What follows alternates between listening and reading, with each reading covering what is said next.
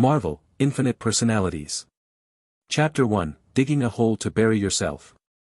In 1973, Professor Rosenhan of the Department of Psychology at Stanford University had done a daring experiment. After pretending to be a psychiatric patient, he managed to blend into a notorious psychiatric hospital in New York and easily concealed from the resident physicians of that psychiatric hospital.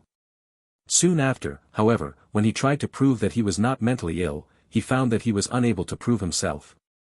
On the other hand, the treatment medication the hospital mandated had considerable side effects, leaving him in a deteriorating mental state, seemingly no different from a true psychopath.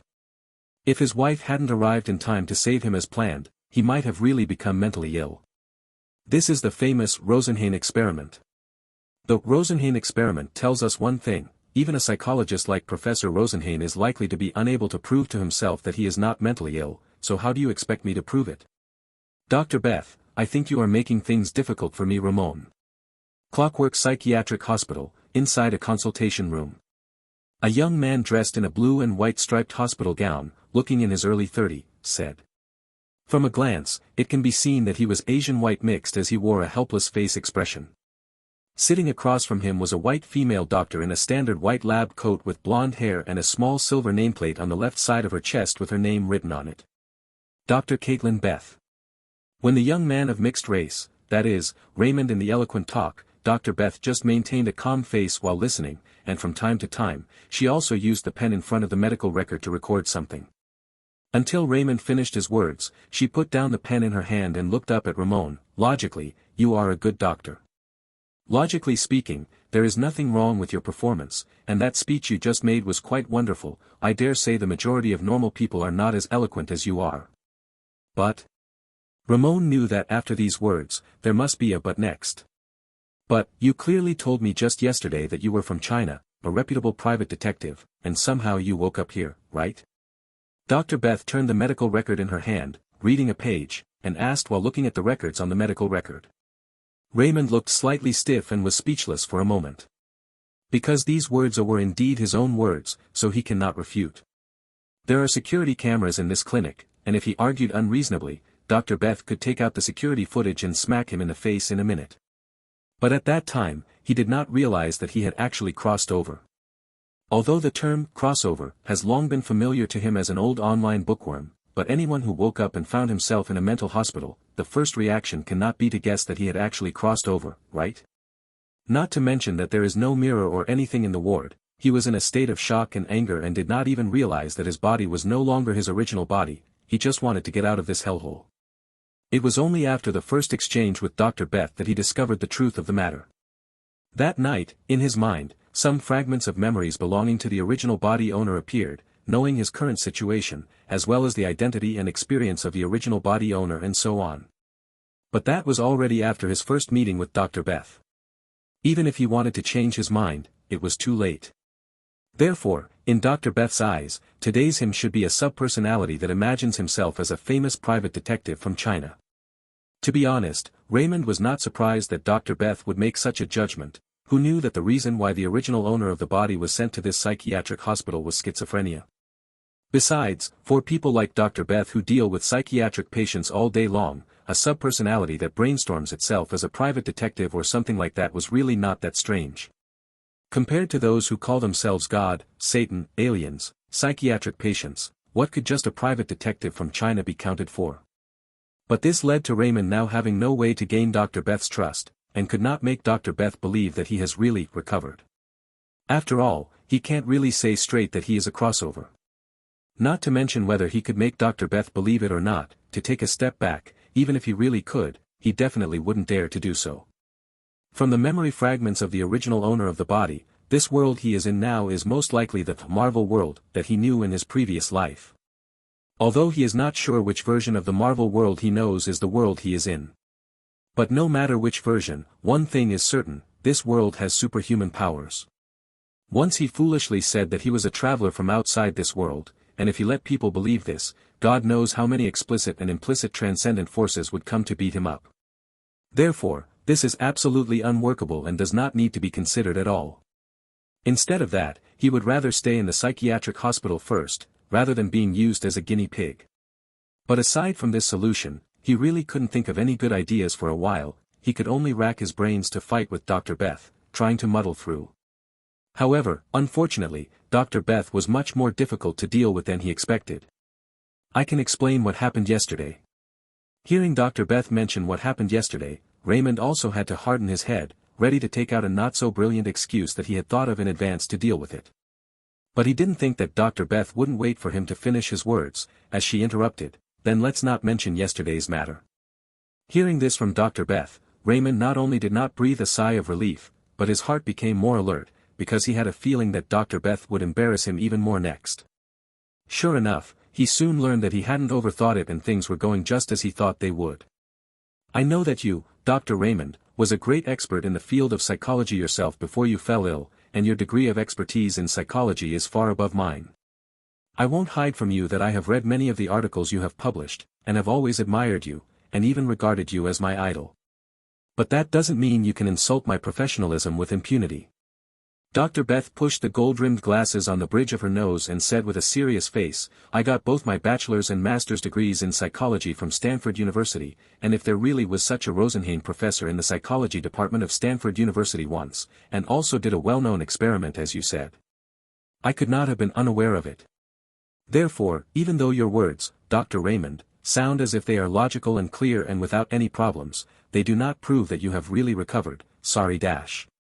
There is actually no Rosenhan experiment in this world." At this moment, Raymond only felt his head buzzing, and his heart could not calm down for a long time. This is not digging a hole to bury himself. In his previous life, although he was not like the original owner of the body, a psychology field big shot, but as a qualified private detective, he had also taught himself psychology for a period of time. Therefore, what he said before, Rosenhan experiment, is not something he made up himself, but there really is such a very famous experiment in the field of psychology. This is also the reason why he would be so confident to run to start a second battle of wits with Dr. Beth. But he never thought that this world actually does not have a Professor Rosenhan. Then naturally, there is no Rosenhan experiment that he mentioned. His language logic was normal and his mind was sharp, but it couldn't change this ironclad fact. This is the end. Like a walking corpse, Raymond left the consultation room, as he suddenly felt that his future life is a gray. It is foreseeable that the next Dr. Beth will be even more defensive of him, especially after seeing his serious nonsense, and it is even more difficult to win her trust. But can he be blamed for this? From the original body's memory fragments, the general development of this world is clearly the same as in the previous life, even the current North American president is the same as in the previous life. Who knew that there were so many differences in the details? The Rosenhan experiment, which is so well known in the field of psychology in the previous life, actually did not even happen in this world, so who can he talk to? "Hey, Raymond, are you okay? Why do you look so bad?" Just when Raymond's heart was ashen and he wanted to give himself 2 slaps, a young voice suddenly came from not far away, interrupting his thoughts. When he subconsciously looked in the direction where the voice came from, he only saw a short-haired, blue-eyed white youth waving his hand at him. "David?" Raymond almost subconsciously called out the name.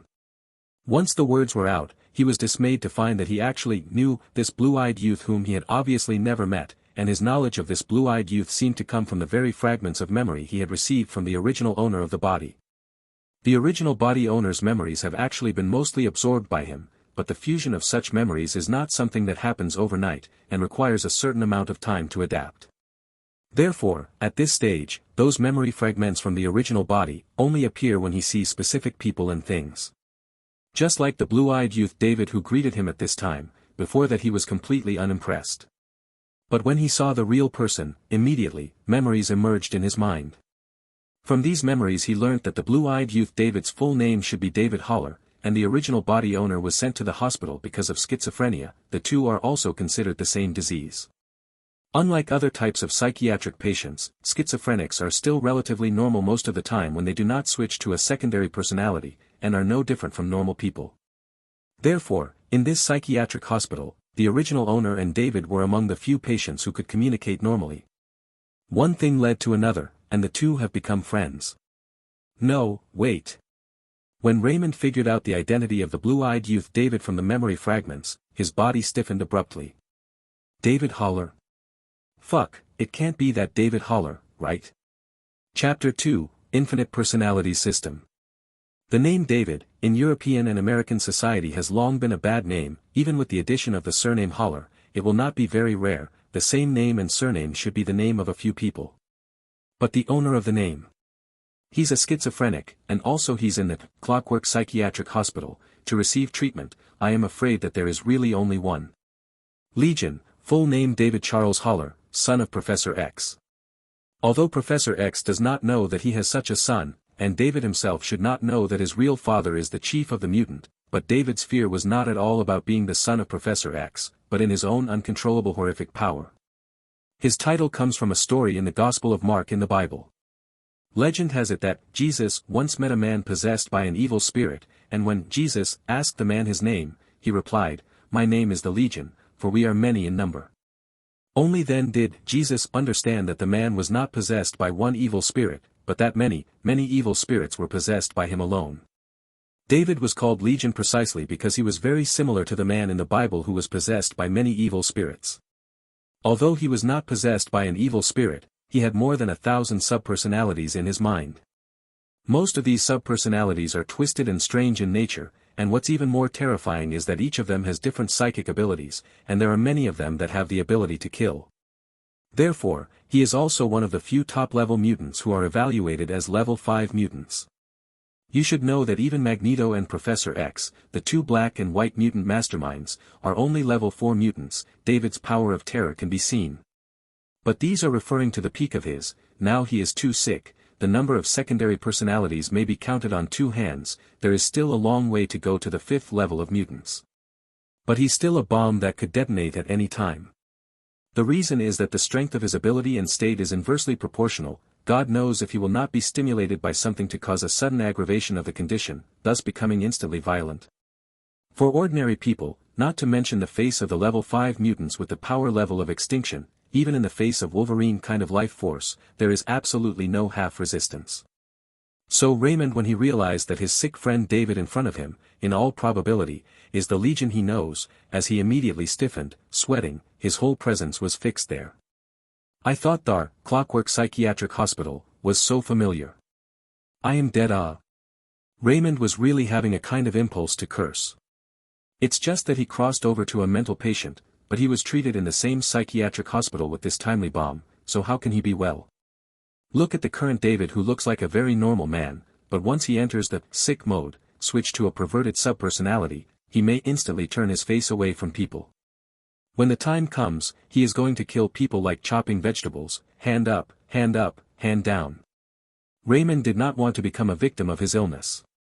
Raymond was thinking about whether to stay in the hospital for a while, and not have to rush things. Anyway, there is food and drink here, staying more days cannot kill him.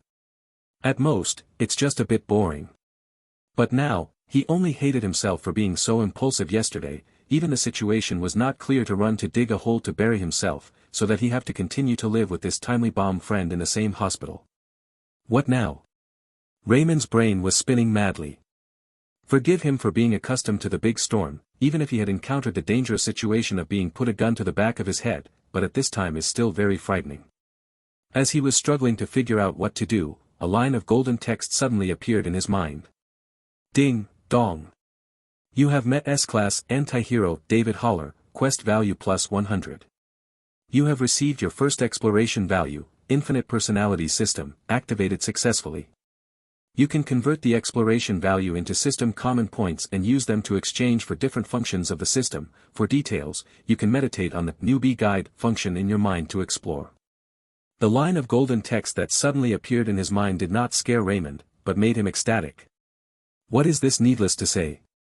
A golden finger. Like falling off a cliff only to find a secret book of divine kung fu, from the street to save a beggar old man that's a senior, ancestral ring with the old grandfather living in it, and so on, these laws of cause and effect. Crossover which cannot have a system. He just expected this system to be activated directly when he opened his eyes, but actually it had to be activated under certain circumstances. But, what the hell is Infinite Personality System? Raymond was a little confused. Although he had read a few System Stream novels, but most of them were like direct kryptonite, or can exchange items at will. Infinite Personality System, this is really the first time he has seen a system that sounds not very proper, and he is completely unable to figure out what kind of thing this improper sounding system is. Raymond. Raymond? The voice that came to his ears again pulled his thoughts back to reality. When his attention returned to his eyes, he realized that David had somehow arrived in front of him and was raising a hand and waving it around in front of his eyes, trying to attract his attention. Crap. Raymond was instantly startled, and took a few steps back before calming down and realizing that David should just see him unresponsive and wanted to get a closer look at what was wrong with him, and had no malicious intent. Sorry, just thought about things to go, a little lost in thought, Raymond hurriedly explained. Phew, David then breathed a sigh of relief and smiled with relief. That's good, just called you but no response, I thought they gave you some new drug again. Thanks for your concern, that what, my head is a little dizzy, I'll back to the chamber to sleep for a while, see you later. Raymond's mind is now focused on the system in his head, even the scruples of David were temporarily thrown to the back of his mind, he just wanted to casually find an excuse to slip away first. David also did not suspect, as he smiled, okay, then you go back to the chamber to sleep, anyway, there are still more than 3 hours before dinner, enough for you to take a nap, I will see you later. See you later. After waving goodbye to David, Raymond went back to his room alone and began to meditate on the newbie guide, as prompted in his mind earlier. Soon, the basic information about the system called Infinite Personality System appeared in his mind in the form of an instruction manual, giving him a general understanding of the system.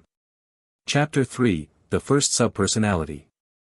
Through the introduction of the newbie guide, Raymond could initially summarize some basic information about this infinite personality system.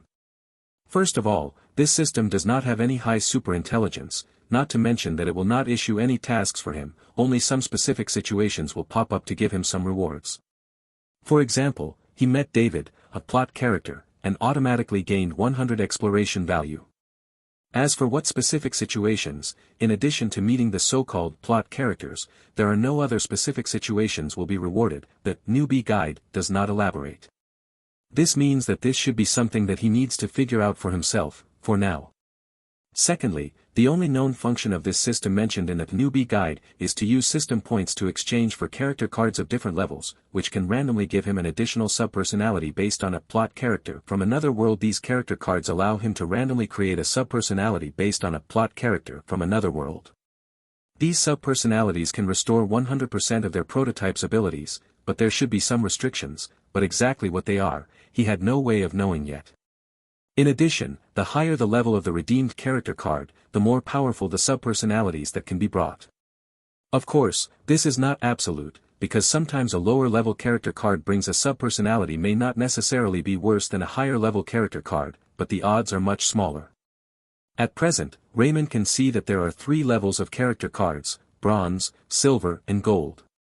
The bronze character card requires 100 system points, the silver character card requires 1,000 system points, and the gold character card requires 5,000 system points.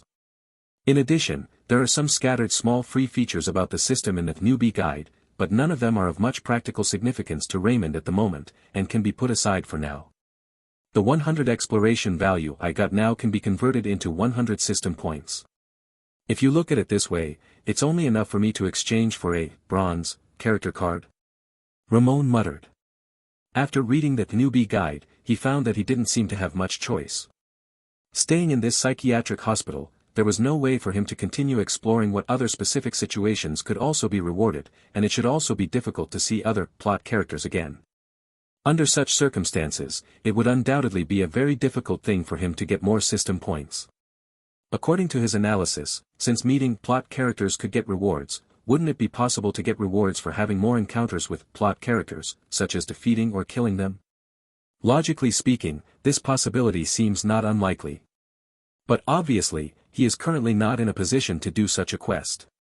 For one thing, he is not a psychopathic murderer, it is impossible to run without psychological barriers to kill people for experiments. For another, the only plot character he can now access seems to be David, the sick friend. But the problem is that, does he dares to do experiments with David? Stop it, he has not lived long enough. David, this kind of timely bomb, even if no one provoked him, he's not sure when it will explode. With a little external stimulation, it may be directly detonated. No matter, first, convert the exploration value to system points. Realizing that he didn't seem to have much choice, Raymond simply converted the only 100 exploration value into system points and exchanged it, bronze, character card, from the system. When he finished the exchange, a panel similar to a game's storage compartment appeared in his mind. In the first panel, there was an antique bronze card, and he knew that this should be the bronze character card he had just redeemed. As he focused his attention on the bronze card, the system prompt appeared again. Do you want to activate the bronze character card immediately? Yes/no. Yes. Without the slightest hesitation, Raymond directly chose to activate it.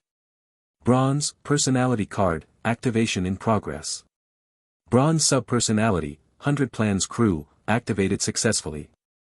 Background of the prototype, 100 Plans Kuro, from the world of One Piece, former captain of the Black Cat Pirates, known for his wisdom and strategy, but also has not a weak hand. The bounty amount, 16 million belly. It's actually this guy. Ramon was slightly flabbergasted for a moment.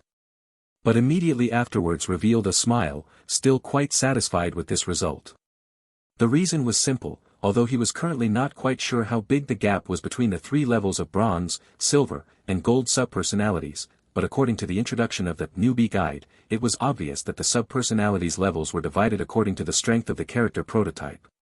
In other words, he was able to activate the subpersonality of this prototype, which is the Kuro One Piece world, because Kuro's normal combat strength is the level of bronze.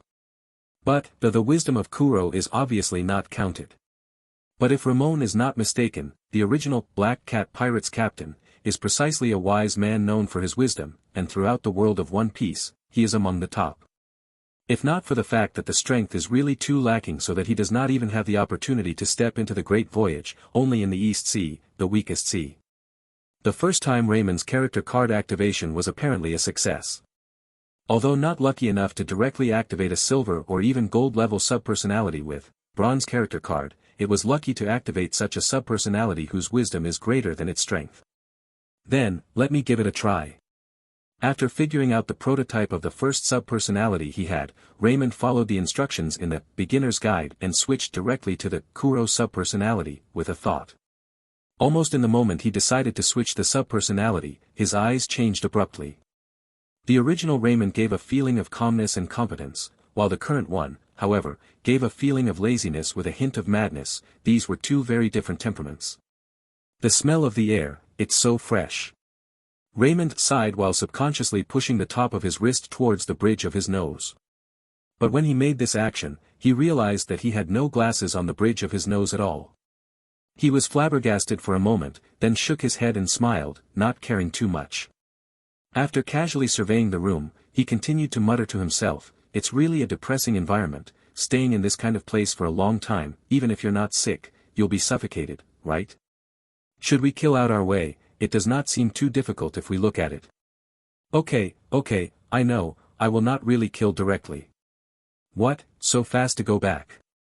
Can't you just let me get more air, really? In a burst of muttered complaints, Raymond's eyes regained their previous calm and steady feeling. Chapter 4, Fury's Concern. That is the feeling of switching subpersonalities. Raymond raised his arms, looking at himself who has regained control of his body. Raymond's heart had a preliminary knowledge of the so-called subpersonal switch. In the switch of subpersonality, although he will temporarily lose control of the body, but the consciousness is still present in the body, it will not appear similar to the coma condition, and vision and hearing are not affected. HR can still clearly understand the situation in the outside world. During this period, he was able to communicate with the secondary personality and could switch back at any time. In addition, he found that the subpersonality and he were actually kind of like two sides of the same existence, a feeling that is complicated to explain. If you have to describe it, it is probably him with different experiences. This is different from both the concept of a pure doppelganger and a direct 100% copy of a soul with the complete memory of Kuro over, but a strange mode of combining with each other. After roughly understanding the concept of subpersonality switching, Raymond's thoughts flared up again. Kuro's combat power, even in One Piece world, at the level of the Middle Magic world, is very ordinary. A random pirate qualified to step into the Grand Line can KO him. Placed in this world of Marvel where even the gods of creation are real, his strength is even less. However, compared to those street heroes and villains, he's not necessarily inferior to them. As long as I do not die, the general situation can still be good. I just don't know if there is a limit to switching subpersonalities, or is it just as long as you want? Raymond wrapped his arms around his chest, rubbing his chin with one hand, secretly pondering. Compared to the world of One Piece, the world of Marvel is undoubtedly a high magic world, and is a high mess of the kind. But for ordinary people, especially for ordinary people living on Earth, this world is still relatively safe, at least much safer than the long-term chaos of the world of One Piece. After all, in the vast majority of cases, there are the righteous side, dominant, the ordinary people do not have to do anything. Having a Kuro-level subpersonality is already enough to give Ramon a certain sense of security. Of course, the premise is not to run into the sick David, otherwise, not to mention just a Kuro subpersonality, even a Yonko subpersonality is not necessarily good. After determining the general situation after switching the subpersonality, Raymond soon understood that there is a very critical issue, that is, switching the subpersonality of this state. In the end there is no limit. Next, let's test it further. After making up his mind, Raymond once again opened the subpersonality switching mode. Asterisk. Situated in Washington, the Triple Curve Wing building has always been an extremely mysterious place to the vast majority of people, and even the local residents are not quite sure what's going on here. Because this place has long been designated by the government as a restricted military zone, it is difficult for ordinary people to even get close to it. Only a few people know that this place is not strictly speaking a restricted military zone at all, and it is not under the jurisdiction of the American military. It belongs to a semi-official organization that is spread all over the world, SHIELD. The Triple Curve Wing building is the headquarters of SHIELD. Even if the American government and military want to come here, they have to declare in advance to do so. The concept is probably similar to the United Nations headquarters, which is also located in America. Of course, the relationship between SHIELD and the American government has always been very cordial. Although SHIELD is not under the direct jurisdiction of the American government, it is governed by the World Security Council, which is composed of representatives of several superpowers plus some mainstream countries. America as a superpower in the first chair, in the World Security Council, it also has a pivotal position. Therefore, if not necessary, SHIELD is absolutely unwilling to clash head-on with the American government.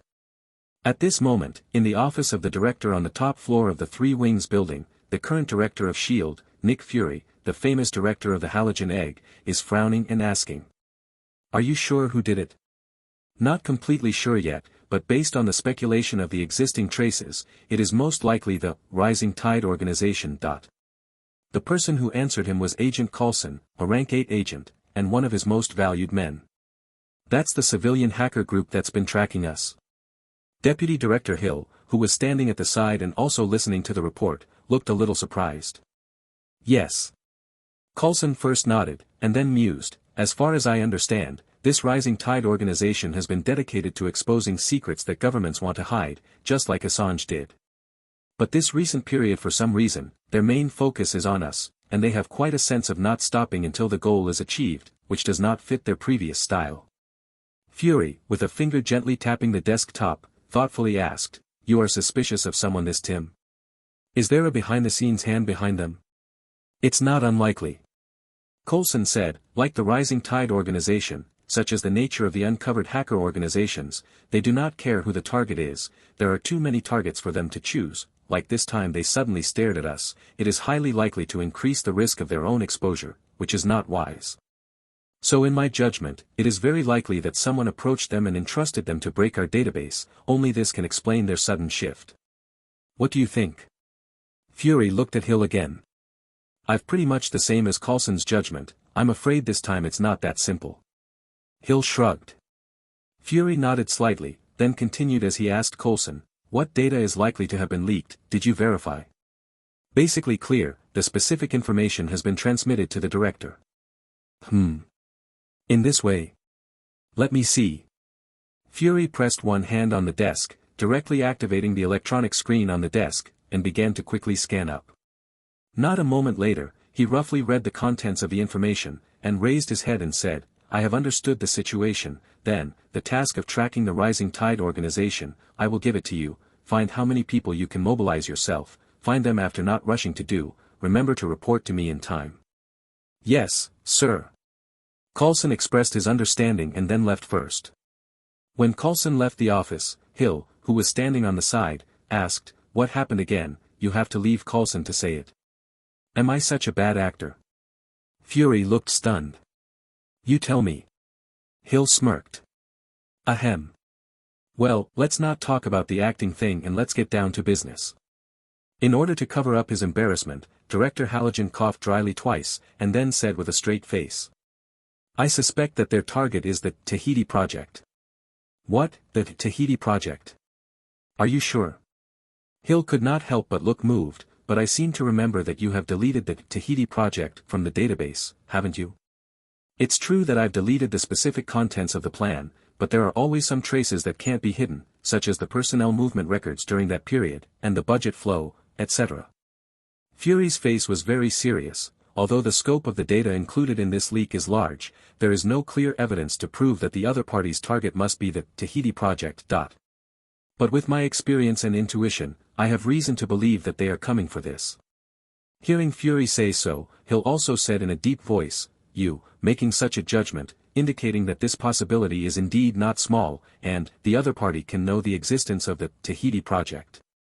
Hill did not go on, because this topic is a little heavy, and she believed that Fury cannot understand her meaning. There is no need to put the words so blunt. Chapter 5, The Only Exception. That's exactly what I was worried about. Fury looked slightly gloomy. He certainly understood Hill's meaning. The so-called Tahiti Project, to put it bluntly, is actually a secret plan dedicated to studying how to use a Kree corpse that S.H.I.E.L.D. accidentally obtained. Initially this plan was given to Coulson to take charge of by Fury, and the beginning of the progress was very smooth, as they, successfully from that Kree corpse, refined a liquid named GH-325. This liquid can make the dying person resurrect in special situations. The only problem is that the person receiving the treatment will suffer unimaginable pain in the process, and for them, they would even rather die than suffer this inhuman pain. Therefore, Coulson suggested to Fury to discontinue the program, as anyone who has seen the treatment process understand how cruel this program. Fury also listened to Coulson's advice, and suspended the plan. Until Coulson was killed in the Za'Tari invasion event by Loki. Fury, in order to save him, restarted the Tahiti Project.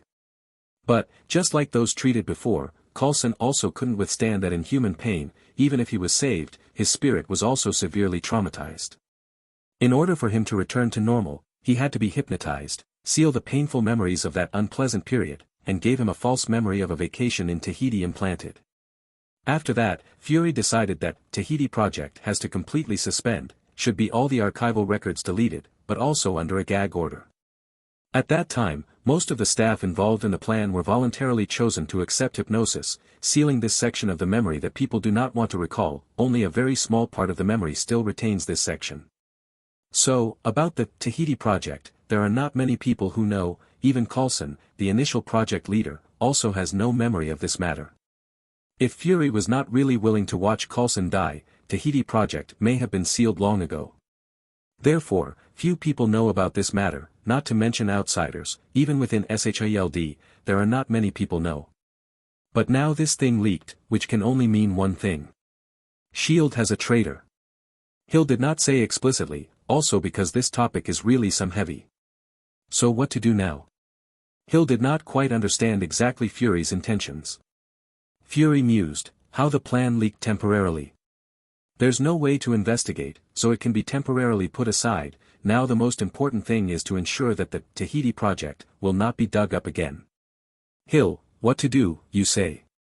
Fury, no matter what the origins of the person behind the hiring of the Rising Tide organization, now that the leaked data has mostly come to the hands of the other side may be able to rely on that data to find all the information of all the people related to the Tahiti Project, and then break down one by one. Not many people actually participated in the Tahiti Project, and most of them have voluntarily undergone hypnotherapy to completely seal that memory, and only a few of them still retain it. And, this few part, almost all also work in the headquarters. The other side, even if you want to hit the idea, is not so easy, except for one person. You mean? Hearing this, Hill's mind also suddenly emerged a figure.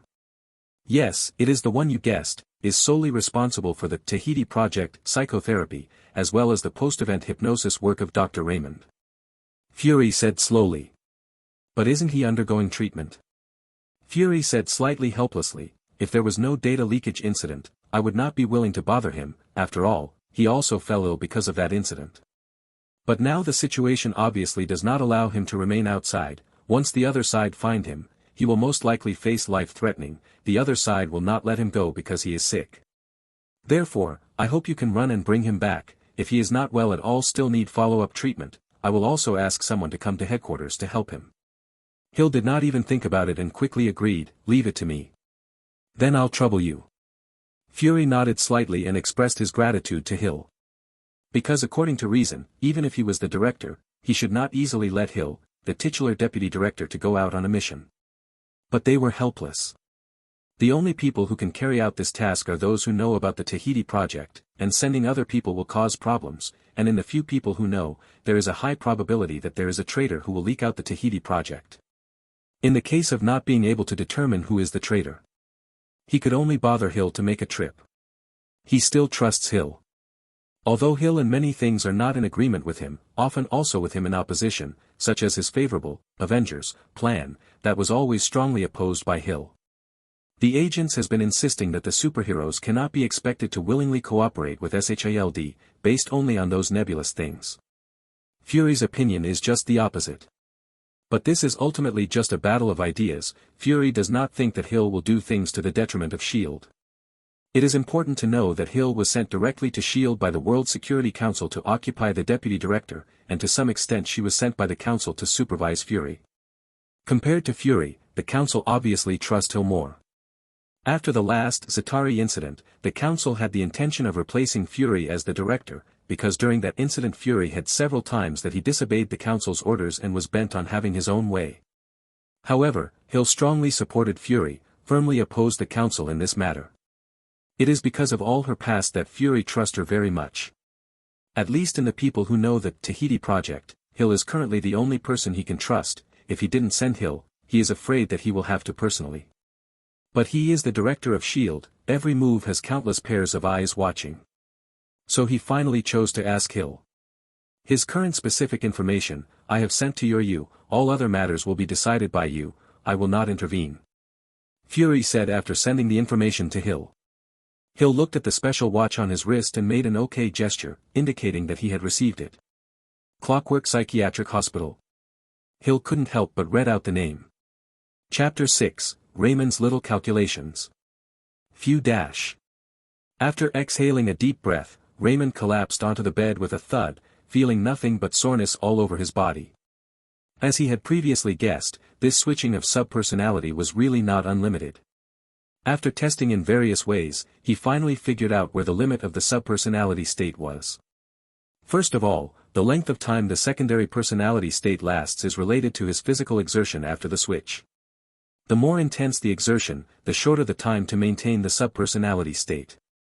For example, if you are fighting with someone, there is no doubt that the physical exertion is the most intense. After a preliminary test, he came up with a rough guess: if fighting with people, the duration of the secondary personality state is only 10 to 15 minutes at most. After that it would have to rest for a while before it would work. On the contrary, if you sit there without moving, it is easy to last for several hours. Of course he was not sure if he really did not move, in the end the limit that he can maintain the secondary personality state for how long, because for the time being he did not have so much free time to test this. Kuro's subpersonality did not mind helping him test it, because usually after the subpersonality is switched back, it will go straight into a dormant state which is boring. But Raymond has no intention of going so for the time being. Now he only needs to determine the duration of the subpersonality state, which he discovered that it was related to physical exertion. That's enough. In addition, during further testing, Raymond also discovered another small function of the system: equipment embodiment. According to his speculation, it should be possible to manifest the equipment owned by the secondary personality prototype, but it requires a certain amount of system points to do so, and most of them are also time-limited. However, he does not have extra system points for now. Even if he wanted to try one, he couldn't do anything about it. So this can only be tried later when new system points are harvested. Goo goo. At this moment, his stomach suddenly came to a gurgling sound. After glancing at the time on the electronic clock on the wall, Raymond realized that he had missed dinner time because he was too involved in testing his subpersonality state, and now it was getting dark. Forget it, let's just go to sleep. After realizing that he felt sore after moving his body just a little, he decided decisively to sleep first. Anyway, it won't kill him to be hungry, so he can eat tomorrow when he gets up. Early the next morning, Raymond woke up naturally. The body's soreness has long disappeared, but the hunger became more serious than last night. The hospital's canteen should have opened by now, so Raymond went straight to the canteen after a simple wash-up. Soon after Raymond picked out what he wanted to eat and sat down, David sat down across from him with a breakfast and greeted him with, "Good morning, Raymond." "Good morning to you too." After seeing that the visitor was David, Raymond's heart still inevitably tightened. But with mentality, even if he couldn't be happy or angry, he could still hide his nervousness, so naturally he won't let David see anything wrong. "Did you sleep well yesterday?" David asked with a smile. "Of course, a sleep of more than 10 hours is not bad." Raymond shrugged. "I saw that you didn't come to dinner, so I guessed you must not have woken up, so I didn't bother you," David said as he used the hospital's special bladeless plastic butter knife to smear the cut bread in front of him with jam. "I was a little tired yesterday, and when I woke up in the middle of the day it was already dark, so I just went back to sleep." "So that's it," David suddenly said. "Yesterday, your mental state seems to be very poor, your face was also not very good looking. Didn't you have good rest recently or?" "Why I did not look good yesterday? You do not have some B number in your heart. When I saw you, the world-ending psychopath, whose face could look good." Raymond forced to resist the desire to spit, as if nothing happened. "I think that I didn't have a good rest recently, after yesterday's sleep. Today's state is obviously much better than yesterday." "It's good that you're okay." David breathed a sigh of relief. "I thought they gave you some new medicine yesterday." Raymond could see that David was still very concerned about his friend, but he was ultimately not the original owner of the body. He did not want to dwell too much on this issue, and immediately changed the subject and asked, "How are you? I see that you have been in good shape for a while, and have not been sick. Have you applied for discharge?" "Definitely have, but you know the difficulty of getting out, even you, such psychology expert, is blocked. I do not have confidence that I can rely on this way to get out." David looked helpless. "That is not necessarily, I cannot get out because of some unexpected factors, it does not mean that you cannot get out." Raymond shook his head and said, "How about this, after breakfast later I will help you simulate the test. If you can pass my test, then more than likely you can also pass the test on the hospital side. How about it?" "Really? That's really great." David looked happy. He has known Raymond for so long that he knows that Raymond was originally a psychology expert before he got sick. Under normal conditions, he was much more professional than the hospital's resident physicians. As Raymond said, if he could pass his test, then he must be able to pass the resident physician's test as well. In fact, he had this idea before, but never had the heart to ask. He was ready to wait until Raymond also passed the test and get discharged from the hospital before making this request. Unexpectedly, Raymond actually took the initiative to help him with this favor, making him ecstatic at once. "Thank you so much." David was so excited. "Just a little favor, we are our own people, saying this is out of place." Raymond laughed in disbelief. David nodded repeatedly, but still could not hide the excitement and delight in his eyes. Seeing David's appearance, Raymond was a little embarrassed in his heart, because he suddenly proposed to help David with this favor. Also he has his own small calculations. First of all, he wanted to be discharged in the normal way in a short period of time. It can be said that it is almost impossible to do so. After the Chinese private detective and Rosenhan experiment, these two operation, Dr. Beth heartily do not believe that he has returned to normal. She certainly will not let him go. Secondly, if he now switches to Kuro's secondary personality, it is indeed very simple to escape from the hospital. But as a last resort, he really does not want to use this stupid method. This is after all the 21st century, the eye of the sky is everywhere, facial recognition technology has been very developed. He does not want to carry the name of the fugitive mental patient, hiding all day.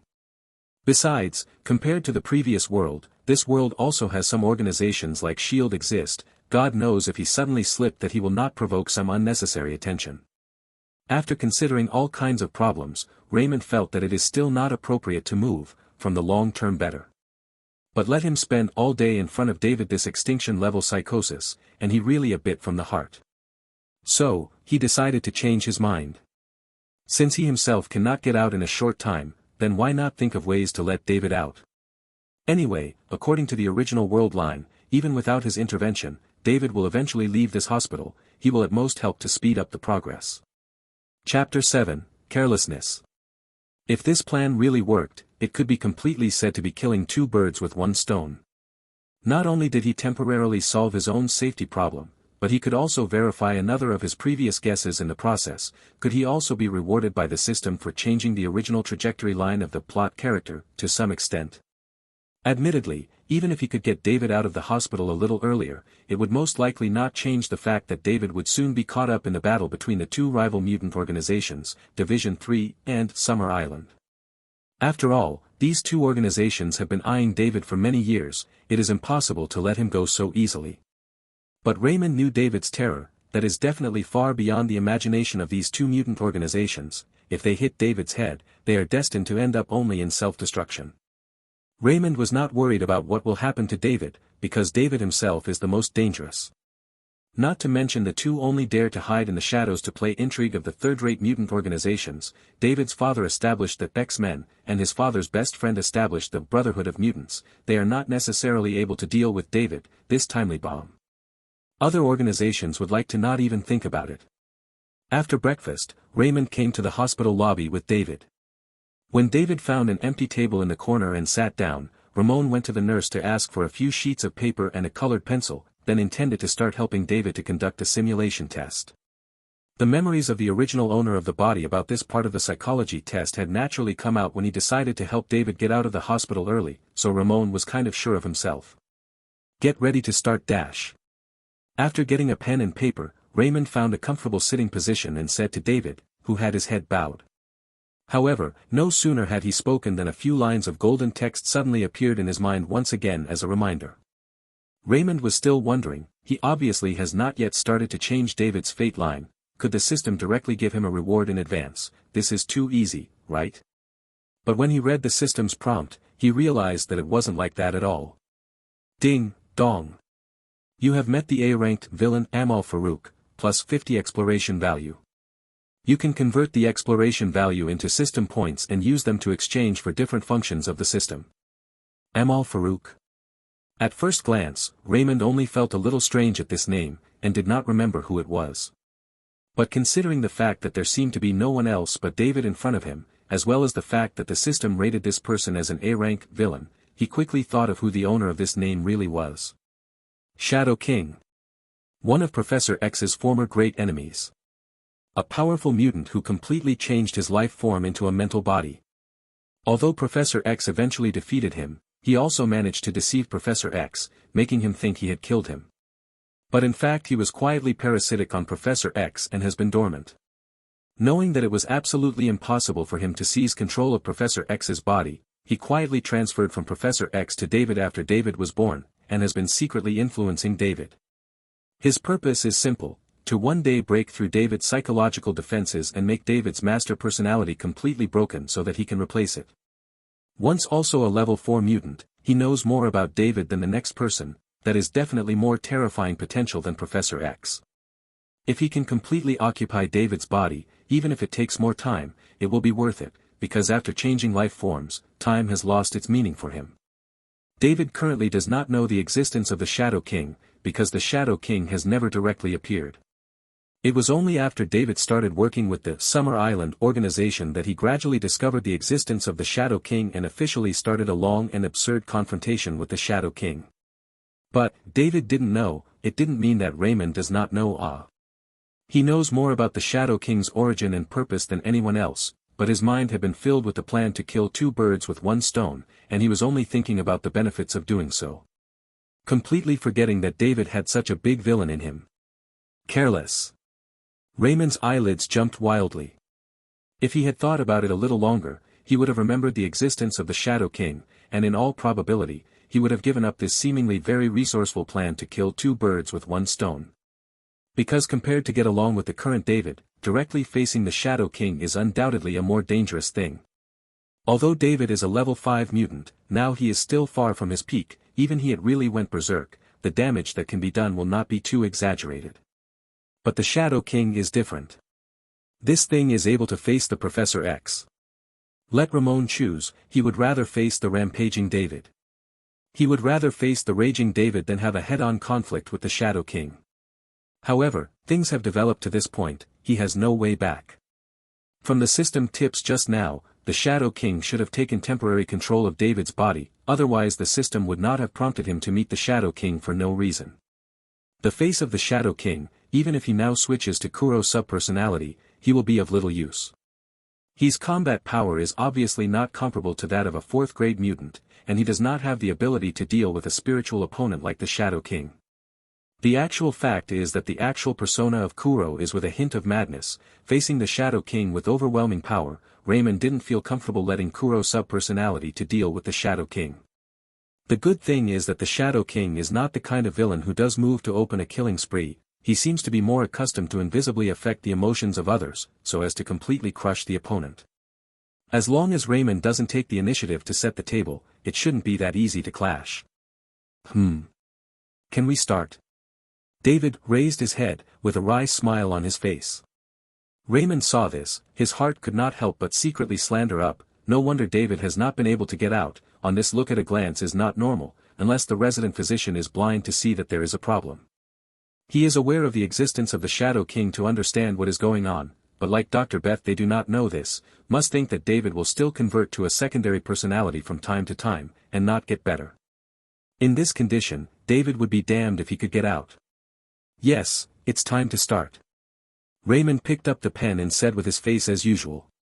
Anyway, Raymond also did not intend to do a showdown. If the Shadow King wants to perform, then let him perform. In his performance, Raymond will also cooperate to the end. As long as the table is not lifted at the moment, everything is fine. Chapter 8, Sudden Attack. 20 minutes later, Raymond put down the pen in his hand and ended the test. How is it, have I recovered? David still had that creepy smile on his face. Oh. Raymond sneered twice in his heart, only to feel a little mushy. I have to say, this guy, the Shadow King, is really boring enough. He actually sat there and seriously cooperated with him to do the test, without even the slightest overreaction. Raymond originally thought that this guy would make a little out of the ordinary action to affect the test. He can also take advantage of the slope down the ass. The test ended early. He did not expect that this guy actually did play by the rules, but let him perform here for 20 minutes. As for the result, it is not necessary to say. Even if you are not a professional psychiatrist, you can see that the current David is completely different from the usual person. As for the logic and correctness of his answers to the test, it is not the point. No psychiatrist will judge the mental state of a patient based on some test questions alone. If we only look at the logic of the words, Dr. Beth wouldn't have stopped Raymond. Honestly, you shouldn't be able to pass the test in this state. Raymond shook his head and said. Oh. Is that so? That's a shame. David said with a smile. Only, although his mouth said pity, his face did not have a half-hearted look of pity. Anyone can see that he does not care about this result. Raymond. Well, that's the name, right? Do you think that there is still a possibility for me to recover? David's eyes stared straight at Raymond, the corners of his mouth still hooked up a slight arc. Not sure. Raymond said casually. Not sure. This kind of thing, who can say it? If I were to say it would still be locked up here. David nodded, smiled and said, so. Then I'll trouble you this time. By the way, I don't want him to know about my existence, understand? At the end of the sentence, a yellow light suddenly flashed in his eyes. Not good. Alarm bells went off in Raymond's heart, immediately guessing David's intentions, but his mind still inevitably produced a dizzy feeling, and everything in front of him became blurred. At the same time, the system prompt appeared in his mind once again. You are suffering from a problem from Amal. You are being attacked by mental contamination from Amal. Pollution level, weak. Do you want to spend 10 system points to erase it? Yes/no. Is that even a question? Erase. As soon as Raymond's mind moved, 10 of the 50 exploration points he had just gained were converted into system points and automatically deducted by the system. With the deduction of system points, the dizzy feeling disappeared completely. A mistake. Raymond, who had sobered up, had a moment of fear in his heart. That last move of David, or the Shadow King, proved that he had seen through that Raymond should be performing, and that was why he had suddenly used his ability to try to influence Raymond's sanity.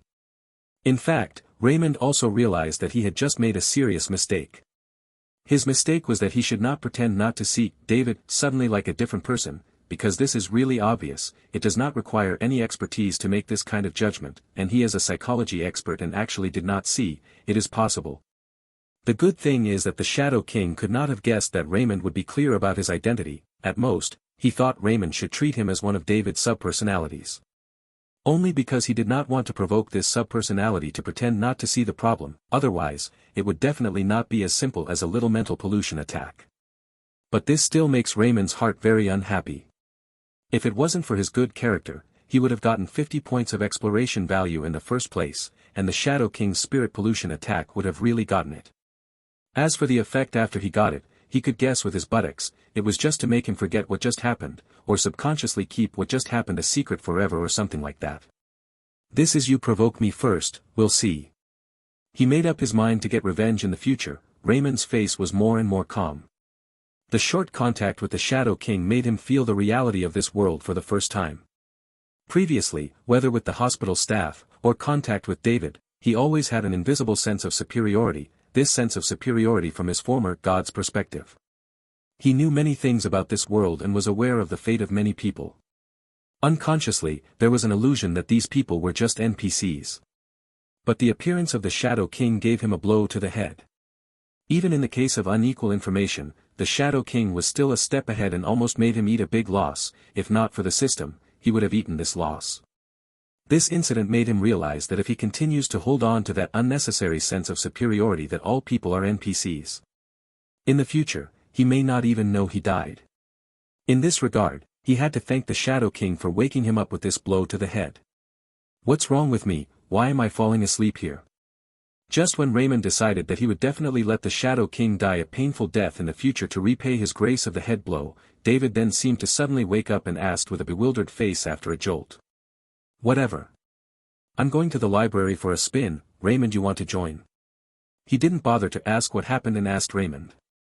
I will not go, I want to rest here for a while. Raymond shook his head and said.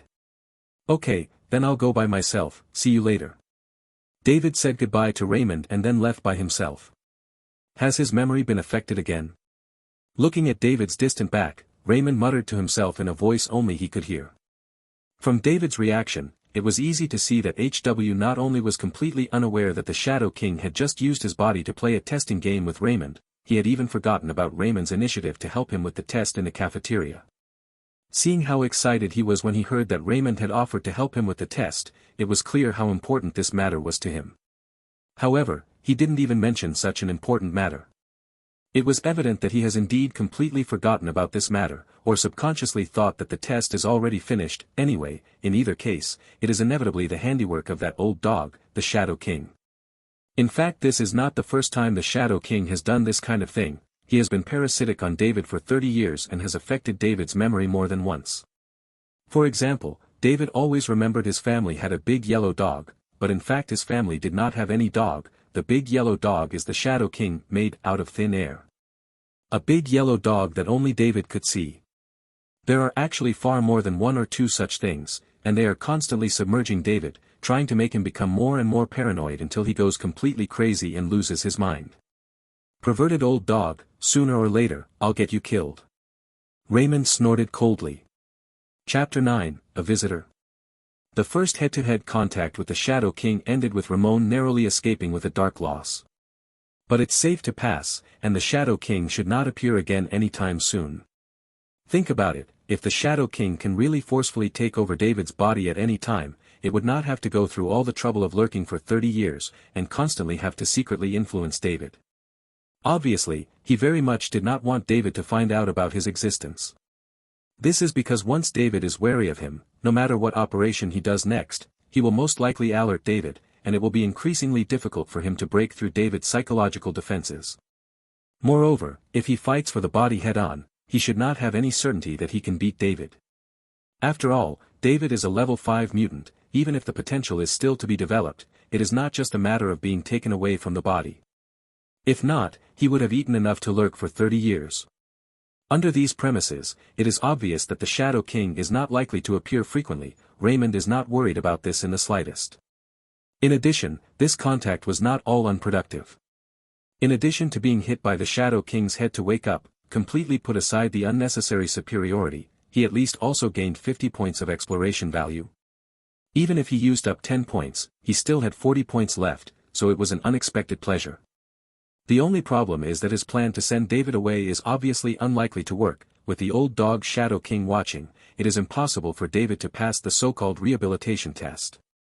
The resident physicians, including Dr. Beth, may have already been blackmailed by the Shadow King, so it is impossible to let David go anyway. Is it really going to be a flight over the madhouse? Raymond rubbed his forehead, feeling a headache. A David who might be sick at any time already made him not want to continue to stay in the hospital, and now there was an additional Shadow King who wanted to make things harder, which gave him a strong sense of unease.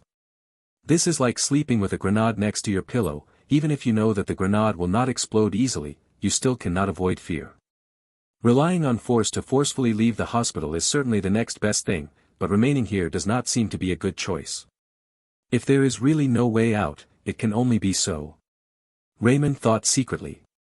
He decided to give himself a few more days to think about whether there is a better solution. If in the end he still cannot think of anything, he can only slip away forcefully. It's better to be labeled as a fugitive mental patient than to keep circling around a barrel of explosives. David seems to have completely forgotten about the morning and has not seen anyone. It was not until lunchtime that Raymond ran into him in the cafeteria. But the conversation didn't mention anything at all about the test, so he deducted that David really didn't remember what happened in the canteen in the morning. Raymond also said no more. Even if he really wanted to help David a little, there is nothing good to do now.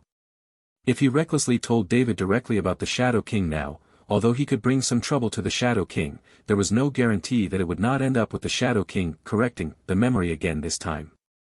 At that time, he will become a thorn in the Shadow King's side. The fact that he was targeted by a level 4 mutant that even Professor X could not easily kill is absolutely fatal to the current Raymond, and he is not so thoughtless. So he can only play dumb for the time being. Anyway, according to the original timeline, the Shadow King also failed to really put David into submission. With the imminent emergence of the mutant organization Summer Island and its intervention, the exposure of the Shadow King was just a matter of time. There is no need for Raymond to intervene. After lunch, Raymond was going to go back to his room to take a nap. Unexpectedly, as soon as he walked out of the cafeteria, he was stopped by a small nurse. "Dr. Raymond, there is a friend of yours outside who wants to visit you. Do you want to see him?" The little nurse's attitude was very polite, very different from treating ordinary patients. This was something unavoidable. Because of Raymond's former achievements in psychology, several of the hospital's resident physicians had great respect for him, especially Dr. Beth, and almost everyone knew that Raymond had been her idol. Even the resident physicians have great respect for Raymond. It is not surprising that the nurses would have this attitude. After all, even the original owner of the previous body was not really crazy in the eyes of ordinary people. He was quite normal when he had not turned into a secondary personality. "My friend?" Raymond pointed to himself. "Yes, it's a lady. She didn't say her name, but she asked me to convey to you that if you want to live in a different place, she might be able to help." The little nurse relayed truthfully. Oh. Raymond was a little surprised by this answer. In his mind, it wasn't strange that there were friends of the body's original owner who wanted to come and visit. From the body original owner's messy memory, he also saw that the body original owner's family and friends had come to visit. It's just that the person entrusted the little nurse to convey this passage, but obviously through a few weird way. "What do you mean you can help if I want to live in a different place? Isn't this just another way of saying, I can help you leave the hospital? Also, what kind of friend would not give his name, but to convey such a strange message? This matter itself is very abnormal. He is at least 70% sure that the person outside who wants to visit him may not be a friend of the original owner of the body at all. This matter definitely has something fishy. However, after a moment's thought, he intended to meet this so-called friend.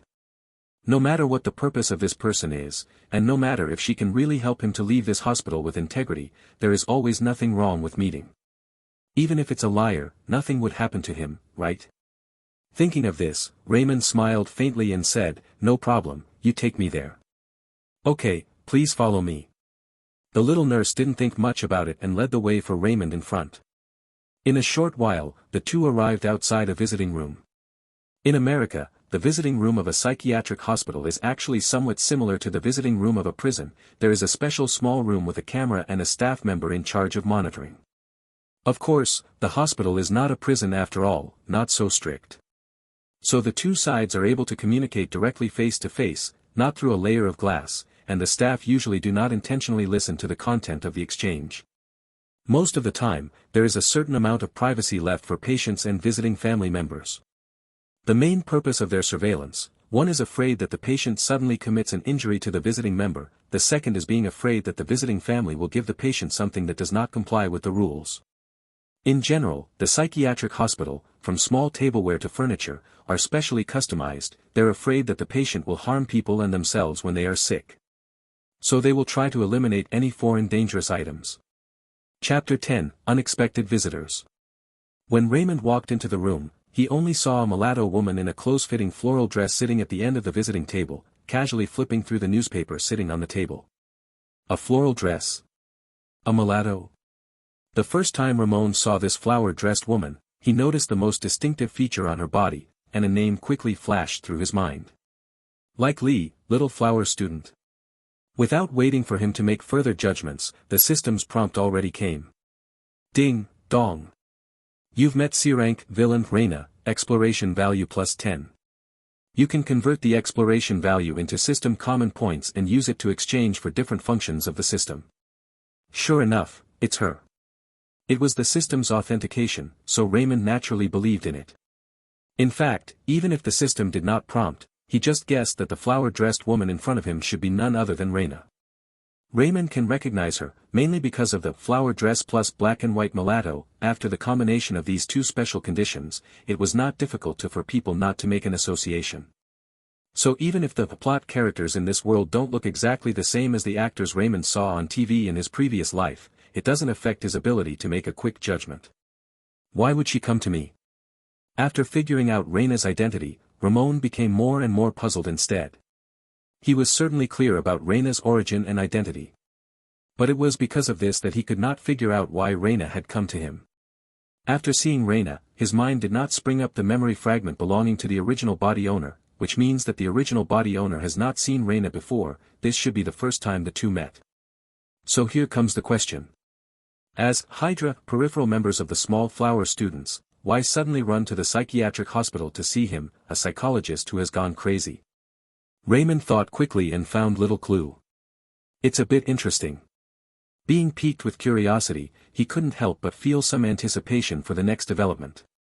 Hello Dr. Raymond, my name is Raina, nice to meet you. Seeing Raymond in his hospital gown coming through the door, Raina recognized him right away and stood up to greet him. Needless to say, Raina must have seen his picture before as well. Please sit dash. Raymond nodded slightly, sat down opposite to Raina, and gestured for her to sit down and talk as well.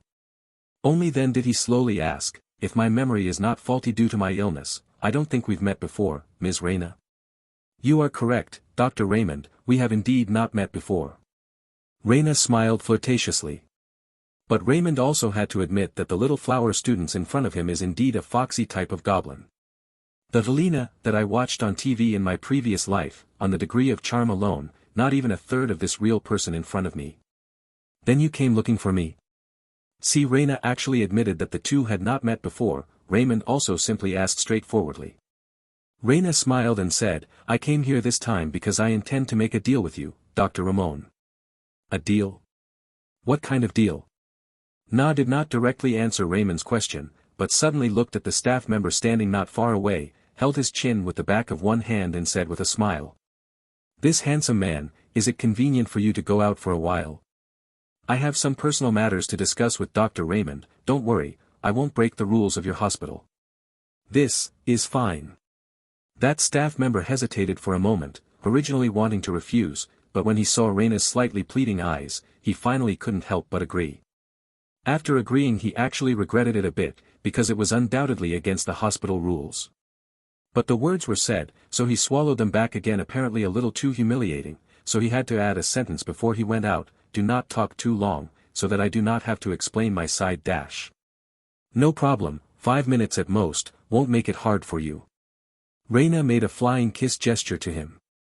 Seeing this, that staff member's old face flushed and he hurriedly walked out. Miss Raina is really good at dealing with men. Ramon gave her a deep look. It's already more difficult for a woman to fight in this society than a man, so it would be too unprofitable if she doesn't make good use of her advantages, wouldn't it? Raina smiled frankly. Not unreasonable. Raymond nodded, and then turned to the topic and said, let's not talk about this, let's get down to business.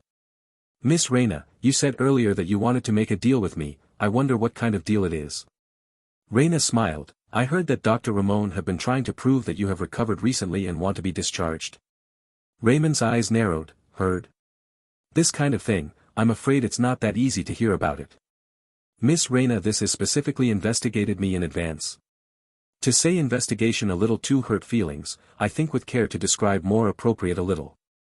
Raina was punctured by the small action, and did not look embarrassed at all, still smiling and said. Well, then may I ask why Raina would suddenly come to care about a crazy person like me who is locked up in a mental hospital? Raymond pressed on step by step. Of course it's because I'm asking for something from you, Dr. Ramon, and that's part of the deal I just mentioned. Raina smiled, as long as you are willing to make this deal with me, Dr. Raymond, you will not only be able to leave this hospital openly and honestly, but you will also receive a significant amount of money, which is enough to let you and your family live the rest of your life without any worries about money. There is such a good thing. Ramon was slightly surprised. Do you think I am cheating you? You don't have to worry about this, as long as you agree to do this deal with me, I can get you out first and then transfer the money to your account, you can wait until you receive this money and then give me what I want. Raina said with a sincere face. What a big gesture. Hearing this, Raymond also could not help but tsk, convenient to say what you want from me, what exactly is it? What I want, is an intelligence. I hope you can tell me everything you know, about the Tahiti project. Raina deliberately lowered her voice when she said the second half of the sentence, and said in a voice that ensured that only she and Ramon could hear. The Tahiti project. When this name came out from Raina's mouth, a large number of memory fragments belonging to the original owner of the body suddenly surfaced in Ramon's mind. This is also the most dense of memory fragments surfaced since he crossed over. Chapter 11, Figuring Out What's Going On. Shield, Coulson, the Cree Corpse. Memory fragments about the Tahiti project, like a tidal wave came out together, so Raymond did not know how to react for a while to be appropriate. I was actually originally one of the SHIELD people. Raymond was a bit stunned. After confirming Raina's identity, he had many kinds of guesses in his mind about Raina's intention, but he did not guess that it would be so. From the body of the original owner of these memory fragments, he learnt that he was actually originally secretly absorbed into SHIELD, and the famous director of the halogen egg was the one who personally to invite him. And, the director of the halogen egg invited him to a purpose that's very simple.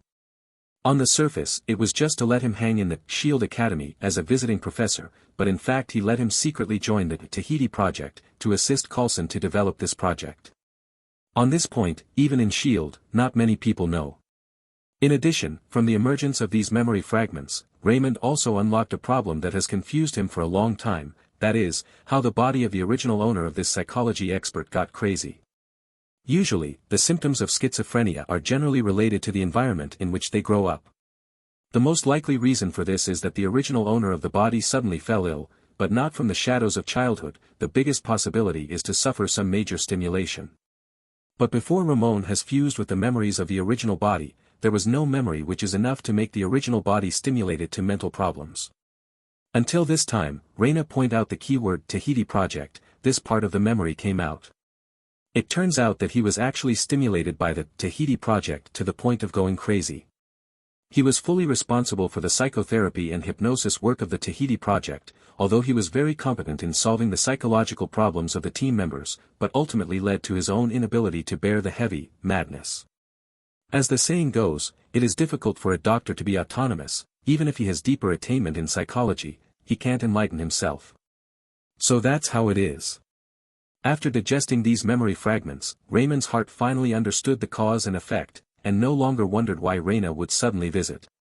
If it were the original owner of the body, he might still be wondering what in the world is the origin of Raina, but Raymond has no such doubts at all, he even knows the situation of the person behind her better than Raina herself. All along, Raina only knew that she was serving a mysterious big man with the code name Clairvoyant.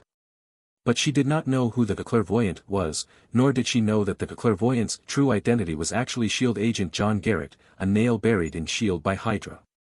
She simply has always acted as a peripheral member of Hydra. The Tahiti Project, on the other hand, is a target that Hydra has always wanted to infiltrate, but had no way to do so. In the middle and high sequence of agents, there are no less than a third of them are traitors. But there is no one from Hydra involved in the Tahiti Project. Even if they want to collude internally and externally, they cannot find the opportunity to dig this plan through various means. Because Hydra is really too curious about how Coulson in the end got resurrected, they think Fury single-handedly established the Tahiti Project, and may have found the technology to bring people back to life. If Hydra can get this technology, it will be vital for their future great work. But unfortunately, the Tahiti Project was sealed. As Fury used his authority, all the contents of the plan through the database were completely erased. To find any Tahiti Project content from the line is undoubtedly a fool's errand. So they can only find those who have participated in the plan, and must be involved in the whole process. Then, it will be possible to figure out the details of the Tahiti Project. It is no wonder that Raina found Raymond.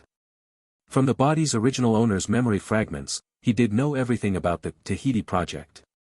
Even the most core content of the plan, he also knew clearly. Unlike many people who were involved in only one part of the plan alone, the only part they were responsible of, but were not at all sure what the core content of the plan was. According to Raymond's deduction, he is definitely not the first target that Hydra has found to have participated in the Tahiti Project, but Hydra has definitely not figured out the most important core part of the plan either.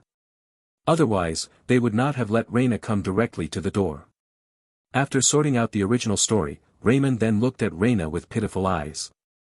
Raina immediately saw the change in Raymond, and frowned slightly and said, "Dr. Raymond, what do you mean by that?" Raymond could see that his pitying eyes made her very uncomfortable.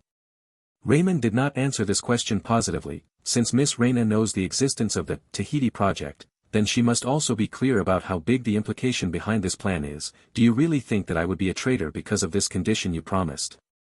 If I really make this deal with you, I'm afraid I'll have a life to take, but no life to spend." Ramon laughed lightly and shook his head. "Dr. Raymond is afraid that we will find you trouble afterwards. I can assure you." "You guarantee?" "What guarantee do you give?" Without waiting for Raina to finish her sentence, Raymond suddenly let out a snort and interrupted her. "I bet you don't even know who exactly is asking for this information." Being so despised by Ramon, Raina was embarrassed, but also could not help but being a little annoyed. But when she opened her mouth to refute Raymond, her words stopped at her mouth. Because she suddenly realized that Raymond was actually not wrong. She is indeed not sure who wants this Tahiti Project information. Yes, she knew that she was working for the Clairvoyant, and it was the Clairvoyant who conveyed this order to her through his men, and told her to come to Raymond to get the information. But who is the Clairvoyant? Or, is the Clairvoyant a person, or an organization? In this regard, she does not know anything. She only knew that Clairvoyant must have a big plan and great energy to repeatedly give her a head start in her encounters with S.H.I.E.L.D.'s agents. But she still did not know the identity and origin of the Clairvoyant. In other words, she was never more than a pawn of the Clairvoyant. She knew nothing. Could it be that he knows? Raina suddenly looked at Ramon with an extremely heated gaze. Chapter 12, The Out-of-Shape Little Flower Student. No, this can't be. As soon as this thought popped up, it was immediately dismissed by her in her mind. Because it was really a bit unbelievable to her. Before coming, she had actually read Raymond's information, knowing that Raymond was only absorbed into S.H.I.E.L.D. because of the Tahiti Project, and was at best a technical person. She is very sure that Raymond does not have any background. He is also not a big shot in S.H.I.E.L.D. either. Raymond was an unlucky person who got involved in the transcendental world. It is really impossible to know about clairvoyance. Why is she so unbelieving? It must be that he is fooling me with his words. It must be so. Raina convinced herself in her mind. Raina? Seeing that Raina didn't say anything for half a day, Raymond reminded her with a smirk. Only then did Raina come back to her senses and calm down a bit before continuing. Dr. Raymond, if I were you, I would definitely accept this deal because you don't understand who you're dealing with. Oh. Threatening me? Raymond raised an eyebrow. It's just a kind reminder.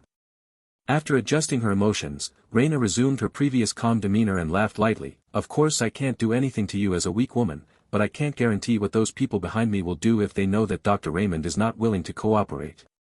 Are you saying that if I don't make this deal with you, you are going to take me out? I'm not sure about that, but I suggest that Dr. Raymond should think about it. They may not really kill you, but sometimes it may be more painful for people to live than to die. Finished? When you're done, please go back. I still have to go to the hospital gym to play around. Let's talk again sometime. Raymond said this and stood up by himself, ready to just get out. Dr. Raymond, are you sure you want to make things difficult for yourself? Raina also stood up, her tone a little more urgent. No, see. Raymond walked out of the room without looking back, waving his hand directly at Raina with his back turned. You. Seeing Raymond actually just patted his butt and left, Raina could no longer maintain the previous calm, becoming a little furious. This was the first time she had been teased like this, and by a smelly man. The reason why she was chosen by the clairvoyant is because she was too good at dealing with people, especially when the person she is dealing with is male. She can easily turn men who have bad intentions into licking dogs. So tasks like this kind of dealings with people, or spying, usually come from her. After investigating Raymond's situation, she had thought that this mission should be a sure thing, absolutely no problem.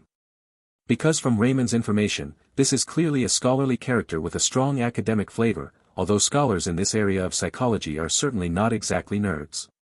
But compared to Raina, who was journeying in the underground world for more than a decade, this was unacceptable. She didn't expect the final result to be the opposite of what she had expected. In the encounter between the two, Raymond has always had the absolute upper hand in terms of momentum, pressing her to death there. She was the passive party from the beginning to the end. This is not right. Could he be gay? Said Raina, getting angrier and angrier as she thought about it. This lady, are you done talking so soon? While Raina was thinking nonsense, the staff member that she had stubbed out earlier had walked in at some point and asked with a curt face. Humph. Raina at this time didn't have mood to pay attention to this kind of licking dog. She coldly snorted and directly turned her head and left. Only the confused staff member was left behind, wondering what he had done wrong, and why this beautiful lady, who had obviously been eyeballing him before, would suddenly be so unapproachable. The person who came out of the visitation room, Raymond, did not really go to any gym to play around. That was supposed to be a perfunctory remark to Raina. Strolling down the corridor, he was thinking about the situation that might arise next. Director Hill had completely deleted the information of Tahiti project before, and if Hydra wanted to continue digging deeper, it would inevitably go after the few people who were involved in the entire project. Compared to Director Hill and Coulson, I must be considered a soft touch, and since they have come to the door, they will certainly not give up my line because I refuse to cooperate. Listen to the meaning of the little flower students, they should play hard with me next. This is really someone sending a pillow when you doze off. Thinking of this, the corners of Raymond's mouth could not help but hook up a slight arc. The first thing that he did was to provoke the little flower student, which was in his plan. From the original reasoning of the matter, he has made this decision, in order to let Hydra initiatively play hard with him. He believed that if he was in Fury's shoes, he will not let someone as important as him without anything. Once this side of the big commotion moves, Fury's side is bound to notice, and find a way to get him out of here in a fair way.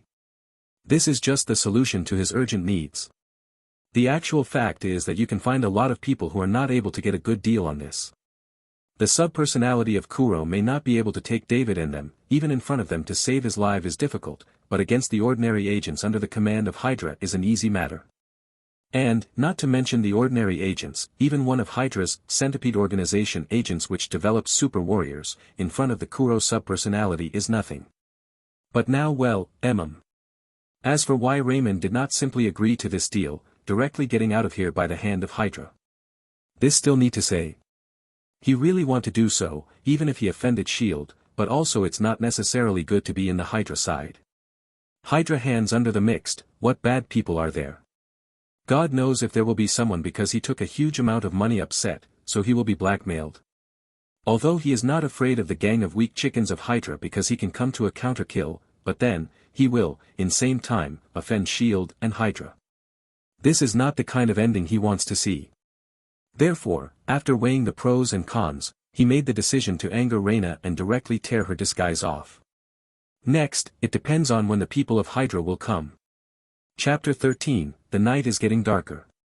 Raymond did not know that Fury's side had sent Hill, the deputy director, to personally escort him back to S.H.I.E.L.D. headquarters, and if he knew, he probably wouldn't have bothered to deliberately irritate Raina.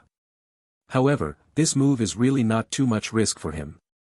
On the other hand, Raina, after leaving the Clockwork Psychiatric Hospital, immediately got on the phone with her handler, Addison, the head of this Hydra pony of the Centipede organization.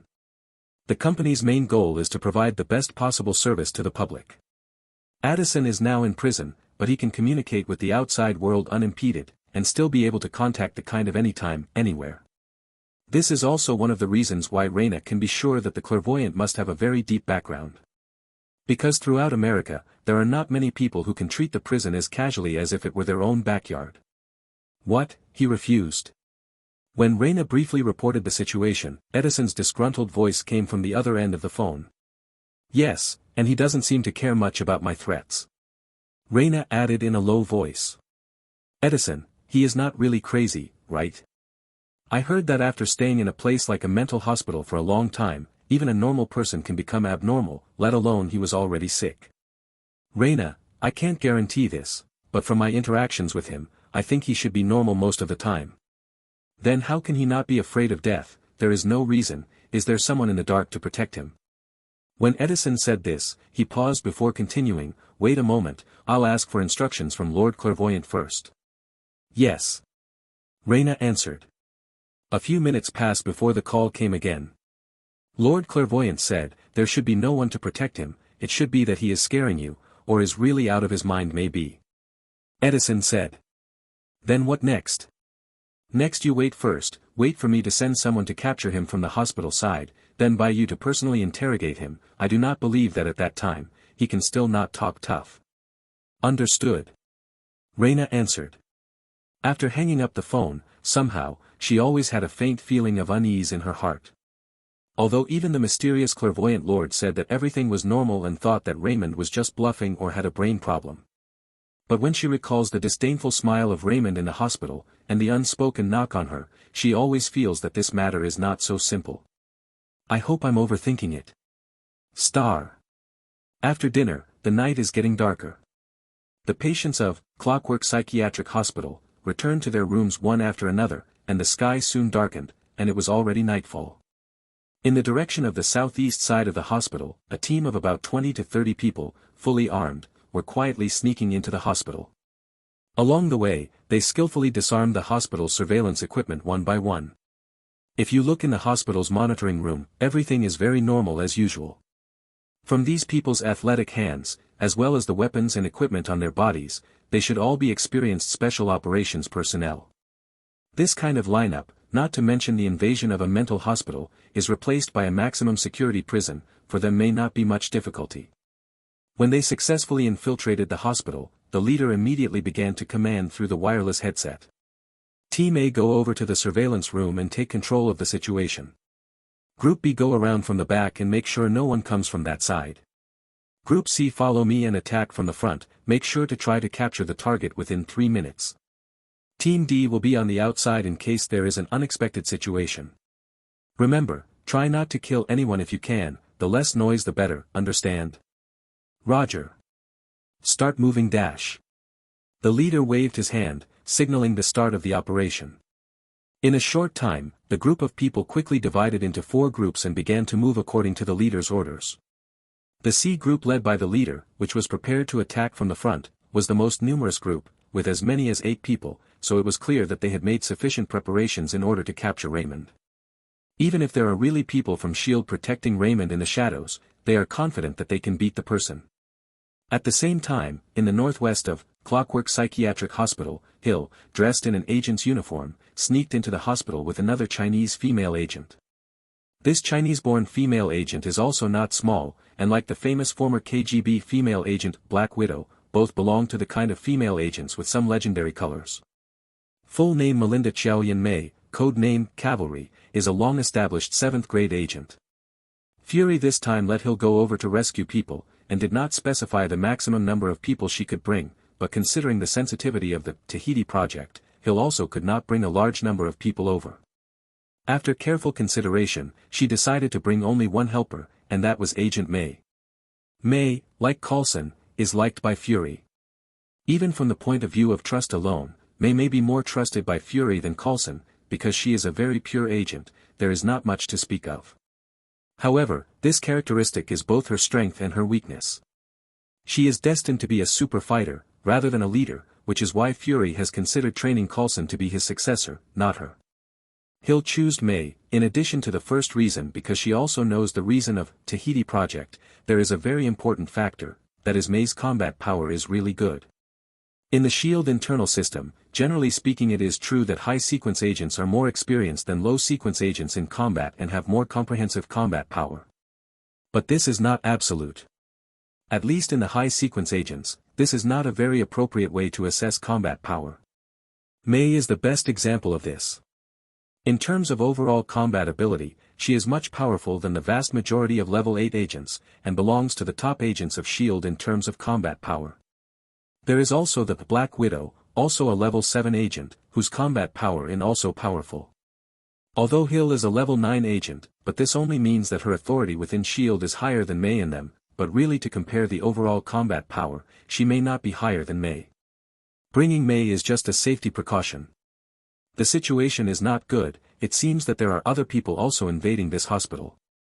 May said to Hill with some seriousness after watching with the special far-infrared binoculars in her hand. Other people? Hill faintly froze, but soon changed his expression. Damn, they actually move so fast. What now? May waited for Hill's instructions. There is no choice but to rush in. We must not let them take Dr. Raymond away. Hill said in a deep voice. The words have fallen. Hill has been the first to rush towards the hospital residential area. May also saw the situation and did not think much, as she directly followed. Chapter 14, Wayne, the Adventurer. On the south corridor of the hospital, David, who had returned from the library alone, was pacing aimlessly, but his mouth was muttering. Why does it always feel like something is wrong? What exactly is wrong? He took turns pulling his hair with both hands, trying to stimulate himself in this way, looking for that touch of inspiration that could not be grasped in any way. All day today, he had a feeling that something was very wrong. But what exactly is wrong, even he himself cannot say clearly. That kind of feeling that something is clearly wrong, but no matter how he tries to think, he couldn't discover anything. What? Come out. David, who was struggling to figure out where this feeling of wrongness came from, suddenly sensed what seemed to be someone spying on him in the dark and abruptly turned his head to look over there. He reacted in such a way that the B team, which was prepared to wait for him to pass, was taken aback. According to the leader's instructions, the B group should quietly encircle from this side. But as soon as they arrived here, before they started to move, they unexpectedly found a patient who was talking to himself and wandering around, pulling his hair out while doing so. There were 5 of them in the group, and they were all heavily armed, so they were definitely not afraid of a psychopath, but the leader had also instructed not to kill anyone until it was absolutely necessary. In this case, if they show up at will, there is no guarantee that they will not provoke the patient to shout, thus leading to the exposure of their actions. Therefore, the leader of Group B made a decisive decision to wait for the patient to walk past before acting. Now it is night, they were wearing black combat uniforms, unless someone directly stared at the direction they are, otherwise while hidden in the night. As a matter of fact, they will not be easily discovered. Who would have thought that somehow they would be discovered? The B group leader was confused. What should we do? A group member gestured with him. Stay where you are. The leader of Group B thought for a moment and then returned a gesture. Obviously, he did not believe that he and the others had really been discovered. The reason was simple, because the person who shouted was a psychopath. The leader of Team B didn't believe for a second that a psycho could see through their concealment. In his opinion, it must have been a sudden attack by this psycho, which was probably a move that was imitating a movie line or something. What he didn't know was that David wasn't sick, but had actually found them. As a level 5 mutant, even if a level 5 mutant in an undeveloped state, David's mental strength is far beyond that of normal people. If someone is staring at him, there is no way he can't find out. The B team was indeed well hidden and could never be detected without staring carefully over there. but this was meaningless to David because he hadn't relied on his eyes to discover them in the first place. "If you guys don't come out, I'm going to call someone." David's gaze did not move away, as he continued to stare at the direction where the B group of people were hiding. This time, several people from Group B finally confirmed that they had indeed been discovered. Because if David hadn't found them, he wouldn't have kept such a dead eye on the direction they were in, and was very determined to get them out. How is this possible? Group B leader's eyes were almost out. He really couldn't figure out how his own few people were exposed. It simply does not make sense. What should we do? The team members looked at him again. "You guys don't go out yet, I'll take care of him," the leader of Team B whispered. After saying that, the leader of Team B first put his gun away, uncovered his own mask and walked out with his hands in the shape of a surrender, with a gentle smile on his face. "This gentleman, please do not be nervous, I do not mean any harm. I am a new security guard at the hospital, just not very familiar with the hospital environment, a little lost," the leader of Team B said as he walked towards where David was, with a kind smile on his face so that he could look as friendly as possible. "Security?" David faintly stared. Just as his mind was still pondering why this new security guard didn't look like the ones he had seen before in his dress, the leader of Team B had already arrived at his heels. His intuition told him that the man in front of him was lying. But his reaction was one step too slow after all. When he realized that the situation was not right, the Team B leader who called himself a security guard suddenly accelerated his advance, came to his side with an arrow step, and slashed towards the back of his neck with a hand slash. "It's done." The leader of Team B let out a sigh of relief in advance. However, what he didn't expect was that his hand knife didn't hit the target's neck as he had expected, but instead it was like it was suddenly fixed in mid-air by something. "This." The leader of Team B was once again shocked. In his shocked gaze, he could see David stretched, moved his neck, and then languidly said to himself, "It's been a long time since I came out for some air, I really have to thank you guys. Introduce myself, my name is Jack Wayne, I am an adventurer. Nice to meet you." After stretching, David, with a sunny smile, walked towards the B group leader and extended his right hand, as a gesture to shake hands with him. But the B team leader at this time, except for the eyes that can still turn, has long lost control of the body. Even if he wanted to shake hands with him, it was also impossible to do. "Oh, right, forgot you can't move, sorry." David scratched his head, a little embarrassed. As he spoke, he waved his hand, and the leader of Team B returned to normal. In the first moment when he returned to normal, his hand went to his waist. Only halfway through his action, the gun at his waist suddenly flew up automatically and hovered in mid-air, with the muzzle pointed right at his head. No, this cannot, I and this boy but share a body, I cannot let you mess up. David said slowly. Hearing David's words, a word immediately emerged in the mind of the leader of Group B, schizophrenia. This person in front of him was actually a schizophrenic, and also possessed transcendental abilities. Figuring out what was going on, he suddenly had an ominous feeling. Sure enough, the next moment he saw the smile on David's face slowly disappear and said with a slightly cold gaze, "Seeing as you guys gave me a chance to come out and get some air, let's let you die a good death." Poof! The pistol with the silencer was loaded and fired in one fluid motion, directly killing the leader of Group B. At the same time, the 4 B team members not far away were also killed by their own guns. In fact, they had already discovered that something was wrong, but when David took control of the leader of Group B, the 4 of them had already been unable to move. Even if they wanted to fight back, they could not do so. They can only watch themselves being shot by their own weapons, with a face of despair. Looking at the fallen several people, David's face did not have any intolerant look, he just frowned and muttered to himself, "That old man is really getting too much, actually so often interfering. It seems to have to think of something, cannot let him succeed, or else where there is our living. But, just by my words alone, obviously I am not his opponent, I must gather Cindy and Birmingham and a few others to have hope. But, before that, it's better to enjoy the outside world first." Chapter 15, A Transcendent. On the east side of the hospital, the C group led by the leader of the squad had also arrived at the area where Raymond was staying. At this time, a member of the group suddenly reported to the leader in an urgent tone, "Chief, the B group suddenly lost contact collectively for some reason." Suddenly lost contact. The leader's face changed slightly. Of course he understood what the loss of contact meant, which meant that the 5 people in Group B had most likely met an unfortunate end. But what kind of situation was it that could make 5 heavily armed soldiers even too late to call for help? Thinking of this, the leader's heart was already beating fast, urging him to retreat. This matter has obviously exceeded his previous expectations, according to his ideas before coming. Even if Shield side really has secretly sent someone to protect that Dr. Raymond, it will only send some ordinary agents to. They came with a total of more than 20 people, all of them are on the battlefield, heavily armed. So, they're not afraid of the same number of Shield agents.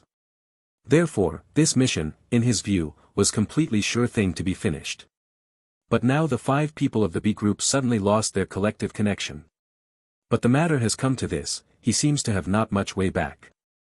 If he retreated without even knowing who the enemy was, he would definitely be blamed by the top after returning, and he would have to shed his skin even if he didn't die. Can't retreat. The leader made a decision in his mind. Let the people of Group D immediately rush to the area that Group B is in charge of to see what is going on. In addition, lift the ban on not killing. The leader said in a deep voice. Lifting the no-kill ban means you can fire at any time. Obviously, the leader has realized the seriousness of this matter. If you hold the previous idea to carry out the task, it is likely that they would not even know how they were killed. I'm afraid that Group D can't get through for the time being either, they are also under attack. That group member suddenly said again. Who are the attackers, did you figure it out? The leader asked. Not sure, they should be in the middle of a firefight. Tell them to make sure they hold up, we'll move immediately. The leader gritted his teeth and decided to capture the target first. From the current situation, I'm afraid that the 5 people in Group B are already in a critical condition, and even if the men in Group D can hold out against the attack, it is definitely impossible for them to retreat in one piece, and a certain degree of sacrifice is inevitable. If they still fail to catch the target under such circumstances, what awaits him after returning may not be just a small punishment. In this case, he had no way back, he could only continue with his head. What is that? Suddenly, the low cry of one of his men attracted his attention. Following that man's gaze, he saw that in the courtyard about a dozen meters away from them, a man had somehow emerged. A person they had never noticed before. Through the moonlight and the glow of the street lamp can see that this person is wearing a black suit, a pair of slightly delicate round glasses on the bridge of his nose, and a square band-aid on his left cheek. But this is not the most eye-catching. The most eye-catching should be his hands wearing a pair of gloves like a cat's claw. The top of each of the 10 fingers has a long blade of about half a meter. Who are you? Stand still. The leader directly raised his gun and aimed at the man. TSK, aren't you here to catch me? How come you guys are getting nervous when I personally come to you here? He saw the man pushing the glasses on the bridge of his nose with his wrist and laughed lightly. You are Raymond. The leader's tone sounded a bit incredulous. But when he fixed his eyes, he realized that although the person in front of him was dressed far differently from the pictures he had seen of Dr. Raymond, his looks were surprisingly consistent. If that Dr. Raymond does not have a twin brother, then this one in front of him is probably really their target. Just, why the target person will be dressed like this? The leader's hanging heart did not drop. As a mid-level agent of the Centipede organization, he is aware that there are transcendentalists in this world, like the recently popular Avengers. Basically they can be considered transcendental world people. People in that world have unimaginable power for ordinary people, and there are all kinds of monsters. The super warriors being developed and researched by the Centipede organization behind them can also be considered transcendentals to some extent. The dress of this person in front of him made him instantly think of a possibility, that the target person they came to capture this time would also be a transcendent. This speculation let his heart in some chills. Seeing the leader actually did not immediately shout to fight and kill, the subpersonality Kuro, who was in charge of the body, was disappointed. Why do not do it? I am here waiting for you guys for a long time. If you guys don't do it, I'll take a shot. Raymond said. You do not come over, stand still, if you take another step again I will shoot. The leader shouted sternly. Hey, it's obviously you guys who came to get me, okay? Don't make it seem like I'm bullying you guys, okay? You guys will make me look down on you. Ramon said slowly. Bang! A muffled sound. The leader actually shot directly. But he didn't aim at the vital parts of Raymond. The silencer covered up the sound of the gun. The other men did not understand why the leader today would be so impulsive, as he actually shoot without saying a word. They did not know that the transcendent world existed, they just thought that Raymond looked a little strange. But considering the fact that Raymond was mentally ill, they didn't think much of it, they just assumed that this target suddenly got sick again and was dressed like this. The leader was in such a strict position, plus the sudden shooting, in their opinion is not normal. What if he accidentally killed the target person, then they would not have come for nothing. Look, the target is missing. At this time, a group member suddenly whispered. With this person's low cry, the others also found out one after another that something was wrong. The target person, who was just talking to the leader and was walking towards them, had suddenly disappeared as if he has never been there. What's going on? Where is the person? He was just there, how come he suddenly disappeared? It cannot be a ghost. I heard that such places as hospitals have the heaviest grievances and are the most terrifying. Seeing this bizarre scene, this sudden situation provoked different opinions, but without exception, all of them felt a chill behind. Only the leader was clear that this was definitely not some kind of ghostly paranormal event.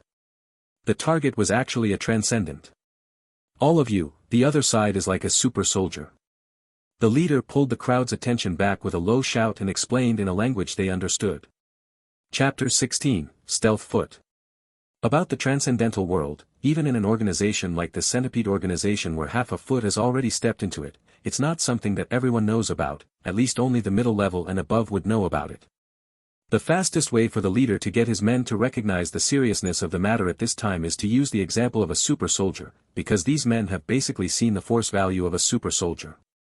Sure enough, when he did, the men were immediately alerted. However, in front of the absolute strength gap, how much difference does it make to be alert or not? With a cutting sound into the flesh, one of his men suddenly covered his neck and his eyes widened. He could no longer shout out, because in that instant, his neck was directly pierced by a knife, and even if he covered it with his hand, he could not stop the blood from gushing out. How can this be? Why is there no movement at all? A shout resounded, when the leader found that this man's throat was pierced with a knife, but there was no sign of Raymond at his side. At that moment, Raymond was really like a ghost. Before the leader could regain his senses, there was a movement again from the other side, and when he looked back over there, he saw another man's throat pierced with a knife. Again, no one saw what was going on, and no one heard any movement. It was as if the two men's necks had cracked open on their own, and no one had even bothered to cut them with a knife. If they hadn't clearly seen Raymond standing right there, they would have really wondered if this was a paranormal event at this point. But now they know that this is not a paranormal event, but Raymond was constantly killing them one by one, just like playing a game of assassination. Their lives were the props of this game. Raymond was the only player. Bastard, get out here. The leader's eyes turned red when he saw this scene. He didn't care about alerting the hospital now, because he was clear that if he continued like this, it was only a matter of time before they were all killed. Now if they can alert the others, there might be a chance for them to survive. Suddenly, a voice came next to the leader's ear. The owner of this voice was not unfamiliar to him, it was the Raymond who had just disappeared before his eyes. But that wasn't the point. The point is, the person who spoke was right behind him. The other party had actually come behind him without a sound and was talking right next to his ear. Isn't it the same as forcing me to finish you all off in advance if you lure them all over? I was going to play with you guys for a little longer, but now I can only speed up the progress. When the leader snapped around, he didn't see Raymond's figure. At the same time, Raymond's voice, however, rang out again. Spoon dash. A second later, including the leader, the remaining 6 people who were still standing fell to the ground in unison. Not only them, 2 small trees not far away were also chopped off at the same time, and if you pay attention you will find that the surrounding walls also have a lot more marks that have been chopped by knives. This is the technique of Kuro's subpersonality, stealth foot. This is his unique stealth foot, which is an indiscriminate attack. The stealth foot is as fast as the Soru in the Rokushiki, plus its biggest feature is that it moves silently, so it's especially suitable for assassination. This is the reason why these people in Group C could not hear any movement at all. When their eyes couldn't keep up with Raymond's speed and their ears couldn't hear Raymond's pace, Raymond was nearly non-existent to them. Surely there is still no way to control the specific target of the attack, it really hurts my brain. After sweeping a glance at the surrounding situation, Raymond covered his forehead with one hand, looking a bit in a headache. Is someone coming? In the next moment, he who heard that someone was coming this way, directly disappeared in a flash. Shortly after he disappeared, David, who was wearing a blue and white striped sick suit, came this way and found the members of Group C who had fallen to the ground. There are actually a few here. But he quickly walked over to the bodies of the leader and the others, squatted down and observed them slightly, then swept his gaze around again before he murmured. 2 had their throats slit, and the other 6 looked like they were hacked to death by random knives, too late to fire back, proving that they all died in a flash, which is never something ordinary people can do. Interesting, are there other mutants in this hospital? David rubbed his chin with his hand in a thoughtful manner. He did not think for a long time, he was too lazy to think about it, and shook his head. Whatever, anyway, it has nothing to do with me, I would not meddle in the matter. I don't want to drag the master into it. Saying that, he continued to walk. Only he hadn't gone far out before he abruptly turned his head to look in the direction of the second floor, only to find nothing there. Illusion? He frowned slightly, then shook his head again and continued to walk forward. What he didn't know was that, Raymond, who had already lifted his equipment embodiment, state and switched back to his main personality, was also pondering his situation. That's definitely not David, but it's not like the Shadow King either. Could it be another subpersonality? Raymond, who had secretly observed that David just now through the vision of Kuro's subpersonality, made such a judgment. He did not know exactly what kind of subpersonality was controlling David's body at this time, but at least it was not the old dog, the Shadow King, otherwise it would not have been possible to find him. The speed of Kuro's subpersonality is fast, but it definitely can't escape the eyes of a 4th-level mutant. When he noticed that David seemed to be in a different situation than usual, he was a little regretful, because if David was really being controlled by the Shadow King at this time, it was impossible not to find him. Fortunately, in the end it wasn't that way, and the other party didn't seem like they have found him either. From what he said, he ran into these people's companions in other places as well. It seems that they should have just bumped into David, so that David was stimulated to activate a subpersonality. Raymond quickly guessed the thing roughly. I wonder how long it will take for this signal to be received on the side of the director of the halogen egg. Raymond pondered while deciding to go back to his room first. He did not want to be seen and thus be related to this matter. Kuro's subpersonality is now temporarily his biggest trump card. He did not have the intention to expose it so quickly. Chapter 17, The 2 Shocked People. Well? Hill asked May, who was examining the bodies on the ground, while holding her gun and scanning her surroundings vigilantly. There is nothing to identify, all weapons are conventional standard equipment. Moreover, they all have highly toxic substances in their teeth grooves, without exception all are dead soldiers. I just deliberately left 2 alive, also both chose to commit suicide. After examining several corpses May calmly analyzed. Did you take the photos? Yes, but I think there is little use of them. The other side, in every detail, tried to eliminate the possibility of being seen through the hands and feet. It is impossible not to prevent facial recognition. Such mass technology. Well, you also have a point. Hill nodded, then waved her hand, but now is not the time to talk about this. Dr. Raymond's side is still in danger, let's go.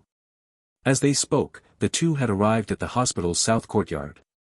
The first thing May noticed was the corpses of the 5 members of Group B who had fallen to the ground, and her pupils constricted. It looks like they are in a group with those people outside. What's the situation? Hill also looked stunned, confused about what the situation is. They had already exchanged fire with a group of people outside, and even though the final result was their complete victory, they could tell with their experience that these people were definitely soldiers who had experience in battle. If not for the fact that both of them are top agents, plus the generation difference in weaponry, it would not have been possible to wipe out the group outside in just a few minutes. Look at the dress of these 5 people on the ground, it is clear that they are with the group outside. Why did they suddenly die here? Is there a third-party force also invaded the hospital and had a firefight with this group? It is worth mentioning that they never thought it would be the hospital's own security forces that killed these 5 people, because even if the ordinary security guards had guns, in front of this group the guns are just a joke. Without waiting for Hill's order, May already ran quickly to the bodies, ready to explore the situation. As the saying goes, if you know yourself and your enemy, you can't lose 100 battles. If they don't find out how these people died and if there is a third-party forces involved, they are likely to make a big mistake because of this oversight. Saving Raymond is important, but it is also about method. Soon, May had arrived to the several corpses. In order to prevent any danger, her hand was on her hand, ready to shoot at any time, as the soldiers could be acting to sneak attack her. After all, the bullets are faster than them. But these people were all shot right in the head, of course, they are already dead. May did just a little probing, to figure out the cause of their deaths. However, precisely because she figured out the cause of death of these people, her expression instead became more and more serious. What did you find? Hill saw the difference in May. It looks like they were all suicides. The ones that killed them were all their own sidearms, and without exception, they were all killed instantly with a single shot right to the head. May said in a deep voice. Suicide? Hill suddenly understood why May would be that expression. Because it sounded too inexplicable, the group's target was also undoubtedly Raymond, so how could they commit suicide without any good reason? But she was also clear about May's personality, if she didn't investigate clearly, then she will not make this kind of judgment. This means that the few people on the ground should indeed be suicides, although this sounds too unbelievable, but due to the nature of their job they were used to unthinkable things, as they not yet to be shocked. Transcendental events. Hill suddenly thought of a possibility. Not a bad possibility. May obviously thought as Hill as well. A little thought by Hill, many possibilities appeared in her mind, but no matter which one, she was afraid that it was too late to explore further in a short time. Since she couldn't figure it out in a short time, she can only put it down for now. Hopefully, it has nothing to do with this time, go. The two set off again and headed for the area where Raymond lived. Within a short time, they had arrived at the downstairs courtyard of the area where Raymond lived. As soon as they arrived, the two found another row of bodies on the ground, which looked obviously together with the ones who had exchanged fire with them before and were eventually annihilated by them, as well as the ones who committed suicide. May is also lightly and quickly scouted again. This time she did not come to the conclusion of suicide, but the results also reassured her. All were instantly cut down by cold weapons indiscriminately. Hill felt also incredulous. The 8 professional soldiers who were heavily armed were actually killed by people with cold weapons like chopping vegetables. How does this sound so much like a Bollywood blockbuster? Only 6 were hacked to death indiscriminately, the other 2 had their throats slitted by a single slash, except for one of them who fired a shot. The others didn't even get a chance to shoot. May concluded. May's conclusion obviously did not allow Hill to put down his heart. Because whether 6 people were instantly hacked to death or 8, there was no difference in essence. Both indicate that at this moment in this hospital, there is likely to exist a terrifying transcendentalist. If she was only skeptical when she saw the 5 bizarre suicides, she is now basically certain that there is indeed a transcendent in this hospital. As the deputy director of S.H.I.E.L.D., her knowledge of the transcendent world is far above that of the Centipede organization.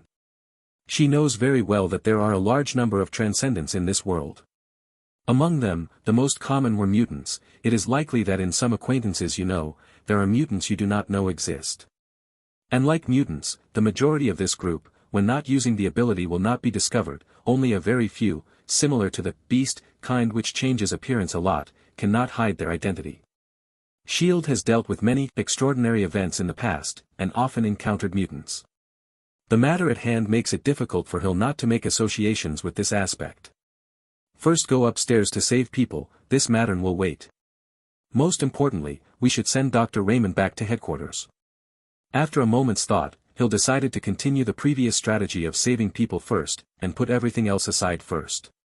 Anyway, no matter who this unknown transcendent was, since he killed the group of people who invaded the hospital, at least he could prove that he was not in cahoots with the person behind the group that hired the rising tide.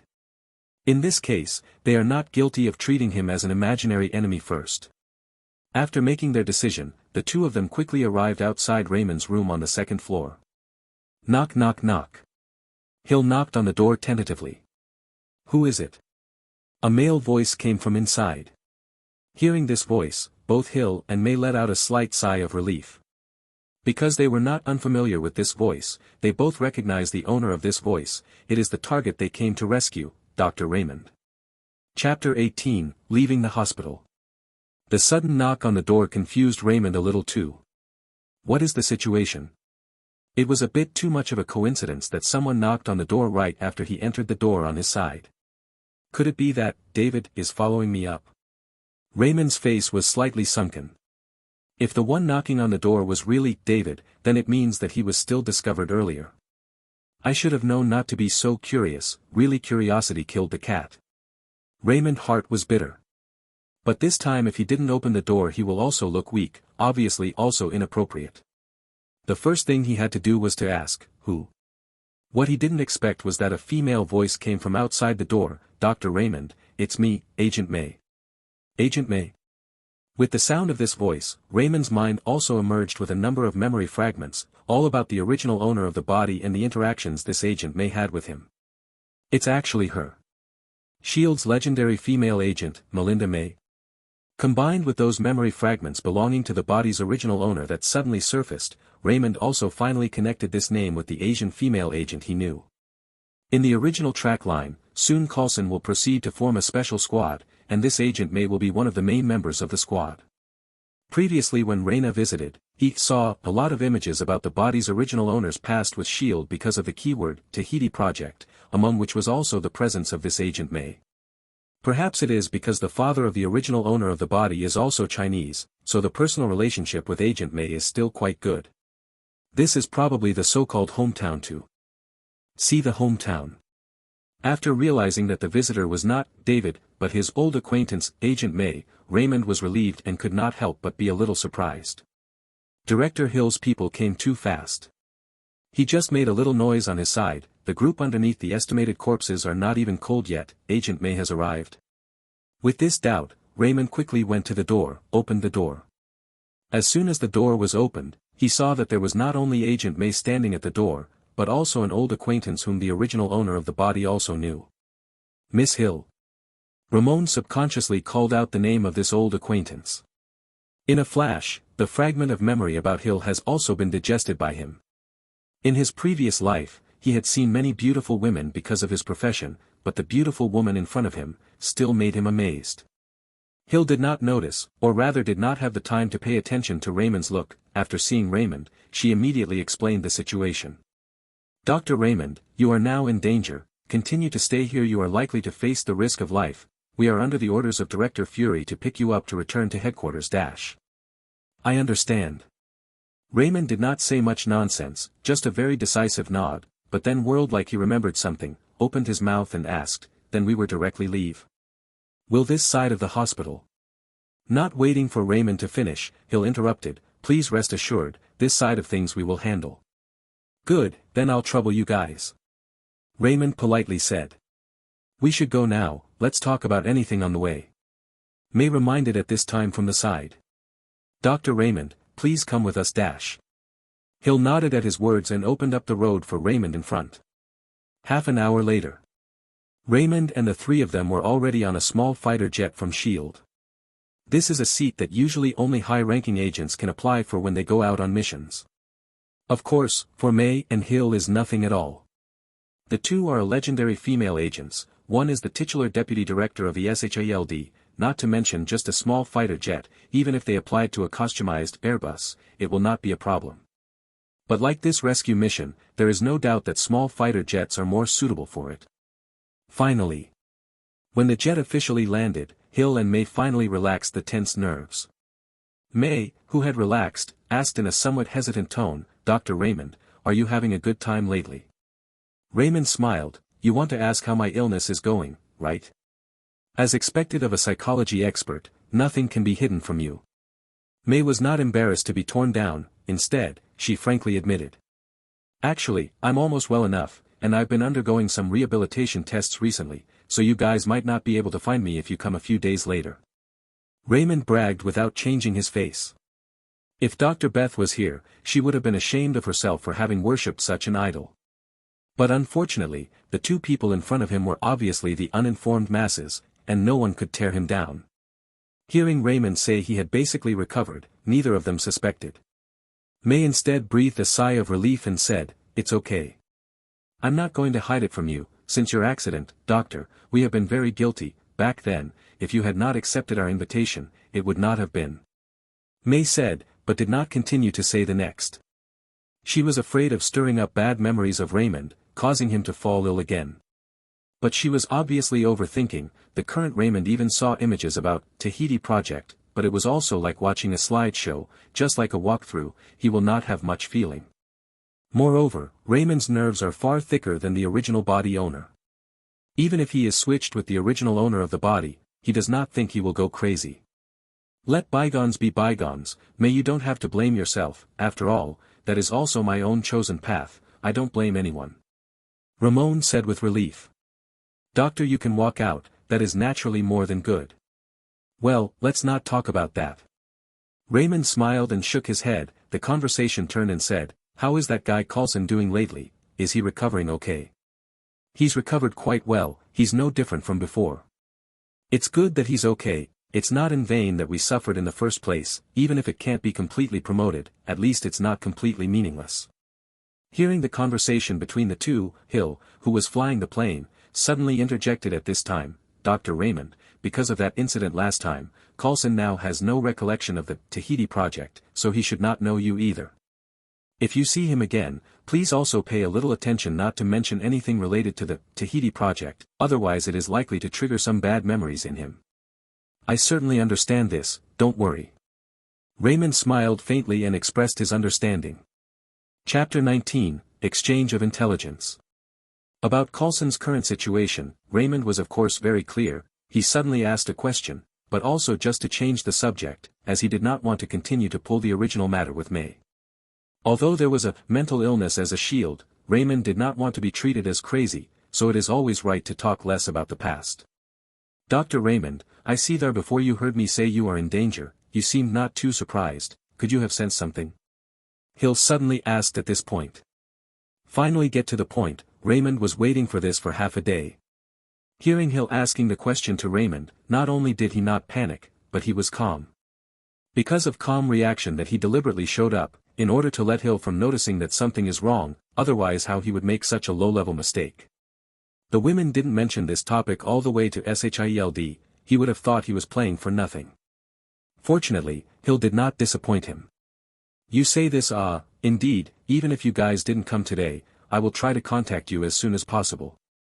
Raymond mused, earlier, a woman named Raina came to see me. Is it convenient to tell you exactly what happened? Hill's expression moved, feeling that he had caught the point. She came to me because she wanted to make a deal with me. Raymond shrugged and said, she said that as long as I was willing to tell her all the information I knew about the Tahiti Project, she could get me out of the hospital, and promised me a large benefit fee, saying it was enough to save me and my family from worrying about money for the rest of our lives. And you turned her down? Hill guessed. That's for sure. Raymond said rightfully, I have witnessed the rise and sequestration of the Tahiti Project and I know well how inhumane it is. This research will cause more tragedies if it falls into the hands of people with bad intentions, so how can I possibly make a deal with an unidentified woman? In truth and reason this is impossible. Hill heard this, then asked, then she has mentioned any other important information, such as who she is representing to you, or what kind of power behind her stand? Raymond gave Hill a slightly surprised look and said, you're investigating her too? No, I also heard the name for the first time, and do not know who she is. Hill shook his head, but just 2 days ago, S.H.I.E.L.D.'s database was breached once and lost some of the big data that might be involved in the Tahiti Project. We suspect that a civilian hacker group called the Rising Tide Organization did it. But in accordance with our judgment, behind the Rising Tide Organization there must be a behind-the-scenes manipulating them. The target of this behind-the-scenes hacker is likely to be the Tahiti Project. After arriving at this judgment, Director Fury guessed that you, Dr. Raymond, might become the next target of this behind-the-scenes plan, so he immediately sent me over to save you. Therefore, I have reason to suspect that the woman who tried to make a deal with you, Doctor, is likely to be the person behind that curtain, if not a direct subordinate, at least a hired one. Hill said the general situation without reservation to Raymond. Hearing this, Raymond also finally understood why Hill and May would be so coincidental at this point in time directly in front of him. It turns out that everything was connected. Hill said that the manipulation of the Rising Tide Organization behind the scenes, no doubt is the Hydra, or one of the small organizations of the Hydra, such as Raina who belonged to the Centipede organization. It is reasonable to say that Hydra has long infiltrated S.H.I.E.L.D., even the former director was one of Hydra people. If he wanted to check the database information, he can be directly used to access. But, perhaps he is afraid that the direct access will leave traces, thus bringing Fury to detect the problem. So they hired the Rising Tide organization to attack the S.H.I.E.L.D. database, from the outside, which probably is related stealing the Tahiti project, big data. After getting the big data, their next step was naturally to turn against the lone Raymond. However, they may be too confident in Raina, and completely did not expect Raymond to actually enter the oil and salt. That's why there was the play of the invasion of the hospital. This of course also has Raymond initiative to push the cause, intensify the conflict, but the general direction of Hydra is not likely to easily let him go, this is certain. Director Hill is worthy to scare Hydra. People, the reaction was also really fast. If I did not deliberately provoke Raina, even if Hydra finally decided to make a move on me, they may not be so fast, and by then, Hill and May must have already picked me up in advance. Hydra in any case will be one step slower.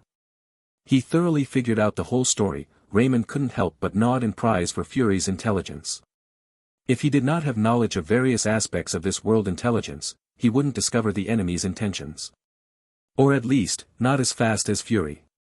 With Fury this old fox in, it is no wonder that Hydra hesitated to make a move. Seeing that Hill is still waiting for his answer, Raymond organized his language before saying, "She is very cautious," and did not mention anyone, only expressed that she has a powerful force. I think that the force behind her, it is likely like you say, the behind-the-scenes organization. Probably because I rejected her, she had threatened me very angrily, so I already had a premonition that I would likely be attacked next. I see. Hill expressed understanding. After learning that the woman named Raina had not divulged any useful information, she was inevitably a little happy. However, being able to safely save Raymond, this mission was obviously already considered a success. I think I just saw some corpses in the backyard of the hospital. Raymond asked after him at this time. Good, they have sent someone, Doctor, your hunch is correct. May answered. It was you two who took care of them. What a bother. Raymond turned on the acting mode and showed a surprised look. No, not exactly us. Exactly what happened I'm not quite sure now. I'll tell Doctor after we figure out the situation. Hill shook his head and said, by the way, when we get back, I will bother the Doctor to help me do a sketch about that woman. I'll see if I can track down anything. Hill said here, he actually know it is mostly in vain. Just as they also did not find any useful information from those dead soldiers, the woman named Raina certainly will not be easier to investigate than some dead soldiers. This move is just a matter of being prepared. No problem, leave it to me. Raymond readily accepted. Things have come to this point, he understood that the next thing he should do is to temporarily relax for a while. Chapter 20, First Meeting with Fury. Late night, New York City. Midtown Manhattan, Park Avenue, Hilton Hotel. Raina had just stepped out of a warm shower and was settling into bed, the glow from the television flickering as she started a movie on demand. Her moment of calm was broken by the sudden buzz of her phone. An unknown number flashed on the screen. She didn't need to guess. Only one person had access to her temporary number, Edison. The moment she answered, his grim voice cut through the line. You need to leave the country. Now. Don't stay in the U.S. Raina sat upright, tension flooding her chest. What happened? She asked, instantly picking up on the unease in his tone. The men I sent to Clockwork Psychiatric Hospital, they were ambushed. None of them made it back, Edison growled, anger barely contained in his voice. Raina's blood ran cold. She knew Edison's standards. Anyone he deployed was elite, top-tier professionals. For all of them to disappear without a trace. Something was very wrong. This doesn't make sense. You're telling me, Edison snapped, his frustration boiling over. That squad was a third of my current operatives. If they're gone, I'll have to rewrite half my plans. Raina hesitated, then asked, could this be S.H.I.E.L.D.'s doing? I don't know, Edison admitted. But if they got to Dr. Raymond, they might know about you too. That would make you a prime target.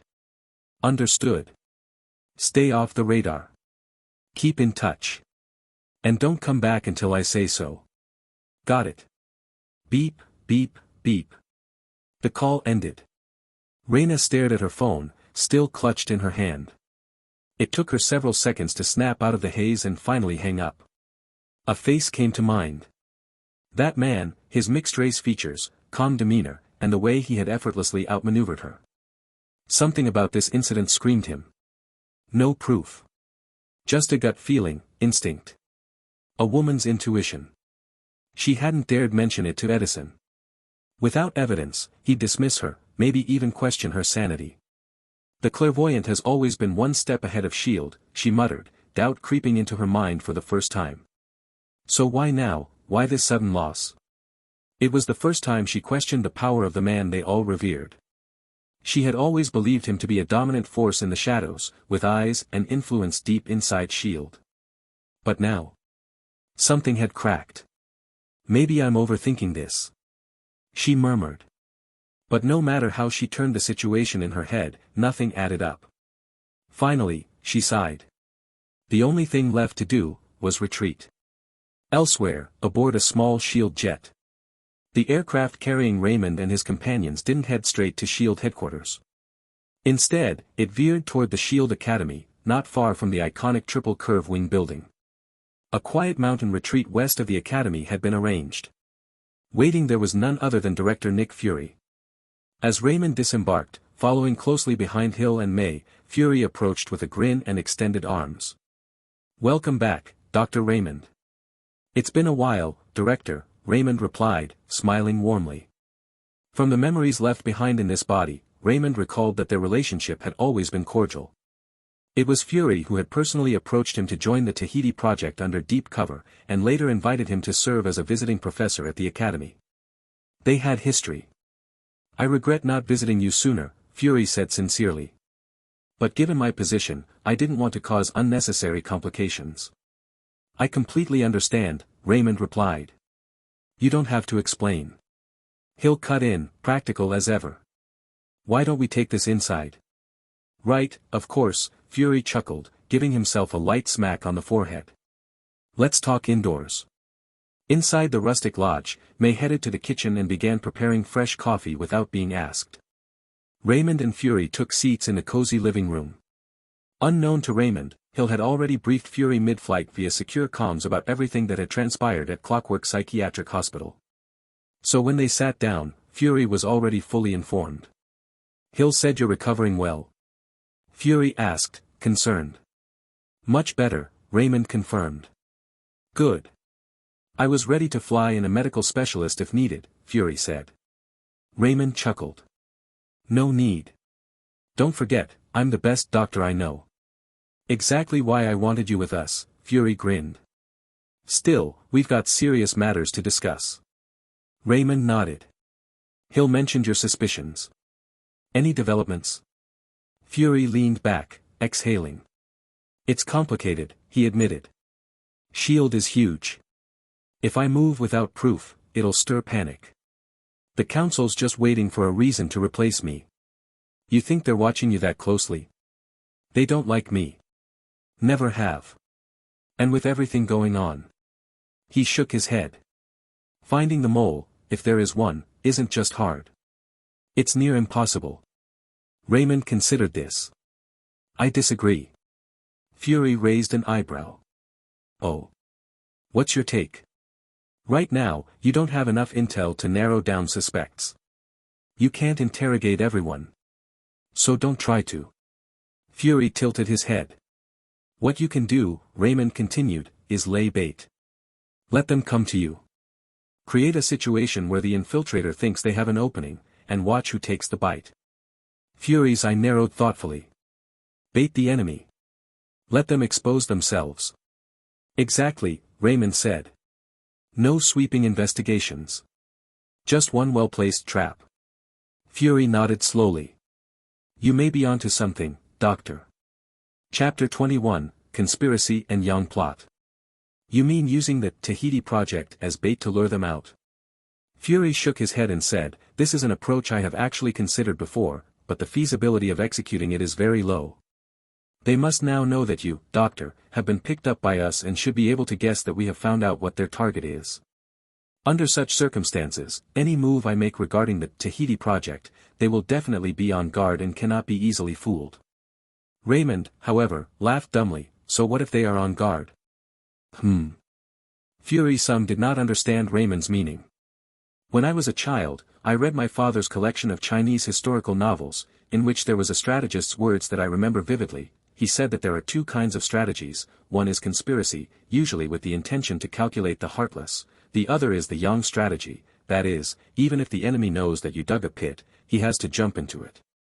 Raymond laughed lightly. Conspiracy is the use of information asymmetry to hit the enemy by surprise. Yang plot is not the same, it is the use of the enemy's desire to set an open trap. As long as you have what the enemy wants, then in the end they are bound to fall into your trap no matter what.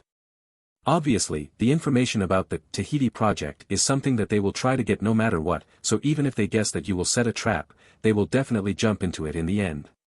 As for whether we can catch them, it depends on the level of the trap you set up, Director. Fury thought for a moment and figured out what Raymond meant.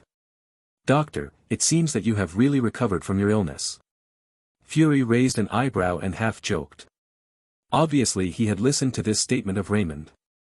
As the saying goes, a wise man with 1,000 thoughts must have a mistake. Before he was briefly caught in a blind spot of thinking, subconsciously felt that if he really used the Tahiti project to set a trap, the mastermind behind the scenes would not even be able to see this. He had never been in the habit of underestimating the intelligence of his enemies. But Raymond's reminder made him realize that the point is not whether the other side can see it, but whether there is a way to lay a trap that can uncover the mastermind at once. How to lay this trap, he has not thought about it for a while. But as long as he has this idea, with his scheming, it will not be long before he can come up with a practical plan, sooner or later. If you can catch the man behind the curtain, I owe you a favor. Fury said with a cheerful smile. At this moment, May just came over with a few cups of coffee on a tray. Hearing Fury's words, she couldn't help but interject, "You owe more than one favor to the doctor, sir." After being reminded by May so unforgiving, Fury remembered that when he invited Raymond to participate in the Tahiti project, he seemed to have said the same thing. He hasn't paid back the favor from the last time, but now he's doing it again, and he owes more and more favors. Thinking of this, he had to smile sarcastically, to cover his embarrassment. Raymond smiled and relieved him. "Director, you just fell into a blind spot in your thinking, even without my reminder. After a while you should be able to think about it, the favor or whatever need not be said." "Then I will not be polite to you, Doctor." Fury was not pretentious and said sternly, "Before we find the mastermind behind the scenes, I am afraid you have to stay at the headquarters for the next few days, Doctor. Here, at least the other party does not dare to blatantly come to trouble you, Doctor. We to ensure your safety. Stay at the headquarters." Raymond frowned slightly. This is not the same as what he thought before. He wants to lend S.H.I.E.L.D.'s hand to be discharged openly, but to let him stay at S.H.I.E.L.D. headquarters, what is the difference between this and staying in the hospital? Is it not the same as running from one prison to another? Of course, the S.H.I.E.L.D. headquarters is certainly freer than the hospital, but this also does not make him satisfied. Hill, who had been sitting next to him and not saying anything, just quietly listening to the two men talking, probably saw that Raymond looked a little off and suddenly made a suggestion. "The doctor has been in the hospital for such a long time, should not want to live a life of nothing. I say, how about this, let the doctor go to the S.H.I.E.L.D. Academy." S.H.I.E.L.D. Academy? Director Fury and Raymond looked at Hill at the same time. The doctor is originally a visiting professor at S.H.I.E.L.D. Academy before disappearing for a while. Only a small range of people know what is going on, now even if you go back, no one will suspect. Hill analyzed. In addition, it is estimated that many people will feel a little inexplicable to keep the doctor at the headquarters, and maybe it will cause some unnecessary misunderstandings. So I think it may be a good idea to let the doctor live in the S.H.I.E.L.D. Academy for a while, and go to class for the students when he has nothing to do. After all, the defense force at the academy is also very strong. After Hill said this, Fury also nodded and said, "What Hill said makes sense. What do you think, Doctor?" "In comparison, I personally prefer Miss Hill's suggestion." Raymond pondered. "Okay, that's the arrangement for the time being. I'll go back and say hello to the academy." Fury decided. Although this decision is not particularly satisfactory to Raymond, it is undoubtedly much better than keeping him at the S.H.I.E.L.D. headquarters. He could just take this opportunity to test how to get more system rewards. You know, when he met Hill and May in the hospital before, the system rated them as an A-level hero and a B-level hero, and rewarded him with 50 exploration points and 30 exploration points respectively. To be honest, he was a little surprised at the time. Because of the Davids he met before, and the King of Shadows, the systematic evaluations are all traceable. For example, David's evaluation is an S-grade anti-hero, and the Shadow King's evaluation is an A-grade villain. He guessed that the evaluation should be based on the mutant level of the two. The former is a 5th-level mutant, while the latter is a 4th-level mutant, just one high and one low. This evaluation method is understandable for Raymond. Including the later Raina, the system's evaluation was a C-grade villain, which did not surprise Raymond. Because even if Raina finally awakens her bloodline ability because of the obelisk of the Inhumans, her power is nothing more than that of an ordinary mutant, far from being on par with the Shadow King and David. But the system's evaluation of Hill and May surprised Raymond for the first time. As far as he knows, even in the future, these two will not become superhumans, and there is no so-called power potential. But the system's evaluation of Hill was the same as the evaluation of the Shadow King, both were A-grade, which broke Raymond's previous speculation, and May's B-grade evaluation was also not reasonable. At that time, he was thinking that there might be something wrong with his previous speculation about the system's evaluation pattern. And if the system's evaluation of Hill and May just made him a little strange, then when he met Fury after getting off the plane, the evaluation given by the system made him completely overthrow his previous speculation. Because the system's evaluation of Fury was actually a SS-class hero. Chapter 22, Cross-Level Activation. What is the concept of SS grade? It's just so terrifying. David, a 5th-level mutant, was only rated S by the system, but the evaluation of Fury was actually SS, rewarding Raymond with 300 exploration points at once. This also allowed Raymond to completely confirm that the system's evaluation of plot characters is definitely not based solely on strength or strength potential, and there must be other reference standards. Otherwise, there is no way to explain why the evaluation of Fury and Hill is so high. As for what this other reference standard is, although Raymond has some guesses, he can't be sure because there are not enough examples, so he can only draw conclusions later.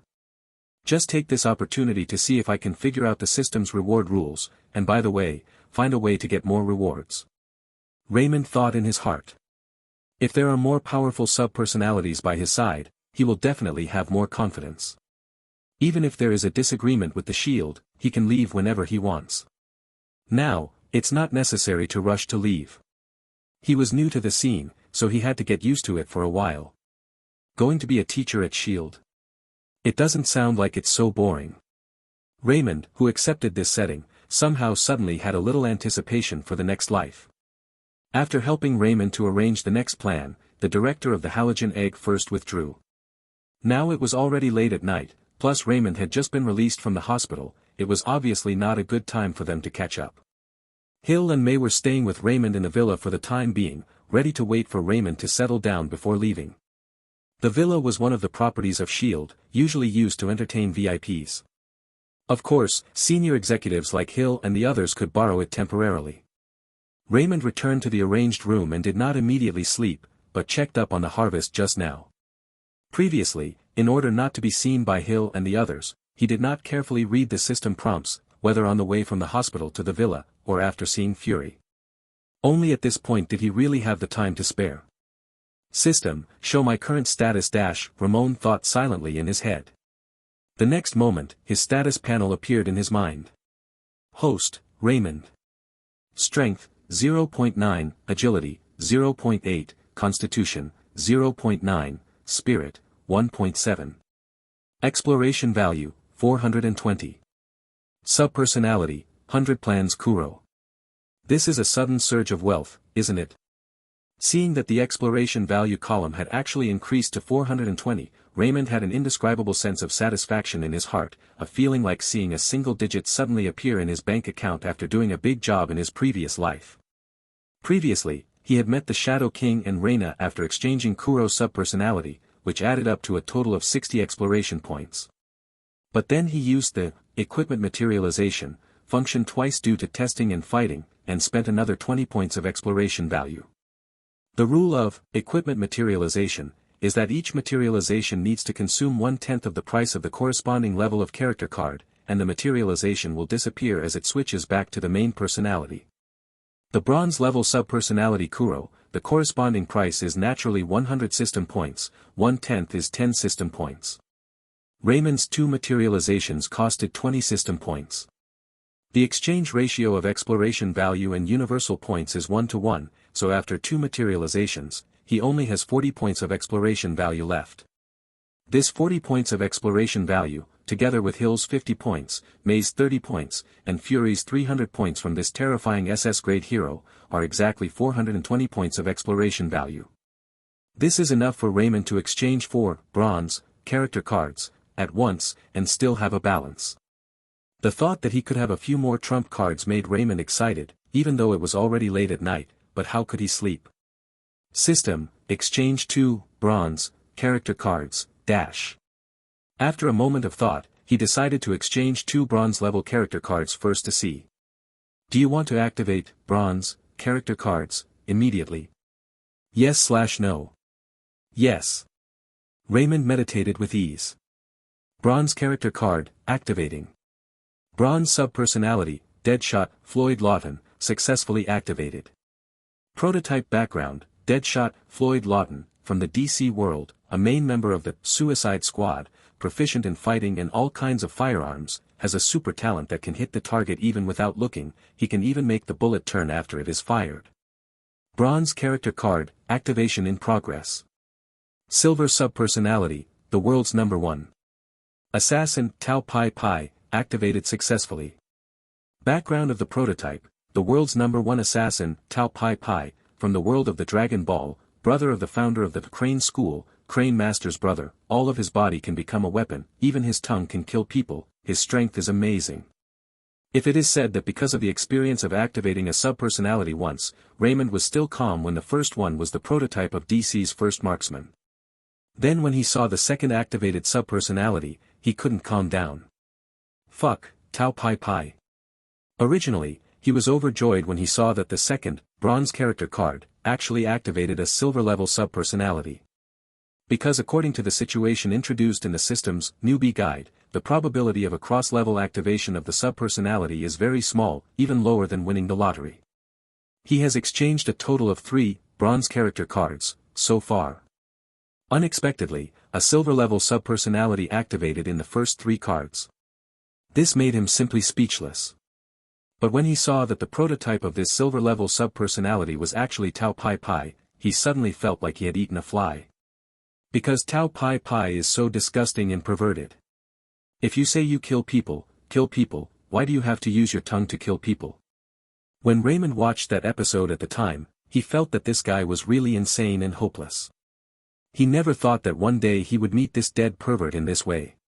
It should be noted that although the subpersonality is one with him to a certain extent, but because it also has all the memories of the character prototype, the acting style will be very similar to the character prototype. It's like the subpersonality of Chloe subconsciously pushes the glasses on the bridge of his nose with his wrist from time to time, even if he doesn't wear glasses on the bridge of his nose, he will have this habit. It is true that Raymond has the absolute right to switch between the subpersonality, and because of the 2 sides of one body, the subpersonality must also take his own interests as the first starting point, and will not do things that damage his interests. But in the details of behavior, it is impossible for him to completely restrain the subpersonality. That is to say, if he switches to Tao Pai Pai's subpersonality, if this guy really fights and suddenly runs off to kill someone with his tongue, he won't have time to stop him. The thought that he might lick his opponent to death in the future made Raymond shuddering. Chapter 23, The Panting Raymond. It really gave me a surprise. Looking at Tao Pai Pai, the third subpersonality, Raymond's heart had mixed feelings for a while. Admittedly, he personally does not like the somewhat perverted air of Tao Pai Pai, but he also had to admit that this guy's strength is indeed very scary, picking flowers and flying leaves can kill. Although in the story after the Scions came to Earth, the force value of Tao Pai Pai is somewhat worthless, but that also depends on who he is compared with. Before the main story of Dragon Ball's world entered the universes, Tao Pai Pai was basically one of the top martial artists on Earth, and there were very few people who were stronger than him. Otherwise, he does not deserve to be called the world's #1 killer. Don't look at the middle or even the middle and late stages of the Dragon Ball world, Tao Pai Pai is nothing, but on Earth, he is no different from Superman in the eyes of ordinary people. Casually throwing stone pillars that can fly thousands of kilometers, and speed even faster than the average civilian aircraft. If you put it in the world of One Piece, it is at least a big pirate at the level of Shishibuki. It is absolutely useless to be rated as silver. Raymond had previously guessed how much difference there would be between the bronze-level subpersonality and the silver-level subpersonality.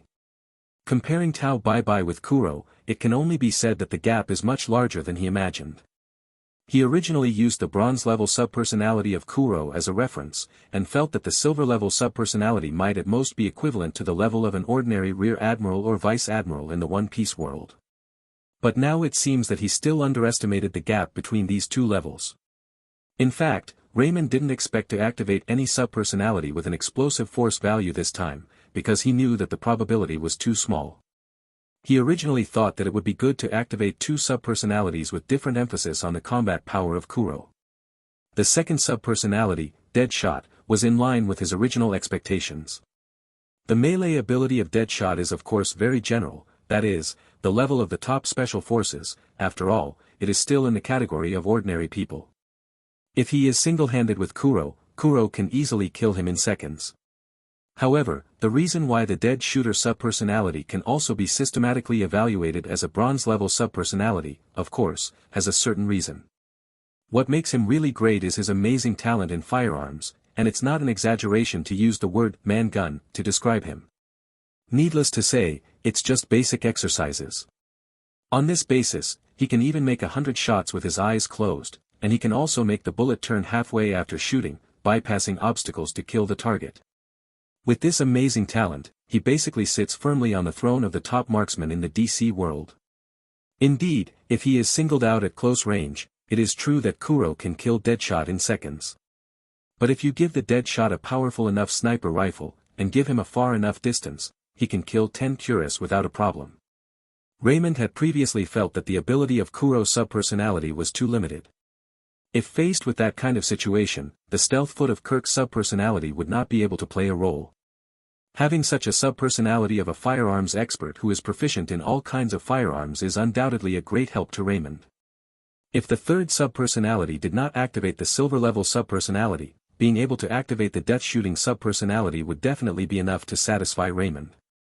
It doesn't matter if the third persona doesn't help much. However, in front of Tao Bai, the appearance of the Death Shooter was a little dull.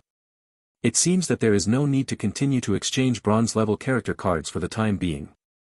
After comparing the difference between the two newly activated subpersonalities, Raymond murmured to himself. If he decided to continue to activate the new bronze-level subpersonality before, in order to make up for the shortcomings of Crow's subpersonality, then obviously there is no such demand for the time being. To be honest, being able to activate a silver-level subpersonality from 3 bronze character cards, already made him feel a little unreal.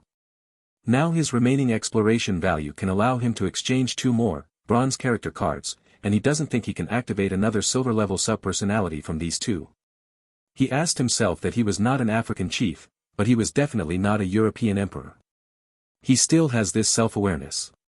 And if he just activates a new bronze-level subpersonality, it doesn't make much sense to him now, especially after he has the silver-level subpersonality of Tao Bai. So he decided to save up the remaining exploration value for the time being, and wait for the day when it is enough to exchange the silver personality card, then continue to activate it. At this stage, these 3 subpersonalities were already enough to give him mind peace. So, as usual, let's test it first.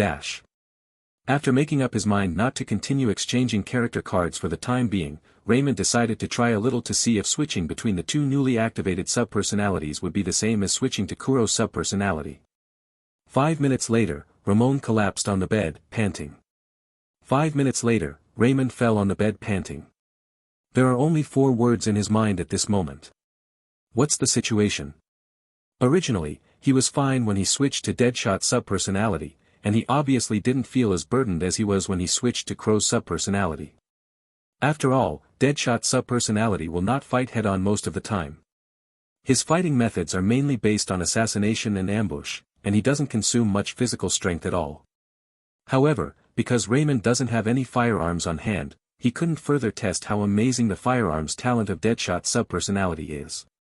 After getting familiar with the feeling of switching to the subpersonality of Deadshot, he switched back, and then prepared to start the test to switch the subpersonality of Tao Pai Pai. However, the problem arises here.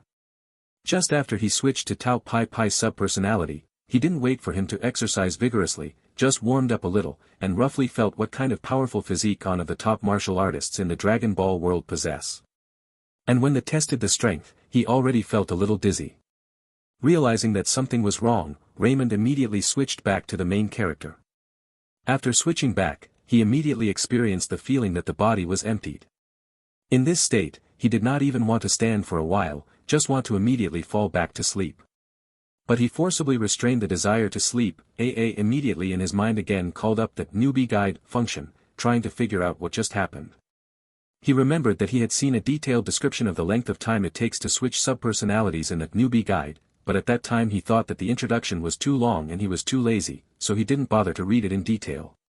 The first thing he need to do is to test his combat power after switching to Kuro subpersonality and found out how the length of the switch is proportional to the physical exertion of the subpersonality state. But now it seems that his own summary of the law does not seem to be very complete. Chapter 24, Comprehensive Value. WTF. There is such an operation. After finally finding the introduction about the duration of switching subpersonality states in the newbie guide, Raymond, who took some time to read it patiently, suddenly burst out. Because it's a bit of a pitfall. According to the introduction in the newbie guide, the rule he had guessed before could not be said to be wrong. The duration of the subpersonality state is indeed inversely proportional to the physical energy or energy consumption of the subpersonality state. The greater the consumption, the shorter the duration. But this is only one of the factors that affects the duration of the subpersonality state, not all. Compared with the influence of this factor on the duration of the subpersonality state, there is actually a more crucial factor, the comprehensive value of the host. What is the comprehensive value? To put it simply, it is the final value obtained after the weighted average of the four values of strength, agility, constitution, and spirit in Raymond's status panel, which is the comprehensive value. Although the introduction does not clearly explain what the weighting ratio is, one thing is certain, that is, the higher the overall value of the four states, the higher the comprehensive value obtained. According to Raymond's understanding, this comprehensive value is somehow similar to the nature of the overall battle power. The four values are clearly important factors that can affect one's overall combat power, and even if the comprehensive value is not equal to the overall combat power, it is at least a near synonym. In this way, then, the rules introduced in the newbie guide can be interpreted as the higher his overall combat power, the longer the duration of switching to a subpersonality state. At the same time, the higher the power level of the subpersonality switched, the shorter the duration will be. With his current comprehensive value, if he switched to Kuro subpersonality, he could at most maintain a high-intensity battle for more than 10 minutes, after which he could no longer last, and would automatically switch back. If you switch to the Death Shot subpersonality, it may last even longer than the Karo subpersonality, because the power level of the Death Shot subpersonality is strictly speaking inferior to the Karo subpersonality. The only thing that can be said about the Tao Pai Pai subpersonality is that it is far more powerful than the Deadshot and Kuro subpersonalities, and even if he does not engage in intense combat after the switch, it will only last a few minutes at most. After that, he will become his current state, as if his body was emptied. If he have to fight, this time will certainly continue to shorten, perhaps to a minute, or even a dozen seconds is not impossible.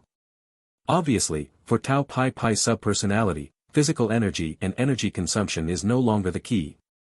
Even if he stood still and only gasped, he could only maintain this state for a few minutes with his current comprehensive value, not more than 10 minutes at most. Once he moves, this time will be insanely shortened.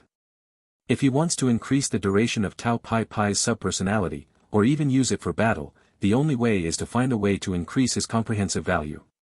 This is a problem he must solve now. Otherwise, it will not only be Tao Pai Pai's subpersonality who will encounter this problem in the future. If he activates another silver-level subpersonality, and even if he may activate a gold-level subpersonality in the future, he wouldn't even breathe for a few seconds, and he will be completely paralyzed into a salted fish. Then he accumulated more exploration value, exchange more character cards, and have a bird. Shit, this broken system also did not say anything, there is actually this kind of operation. Raymond cursed, raising a middle finger in his heart.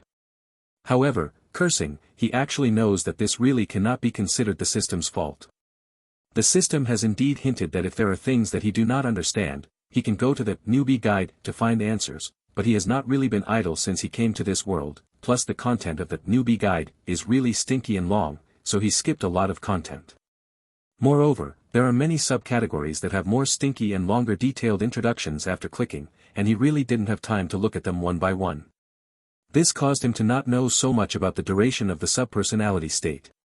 He believed that there must be a lot of important information in the newbie guide that he hasn't had time to read yet, such as what methods can be used to improve his comprehensive value, and so on and so forth. When he was browsing the duration of the subpersonality, he saw the introduction of the subcategory about the comprehensive value, but he had not had time to open it. No, I can't hold it anymore, I'll take a look at it when I get up tomorrow. Originally, he planned to continue browsing the detailed introduction of comprehensive value in the newbie guide, but Raymond soon found that his eyelids could no longer be opened. A strong sense of drowsiness has already struck his mind. A battle in the hospital, and the long journey with Hill and May to Washington, plus the huge consumption after switching to Tabeabai subpersonality, it made him completely tired. Not much later, when he decided to sleep, in just a few seconds, he had completely sunk into sleep. You can see how tired and sleepy he was. Asterisk. The next day, early in the morning. After having breakfast with Raymond and Hill, May went back to S.H.I.E.L.D. headquarters first. In fact, May has been out of the front line for a long time now. Although she, like Black Widow, is a legendary female agent of S.H.I.E.L.D., she has left a psychological shadow precisely because of the legendary battle that she became famous for, and she has not overcome it yet. Now she is just one of the many civilian staff of S.H.I.E.L.D. If Hill couldn't find the right person to help this time and ran to ask her, she would be sitting in an office at the S.H.I.E.L.D. headquarters typing on the keyboard right now. After May left, Hill personally brought Raymond to S.H.I.E.L.D. Academy. The two of them were received by N. Weaver, the Dean of the Branch of Science of S.H.I.E.L.D. Academy. At the same time, she was also one of the vice principals of S.H.I.E.L.D. Academy, in charge of the personnel arrangement of the Academy. Director Hill, Dr. Raymond, it's been a long time. As soon as he saw Raymond and the others from a distance, the Dean Weaver greeted them enthusiastically. It seemed that this was not the first time they had seen each other. Raymond also had memories of the female dean in front of him, part of which came from the original owner of the body, and the other part from his previous life. If he remembered correctly, the two talented scientists in the special team, that Coulson would set up shortly after, were the best students of Dean Weaver in front of him. As for how the original owner of the body will recognize her, it is because after being recruited by Fury before, he has indeed taught several times at S.H.I.E.L.D. as a visiting professor. At that time, it was also the same Dean Weaver who received the original owner of the body. It has indeed been a long time, Ms. Weaver. I did not expect that it was you who came to greet us personally again. Raymond said with a smile. I have to trouble you again, Dean Weaver. Hill also said politely. Chapter 25, Principal Dugan. The history of S.H.I.E.L.D. Academy, strictly speaking, is longer than the existence of S.H.I.E.L.D. During World War II, S.H.I.E.L.D. originally belonged to the Strategic Science Corps, SSR, one of the predecessors of S.H.I.E.L.D., but it was not called that name at the time. But one thing has never changed, that is, it has been continuously cultivating the best military talents and continuously supplying blood to its main organization. Today, most of the students who graduate from here automatically enter S.H.I.E.L.D. Only a small percentage will make other choices, such as remaining at the academy as teachers, and joining some organizations and departments with good relations with S.H.I.E.L.D. However, these are all required by the academy. These all require the approval of the academy. Because the S.H.I.E.L.D. Academy has never required tuition, as all the funds are sponsored by S.H.I.E.L.D. alone. If you want to study here, you have to sign a strict contract with the Academy, which explicitly stipulates that the Academy must approve your choice of work after graduation. If the contract is violated, S.H.I.E.L.D. Academy has the right to pursue accountability. Some people have also questioned whether this clause of S.H.I.E.L.D. Academy is too overbearing. But behind S.H.I.E.L.D. Academy is S.H.I.E.L.D., an international semi-official organization, with endorsements from all over the world, even if it is really the Overlord clause, who would dare to try it? For a semi-official organization like S.H.I.E.L.D., it's not bad that it doesn't actively bully people. Most people don't go straight to it because of this kind of thing unless they have a problem with their brains. A few minutes later. After a few minutes. Dean Weaver brought Hill and Raymond to her office. "Coffee or tea?" Dean Weaver asked the two of them as soon as they sat down. "Coffee," Raymond shrugged. In America, the so-called tea is generally English black tea, but he is more accustomed to coffee. "Just bring me a glass of warm water." Hill smiled. "Emily, please prepare 2 cups of coffee and a cup of warm water, thank you." Dean Weaver pressed the phone on the table and said to the assistant outside the office. "Okay." There was an immediate response from the assistant on the other end of the phone. Dean Weaver just got down to business and looked at the two of them. After Director Fury had contacted the college, Principal Dugan planned to meet the two in person. But he is now in Europe, and he just encountered a situation and couldn't walk away, so he asked me to apologize to both of them, and at the same time, let me express the warmest welcome to Dr. Raymond on his behalf. Senior Dugan is too polite. He is someone that all our agents need to learn from. If he came to greet us, we might even be uncomfortable." Hill laughed. Raymond, who was beside her, just smiled and nodded, and did not immediately join the conversation. Because he was digesting the memory of the original owner of the body about the Principal Dugan mentioned by Dean Weaver. In the memory of the original owner of the body, he had only met that Principal Dugan once, and that was the last time he was a visiting professor at S.H.I.E.L.D. The S.H.I.E.L.D. Academy has 3 branches, namely the Academy of Sciences and Technology, the Academy of Operations and the Academy of Communications. Weaver is the Dean of the Academy of Sciences, and is also the only Dean of the 4 major branches who is also the Vice Principal. Above her, of course, is the Principal Dugan that she just mentioned. The original owner of the body didn't know much about this Principal Dugan. He only knew that he was an old agent with deep experience, and he had only met once. However, Raymond got a very important piece of information from the memory of the original owner of the body, and that was the name of this Principal Dugan. Dum Dum Dugan. The original owner of the body does not know the origin of this person, but Raymond does. The founder of S.H.I.E.L.D., one of the oldest agents, can be traced back to the Strategic Science Corps, during World War II. He fought side by side with the American team and Agent Carter. If Black Widow and May and the others are only slightly legendary, then this Principal Dugan can be said to be a living legend. No wonder Hill said that Principal Dugan is the object that all the agents of S.H.I.E.L.D. need to learn from. This is not an exaggeration. After clarifying the identity of Principal Dugan, Raymond thought to himself. At this time, Dean Weaver also happened to look at him. From Director Fury's phone call, Dr. Raymond wants to be a teacher in S.H.I.E.L.D. Academy again. "Yes, please take care of me in the future, Ms. Weaver." Raymond nodded. Regarding the official entry, Fury spoke to him on the phone early this morning, and told him in advance what he said to S.H.I.E.L.D. Academy. In order to avoid discrepancies between the two sides of the rhetoric. Of course Fury didn't tell the truth to the Academy, because the Project Tahiti was a secret even within S.H.I.E.L.D., let alone the Academy. Maybe Fury will secretly communicate with that Principal Dugan, and read www.uukangshu.com to explain the real situation, but other than that, even Principal Weaver in front of him should not know the truth. Raymond naturally didn't care about it, so he just said whatever Fury said. He just nodded in agreement. Hearing that Raymond confirmed this situation, Dean Weaver said happily, "That's really great. In fact, I had the idea of letting Dr. Raymond join the Academy before, but I didn't expect it to come true. With Dr. Raymond, you, a big psychologist, join us, our S.H.I.E.L.D. will finally be able to straighten up in the field of psychology in the future. Ms. Weaver, if you compliment me like that again, I'll really be floating." Raymond joked. "I'm just telling the truth." Dean Weaver smiled, and then continued, "I can get them to help with the onboarding process in a while. You only need to sign Dr. Raymond. It's very simple, but..." Seeing that Dean Weaver hesitated to speak, Raymond said directly, "If there is any problem, Ms. Weaver can say it directly, it doesn't matter." Dean Weaver nodded after hearing the words, and continued, "That's it, because Dr. Raymond was a visiting professor of the college before, so it doesn't matter which branch you are in if you start your class.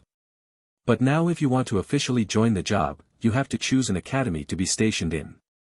I wonder if Dr. Raymond wants to come to our academy, or to the Communication Institute next door. Of course, as the Dean of the Academy of Sciences and Technology, I strongly welcome Dr. Raymond to our academy, but I can't say too much here, lest the guys back there will say I'm using my authority to poach people secretly." Chapter 26, The Stunned Dean Weaver. Go to the Academy of Sciences or the Academy of Communications? Hearing Dean Weaver's question, Raymond narrowed his eyes slightly and did not answer immediately. Because no one had told him that he had to choose before, whether it was Director Fury or Hill, it was obvious that they were not quite sure that there was such a multiple-choice question for the entry of S.H.I.E.L.D. There is no information about it in the memory of the original owner of the body. It can be said that Dean Weaver's question really caught him off guard. But he didn't think about it too long. After a moment, a decision has been made. Sorry, Ms. Weaver, I don't want to go to these two branches, Raymond gave the answer. Dean Weaver probably didn't expect to get this answer, and then frowned slightly. What do you mean, you want to go to the Operation Academy? Dean Weaver was stunned. It wasn't just her who was astonished, even Hill, who was temporarily standing on the sidelines, was startled by Raymond's sudden decision, and there was a hint of suspicion in her eyes. Dean Weaver didn't know about Raymond's previous situation. He only thought that Raymond had been out of the country before and only came back recently. This is also the reason why the Director Fury arranged for Raymond to suddenly disappear for a while. Others won't look into it. But Hill knew that Raymond's disappearance had nothing to do with going abroad, but suffered from schizophrenia and was secretly sent to Clockwork Psychiatric Hospital for treatment. Originally, Raymond had been acting very normal from the time he met her in the hospital until now. In addition, Raymond himself was a psychologist. He said that he had basically recovered, and Hill had no doubts. Besides, it wasn't just her who thought that Raymond was all right, but the Director Fury and May apparently felt the same way. In this case, she also acquiesced that Raymond had recovered. But now that Raymond suddenly came out like this, she couldn't help but wonder if Raymond was sick again. Otherwise, why would he ask to go to the Operations Academy? Hill herself did not graduate from S.H.I.E.L.D., but was inserted into S.H.I.E.L.D. by the World Security Council halfway through, and belonged to the airborne troops. But as the Deputy Director of S.H.I.E.L.D., she still has a basic understanding of S.H.I.E.L.D. Among the three branches of S.H.I.E.L.D., the Academy of Sciences is used to cultivate scientific and technological talents. Usually, the scientists in S.H.I.E.L.D. graduated from the Academy of Sciences. The Communication Academy is used to train intelligence talents. For example, most of the workers in the intelligence system of S.H.I.E.L.D. graduated from the Communication Academy. These two branches can basically be understood as the civilian branches of S.H.I.E.L.D. Academy. The Operations Academy, as you can tell from the name, is a branch that is biased towards the combat side. As for the attributes of the Operations Academy, it is even simpler. To put it bluntly, it is to train thugs. In S.H.I.E.L.D., more than half of the field agents with relatively strong comprehensive combat capabilities graduated from the Operations Academy, and even May was no exception. According to Dean Weaver's ideas, Raymond, a psychology expert, is also well known in the academic circle, and is a typical scholar-type person. It stands to reason that even if he officially joins the S.H.I.E.L.D. Academy, he should definitely choose the Academy of Sciences or Communication, the two civilian branches of the hospital with a strong academic atmosphere. However, the War Academy alone has nothing to do with psychology. Think about it and know that a branch that exists for the purpose of cultivating thugs, what kind of psychology should you study? They need to learn a lot of things, including but not limited to close combat, firearm operation, physical training, field survival, and the driving of various vehicles, and so on. But among these mandatory options, there's no psychology. Maybe some students in the War Academy also take psychology as an elective course because of their personal interests, but the number of such people is definitely extremely rare. The so-called art has specialization, unless it is a real genius, it is impossible to learn everything. Because of this, Dean Weaver never thought that Raymond would choose to go to the Operations Academy. Even Hill, an outsider who didn't know much about S.H.I.E.L.D., felt very inconceivable after hearing about Raymond's decision. She even wondered if Raymond had fallen ill again. One can imagine how surprised Dean Weaver was. However, Dean Weaver's reaction after hearing the decision, as well as Hill's reaction, were actually what Raymond expected. He smiled calmly and said, "Ms. Weaver, you don't have to be too surprised. If I make this decision, of course I have my reasons. Explain further details." Dean Weaver made a gesture of please, motioning for Raymond to continue. "If I remember correctly, the three branches of S.H.I.E.L.D. Academy can also take courses from other branches, right?" Raymond raised his head slightly and asked Dean Weaver. "Yes." Dean Weaver nodded. "So, I chose to be stationed in the Operations Academy, and it doesn't seem to affect that the students from other branches to take my courses, right? Raymond continued to ask rhetorically. That's right, but Dr. Raymond, you should also know that the vast majority of students in the Operations Academy are not interested in your class. Dean Weaver said in a sincere tone, although there is an intersection between the three major branches, elective courses across academies themselves are a more troublesome thing, and the time cost is much higher. Of course, I believe that if you, Dr. Raymond, if actually stationed in the Operations Academy, many students from other branches will go to that academy to take your courses, but I really don't understand the significance of this choice, sorry. I'll be blunt, I don't think it's an unreasonable choice. I mean no offense, but I hope you, Dr. Raymond, will think about it. When Dean Weaver said this, SHR also cast a help-seeking look at Hill on the side, hoping that Hill could help her persuade Raymond. Chapter 27, Mutant. Doctor, is it convenient for us to go out and chat alone? I have something I want to ask you. Hill really lived up to Dean Weaver's expectations and asked in a low voice beside Raymond's ear. No problem. Raymond spread his hands and said it didn't matter. At this time, Hill casted a questioning look at Dean Weaver again. Dean Weaver naturally understood what Hill was going to do, and had absolutely no problem with it. After a while, the two came to the corridor outside the office. Before Hill could speak, Raymond asked with a smile, "Do you think I'm still sick?" Raymond's straightforward opening remarks made Hill a little uncomfortable. She originally planned to use a more euphemistic way to inquire about Raymond's condition, but since Raymond made it clear, she would not be around the corner. I didn't mean that. I just think that what Agent Weaver said just now has some truth to it. Your choice, Doctor, is indeed a little difficult to understand. So, do you really think my illness is okay? Raymond didn't explain, but chose a straight ball matchup again. This. Hill was a little embarrassed by Raymond's question. How could she answer this? Of course she thought so in the bottom of her heart, but some words were a little too hurtful to say face to face. Raymond's question with no room for maneuver really made her feel a little bit overwhelmed for a while. Just as Hill was organizing her words, Raymond continued, "Well, how do you say it? In fact, you didn't guess wrong, my illness can't be regarded as completely cured." What? Hill had to think that he had heard it wrong, but you clearly said before. Raymond shook his head and smiled. If I remember correctly, my original words were, "I'm almost fine." It seems that I didn't say that I was completely recovered, did it? Hill recalled for a moment, and it seemed that this was the case. When he was on the jet before, what Raymond said was the truth. It's just that after communicating all the way, she and May felt that Raymond was normal, and Raymond's sentences were natural, so they acquiesced to the setting that Raymond had basically recovered. That's why Hill told Director Fury that Raymond was all right, and Director Fury had no doubts about it, because he also felt that Raymond was very normal during the communication with him. You must know that when the original, Dr. Raymond just went crazy, even his main character was often incoherent and in a trance, and it was difficult to see his normal appearance. Maybe later in the Clockwork Psychiatric Hospital, the main character was a little more normal, but there will definitely be some abnormal performance from time to time. The current Raymond naturally does not have those problems, and it is only natural that. Director Fury and Hill couldn't see the problem. However, Raymond's remarks obviously meant some sophistry. Normal people will interpret, "it's almost okay," as basically no problem, but who would understand this sentence as, "it's not really good"? It's not impossible to say that, but it's a game of words. In fact, Raymond was indeed playing with words. When he said, "I am almost fine," what he meant was that he had basically recovered.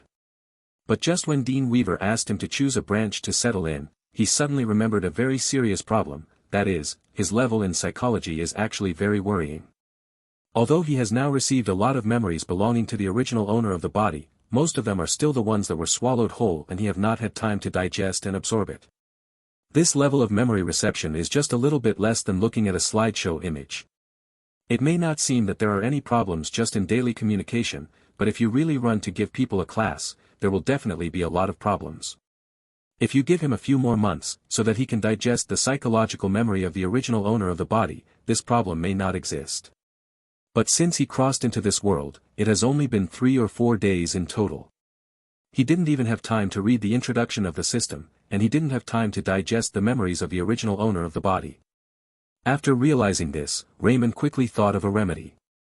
Since psychology can't be taught for the time being, why not teach another subject? Don't forget, his subpersonality of Deadshot is the top killer, mercenary, and firearms master. No matter what weapon, he can play at any time, and he is proficient in all kinds of modern warfare. Even legendary female agents like Black Widow and May are definitely a few blocks away from that subpersonality. If he switched to the subpersonality of Deadshot, it would be a piece of cake to teach in the Operations Academy, and even a bit overkill. The only question is how he can explain his sudden ability in this area. So, he thought of a not-so-perfect solution, disguising as a mutant. Thinking about it carefully, the feasibility of this approach is still very high. Even in the previous life, there were many things on the Earth that could not be explained by science, let alone in this world where a large number of extraordinary people existed. If he can convince people that the subpersonalities that suddenly appeared are actually a kind of supernatural phenomenon, like a large group, it will undoubtedly save a lot of trouble in the future. People often try to analyze things they don't understand, but once they have an acceptable statement, they won't continue to investigate. Even if there is a phenomenon that is not understandable, it will be explained by the same term. If only he could disguise himself as a mutant and convince everyone that his ability is to imagine many different virtual personalities out of thin air, and most of these virtual personalities are lifelike. All that is no longer a problem. Right now, it is a great opportunity to throw this character out to test the waters. Looking at Hill, who was left speechless by his own statement, Raymond continued, I know Agent Hill, you think my explanation is a bit far-fetched, but I actually hesitated for a long time about this matter, and I haven't decided whether to tell you or not. Because once I say it, it means that my future life may not be able to continue to be calm. Hill heard something unusual. If I told you.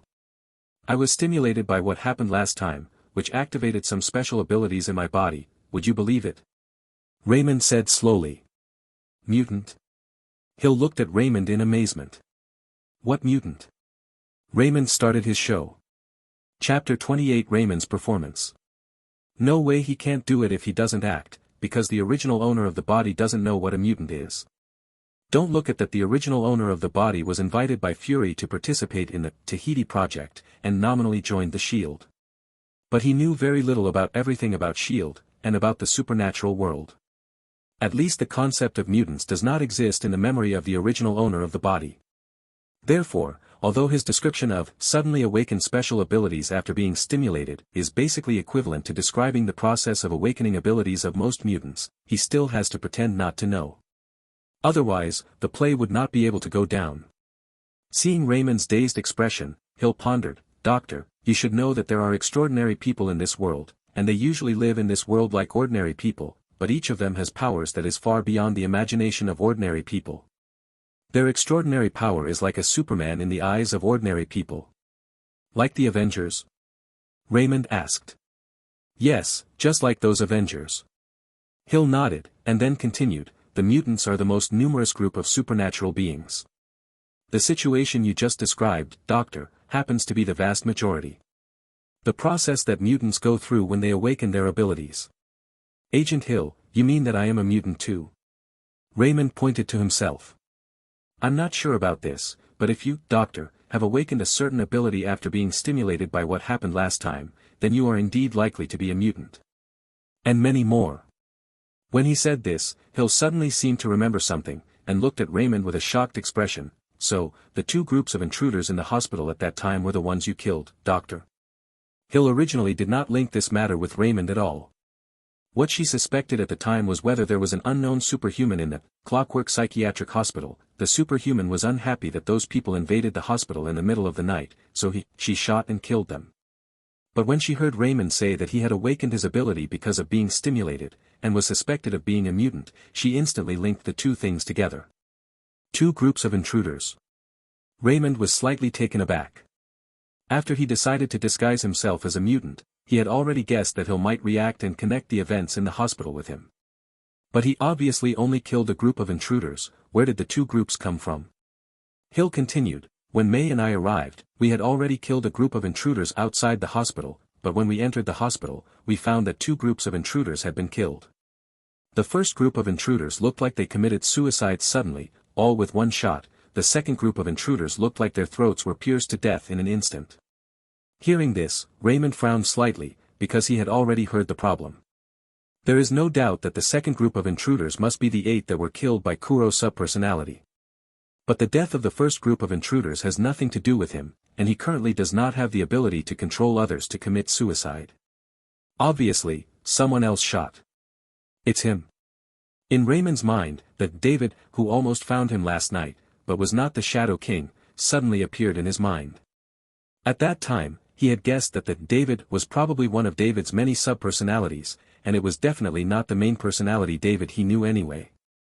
At that time, listening to the murmurs of David, he did encounter another group of intruders in other places, but Raymond didn't know what that David did to those people.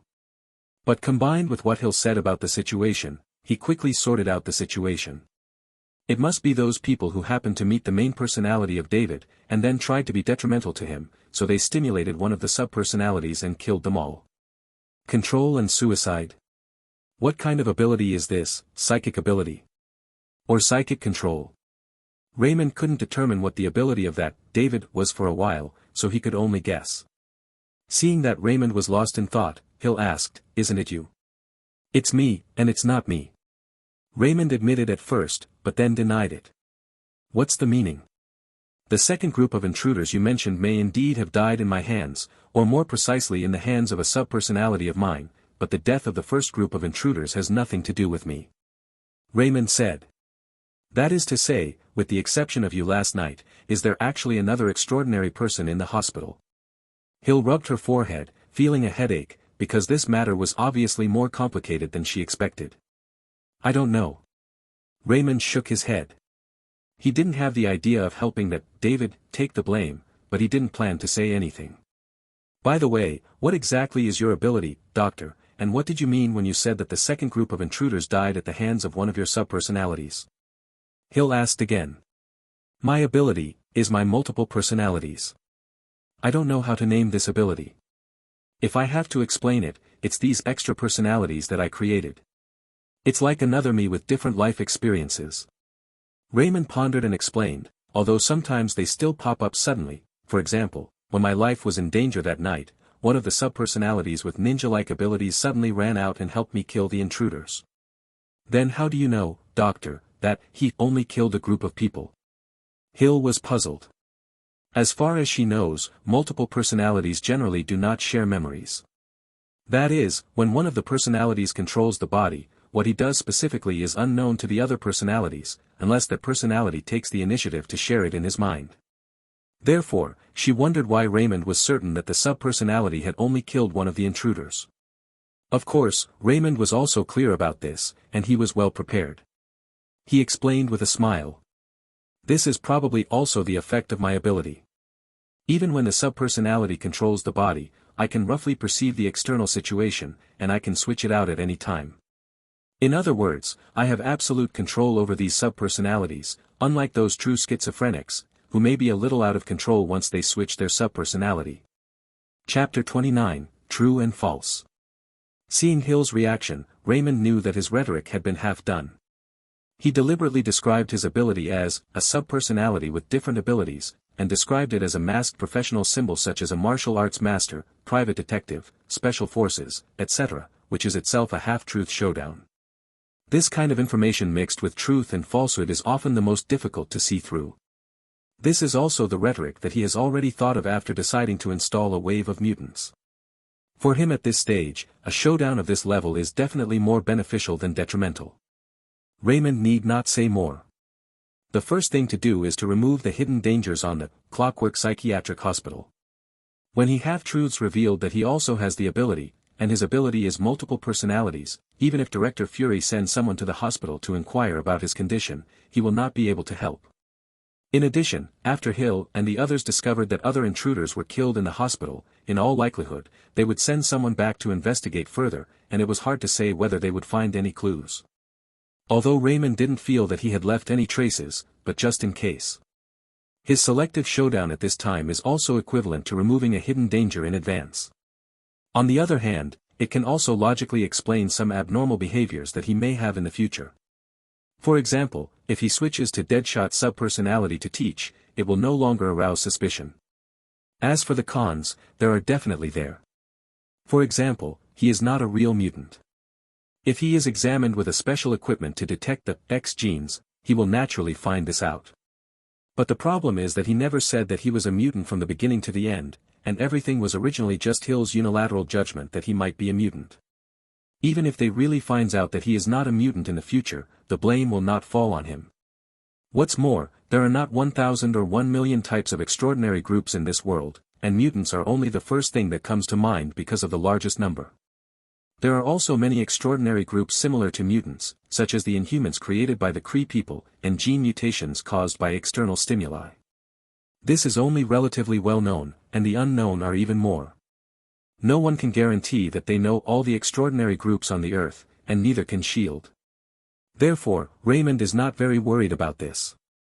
Even if there is a day when it is exposed, it is impossible for the director Fury to have any doubts about him, a victim who went mad because of the Tahiti project, because of such a trivial misunderstanding. There's one more thing I don't quite understand. After digesting this sudden and explosive news, Hill said hesitantly. Please. Raymond motioned her to continue. Even if you can let your Special Forces subpersonality teach in the Operations Academy, it's still a lot more troublesome than teaching psychology yourself, right? Hill asked thoughtfully.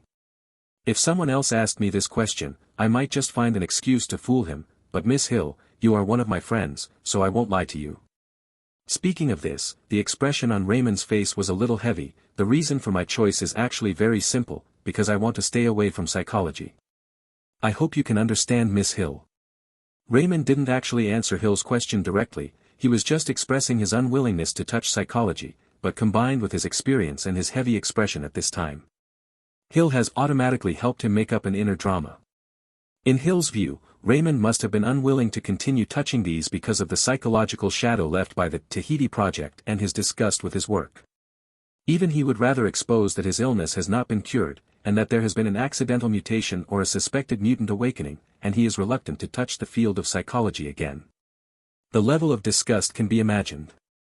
Thinking of this, Hill said solemnly, "Thank you for your trust, Doctor. I fully understand your feelings, Doctor. Please rest assured, I guarantee that I will report this matter to Director Fury. Besides, I won't tell anyone again until you agree, Doctor." "Thank you so much, Miss Hill." Raymond looked relieved. "It should be us thanking you, Doctor. This is what we owe you." Hill shook his head and said, "I will find a way to explain it to Dean Weaver later, please rest assured." Seeing that Hill was so reasonable, Raymond accepted it as well. At this point, the problems he was facing were clearly resolved. There's no need to overdo it, it's too much. Asterisk. In the evening, Hill returned to the triple wing building, alone, and went straight to the director's office on the top floor. Fury was originally dealing with official business. When he saw Hill coming back, he laughed and stood up to greet her. "It's really hard for you this time, Hill. I owe you a favor. You'd better pay back what you owe Dr. Raymond." Hill was not in the mood to joke. Of course, Fury also saw that her expression was wrong, and immediately asked, "What happened? Is there something wrong with the arrangement at the academy?" "That's not." Hill shook her head, and then roughly recounted her communication with Raymond. "Mutant?" After listening to Hill's retelling, Fury's expression became a little more solemn. It can be seen that this answer is not within the scope of his expectations. He thought that Hill would look solemn. At most, the Academy's arrangement with Raymond was inappropriate, which caused Hill's dissatisfaction. He didn't expect it to be like this. "I'm not sure if he's a mutant, but the doctor's experience is obviously similar to the process of awakening abilities of most mutants, and they are all abilities that they possess after being stimulated. It's very similar indeed." Fury pondered. "What are you going to do with this?" Hill asked. "I hope this will end here. You should be aware of the attitudes of various governments towards mutants. Their situation is not easy, and some radicals are even secretly hunting them down." Fury said solemnly, "Our role in S.H.I.E.L.D. has always been the balance between the supernatural world and the world of ordinary people. We can choose not to fall to either side, but we cannot control the attitude of those radicals towards them, and it is not suitable to intervene in these disputes." Chapter 30, Immersive.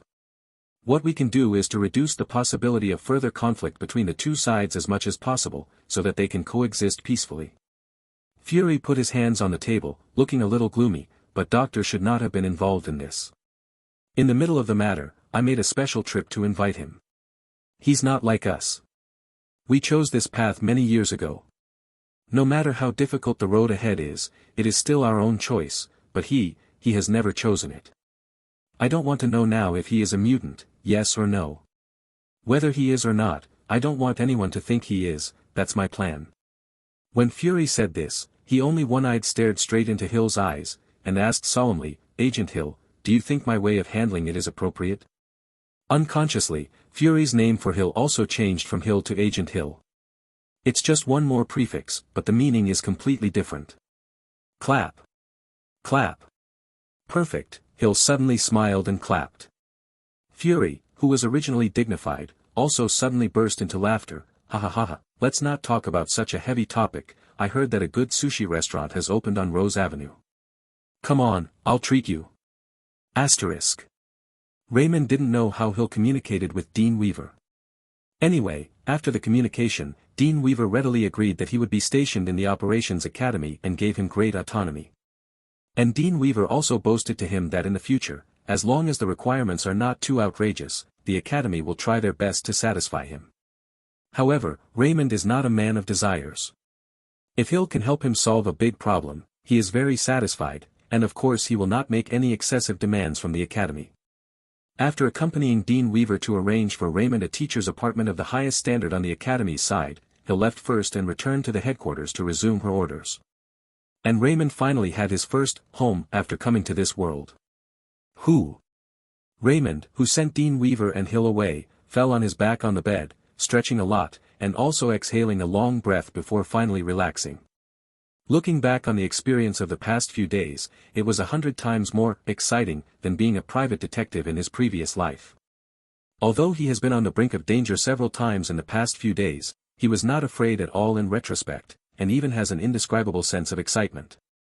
He was not a man of his own accord at heart. Otherwise, after he finished his service in the previous life, he would not have given up the stable job that the old officer had arranged for him, but chose to open a private detective agency by himself. Of course, private detectives belonged to a profession that wandered in a gray area in China in the previous life, so on the surface he actually opened a small information consulting company. But to be honest, after entering this industry, he realized that this industry is not quite what he imagined. Most of the jobs he received were of the emotional nature.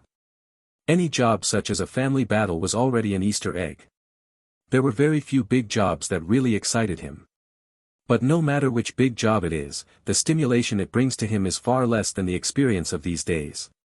David, the time bomb that doesn't know when it will explode, the fight between Hydra and S.H.I.E.L.D., and the perverted old dog Shadow King who was keen to manipulate people's hearts and almost made him stoned. One thing after another, it made him feel like he was on a roller coaster. However, after several days of tense nerves, he was more or less tired. It was not until now that he was truly free, not just physically, but from the inside out. He can finally let go of his brain like a salted fish, close his eyes and lie down for a while. After half an hour, Raymond, who was taking a nap with his eyes closed, suddenly opened his eyes with a look of helplessness. It seems that I'm still not suitable to be a salted fish. He lay flat there and tried to empty his mind and take a good rest, but his mind was more active than before, all kinds of thoughts were surging, and he couldn't stop at all. Among them, another word has the highest active frequency, comprehensive value. Yes, it is the comprehensive value that determines the upper limit of the duration of the subpersonality state. Last night, he didn't have time to read the detailed introduction on the comprehensive value in the newbie guide, and he was so sleepy that he couldn't even hold his eyelids open. In desperation, he had to go to bed first. After he woke up this morning, he read the detailed introduction of the comprehensive value as soon as possible. After reading it, he discovered that among the many inconspicuous little functions of the system that he had neglected before, there is actually a way to increase the comprehensive value. In addition to discovering the system's function of exchanging character cards with general points, he only noticed the function of equipment materialization, because from this, he knew that it was a function closely related to the combat power that the subpersonality could exert. However, in addition to this function, the system also has a small function called immersive, which he didn't have time to explore. Because the name of this function sounds a bit inexplicable, if Raymond hadn't read the introduction in the newbie guide, if he just guessed by himself, he would definitely not be able to guess what this function does. However, now he knows, but he only knows a general meaning. In the end, what kind of experience this function brings, he has to try it himself to be sure. Then, let me try to see what's going on. System, activate the immersive function. Raymond thought to himself in his mind. The next moment, a text prompt from the system appeared in his mind. Immersive function has been activated, please select a scene. Choose the scene when Kuro first learned basic fighting. Kuro is a bronze-level subpersonality. Activating, immersive, once will consume 10 system points. Do you want to activate it immediately? Activate immediately. Raymond decisively chose yes. Swah. As he made this decision, his eyes were shrouded in endless darkness in an instant, and soon he could no longer see anything. After a long while, with a sudden feeling of falling, the light in front of his eyes returned again. Here is. When he saw the surrounding scene clearly, he was also shocked by everything in front of him. Because he found that he was no longer in the teacher's apartment arranged for him by Dean Weaver, but appeared on a swaying, slightly dilapidated ship. The salty smell in the air made him understand that this ship should be sailing on the sea. Chapter 31, 2 times entry. Kuro, what are you doing there? Get out of here. A sudden roar interrupted Raymond's thoughts and drew his attention. When he looked at the owner of the voice, he realized that the one who suddenly shouted was a one-eyed man wearing an eye patch like Director Fury, and he has also a big bald head. The only difference is probably that this person looked Asian and spoke Japanese. Raymond didn't speak Japanese, and neither did the original owner of the body he replaced, but somehow, when the one-eyed man spoke, he could understand everything. Moreover, the big bald man was clearly calling Kuro, but Raymond knew that he was calling him. I'm Kuro now. Having had the experience of changing his body once, and he had been tricked once because of it, he immediately thought of a possibility, and hurriedly ran to a bucket not far away, lifted the bucket lid directly, and looked inside. Really? What appeared in front of him was a 15 or 16-year-old boy. If you distinguish carefully, you can see that this is clearly the boy version of Kuro. His face was childish, and his signature round glasses were not worn on the bridge of his nose, and even the spot where the scar should have been on his face was intact. Is this what immersive means? Raymond was shocked by this real scene. If he hadn't clearly remembered in his mind that he had just spent 10 system points to activate this scene, he would have thought that he had crossed over again. Needless to say, what he saw and felt now must be a scene simulated by the system that Kuro experienced when he was a teenager. What are you doing there? Are you itchy? When the big bald man saw Kuro, as if he didn't hear his own words, he ran to the bucket and didn't know what he wanted to do, so he roared immediately. Why are you howling? I'm not deaf. Raymond was also a little impatient. You are a sparring NPC simulated by the system, what kind of big-tailed wolf are you pretending to be? You punk. When the big bald man heard Kuro, this kid actually dared to talk back to him, he suddenly became furious, he took out the leather whip from his waist, and slammed the whip towards Raymond in the air. Snap! With a crisp whipping sound, Raymond let out a miserable howl. System! Please end this. At this moment, Raymond felt that his tears were about to come out. Pain. That is so painful. He imagined that it was only a virtual scene restoration like the virtual online game he had seen in the novels of his previous life, but it still had real pain. In the virtual online game, he was given a choice of percentage of pain. The scene in front of him didn't give him any choice, and it was 100% real pain. Do this system wants to fuck me up? When Raymond frantically greeted the 18th generation of the ancestors of the system, the prompt of the system also appeared in his mind at the right time. You can choose to exit the scene early, do you want to exit? Yes/no. Seeing the bald-headed man who was grinning, and was readying for the second whip, Raymond he chose yes without hesitation. He was not a masochist, and he was not interested in being ravaged by people with whips either. Why would he not leave now? Swah. At the same time when Raymond decided to quit the scene, everything in front of him stopped as if someone had suddenly pressed the pause button. Even the second whip drawn by the big bald head was hanging in the air, less than 5 centimeters away from Raymond, and it was about to hit him. Suddenly. All the things in his sight were like cracked glass that has been smashed, and gradually dissipated, making Raymond's eyes shrouded in endless darkness again. Followed by the familiar feeling of falling. After a long while, Raymond suddenly opened his eyes, only to realize that he hadn't moved from beginning to end, still lying on the big soft bed in the teacher's apartment, looking up at the ceiling. He sat up abruptly, subconsciously glancing at the place where the whip had just hit, and then realized that the previous and the present were not the same body at all, and naturally it could not have any impact. It was just the real pain from before that still kept the hit fresh in his memory. The virtual scene is restored, 100% of the real pain, and the big bald man inside looks normal. It shouldn't be like the mentally retarded NPCs in those games. Recalling the scene just now, Raymond began to sum up his experience. In this way, immersive means to virtualize a scene that one of my subpersonalities once experienced. Then I can directly become his character and interact normally with the character that existed in that scene, or be taught by him.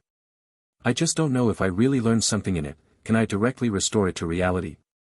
Raymond touched his chin, thinking about the function of immersive, specific details. In addition, he found that he seemed to have forgotten to time the clock just now, so he couldn't figure out whether the time spent in the virtual scene and the real time were the same. Then let's do it again, this time I can't be careless. Raymond took out his mobile phone and put it beside him, ready to press the timer button before the start to judge the time difference between inside and outside. He originally had 220 exploration points left after exchanging 2 bronze character cards at one time. After using 10 points just now, he still had 210 points left. Fortunately, it only takes 10 general points to activate a virtual scene of a bronze-level subpersonality. Even if he fails a few times, he can still afford this loss. If it is replaced with a virtual scene of a silver-level subpersonality, it will cost 100 points once, which is really a robbery. After lying down again and putting the phone beside him, Raymond pressed the timer button and activated the previous scene again. Swah! A familiar scene reappeared. Boundless darkness, a sudden sense of falling. What followed was the swaying broken ship, the salty air, and the familiar one-eyed man with a big bald head. Kuro, what are you doing there? Get out of here. Sure enough, the familiar roar sounded again. As I thought, each activation is like entering a copy of the game. Even if the 2 activations are the same scene, when you enter again, everything will return to 0 and start again. Looking at the familiar scene in front of him, this time Raymond was no longer shocked, but rather amused. Next, just follow the plot. He made up his mind. Chapter 32, Obvious Changes. Stand still, don't shake. The big bald man's voice was still loud, making Raymond's head hurt. But this time, he didn't confront the big bald man directly. He just followed the big bald man's instructions and stood on the 2 wooden barrels in a squatting posture, holding on motionless. After all, he spent system points to learn the fighting skills mastered by Kuro from the big bald man, not to fight with a virtual guy. Once you figure this out, it's nothing to worry about. He wasn't interested in getting hit by another whip, or wasting another 10 system points. Little devil, you remind me that in the sea, the most important thing is always your next order. The big bald man put his hands behind his back and taught Raymond with a roar. The ship will keep swaying because of the tossing and turning of the waves. When you are fighting with someone, once you fall down without standing firmly on your feet, it means you have lost a big part of your life, and your enemy will not let go of this opportunity. The first thing I want to teach you is to learn to stand firm. Later I will kick the barrel under your feet without your preparation. The big bald man smiled fiercely. When Raymond heard this, he couldn't help but feel a little scared. The last time he came in, he was beaten by the big bald man. He knew how painful it was, so when he heard this, his first reaction was to withdraw. However, if withdrew, the 20 system points he spent up twice will be in vain. More importantly, his plan to improve his comprehensive value will also be interrupted. Him with a look of disgust, he was also a little puzzled. But he still stepped forward and asked, "Can we begin, Doctor?" However, Raymond ignored him and just made a gesture of slashing his neck with a knife in his direction, which meant it was self-evident. This move of Raymond also angered Leonid. He was not a good-natured person. How could he endure such humiliation? After snorting coldly, he also returned the gesture of Raymond to cut his throat. Chapter 37, Author's Note. Chapter 37, Contrast. After sending Raymond to the open-air base, Weaver was led by the staff of the Operations Academy to the central control tower of the base. Here, you can watch the whole process of the competition through the monitoring equipment. But when Weaver arrived, her old friend was already there. He was an Asian man who looked slightly weak and wore a pair of boxy black-rimmed glasses. Perhaps because of good maintenance, he could not tell his specific age. His name is Vincent, and he was the dean of the Communication Academy. So far, among the deans of the 4 major branches, except for Leonid, the dean of the Operations Academy, who went to the competition in person, all the other 2 were present. "Good afternoon, Agent Weaver." Vincent greeted very gentlemanly. "I didn't expect that Agent Vincent would come." Weaver's attitude towards Vincent was polite. Vincent smiled slightly. "If it's just about Agent Leon, I shouldn't be very interested, but I can't help but pay attention to the matter of Dr. Raymond." "You should also know about it, Agent Weaver." "I actually thought about it a long time ago. I wanted to recruit Dr. Raymond to our Communication Academy, but I didn't expect." Weaver nodded in understanding.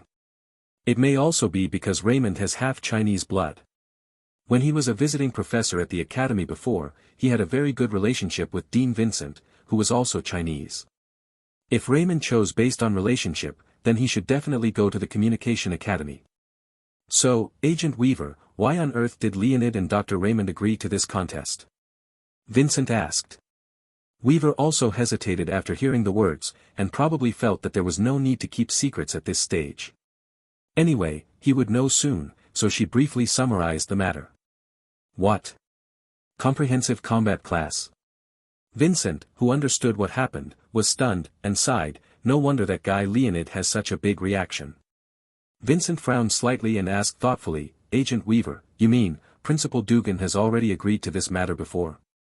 "Yet." Weaver nodded. "Is that so?"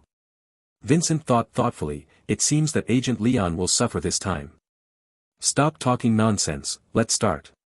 Weaver suddenly noticed that 2 competitors had appeared on the central screen of the central control tower, namely, Raymond and Leonid, who had changed into training uniforms. The bell of the open-air base also rang at this time, and the countdown began. 10, 9, 8, 2, 1, start. When the "start" word came out of the loudspeaker, Leonid suddenly moved. He started to act like a cheetah, and rushed straight to the weapon room. At a distance of about 50 meters, it only took him 6 or 7 seconds to rush in. At the same time, the screen that belonged to him has also been switched to a scene and turned into an indoor shot in his weapon room. There is a countdown on the screen, and the 2 of them must enter the weapons room from the starting point within 2 minutes, and leave the weapons room after completing the identification and assembly of firearms within this time limit. If you don't leave for more than 2 minutes, the door of the weapon room will be locked, and the game will be directly judged to be a failure. That's why Leonid ran so fast. However, in stark contrast, in another screen on the screen, Raymond, who was walking towards his weapon room, was unhurried, without the slightest sense of being in a hurry. Just 50 meters away, he walked for about half a minute at least. Seeing Leonid on the screen quickly flipping through a bunch of parts in the weapon room, and had picked out a few, obviously he had found a clue, while Raymond, on the right, was just walking into the weapons room, Vincent couldn't help but be a little surprised. Dr. Raymond is giving up on himself? He couldn't help but wonder if there was something wrong with his previous judgment. Weaver was similar, with a slightly puzzled expression, not knowing what he was thinking. When the countdown time has elapsed for 1 minute, Leonid in the left screen seemed to have finished picking, and started to quickly assemble the parts he has selected. On the other hand, Raymond, on the right screen, still maintained his rhythm, unhurriedly picking up a pile of parts. He was looking like he was shopping in a supermarket, not in a hurry at all. When the time reached 1 minute and 20 seconds, Leonid has finished assembling. What he assembled was a reconnaissance rifle, and many people who watched the test process through the screen recognized the gun. Its name was the Bird Sniper, a portable version of sniper rifle. Although the power and range are far inferior to the sniper rifle, it is much lighter than the sniper rifle. It is a perfect choice for fixed-point defense scenarios where there are not many enemies. Vincent was a high-ranking agent of S.H.I.E.L.D., and naturally he recognized it at first sight. Even Weaver, a non-field agent, recognized the gun. To be able to find the most suitable gun in such a short period of time, that guy Leonid. Weaver, who recognized the gun, couldn't help but feel a little worried for Raymond. Dr. Raymond seems to have picked the parts and started assembling them, Vincent reminded. With his reminder, Weaver turned her eyes to the right screen. Desert Eagle. Chapter 38, Impossible Kill. Desert Eagle, also known as the Deagle, was basically known to everyone in America, a country where guns are legally allowed. Because of its extremely high appearance rate in various Hollywood film and television blockbusters, its popularity was also amazing. Many firearms enthusiasts have collected this most famous pistol. It is undeniable that the power of the Desert Eagle is basically the top in the various types of pistols. When it comes to powerful pistols, the first word that comes to many people's minds is Desert Eagle. However, its practical value is far less than its fame. The reason is simple. Although its power is great, its recoil is equally astonishing, and the weight of the gun body is much heavier than that of ordinary pistols. It is difficult for ordinary people to even use it. Probably only some specific groups of people can use it. That's not why Vincent's tone was so strange, though. The Desert Eagle may indeed be difficult for ordinary people to hold, but for the vast majority of SHIELD agents, it is nothing. Even if Raymond could use the Desert Eagle, he wouldn't be surprised. The problem is that the current test scene is a fixed-point attack and defense scene, and pistols are generally only suitable for street fights or hand-to-hand combat, and are not suitable for the current situation at all. At this time, Raymond assembled a Desert Eagle, which seemed to be completely nonsense. Am I really thinking too much? Vincent couldn't help muttering to himself. In the weapon room, Raymond, who just finished assembling the Desert Eagle, had his lips moving slightly. He barely made a sound, but he did seem to be talking to himself. Don't worry, how could I be defeated by that kind of stereotyped player? Accident? No, no, no, in front of the absolute gap, there has never been any accident. Raymond had a confident smile on his face as he retrieved bullets from a shelf beside him. When he left the weapon room, the left time was not too much, it was already 1 minute and 57 seconds, and the door was about to be locked automatically in just 3 seconds.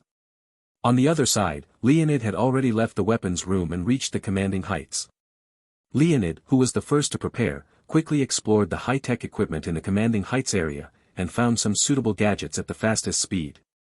When Raymond entered the arena, Leonid's side was already fully prepared, just waiting for Raymond to appear.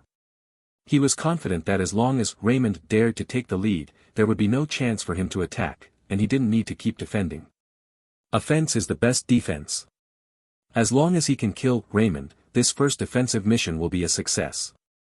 Squatting behind a cover, Leonid, who was observing the surroundings through a small piece of equipment, thought with a sneer, although I don't know where you got the confidence to think that you can compete with me, the result has long been. Bang! With a huge force on the top of his head that came from nowhere, he pressed his whole body down, and a metal collision sound came from his ear, which made his head dizzy. What happened? This sudden situation directly confused Leonid. Before he could figure out the situation, the loudspeaker of the base suddenly sounded a mechanized announcement, Agent Leonid has been killed. In the first match, Dr. Raymond won. I'm dead. Hearing the announcement from the loudspeaker, Leonid's whole person was in a bad mood. What the hell just happened? I haven't seen his figure yet, why did he die in action? What Leonid didn't know was that it wasn't just him who couldn't figure out the clues, but the people who were watching the whole test through the 2 screens at the moment also didn't understand what the situation was. The onlookers and teachers outside the open-air base were in an uproar. Even the 2 deans in the central control tower fell into shock. What just happened? Weaver looked at Vincent, wanting to see if he could see clearly. As a civilian, Weaver didn't know much about the battle, so when she found that she couldn't understand, her first reaction was to ask Vincent. Although Vincent, the dean of the Communication Academy, was not as famous as Leonid, he was also a high-ranking agent of S.H.I.E.L.D. That's why Weaver asked him for the first time. What Weaver didn't expect was that Vincent was no different from her in this matter, and he was also suspicious. Vincent frowned, as if thinking about something. After a while, he suddenly moved. He quickly walked towards the console of the central control tower. Hey Dean. The people over there who are in charge of operating the console are all from the Communication Academy. When he saw his dean coming, he quickly said hello. Vincent didn't have time to greet them. After nodding, he waved his hand to signal them to get out of the way. Then his hands quickly slid on the console, and as he slid, the picture on the central screen was also quickly switched, becoming a sideways shooting angle. Soon, the picture was quickly played back, and a red dotted arc appeared. This dashed line starts from where Raymond is, and ends just behind the barrier on Leonid's vantage point. Is that true? Vincent's eyes lit up, and then he swiped his hands again, and the pictures on the screen continued to switch. The camera angle was again reversed, this time from the side where Raymond is, and the replay began again, all the way to the seconds before Leonid was pronounced dead. It should be this time, you see. Vincent pointed to the screen and motioned Weaver to watch carefully. Weaver focused her attention at that time, staring at Raymond on the screen. Suddenly, she saw Raymond, who was looking at the commanding heights, casually swinging the arm holding the gun. Immediately afterwards, the mechanized notification sound of the loudspeaker sounded in the screen. My God, the action just now was actually shooting. Leonid was shot in the head by that shot. Weaver suddenly lost her voice. I'm afraid yes. Vincent also looked shocked. Because judging from the screen switching a few times just now, this shot should never hit Leonid, who was hiding behind an obstacle on the commanding heights. No matter the angle or the direction, it is impossible to hit the head. Moreover, because of the use of training bullets, there is no possibility of passing through the wall and killing the enemy. It must be directly shot to produce a kill judgment. It was impossible to hit Leonid at this angle, unless the bullet turns. But how is this possible? Chapter 39, 2 Kills. For a time, the center control tower became mysteriously quiet. The people present, even non-combatants like Weaver, had received professional training in the military, and few knew nothing about it. So after seeing the picture that Vincent called up, they quickly figured out what was going on. No matter what they thought, they couldn't figure out how Raymond hit Leonid behind the obstacle, and he was able to shoot Leonid in the head with one shot. It should be noted that although the distance between the two sides was not exaggerated, it was definitely not close, at least 200 or 300 meters, which is beyond the normal attack range of a pistol. Shooting at this distance, the bullet itself may have a ballistic deviation. In this case, even if there are no obstacles, any one of them may not be able to hit Leonid by standing there and shoot, let alone jumping over the obstacle and getting a headshot. Faced with this incomprehensible situation, they had to remain silent. Let's see dash. Vincent switched the picture back to the screen mode, but did not leave the console. Even Vincent and the others, who could watch the replay, didn't understand what was going on just now, and Leonid, who was in the game, naturally couldn't figure it out. The only thing he can think of is the sudden force on the top of his head just now. After that force, the loudspeaker announced that he had been killed, and he was directly judged to have failed the first match. I was shot in the head. Leonid was confused. Although he didn't know where Raymond was and where he shot, he couldn't figure out how he was shot in the head judging from where he was just now. However, he didn't have time to delve into this now, because the second match was about to start. In this game, the offense and defense will be out of position. This time, I must not be careless, I must win. Leonid encouraged himself in his heart. He really had no way out. Although Raymond said at first that he would lose as long as he loses one of the 3 games, Leonid said that it was not necessary and changed it to 2 wins in 3 games. This also meant that if he still loses in the second game, he will simply lose, and even if he can win the third game, it is still meaningless. After a while, the two exchanged square formations under the arrangement of the staff. When the weapons room was rearranged, the second match began. Watching the people on both sides at the same time through the screens, it was found that the situation was still the same as the first scene. Leonid still rushed to the weapons room at the fastest speed. Raymond also continued to move forward at a leisurely pace, without any sense of urgency. However, unlike the first game, this time, no one felt that he had given up on himself. Those who don't have strength are stupid, and those who have strength are really bullies. Raymond successfully passed the first test to let everyone see his strength. Although no one has yet figured out how he killed Leonid through the obstacles, the facts speak louder than words, and the result was just that. Soon, Leonid assembled his gun as quickly as in the first scene. This time, instead of choosing a bird sniper, he assembled a submachine gun, SMG. The characteristics of the bird sniper were destined to be only suitable for the guarding of fixed points, but it is not suitable for charging and attacking. Leonid is now on the offensive side, and his choices must change a bit. Looking back at Raymond, it was not difficult to find that his choice was still the same as in the first game. He methodically assembled a Desert Eagle again, and stepped out of the weapon room to leave again. Dr. Raymond should only recognize this gun. In the center control tower, seeing that Raymond was still assembling the Desert Eagle, a staff member couldn't help but look a little weird. Vincent glanced at her. You want to understand how Agent Leon died in the first scene? Of course the staff member understood what Vincent meant. It just means that you can't even understand other people's attack methods. How can you have the confidence to question whether others only recognize a gun? But he couldn't refute this, because he really had no clue after thinking about it for a long time. He was a little unable to get off the stage. He quickly tried to change the subject, looked in the direction of the central screen and said, I don't know if Dean Leonid will be able to pull back a game this time. Look, he has quietly approached the commanding height. As long as he gets closer, the submachine gun's firepower is not that of a pistol at all. Agent Leonid has been killed. In the second match, Dr. Raymond won. The sudden announcement from the loudspeaker. In the entire central control tower, there was an instant silence. What just happened again? Obviously everyone was staring at the situation of both sides through the two screens, and it seemed that Leonid's preparations were obviously better, and was gradually approaching. Raymond looked like he was on an outing. After arriving at the commanding height, he simply observed the terrain of the commanding height, and then he idled. He neither fiddled with those high-tech equipment on the commanding height as quickly as Leonid in the first game, nor did he act as sharply as Leonid in the second game, pressing step by step. Why did you suddenly win again? Anyone who was watching this competition has fallen into a dead silence. Vincent didn't say a word, and once again started to call up the picture from half a minute ago on the console as before. This time, he divided 4 cameras on the central screen at the same time. Sure enough, when the screen started to replay, they noticed that Raymond, just like in the first match, flung the arm holding the gun inadvertently. Then came the announcement of Leonid's death. 2 kills, the exact same situation. No one was doubtful that it was just a coincidence anymore, because it was impossible for such a coincidence to happen twice in such a short period of time. That is to say, that Dr. Raymond, who originally challenged Leonid in their eyes, was actually a hidden master. With his 2 hands just now, looking at the top agents of S.H.I.E.L.D., there were absolutely few that could match them. Agent Weaver, did you already know about this Dr. Raymond's ability? Vincent looked at Weaver with a wry smile. If I said I didn't know, would you believe it? Weaver also looked shocked, and her reaction was no more calmer than the others.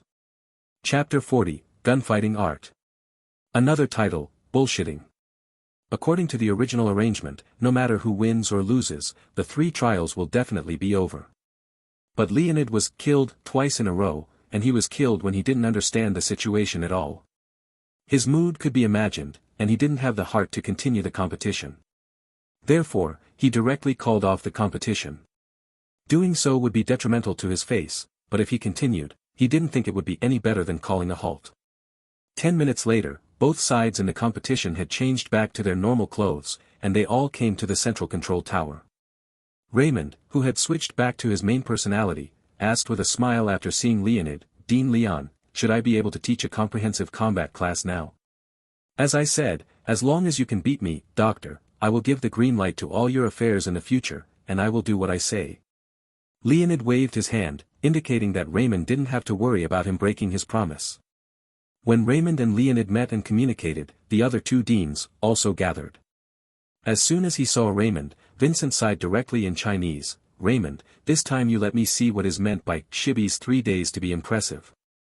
Raymond also noticed the person who came, and his mind quickly came up with the memory of the Asian man who spoke Chinese to him. The director of the Communications Academy. Thinking of their identities, Raymond also replied in Chinese, long time no see, Vincent. Did you know it's been a long time? You disappeared for so long without even saying bye. I thought you forgot about your old friend. Vincent pretended to be dissatisfied. I'm really sorry, I did think about contacting you, but it's really inconvenient to contact the outside world where I was. Raymond made a random excuse and said. Is that so? Well, for your unintentional sake, I'll forgive you if you come back and invite me for a drink. Vincent joked. It's easy to say. Raymond agreed immediately. The 2 were talking happily, and Weaver suddenly interrupted, You 2, there are still people here who don't understand Chinese, can we be a little more gentlemanly? Are you so afraid that others won't notice you? Vincent pouted. So, Dr. Raymond, you are finally here, tell me what happened just now, how did you hit Leonid? Weaver couldn't wait to be polite to Raymond and asked impatiently. It can be seen that this question made her very curious, so curious that she couldn't even care about basic etiquette. In fact, she was more than curious. Vincent and Weaver were actually similar. Even Leonid, the bitter master, quickly pricked up his ears after hearing Weaver's question. Want to know? Raymond looked around. They nodded again and again. He cleared his throat and said in a mysterious tone. Have you heard of the gunfighting art? Gunfighting art?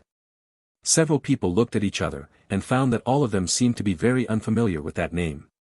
It is said that during World War II, there was a marksman in China who killed thousands of Japanese invaders by himself.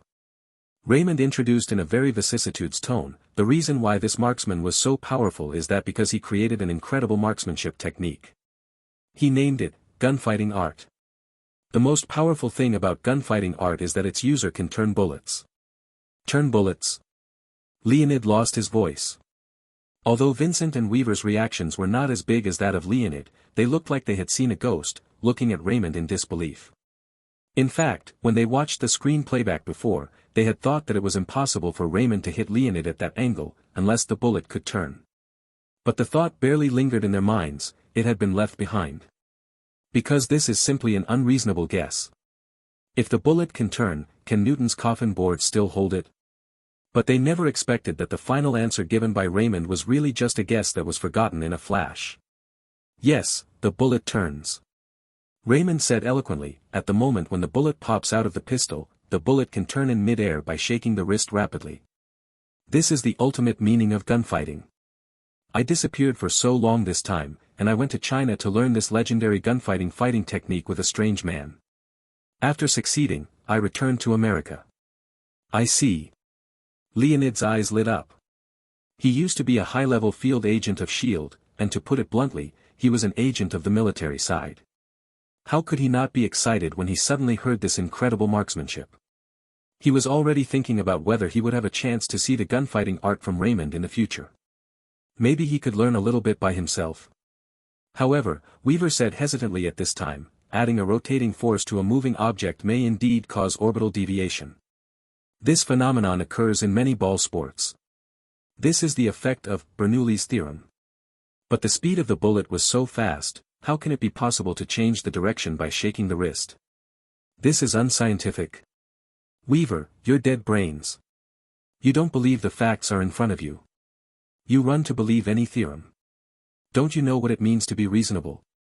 Before Raymond could answer, Vincent had already helped him clear the siege. Dr. Raymond said, this is the magic marksmanship. If you can understand it so easily, is it still magic? Well said. Another believer of gunfighting, Leonid, who had just been defeated by Raymond, looked even more excited than Vincent. How can magical gunfighting be explained by that bullshit theorem? There are so many things in the world that science can't explain, have we seen less? Hearing the two of them say this, Weaver couldn't help but shake a little. Because what Leonid said is indeed not completely unreasonable, they are all people under the shield, and they are all middle and high-level agents, they were naturally aware of the supernatural world. It was also a fact that many extraordinary events cannot be explained by current science. Chapter 41 Homecoming. I have to say that Leonid's reaction was a bit beyond Raymond's expectations. The thing about gunfighting is of course a nonsense. Although Deadshot subpersonality does have an unscientific marksmanship that can make bullets turn, it is definitely not achieved by any wrist shake. But being asked by Weaver and the others like this, he couldn't keep silent, could he? So he just made up some interesting stories to pass the time. As for whether they believed it or not, that was not something that Raymond needed to consider. But even Raymond didn't expect that Leonid would buy it like this. Leonid would justify the so-called gunfighting technique, and Raymond could understand a little bit, because Leonid was the one who lost on this, and he would definitely not deny the shooting technique that defeated him. Even in order to save face, he must help Raymond blow a wave. When I go back, I will help you, Doctor, to arrange the internal announcements and publicity of the comprehensive combat class. It should be almost ready before the start of the next semester. Leonid said at this time. Then I will trouble you. No trouble, no trouble. Leonid's attitude towards Raymond at this time was completely different from the reluctant politeness he had in his office. Raymond was not the kind of stunned young man who was in the society on his first day. Naturally, it is impossible for him to be complacent. He just smiled and said no more. Since it's already in the middle of the semester, even if Raymond wants to start a course, he couldn't decide to open it tomorrow. In any case, he still has to wait for the start of the next semester, and now he has to wait until the next semester starts. It's been over a month. More than a month is definitely not a long time. But for Raymond, who came to this world for less than a week in total, more than a month is not too long. Taking advantage of this time, he just happened to be able to sort out some things. The first one is about the relationship network of the original owner of the body in this world, relatives, friends, etc. In any case, his arrival did occupy someone's identity, and he will continue to live in this identity from now on, and they must be faced after all. Even for the sake of peace of mind, it is impossible for him to completely cut off from the past of the original owner of the body. What's more, he didn't actually dislike these things that much. He was an orphan himself in his previous life, and soon after he came out of the orphanage, he chose to join the army, until he retired and opened his own office. It was a novel experience for him to have relatives. Asterisk. Richmond, Virginia. Ding dong. The doorbell rang. Clarice, go open the door and see who's here. Okay, Mom. Ding ding. With the sound of trotting footsteps, the door was opened from the inside, but only a slit as wide as a palm was opened, and the anti-theft chain inside was not opened. At this time, an Asian girl who looked a little weird appeared on the other side of the door. When she saw the person coming from outside the door, she was stunned. Aren't you going to let me in, little Kelly? The mixed-race man outside the door smiled warmly. Needless to say, the mixed-race man who rang the doorbell was naturally Raymond. After the matter of the course at the academy was settled, there was nothing that needed him to come forward for the time being. Anyway, Leonid will help him with the arrangement of the course and the registration. After that, he tried to remember the owner's body background. From those memories, he found out that the father of the original owner of the body was named Fong Mo and his English name was Edward. He was a local police detective and the only Chinese detective in Richmond. The mother, Roland Aiden, is a native of Richmond and is a public prosecutor. The marriage of these two people was not very popular with Raymond's grandfather's family at first, because Fong Mo was just an ordinary little policeman at the time, while Roland was a top student who graduated from the law department of a prestigious school. No matter how you look at it, Roland's development prospects were far ahead of Fong Mo. Although parents in America generally don't like to interfere too much with their children's marriages, it didn't mean that they really didn't care about anything at all. At least subjective attitudes will be very different. In Raymond's grandparents' view, their daughter should made a better choice. She must have been deceived by Fong Mo's rhetoric before she married him, a little policeman with no future. In addition, Fong Mo's personality was also very stubborn, and he was resolutely unwilling to bow his head, so in the first few years of their marriage, the relationship with Raymond's grandparents' family was very tense. It was not until Raymond was born that the relationship between the two sides finally eased down. It is worth mentioning that Raymond was not named that, it is just his English name. His Chinese name is actually Fong Mingxian, and his name on the household registration is Raymond Fong. As for the Asian girl who opened the door for him right now, it was his sister Clarice. However, Clarice was not the biological child of Fong Mo and his wife, but an orphan they adopted after Raymond went to college. With the occupation of Fong Mo and his wife, it was not difficult to adopt a child. Clarice? Who's there? Just when Clarice was stunned when she saw that the person outside the door was Raymond, Roland, who was preparing dinner inside, thought something was wrong and ran to the door. Clarice also came back to her senses at this time, and looked at Roland excitedly and said, "It's brother, he's back." Brother? Roland was stunned. Obviously, she didn't realize who Clarice was referring to as her brother. Seeing that Roland hadn't reacted, Clarice quickly closed the door, untied the anti-theft chain, and opened the door again so that Roland could see Raymond outside. In the same way, Raymond also saw the middle-aged woman in the corridor who seemed to have a good temperament. Mom. Unfamiliar words blurted out, as if they originated from physical instinct. Pat. Standing in the corridor with a wooden spatula in hand, Roland stayed there the moment she saw Raymond, motionless, and the spatula in her hand fell to the floor unknowingly.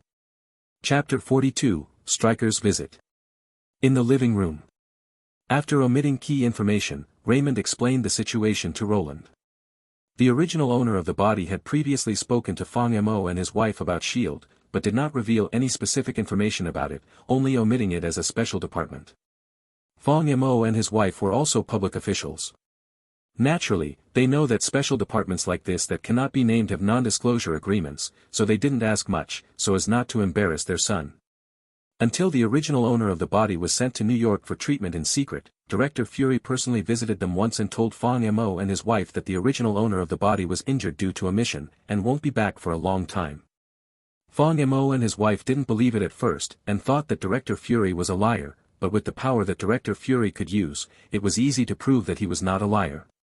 In the end, Fong Mo and his wife had to accept this reality. Roland, a strong woman, cried secretly many times because of this incident. Even Fong Mo often smoked alone in the yard without saying a word. Even Clarice, who was originally kept in the dark, gradually realized that something was wrong, and under the stalking, she learned the real situation from Fong Mo and his wife. You must know that although the two of them were not siblings, the original owner of the body treated Clarice better than many brothers and sisters. Therefore, after Clarice learned the real situation, she was also dull for a long time. In the end, the family of three formed a tacit understanding, and they would deliberately avoid this topic so as not to hurt each other. This is why when Clarice saw Raymond, and said what she said, Roland didn't react immediately. Seeing her son reappearing in front of her, Roland, a powerful woman in court, could not help but burst into tears. Clarice next to her was also crying, which made Raymond very embarrassed, so he could only hold the paper and hand it to the two of them clumsily. Heavens! He had no such experience in his previous life. Probably seeing Raymond's predicament, in order not to embarrass her son, Roland quickly controlled her emotions, but she asked worriedly, "What department are you working in, so that you, a psychology expert, will have mental problems?" "Mom, you said you won't ask me about this." Raymond smiled wryly. "I didn't ask before because I was afraid it would affect you. Now that such a big thing has happened, you still want to hide it from us." Roland was unwilling to back down this time, and her attitude was very firm. Okay, then I'll explain it to you when Dad comes back." Raymond spread his hands. He could see that this time, his mother should not give up until she achieves her goal, and it is estimated that the stubborn father will be even worse. In this case, if he thinks about keeping secrets, he will undoubtedly become very stiff. Moreover, after all, he is not the original owner of this body, and he didn't feel that this little secret of S.H.I.E.L.D. needs to be concealed. Anyway, this world will not stop for many years to come, and sooner or later the supernatural world will gradually appear in front of the public, and there will be nothing to hide. After hearing what Raymond said, Roland was finally satisfied. She had called Fong Mo just now and asked him to come back as quickly as possible.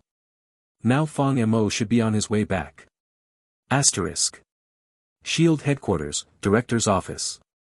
"Come on, Fury, let me introduce you." Pierce, the former director of the board, who acted as a bridge between the council and S.H.I.E.L.D., walked into the office with a slightly fat middle-aged man. "No need to introduce, we have met twice, Colonel Stryker, right?" Fury stood up from behind the desk and shook hands with the slightly fat middle-aged man. Obviously, he was no stranger to the man in front of him. When he mentioned to Hill the attitudes of various governments towards mutants before, he mentioned that the radicals in many countries have never given up the plan to hunt mutants, and have been secretly conducting them. Colonel Stryker from the American military in front of him is a typical representative of the radical faction. The Sentinel Secret Service he controls is a secret department established with the acquiescence of some hawkish bosses in the American military. Although there is no information about this department of the Sentinel Secret Service in any records of the American military on the surface, and it is impossible to admit that this department belongs to the military. For Director Fury, who owns the S.H.I.E.L.D. intelligence network, this is no secret. "The last time we met was 2 years ago." The slightly fat middle-aged man, Colonel Stryker, asked with a smile. "It seems to be, I don't remember very well." Fury was non-committal, and then asked, "Colonel, you are a busy person, why do you have time to come to me?" Colonel Stryker did not answer this question immediately, and looked at Pierce next to him instead. Seeing this, Pierce also said in a timely manner, "You talk, I still have something to do, so I will withdraw first." Fury did not stop him, he nodded to Pierce and watched him leave. It wasn't until Pierce went out that Fury said again, "Can you say it?" Clockwork Psychiatric Hospital, you should be familiar with the name Director Fury, right? Colonel Stryker said, his eyes did not leave the eyes of Fury, as if to see his reaction. But who is Furt, and how can he see anything from his expression? However, since Colonel Stryker took the initiative to come to S.H.I.E.L.D. to find him, and he specifically named this name, of course, Director Fury would not think it was just a coincidence. Combining the previous events, Director Fury has roughly guessed the reason why Colonel Stryker came to him. Let's just say what the Colonel wants to ask, you don't have to go around like this. Fury pondered. Okay, then I'll just say it straight. Colonel Stryker said solemnly, my intelligence network found that there were mutants in that hospital, and they killed a lot of people, but when my people arrived to track down the clues, they found that the bodies had been disposed of one step ahead of time. So, after their further investigation, it was found that the people who dealt with the corpse were probably your S.H.I.E.L.D. agents, so I wanted to ask you, Director Fury, if you have any clues that you can provide me. Colonel Stryker said this with a smile on his face, of course, I won't let Director Fury help me in vain.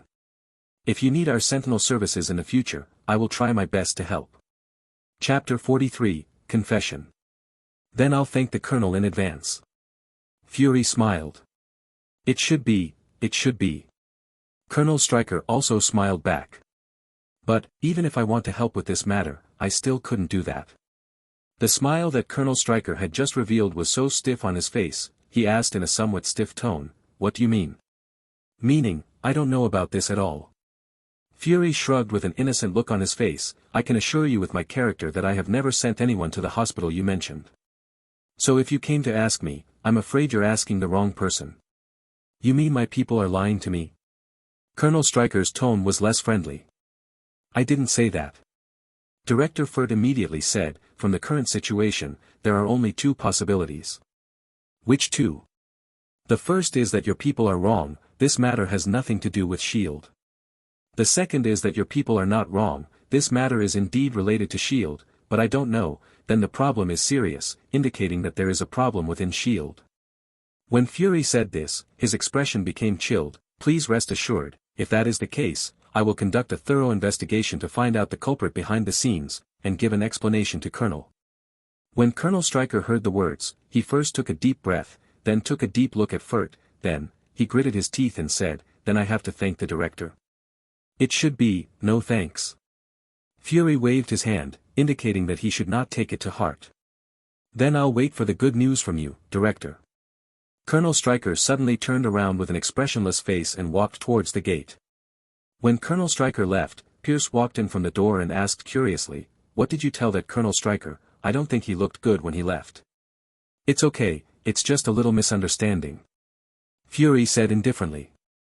Pierce said a little worriedly, whether it's a small misunderstanding or not, I have to remind you that although Stryker is nothing, standing behind him is the American military, to some extent he can even indirectly affect the attitude of the American president, it's not good for you to offend him, Fury. Of course I know this. It's a small misunderstanding. What can I do? Well, hopefully it won't matter. Pierce sighed. After a few words, Pierce also left the office. Director Fury frowned slightly as he watched Pierce leave, wondering what he was thinking. Asterisk. On the other hand, when the old man Fong Mo also returned home, Raymond told them the general situation of S.H.I.E.L.D. frankly as he promised to Roland before. Basically, everything that the original owner of the body knew, except the Tahiti project, he said everything about S.H.I.E.L.D. After Fong Mo and his wife heard it, they couldn't speak for a long time. Even the little girl Clarice was shocked, it felt like she was watching a Hollywood blockbuster. I always thought that the Strategic Homeland Intervention, Enforcement and Logistics Division was a subdepartment of the Department of Homeland Security, but I didn't expect its situation to be like that. Fong Mo felt that his three views were impacted. The Strategic Homeland Intervention, Enforcement and Logistics Division, he said was, of course, the full name of S.H.I.E.L.D. This stinky and long name is probably the full name that some guy with obsessive-compulsive disorder forced to make the name of S.H.I.E.L.D. sound more formal. As the inspector of Richmond, a city so close to Washington, Fong Mo had some dealings with S.H.I.E.L.D. But when S.H.I.E.L.D. usually works abroad, it will report with the stinky and long name of Strategic Homeland Intervention, Enforcement and Logistics Division. The normal reaction of the local police after hearing this is to ask for instructions from their superiors, and their superiors will ask for instructions from a higher level. They will cooperate with the action until a big man who knows S.H.I.E.L.D. gives an order. As for the origin of this stinky and long department, most people don't care, and after hearing this name, the first reaction is to associate it with the Department of Homeland Security. At this time, Raymond revealed the mystery, which made Fong Mo recall some of the previous things. So, the reason why those strange cases are taken over by agents of S.H.I.E.L.D. is because superhumans are involved in those cases. Fong Mo added. Raymond shook his head, it's not 100%. Sometimes some cases of suspected supernatural events may not be like that in the end, but most of them are definitely. Is that so? Fong Mo understood. Seeing that Fong Mo was concerned about such a completely irrelevant issue in her opinion, Roland was immediately dissatisfied. She rolled her eyes at him and asked, those of them are fighting and killing all day long, and they are still fighting against those dangerous guys. What are they going to do with a scholar? Didn't I say it all, Mom? I just joined their academy in the past, and I was mainly responsible for educating students. What happened last time was just an accident. How can there be so many accidents? Why haven't you encountered such an accident before joining them? Roland was very dissatisfied with this explanation. Raymond had no choice but to look at his father and send out a distress signal with his eyes. Seeing this, Fong Mo had to stand up. Roland, this is his job, and we shouldn't interfere. Roland was even more annoyed when she heard this. Work and work, is life important than work? Fong Mo, do you remember when your father thought my job was too risky and asked me to resign? What did you say at that time? As soon as Roland heard this, she was a little bit down on the stage. Because Raymond's grandparents' role was exactly the role she is now playing, and at that time, she used her lawyer's eloquence to forcefully persuade her father. In terms of eloquence, Fong Mo and Raymond together should not be the opponents of her, a well-known lawyer. But Fong Mo was using his spear to attack her S.H.I.E.L.D. at this time, leaving Roland speechless. But reasoning with a woman is obviously meaningless. After realizing that his words were no longer tenable, Roland stood up directly and said a cruel sentence. It's all my fault. Are you satisfied? After speaking, without waiting for Raymond and Fong Mo to speak, she ran back to the room first. Seeing Roland like this, Raymond felt a little pain in the ass. He has dealt with many women, but he has never dealt with the most unreasonable creature in the world, the mother, and he has no luck. It's okay, let her calm down, she will be fine. Fong Mo shook his head, indicating that Raymond didn't have to worry, and at the same time gave Clarice a look and asked her to go into the room to accompany Roland. Clarice immediately understood and ran into the room to comfort Roland. Chapter 44, The Identity of My Sister. Raymond could see that Fong Mo, his old man, was not an eloquent person. In terms of eloquence, he could probably be thrown out by his mother Roland from more than a dozen streets. But judging from the memory of the original owner of the body, in this family, Fong Mo was the real head of the family, which was certainly not without reason. Sure enough, the day after he returned home, Fong Mo had successfully dealt with Roland. This made Raymond feel a little bit of admiration for his old man, and at the same time, he was also a little curious, how did he solve it? However, although Fong Mo successfully helped Raymond solve a big problem, Roland fired her second shot soon. Early the next morning, when the family was sitting and eating breakfast, Roland suddenly said, "Son, I think it's time for you to think about finding someone." Why did you say this all of a sudden? Raymond didn't keep up with mother thoughts. Because I think you need someone to take care of you for me. I'm in my 30s, and I'm not 13. Where do I need someone to take care of me? You still know that you are in your 30s. Just tell me if you can't find someone or not, stop talking nonsense. Seeing that the mother was doing this again, Raymond looked at Fong Mo again. However, this time his tricks were a little out of order, because Fong Mo was just silently lowering his head and fighting with the food on the plate, and he didn't look at him at all. Seeing Fong Mo like this, how could Raymond not have guessed that he has been betrayed? The couple must have negotiated this evening. Seeing that Fong Mo had already surrendered to the enemy, Raymond had no choice but to use his trump card. I'm just getting better, can't you let me rest for a while? Mom, if you keep doing this, I'll go home. Hearing Raymond mentioning his illness, Roland could only swallow her prepared remarks. No way, my son's body is the most important, everything else is secondary. As for what Raymond said about going home, it refers to the apartment that the original owner of the body bought in Washington. Richmond is so close to Washington itself that it's easy to get back. Raymond came back this time to plan to stay until the next semester of S.H.I.E.L.D. Academy, and he didn't plan to go back so soon, but it was still very useful to use it to threaten his mother. Seeing that the mother didn't continue to talk for a while, Raymond stood up quickly, pulled in Clarice as a shield and said, "I will accompany Clarice to school, I'll talk about it later if you have anything, by dash." Clarice was still drinking milk, so she was dragged away by Raymond in such a confused way. There was only Roland, who was sulking, and Fong Mo, who continued to stare at the plate. "Brother, is this your new car?"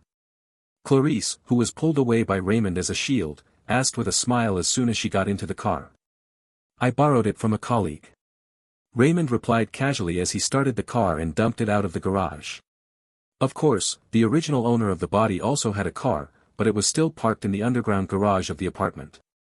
He didn't have time to go back for the time being, so he simply drove an official car from the academy. As the standard car of S.H.I.E.L.D., this car has functions such as bulletproofness and waterproofness, and its performance was far from comparable to similar models in the general market. As the car pulled up to the main road, Raymond asked, "Is everything was all right at home during my absence?" Clarice thought for a while and said, "Well, there was nothing else to do except that my parents occasionally feel very down because of thinking about you." "And you?" "Of course I miss you too." "Who asked you this? I asked you how you are doing recently." Clarice hesitated for a moment, then shook her head and said, "I'm pretty good too. Mom says my grades are better than yours." Clarice probably thought her reaction was normal, but in Raymond's eyes, the problem was too big. Whether he was a private detective in his previous life or the original owner of his body as a psychologist, he was an old fritter who battled wits and courage with others all day long. The acting skills of a little girl like Clarice are really not enough in front of him. "Did you hide something from me, fell in love? Or did you fight with someone?" Raymond asked. "Not really." At this time, Clarice probably also realized that her acting skills were not very good in front of Raymond, her older brother who is a psychology expert, and immediately changed her tactics and used a coquettish trick. This time, Raymond really lost and was defeated. Not long after, Raymond had already sent the little girl outside the school gate. Before getting off the car, Raymond asked again, "Will I pick you up after school?" "No need, my classmates are having a party on their birthday today, I will go there straight after school, and I have already asked for the permission from my mother." Before Clarice finished speaking, she had already run away. Looking at the little girl's back, Raymond frowned, "Is it already starting to contact?" Of course, he wouldn't go to test Clarice for no reason. It's normal for a little girl to have some secrets, not to mention that Clarice is now in high school. In America, falling in love at this age does not go hand in hand with puppy love, which is a very normal thing. However, he still tried a few words, and even he chose to use Clarice as a shield at the beginning, and he took the initiative to send Clarice to school, which was deliberately, in order to test this girl. The reason why he would do this is very simple, because when he first saw Clarice, he had already received a prompt from the system in his mind. Ding dong. You met a B-rank hero, Clarice Fong, exploration value plus 30. You can convert the exploration value into system points which can be used to exchange for different functions of the system. When Raymond saw this prompt, he was actually a little confused. He was obviously just going home to visit relatives, how can he still meet plot characters? He already knew that Clarice was the sister of the original owner of the body. He had already digested this part of the memory in advance, but the original owner of the body had no memory of the sister's relationship with superhumans. This suddenness caught him by surprise. However, he soon encountered a tearful attack from his mother Roland, and he didn't have time to recall exactly what this sister came from, and she was actually a B-level hero. It wasn't until that night that he suddenly remembered Clarice's identity. On the Earth of the previous life, when it comes to the name Clarice, few people probably know who it is, but when it comes to her other name, many people must have heard it. Blink, Clarice Fong. Chapter 45, Two Female Detectives.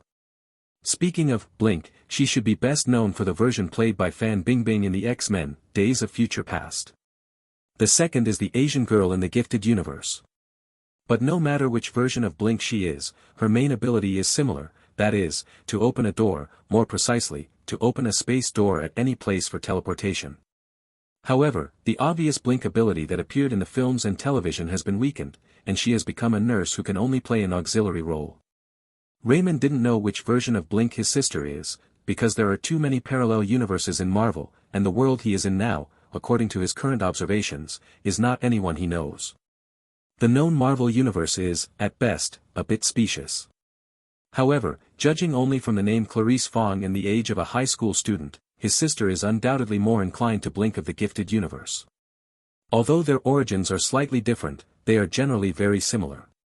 According to this clue, it is very likely that this girl will contact the Mutant Underground organization in the near future, and maybe she was already contacted. Raymond took the initiative to test before, just to see if there was a ghost in this girl's heart. Unexpectedly, there was a problem. Am I thinking too much, or is it really like that? It seems like a stalker. Raymond, who had made up his mind, decided to wait for Clarice to leave after school. If it is really unfortunate that the two sides have already been contacted by his words, then he, the elder brother, has to be a bad guy once, and try to cut off Clarice's connection with this street-bashing organization.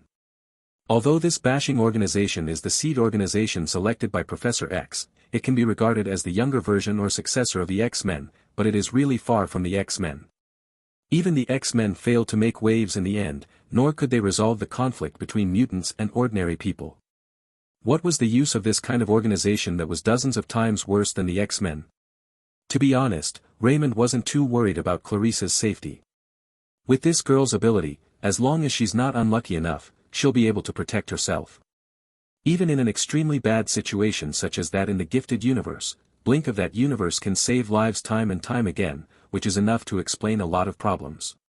But the problem is that in that universe, Blink's parents got into trouble because she joined the Mutant Underground organization, resulting in both being killed. It is true that the situation in this world is obviously different from that universe, and he still exists.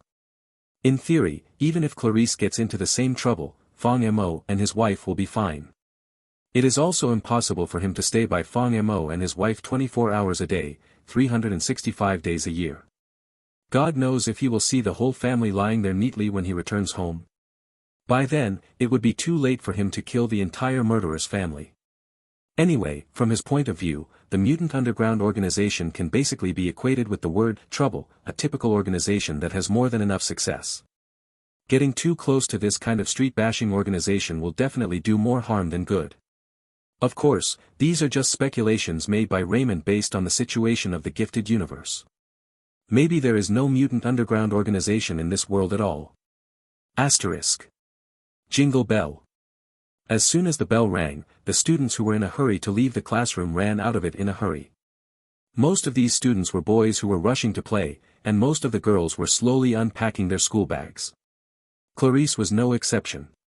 At this moment, someone behind her suddenly patted her on the shoulder. "Kelly, there is a very good new Chinese restaurant near the school. Irene and I are going to try it. Do you want to go with us?" "Let's go together, Kelly." Another female voice also invited. Clarice seemed to be thinking about something, but she was suddenly called by her name, as she panicked for a while, and then realized that she was called by her best friends Michelle and Irene. No, I have something to do later. I have to go." Seeing this, Michelle raised her brows slightly, but didn't say much, just replied, "Okay, then let's go. If it's delicious, I'll take you there tomorrow." Okay. Clarice nodded quickly. Michelle didn't say anything else and left first with Irene. "What's wrong with you, Michelle, are you not feeling well?" After leaving the classroom for a distance, Irene asked Michelle's expression that something was not right and asked with concern. "I'm fine, it's Kelly that's wrong," Michelle said hesitantly. "Clarice? What's wrong with her? There's obviously something wrong with her reaction just now. She's hiding something from us." "Isn't it normal to hide something from us? Don't you have nothing to hide from us either?" Irene asked rhetorically with a smile. "That's not what I meant." Michelle shook her head and said, "Of course I know it's normal to have a little secret, but Kelly's reaction just now is definitely more than just a little secret. Could it be that you think too much? Based on what I know about her, it's definitely not because I think too much. She has been a little bit wrong recently." I wonder if she is in any trouble and dare not tell anyone. Since you're so worried, why don't we check it out?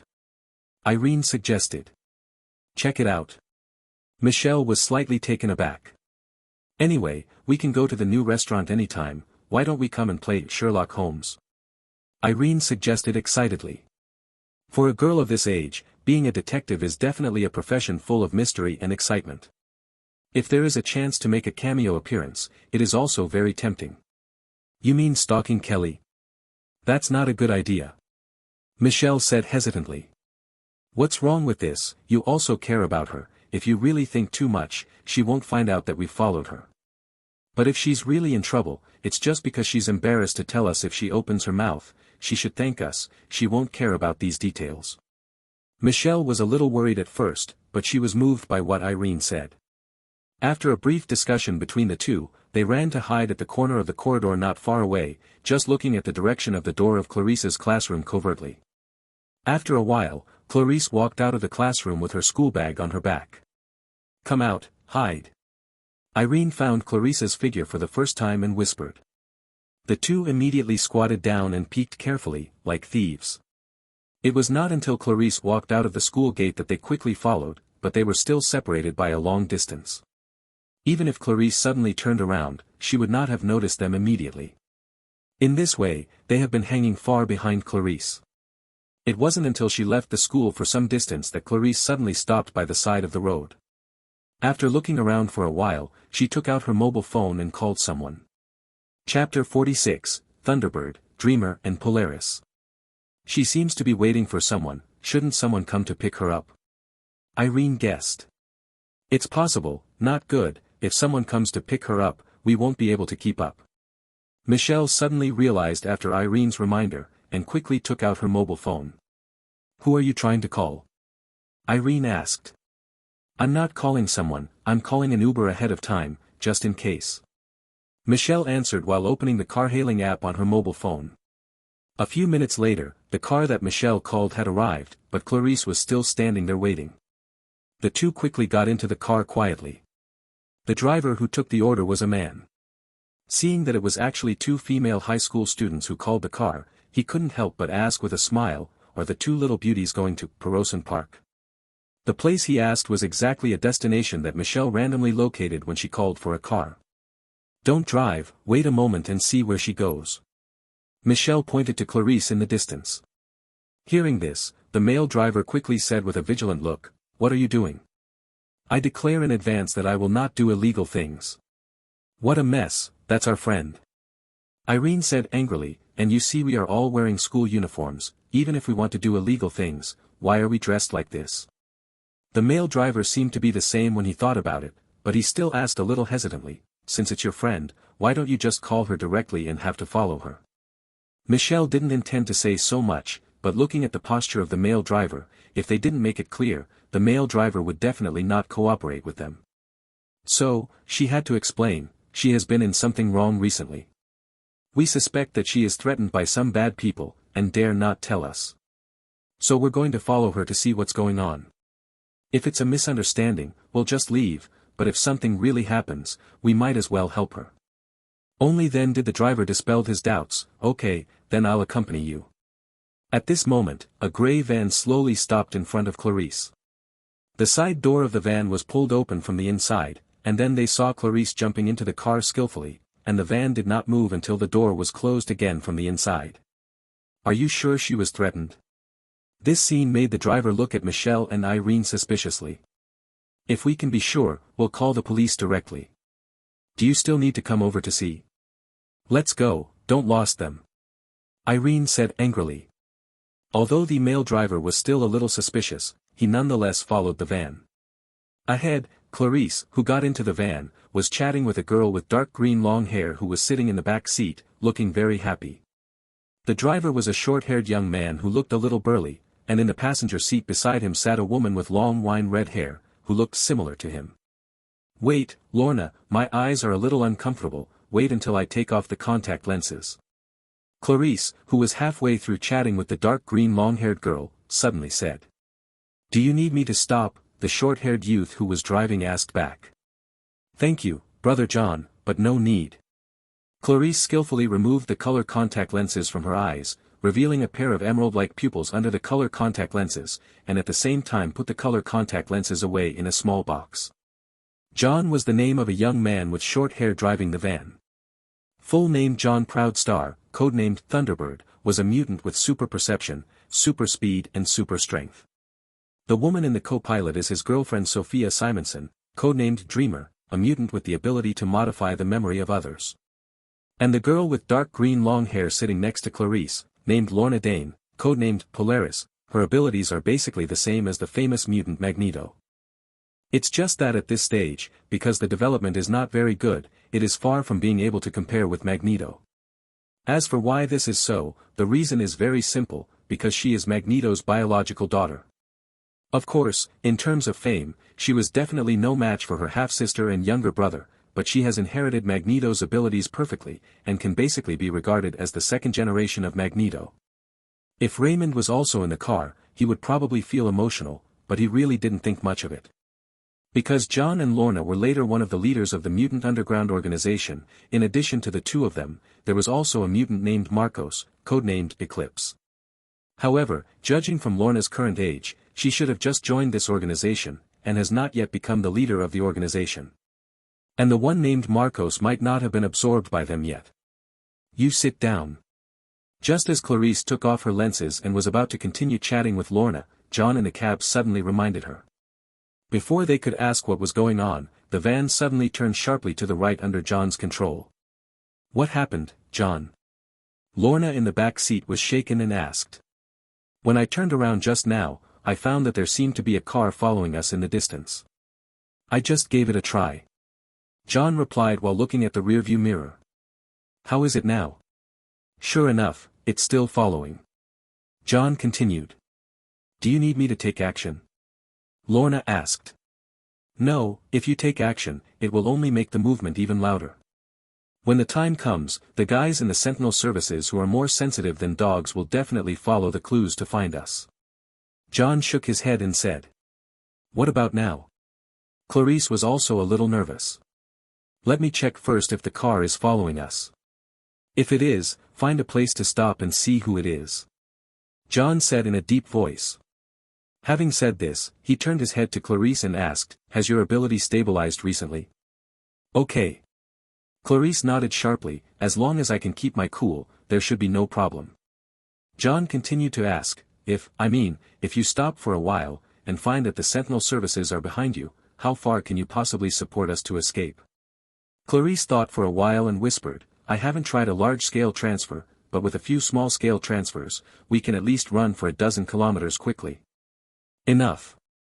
After thinking for a while, John came up with a strategy. Chapter 47, Mutant. After a sharp turn, the driver slammed on the brakes. Ouch. Michelle and Irene, who were sitting in the back seats, didn't notice for a while, and they slammed into the back of the front seat together and let out a pained cry. Why did you brake suddenly, Uncle? Irene said dissatisfiedly, rubbing her head. Your friends seem to have found us. Looking at the van parked on the side road ahead, the man shrugged helplessly to the two girls in the back seat, saying that it's not his fault. Michelle and Irene also discovered the situation in front of them at this time, and they looked at each other. They didn't plan to expose themselves from beginning to end, because once Clarice found out, they would be in a very embarrassing situation no matter what, even if their intentions were good. But when they saw the van suddenly parked in front of them, they could only sigh that they would come for whatever they were afraid of. The next moment, they saw a man and a woman walking down from the driver's seat of the van. I saw the man shouting to this side, friends in the car, come down and talk dash. Hearing the man shouting, they knew that they should not be able to escape this time, so they just gritted their teeth and got out of the car. As soon as they got out of the car, Irene asked, Who are you and what happened to Clarice? Michelle pulled Irene and closed her mouth with a hand and motioned her not to talk nonsense, but Irene ignored it. Of course, the couple who got off the van were John the Thunderbird and Sonia the Dreamer. They were ready to start at any time, but when they saw two high school girls in school uniforms getting off the car behind them, they immediately realized that it might be a misunderstanding. It was not until Irene asked, that they became more and more sure that this was a misunderstanding. Are you Clarice's classmates? Sonia asked. Irene nodded subconsciously, but soon felt that something was wrong. She was clearly asking a question, so how could the other party ask them? You haven't answered my question yet. Irene's tone was a little dissatisfied, and at the same time threatened. I warn you not to mess around, the uncle in the car behind is holding a phone, if you mess around, he will call the police at any time. In her eyes, John didn't look like a good person. This is known just by looking at the so many wounds on his exposed arm. However, before John and Sonia could answer, the middle door of the van had already been pulled open, and Clarice, who had put on her pupils again, ran out of the car and looked at Michelle and the others in surprise. Michelle, Irene. Why did you follow me? I saw that your mood is not right recently. I wondered if you are in trouble, so I discussed with Irene and followed over to see if you are okay. Michelle said a little embarrassedly. Clarice also understood what was going on when she heard it. She didn't blame the two besties for following her for no reason, but was a little moved. Thank you, I'm fine. Irene was a little suspicious. Is it really okay? Did they threaten you to say that? Don't be afraid. With us here, they dare not do anything to you. You can tell the truth. Irene, you misunderstood, they are all my friends, really not. Be careful. Lorna's reminder suddenly interrupted Clarice's words. At the same time, Lorna had also stepped down from the van, and at the same time raised one hand in the air, holding it up in the direction behind Michelle and Irene. Because of Lorna's reminder, everyone looked over there. But that saw the man in the car behind the two high school girls getting out of the car at some point, and at the same time was holding a pistol with a silencer in his hand, aiming at this side. But that was not the most stunning thing. The really eye-catching thing should be the bullet suspended in mid-air. This. Michelle and Irene were also shocked by this scene.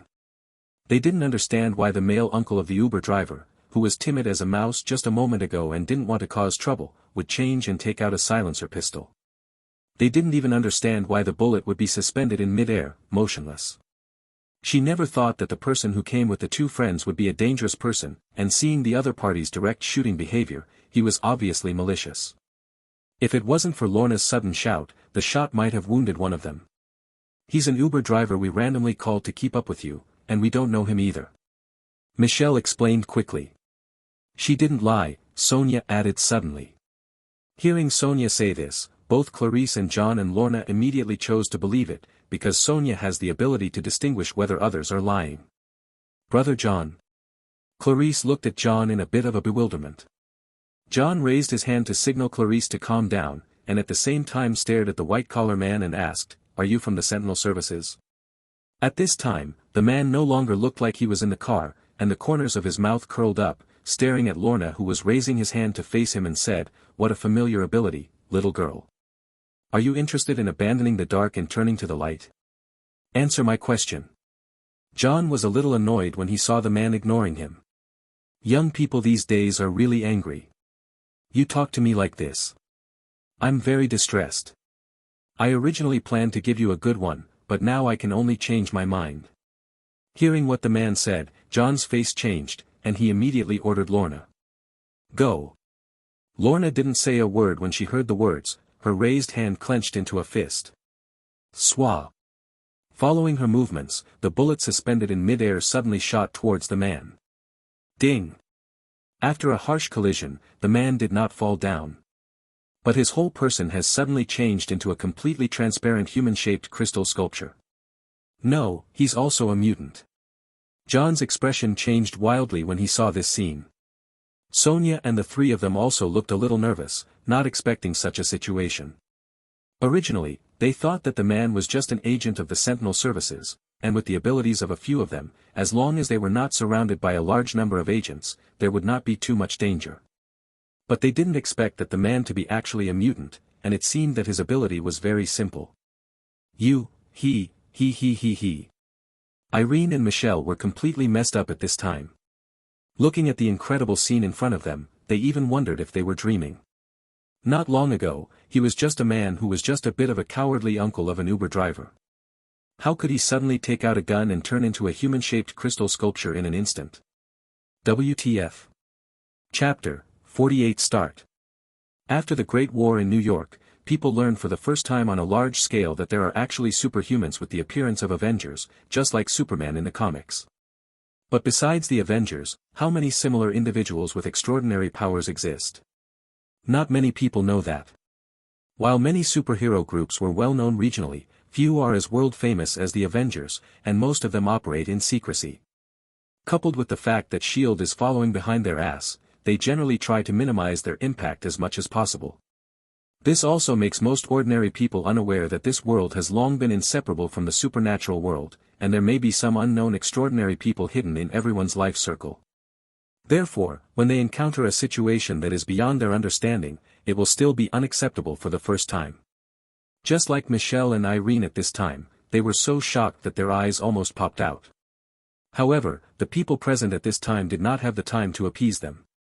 When he saw that the man was actually a mutant, John said solemnly, "You're not from the Sentinel Services. I don't think I ever told you, did I? You've always been talking to yourself." The man did not return to his original appearance, but still maintained the appearance of a human-shaped crystal sculpture.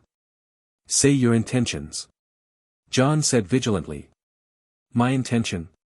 There's nothing I can say. I originally came for her." The man raised his hand and pointed at Clarice beside John. "For me?" Clarice pointed to herself in astonishment. "About half a year ago, you showed your abilities in Blackstone Park and was discovered by our people." The man said calmly, "If I'm not mistaken, at that time, you just awakened your ability, and you still couldn't put it back, right?" After hearing what the man said, Clarice recalled and found that it really happened. Her ability was suddenly awakened after she learned from Fong Mo and his wife that Raymond might have encountered an accident 6 months ago, and her spirit was greatly stimulated. At that time, she had just woken up, and she was also terrified, and it took more than a week to adjust her emotions.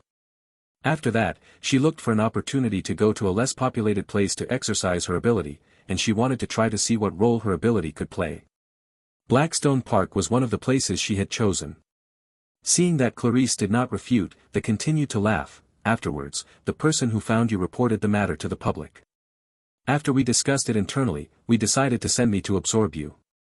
But I happened to be delayed for a while because of something. I didn't have time to come to Richmond until this week. I was going to showdown with you today, but I didn't expect a surprise." When the man said this, there was a hint of excitement in his tone. Undoubtedly, the surprise he was referring to was mostly the other 3 mutants except Clarice. John and the others finally understood what was going on at this time. To put it simply, the man should be a member of a mutant organization. They accidentally discovered Clarice, a mutant with a new awakened ability, and planned to send the man to absorb her into the organization. As a result, it should be the man who was planning to come to the school to have a showdown with Clarice. He just found out that Michelle and the others were quietly following Clarice, and then followed suit.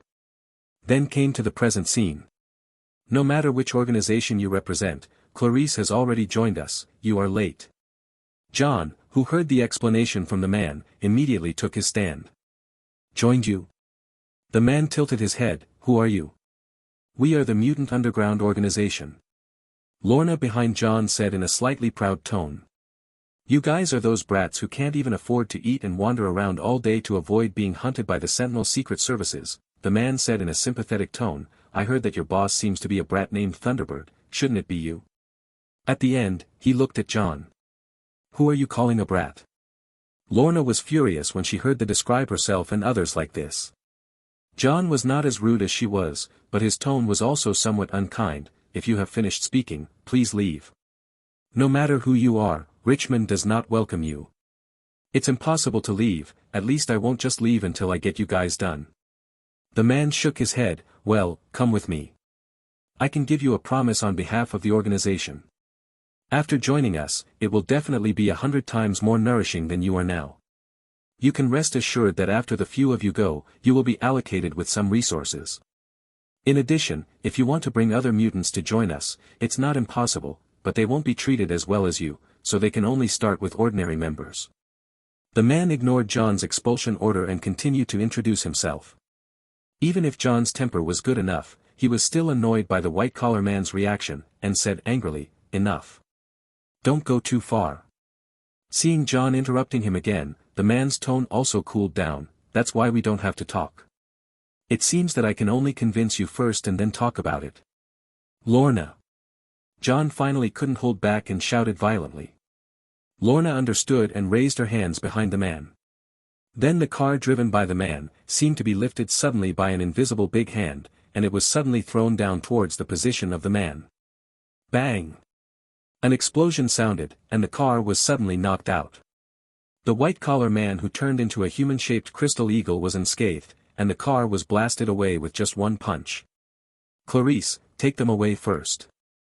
John ordered quickly when he saw that the situation was not good. Clarice, who was a little nervous by the sudden situation, waved her hand to open a space door, but found that her ability suddenly became unstable again, and the open space door was looming. Seeing this, she hurriedly said to John, "My ability is unstable again, and it is very dangerous to use it now."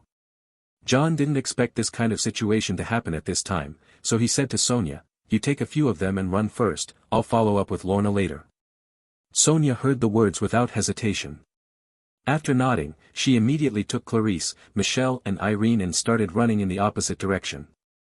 Because she knew very well that her abilities were not suitable for fighting, and BT staying behind, she can only be a burden. In the same way, Clarice couldn't play any role because she was too nervous, and staying here will only add to the chaos. However, what John didn't notice was that the man over there saw Sonia and the three little girls running first. He didn't seem in a hurry at all. Instead, he showed a weird smile. Chapter 49, Headshot. Kelly, what the hell is going on? Why are they? Michelle asked intermittently, being pulled by Clarice and running out of breath. It's too late to talk about this now, I'll explain it to you when we leave here, Clarice said. Although the Irene and Michelle were still in a panic in their hearts, they still chose to believe that Clarice would not harm them. After a while, they ran to an area that looked like an abandoned mine. There are several buildings in the mine that seem to have been abandoned for a long time. Sonia saw the building, her eyes lit up, go ahead and hide. Her idea was very simple, find a place to hide first, and when Clarice's mood returns to normal, she can directly use the space door to transfer them again. If they didn't, they wouldn't be able to run very far with their physical strength. It's just that Sonia's idea was beautiful, but the reality is cruel. Just when she decided to take the three little girls into the building to hide, she only heard the roar of an engine suddenly coming from the surrounding. Immediately afterwards, 7 or 8 SUVs were suddenly surrounded the surroundings of the abandoned mine, surrounding the four of them. This scene made Sonia's complexion suddenly change. The two little girls, Michelle and Irene, were also frightened and almost cried. The two held Clarice's hand tightly and their bodies trembled slightly. Clarice was a little stronger than the two of them, but not much better, just as nervous. Slam! A group of guys dressed like mercenaries swarmed down from the cars and aimed at Clarice and the others surrounded in the center from all directions. Faced with such a posture, not to mention that Clarice's ability was temporarily unstable, even if it was stable, it was simply too late to escape with the other three. These people's guns were not toys, and it was impossible to let them escape. As for Sonia, there was no other way. Her ability was to modify memory, and it must be done when the other party has no special precautions and was close. Surrounded by so many people at this time, her ability was simply useless. Listen now, kneel down and surrender immediately, I will only give you 10 seconds, and when the time is up, we'll kill you on the spot.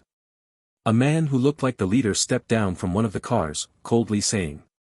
When they heard, kill you on the spot, Michelle and Irene slumped to the ground in fright. After all, they were just ordinary female high school students. When have you ever seen such a battle? Just being pointed at by a group of people with guns was already terrifying, not to mention that the other party seems to be ready to kill them. Sonia and Clarice were a little stronger than them, but also sweaty. The two looked at each other and saw the struggle in each other's eyes. At this time, the leader who threatened them had already started the countdown. 10, 9, 8. Puff. There was only a sound like a watermelon bursting, and the head of the leader had exploded, leaving only the body left in place. But also because of inertia, it fell backwards. There is an ambush. Be careful. Be careful. At first glance, these people were all experienced in combat. As soon as they saw the tragic state of the leader, they immediately recognized that they and others were ambushed. It should be someone who secretly shot and attacked. Clarice and the others were also taken aback by this extremely bloody scene, and Michelle and the others shook their heads and screamed. However, things didn't end there. When a few people in the group of mercenaries were shouting, "There is an ambush," and "Be careful to hide," those who shouted were immediately shot in the head one by one, killing them all. "Shit, people are in that building on the left." Immediately, someone judged the direction of the bullets from the direction in which the heads of the people who had been blasted fell. It's just that his words just came out the last moment, and the next moment his head exploded. Fuck. Fuck. This tragic situation caused the rest of the mercenaries to be stunned and madly shot at the building on the left. But this madness did not make their situation better, and people were still being shot to death. In less than 10 seconds, more than 30 people who got out of the car had been shot and been killed, and only a dozen people remained. Withdraw. They don't know who shouted. But his reminder was too late. If they retreated collectively at the beginning, maybe they could escape a few. As for now. Puff. Puff. Puff. Just like setting off fireworks, their heads turned into pieces and exploded one by one. It seemed that every time someone who was hiding in the shadows fired a shot, one person's head would explode with it, and not a single shot has missed. A few seconds later, only 3 of the group's heads remained on their necks. But their limbs were also shot, and one by one they fell there like ooze. Seeing this situation, anyone could see that it was a living mouth left by someone in the dark on purpose. This bloody and tragic scene made Clarice and the others pale. Although the person in the dark was equivalent to saving them, they didn't know who the other party is at all, and what was the purpose of saving them. Will them like these people? With this anxiety, they saw a mysterious man in a red combat uniform and a silver-white full-coverage helmet walking out of the abandoned building and walking slowly towards here. This mysterious man also carried a blood-red spear that looked very coquettish on his shoulders, which seemed to match his combat uniform. They subconsciously looked behind the mysterious man, but did not find anyone else. One person. Sonia and Clarice both looked stunned. How could one person be able to wipe out the gang alone in such a short period of time, and still shoot headshots? This made them feel a little bit afraid in their hearts. When the mysterious man got closer and closer, the sense of oppression was pressing step by step, and they couldn't help but take a few steps back. But they didn't dare to act rashly, let alone run away. They couldn't escape those mercenaries before, but now they are facing a terrifying mysterious man who can wipe out a team of mercenaries in less than half a minute. Can they still escape? When the mysterious man came to a distance of less than a few meters from them, he suddenly stopped, and at the same time, there was a voice that made Clarice feel a little familiar from under the mask. "Is this what you call a friend's birthday party?" When Sonia and Michelle heard these words, they were all at a loss. What birthday party? Only Clarice was shocked, looked at the mysterious man in disbelief, and stammered, You. While she was stammering, the mysterious man also reached out and took off the silver-white hood mask. Chapter 50, Brother. Elder brother. Seeing the familiar face under the mask made Clarice wonder if she was hallucinating. In fact, when the mysterious person suddenly said, "Is this your so-called friend's birthday party?" she already had a guess in her heart. The words about the birthday party were originally an excuse she made up casually, and she only told 2 people, one was her mother Roland, and the other was her brother Raymond who had just returned home. In addition, she was so familiar with Raymond's voice that even if she couldn't tell it immediately because of the shock, when Raymond mentioned the birthday party, she also reacted. It wasn't until Raymond took off the mask that she was finally sure that she had heard it right. But it was precisely because of this that she couldn't believe her eyes even more. For a long time, this brother Raymond has been a role model for her to learn from. Not only has he been admitted to a famous university, he was also a well-known celebrity in the field of psychology. When someone came to the house as a guest, they would keep praising Fong Mo and his wife for being good at teaching their children. This also made Clarice take Raymond as a model to learn from since she was a child, and she was determined to become as good as Raymond when she grew up. But Raymond in front of her was a mysterious gunman who single-handedly killed a team of fully armed mercenaries in half a minute. Psychology still teaches this. Bang! Just when Clarice was still immersed in shock and couldn't recover, Raymond suddenly took out a pistol from his waist and fired a random shot at the rear without looking at it. Only then did Sonia and the others notice that one of the 3 living men at the back should have been quietly reaching out to grab the gun next to him, but that hand was shot by Raymond again. "Stay here and don't move." Well, it's best not to get close to that. Raymond didn't chat with Clarice, just pointed to the abandoned building and explained, and then walked to the 3 remaining living men. However, when he walked to the side of the 3, he casually fired another shot at a living man who was just about to touch the gun, directly hitting his head. Then, he put away the pistol again, carried the red long gun behind his back, and immediately carried one in each hand, picking up the remaining 2 living men and walked towards the abandoned building. After a while, he disappeared in front of Clarice and the others. Of course Clarice didn't know that the person who just communicated with her couldn't be regarded as Raymond, but it was a Raymond who was in the subpersonality state of Deadshot. Even the sentence that he asked at the beginning was also said by Raymond, in order not to let Clarice see the difference. However, based on the principle of talking more and making more mistakes, the subpersonality of Deadshot did not communicate with Clarice too much, and went to interrogate directly with the living men. This was just a commonplace meal for him, and it was very familiar. It was not until the Raymond carrying the 2 living men completely disappeared in front of them that Sonia finally breathed a sigh of relief and asked Clarice, "Clarice, who was that person just now?" "That's my brother, I seem to have told you about him, Sister Sophia." Clarice replied in a slow response before she came out of the shock. "Your brother?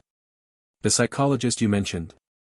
Sonia's reaction was the same as Clarice's reaction when she saw Raymond under the mask, her face full of disbelief. Even Michelle and Irene, who were already slumped on the ground, finally regained some strength at this time.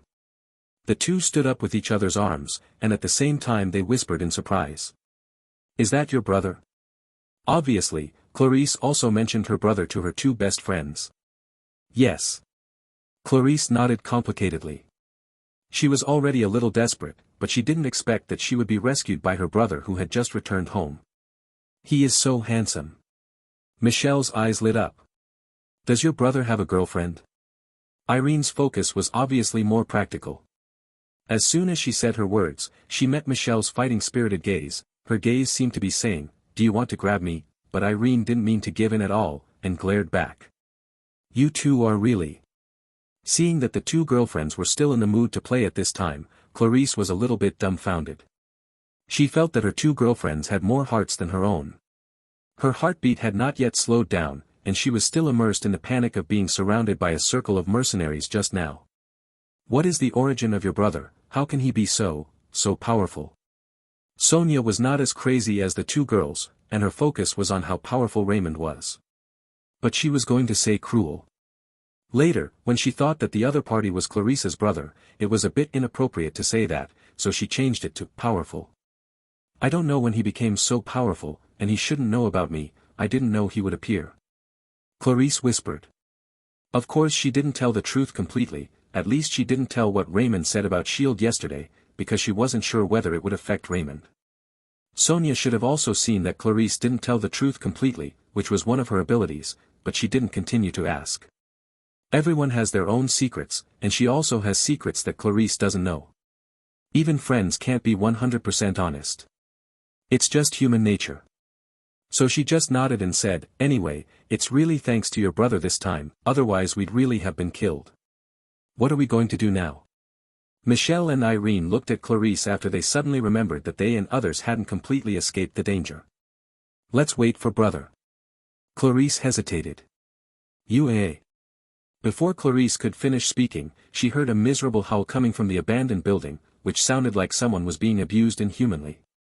Michelle and Irene knew nothing. However, Sonia's expression changed slightly, revealing a look of indifference.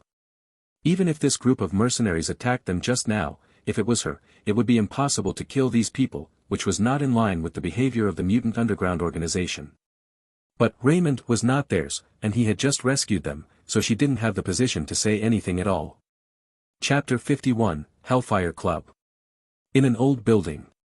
Raymond, who has switched back to the main character and quit equipment materialization, was thinking about the current situation. He originally planned to wait for Clarice and follow her after school to see if she had really gotten mixed up with the mutant underground organization, a street fighting organization, as he had guessed. Unexpectedly, he really guessed it correctly. Not only that, but he also accidentally bumped into the appearance of a male mutant. At that time, when the man and John were talking, Raymond was actually hiding in the dark, and was ready to help at any time. That is, at that time, as soon as he was connected to the system, there were several prompts. Including the Polaris Lorna Dane, who was identified as an A-grade anti-hero by the system, brought him 50 exploration points, as well as the B-grade hero, Thunderbird, John Proudstar, and the C-grade hero, Dreamer, Sonia Simonson, also brought him 30 and 10 exploration points respectively. Seeing the appearance of these three people, Raymond can be sure that Clarice was indeed in contact with the Mutant Underground organization, and John has also verified this later. The only thing that was beyond Raymond's expectations was probably the appearance of the male mutant. Through the system's prompts, Raymond also quickly figured out the identity of the white-collar man, the B-level villain, absorbing man, Carl Creel, who also brought him 30 exploration points. These four people added up to provide him with a total of 120 exploration points, which can be regarded as an unexpected gain. However, the focus of his attention at the time was not this, because for him at present, 120 points of exploration value is certainly a gain, but it is not enough to surprise him. What he really cared about was what was going on with the man toy Clarice. He was somewhat impressed by the absorption of Carl, a guy who can completely transform his body into a substance by contracting it. Regarding the source of his abilities, there are also different versions in different Marvel universes. In some versions, he is a magician transformed by Loki's magic, a humanoid weapon created by Loki to deal with Thor, and in some versions he is a mutant with the ability to awaken himself. Just through the system's prompts, Raymond couldn't be sure what the situation of the absorbing man in this world was. But when the absorber stated that his purpose was to absorb Clarice on behalf of the mutant organization behind him, Raymond could basically be sure that this person should also be a mutant. It's just that it's not clear what organization is behind him. When Clarice and the others ran away first, Raymond also followed in secret, and one step ahead of time, he discovered that other people were following Clarice and the others. In that case, even if Raymond switched to Kuro's subpersonality, it would not be possible for Clarice and the others to be able to deal with all the enemies without getting hurt. Tao Pai Pai's subpersonality was not a problem, and now, with his comprehensive value, he should be able to hold for a while longer than before, but Tao Pai Pai's strength was a bit too amazing, until the real critical juncture, Raymond did not want to easily use it. His biggest trump card. So, he chose the most secure subpersonality of Deadshot plus the embodiment of Deadshot's suit. In the face of this situation, and it was still a situation where the enemy was clear and secret, the shot of the Deadshot subpersonality is basically guaranteed. It turned out that Raymond's choice was also correct. It only took less than half a minute for Deadshot's subpersonality to solve the battle, and he left a few alive. Of course, this was what Raymond asked him to keep, otherwise it would be easier for him to headshot them. After the interrogation of Deadshot's subpersonality, Raymond finally figured out the origin of the organization behind the absorbing man. Raymond was also no stranger to this organization. Hellfire Club. A mutant organization that has continued from the 18th century to the present, its existence has a long history, far above the two largest mutant organizations today. The existence of this organization was very special. It was not only different from the Brotherhood of Mutants, which was facing the governments of various countries, and has become an international terrorist organization, it is also different from the X-Men, which adopts a partial cooperation attitude with the government, trying to ease the conflict between mutants and ordinary people. Its mode of existence was quietly hiding in the society of ordinary people. Before the X-gene detection method came out, the members of this organization were all powerful people from various countries, and they played with the common people in their hands. Even the former Magneto joined the organization and once became the leader at that time. Even if the detection technology of the X-gene was invented later, it still failed to shake the core interests of this organization, because they could completely step back behind the scenes and let their agents take over. These agents weren't mutants, and they'll be fine no matter how they test them. Now, apart from their own core members, no one can figure out how much power this organization still has. Compared to the Hellfire Club, John's Mutant Underground organization was like a joke, so it was no wonder that the absorbing man didn't hear John say that Clarice had joined them, or he didn't care. The two sides were not a heavyweight at all. Why should they care?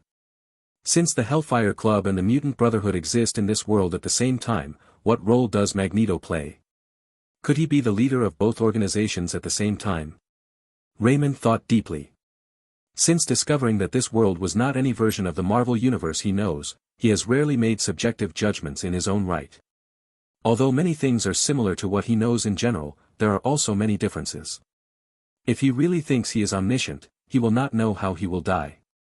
However, judging from the information from the interrogation of Deadshot's subpersonality just now, the Hellfire Club in this world shouldn't be much different from what he knew. Except for the uncertainty of whether the leader is Magneto, the organization is also the same, and the core members are all codenamed after chess pieces.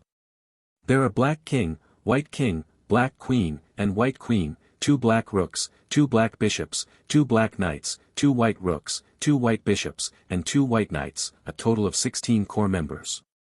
The recruiter who led the team this time was one of the 2 black knights, Absorbing Man. It's a little troublesome.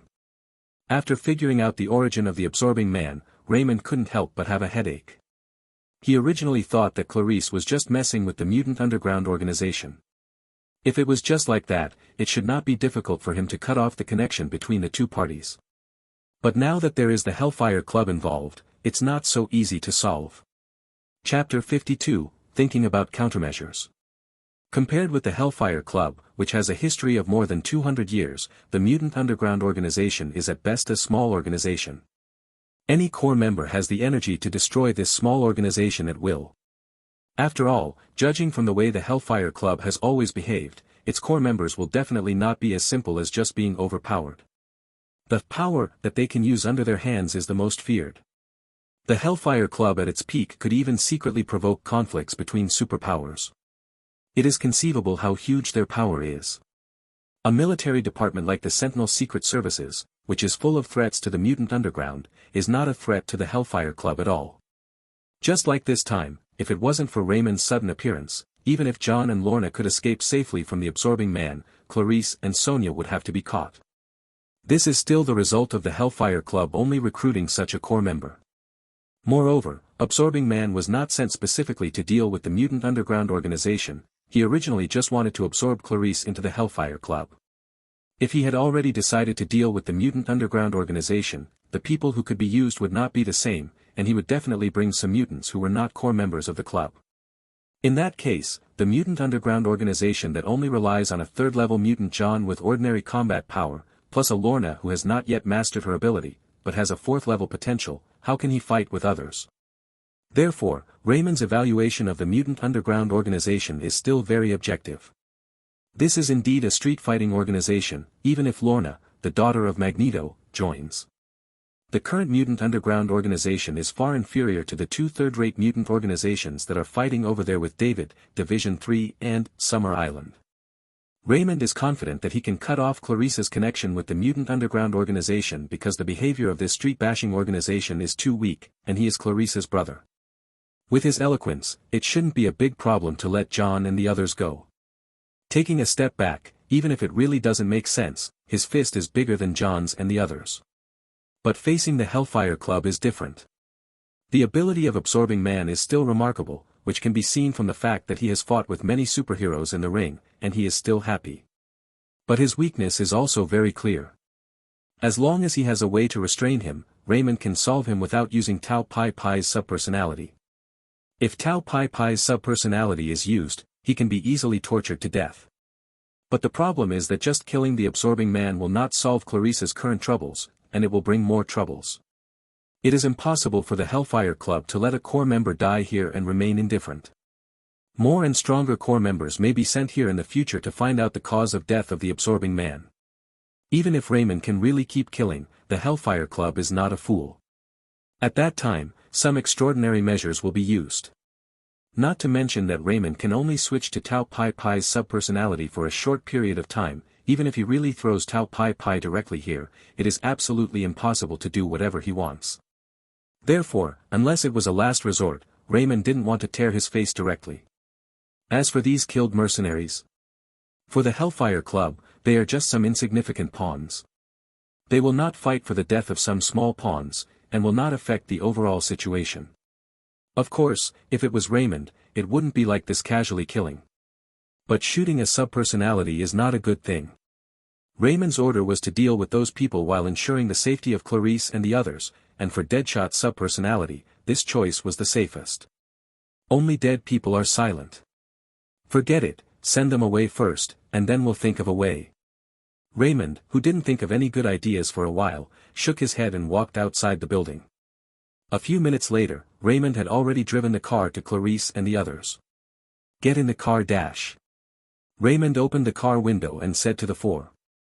Hello, brother Raymond, I'm Kelly's classmate, and my name is Michelle, Irene. As soon as they got in the car, Michelle and Irene said in unison. After realizing that the other party had the same idea as theirs, the two glared at each other again.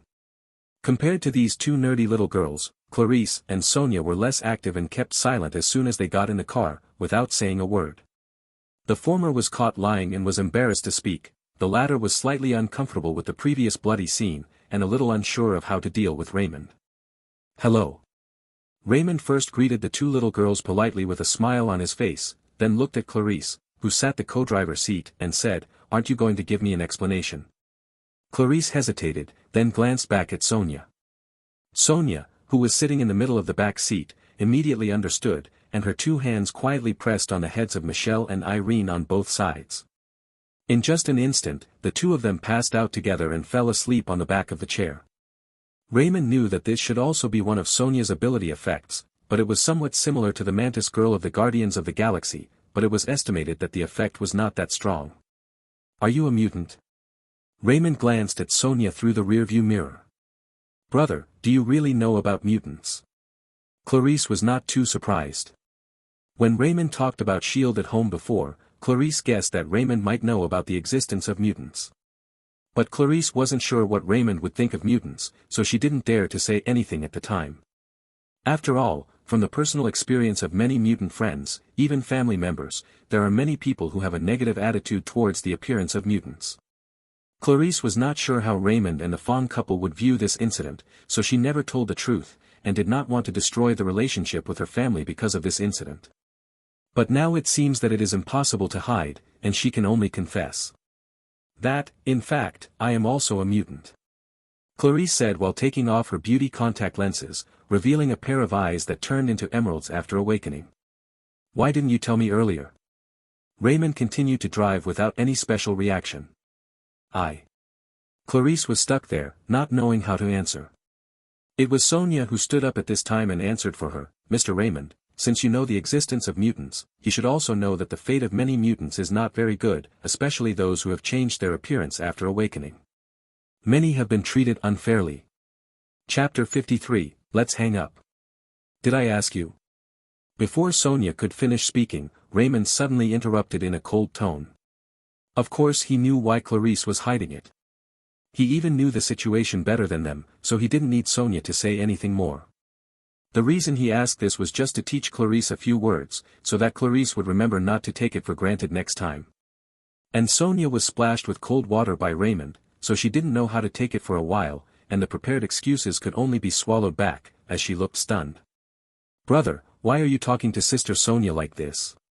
Seeing that Sonia was choked by Raymond's words, Clarice didn't believe it was what Raymond said. In her eyes, this brother Raymond has always been a gentle and polite scholar. This was the first time she had seen Raymond be so rude. How should I talk to her? Raymond said coldly, if I hadn't followed, you would have been arrested today. What's the value of such a waste organization that can't even protect its own people? But Clarice was a little unconvinced, but she couldn't think of how to refute for a while. I don't want to have such a meaningless argument with you, I will find a place to put you down first, and then go to deal with some personal matters. When I come back, if you can't give me an explanation that satisfies me, I will tell my parents about this and let them talk to you. Don't. Clarice panicked when she heard that Raymond was going to tell Fong Mo and his wife. She knew Fong Mo and his wife too well. Especially the mother Roland, if she knew that she was involved in this kind of thing, she would definitely have a ban on her, and she would not be able to go anywhere except to go to school. I'm waiting for your explanation. This time, Raymond didn't let go. 10 minutes later, Raymond found a place to put the four of them down and left. The girl Clarice may think that this matter has come to an end, but Raymond couldn't think that this matter is over. If it is not handled properly, trouble will follow. However, Raymond didn't think of a good way for the time being. So, he decided to hang up. Asterisk. Boom. Boom. Boom. Under the control of Lorna, the two car doors were constantly slapping Carl. The scene looked spectacular, but Carl stood there motionless, allowing Lorna to attack. Of course, John was not idle either. While Lorna was attacking Carl, he was also waiting for an opportunity to launch an attack. With his super strength, the lethality that these short spears can throw out is more than that of ordinary firearms. Moreover, every time he throws attacks, he aimed at Carl's vital parts, such as neck, eyes, private parts, etc.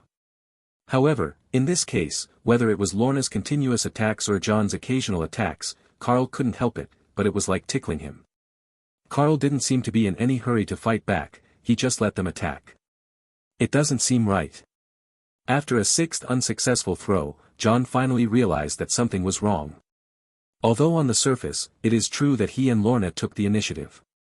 But they have been attacking for so long, and the other party seems to be fine, which proves that the other party's defense power is far above their destructive power, and their attack may not be effective for the other party at all.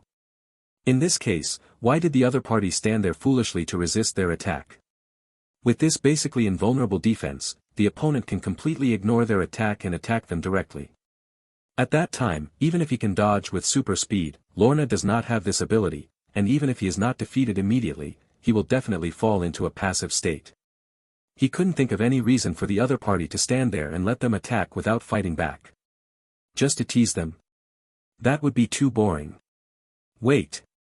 His goal is, not good. When thinking that the other party would never be so bored that he came here to play with them, John suddenly realized that the other party's original target was actually Clarice. Combined with the unreasonable behavior of the other party, he suddenly thought of a possibility. Have you finally reacted, but it should have succeeded over there. Carl saw John's expression change, and he expected that John should have reacted. However, he calculated the time, it should be almost enough to arrest people there. He stayed here, originally only intending to temporarily hold back the two main forces of John and Lorna, so that others could catch Clarice and others. Because he also knew that with only him and the people he brought this time, it was unlikely that John and the others would be scored in one net. After all, his ability is not suitable for arresting people, and if John runs away, he will not be able to catch up. So he didn't rush to attack, just a fear of scaring John and the others away and affecting the other side. Retreat. John, who figured out the problem, immediately called Lorna to prepare to retreat. Carl didn't stop him, because he knew that even if he wanted to stop him, he wouldn't necessarily be able to, and there was no need to do useless work. Looking at the backs of the two leaving, Carl smiled and said to himself, what an interesting ability, could it have something to do with high? Just for this discovery, this journey was not in vain. If I were you, I wouldn't be too happy. Just when Carl was complacent about this discovery, a strange voice suddenly sounded, knowing too much is sometimes not necessarily a good thing. Carl's expression changed slightly, and he looked in the direction from which the voice came. He only saw an Asian white mixed-race man who appeared not far behind him at some point, with his arms on his chest, half leaning on the wall, and looking at himself with a half-smile. The words just now were undoubtedly from this person's mouth. Being able to appear here inexplicably at this time, and even without him noticing it, Carl didn't think that the other party was an ordinary person passing by. Who is your excellency? Carl said solemnly. My name is Raymond, you should have heard this name for the first time. The Asian white mixed-race man, or Raymond, whose body was controlled by the subpersonality of Kuro, chuckled. By the way, the girl you want to arrest this time is my sister. Chapter 54, The Black King. Carl had naturally never heard the name Raymond, but when he heard the second half of the sentence, he understood why Raymond came to him. This kind of thing is not uncommon. In the supernatural world, this situation often happens. Especially for those extraordinary people who have joined the organization, it is more common. In addition, it is also very common for families to have multiple mutants at the same time, such as the famous Cyclops and Havoc brothers among the mutants, which are examples. He hadn't specifically investigated Clarice's family background before, and he didn't know that Clarice actually had an older brother. But this kind of thing that you can know with a casual check, the other party will not lie to him. Mr. Raymond is here to help his sister. Carl, who knew the identity of the other party, felt relieved. Actually, you don't have to. I'm just here to invite her, no malice. Raymond said indifferently, but I don't really want her to be involved in these disturbances too early. As for what will happen in the future, I want to wait until she becomes an adult before making her own decision. Carl shook his head and said, You're late. No, it's not too late. A wicked smile formed on the corner of Raymond's mouth. If you mean the few cannon fodders you sent to arrest people, I've already solved it for you. What did you say? Carl's face suddenly sank. There is no way, they are all armed with guns, and they are very fierce. In order to prevent them from making any unwise actions, I have to send them on the road. Raymond shrugged. I'm afraid you don't understand who you are facing. Carl said in a bad tone. Isn't it the Hellfire Club? Raymond pretended to be surprised. You. Don't get so worked up, I just stopped by to interrogate them before sending them on their way. Raymond said with a smirk, this is how I know that Mr. Carl is actually the titular Black Knight, TSK. How dare they betray the club? Carl gritted his teeth. I really can't blame them. There shouldn't be many people in this world who can stand up to my personal interrogation. I believe that if it was you, Mr. Carl, the result will be no different. You actually killed my men, and still dared to see me. Anyway, touch your back. Touch the back. Carl didn't understand why Raymond said it that, but he didn't ask any further questions. He touched his back to see what kind of tricks Raymond was going to play. As soon as his hand touched his back, he found that a note had been pasted on his back at some point, which made him look gloomy immediately. But it's not over yet. When he took off the note, he saw that there was actually a line of words written on the note, and when he saw the words, his face became even more ugly. Because what was written on this note was the perfect way to restrain his ability. Moreover, Raymond was able to paste this note on his back without him noticing it, which was enough to prove that Raymond could easily use the method on the note to kill him. If John and Lorna saw this note before, he might be on his knees now. After folding the note a few times and tearing it to shreds, he said solemnly, even if you can beat me, are you sure you can withstand the revenge from the club? If you can be sure, do you think I'm still standing here talking nonsense to you? Raymond sneered. Carl was silent for a while, then said, I can leave here, no saying anything. I don't believe what you said. Raymond interrupted him directly. Then what do you want me to do? Carl was also a little annoyed. Help me contact the person who can make the decision in your club, I want to communicate with him directly. Raymond said his request. Why, don't want to. Then I'll just kill you and wait for them to come to me. Wait. I agree. Carl responded quickly. He actually didn't believe that Raymond really dared to kill him directly, especially since Raymond had already obtained some information about the Hellfire Club from the people under him. But he didn't dare to gamble, because the stake was his life. Once he loses, there is no chance of a comeback, and he doesn't need to gamble with his life. So after a short struggle, he changed back to his original form, took out his mobile phone and dialed a number. After connecting, he briefly communicated with the other side, and then handed over the phone to Raymond. Raymond took the call. Only a slightly rough voice came from the other end of the conversation. I am the Black King. A simple introduction has already made Raymond confirm that the opposite is indeed the one who can call the shots. According to the rules of the Hellfire Club, both the Black King and the White King are the supreme leaders of the club, and there is no distinction between them. But as the saying goes, one mountain does not allow two tigers. Most of the time, one of the positions is vacant. If you want two positions at the same time, unless you both recognize that the other is no less than yourself in all aspects. But this is extremely rare. At this time, who is the top of the Hellfire Club, even Raymond doesn't know, and Kuro's subpersonality naturally has no way to guess. After all, his knowledge of the Hellfire Club comes from Raymond. But he didn't need to know who the other party was, anyway, all he wanted was a chance to negotiate. Hello, I'm Raymond. Well, I've already heard from Carl about the general situation, tell me your purpose. The unknown Black King on the other end of the phone said, entering straight to the point. I would like to join your club. You can. Mr. Black King, don't rush to agree, I have a request. Oh. I want a title. This is not in line with the rules. The Black King on the other end of the phone said solemnly, you can make Carl not hold you accountable for the people who you killed, and prove that you are strong enough to be recognized by him. But if you want to become a core member of the club, you must contribute enough to the club, I can't promise you directly. Mr. Black King, don't fool me with such words. The rules are made by people and can be changed by people. I believe that you have the right to change the rules, Mr. Raymond smiled lightly. Why do you think I will break the rules of the club for you? Because I have a lot of confidence in myself. Hearing this, the other end of the phone was silent for a few seconds, and after a few seconds, the Black King on the other end continued, I will come to Richmond in person tomorrow. After speaking, the phone was hung up. Chapter 55, Joining the Hellfire Club.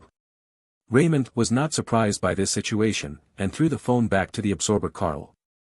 What did Lord Black King say? Carl asked tentatively. He said he would come to Richmond tomorrow. Raymond said lightly.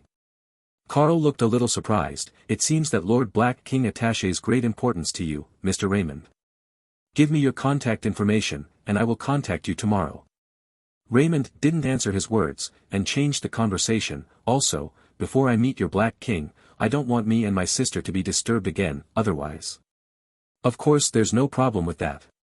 Carl agreed without hesitation. Regardless of whether Raymond can make the Black King make an exception for him and directly make him a core member, there is no need for him to offend a guy who has his own weaknesses for an ordinary task of recruiting members. Of course, he also thought about killing Raymond, but he struggled again and again, and he still held back. Because he was not sure that if he would act rashly, who would have the last laugh. After all, Raymond did indeed grasp his weakness, which could not be faked. In addition, Raymond is not an ordinary person. He doesn't even know what Raymond's ability is. In this case, he is joking with his own life. Therefore, he finally decided to temporarily admit counsel. Then I'm leaving. Raymond turned his head and was ready to leave. Well, please wait a moment. Carl suddenly stopped him. Huh? Raymond stopped and turned to look at him. You want to give it a try to see if I have the ability to kill you? No, don't get me wrong, Mr. Raymond. I just wanted to ask what you mean when you said, knowing too much sometimes is not necessarily a good thing. Raymond was silent for a while, then shook his head and said, this is a bit complicated to say, I will talk about it later when I have time. In short, I can remind you that it is not wrong to be confused when it comes to big figures. Just when Carl was still trying to comprehend the deep meaning of the words Raymond, when he came back to his senses, he found that the other party had disappeared without knowing when, as if he had never appeared. He didn't even notice how Raymond left.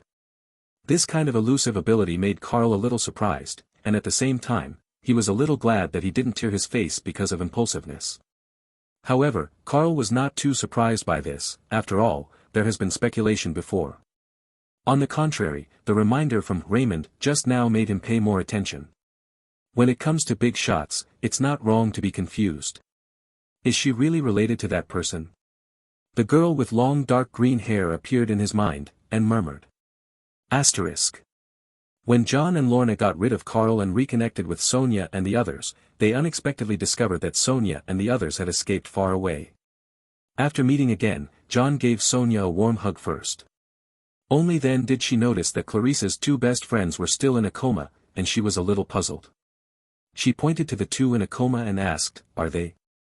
Sonia didn't hide it, and quickly said what happened before. Does that guy really have a backer? Damn, I was careless. After learning that if it wasn't for Clarice's brother's sudden appearance to turn the tide, Sonia and the others should have been captured by the other party's people by now, and John looked annoyed.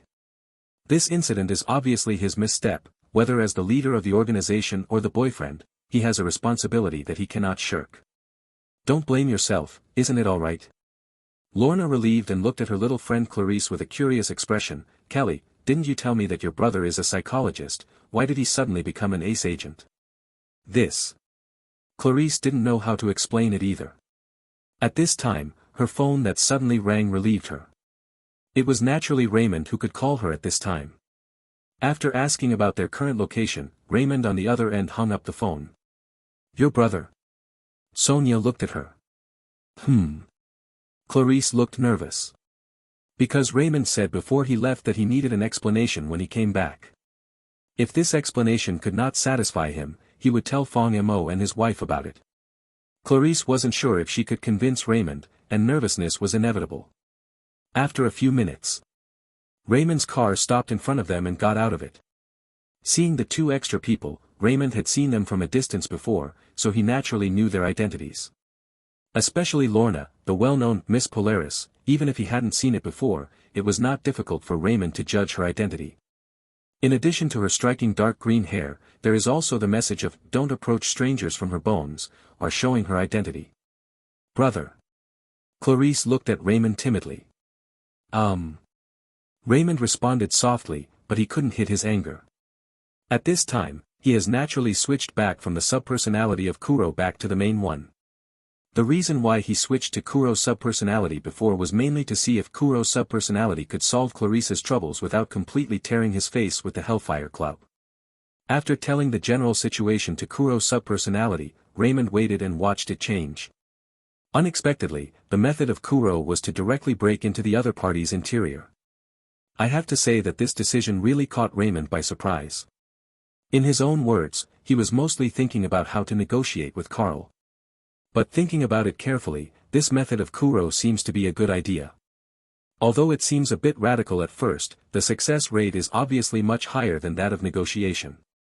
There are also two situations in which the negotiation is successful and the negotiation fails. Even if the negotiation is successful, the other party may regret it. There are too many uncertain factors. But if he can enter the Hellfire Club and become its core member, Clarice is already his own person to the club, and naturally there will be no future troubles. Raymond, who figured this out, did not prevent the free play of Kuro, and let him handle this matter. It was not until he left Carl that he switched back. "Hello, Mr. Raymond, my name is John, it's..." John said enthusiastically after seeing Raymond. "You are their leader?" Raymond interrupted him indifferently. Yes."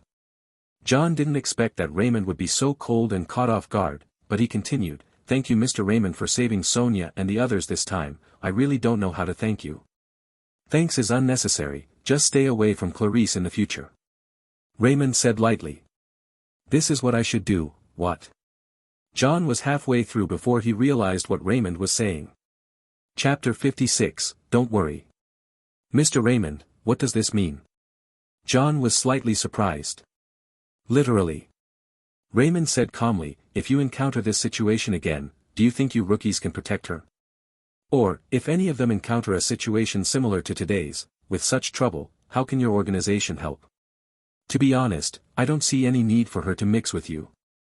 A group of rookies who can't protect themselves, even if they form a group, they can't solve any problems." "Brother. How can you talk like that?" Clarice was a little anxious.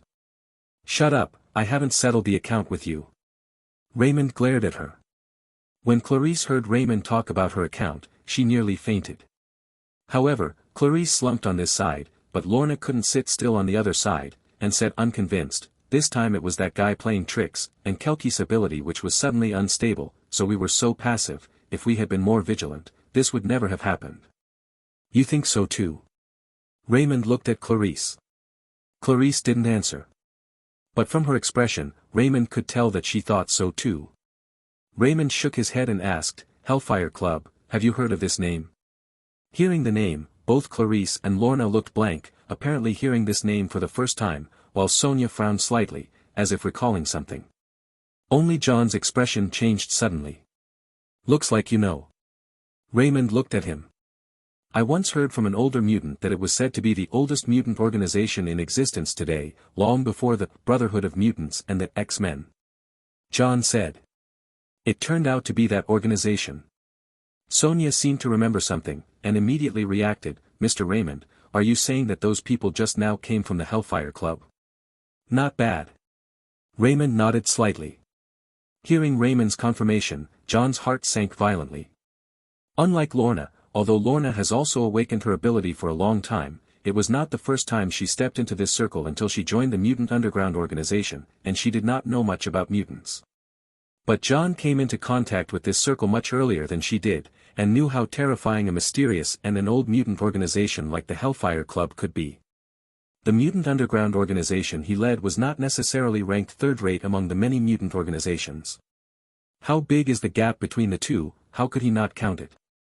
However, John knew that the situation was not good, but Lorna, who didn't know the background of the Hellfire Club, was still unconvinced. "So what if it has existed for a long time?" I don't think that guy is too powerful, that is, the tortoise shell is relatively hard. It's just a little bit, I don't believe he is really invincible. Of course he is not invincible, no ability can be without flaws. Raymond said. That's it, we have nothing to be afraid of. Lorna saw that Raymond agreed with herself, and she was more confident.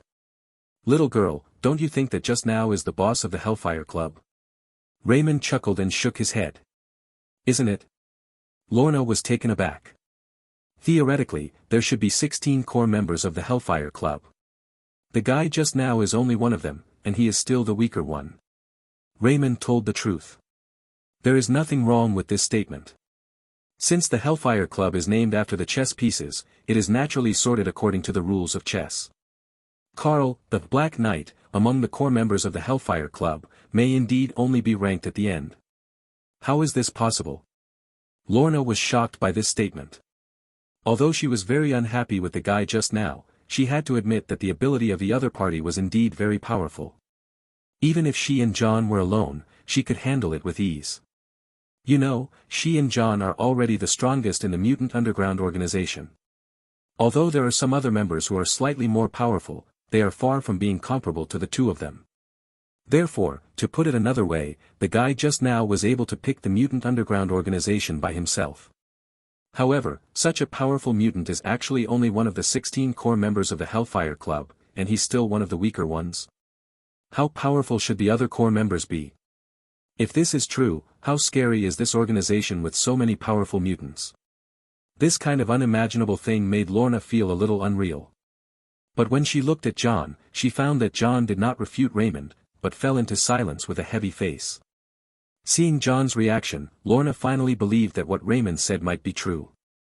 What she didn't know was that John didn't know whether what Raymond said was 100% true, because he didn't know that the Hellfire Club had 16 core members or something. However, when Raymond said this, he was not surprised at all. Because only such a powerful organization can explain why it has a history of hundreds of years. It is an indisputable fact that the history of mutants is a history of humiliation. Even today's two giants, most of the time, they can only hide. A mutant organization, without strong enough strength, cannot last for hundreds of years, and will be exterminated many times. However, John is not without responsibility. He wouldn't dare to fight against it because he knew that the other party was a monster like the Hellfire Club. But at this time, facing the doubts of Raymond's family, he couldn't deceive himself. I admit that in the face of the Hellfire Club, my strength is really nothing. But I will never give up Clarice anyway, because she is my companion. John said solemnly. Me too. Lorna, who had recovered from the shock, also agreed. Although Sonia didn't say anything, she was still determined. Seeing the serious looks on their faces, Raymond really wanted to say, the Hellfire Club is only here to recruit people, not to kill people. What kind of trouble do you all take death as your own? But at this time, pouring cold water seems a bit too slap in the face, so he didn't be so cruel. Thinking of this, he still looked at Clarice with a stern face and asked, are you sure you want to keep messing with them? This is the last time I ask you this question, you can think about it later. Clarice struggled, but finally nodded and said, I haven't made any important decisions since I was a child.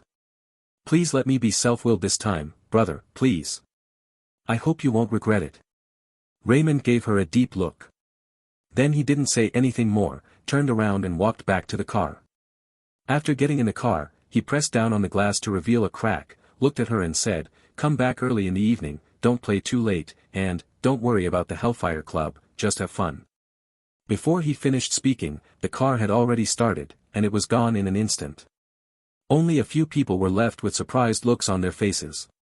Chapter 57, Raymond's Improvement.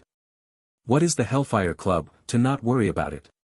Combining with the tone of Raymond just now, several people came to a common judgment, the trouble of the Hellfire Club has been solved by Raymond. Only in this way, Raymond dared to say such words. If someone else said this, they could still think that the other party was just boasting, but Raymond was Clarice's older brother, and he didn't need to deceive his sister in this kind of thing. In other words, Raymond actually managed to get through the relationship with the Hellfire Club in the moment he left, and let them agree to stop disturbing Clarice, and this was after the other party had already lost a batch in the case of manpower. How much power does it take to do this? They can't imagine. Kelly, tell me honestly, what exactly does your brother do? As soon as Raymond left, Lorna immediately cross-examined Clarice, like a curious baby. Trust me, I'm as surprised as you are. Seeing that Lorna and John were all staring at her, Clarice knew she had to say something, otherwise these little friends would not give up. I only knew my brother before that he worked in a huge organization that cooperates with governments of various countries, and his main job was to teach. I didn't know that my brother was so powerful. A huge organization that cooperates with governments of various countries. Shouldn't it be S.H.I.E.L.D.? John guessed. Clarice hesitated. She hadn't intended to say S.H.I.E.L.D. It's not that she doesn't believe these little friends, but after all, this is about her brother. Just like she never told Raymond about these little friends before, there are some things that are more variable if one person knows more, and she doesn't want to hurt anyone because of her own reasons. But since John had already guessed that she was referring to S.H.I.E.L.D., she didn't want to make up nonsense. Besides, there was Sonia next to her. Even if she lied, she couldn't hide from Sonia, a humanoid lie detector, so there was no need to deceive herself. So she nodded and said, I just found out about this too. S.H.I.E.L.D. What is that, compared to the Sentinel Secret Services? It was the first time Lorna heard the name, and she subconsciously compared it with the Sentinel Secret Services, which had been hunting mutants for a long time. There's no comparison at all. John shook his head and said, the Sentinel Secret Services is only a secret department under the American military, and its scope of activities is generally only within America. S.H.I.E.L.D. is an international organization that spreads all over the world, and it's even in the American government's direct jurisdiction. Although the two are not in the concept of superior and inferior, they are not the same size at all. Is it so scary? Lorna stuck out her tongue, startled. A Sentinel Secret Service forced them to hide everywhere, living like a mouse in the gutter. She didn't expect that S.H.I.E.L.D. would be much bigger than the Sentinel Secret Services. It's no wonder, if Kelly's brother has a high status in S.H.I.E.L.D., it is indeed possible for the Hellfire Club to give him a face. John felt that he had guessed the truth. He did not know the specific situation of the Hellfire Club and S.H.I.E.L.D. This is like in the eyes of ants, huskies and Siberian tigers are incomparable giants, it is impossible for ants to judge which of the two is more powerful.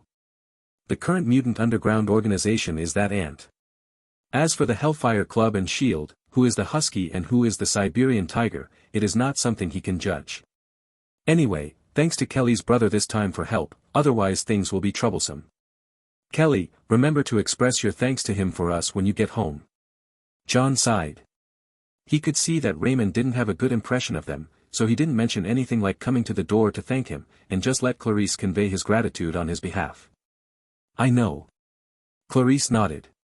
Asterisk. Host, Raymond. Strength, 2.4, Agility, 3.2, Constitution, 2.1, Spirit, 1.8. Abilities, Kuro's fighting skills. Exploration value, 240. Subpersonalities, 100 plans Kuro, Death Shot, Floyd, the world's #1 killer, Tau Pai Pai. The harvest is everywhere. When Raymond returned home, he was in a good mood when he saw that his exploration value had returned to more than 200.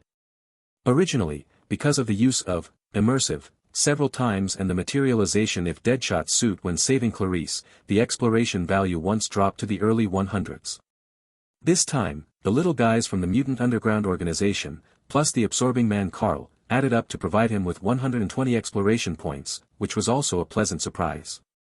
However, he didn't feel bad for the exploration points that he used before now that he has fully mastered Kuro's fighting skills. It is hard to say how much his combat power has changed, but it is a fact that all the functions of the body have increased in an all-round way. Even if he doesn't switch to any subpersonality now, his overall physical quality is definitely higher than that of ordinary agents. If he doesn't use weapons and fights empty-handed, he can already beat more than 90% of the agents of S.H.I.E.L.D. This is the harvest after several times of immersive, and now it has only been 2 or 3 days since he discovered the effect of immersive.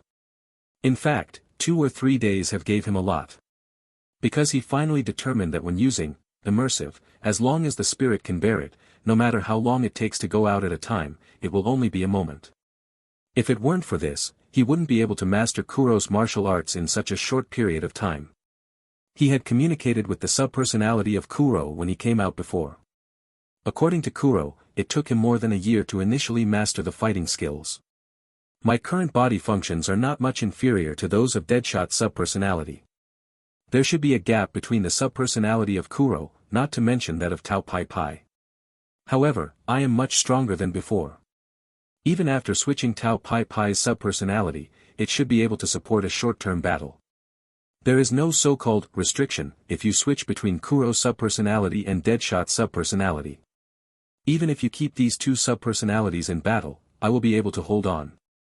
Raymond lightly rubbed his chin with his right hand, and thought to himself, although the decision of Kuro's subpersonality is to solve the trouble of that girl Clarice, it is also an opportunity. If I can get into the Hellfire Club, if nothing else, I can at least gain a lot of exploration value. It seems to me that I can make a profit without losing anything.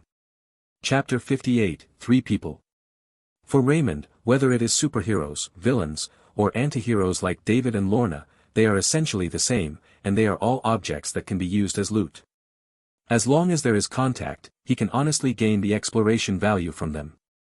So he is not afraid of trouble, especially if he has the opportunity to gain more exploration value. It doesn't matter if he has more. The more the better. The thought of getting a fat sheep again tomorrow made him feel better, and even the discomfort caused by Clarice's joining the Mutant Underground organization was swept away. It is worth mentioning that the reason why he did not forcibly cut off the connection between Clarice and John in the end was not that he was really moved by Clarice's inner monologue. It was mainly because he suddenly realized when he saw the appearance of the absorbing man Carl, Clarice, who had awakened her ability, couldn't really stay at home forever and be a good girl. There would be a Hellfire Club without the Mutant Underground, and there would be other groups without the Hellfire Club. This seemingly peaceful world is temporarily back to normal, but undercurrents are surging all the time. He wants to completely isolate Clarice from the supernatural world, unless the girl is locked at home and not allowed to go anywhere, otherwise it will be too difficult. There's nothing wrong with keeping Clarice in the Mutant Underground, at least in the general direction, and even if something goes wrong, like this time, it's probably still within his control. It's hard to say what would happen if she joined some more extreme organizations. So Raymond finally decided not to intervene in this matter. Speaking of which, I don't know who the Black King is. After putting Clarice aside for a while, Raymond's attention shifted to tomorrow's meeting. This time, he really had no clue. Although the general context of this world is somewhat similar to several popular Marvel parallel universes he knows, there are many differences in details. Just like the absorbing man Carl he just saw, in those popular Marvel parallel universes, he is either a magic pony created by Loki to deal with Thor. But it seems that in no parallel universe he is a member of the Hellfire Club, and he is also one of the core members. Just judging from Carl is enough to prove that the Hellfire Club in this world is very different from what he knows, and it is impossible for him to infer more information based on the information he already knows. However, this unknown feeling made him look forward to tomorrow's meeting even more. Asterisk. Outside Richmond International Airport. Carl, a worker in a suit, was standing beside a trash can with a cigar in his mouth, swiping his phone casually. At this moment, he was suddenly tapped on the shoulder, startling him. When he turned around, he saw that standing behind him was a tall man more than 2 meters tall, wearing a white suit, like an iron tower. If Leonid, the dean of the Operations Academy who fought against Raymond, was there, he would probably wonder if his nickname was wrong, because this man was obviously much more like a polar bear than him. At least physically so. Beside him stood a graceful woman wearing a tight black leather skirt, looking at Carl with a smile and said, "TSK TSK TSK. Carl, I heard that you have suffered a loss this time. Lord Betsy, why are you here?" Carl was surprised to see the graceful woman appear. Because this graceful woman is none other than the core member of the Hellfire Club with the title of Black Queen and the nominal partner of Black King. As for the burly man like an iron tower, he was naturally the Black King. It should be noted that, whether it is the Black King and the Black Queen, or the White King and the White Queen, the real relationship between them is actually just a partnership, not necessarily a spouse relationship. Although there have been many examples of partners getting together in the history of the Hellfire Club, it is not the norm. Therefore, these two can basically be regarded as the head and second head of the Hellfire Club. Carl was surprised to see the two appear at the same time. Previously, the Black King had only said that he would come here once, but he did not expect that even the Black Queen, who seldom came to America, would come with him. She just went to my side to find me something. After hearing about your situation, she insisted on coming with me to see. The Black King saw Carl's surprise and spread his hands. Why, don't you welcome me? The graceful woman pouted. How is that possible, Lord Betsy? It's my honor to have you here. Carl quickly denied it. As a core member of the Hellfire Club, even if Carl's status is far inferior to the two in front of him, he will not bow down. But women, who are particularly vengeful creatures, are often the least to be provoked, especially a powerful woman like the Black Queen in front of him. He didn't want to be hated by the Black Queen because of a trivial matter. Okay, let's not talk about this, let's find a place to eat first. The food on the plane is so bad, I didn't even eat breakfast. The graceful woman suggested. Yeah. The Black King also nodded slightly. Here, my car is parked beside Dash. Of course Carl had no objection and led the way for the two of them in front. Afternoon. When Raymond received a call from Carl, he drove alone to a park outside Richmond. He was not afraid of any tricks Jarl will play. If the Hellfire Club does not even have this credibility, it will not be able to stand to this day. What's more, he doesn't have a deep hatred with the Hellfire Club. Even if the pros and cons are weighed, the other party cannot give up this opportunity to turn the enemy into a friend. Unless it collapses later, that's another story. But even if he really didn't talk about turning his face, Raymond didn't think it was himself that he should be worried about. He was even ready to switch to Tao Pai Pai's subpersonality and start killing once he really turned his face. Huh. 3 people. Raymond, who arrived at the agreed location, saw Carl from a distance. At the same time, he noticed that Carl brought more than one person. In addition to the burly and outrageous man, there was also a graceful woman who looked about 30 years old. At the same time, a prompt appeared in his mind. Ding dong. You met S-grade villain, Kane Marco, exploration value plus 100. Ding dong.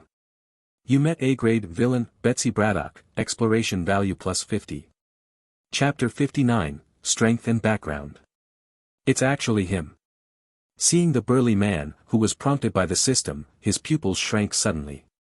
Kane Marco, codenamed Juggernaut, the younger brother of Professor X. However, although he and Professor X are brothers, they are not related by blood. It was Professor X's mother who left Professor X to marry his father after the divorce, and the two became brothers. Moreover, the relationship between the two is also very bad. However, what is certain is that his strength is no less than that of several famous 4th-level mutants, including his brother Professor X. In some Marvel universes, he was once the number 2 character of the Brotherhood of Mutants, second only to Magneto in the Brotherhood, but it's not clear whether he has ever joined the Brotherhood in this world, and why. Become the Black King of the Hellfire Club. But in terms of strength alone, he is definitely enough to sit in the position of the Black King. However, Raymond never linked this tank with the identity of the Black King, and he even wondered whether the Black King might be Magneto himself. Because the Juggernaut has always given the impression of being simple-minded, and the Hellfire Club is an organization that is often associated with terms such as conspiracy, ambitionist, and so on. The people Raymond knew who had been the leader of this organization were all geniuses. The style of the Juggernaut is really a bit inconsistent with the Black King. But the fact was in front of his eyes, and he couldn't help but believe it. As for the graceful woman who appeared at the same time as Juggernaut, her background was not small, but Raymond didn't notice it immediately because he was too surprised by the Black King. When he regained his senses, he also remembered the identity of the graceful woman. Betsy Braddock, codenamed Psylocke, a 3rd-level mutant, has the ability to materialize psychic power, and can vaguely sense the emotions of others. In terms of ability alone, she is equivalent to an enhanced version of Sonya with combat power. Of course, compared to the Juggernaut, her strength is far behind. This is not to say that a 3rd-level mutant will be instantly killed by a 4th-level mutant. After all, even a 4th-level mutant with astonishing abilities like Professor X, if someone he wears armor that can block his mind manipulation, a normal agent can casually kill him without much effort. The same is true of Magneto. If he is thrown into a place where he cannot exert his magnetic force, he will not be much different from ordinary people. At most, his vitality will be slightly stronger. But in the vast majority of cases, the 4th-level mutants must have an overwhelming advantage over the 3rd-level mutants. What's more, Juggernaut is not a mutant at all. He is just as powerful as a 4th-level mutant, so he was mistaken for a 4th-level mutant by many people. Perhaps because he has been with mutants for a long time, and because he is Professor X's younger brother, the outside world has regarded him as a mutant by default. No one has ever asked him to cooperate with the test to see if he is a mutant, because a mutant have never been an honorable identity, and normally no one would pretend to be. But there is such a wonderful person as him who never minds being regarded as a mutant by others. However, although Psylocke's strength is far inferior to that of Juggernaut, she can't stand her brother's arrogance. Compared with her brother, she can throw Juggernaut hundreds of streets away. Yes, she has older brothers too, and 2 of that. Her second and twin brother is Brian Braddock, codenamed Captain England, a magical strongman. Seeing this code name, many people's first reaction may be to compare it with the famous Captain America, but the strength of the 2 is not at the same level. This can be seen from the level of the enemies of the 2. Captain Britain's old enemy is an outrageously powerful 5th-level mutant. Although Captain Britain failed to kill the opponent in the end, this is enough to explain a lot of problems. And the other brother is even more awesome. Like the old enemy of the Captain Britain, he is also a 5th-level mutant, but there is something wrong with his mentality, and he is crazy most of the time. Of course, Raymond didn't think that the 5th-level mutants in this world would really be like in the comic world. Otherwise, the earth under his feet would have been destroyed many times. According to his estimation, the 5th-level mutants in this world may be at the level of the apocalypse in the X-Men movie world, and they are not at the level of restarting the universe at every turn. But anyway, this family is really awesome. If compared to her background, she should be one of the strongest people on Earth, and few people who know her background would dare to touch her casually. Is she also a member of the Hellfire Club? Raymond murmured in his heart. He had considered before that if the talk collapsed, he would directly switch to Tao Pai Pai's subpersonality and start killing. Even if the Black King is really a strongman like Magneto, he might not be able to kill him when he is violent. For example, the Juggernaut, his characteristics are actually more brave. If he was pressed and beaten at the beginning, he would have no chance to fight back at all. But suddenly Psylocke appeared. Of course it is not difficult to kill her, at least it is 100 times easier than killing the Juggernaut, but the problem is that after killing her, who can guarantee that she will not be revenged by her 2 brothers?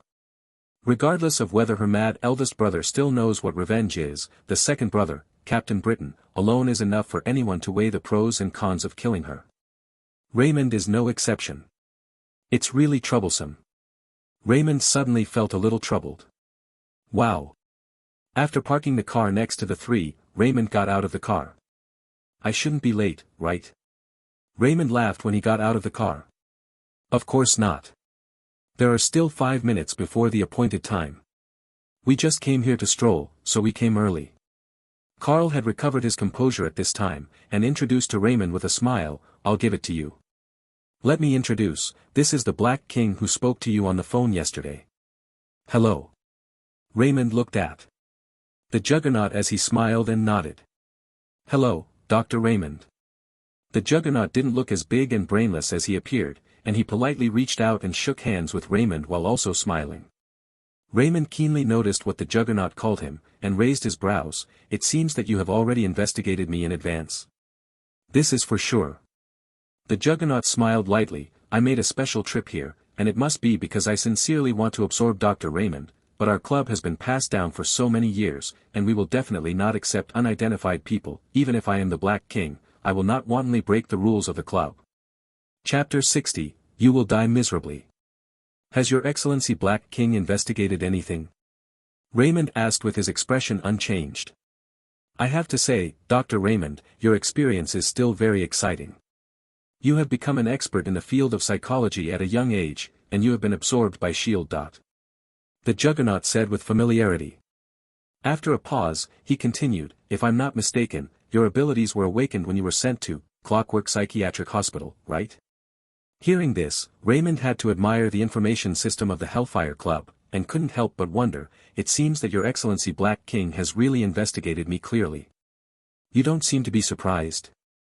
The Juggernaut was slightly surprised. If you can't even find these things on the bright side, I'm afraid I have to doubt whether it is a wise decision to join the Hellfire Club. Raymond shook his head and smiled. Hey, the tone is quite big. Psylocke, who had not spoken for a while, suddenly curled her lips. Clearly, she felt that Raymond was pretending. In fact, it's not just her. It's not difficult for Raymond to see that even Carl and Juggernaut on the side should have similar views to her, but they're not as straightforward as her. Who is this lady? Raymond looked at Carl. This is the Black Queen. Carl simply pointed out the identity of Psylocke. He knew that Raymond had already forced out some basic information about the Hellfire Club from the group of people he had brought before, and he would definitely not be clear about the meaning of the name Black Queen. It turned out to be Madame Black Queen. Raymond was slightly surprised. He really didn't expect Psylocke to be the partner of Juggernaut, the current Black Queen of the Hellfire Club, especially that the two of them didn't look like a couple. But considering that the Black King and the Black Queen do not necessarily have to be a pair, he was relieved. However, no matter what the status of Psylocke in the club, Raymond definitely can't just let her question himself, because it will affect whether the next negotiation can be concluded.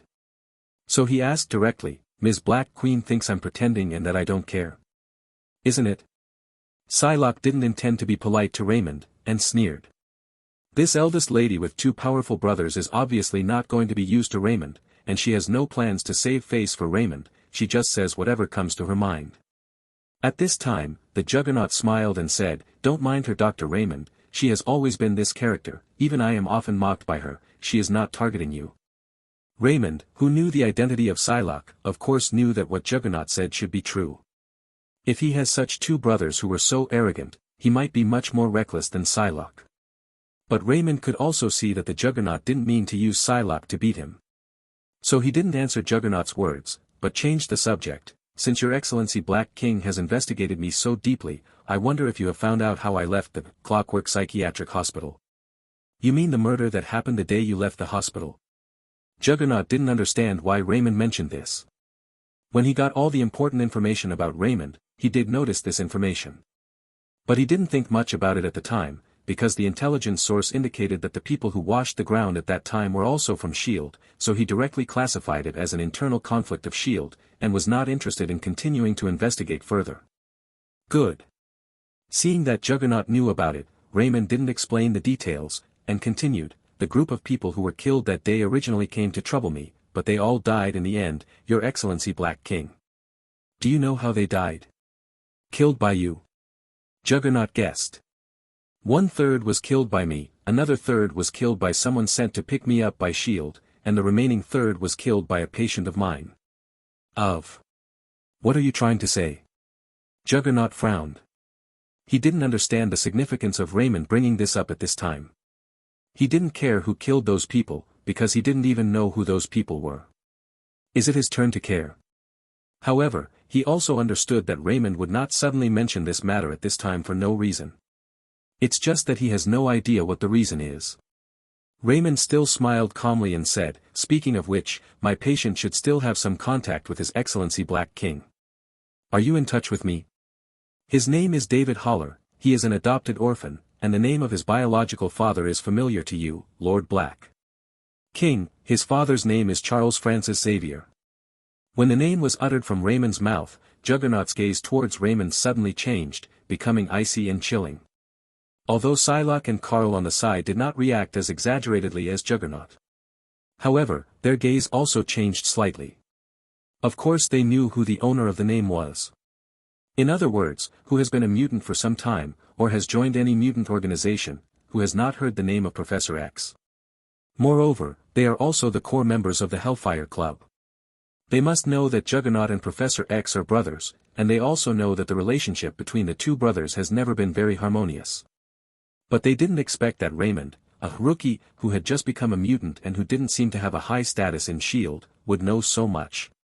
In the Hellfire Club, apart from the core members who know each other's true identities, few other members know who the core members after each title are. So when they met Raymond, they never reported their names, and they all introduced each other by their titles in the Hellfire Club. But Raymond's ability to say the words just now clearly proves that he is very aware of the identity of the Black King, Juggernaut, and he should also have a certain understanding of the relationship between him and Professor X. This was beyond their previous understanding and knowledge of Raymond. If they hadn't investigated Raymond beforehand, they might not have been so surprised. It was precisely because they had investigated that they thought they knew Raymond very well, which made it even more incredible. Because this proves that the intelligence they investigate is invalid, and what they found is just what others want them to find. This was undoubtedly a loud slap in the face to them who had just questioned whether Raymond was pretending. I don't like being played by others. If you can't give me a satisfactory explanation, I can assure you, you will die miserably. Juggernaut looked at Raymond with murderous eyes. Chapter 61, He is sick. Explain. What do I need to explain? Facing the murderous gaze of the Juggernaut, Raymond was completely unmoved as he shook his head and smiled. Do you think that only you need to investigate the other party's background before accepting people? I choose an organization, so don't I need to investigate the background of this organization before joining? Raymond's remarks were naturally tenable in theory. There has never been a rule that you can't do research before joining an organization. But this is obviously not the answer the Juggernaut wants. A guy who can make the information network of the Hellfire Club fail, no matter how you looks at him, he can't be a rookie who has just awakened his abilities. The mutant organizations that can do this can be counted on one hand. Therefore, from the Juggernaut point of view, Raymond was clearly sent by an old friend to play tricks on him. You are courting death. The Juggernaut growled in a low voice. Finally. His face was filled with anger, and his eyes became scarlet. Immediately afterwards, a layer of scarlet light of the same color as his eyes covered his entire being, making him exude an evil and deep aura. Boom! One step, a big hole appeared on the ground. On a certain level, this is because he cannot control his own power perfectly, which will cause this kind of power leakage, but on the other hand, it also proves how terrifying his power is at this time. Cain! Lord Black King, calm down. But their response was still a step slower. The Juggernaut had already ejected like a human-shaped cannonball and ran towards where Raymond was. Impact is also the most terrifying attack method of him. As long as you give him a certain distance, even if it is a mountain, he can pierce it for you to see. Seeing that he actually did not agree with one word, and did not hold back at all, he directly took out the strongest attack method. Although Carl and Psylocke did not think it was the right thing to do, they had already started to observe a moment of silence for Raymond in advance. The ability of the Juggernaut may seem monotonous, and the battle is not very entertaining, but no one has ever questioned his strength, because he is really strong. Those who had doubts had already been beaten up by him. Moreover, his ability is not purely physical attack and defense. The power brought by the scarlet light on his body can not only help him resist all forms of negative influences and energy attacks, but also give him the ability to attack creatures at any level. Even the Shadow King's spiritual body, who is not afraid of physical attacks, can only run for his life when he encounters him. Although Raymond behaved very mysteriously, even Carl, who had been shriveled in his hand, couldn't figure out what his abilities were, but even Carl didn't think that Raymond could anything to stop the tank-like human. However, the next development was completely beyond their imagination. Seeing that the Juggernaut was so reckless, he immediately acted. Without even thinking about it, Raymond switched directly to the subpersonality of Tao Pai Pai. Ha ha ha, it's finally my turn to play. Who are you going to kill? Raymond suddenly laughed with his hands on his hips, looking like a retard. However, he was only halfway through laughing. The red tank like a human-shaped cannonball had come to him, and it was about to hit him. Huh? What? He didn't even have time to figure out what the big lump that had hit him was, and subconsciously threw a punch. Boom! With a loud collision, the punch hit the big lump. It kept flying for hundreds of meters before it stopped, and it rolled a few times on the ground. Hey, so hard. Raymond shook his fist and glanced in surprise at the big lump that was blown away by his own punch. Because he just punched out, he actually felt a little sore in his hand, which was a rare thing for him. You know, even if he punched through a thick steel plate, he never felt this way. But this kind of surprise didn't last long, because his attention quickly shifted to Psylocke and Carl who were standing beside him. Are you guys here to ask me for an autograph? Raymond tilted his head slightly. Both Psylocke and Arl, who were noticed by Raymond, only felt like a mouse being targeted by a cat. They froze and shook their heads at the same time. That's what asked me to kill? Raymond asked again. The two shook their heads neatly again. Oh. Raymond withdrew his gaze and looked at the direction the red tank flew out again. Are you going to kill him? He muttered to himself. Don't you need it? Then what did you ask me to do? I'm only responsible for killing people. Humph, don't talk to Uncle Tao Pai Pai in such an orderly tone, even if you are. No, stop, I was wrong, you are the uncle, let me play for a while. Seeing Raymond standing there alone, talking to himself like crazy, an idea popped up in the minds of Psylocke and Carl at the same time. Is he sick? They had all seen Raymond's information before, and knew that Raymond was suspected of being schizophrenic for unknown reasons, and was secretly sent by S.H.I.E.L.D. to the Clockwork Psychiatric Hospital in New York for treatment. It is precisely because of this information that they reasonably deducted that Raymond may be awakened during this period. This is also in line with the awakening process of many mutants. However, they thought that if Raymond was taken out of the hospital, it meant that the illness should have been cured. But looking at him now, it doesn't seem like he's getting better, he's clearly sick. Mental illness is not scary, but mental illness with great power is scary. Didn't you see that even the Juggernaut was blown away with one punch? Although in the case of him, this level of attack would not cause any damage to him, but if he can withstand it, it does not mean that the two of them can also withstand it. If just that random punch just now hit either of them, it will enough to say goodbye to this world. Carl is still stronger, anyway, his ability is quite resistant to beating. However, Psylocke is not so lucky, her strength is not in defense. Moreover, if you want to replace her with other powerful mutants or supernatural people, as long as you know the background of Psylocke, you basically don't dare to really do anything to her. Because the consequences of doing so are very serious. But can you expect a psychopath to scrutinize things like context and consequences? Therefore, Psylocke at this moment has an unprecedented sense of crisis. She almost went to the club's internal forum to post a post. What should I do if I encounter a mentally ill and whose strength is still terrible? Please, it's very urgent. Chapter 62, Sidorak. Ignoring the suddenly fragrant Tao Pai Pai subpersonality, Raymond still switched back, and looked at Carl and Psylocke beside him, and said calmly. You'd better let him calm down. If you continue to fight, I'm afraid that even I will not be able to control myself. Believe me, you will not want to see that kind of result. Raymond's words were undoubtedly threatening Psylocke and Carl, but the effect was surprisingly good. Because it was not difficult for the two to see that he should be temporarily back to normal now. But what he said, combined with the state when he was obviously sick just now, made it difficult for the two of them not to associate. When Raymond said he couldn't control himself, did he mean the previous state? Does this mean that as long as Raymond is forced into a fighting state, he will suddenly enter a state similar to a rampage and become abnormal?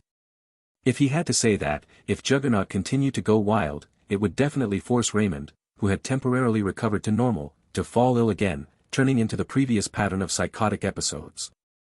Moreover, the more critical issue is that there is no insoluble contradiction between the two sides.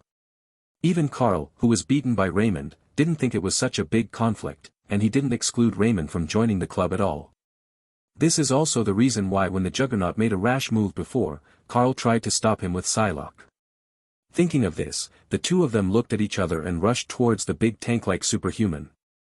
On the other hand, Juggernaut certainly won't let it slide. Although Raymond's strength was somewhat beyond his expectations, the attack of that level made him look a little embarrassed, but he was actually unscathed. In this case, would he be afraid? The answer is of course no. He was furious, and the scarlet light on his body became more and more intense. His whole person also exuded a more dangerous atmosphere. However, Carl had already rushed to him at this time. Carl's reaction was also very fast. Seeing that the Black King had reached the brink of rampage, he directly transformed into a crystal sculpture, hugged the red tank from the side, and persuaded repeatedly. Lord Black King, this is a misunderstanding. Calm down, calm down. Get out of my way. The red tank didn't buy it, and was furious. But he couldn't break free of Carl's obstruction at the first time, because he wasn't so insane that he would even beat his own friend Carl, and it wasn't so easy to break free when he couldn't kill him. It was in the blink of an eye that Carl delayed, and the Psylocke arrived. But he saw Psylocke's rare stern look. Cain, have you forgotten your promise? Juggernaut's eyes were red, his nose was panting heavily, and he was about to go completely mad, but after hearing this question from Psylocke, he instantly calmed down. Although it seems that his anger was still not dissipated, he will not explode like before. After a while, he said solemnly, let go, I'm fine. Carl glanced at Psylocke hesitantly, and when he saw her also nodding, he let go of the red tank and returned to his normal human form. Juggernaut closed his eyes and took a few deep breaths. When he opened his eyes again, the scarlet color in his eyes had disappeared and returned to normal again, and the scarlet light shrouded in his body also dissipated. "Let's go, and get to know this new friend again." Juggernaut, who had returned to a calm state, walked towards Raymond as usual, completely unable to see that he was still on the verge of going berserk. Seeing that the Juggernaut seemed to have returned to normal, Raymond was not too surprised, because he knew why he is so easily angered. This situation is closely related to his source of power. The world thinks that he is a mutant, but he has never been a mutant. All his abilities come from an evil god outside the multiverse. Lord of Oblivion, Sidorak. The superdimensional demon who dominates a multiverse called Crimson Cosmos. He is a powerful demon with terrifying and immeasurable power. Compared with him, those famous demon lords are like a joke.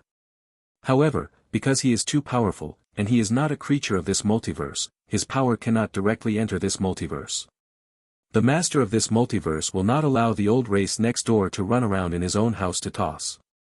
Therefore, he can only infiltrate part of his power through some small means, such as sacrifice, to project his power onto some native creatures. It was in an accident that Cain Marco accidentally ran into an altar dedicated to Sidorak, and successfully accepted part of his power projection. This power was not even 100 millionth of his real body strength, but it also gave Cain Marco the strength to be comparable to level 4 mutants, and even more courageous in battle. The only problem is that the reason why Sidorak is called a demon is because the essence of his power is too evil, and this power will continue to corrupt the host's mind. The layer of scarlet light on the Juggernaut just now was the power of the old race. He will continue to make the Juggernaut more and more easily provoked, and his actions will become more and more extreme, until one day he will be completely eroded by the power, and he will become a walking dead controlled by it. When Raymond first saw him, he actually found that he, himself, should not be the kind of person with pure limbs and a simple mind. But when he said some unpleasant words, the other party immediately acted as if he had seen the enemy who killed his father. This contrast is really abnormal. So he also guessed that the red tank should be affected by his power, not really killing him. Under such circumstances, he wanted to try it out to see if Psylocke and the other could calm him down. If they can, keep talking. If they really can't, then there's nothing he can do, he can only use his fists to reason. Fortunately, things were as he expected, and Psylocke and Carl succeeded in calming the Juggernaut down, and it seemed that he had returned to his previous normal mode. "Sorry, I was a little impulsive before." The Juggernaut bowed his head as soon as he came over. Although there was no direct apology, his attitude had changed drastically from his previous attitude of wanting to kill Raymond. "It's okay, can we have a good talk now?" Raymond shrugged and said he didn't mind. Chapter 63, Raymond's Concerns. The now calmed down Juggernaut was completely different from the angry man before. It only took 3 minutes for Raymond to successfully persuade him, making him believe that he really wanted to join the Hellfire Club, and not someone sent to tease him or find fault. If was replaced by the previous him, Raymond would not have a chance to speak at all. As for why Raymond could make the Hellfire Club's intelligence network fail, he could only investigate some superficial intelligence, and how to investigate the relationship between the other party and Professor X, this is in Raymond's little test. After that it is no longer a problem. Because at this moment, Raymond was no longer the rookie who had just awakened his abilities after an accident in the eyes of the 3 Hellfire Club members. For mutants, even the strongest 4th-level mutants like Magneto and Professor X are not necessarily the opponents of some 2nd-level and 3rd-level mutants when they first awakened their abilities. At that time, they only had the potential to become 4th-level mutants. Just like Lorna now, a Carl can settle her with little effort. Of course, this is not 100% without exception. Some 5th-level mutants may be terrified as soon as they wake up, such as Jean Grey.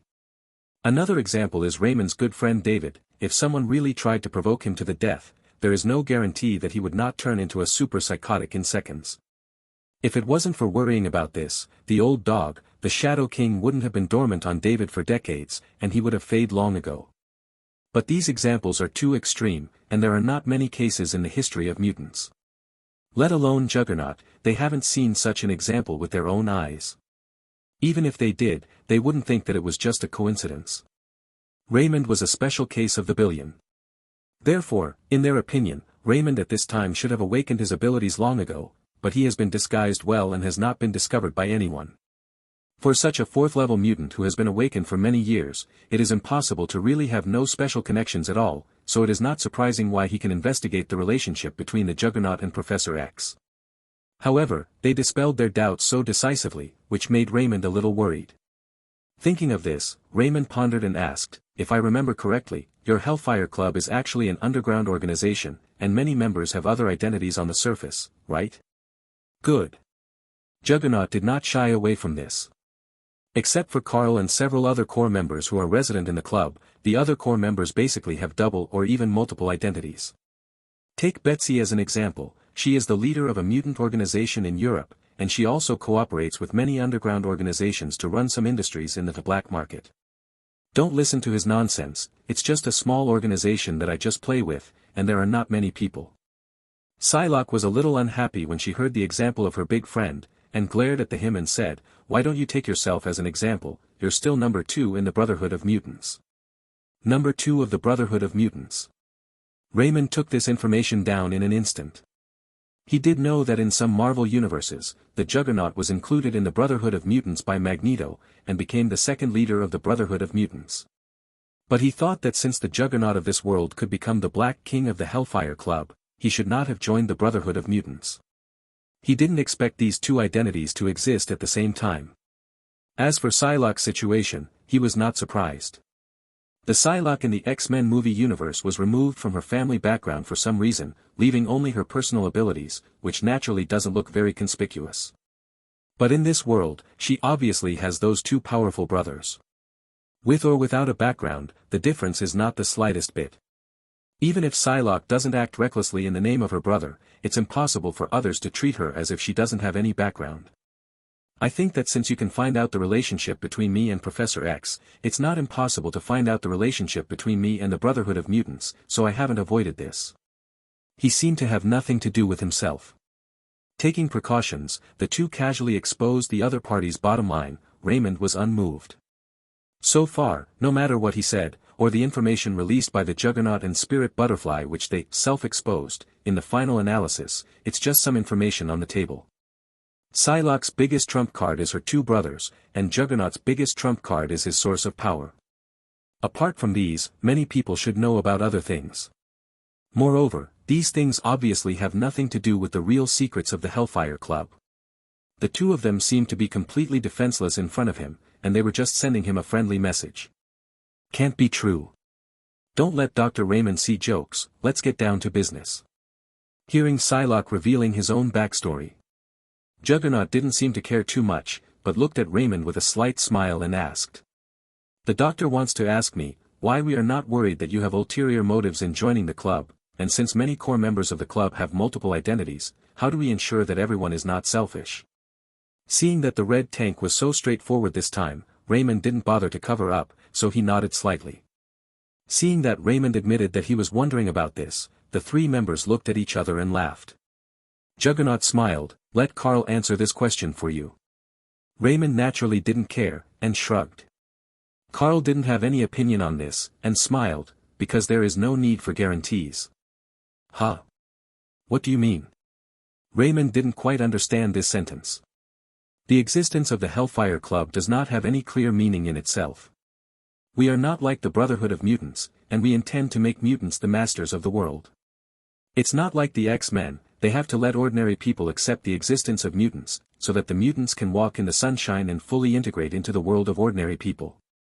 Carl explained with a smile. If we have to say what the purpose of our existence is, it should be to help each other. If we don't harm our own interests, we can help as much as we can. As for what you said, Dr. Raymond, how can you guarantee that each other has no selfishness? This is a false proposition in itself, because all of us have selfishness. Chapter 64, Ecstasy. Is that so? Carl said this for the sake of him. If Raymond couldn't understand it again, there must be a problem with his brain.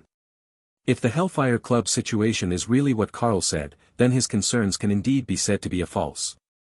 Everyone has selfishness, and there is no need to worry about whether new members have selfishness.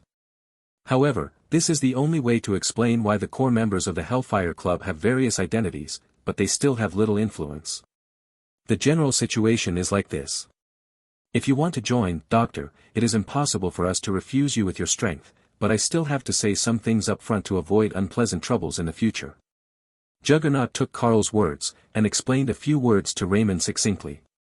That is, the ugly words in the front link in the saying. The content is also very simple. It is nothing more than that after joining the club, you must not deliberately harm other core members. Once discovered, you will be hunted and killed by all members, and you will surely die. In addition, although there is no necessary binding force between the core members, there is no rule that whoever is in trouble, others must help, but some things are mutual. If you don't help other people in trouble, they won't help you in the future. Of course, this kind of help is usually not free. Generally speaking, the recipients need to be careful. To put it bluntly, they need to pay something.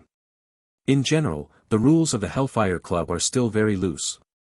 Even the Juggernaut, the Black King, the nominal leader of the club, is not an absolute superior to the other core members. Other core members have the right to ignore the orders he issued. But most of the time, no one will not give him this face. After all, respect is mutual. After hearing this, Raymond suddenly felt that joining the club was not a bad thing. Because, the advantages of joining the Hellfire Club definitely outweigh the disadvantages, or for every member who joins the Hellfire Club. As long as this layer of identity is used reasonably, it will undoubtedly bring great help. Of course, the risk cannot be said to be zero, but it depends on personal fortune. Anyway, it seems that even the Shield Academy has more rules than the Hellfire Club. His decision to join the club is definitely not a big problem. When Raymond once again confirmed that there was no problem, Juggernaut gladly accepted his membership and gave him a special identity plate representing the title of Black Bishop. Don't worry too much about this, it's just used to identify your identity for those who don't know all the core members. I'll inform them of your participation one by one for the other core members, and you will get to know each other at the end of the year gathering. After handing the nameplate to Raymond, Juggernaut laughed. Raymond took the nameplate, nodded and asked again, I heard that the club seems to have a total of 16 positions for core members. How many positions are still vacant if you add me? Before you joined, there were still 4 vacancies, and now there are only 3 left. The big tank replied with a smile, but did not further explain which positions were vacant. Raymond didn't ask any more questions after seeing this. Anyway, according to the words of Juggernaut, the club should have a gathering at the end of the year. At that time, he will naturally know which positions are vacant. Then, on behalf of the club, I welcome you, Doctor. Seeing that Raymond had no questions for the time being, the Juggernaut made a final decision and welcomed Raymond as the Black King. Thanks. Ding dong. You successfully joined the Hellfire Club and became the new Black Bishop, development value plus 300. You can convert the development value into system points, and the exchange ratio is 1:5. When you get the development value for the first time, the system will activate some new functions. You can meditate on the newbie guide function in your mind to explore the specific situation. Development value 1:5. Seeing the sudden prompt in his mind, Raymond was ecstatic. Although he tried his best to control himself and prevent himself from laughing, the surprise came so suddenly that he almost couldn't control himself. This change made his expression suddenly look a little distorted. This reaction of his fell in the eyes of the 3 in front of him, especially in the eyes of both Psylocke and Carl, who had witnessed his sudden sickness not long ago. It was undoubtedly a very familiar feeling. No, he's sick again. The 2 of them made this judgment in unison, and at the same time retreated backwards. A pair of translucent and energetic wings suddenly grew from the back of Psylocke, driving her to float backwards, while Carl directly transformed into a crystal sculpture. He fell directly to the ground and turned into a wheel, rolling backwards. In the blink of an eye, the 2 had already retreated dozens of meters, watching from a distance, wanting to see if Raymond had done anything drastic, so that they could decide whether to continue retreating. Only the red tank was left standing alone in front of Raymond, not knowing what to do. Asterisk. After sending the 3 away, Raymond still couldn't hold back the joy in his heart, and soon returned home, ready to figure out what the new development value was. It has to be said that the previous reactions of Psylocke and Carl really made him a little embarrassed. Because it was obvious that both of them felt that his situation became abnormal again. However, he didn't explain anything deliberately.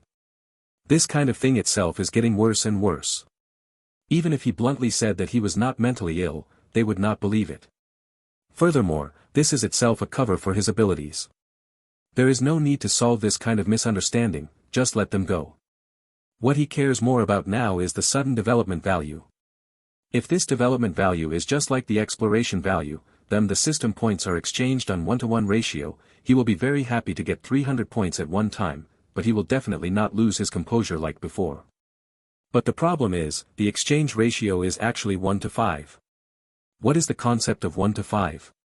These 300 development points can be directly exchanged for 1,500 general points.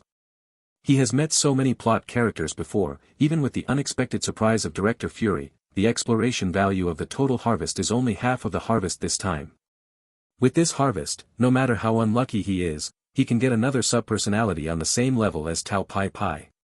Moreover, in addition to the 1,500 general points that he can exchange for a silver character card, he can also save 500 points, plus the remaining general points, which is enough for him to spend in something else.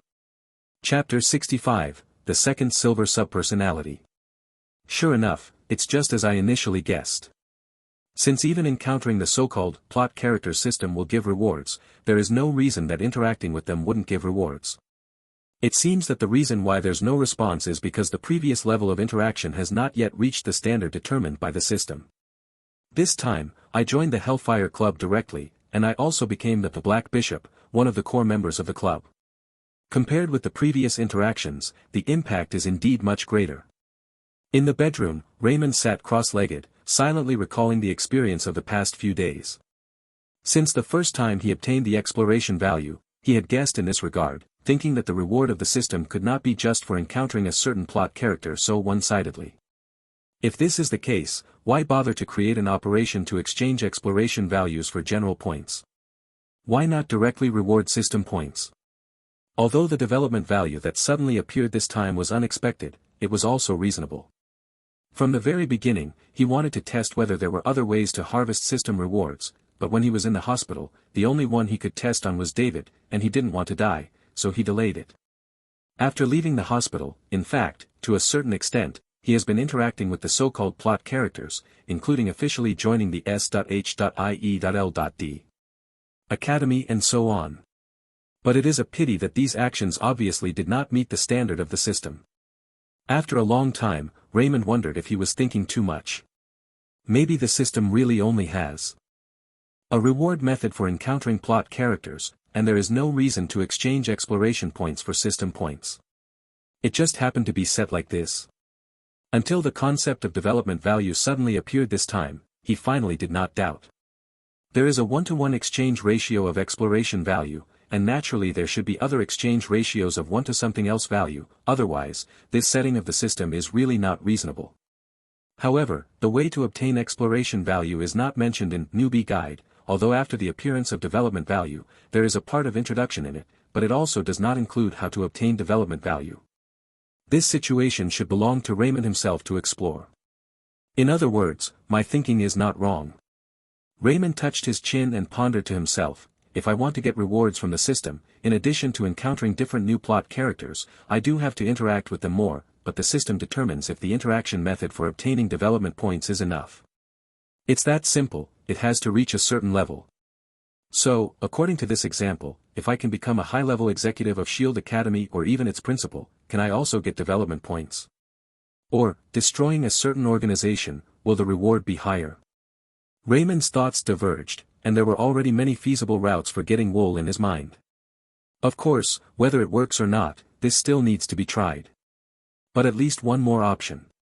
But that's all for later, he doesn't have much sense of crisis now, he can slow down and take his time, there is no need to put pressure on himself. Let's see how to exchange it is more appropriate, the system, display my information dash.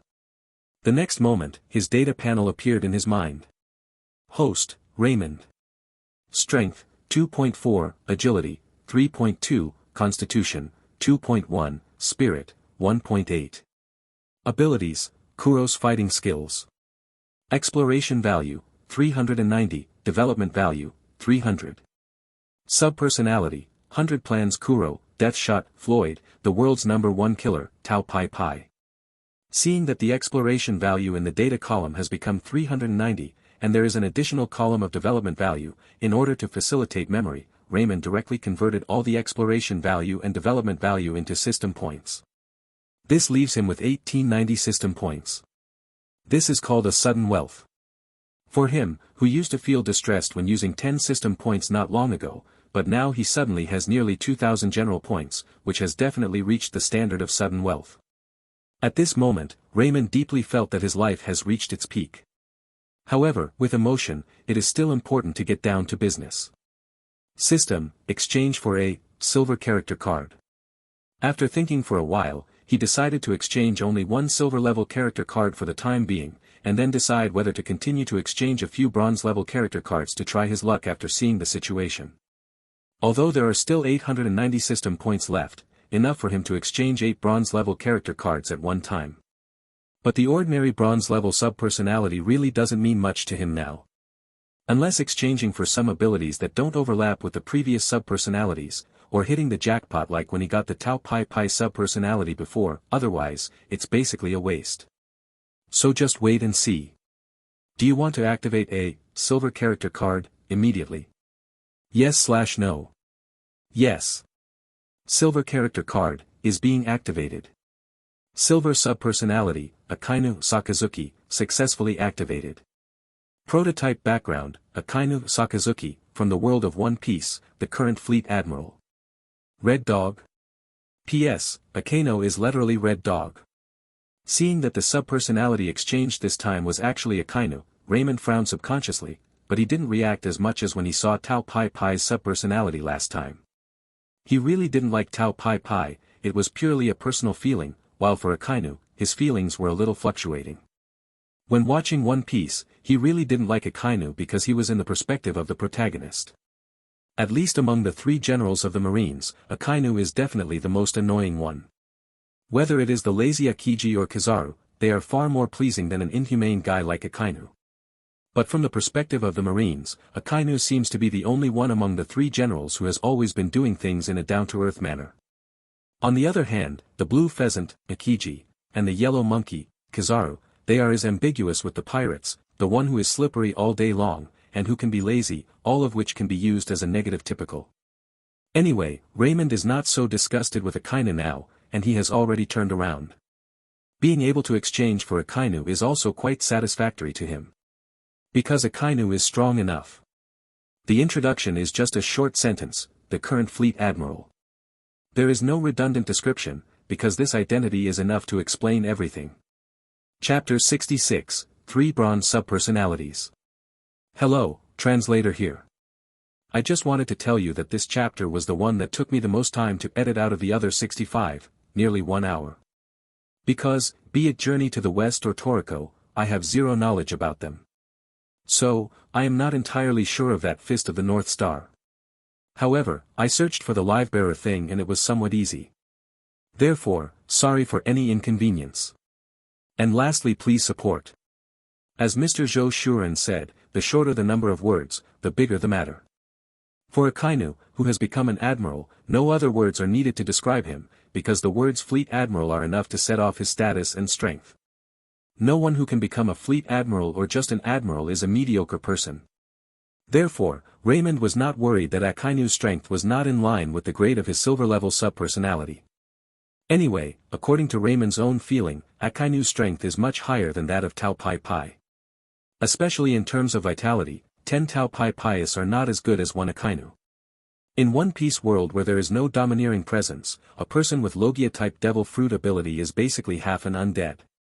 Although it is not yet at the level of being undead, he is not something that ordinary physical attacks can damage. Of course, the technology in this world is far more developed than in the One Piece world. If you want to win by relying on the characteristics of the natural system, it is unrealistic. But at least, general conventional weapons are definitely not to be afraid of, even if the missile hits the ground, it will be fine. From this point of view, Raymond's survivability after possessing Akainu's subpersonality has improved a lot yet again. What really worried Raymond was whether the personality of Akainu's subpersonality was as unwilling to change as its prototype. The 3 subpersonalities he exchanged before, even the strongest Tau Pi Pi subpersonality, is not the kind with a very tough personality, and he can basically hold them with his absolute switching power. In addition, although these subpersonalities have all the memory and strength of their prototypes, in essence, they all think that they are the same person as Raymond, and they will not cheat themselves. But it still doesn't change their habits and behavior. However, Akainu's character is completely different from Tao Pai Pai and the others. He is a very stubborn person. As long as it is what he has determined, no one can change his mind, not even his boss can change his will. In the eyes of others, the so-called right and wrong have no meaning to him. Raymond is not worried that Akainu will harm him, but he can't guarantee whether Akainu will act exactly as he thinks. Based on his understanding of Akainu, if the two of them disagree, even if he threatens Akainu with the right to switch, it is very likely that it will not work. If that's the case, Akainu's subpersonality may not be as practical as Tao Pai Pai's subpersonality. I hope I think too much. Raymond shook his head and put the question aside. After all, these are just his speculations.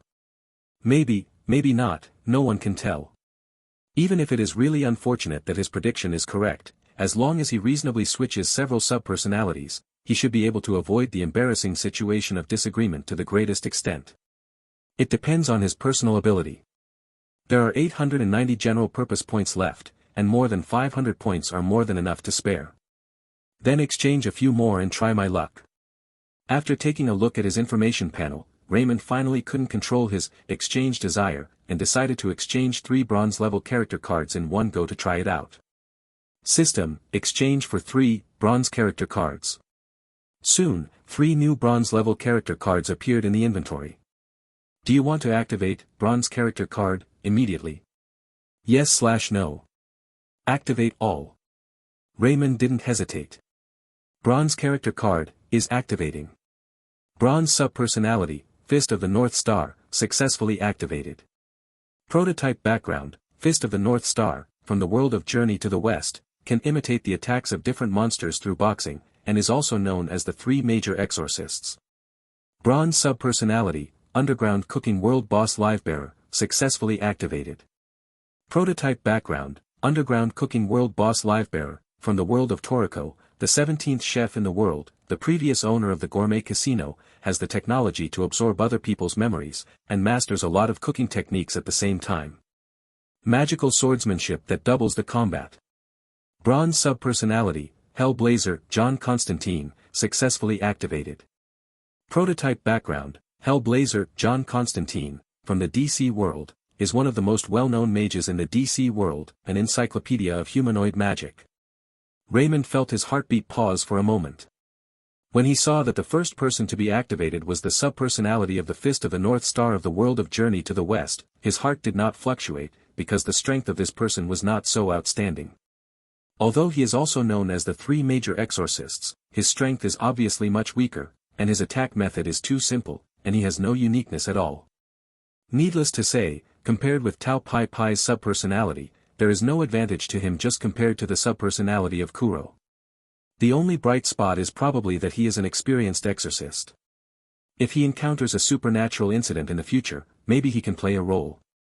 But most of the time he should be useless. And the second subpersonality that was activated later, Livebearer subpersonality from the Toriko world, is undoubtedly much more useful than the first subpersonality. First of all, if nothing else, his cooking skills are already very practical. Even though Livebearer is a black boss in the Toriko world, his cooking skills are unquestionable, otherwise he wouldn't be able to rank 17th in the cookers' rankings. That is the Toriko world. Even if the chef ranks 100th in the cooking rankings, his cooking skills can beat the so-called top celebrity chefs in the world, not to mention Livebearer, whose rank in the top 20. Regardless of his strength, Raymond felt that it was not a loss just for his cooking skills. When he saw this subpersonality, he even thought in his mind that he would often use this subpersonality to satisfy his appetite in the future. Life is about survival, you can't always think about upgrading.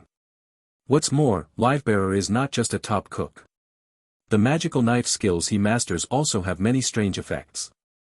For example, he can cut off other people's pain nerves in an instant, and for example, he can manipulate other people's hormones to a certain extent through knife work, and so on.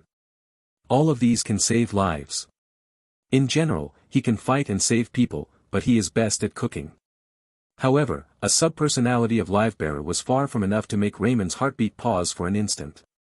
After all, even the previous Akina's subpersonality did not achieve this effect, and Livebearer's subpersonality was even more impossible. What really made him feel his heartbeat pause was the activated third subpersonality. Chapter 67, Hellblazer, John Constantine. John Constantine. This name can't be said to be known to everyone in the DC world, but basically all the characters who got the stage have heard of this name, and few people are willing to interact with the owner of it. Because whether it is his enemy or his friend, the ending is often not too good, and this is a more euphemism. The reason why Jihan is called Hellblazer is because he is an out-and-out scum. Although he is classified as a hero, many of his actions are much worse than villains, and such things as character are something that does not exist for him. Eating, drinking, prostitution, gambling, smoking, etc., for him, it was all pediatrics, and it was just a basic operation. If only that, he wouldn't be so infamous. What really caused him to be criticized was that he never had a bottom line in doing things. He didn't see right and wrong in the eyes of most people. This logic is full of contradictions in the eyes of others. For example, when his friends are in trouble, he will step up in most cases, even if the trouble is big enough to threaten his life, he will not stand by. But in the process of solving this trouble, if necessary, he can directly pit a wave of teammates without hesitation. Even if the trouble is resolved in the ending of the friends he helped might not be any better than before, and it might even be more miserable than before. In this case, no one would want to have too much intersection with him. Even his friends, in most cases, will keep a certain distance from him, because this guy really does not distinguish between enemy and friend, and it can be called a 360-degree indiscriminate sweep. There are simply too many people who have been tricked by him. Even in the two camps of heaven and hell in the DC world, there are many big people who have been cheated by him. Just mentioning his name will make their teeth itch. However, it is certainly not without reason that such a scum who is hated by gods and hated by demons, and who has been pitted in heaven and hell has been able to live in the world all the time. As a mage, Hellblazer's status in the DC world is no less than that of Doctor Strange in the Marvel world. Although he doesn't look very good on a daily basis, even the street gangsters are enough for him to drink a pot. From this point of view, Doctor Strange has thrown him more than 100 streets. However, he also has many sturdy records. Archimedes once said, "Give him a fulcrum, and he can move the whole earth." If this sentence is put on Jihan's head, it means that as long as he is given a certain amount of time to prepare, it doesn't matter whether you are an angel or a devil, he can still show you your death. In terms of record, John is definitely not inferior to Doctor Strange. So from this point of view, Jihan can basically be said to be one of the most powerful mages in the DC world, because compared to the record, there are really few who can compete with him. This is also the reason why Raymond's heartbeat temporarily stopped for a moment when he saw that, bronze character card, could actually activate him. Let alone comparing it with other bronze-level subpersonalities, Tao Pai Pai and Akainu, the two silver-level subpersonalities, are all scumbags in front of him. But if you refer to his daily strength, any bronze-level subpersonality can crush him. Overall, this product is a huge contradiction. Whether it is his acting style or his personal strength, it is full of contradictions. But no matter what you say, John is Hellblazer. Whether it's someone who likes him or someone who hates him, he can't deny his ability. If Raymond now encounters an enemy that is completely invincible at this stage, even if he switches to Tao Pai Pai and Akainu, the two silver-level subpersonalities, they will be easily crushed by the opponent's finger, then he will be replaced by Jihan at this time. On the field, the situation may be different. Because of this, Raymond actually didn't understand why the system put John in the column of bronze-level subpersonalities. If he were to calculate it, he should at least be at the gold level. Could it be that the system's rank judgments for such a character whose strength fluctuates greatly is based on the lowest value? Raymond thought for a while, and it seemed that this was the only way to explain it. Otherwise, his situation should not have been classified as bronze anyway. So, I've missed it. Looking at the extra character of John Constantine in the information column, Raymond must be overjoyed. This time, although he didn't use the bronze-level character card to activate the silver-level personality like last time, but a strange creature like Hellblazer can no longer be simply measured by level. His greatest power was never his magic, but his deception and stratagem. After observing this period of time, Raymond found that, the ingenuity of Kuro's subpersonality is basically reflected in some small cleverness, but it is extremely lacking in the great wisdom at the strategic level. When asking him to help solve some small troubles, he may have some ideas that are different from Raymond and are very useful. For example, he thinks that the way to solve the troubles of the Hellfire Club is to break into it. But this kind of cleverness is ultimately too limited, and is not always the best choice.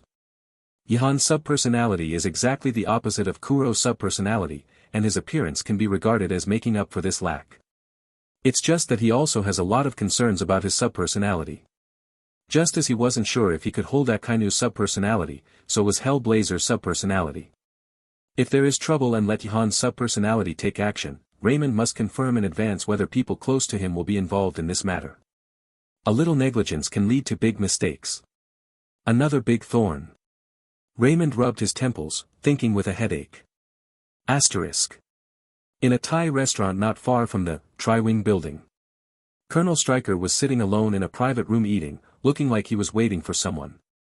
After a while, a Latino man in a suit and silver-rimmed glasses walked in from the door, sitting opposite Colonel Stryker, and poured himself a glass of wine. His name is Sitwell, and he is a level 6 agent of S.H.I.E.L.D. But more importantly, he was also one of Hydra's men lurking in S.H.I.E.L.D. Eating uncomfortable. Is it because Chief Fury? Agent Sitwell asked with a smile, looking at Colonel Stryker who was struggling with food. Are you here to laugh at me? Colonel Stryker put down his knife and fork and looked at him coldly. You are too sensitive, Colonel, we are allies. Agent Sitwell continued to laugh. Humph. Colonel Stryker snorted coldly, still looking a little dissatisfied, but it didn't affect him taking out a folder from behind and threw it to the opposite Sitwell agent. Chapter 68, Thanksgiving Dinner. This is? Agent Sitwell asked after taking the folder. It is full of investigation reports about this incident. With this, I believe that with your power, it should not be difficult to find out which agents were involved in this incident. Colonel Stryker picked up the knife and fork again and prepared to continue eating, and said, It would be better if you can give me an answer directly. If it is really inconvenient, at least give me a list, and I will do the rest myself or find ways to. It's not difficult to find someone, but are you sure you want to do this? Agent Sitwell's voice was a little more solemn. If Fury finds out that you dare to attack the S.H.I.E.L.D. people, he will not care who is standing behind you because of his character. You should think about it clearly. What if he finds it out? Just find a scapegoat at that time. For such a trivial matter, does he dare to tear his face with the military? Colonel Stryker said disapprovingly. You don't know him. Agent Sitwell shook his head. I think you're scared by him. Colonel Stryker sneered. Seeing that Colonel Stryker was so arrogant, Agent Sitwell was too lazy to talk nonsense. As the saying goes, he did not speculate for a long time. He directly stood up with the folder and said. I'll send someone to deliver the list to you. I still have something to do. After speaking, he turned and left without waiting for Colonel Stryker to reply. All that was left was a whole glass of red wine that had been poured on the table and had not been drunk. Looking at the back of him leaving, Colonel Stryker sneered twice, not intending to hold back, but continued to eat slowly. After half an hour, Agent Sitwell showed up in Alexander Pierce's office. That's about it. Agent Sitwell asked after reporting the encounter with Colonel Stryker to Pierce. So, are we going to continue working with him? Why not? Pierce patted him on the shoulder and said with a smile, Stryker's conceit destined him to conflict with Fury. As long as we guide him a little, even if we can't drive Fury from his position at one time, wouldn't it be nice to give him no time to worry about other things? But I'm worried that he will expose us in advance. Agent Sitwell frowned. Don't worry, Stryker can't be broken. Pierce reassured with a smile. Also, this incident involves the Tahiti project that can bring people back from the dead. Stryker will continue to investigate. Maybe he can do us a favor, so, let him lead the charge. Yes. By the way, how is the arrangement at the academy? Pierce asked again. Lord Garrett over there has already arranged things, but I haven't had time to understand the specific situation. Agent Sitwell replied after thinking for a while. Did Garrett arrange it himself? That shouldn't be a big problem. It's just a layman. It's impossible to escape Garrett's palm. Pierce nodded after hearing this, and stopped asking. Although he is nominally John Garrett's boss, in Hydra, they are all equal senior cadres, but each has a division of labor. He has no right to interfere in Garrett's affairs, and it is not convenient to ask more. Asterisk. Curly, are you sure your brother allows us to go to your house? Under the moonlight, Lorna asked Clarice with some guilty conscience. She was indeed a little afraid of Clarice's mysterious brother, and it wasn't just her. From her observation, both John and Sonia were obviously similar to her. Although she was very tough when she faced Raymond last time, it was nothing but sternness. After all, she is only a 15 or 16-year-old girl. In her not rich past life experience, the most ferocious and terrifying thing for her is the Sentinel Services that hunts down mutants for a long time. And when she learned that Raymond came from a larger organization than the Sentinel Services, she inevitably had a little fear of Raymond in her heart. Especially after hearing about Raymond's bloody slaughter of more than 30 mercenaries from Sonia, she became more and more afraid of Raymond. This time Clarice invited the three of them to the house for a Thanksgiving dinner, and of course they would not refuse. But when they think of Raymond, it's impossible to say that they're not nervous. Don't worry, I have already told my brother, and he has agreed, it will be all right. Clarice said indifferently.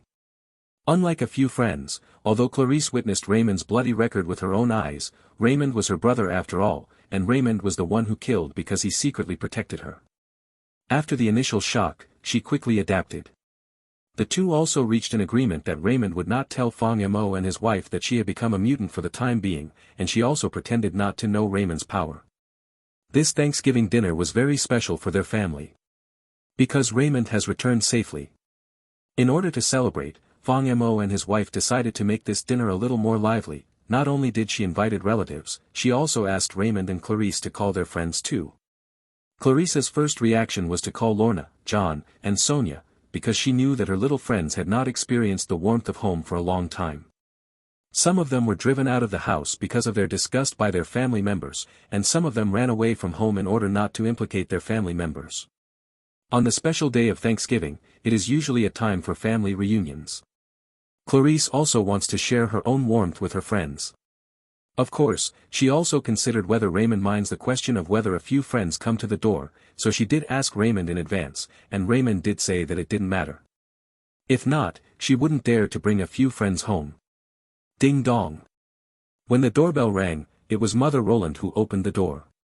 Hello, Auntie Dash. As soon as they saw Roland, the three greeted restrainedly. So are you? Roland said to Clarice with a warm smile on his face, Kelly, don't you plan to introduce me to your new friends? Only then did Clarice react, and hurriedly introduced the three of them. After recognizing who the three were, Roland didn't talk too much, just smiled and said to Clarice, your brother and his friends have also arrived and are sitting and chatting in the backyard. You young people should be easier to chat, so I won't accompany you and go to prepare dinner first. Okay. Clarice nodded and walked to the backyard with her three friends. When they came to the backyard, they saw that Raymond was chatting with a few people, but because those people were all with their backs to their side, they couldn't see what it looked like for a while. Only one of them can be seen with a very tall back, and just sitting there gives a huge sense of oppression. You are here, come and sit. Raymond also saw them and waved to them. The three also looked back at this time. However, it's good that they don't look back. When they look back, Clarice and Lorna's expressions suddenly change. Because among these three people, there is one of their old acquaintances.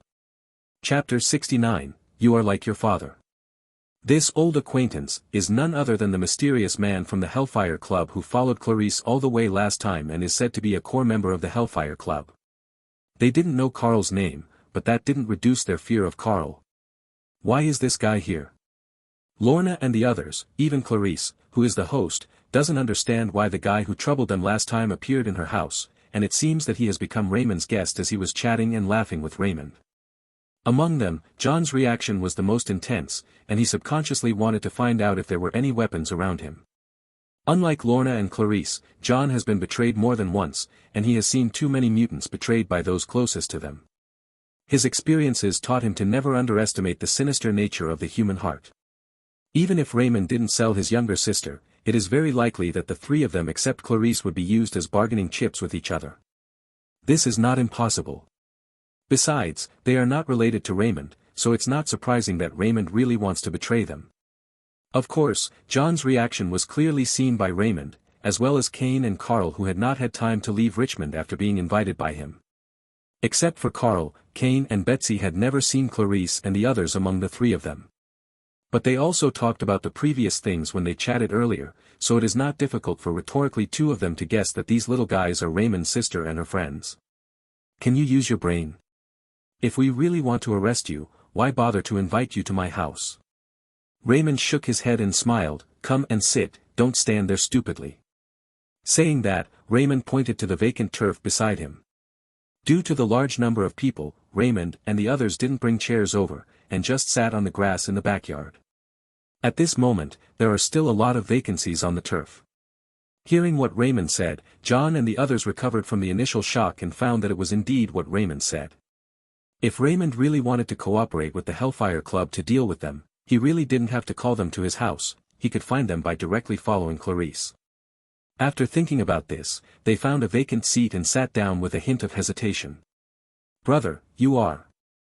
As soon as she sat down, Clarice couldn't help asking questions. She didn't understand why Raymond would go with the guy who tried to arrest her last time, and invited him to his house for a Thanksgiving dinner. Although she didn't think Raymond would harm her, she still couldn't think of a reason. Before Raymond could respond, Carl on the side had already smiled and said, the last thing was a misunderstanding. I didn't expect Miss Clarice to be Dr. Raymond's sister. If I had known that, would I have taken the liberty to come to disturb you? So I'm really sorry. Raymond also smiled slightly at this time. Carl and I are also old friends. This matter is indeed a misunderstanding. I didn't know before that he would suddenly run to Richmond to find you. Besides, he is very interested in you. In fact, there is no malicious intent, he just wants to invite you to join the Hellfire Club. Last time, even if I didn't show up, your lives would not be in danger. Hearing what Raymond said, Clarice nodded ignorantly, without doubt, because she firmly believed that Raymond would not harm her from beginning to end. Furthermore, this was originally because Raymond agreed with Carl in advance in order to reassure Clarice, and at least logically, there must be no major problems. Just when Raymond explained to Clarice that what happened last time was a misunderstanding, Sonia, who had just sat down, suddenly covered her head and let out a muffled sound. Sonia's sudden reaction made John stand up with a rub, and quickly stepped forward to support Sonia, and asked with concern, "What's the matter with you, dear? Little girl, has no one taught you not to easily probe into other people's consciousness?" Betsy laughed lightly at this moment, and looked at Sonia holding her head with a smile. "It's you." John looked at the mutant Psylocke angrily. Betsy took the initiative to take the pot. It would be strange if he didn't understand what was going on. Lorna and Clarice also reacted closely at this time, and at the same time looked at her with hostile eyes. Especially Lorna, when she raised her hand, there were already several nails flying from somewhere in front of Betsy, and it was no more than 1 meter away from her, and it seemed that it might pierce her at any time. However, Betsy did not feel any nervousness or fear because of the appearance of this scene, but instead looked at Lorna with interest. "What a familiar scene, it's amazingly similar to your father when he was young." "My father?" Lorna was stunned by Betsy's words. Subconsciously, she felt that the other party was talking nonsense. Because her father was not a mutant at all, how could she be the same as when her father was young? But before she could open her mouth to refute, she suddenly trembled in her heart. Because she suddenly remembered that she, like Clarice, was adopted. That's why she and Clarice have such a good relationship. They hit it off at first sight, because their life trajectories are actually very similar.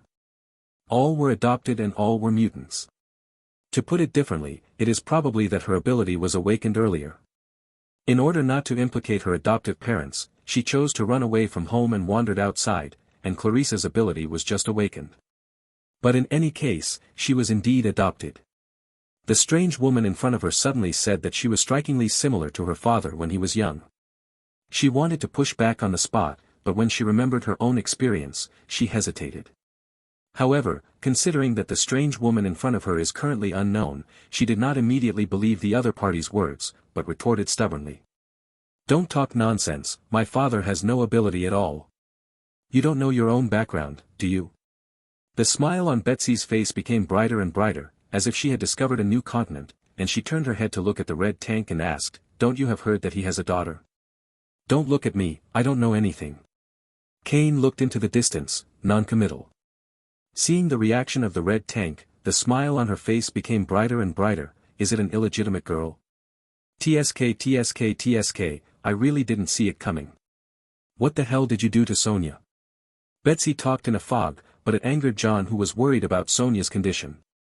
In the face of the furious John, she just glanced at him lightly, then ignored him, and had no plans to respond to him at all. This scene made John even more angry.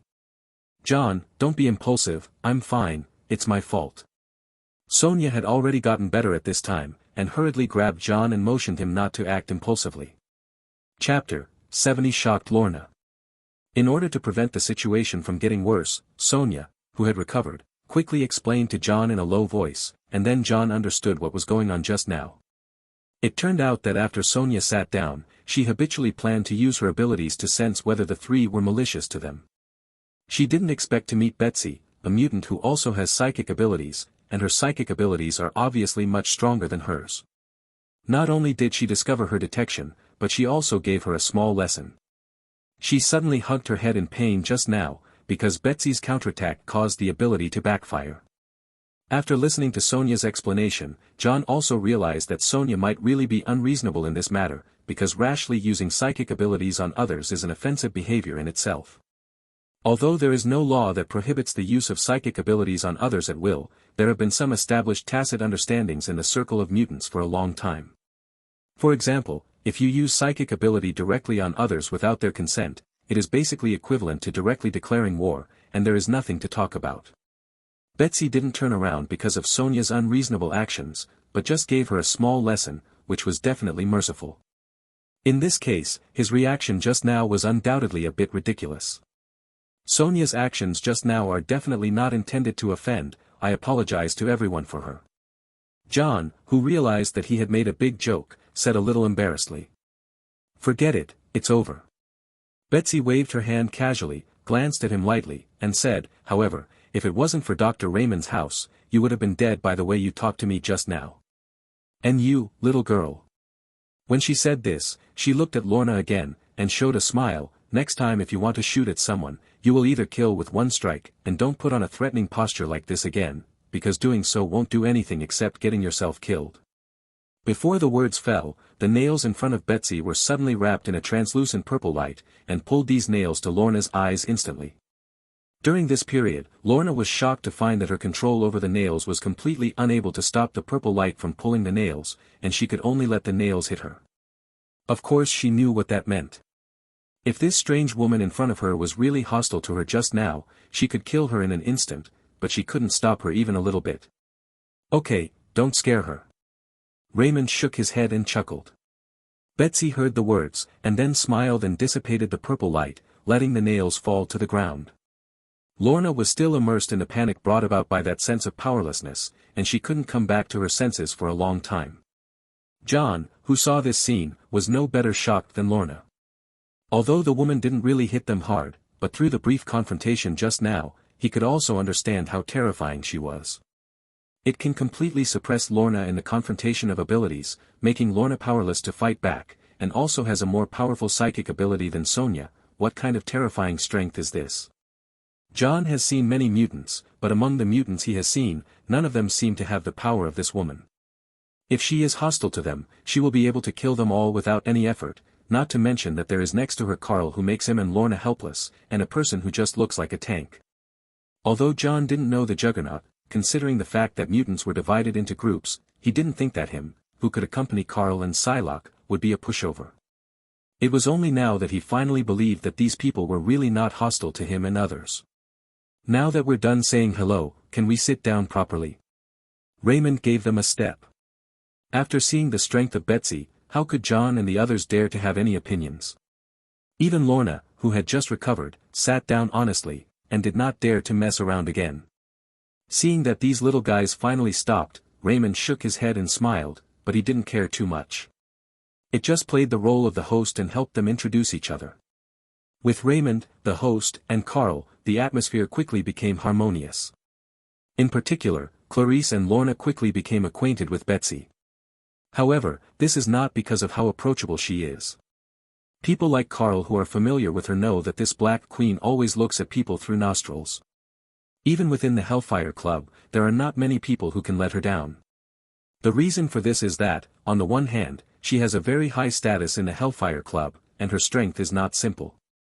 On the other hand, her background does make her qualified to be so proud.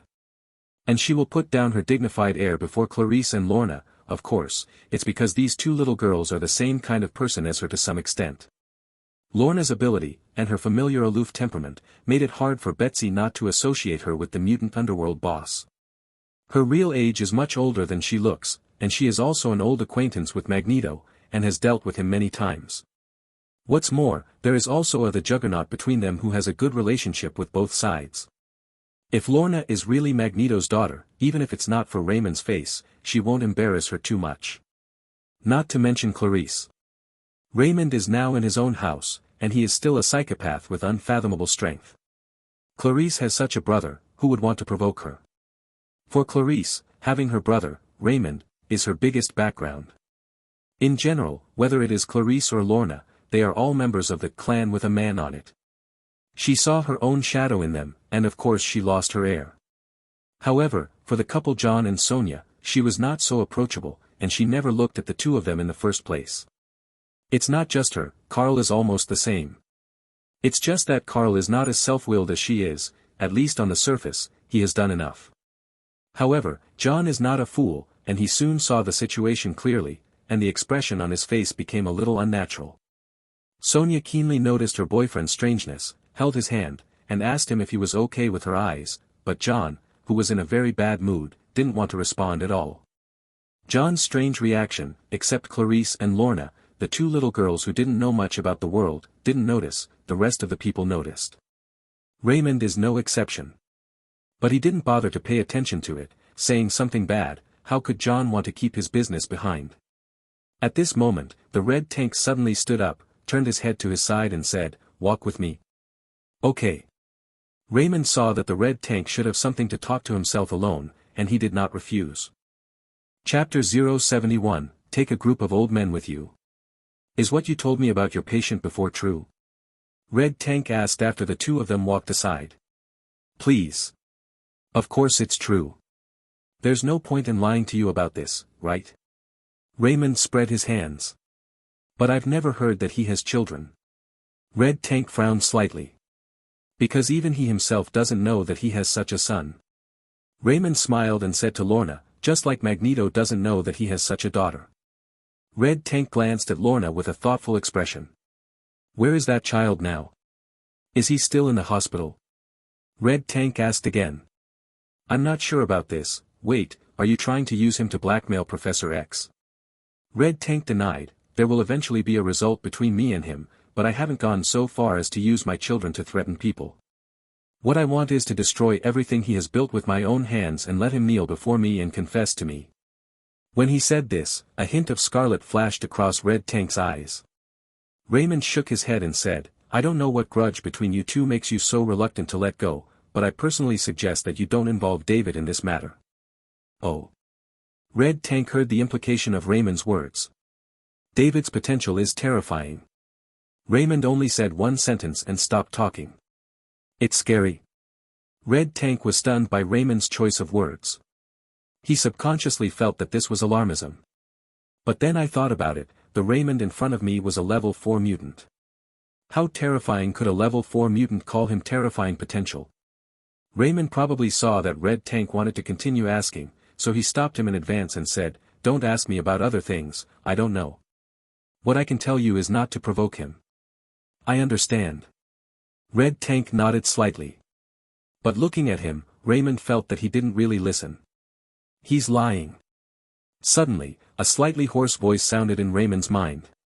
This hoarse voice was no stranger to Raymond, because the owner of the voice was the one who had recently activated the subpersonality of Jia Kong, one of the 3 bronze-level subpersonalities. With the emergence of development values, the system has activated some new functions. This includes that he can communicate with his subpersonalities in his mind at ordinary times, not limited to the switching period, and he can also choose to share his senses with the subpersonalities.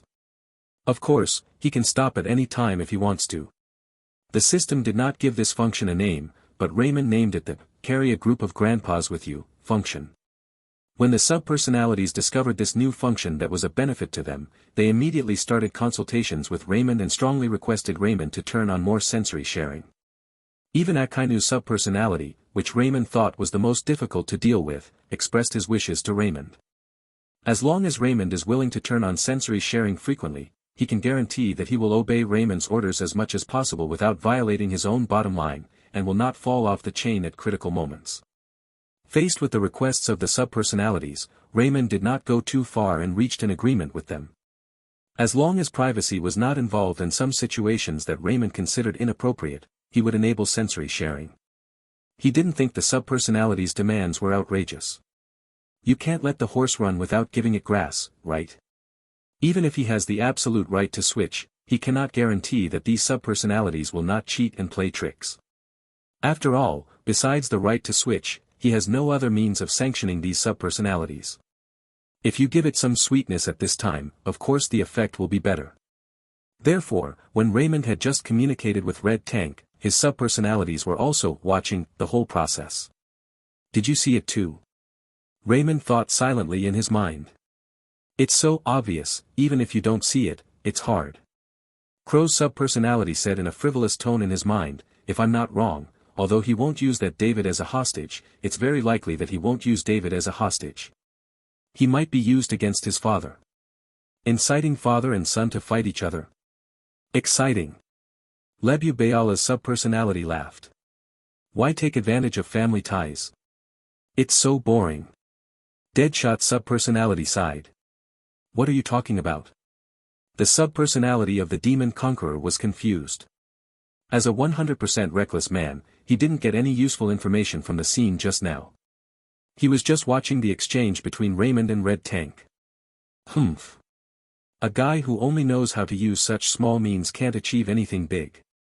Akainu's subpersonality snorted coldly, his tone full of disdain. As soon as Akainu's subpersonality spoke, Crow's subpersonality and others immediately fell silent. Although they are both subpersonalities, they also know that there are still level differences between subpersonalities. They know that Akainu's subpersonality is a silver-level boss, and they are one level above them. Giving a certain amount of respect to the strong is a common rule in different worlds. So they didn't object. The only bronze-level deputy character, Jia Kong, is not bound by these rules and regulations, but he is too lazy to jump out and sing the opposite at this time. In the end, Tao Baibai's subpersonality stood up and taunted directly, if you want to achieve something big and live happily, what do you, a reckless man, know? Are you seeking death, sissy? Akainu's subpersonality said in a deep voice. Who are you calling a sissy? Tao Baibai's subpersonality was furious. A real man, who would grow pigtails? What are you if you're not a sissy? Akainu's secondary personality sneered. Since these subpersonalities in Raymond's mind can see each other's prototype shadows, Akainu's subpersonality also knows what Momo Baibai's subpersonality looks like. Brother, I don't agree with what you say. The subpersonality of the demon conqueror spoke in Shandong dialect and was about to express his opinion, because he also had braids. The map canon of Akainu's subpersonality is equivalent to attacking him as well. Shut up. However, as soon as he opened his mouth, Akainu's subpersonality and Mama Baibai's subpersonality scolded him together. Okay, stop arguing. Just give me a rest. Raymond's head hurt from their noise, so he turned on the shielding and cut off the functions of sensory sharing and communication. After the cutoff, the world became quiet again. By this time, Raymond's grandfather's family and his uncle's family had also arrived. His mother, Roland, called him through the kitchen window and motioned him to go to the living room, presumably to ask him to help entertain his grandfather and uncle. He had no choice but to say sorry to Red Tank first and walk toward the living room alone. /52/5ml. Chapter 072 Family. Like the Raymond family, Grandpa Aiden Sr. also has two children. Please. One is of course Raymond's mother Roland, and the other is Roland's brother and Raymond's uncle Mitchell Eden. Grandpa Aiden Sr. ran a clothing company. Although it was not very large, it was enough to make him a wealthy person in Richmond. In other words, Mother Roland is actually a second-generation rich man. This was one of the reasons why Aiden Sr. initially opposed his daughter's marriage to Raymond's father. Being well-matched has never been the exclusive preserve of the Chinese. At the beginning, Fong Mo was just a very inconspicuous little policeman, and his family was just an immigrant family with very ordinary conditions. Compared with Roland's family, Fong Mo was indeed on a high level. It was later after Raymond was born that Aiden Sr. finally accepted Fong Mo as his son-in-law. Especially when Raymond became one of the top psychology experts in North America, Fong Motsai finally felt proud and could stand upright in front of his father-in-law. The reason is very simple. Although Raymond's current net worth is definitely not as good as that of his grandfather, old Aiden, one is a well-known psychology expert in the United States, and the other is a small rich man in a small county. The social status of the two is obviously different. Moreover, if a well-known young scholar like Raymond becomes more famous in the future, if he wants to start a business, many people will invest in him. By that time, his net worth will surpass that of old Aiden every minute. Old Aiden naturally understands this, so now when drinking with some old friends, he often talks about his grandson Raymond, which shows how proud he is of his grandson Raymond. Fong Mo can be regarded as more important than his son, and his status in old Aiden's heart has also increased. As for Raymond's uncle Mitchell, he originally graduated from the law department like his mother Roland, and he also engaged in the legal profession after graduation. But later, his career didn't go well, and he was pulled into his own company by old Aiden, preparing to train him as his successor. As Mitchell gradually adapts to the role, Aiden, who is already in his 70s, can finally take a back seat with peace of mind. He only occasionally deals with major decisions and spends the rest of his time enjoying his old age and spending time with old friends. They went fishing, played golf and so on. As soon as he walked into the living room, Raymond saw his grandfather Aiden Sr. and his grandmother, his uncle Mitchell and his wife, and his two cousins. Just like grandfather Aiden Sr. and mother Roland, Uncle Mitchell also has two children in his family, but they are just two daughters. The eldest one is called Haley, who must have just graduated from college and is looking for a job. The younger one is named Alex, who is about the same age as Clarice, and they are both in high school. Cousin Raymond, long time no see. As soon as she saw Raymond, Alex rushed to him and gave him a big hug. Raymond, who has fully accepted the body's original owner's memories of his family, is not surprised by Alex's actions because she has always regarded him as an idol. The eldest cousin Haley is one of the few academic scumbags in the family, and her mind is not on studying at all, but the younger cousin Alex, like Clarice, is a top student, just like Raymond back then. Both of them have been chasing Raymond as their target. However, this girl Alex is obviously a little jealous that Clarice has a brother like Raymond. She has complained more than once, hoping to trade Haley, a scumbag sister, for Raymond. It's been a long time indeed. The little girl has grown taller again. Raymond rubbed her head and smiled. Cousin Raymond, are you still leaving when you come back this time? Alex Howe asked. I should be working in Washington for the next period of time. If you want to find me, you can come to my place anytime. Raymond said with a smile. I said Raymond, you are really going to cause trouble for yourself. With your words, this girl will definitely harass you more often. Uncle Mitchell shook his head and smiled. Go ahead. Washington is very close. Let this girl Yali learn more from Raymond, otherwise she will be as useless as some little girls in the future. Grandpa Aiden said with a smile. Grandpa, you're here again. The eldest cousin Haley rolled her eyes. As the only poor student in her family, she often suffers discrimination and is used as a negative example. By the way, where's Clarice? Alex suddenly looked around. She is chatting with some friends in the backyard. You can go and play with her. Raymond pointed to the backyard. Then I'll go take a look. As soon as she finished speaking, she had already rushed to the backyard. Seeing Alex running to the backyard, Raymond didn't pay much attention. Whether it was Clarice's friends, Psylocke, Carl, or the others, they were all old friends. It's not like Alex, a little girl, would find anything wrong, so he wasn't worried about that. I'll go take a look too. Haley saw Alex going to the backyard and followed her. Lisa and I are going to help Roland. You gentlemen can just chat and don't worry about us. After Haley and Alex left, Grandma and Aunt Lisa also left. The living room was left to the four male compatriots at home. Drink? As his name suggests, the taciturn Fong Mo asked his father-in-law and brother-in-law. Little Raymond, do you want to drink? Grandpa Aiden looked at Raymond. If Grandpa wants to drink, of course I will accompany him. Raymond said with a smile. Okay, let's have some drinks today. Old Aiden slapped his thigh and laughed. If you want a drink, I have a few friends over there. I'll ask them if they want to drink. Raymond said as he walked towards the backyard. When he walked back again, Red Tank and Carl followed him. Originally, Raymond planned to call John too, but John declined. Naturally, Raymond was too lazy to force it. Soon, under Raymond's introduction, the two parties became familiar with each other. This is my business card.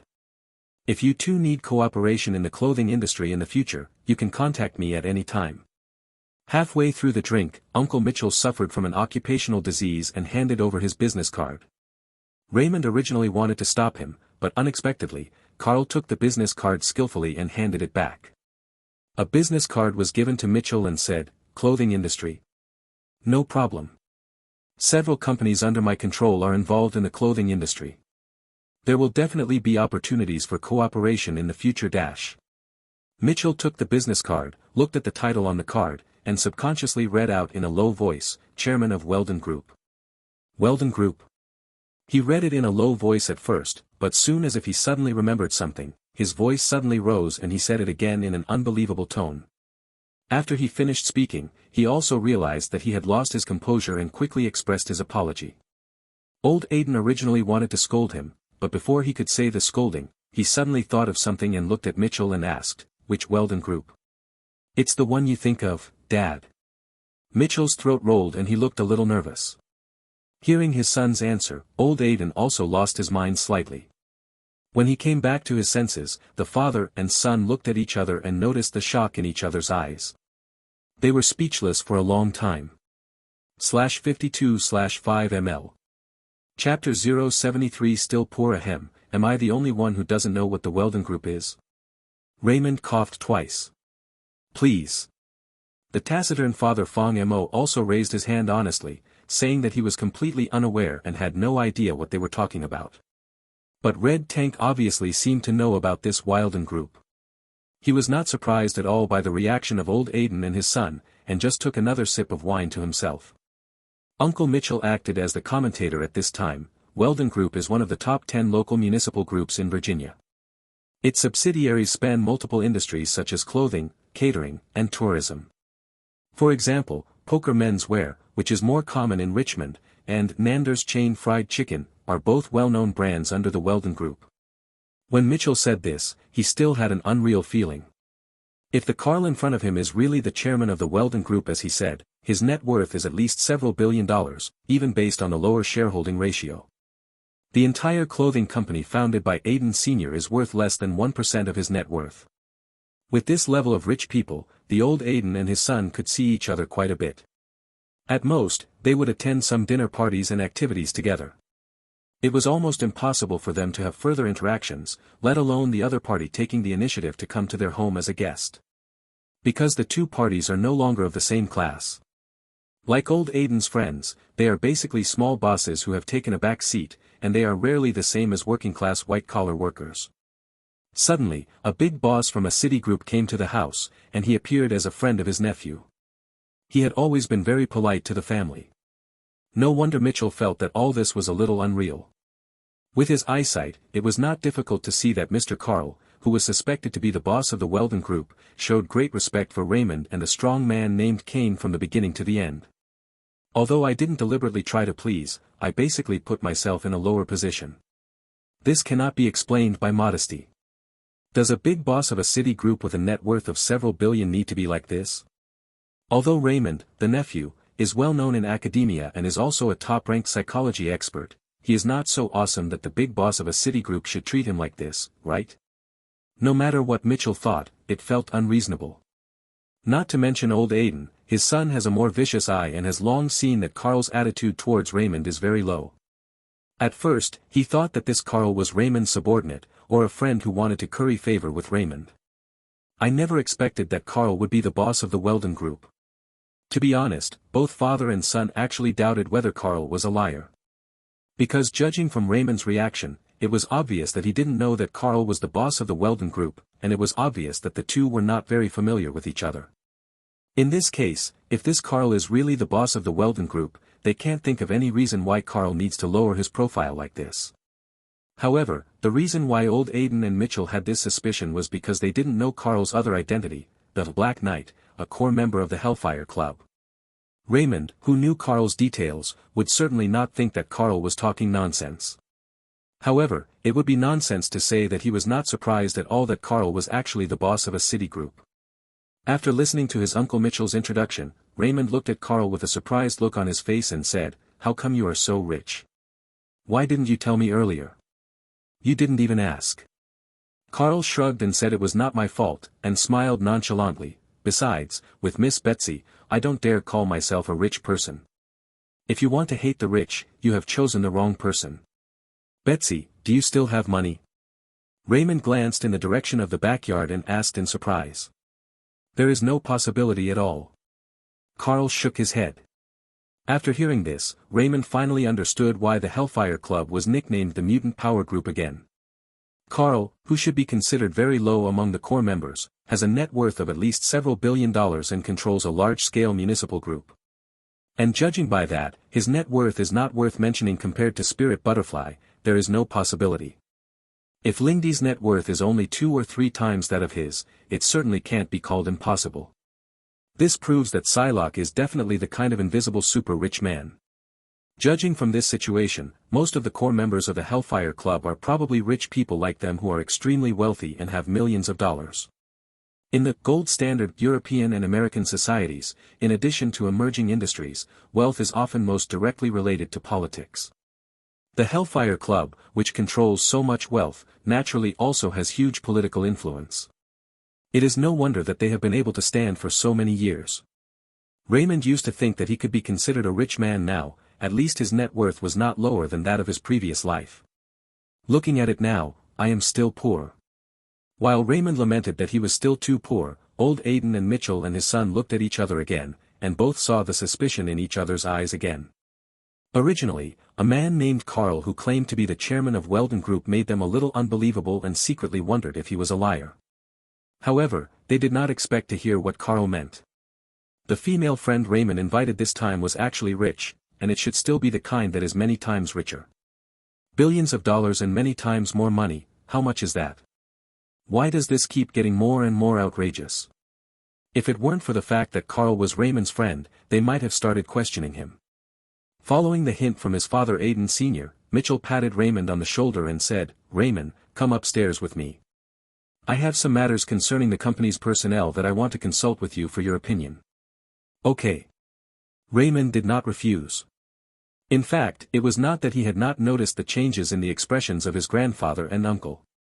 He believed that Red Tank and Carl must have noticed it, but they didn't pay much attention to it. As predicted.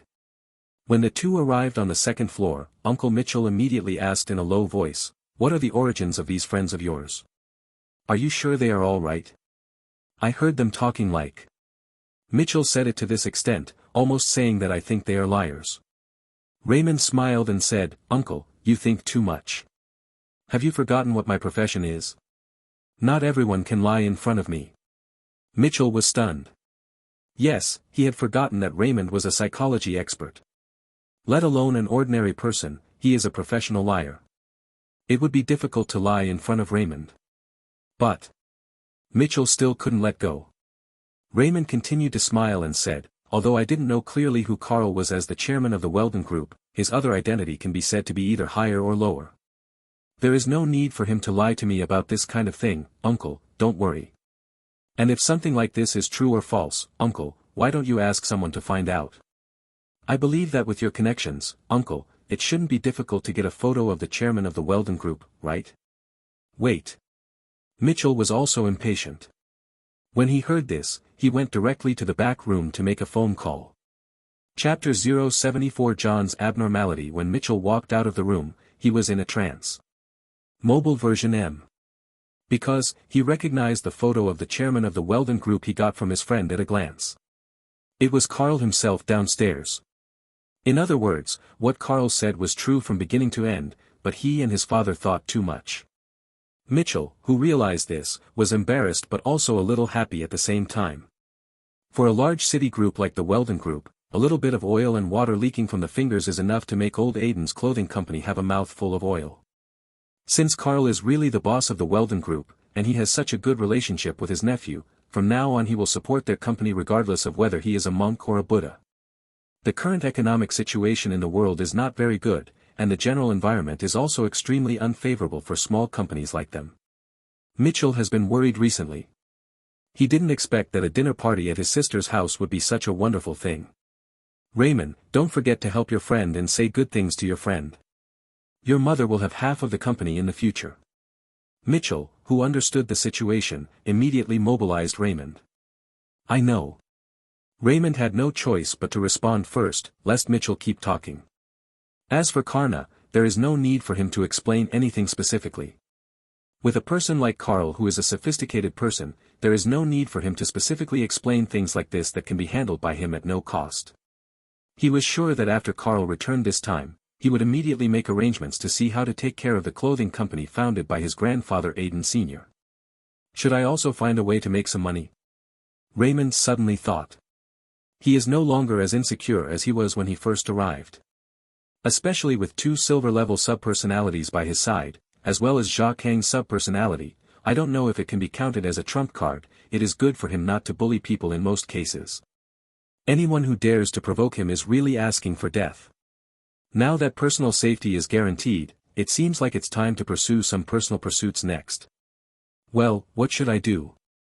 After leaving Raymond's house, John kept a straight face the whole way, as if someone owed him money.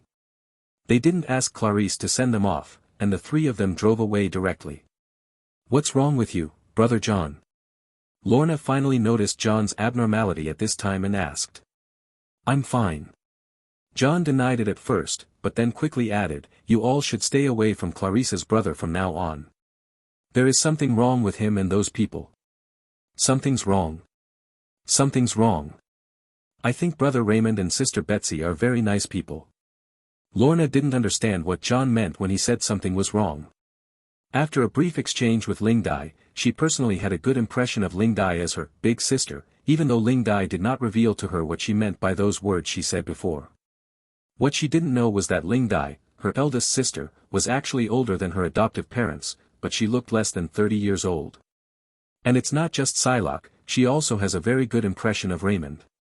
Although Raymond behaved very arrogantly when he showed up, Clarice, her best friend, couldn't help but kept telling her how good of a brother Raymond was.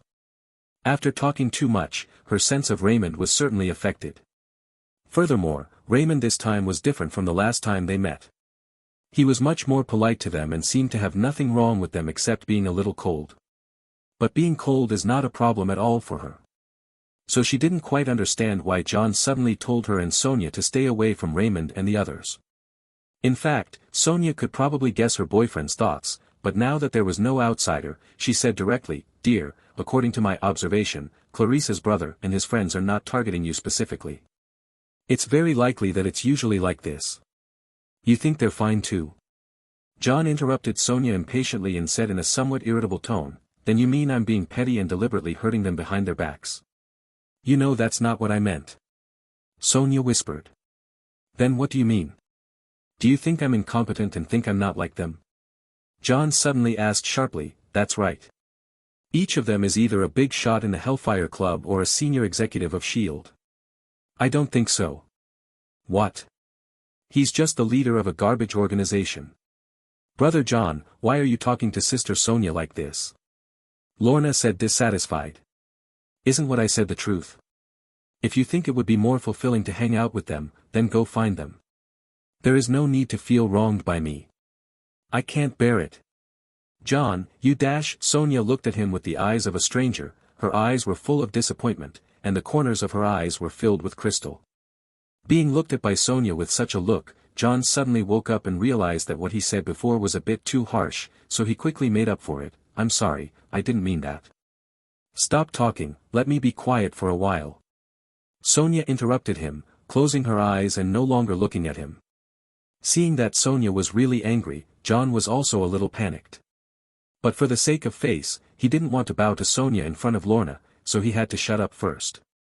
Seeing John like this, Lorna couldn't help but compare him with Raymond in her mind. This is not bad, but after a comparison, it was immediately discovered that John Raymond was too different. Whether it was the courage he showed or the ability of the two to handle things, they were far apart.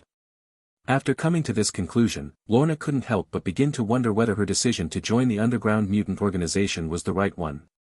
On the other side, after leaving Raymond's house, the three men in red tank rushed directly to the airport. The three of them had booked tickets to leave Richmond tonight. After waiting for the car, the red tank immediately said to Carl, "As soon as you get back, help me check on someone. Move covertly and try to use your own manpower." "Who?" Carl asked. Dr. Raymond mentioned before that his patient in Clockwork Psychiatric Hospital seems to be named David Holler. Red Tank was not sure if he remembered it correctly. "That's the name." Carl was also impressed. After nodding, he confirmed again, "Are you investigating him?" "Good." Lingdai suddenly gossiped, "Is what Dr. Raymond said true? Is that David really your nephew?" "It should be true." Red Tank nodded slightly. "First there was Eric's illegitimate daughter, and then there was Charles's illegitimate son. TSK, you stinky men really can never control their lower bodies." Psylocke curled his lips. Being bombarded by Psylocke like this, neither Red Tank nor Carl responded. "Because there is really nothing wrong with what Lingdai said. Who makes male mutants men? /52/5 ml. Chapter 075 Raymond's sudden whim. Time flies. In the blink of an eye, Raymond has been at home for more than half a month. During this period, Director Liu Dan also called him several times, asking him if he wanted to send someone for covert protection, but he declined them all, and Director Liu Dan did not force him. Because he knows that Raymond is no longer what he used to be. It is obvious that Director Liu Dan should have already learned from Hill that Raymond is suspected of being a mutant. In addition, the gambling incident between Raymond and Leonid, the director of the Combat Academy, has long been spread. Liu Dan as the head of S.H.I.E.L.D., there is no way that the director would not notice this kind of information. Raymond could defeat Leonid, a veteran field agent, in comprehensive operations, and he really didn't need anyone else to protect him. This day, Raymond, who originally planned to stay at home for a month, decided to go back to Washington in advance. Naturally, the two female compatriots in the family, one young and one young, were firmly opposed to him leaving so early. It was only after he promised that he would find time to come back every week that they gave up. After returning to Washington alone from Richmond, Raymond did not go back to the college directly, but came to the apartment of the original owner of the body in Washington. It has to be said that the original owner of the body has very good taste. The location and decoration style of this apartment are all to Raymond's liking. Therefore, after careful consideration, Raymond decided to sell it. Sell. Dean Sen of the Communications Institute, who was called over by Raymond for help, was looking at him speechlessly. "Weren't you just lamenting to me that your original choice was wise? Why did you suddenly want to sell it? Isn't this a conflict?" Raymond replied without turning his head. He was sorting out his valuables in the house, preparing to take them away at once. "Stop it, little brother, I'm serious. Why are you selling the apartment?" Sen said angrily. Raymond stopped moving his hands, turned around and said, Okay, since you are so kind, let me tell the truth. I plan to open a comprehensive detective agency, and the money on hand is not enough, so I thought I might as well get rid of this apartment." "Detective agency? Aren't you going to do it at the academy?" Sen was a little confused. Raymond had just made a bet with Leonid not long ago because he wanted to enter the Combat Academy, and he also achieved an overwhelming victory. Why did he change his mind? "I consulted Agent Leon before. The academy only has 3 comprehensive combat classes per week. The rest of the time I have nothing to do, so I might as well get a part-time job." Raymond said with a smile. "That's true, but can S.H.I.E.L.D. and the Combat Institute agree with what you're doing? I have reported it to Director Fury on the S.H.I.E.L.D. side, and he has agreed. As for the academy, have you forgotten the bet I made with Agent Leon?" It was only after Raymond reminded Sen that he remembered that Leonid, who felt that he could not lose to Raymond at that time, was still in the middle of the sea and promised that as long as Raymond won, everything would be green for him in the future. Although there are flaws in the procedures for the college's tutors to work part-time, it is not an exaggeration. After all, many of the college's visiting professors are teaching part-time. The original Raymond is also one of them. It's just that there seems to be no precedent for tutors who join the college to work part-time outside the home. But since S.H.I.E.L.D. has agreed, as long as no one in the academy objects, it will definitely work. As the dean of the Communications Academy, Sen still has this basic judgment. So he didn't doubt whether Raymond could successfully work part-time. Sen, who wanted to understand this, shook his head and asked with a wry smile, "What kind of ecstasy did you pour into Director Fury? Why do I think he is responding to your requests now?" "Stop acting, brother, I don't believe that you, the dean of the Communications Institute who is engaged in intelligence every day, can't find out where I went before." Raymond glanced at him. When Sen heard what Raymond said, he couldn't help but feel a little embarrassed. Because he had indeed secretly investigated Raymond's previous whereabouts through his own channels. Although his intention was good, he was too embarrassed to say such a thing openly. When he saw Raymond in the control tower, he didn't hesitate to ask questions, so he had to pretend like the other three deans that he didn't know Raymond's previous whereabouts. Until now, Raymond exposed it on the spot. "I'm also concerned about you, am I afraid that something will happen to you?" Sen said with a smile. "I understand, otherwise I wouldn't have asked you to come here to help." Raymond waved his hand carelessly, "I can't say more about many things. You understand some of the rules. It won't be good for you if I say too much." "I understand completely." Sen understood. "What I can tell you is that Director Fury may indeed feel that he owes me something because of this incident. Generally, he will agree to my request as long as it is not excessive." Raymond said thoughtfully. "I understand, stop talking about this." Sen made a pause gesture. With his many years of experience in dealing with intelligence information and some of his previous investigations, Raymond could basically guess some of the plot now that he had spoken. Moreover, he is also a senior agent of S.H.I.E.L.D. and knows that some things cannot go too well. The fact that Raymond's previous whereabouts were kept secret by Director Fury's personal order proved that this matter was not simple. He did not want to cause trouble, so he quickly stopped the topic and changed the subject. "But even if you want to open a business and don't have enough money, you can still get a loan. In your situation, I don't think any bank will reject a high-quality customer like you, right? There's no need for that." Raymond shook his head. "When it opens, I will either live in the college or directly in the office. How will I have time to come back?" He is absolutely familiar with opening a detective agency. In his previous life, he basically lived directly in the company, and was too lazy to travel between home and company, not to mention that now he has an additional college. If he went back to the apartment to live there and then ran away, he wouldn't have that spare time. Raymond came to Sen this time mainly to ask him to help deal with this matter. After all, in terms of connections, there are probably not many people in the entire S.H.I.E.L.D. system who are as strong as Sen, the director of the Communications Institute. After learning about Raymond's idea, Sen did not disappoint him. He happily agreed and said with a mysterious smile, "For this kind of thing, you are right to come to me. I will introduce you to someone who will guarantee that he can help you get all these things done." "Alone?" Raymond was a little surprised. "You know, he has to deal with not only selling the apartment, but also finding a suitable office location, obtaining the business license of the detective agency, and other miscellaneous matters. If it hadn't been so troublesome, he wouldn't have found Sen and just found a house agency." Unexpectedly, the solution Sen gave him was to introduce someone to him. "Yes, alone." Sen nodded and said, "I'll make an appointment for you. You can meet with him and have a chat. If you encounter such minor troubles in the future, you can go to him directly. Okay, I'll trouble you. I don't say such disrespectful things to outsiders." Sen smiled sarcastically. Chapter 076 Going to Court. Evening. According to the address given by Sen, Raymond came to the national capital of Washington. Compared to New York's Chinatown and Flushing, Washington, D.C., which is also a Chinese business district, is undoubtedly much deserted, but it is also much cleaner, not as dirty and messy as most Chinatowns.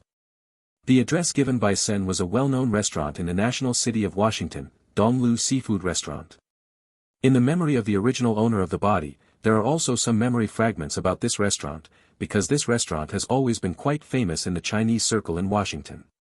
Although the price is a bit higher than some small restaurants, it is still the same for the original owner of the body who is not short of money. The original owner of the body had been here with more than one Chinese friend, including Sen.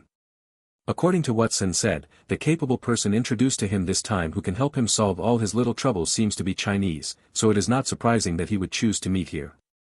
When Raymond came to the restaurant lobby, as soon as he took out the phone and before he had time to dial the number, he saw a fat young man wearing toed glasses walking quickly towards him.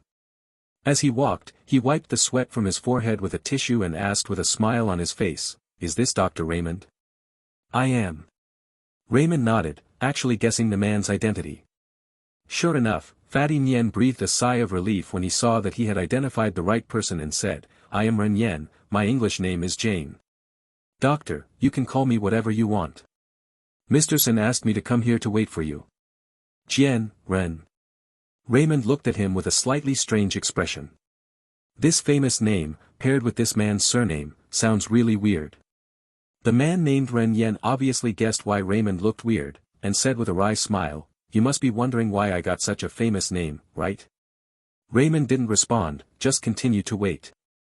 Ren Yen explained with a wry smile, "When I first came to North America, I basically didn't speak English, so I asked a friend to help me choose a name. Originally, I chose January because of the meaning of the whole year begins with spring. The British English is used as a name, and the abbreviation is Jan. Didn't anyone remind you that it sounds weird?" Raymond couldn't help but ask. "It really didn't happen at first. Maybe my friends found out and didn't tell me anything in order to save some face for me. Later, when I realized something was wrong, people around me already knew my English name was this. After a long time, I'm too lazy to change it." Ren Yen said, spreading his hands. "It's pretty good, quite individual." Raymond said with a smile. Ren Yen shook his head and smiled bitterly. He did not continue the topic and changed the topic. "The box has been arranged, shall we talk inside?" "It's up to you, I'm free to do it." Raymond said it didn't matter. "Row." But Ren Yen waved, and a waitress immediately showed them the way. After a while, the two of them had arrived at a private room named Chiu Yun on the second floor. As soon as they sat down, Ren Yen signaled to the waiter to start serving the food. "I think the waiter seems to be very polite to you. Do you come here often?" After sitting down, Raymond asked with a smile. Ren Yen hesitated for a moment, then said thoughtfully, "Well, this restaurant should be considered one of the properties under my name." "In name?" Raymond noticed Ren Yen's words. It's not surprising that Ren Yen is just the owner of this restaurant. With the wealth of the original owner of the body, it would be easy to open a restaurant of the same size. But Sen would specially introduce this brother Ren Yen to him, and also told him in a very mysterious way that if he had any minor troubles that were inconvenient to deal with in the future, he could go to this brother Ren Yen, and it would definitely not be without reason. So Raymond can basically conclude that this man Ren Yen must have another identity. "Mr. Sen is kind to me. Dr. Raymond, you are Mr. Sen's friend. I won't hide some things from you. Have you heard of the Zhigong Tang?" Ren Yen asked after hesitating for a moment. "North American Hongmen?" Raymond asked subconsciously. "It's not wrong to call it that." Ren Yen shrugged. Compared with Zhigongtang, the name Hongmen in North America is indeed more familiar to the public. And Raymond knows this name, but it has nothing to do with the original owner of the body, because the Earth in the previous life also had this gang, and it often appeared in various movies and TV series. As the North American branch of China's largest gang, the Hongmen, the North American Hongmen certainly has a special status in the Chinese world. Especially when China does not allow gangs to exist, the North American Hongmen has replaced the Chinese in one fell swoop. The core position of Hongmen has become the general rudder of Hongmen. Zhigong Tang is the official name of Hongmen in North America. Whether it was Raymond in his previous life or the original owner of the body who was half Chinese, the name Zhigong Tang would certainly be familiar to him. "Are you from the court?" Raymond was slightly surprised. "I am Bu Kai, the helmsman of the Washington branch of Zhigong Tang. He is known as the jade-faced flying dragon in the world." Puff. Raymond, who was drinking tea, couldn't hold it back and squirted out. Can be roughly understood as money to the detective agency, but Raymond gave it a more Chinese name, Ghost Termo Detective Agency. "We meet again, old friends." Looking at the newly installed bilingual trademark hanging on the wall, Raymond had a slightly complicated expression, because the name was exactly the name of the private detective agency he opened after retiring from his previous life. Seeing this name instantly brought back many memories for him. He made up his mind to open a detective agency. Although it was his sudden idea after learning that Carl and the others were all wealthy, but more importantly, he did not want to forget his past. As the memory of the original owner of the body is gradually absorbed by him, he has begun to fully integrate into the world. He is not as uneasy as when he first arrived, and he no longer has the alienation that everyone is an NPC. But precisely because of this, he needs something to remind himself not to forget the past. This, Ghost Detective Agency, which spans 2 worlds, obviously has this effect. Don't worry, your name will spread all over the world soon, and you will become even louder than before. Accompany me all the way. Raymond stared at the name of the firm and murmured to himself, but before that, it's time to go back and take a look. King of Shadows, are you ready to die? Thinking that he had almost had his memory modified by Shadow King's old dog, the evil fire in Raymond's heart could not be dispelled. In the past half-month or so, he has focused almost all of his remaining general points on immersiveness. Not only did he master the introductory practice of Chi from the memory copy of Tao Baibai's subpersonality, he also learned from Akainu's subpersonality 4 of the 6 naval movements were practiced there in the memory copy. His overall value has doubled at least several times. Now, even if he switches to Momo Baibai's subpersonality or Akainu's subpersonality, the high-intensity fighting time he can continue is no less than the duration of the battle when he switches to Crow's subpersonality at the beginning. Because of this, he finally had the confidence to have anal sex with that old dog of the King of Shadows from the front. After glancing out the window and confirming that the sky had completely darkened, Raymond came to the downstairs of the company's office building. Not long after, he had taken out a stone pillar that had been prepared in advance from an alley not far from the office building. But after he found the correct location, his eyes suddenly changed, and he threw the stone pillar he was holding in a certain direction in the air. Almost at the same time, he jumped up and jumped to the stone pillar. The whole person turned into an afterimage with a whoosh and disappeared into the sky together with the stone pillar. Chapter 080 Dr. Beth's Suspicion. It has been almost a month since the Centipede organization invaded the hospital. The atmosphere of Clockwork Psychiatric Hospital is still very dull. Especially the doctors and nurses who witnessed several groups of people dying that night were unable to get over that scene for a long time. Some of them chose to resign from the hospital or take sick leave to go home and rest. The hospital was helpless about this, but it could only express its understanding and temporarily borrowed some staff from other hospitals to prevent chaos. In addition, the hospital has remained silent about what happened that night, as if there was some taboo. But caring people noticed that a patient suddenly disappeared after that day, and this patient had a very special status in the hospital. Almost all nurses and doctors respected him. Needless to say, that patient was naturally Raymond. The theory on the table is that after learning about the accident at the hospital, Raymond's family members felt that the hospital was unsafe, so they went through the transfer procedures for Raymond and transferred him to another hospital for treatment. However, this argument works well for other people, but it doesn't work for Dr. Beth at all. She is Raymond's attending physician. Without her signature, Raymond cannot be discharged from the hospital or transferred to another hospital at will. This is not in line with normal procedures. Moreover, she asked the hospital leaders afterwards to find out which hospital Raymond had been transferred to, but the answers she received were also vague. Some hospital leaders who were close to her even hinted to her to stop inquiring about Raymond's whereabouts. It all seemed so strange that it was hard for Dr. Beth to think about it. She always felt that there must be some ulterior secret in this matter. Otherwise, why would so many people die inexplicably, and the hospital leaders were secretive about Raymond's whereabouts? Is there any connection between these two things? Or is there an ulterior secret hidden behind these things? Dr. Beth's brainstorming ability is still very powerful. She even figured out whether the hospital leaders were cooperating with some evil black hand to kidnap Raymond. Otherwise, why wouldn't they reveal Raymond's whereabouts? With this idea in mind, Dr. Beth did not give up searching for Raymond's whereabouts. This is not only because Raymond was a senior in the field of psychology that she admired, but also because Raymond was her patient.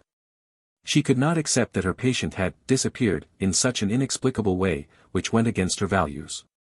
Of course, she didn't give up, but she wasn't the kind of woman with big breasts and no brains. She didn't continue digging in a big way. At least on the surface, she didn't care about it anymore. Even if I have never experienced many things, I have seen them in movies. If there is really a black hand behind this matter, if she continues to dig in and out without knowledge, not only will she not be able to solve the problem, but she may be involved in it. She still understands this truth. Therefore, she no longer asked the hospital leaders about this matter, but chose another way. Under the night, Dr. Beth was chatting with David in the hospital yard. Of course, the official statement is that he is providing psychological counseling to David. David, please recall carefully, did Dr. Raymond say anything special in the days before he disappeared? Dr. Beth asked in a low voice. Did he say anything special? He didn't seem to have said anything, but he seemed very sure that he would leave here soon. David pondered. Really? Think about it again. Dr. Beth was a little reluctant. Perhaps because caring leads to chaos, her reaction made David see something was wrong, and he asked, Dr. Beth, did something happen to Raymond? No, don't think too much about it. Raymond is fine. At this time, Dr. Beth also realized that he might have acted too hastily and quickly calmed down his emotions. However, David did not follow her lead. He just looked at her calmly. You know, I have always been marginalized by my peers since I was a child. Although this is related to my lack of sociability, the more important reason is that I can tell who is lying to me, so they don't want to play with me. When Dr. Beth saw David saying this, of course she understood what he meant. I had no choice but to say, Dr. Raymond may indeed have something wrong, but I'm not sure what happened now, so I'm secretly investigating this matter. You are his best friend in the hospital. I want to see if I can find any useful clues from you. Is that you? When David heard this, he suddenly became excited and roared. His roar startled Dr. Beth, who thought David was suddenly ill. She took several steps back and looked at David in surprise. It was only then that Dr. Beth noticed that David's eyes were full of anger, and there seemed to be a faint blue electric light flashing in his eyes. Dr. Beth thought it was because she was dazzled, so she rubbed her eyes and looked over again. But he realized that he was not mistaken, David's eyes actually seemed to be shining with lightning. Seeing this strange scene, she subconsciously wanted to scream. But then she suddenly noticed that everyone in the yard, whether they were patients, caregivers, or a few thick and powerful security guards on patrol, suddenly seemed to have pressed the pause button. Set there at the same time. Everyone maintained a fixed posture, motionless and stagnant in place. This almost supernatural situation made her palms sweat. She was like other people who were still standing there, not daring to move or make any sound. However, at this moment, all the people who were stationary around them started to move. No matter which way they were facing before, at this moment they all turned around to face David, their eyes all glowing with the same khaki color, and they said in unison. It's none of my business. Do you think I will believe it? David growled crazily. Listen to me, this matter really has nothing to do with me. I did attack him before, but I only slightly modified his memory and did nothing else. All the people with khaki-colored eyes answered in unison. I don't believe it. Who else could it be but you? David's mood was still extremely unstable. Seeing this strange scene that seemed to be seen in a horror movie, Dr. Beth felt that her legs were weak and she had no strength to turn around and run. This is not true, this is not true. She kept mumbling to herself in her heart, hoping that everything in front of her was a dream and that she could wake up soon. But unfortunately, her wish is doomed to be impossible to realize. Chapter 081. Are you still alive? Ever since the second Shadow King forcibly took control of David's body and attacked Raymond, David's subpersonalities finally couldn't sit still and decided to show off to the Shadow King. Mobile version M. Of course, they are not very friendly to the main personality of David. After all, no subpersonality does not want to truly be the only owner of this body, and everyone wants to replace David. Even they dislike each other.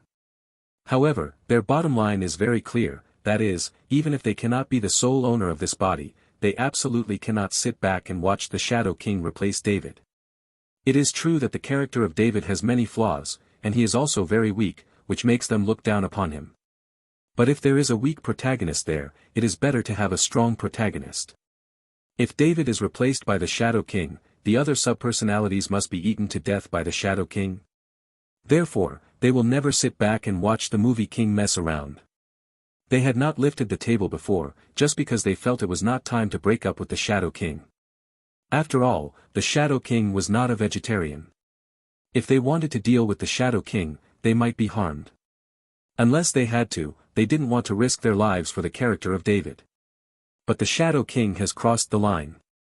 Not only has he forcibly taken over David's body, but he has also affected a small part of David's memory. This is beyond their tolerance.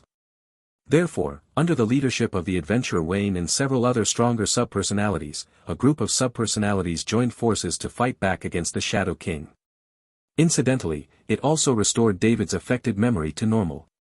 Only then did David understand what had happened, and for the first time he knew about the existence of the Shadow King. Of course, he didn't know the origin of the Shadow King, because even his subpersonalities didn't know this. He only thought that the Shadow King was a personality that was stronger than the other subpersonalities. After learning this, David was naturally extremely disgusted with the Shadow King. However, Jiang is still old and hot. When the Shadow King saw that the situation was not good for him, he immediately gave in and once again used his magic trick to give David a lick, almost kowtow, and acknowledge his father. David also had a soft heart, and when he saw the Shadow King being so humble, his anger disappeared. In the end, he reached an agreement with the Shadow King.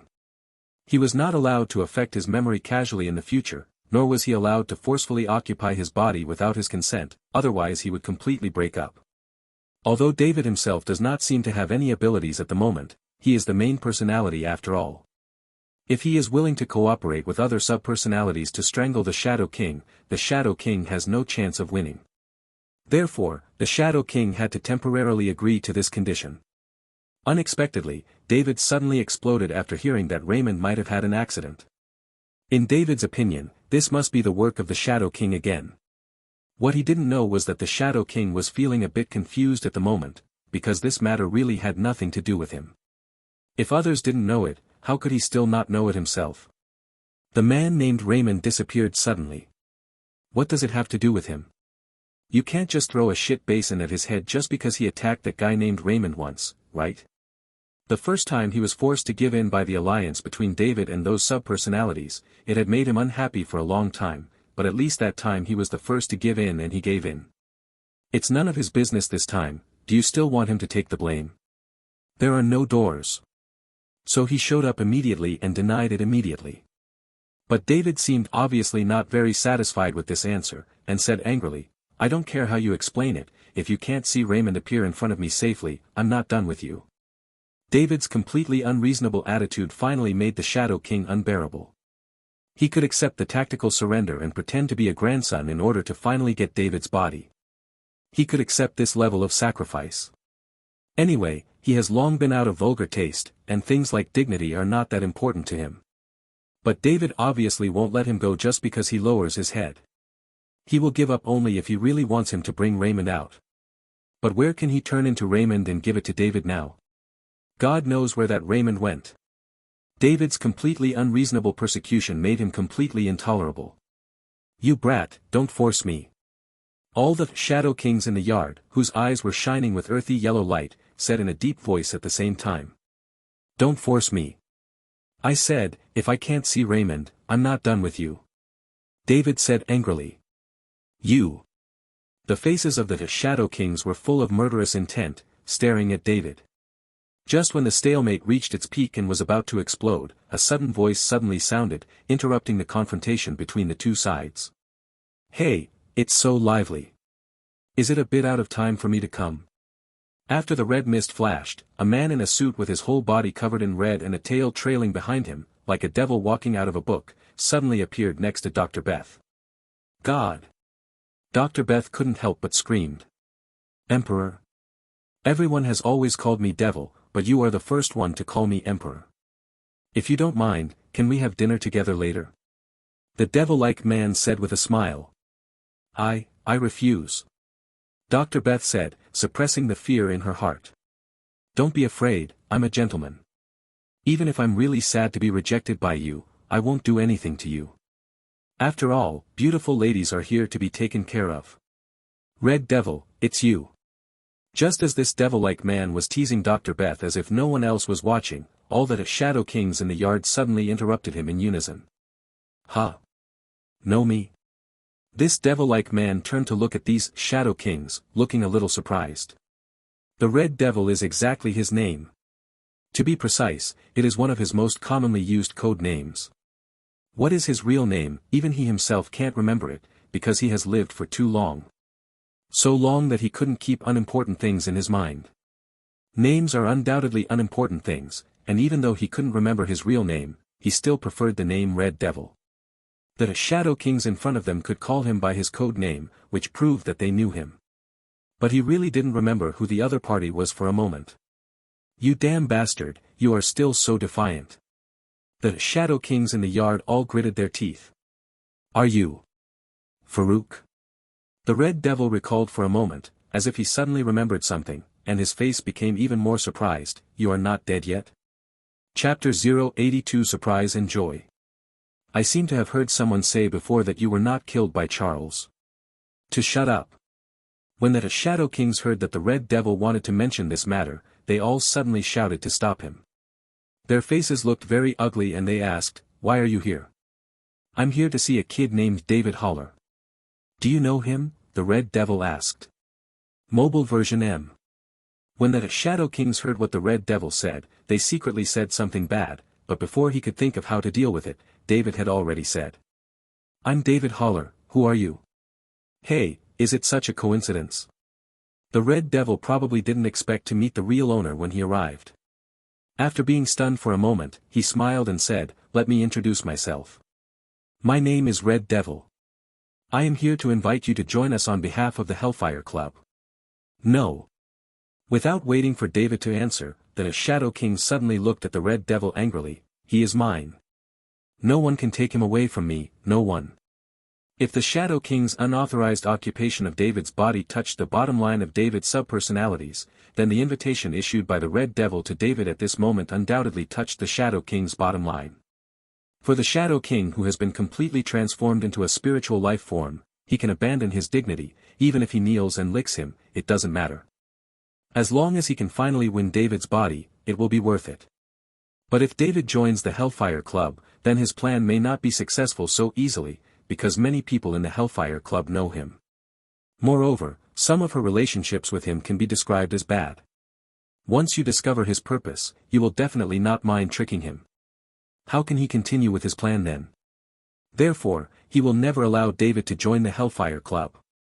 On the other hand, the Red Devil was stared at and roared by a group of people with khaki-colored eyes. An ordinary person would have been frightened to death. Dr. Beth was just a bystander, not the real owner, so she was frightened by this scene. But the Red Devil himself didn't even have the slightest fear about this, and showed a thoughtful expression. "I asked you why you appeared here, so that's how it is." "Red Devil, I don't care what your Hellfire Club wants to do, please leave here immediately, otherwise I will fight you until death," the Shadow Kings all threatened. Hearing that the Shadow King dared to threaten him, the Red Devil's face suddenly turned cold. "Farouk, do you understand what you are talking about? Fighting with the club until death, are you worthy? You, the Hellfire Club, are great, but even Charles can't kill me. Do you think you can definitely kill me? As long as I don't die, I guarantee that you will never have peace in the future." The Shadow King's words made the Red Devil frown. He really didn't know that the Shadow King was here before he came. "If I knew, I would definitely make some preparations in advance or bring more people." As a 4th-level mutant, he is certainly not afraid of the Shadow King, and he also has some psychic abilities.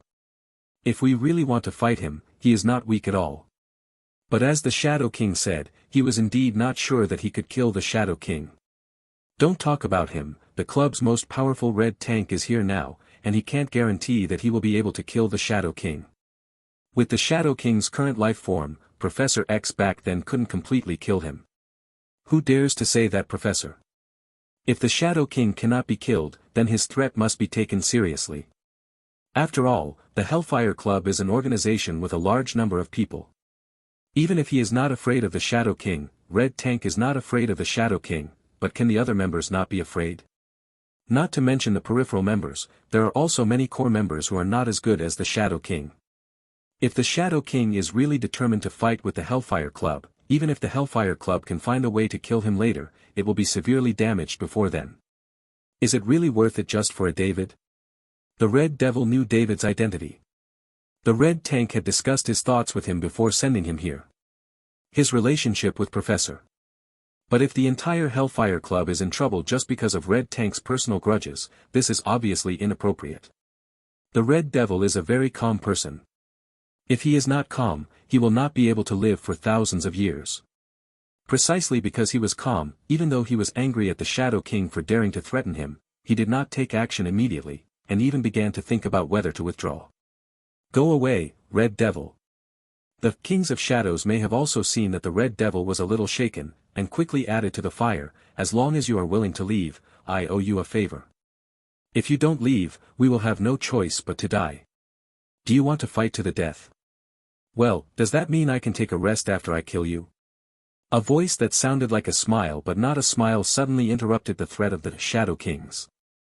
This time, even the Red Devil was a little surprised. He didn't expect anyone to come. Dr. Raymond?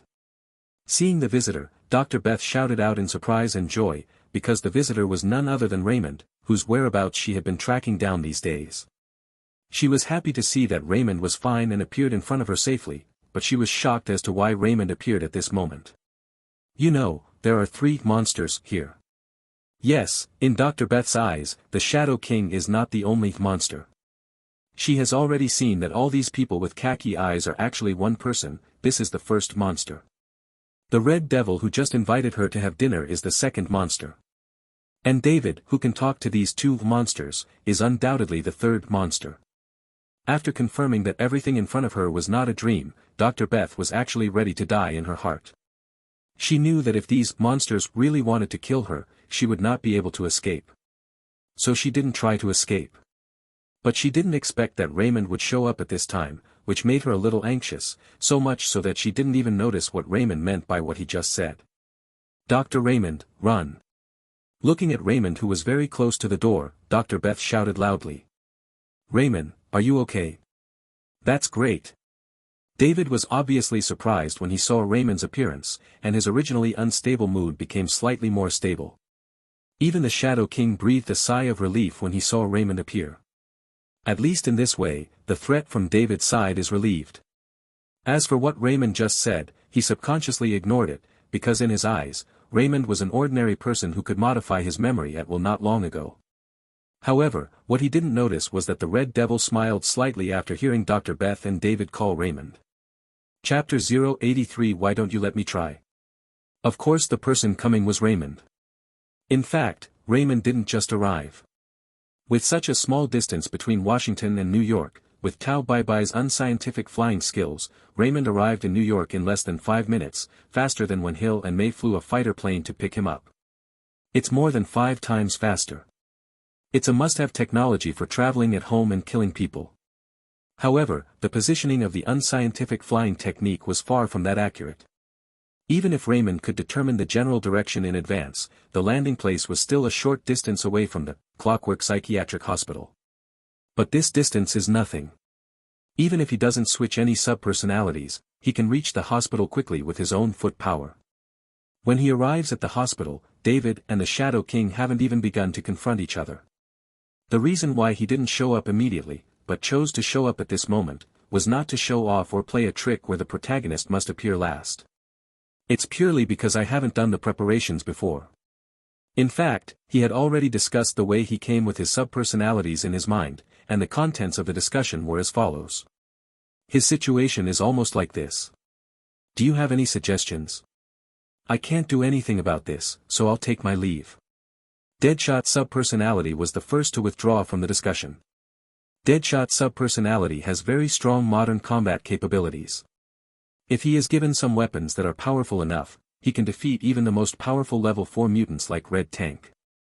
But facing a spiritual life form like the Shadow King, he was powerless. Because obviously, ordinary physical attacks pose no threat to the Shadow King. There's nothing I can do, just run away. Crow's subpersonality was also helpless. Seconded. The deputy personality of Lebu Bayala also withdrew from the discussion. The 3 of them actually have their own strengths, but obviously there is nothing they can do against the Shadow King.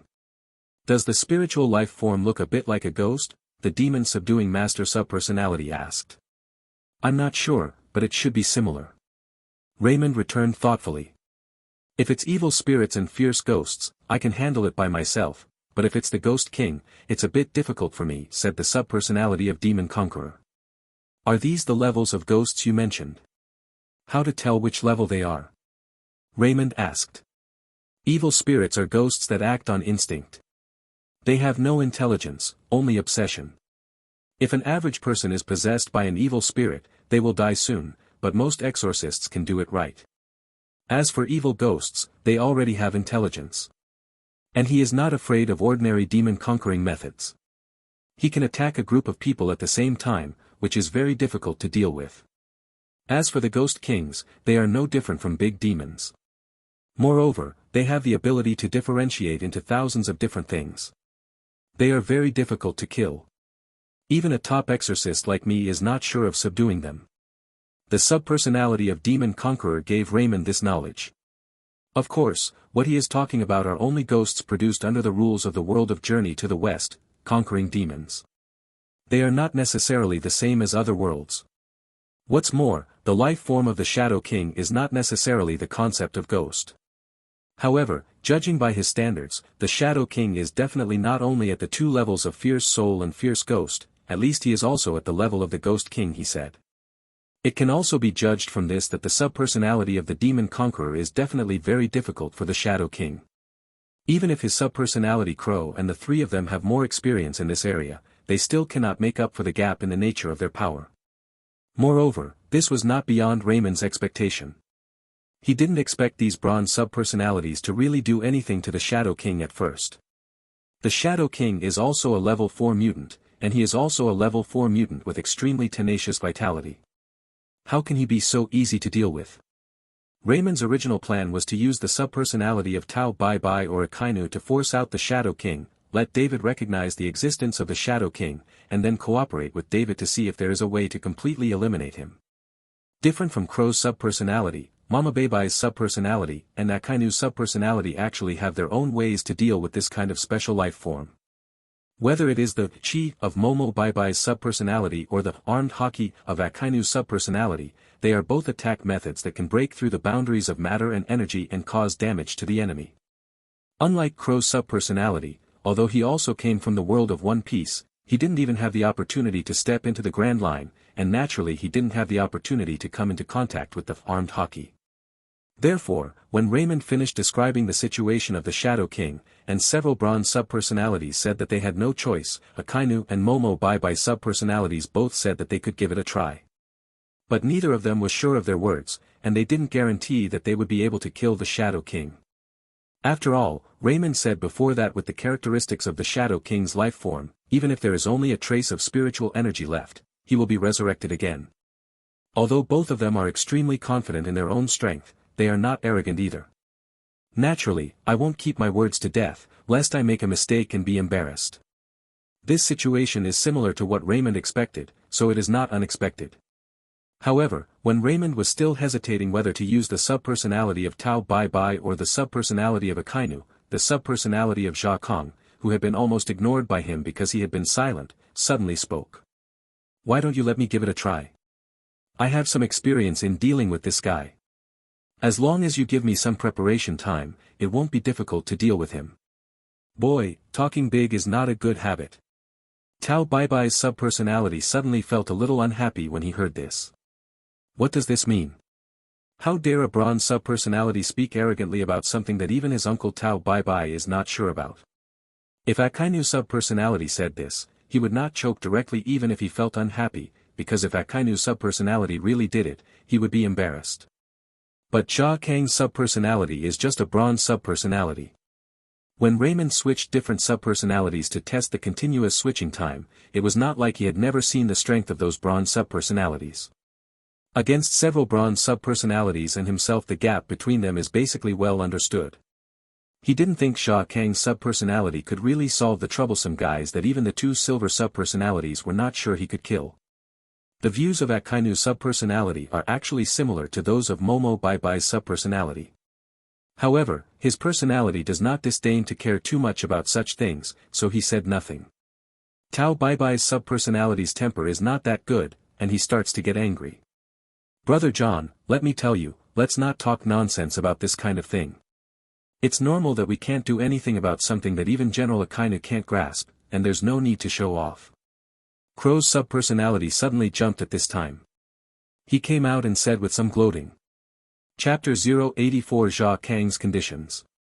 It is obvious that Crow's subpersonality has never had a good impression of Jia Kang's subpersonality. Mobile version M. In particular, Raymond once accidentally mentioned that Jia Kang's subpersonality should be their most resourceful subpersonality, which made him unhappy for a long time. You know, he always thought he was the smartest. Although his strength was not as good as those of the subpersonalities that appeared later, he also had a sense of superiority in terms of IQ. However, Raymond said that Jia Kang's subpersonality was the most resourceful. How could he be convinced by this? So after that, in order to prove Raymond wrong, he often rushed to express himself. And when Jia Kang's subpersonality was criticized, he certainly didn't mind adding insult to injury. You recognize me? When Akainu's subpersonality saw that Crow's subpersonality actually called him General, he immediately guessed that Crow's subpersonality might be from the same world as himself. But he didn't know Crow's subpersonality. Who told Crow's subpersonality to only be active in the East China Sea? For Akainu's subpersonality, most of the people with bounties of more than 100 million are just minions. Except for people with special characteristics like the former Nico Robin, they are not worthy of his attention.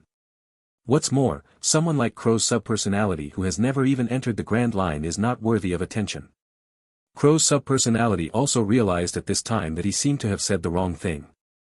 He knew Akainu's deeds very well, how could he dare to admit to his face that he was a pirate? He quickly shut up and stopped talking. Akainu's subpersonality also guessed a clue when he saw this, but did not continue to ask. Jia Kang's subpersonality was first scolded by Tao Baibai's subpersonality, and then was insulted by Crow's subpersonality. However, he did not have any intention of getting angry. Instead, he smiled and said, "Okay, let me try, I don't know. Even if I fail, aren't there two big guys who can save me?" "Okay." Raymond agreed without hesitation. If the other subpersonalities don't understand Jia Kang's subpersonality, how can he still not understand it? Although Jia Kang's subpersonality doesn't seem to be doing anything right and is classified into the bronze subpersonality by the system, he is definitely not a person who likes to talk big. If the enemies who fell into his hands were ranked, enemies of Shadow King's level wouldn't even be in the top 10. Therefore, Raymond has reason to believe that Jia Kang's subpersonality has a way to deal with the Shadow King. Seeing that Raymond agreed so readily, Jia Kang's subpersonality put on the brakes. "Well, don't agree in a hurry. I can take action, but I have a condition." "You said.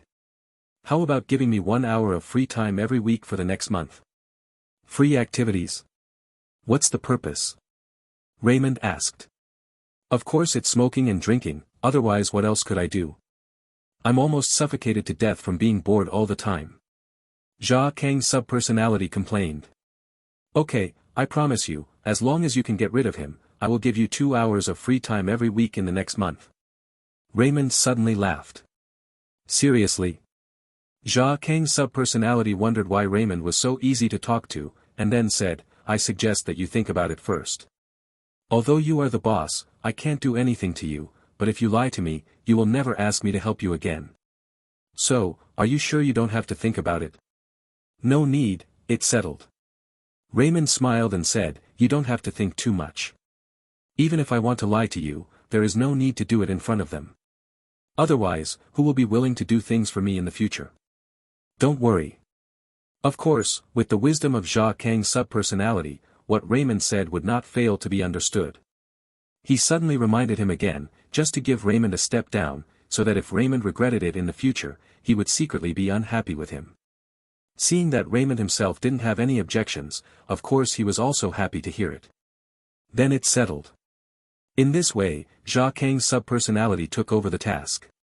The other subpersonalities also had a spectatorial attitude towards this, wanting to see where Jia Kang's subpersonality got the confidence to take on this task that even the two silver subpersonalities were not sure about. Especially Tao Baibai's subpersonality and Crow's subpersonality, they are all waiting to see his jokes. It is worth mentioning that after taking control of the body, Jia Kang's subpersonality did not rush into the hospital immediately, but wandered around the hospital mysteriously. Sometimes he plays with the gravel, and sometimes he breaks off a branch from the tree and pulls it on the ground. If anyone noticed him, they would definitely wonder if he had just escaped from the hospital, because his actions seemed to be no different from those of the patients in the hospital next to him. Is this guy crazy? Tao Bai's subpersonality questioned in his mind. Maybe he was actually a lunatic. Crow's subpersonality sneered. I don't think so. I think Brother John should have a hard time. The subpersonality of the demon conqueror put forward a different view. I have an enemy named Mr. Shinshu. Before the demon conqueror, he also liked to mess around with these messy things. This Brother John, it looks a bit like him. You'll know after reading it, no need to guess. Raymond chuckled.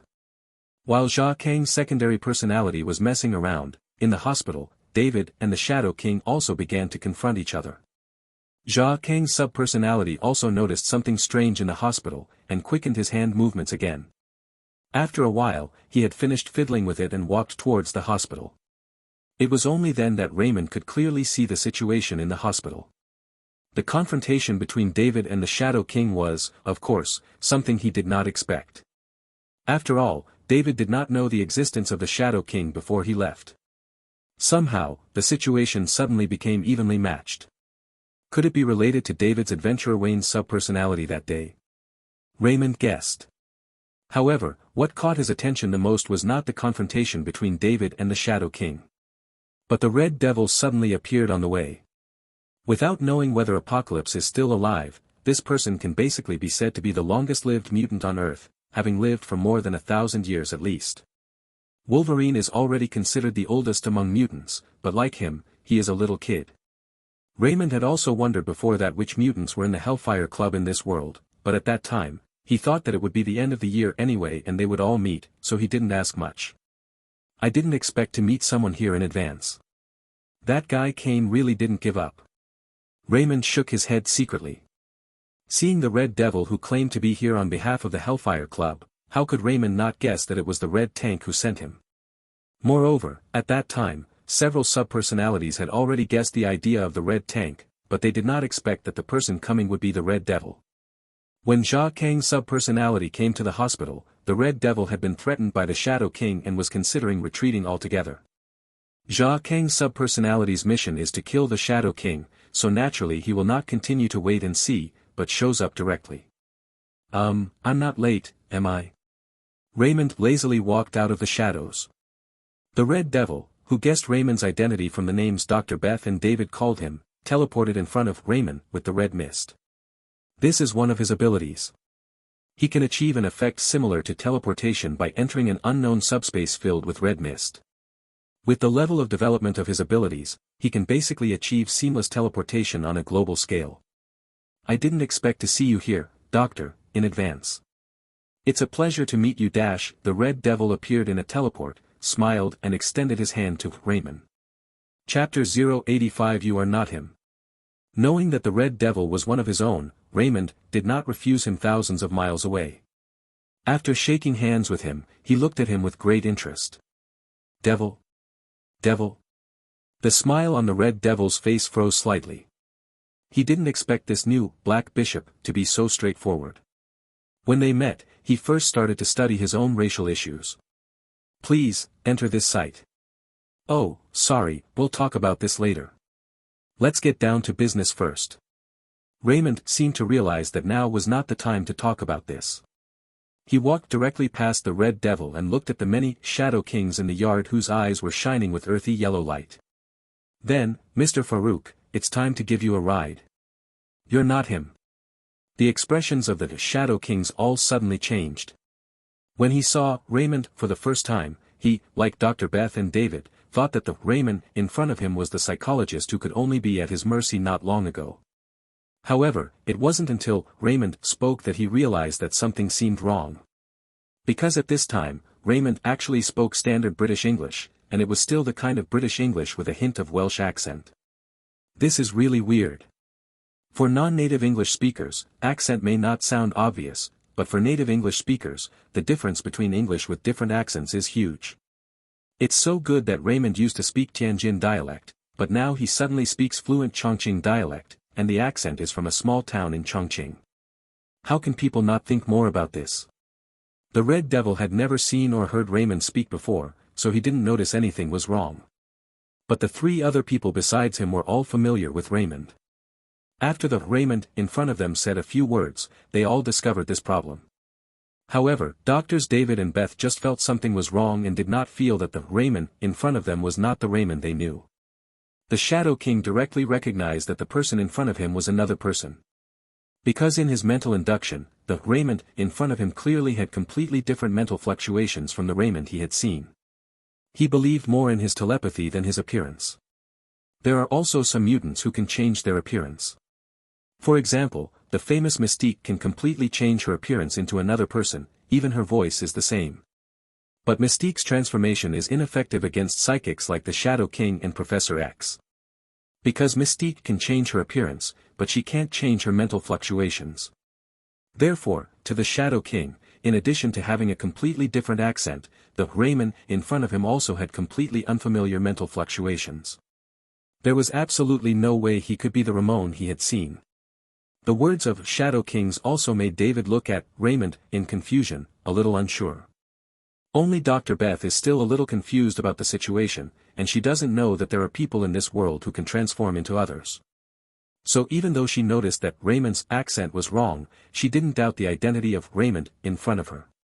But she also discovered that things were different from what she had thought before, because Raymond didn't show any surprise when he saw the Red Devil or the Shadow Kings. This means that Raymond is used to this. In other words, her former idol is probably also a member of the monsters. Dr. Beth, who had guessed this, was not more nervous this time, but rather looked forward to it. Because she believed that the Dr. Raymond she knew was really a member of the monsters, and would definitely not harm her. Maybe, like the Avengers, this Dr. Raymond is a superhero with special abilities? Dr. Beth has already started to think about the story about Raymond. The power of brain power allowed her to put her fear behind her. Of course, Raymond doesn't know about Dr. Beth's psychological changes, and even if he knew, he wouldn't care, because the only thing he cares about now is the Shadow Kings in front of him. This is a major event that affects whether he can be cool and unrestrained in the next month, so he can't be careless. Faced with the questioning of his identity by the Kings of Shadows, Raymond did not answer directly, but said something completely irrelevant. By the way, I have something to tell you first, I almost forgot. Okay. The Shadow Kings all frowned, wanting to see what tricks the person in front of them wanted to play. After Raymond cleared his throat, he suddenly said in an extremely contemptuous tone, "You, a bitch old guy, are you worthy of modifying the memory of your grandfather and me? You." The Shadow Kings who heard this sentence suddenly showed expressions of shock and anger. What surprised me was that what Raymond said now was a disguised explanation that he was the psychologist who had been tampered with in his memory not long ago. What made him angry was that Raymond dared to talk to him like this. Even his sworn enemies have never insulted him like this. He couldn't remember how long it had been since no one dared to talk to him like this. I don't care whether you are him or not, and I am not interested, because there is only one outcome for you today, that is to stay here forever. The Shadow King stared at Raymond, their eyes glowing even brighter. I will never allow you to hurt him. David said resolutely upon hearing the Shadow King's words. The faces of the Kings of Shadows were gloomy. I originally planned to wait until the critical moment to use it, but I have no choice but to use it early. Explode! Explode! Explode! As the low shouts of the Shadow Kings rang out, David suddenly groaned, and then he fell straight back and fainted. Raymond glanced at David who fainted, and asked lazily, "Did you plant something like a spiritual bomb in his consciousness? You know a lot."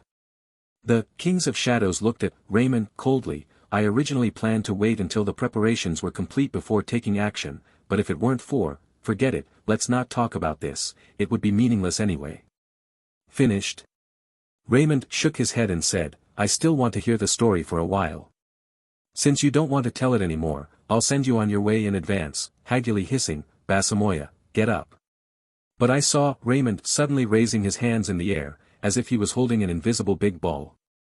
In an instant, a huge, flaming super magic circle appeared at everyone's feet, trapping everyone in it.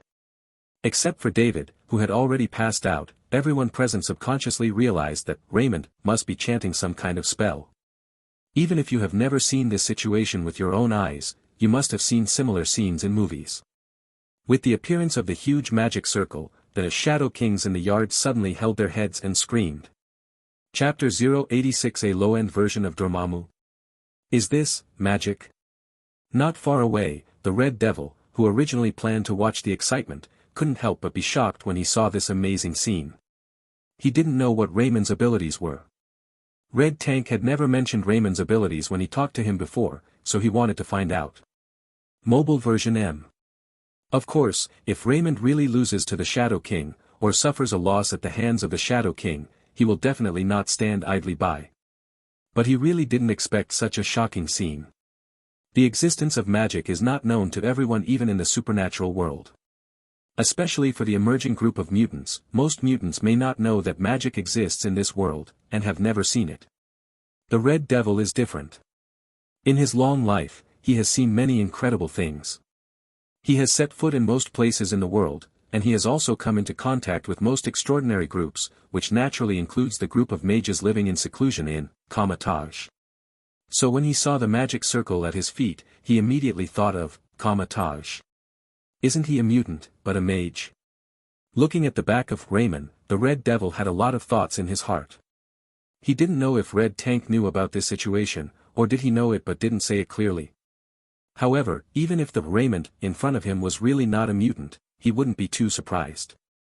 As the veteran of the Hellfire Club, he joined the Hellfire Club even earlier than Red Tank, the Black King, and he is also one of the few insiders who knows that Red Tank is not a mutant. Even Red Tank, the nominal leader of the Hellfire Club, doesn't have to be a mutant. Even if he really recruits a non-mutant core member, it's not a big deal. What he really cares about is whether the fact that Raymond joined the Hellfire Club is related to Comatage. Cain is playing with fire. The Red Devil raised his eyebrows. However, when he thought about it, his attention did not leave the confrontation between Raymond and the Shadow Kings. When the huge magic circle appeared, the Shadow Kings looked obviously extremely painful, as if someone was pricking them with countless needles at the same time. Pasamoya, Agudo, hissing Moses. Raymond didn't stop moving, he still held his arms across his chest, chanting incomprehensible spells quickly, and his speaking speed became faster and faster. Roar. Suddenly, the Shadow Kings in the yard looked up to the sky and roared at the same time. I saw a cloud of uncertain black mist coming out of their mouths at the same time, as if it existed between illusion and reality, and quickly gathered into the air, forming a huge black shadow with a diameter of more than 10 meters. And when the uncertain black mist emerged from the mouths of these people, they fell down at the same time, just like David who had fainted just now. At the same time, the huge black shadow in the sky is also constantly rolling. The black mist revealed a ferocious face, looking down at Raymond from a high position. It is not difficult to tell from this ferocious face that he should still be suffering from some kind of pain, but he looks obviously much better than before. My mother, this is not an ordinary ghost king. Fortunately, I didn't try. Seeing the huge black shadow that suddenly appeared in the sky through the eyes of Lemon, the subpersonality of the magician couldn't help but smacked his tongue. This is a low-end version of Dormammu. After seeing the changes in the Shadow King, Raymond felt that this scene was very familiar. Dormammu's face most of the time is also a face between illusion and reality, but it looks 1,000 times more spectacular than the Shadow King at this time. Of course, the strength of the two is not on the same level. This kid is really good at dealing with such a troublesome guy.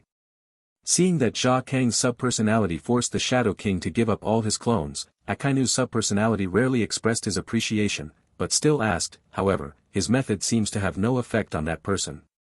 After the gathering, the big guys can't pose enough threats, do you need me to take action instead? His last words were, of course, asking Raymond. No, let's take a look. Raymond rejected Akainu's subpersonality suggestion. He believed that Jia Kang's subpersonality should be more than this, otherwise he would have died 800 times. Sure enough, when Raymond rejected Akainu's subpersonality proposal, the battle situation took a new turn. You wanna die?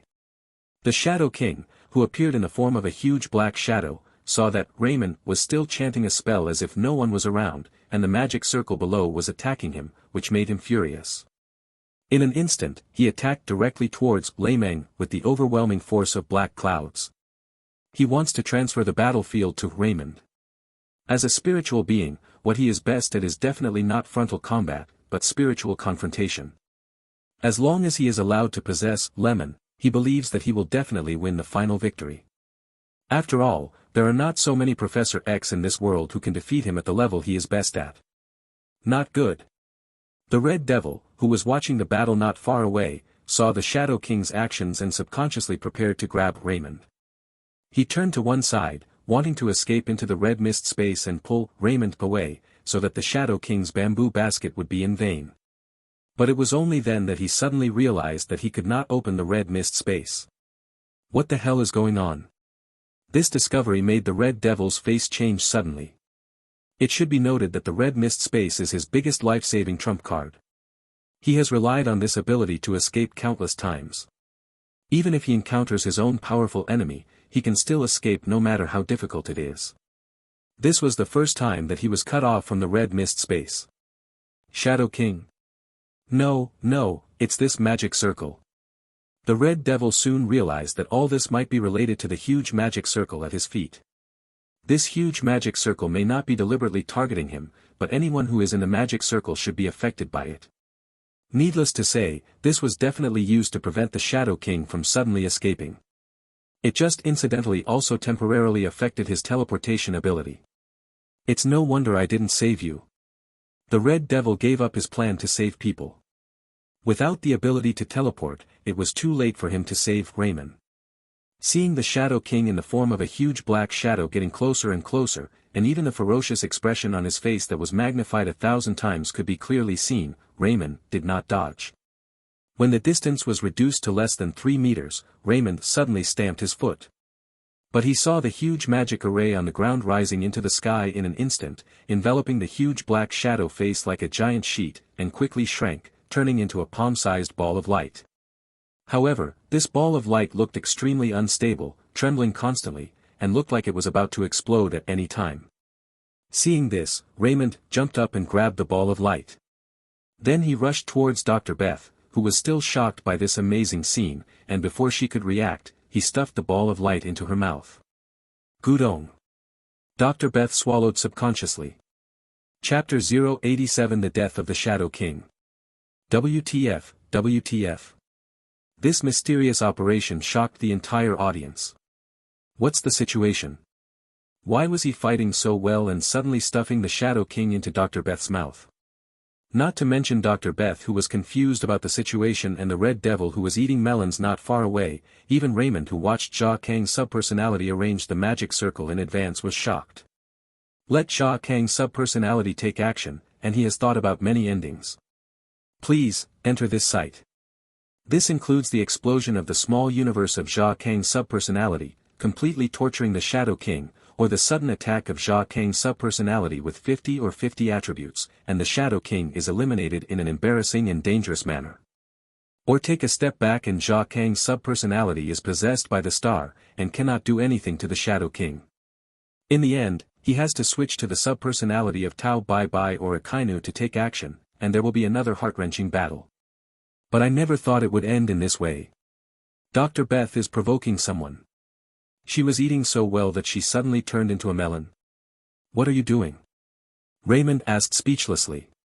Wait a moment, I will explain to you after I finish processing. After Jia Kang's subpersonality replied in his mind, he started working again. Do not move. But he first signaled Dr. Beth not to move, then bit his index finger, and then started to draw on Dr. Beth's forehead with his own blood. To be more precise, he drew an incomprehensible symbol. These symbols don't look like any known characters, but they clearly belong to the same system of symbols, and Jia Kang's subpersonality doesn't look like he's drawing them randomly. Half a minute later, Dr. Beth's forehead was completely covered with the blood talisman.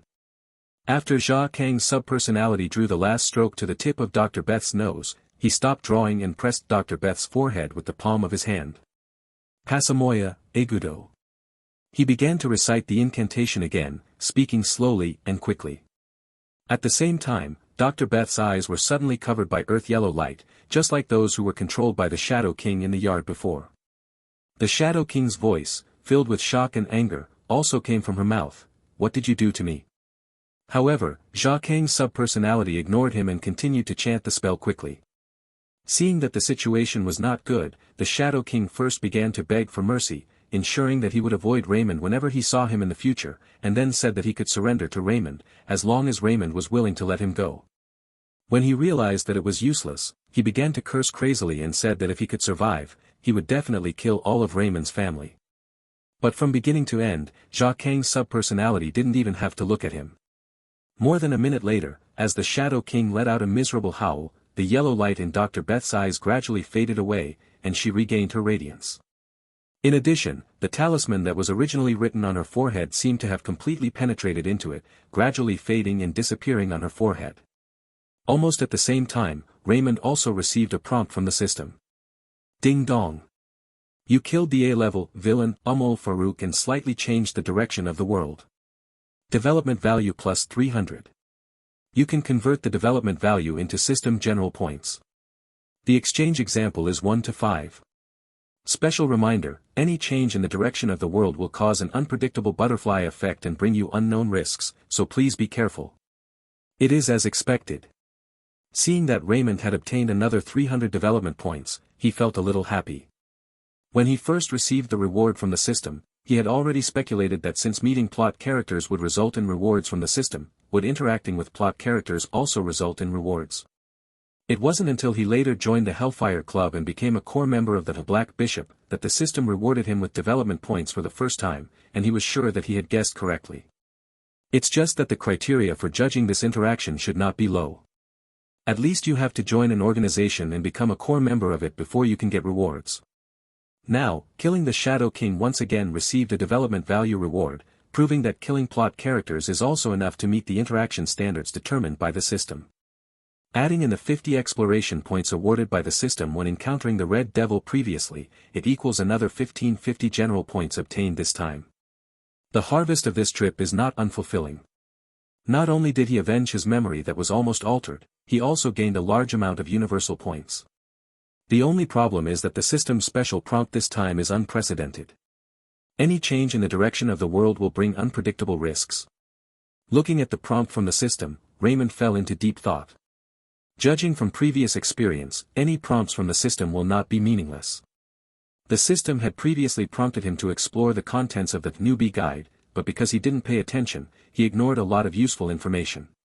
After that, he paid special attention to every prompt from the system. The focus of the system's prompt this time is obviously on the two sentences, a slight change in the direction of the world, and any change in the direction of the world will bring unknown risks. If Raymond understood correctly, the system's reward this time was not because he killed a 4th-level mutant, but because he killed the Shadow King, an A-level villain.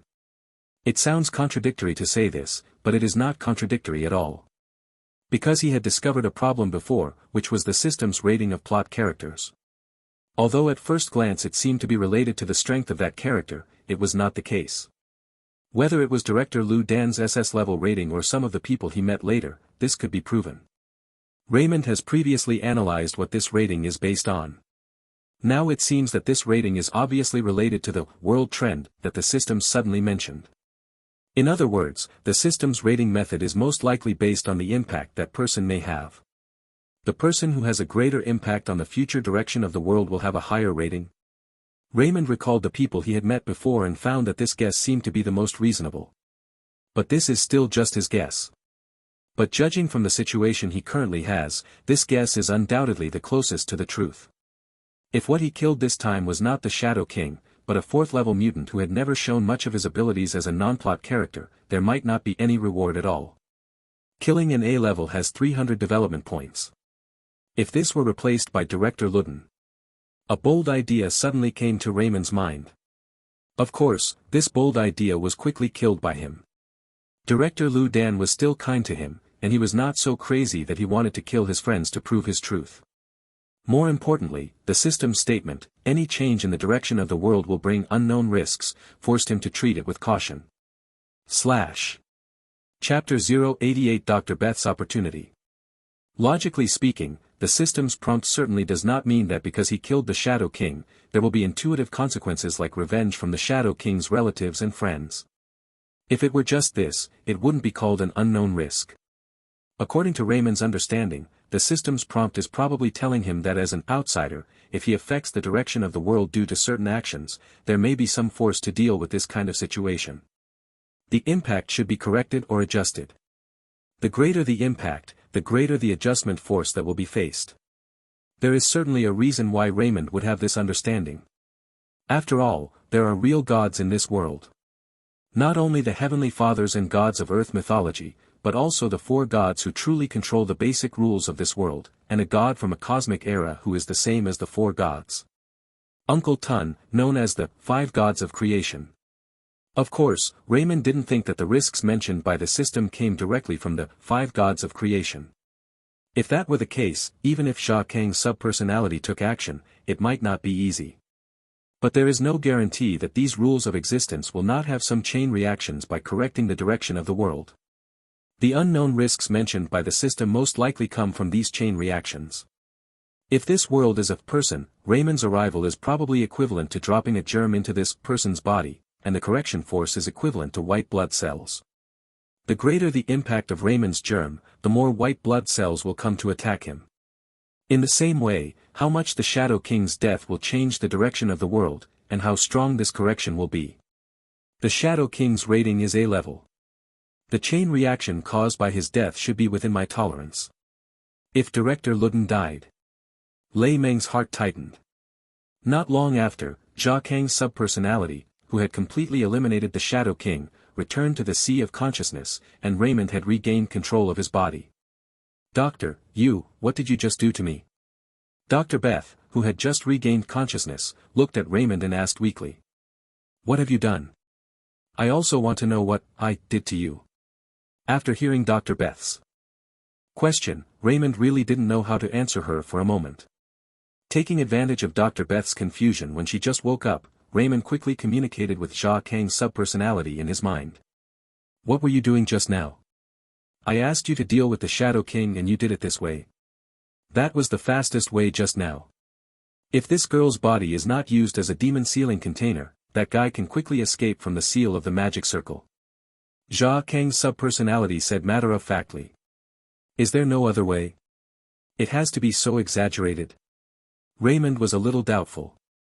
Raymond might have believed it if he were told by another subpersonality, but Jia Kang's subpersonality was full of bad records. Raymond was extremely suspicious that this guy's old habit had relapsed and he was addicted to tricking people. If we had more time, there must be a more reliable method, but in the situation just now, apart from using her as a demon sealing container, we can only use our own bodies. But the problem is that the process of sealing a demon is not 100% safe. Do you think I should take risks with our bodies? Jia Kang's secondary personality said lazily. Should you take the risk? Of course it shouldn't. If the situation just now was like what Jia Kang's subpersonality said, even if it were Raymond himself, he would most likely make the same choice. His relationship with Dr. Beth was not good enough to sacrifice himself for others. Furthermore, if it hadn't been for his appearance, Dr. Beth would most likely be in trouble today. Taking a risk as a demon sealing container could be regarded as Dr. Beth's contribution to saving himself. However, Raymond still had a natural distrust of the words of Jia Kang's subpersonality, because this guy had no credibility at all, and lying was just commonplace for him. However, considering that I am somewhat suspicious, there is no way to judge whether what Jia Kang's subpersonality said is true or false. There is no point in dwelling on this issue. He could only remind himself once again that if he uses Jia Kang's subpersonality again in the future, he must be careful to see if there are others around him to avoid being accidentally tricked. Thinking of this, Raymond asked again, did the demon slaying you just performed have any subsequent effects on her? Yes. Jia Kang's subpersonality replied without thinking. Raymond was also speechless by this answer, because he originally just asked casually. I didn't expect it to actually have an impact.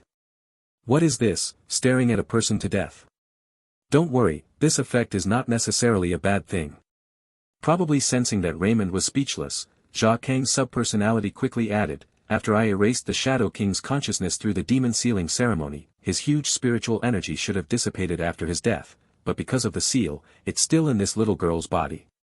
So if this little girl is lucky in the future, she might be able to awaken her psychic abilities because of the existence of that spiritual energy, and once she awakens, she can instantly assimilate that spiritual energy. You mean, she will become Shadow King number 2? Theoretically, it is possible, but it is very difficult. Even if she really awakens her psychic ability and really assimilates that energy, it will be difficult to reach the level of the guy before, unless she is also willing to give up her body and transform herself into a spiritual being. Of course, if you don't want to see that happen, I can use a ritual to remove the seal and draw out the spiritual energy from her. That's not necessary. Raymond thought for a moment and decided to let nature take its course.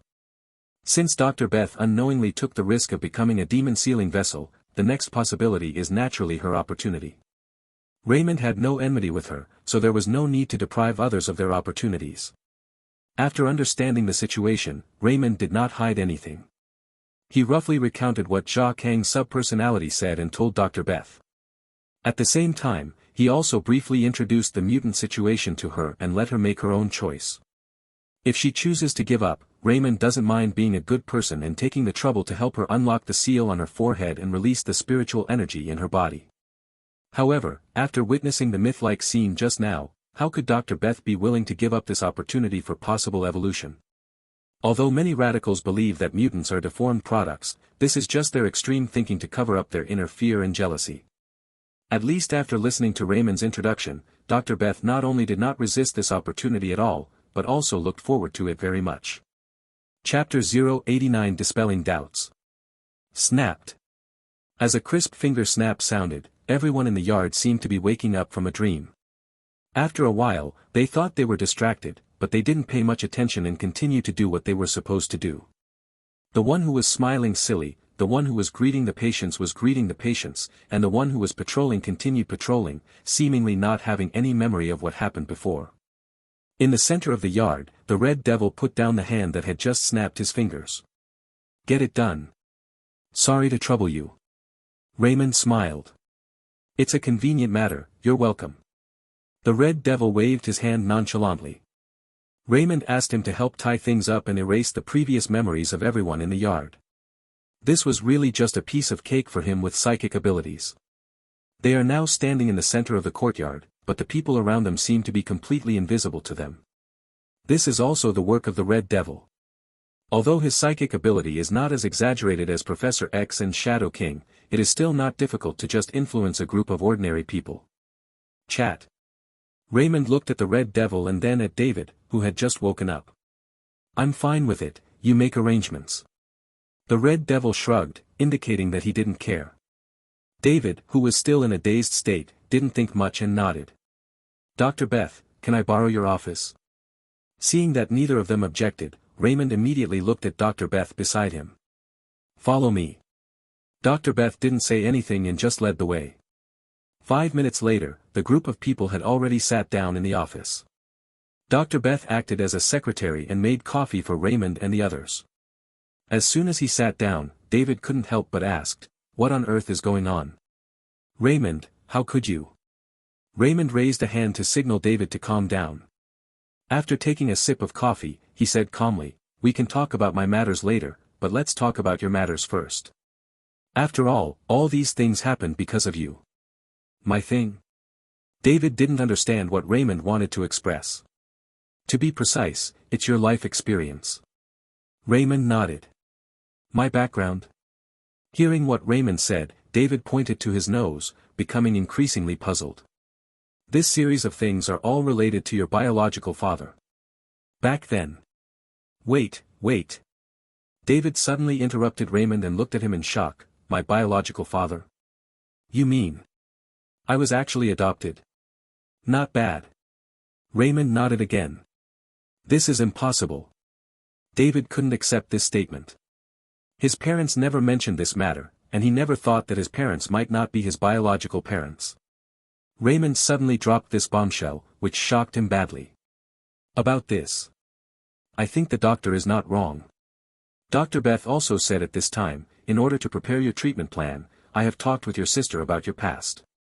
As the doctor said, you were indeed adopted, and your family didn't want to continue irritating you, so they never told you about it. Seeing that Dr. Beth also confirmed this, David was unwilling to face this reality, but he actually understood in his heart that what Raymond said should be true. He was silent for a long time. Raymond didn't disturb him, just drank coffee and waited quietly. After a long while, David slowly asked, "Who is my biological father?" His name is Charles Francis Xavier, but everyone is more accustomed to calling him Professor X. When Raymond said this, he glanced at the Red Devil, who was also ready to listen to his gossip, and said with a smile, "I have never met him, but the person in front of you is an old friend of him." When the Red Devil heard that Raymond had dragged him into it, he quickly said, "No, he and I are not friends. It would be nice if we could avoid fighting if we ever meet." When David heard what the Red Devil said, he frowned and asked, "Is he an evil person?" "No, on the contrary, he can be said to be a saint with almost no selfishness." Raymond shook his head and said, "He has spent his whole life fighting for the rights that mutants deserve. Regarding this, I think even people who don't have a good relationship with him can't deny it, can they?" Raymond finished speaking and looked at the Red Devil. The Red Devil nodded after hearing this and did not raise any objection. "Professor. Even the Brotherhood of Mutants who are hostile to him will not attack him privately. Then why did he abandon me?" David was somewhat unable to accept Raymond's statement and questioned. If his biological father was really that great, how could he have the heart to abandon him? "I'm not very clear about the details. If you have a chance to see him in the future, you can ask him yourself." Raymond shook his head and said, "As for the Shadow King who was killed earlier, he was actually your father's. The enemy should have died at the hands of your father. I just don't know why, but I lurked inside you and followed you for 20 or 30 years. 20 or 30 years. When David heard this, his face paled slightly. He had only discovered the existence of the Shadow King not long ago, and at first he thought the Shadow King was one of his subpersonalities. It was only after the popular devil appeared that he realized that things seemed a little different from what he thought. "I didn't expect that the real situation was like this. What is the concept of 20 or 30 years? Doesn't that mean that the Shadow King has been lurking in his body since shortly after he was born?" The thought that there was another person lurking inside him, and that he had been lurking for half his life, gave David a shuddering feeling. Many of the illusions you have seen since childhood were probably his work. His ultimate goal is to break your spirit and completely seize your body. Raymond said, "But he has been completely killed now. I won't have a chance to plot against you again, so you can rest assured." David was relieved to hear this. The Red Devil also sighed at this time. "I really didn't expect that this guy Farouk is still alive, and he is still alive in this way. This guy is really tough. If we don't talk about him anymore, he's a dead man." Raymond did not continue to talk about the Shadow King's thoughts. He looked at the Red Devil and said, "David, I hope you will stop using your brain. This is also for the good of each other. When you see Cain, please help me. Let me convey my opinion again." "I will convey it." The Red Devil nodded. After seeing Raymond's ability, he certainly would not despise Raymond's opinions. He believed that Red Tank would not be unhappy with Raymond because of this trivial matter. When David heard Raymond mentioning him again, he wanted to ask what was going on, but was stopped by Raymond's look. After the Red Devil teleported away, Raymond told him about the brothers Red Tank and Professor X. Only then did David understand why the Red Devil arrived suddenly. Chapter 090. The Fourth Guest. "What are your plans next? Are you still here?" Raymond looked at David. "Mobile version M. I don't know either." David looked a little confused. Ever since he was pushed to the front line by the subpersonalities and confronted the Shadow King, the power he could use was actually no less than that of the Shadow King. Otherwise, the Shadow King would not have had to bow to him before. Therefore, for him, leaving the hospital was just a thought. But in the end he chose to stay. Of course there are many reasons for this, such as he doesn't want to worry his family, he doesn't want to bear the reputation of an absconding mental patient, etc., but the most important thing is because he can't think of where he can go. He was tricked by the King of Shadows since he was a child, and he didn't even dare to leave the house. He was sent to the Clockwork Psychiatric Hospital before he reached adulthood, and he was basically out of touch with this society. Although I have seen various changes in the outside world from the hospital TV, seeing it and experiencing it are always two different things. In his heart, he is actually full of fear of the outside world, even though he has terrifying power. The Shadow King has now been killed by Raymond, and his biggest threat has also disappeared, but he still has not thought about leaving the hospital. Probably this is the only place where he can feel at ease. "I just opened a detective agency in Washington. If you are willing, you can come over and help me." Think about it. Raymond asked suddenly. Help. Can I do that? David wondered if he heard wrongly. What's wrong? You're not like others who have missing arms and legs. But I don't know anything, will it cause you trouble? David said hesitantly. But for him to say this, he was obviously already a little moved by Raymond's proposal. No one is born knowing everything. You can learn even if you don't know it. Raymond said with a smile, and I'm here, don't worry. David was already moved, but Raymond had already said it all. Of course, he would not shirk any more and agreed directly. He did not dare to leave the hospital because he was afraid that he would not know where to go after leaving the hospital. But now that Raymond is willing to help him, of course he is not willing to give up this opportunity to integrate into the outside world. He still has great trust in Raymond, one of the few friends. Dr. Beth, I need to trouble you a little bit to arrange for David to be discharged from the hospital. Seeing that David agreed, Raymond looked at Dr. Beth again. You have also seen his condition. If he continues to stay in the hospital, he will be in trouble. If something goes wrong again, no one in the hospital can handle it, and it's not fair to other patients. This time, Dr. Beth did not kill anyone like he did when he made things difficult for Raymond earlier. He nodded happily and said, I will take care of this matter. Thank you very much. You're welcome. By the way, doctor, are you still lacking someone? Ding dong. When the elevator stopped on the 6th floor, a woman dressed professionally walked out of the elevator. When she saw that the whole floor looked empty, she was obviously stunned for a moment, and then she took out her mobile phone and dialed a number. Sen, are you sure the address you gave me is correct? Innermost. Following the instructions on the other end of the phone, she walked a little further to the right, and sure enough she saw a lighted room at the top of the corridor. When I got closer, I saw clearly that there was a simple label on the door. Alks.detective.agency. She lowered her voice and questioned the other end of the phone, are you trying to tell me that a detective agency like this can find someone that even S.H.I.E.L.D. can't find? Okay, let me ask. The woman hung up the phone and shook her head subconsciously, obviously disappointed. Hello, welcome.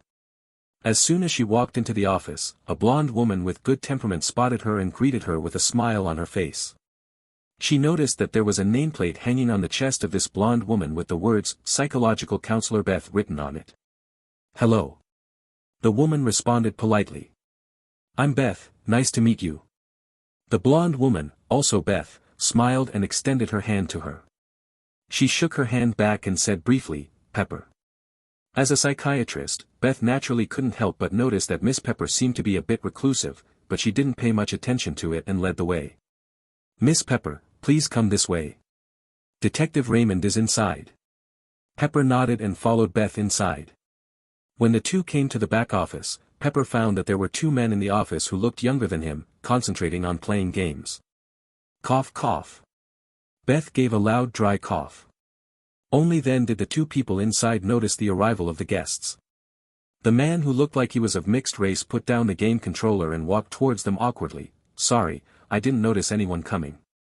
Beth pointed to the mixed-race man and introduced her, this is Detective Raymond, who is also the boss of this detective agency. Then she introduced to Raymond, this is Miss Pepper. What Beth didn't notice was that when Raymond stood up and saw Miss Pepper, he was already a little stunned before she could introduce her. But he quickly came back to his senses. Hello Detective Raymond, my name is Pepper, Mr. Sen introduced me here. Pepper briefly and comprehensively expressed his identity and why he found this place. Sen. This guy is really interesting. He introduced me to the business so quickly. Come on, Miss Pepper. Let's sit down and talk. David, why don't you go help me get something to drink? Raymond said with a smile while greeting David who was standing stupidly next to him. Because he knew that the big fat sheep was coming again. Not to mention anything else, Miss Pepper's arrival alone has brought him 50 exploration points. Yes, this Miss Pepper was actually rated as an A-level figure by the system just like the Shadow King he just killed. Pepper Potts. Of course, Raymond is familiar with this name. Tony Stark's first wife. Although the two are not married yet, Miss Pepper can basically be regarded as the hostess of Stark Industries, and she is one of the few women who can feed and house Tony, a playboy. Raymond really didn't expect that the first customer after the opening of his office would be her. But no matter what, Raymond would definitely be too late to welcome such a wealthy guest who could not only make money but also have a fortune. Whoever asked him to open this detective agency also had the intention of making more pocket money. "Detective Raymond recognizes me?" Pepper suddenly asked after sitting down. "Okay." Raymond was stunned for a moment, and then realized that his reaction just now was probably a little too enthusiastic, which made Pepper notice something unusual. "But this is not a big deal." He directly admitted with a smile, "I have indeed heard of it. The famous hostess of Stark Industries, how could I not have heard of it?" Chapter 091 Missing Happy Stark Industries. Upon hearing this name, David had no reaction. "Please, enter this site." He has been living in the Clockwork Psychiatric Hospital, and knows very little about the outside world, and rarely watches the news. This is the first time he has heard of this name. Not so with Beth. "As a former New Yorker, every time I pass by Manhattan, I am bound to see that impressive building, which is also the headquarters of Stark Industries. In addition, Stark Industries has a superhero as its boss who has saved New York and has an extremely flamboyant personality. Nowadays, basically everyone in North America knows about it." It was hard for her to imagine that she had never heard of this name. "The Miss Pepper in front of me is actually the other half of Iron Man." Beth looked at Pepper with surprise in her eyes. Although she already knew that both Raymond and David, like the Iron Man, had powers that ordinary people could not imagine. But the latter is a well-known superhero after all, and he is also a super-rich man, a man of the hour who is often seen in the news. The feeling is completely different. "Mistress of Stark Industries, why did you come to us?" Beth felt a little better. With the Iron Man's strength, wealth, and connections, most of the world that would stump ordinary people is no big deal to him. People who usually come to the detective agency are those who are in urgent need of help. Beth can't think of anything. Things could bring the hostess of Stark Industries to seek help personally. Detective Raymond is really good at joking. "I'm not a hostess." Pepper shook her head and laughed. But she didn't look like she was surprised that Raymond recognized her. It's no wonder, she is considered a semi-public figure after all, and anyone who pays a little attention to current affairs will recognize her. It's not now, and it will be in the future. "I believe in Mr. Stark's vision." Raymond smiled and asked, "I wonder what Miss Pepper needs my help with this time." "Find a person's whereabouts." "Who?" "Our head of security at Stark Industries, Happy Hogan." "Is it Mr. Hogan who was Mr. Stark's bodyguard?" Raymond was slightly surprised. "That's right." Pepper nodded and showed a moved expression for the first time. "I didn't expect Detective Raymond to know so much about our Stark Industries. It seems I'm not in the wrong place." She didn't feel weird that Raymond recognized her identity. Because she is often exposed to the media's lens with Tony, or appears in the news, the number of people who can recognize her is not as many as those who can recognize Tony, but there are not too few. But Happy is different. As Tony's former bodyguard and driver, and current head of security at Stark Industries, neither are high-profile positions. Moreover, the media generally does not focus on the bodyguards of big figures. Firstly, there is no topic, and secondly, it is somewhat unethical and easy to be criticized. Therefore, except within Stark Industries, not many people know Happy. Pepper really didn't expect that Detective Raymond, who was far away in Washington, would actually know who Happy was. Because of this major, she felt that her trip was not in vain. "Can you tell me the specific situation?" Raymond continued to ask. "No problem." Pepper nodded and began to tell the whole story. She came to Washington this time to discuss a business cooperation with the North American government on behalf of Stark Industries. Happy happened to have some free time these days, so he personally escorted her here with a few bodyguards. Unexpectedly, Happy disappeared mysteriously the day after they arrived. The mobile phone cannot be connected, and the positioning chip of the body is also malfunctioning, as if the world has evaporated. After discovering this situation, Pepper immediately called the police and notified Tony, who was still in New York. After Tony learned about this situation, he was very angry. He thought it must be because some people were targeting him, so he caught Happy. He immediately rushed to Washington and used all his strength to start the investigation. Even S.H.I.E.L.D. was alerted and helped track it down. However, 48 hours have passed and there is still no clue. Neither Tony nor S.H.I.E.L.D. found any useful clues. Faced with this situation, Pepper felt very guilty, although Tony also comforted her and told her not to think too much, it was none of her business. But Happy came here because he was escorting her. Now that something happened, how could she not blame herself? But she blamed herself, but she couldn't help much. Anxious to learn about the progress, she found Sen, the dean of the Communications Institute of S.H.I.E.L.D. Agent Academy, whom she knew through business dealings, and planned to ask S.H.I.E.L.D. about the investigation status. The answer was of course the same, no progress. But before leaving, Sen told her that she could come here and ask, maybe there would be a surprise. Pepper could also see that Sen was not very sure about this, but with the attitude of treating a dead horse like a living horse, she still came over immediately. Anyway, she was just staying there, and she couldn't help much. Even if it only increased the possibility of finding Happy a little bit, she was unwilling to give up. The kidnapping case. Raymond rubbed his chin and muttered. The current inference is that it is a kidnapping, but so far no one has contacted us and asked for ransom. It doesn't look like a kidnapping. Pepper looked a little depressed. Well, it's not a big problem. Raymond nodded. What's not a big problem? Pepper was a little surprised. Of course it's not a big problem to find someone. Raymond said matter-of-factly, I took the job, but the price. Money is not a problem. Pepper said nonchalantly, but then asked in a somewhat suspicious tone, it's not that I don't believe you, Detective Raymond, but you haven't even understood Happy's situation before he disappeared, nor have you conducted any on-the-spot investigation. Clues, are you so confident that you can find him? There are specialties in the art industry. I must have my reasons for saying it's okay. You won't understand the specific reasons even if I tell you. There's no need to waste your breath. Raymond waved his hand. When Pepper heard this, she immediately felt that Raymond was a bit unreliable and like a liar. But considering that the person who introduced her was Sen, and with his identity as Sen, he should not be trusted by scammers, she temporarily put aside her worries and asked, should we pay the deposit directly now? No need, wait until you find someone. If you can't find someone, I won't take it. Raymond shook his head.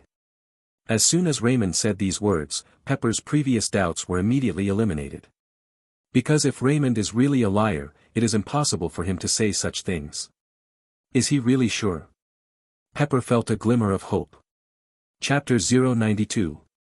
Raymond is certainly not a liar. He dared to say that the problem was not serious without any investigation, so he naturally had his reasons. In fact, after listening to the circumstances described by Pepper, Raymond already knew who the person who kidnapped Happy was.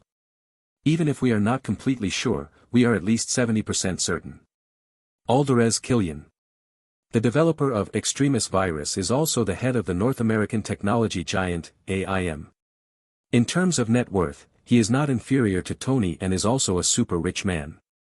But what is not known is that he was once just an ordinary scientific researcher. He worked with Pepper for a period of time, and he also idolized Tony and was a die-hard fan of Tony. However, Tony's defiant character eventually led to the darkening of this die-hard fan.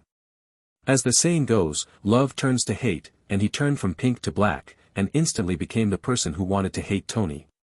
After dormant for more than 10 years, he finally became the head of AIM, with a net worth no less than that of Tony, and he also successfully developed a killer weapon like the Extremis virus.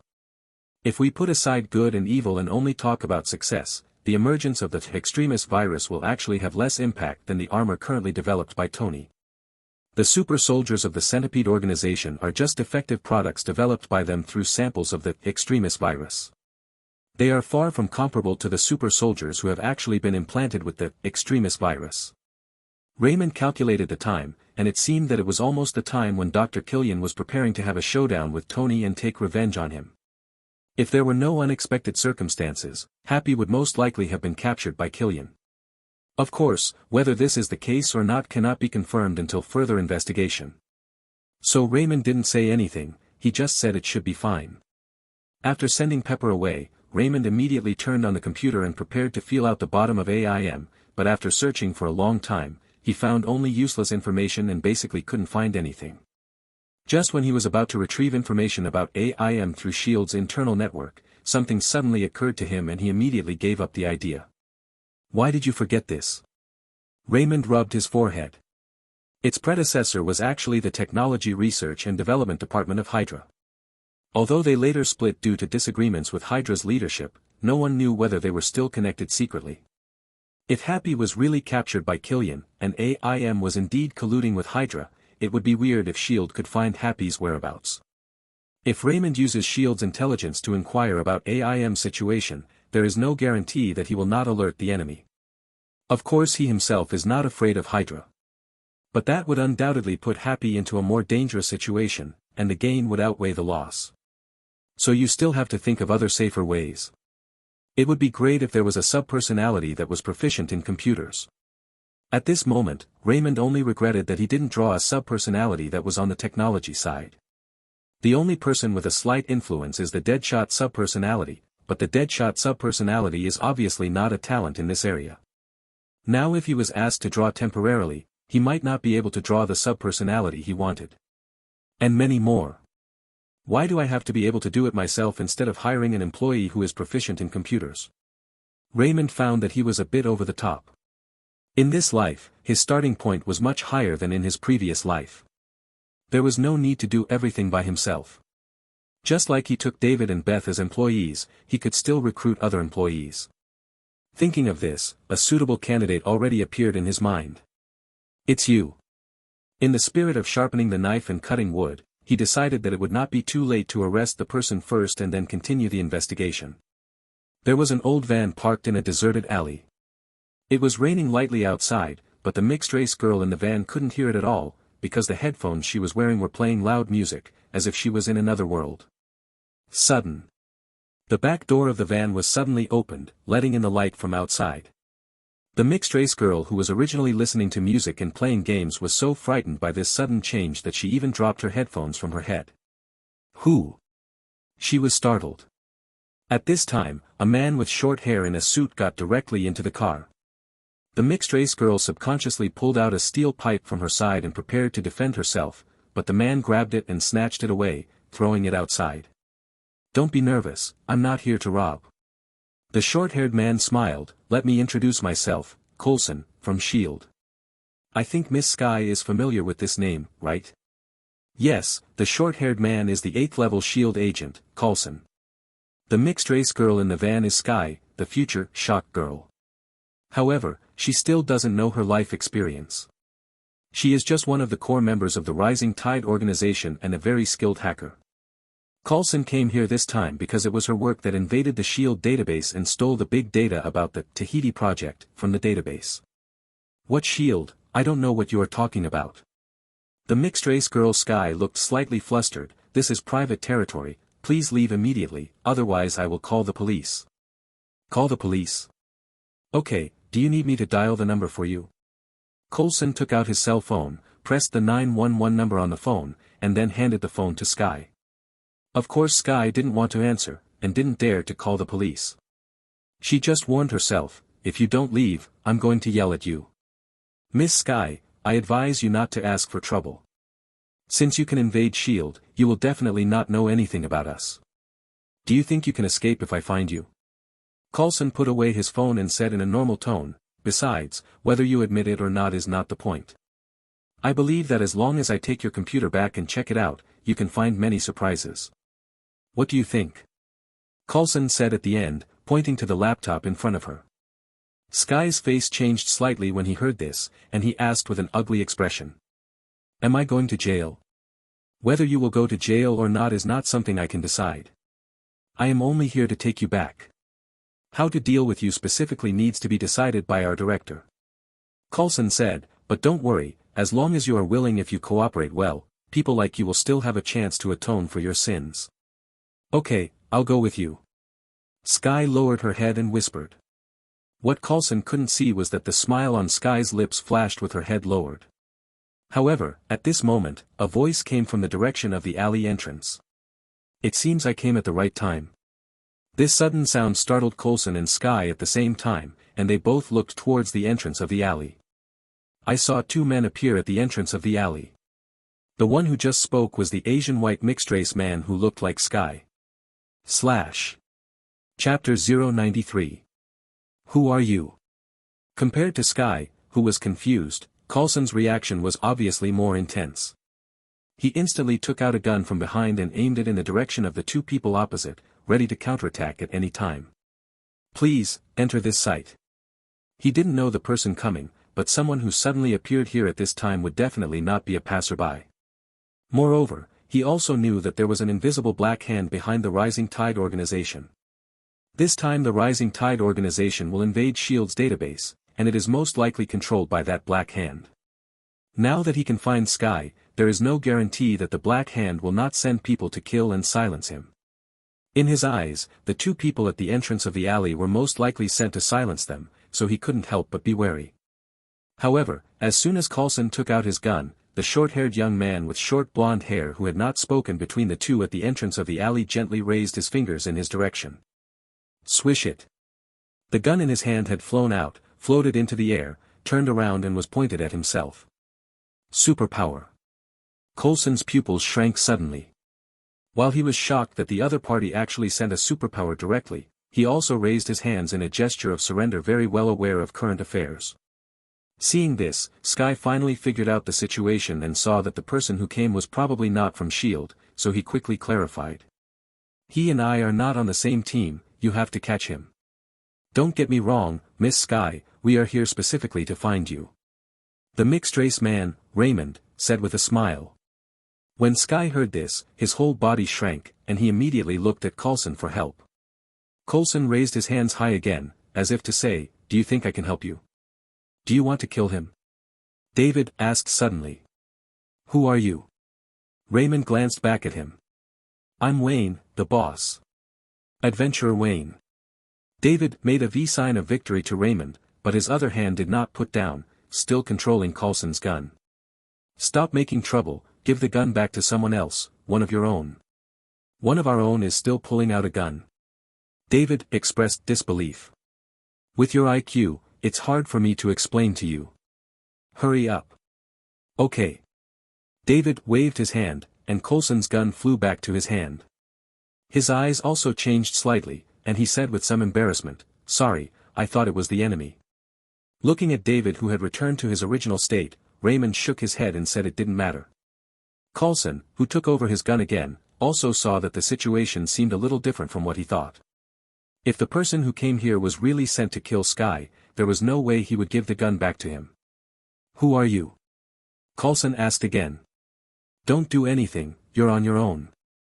Before Raymond could answer, a woman's voice sounded in advance. At the same time as this voice sounded, Agent May had already quickly ran over from the other side of the alley. Good afternoon, May, Raymond smiled. Doctor, why are you here? Agent May looked surprised. Coulson couldn't help but asked, May, who is this? Dr. Raymond.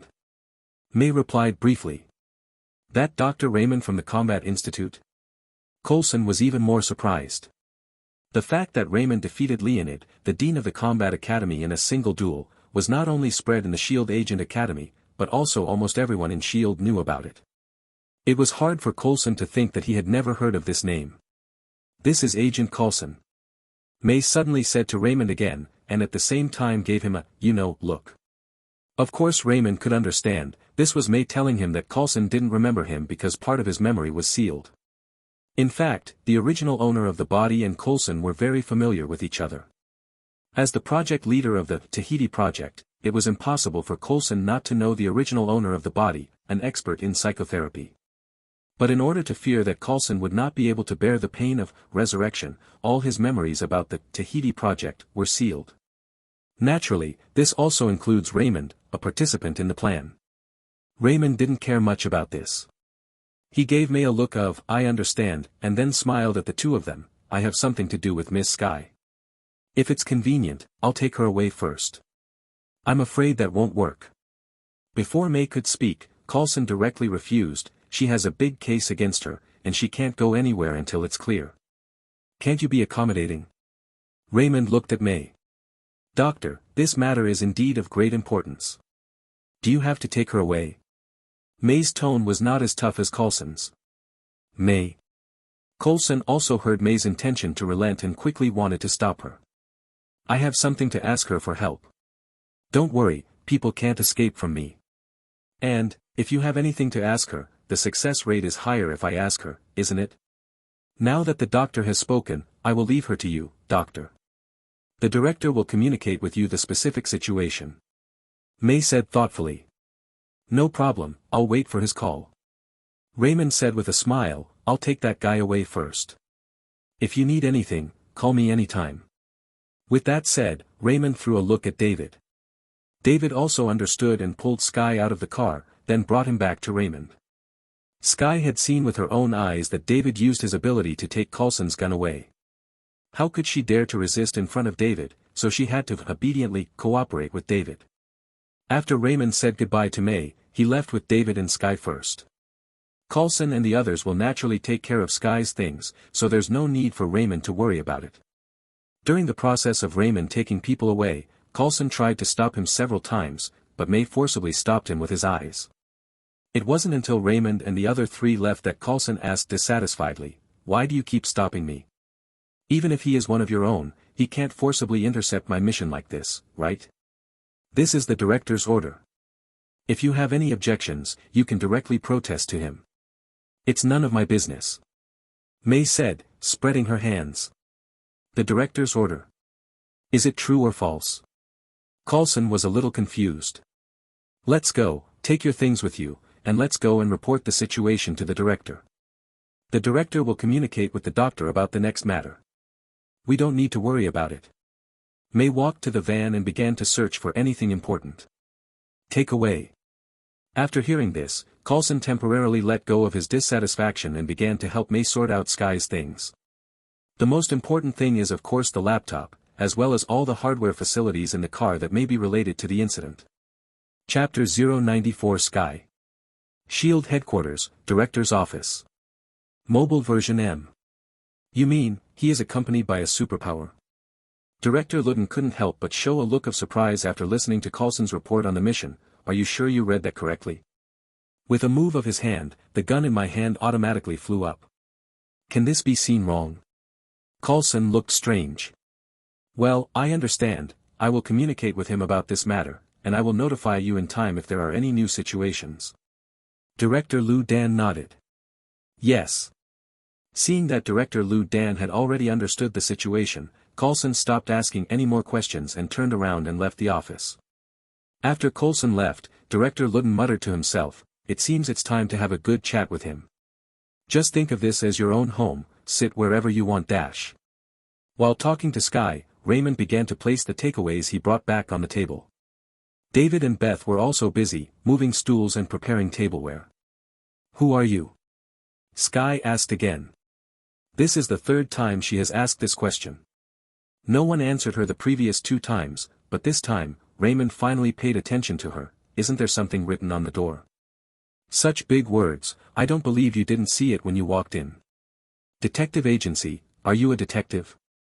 Skye looked at Raymond suspiciously. It's not like she didn't see the trademark on the door, but she didn't take it seriously at all. She just thought it was some kind of cover-up. The detective agency can steal people from S.H.I.E.L.D., but who will they fool? It's not like she has never experienced S.H.I.E.L.D., and she knows how powerful S.H.I.E.L.D. is.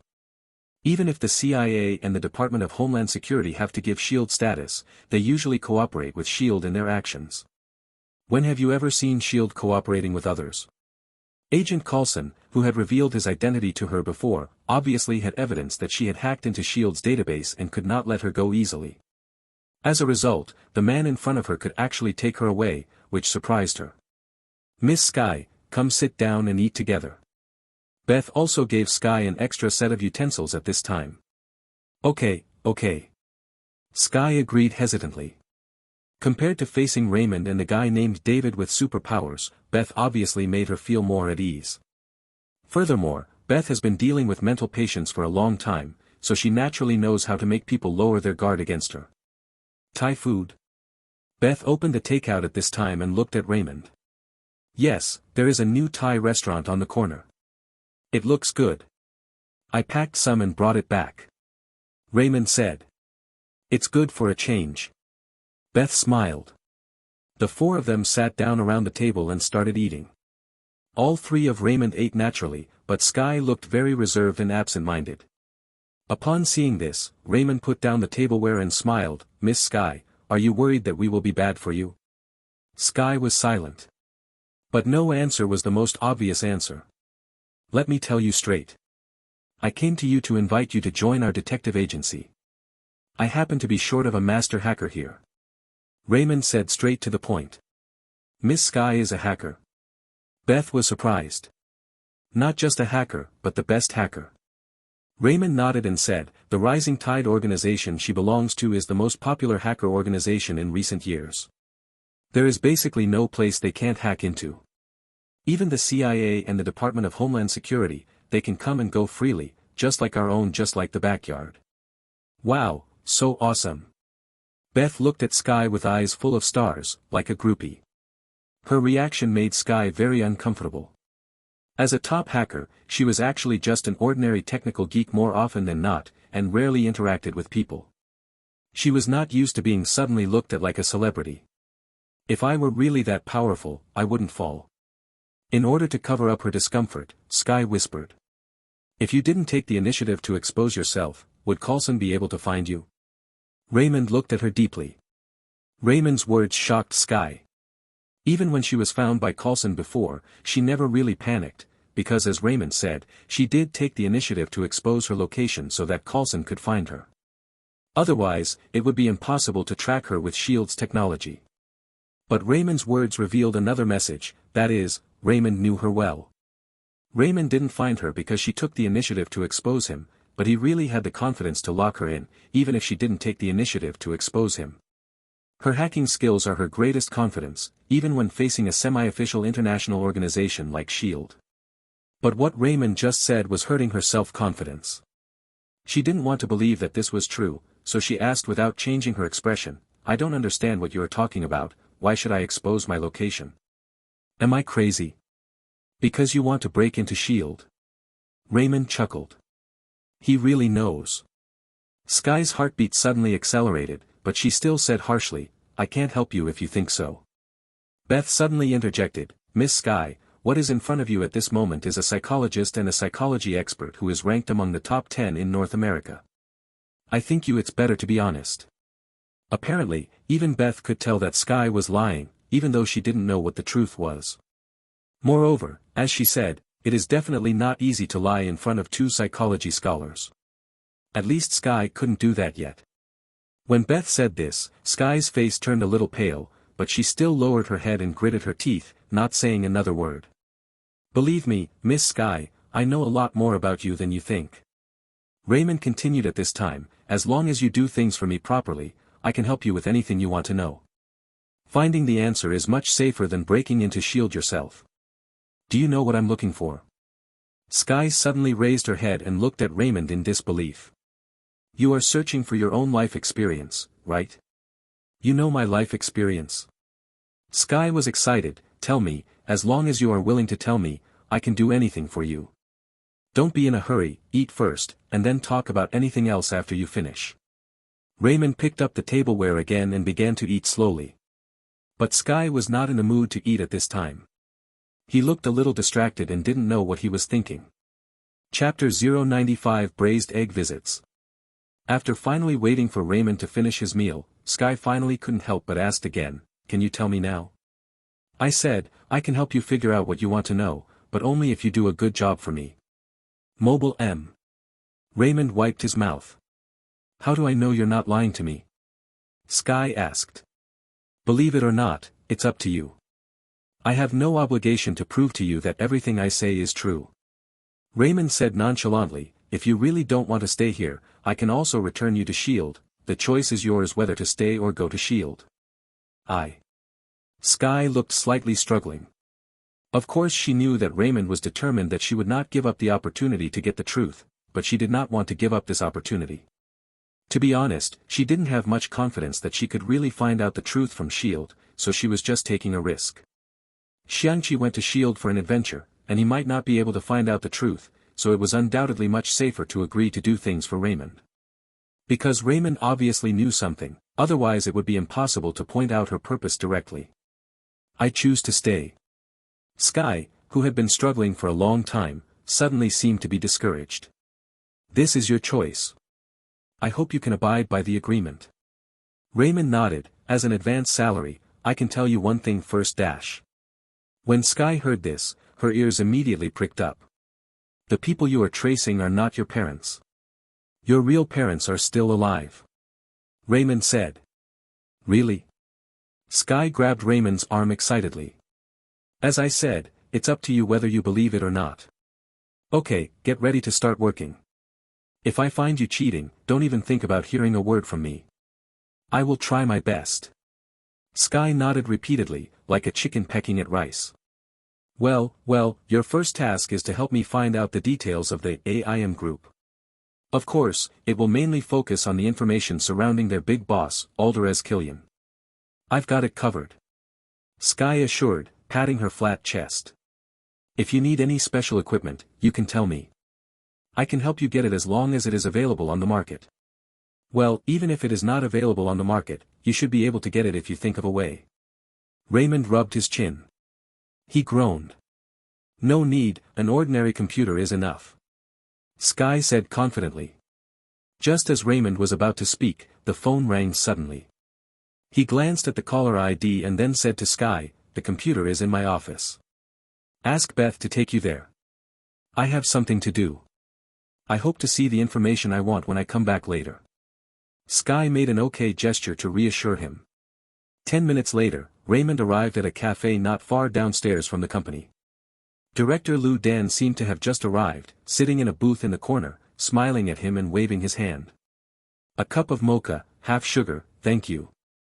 After casually ordering a cup of coffee, Raymond sat across from Director Lou Dan and asked half-jokingly, "Director, are you so busy today that you actually have time to come to me for coffee?" "Doctor, do you know why I'm here?" Director Ludden smiled and shook his head. "Coulson has already told me what happened today. I have to say, Doctor, you always surprise me. You want to ask me about my companion?" Raymond guessed. "David Holler, your patient in the hospital, is a mutant." Director Lou Dan put his hands on the table and tapped it gently.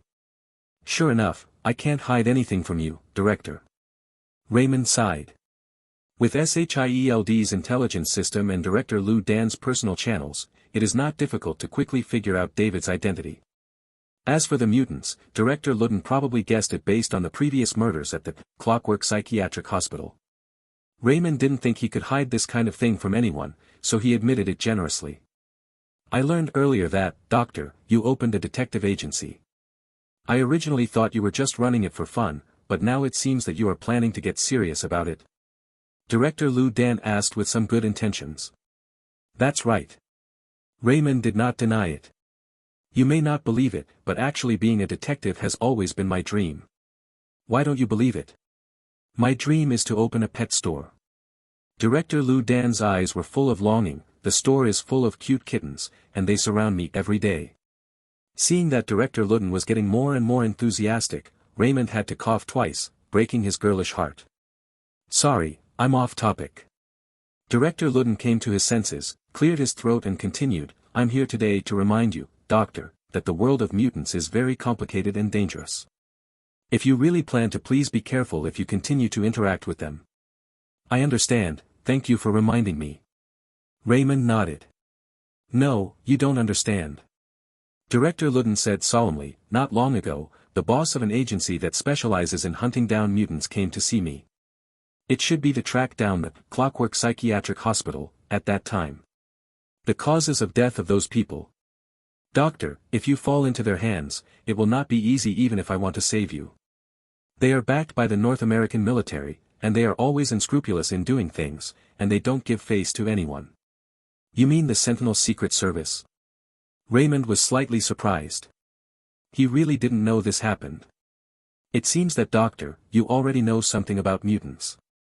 Director Lou Dan nodded, confirming Raymond's guess. "This time when I went home for vacation, I happened to meet a few mutants and learned a little bit about these things." Raymond said. "Now that you understand it, Doctor, I won't say any more nonsense. In short, be careful in everything." Director Ludden warned again. "I understand." Raymond knew that Director Lou Dan also had good intentions, so he changed the subject and asked, "I heard that something happened to Stark Industries. Have you heard about it too?" Director Luo Dan did not deny it. "There are also many people who know about this matter, so there is no need to hide it. The first client of my detective agency was Miss Pepper.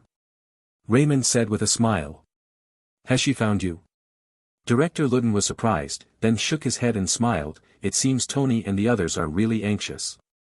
Hey, please don't look down on me, okay? Maybe I can find it first for you. With those few people in your office? Director Lu Dan looked at Raymond as if he were a fool. Don't think that superpowers are omnipotent. Some things are not that simple. Then let's wait and see. Raymond curled his lips. Chapter 096 Hot-blooded young David. After taking the coffee he ordered from the waiter and taking a sip, Raymond asked again, by the way, how is the arrangements for the Tahiti project going? Is there any new progress? Director Lu Dan nodded, but at the same time his expression became a little gloomy. I thought the situation was even worse. Seeing Director Luodan's reaction, Raymond knew that Director Luodan must have discovered some clues. Even if we don't fully understand how many Hydra undercover agents are lurking in S.H.I.E.L.D., we should at least have a partial list of them, otherwise there wouldn't be such a big reaction. However, according to Raymond's understanding, the real situation was definitely much worse than Director Lu Dan imagined. Raymond originally didn't intend to care about these things, so as not to involve his family, but considering that Director Lu Dan came over to remind him to be careful of the Sentinel Secret Service's move, he felt it was necessary to reciprocate the favor. As soon as he thought about this, he suddenly said, I went back for vacation this time and got a piece of information from a mutant organization. I am not 100% sure whether it is true or not. This is up to you, the director, to judge, but I think it is still necessary to take a moment. Oh. Director Lu Dan became more energetic. There are two people who may have problems, one is John Garrett, and the other is your old friend Secretary Pierce. Pierce? How could he?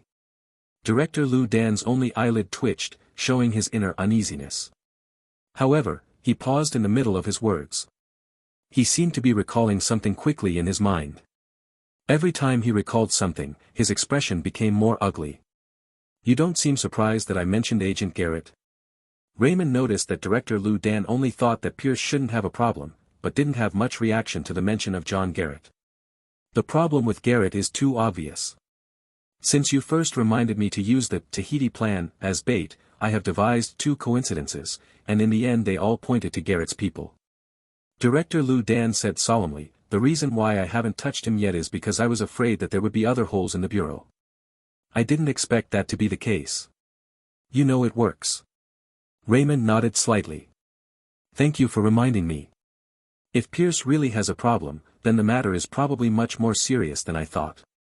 After I go back this time, I will sort it out again, and I should be able to get greater results. Director Dan clenched his fists. You can call me if you need my help. Since you are one of our own, I can give you a 20% discount. Raymond said with a smile. Director Lu Dan glared at Raymond with his one eye. You still want to talk about money with me? Brothers have to settle accounts openly. What's more, I also have a group of employees to support now. It's not easy to be the boss. Raymond sighed, at worst, I'll give you 30% off, and it can't be any lower. I'm too lazy to pay attention to you, let's go dash. Director Lu Dan rolled his eyes, stood up and left. Seeing that the director of braised eggs actually withdrew directly, Raymond quickly disposed of the remaining coffee and prepared to withdraw. Unexpectedly, the waiter came over at this time and signaled to him that the table had not yet settled the bill. Shit. Such a big director, you still take advantage of me. Director Lu Dan had disappeared at this time. Raymond was unhappy, but he still had to pay for his share of the bill. When Raymond returned to the office, Sky had been waiting for a long time. Boss, everything you want is here, all the information that can be found about the AIM group, and that Dr. Killian. Sky turned off the lights and projected the already prepared information on the office projector. Came out and showed it in front of Raymond and the others. Thank you for your hard work. Raymond nodded. With Sky's presentation, Raymond's expression did not change, but the expressions of Beth and David became extremely ugly. Even Sky, who had read the information before, had a similar reaction to the two of them. Because a lot of the information Sky found about the AIM group was not released to the public, and some parts of it were simply full of blood and cruelty. It can be seen from these materials that many of the research and inventions of the AIM group are inseparable from human experiments. A large number of missing persons around the world every year are closely related to the AIM group, which can be seen from the flow of funds. As for the fate of these missing people who were trafficked to the AIM group, you can think of the outcome with your buttocks. Boss, do you need me to publish this information? After showing the information he found, Sky asked angrily. If it were before she was captured by Raymond, if she had found out these things, she would have announced them in the name of the Rising Tide organization. But now she had to ask Raymond for permission first. Announce it, then what? Raymond looked at her.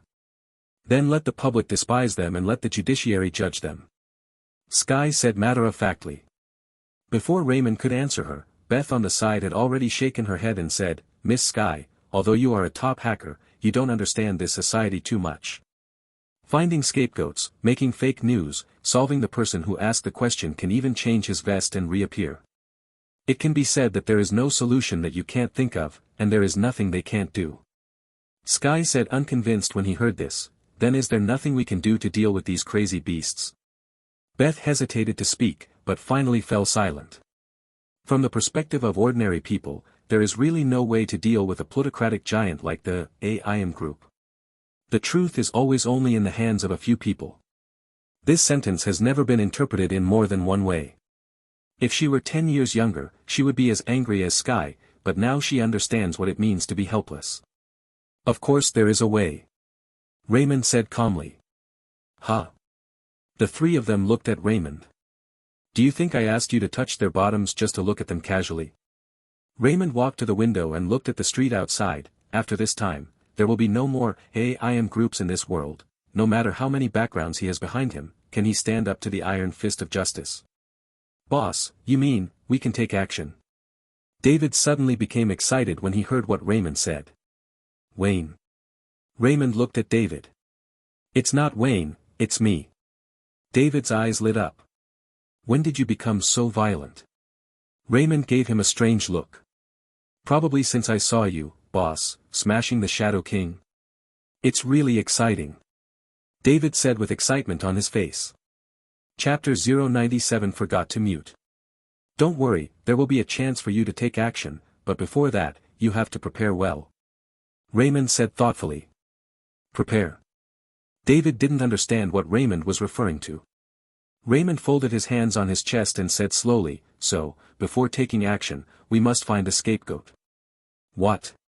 It means a collaborator. Oh. Forget it, I can't explain it to you. I'll go out first. Sky, come with me. Having made up his mind, Raymond called Sky and walked toward the door without looking back. Explained. Beth, please discuss with David to see how to place advertisements and formulate a plan before I come back. Yes, Beth and David replied. Inside an unknown cave. Happy, who had gained weight over the years, was beaten until his head was black and blue, the corners of his mouth were stained with blood, and 2 of his teeth were missing. He looked miserable. Looking at the man wearing a mask sitting on a chair not far away, he suddenly laughed. I recognize you. Oh. The masked man looked at him noncommittally. You are the guy who met Pepper on a date a few days ago. Happy smiled miserably, letting blood pour out of the corner of his mouth. Who is Pepper? The voice of the masked man through the voice changer sounded a bit robotic. You don't have to pretend anymore. This is my special ability. Although it's not a superpower, you can't recognize the wrong person. Even if you wear a mask and change your voice, you can't hide it from me. Happy said firmly. Then haven't you heard that once the hostages see the true face of the kidnappers, they will be easily ripped off? The masked man said, taking off the mask from his face and throwing it aside, revealing the secrets under the mask.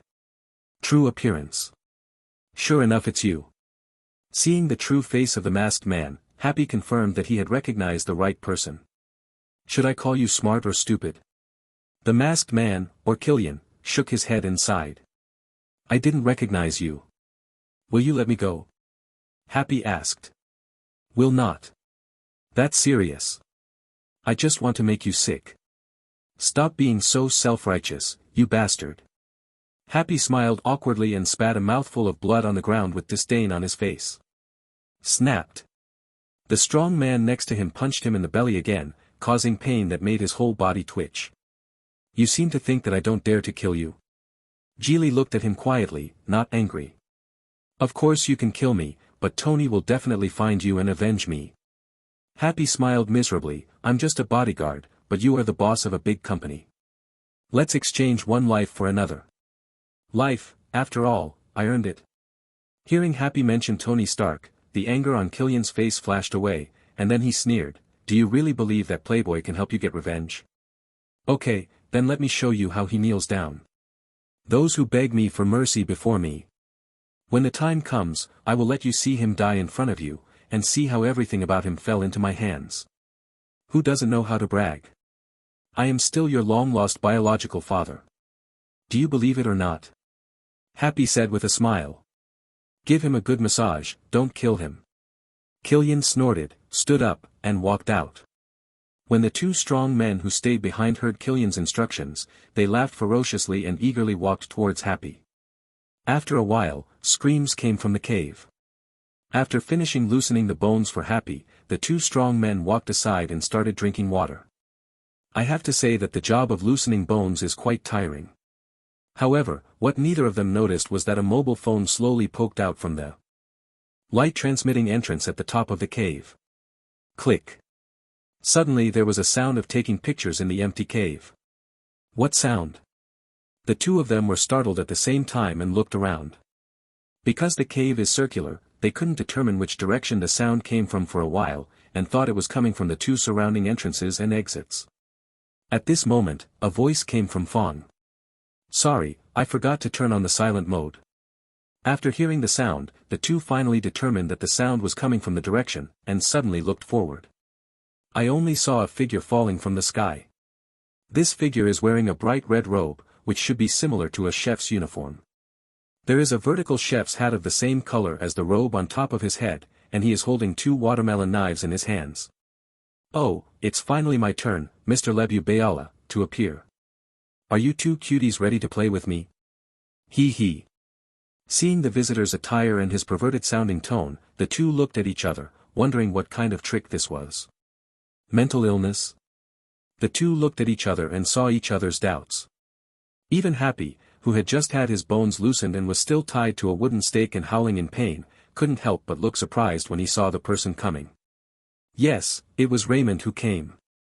To be precise, it is Raymond whose body is controlled by the subpersonality of Lebu. After Sky located Killian's location through technical means, Raymond came directly to the door.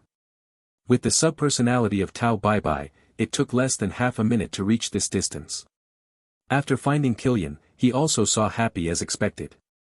But Raymond did not show up immediately to rescue Happy, because it seemed that Killian had no intention of killing Happy, and he kept saying that he wanted Happy to see Tony die in front of him. In this case, Raymond was not in a hurry to show up. The reason why he came here this time was just to confirm whether Happy had tricked Killian. Only after confirming this could he discuss cooperation with Tony. So he planned to take a photo so that Tony could believe that he was not fooling around. Unexpectedly, I forgot to mute my phone. Considering that he didn't want to alert the enemy for the time being and let Killian find out that he had been exposed, Raymond chose to let Lebu's secondary personality come out to feel Happy. Because among his current subpersonalities, it seems that only Lebu's subpersonality can do this. So, there was the perverted version of Raymond in red in front of him. Can you please do something quickly and stop talking nonsense? In his mind, Raymond said with a little headache. Lebu's subpersonality does look a bit perverted, even he himself feels ashamed just looking at it. Hee hee, let's do it. Raymond gave a strange laugh, raised his knife and rushed towards the two of them. Those two people were not religious men. After the initial shock, they took out their guns and prepared to shoot. Chapter 098 What the hell? Can this guy do it? He doesn't seem very reliable. If not, let me do it. Tao Bai's subpersonality questioned mercilessly. I didn't come here to kill people. Why do you want me to come here? Don't make trouble. Raymond immediately refused. Look at this guy's perverted look, is it really okay? Tao Bai's subpersonality questioned again. Raymond really wants to ask Tao Bai's subpersonality, if you still have any clues in your heart. In terms of perversion, you two eldest brothers should stop laughing at your second brother, okay? But it was too hurtful to speak like this, so I had to say, besides, they are just two minions. Don't underestimate me. Lebubayala is not that weak. Just wait and see the show. While Raymond was communicating with Tao Bai's subpersonality, Lebubayala's subpersonality had already rushed towards the two of them with a strange smile. But this guy had a very bad taste. He could easily resolve the battle, but he didn't want to. Tsuji, chop. The figure of Raymond shuttled back and forth in the cave, smiling strangely. As he said, Tsuji cut, the hands of the two men holding the guns softened at the same time, and the guns in their hands fell to the ground. My hands are weak. What the hell, what did you do to me? After the two of them realized that their hands could no longer use their strength, they both looked at Raymond in horror. Because they didn't see what was happening at all. It was as if there was a gust of wind blowing in front of him, and then his hand was so weak that he couldn't even hold the gun. Realizing that the red-robed psychopath in front of them was probably not an ordinary person, the first reaction of the two people was to run. You can't deal with someone who can't even hold a gun, but you still have to mess around with your hands when they're disabled. Run. The two of them started running towards the entrance of the cave. Hamstring, chop. But when they just lifted their feet, Raymond's strange laughter sounded again. This time, they both fell to the ground in unison, making a mess. Different positions, but the feeling is exactly the same. Let alone standing up, the two of them can no longer feel the existence of their feet. They couldn't fight or run away. The two of them were really desperate this time. But Raymond seemed to have had enough fun, and he made a random trick with the watermelon knife in both hands, and the two of them passed out. It's done. Raymond, who had dealt with the two of them, walked straight towards Happy, who was tied to the pillar. Sir, I am not on the same side as them. If you can rescue me, I can. Happy Hogan? Huh? Happy was stunned when his name was suddenly called. Hee, I was indeed asked to rescue you by others, but now is not the time to take you away. You wouldn't want to see that arrogant guy just now being alerted and escaping in advance, would you? You mean, you plan to inform Tony secretly and then kill them all? Happy asked tentatively. Clever. Raymond gave a thumbs up, took out his mobile phone at the same time, moved his face to Happy, made a V-sign gesture, and said with a smile. Come on, I'll count to 3 and shout monkey with me, 1, 2, 3, monkey. After looking at the group photo on his phone, Raymond nodded with satisfaction. What about the two of them? Happy glanced at the two unconscious people. Don't worry, look at me dash, but after putting away his mobile phone, Raymond somehow conjured up 2 extended hoses, connected them to the 2 ends of the back of his head, and inserted them in. Inserted? What the fuck? Happy watched this scene with his eyes wide open, looking confused. How could he still insert the tube into his head? Aren't he afraid of stabbing his brain? What he didn't know was that he was not the only one who was shocked at this moment. Fuck. Raymond was shocked. Crow's subpersonality was shocked. Jia Kang's subpersonality was shocked. Tao Bai's subpersonality was shocked. Damn X7, shocked X7. Because they were all given permission to share all the senses of their bodies by Raymond, at this moment, they could clearly feel that there were 2 tubes driven into their brains. WTF. How does it feel to have 2 tubes thrust into your brain at the same time? Before this, no one, whether it was Raymond or the other subpersonalities, knew what this felt like. Even Akainu's subpersonality, who has eaten a natural devil fruit, has never been stabbed in the brain while in a non-elemental state. The subpersonality of Jia Kang, who is seeking death, has never played such a trick. But Lebubera's subpersonality played with it, and it happened while they were sharing their senses. Don't mention this sourness. God knows why he can stab his own brain with 2 tubes at the same time without any problems. And what Raymond couldn't understand the most was, when did he get 2 extra interfaces on the back of his head like the real Lebubayala? Could it be that during the switching of the subpersonality, not only my body and strength will become 100% the same as that subpersonality prototype, but also the structure and composition of my body will become the same as the subpersonality prototype? Raymond thought of a possibility. Sex to the greatest extent possible. If this were not the case, there was no way to explain why two more ports suddenly appeared on the back of his head and could be penetrated by tubes. This problem was not discovered before, probably because the physical structures of Crow's subpersonality, Deadshot's subpersonality, and even Tao Baibai's and Jia Kang's subpersonalities were still normal. Even after switching subpersonalities and transforming, since the appearance and appearance remain the same, even slight differences in body structure cannot be noticed. But Lebu Bera's subpersonality is different. This guy has modified his own body, and the two interfaces on the back of his head were opened by himself. If it hadn't been for his sudden appearance, Raymond might not have noticed that there were two more interfaces on his head after the switch. However, he did not intend to stop the subpersonality of Lebu Bayala at this time. Although the feeling of being stabbed into the brain by a tube was very indescribable, it was already too late to stop at this time anyway.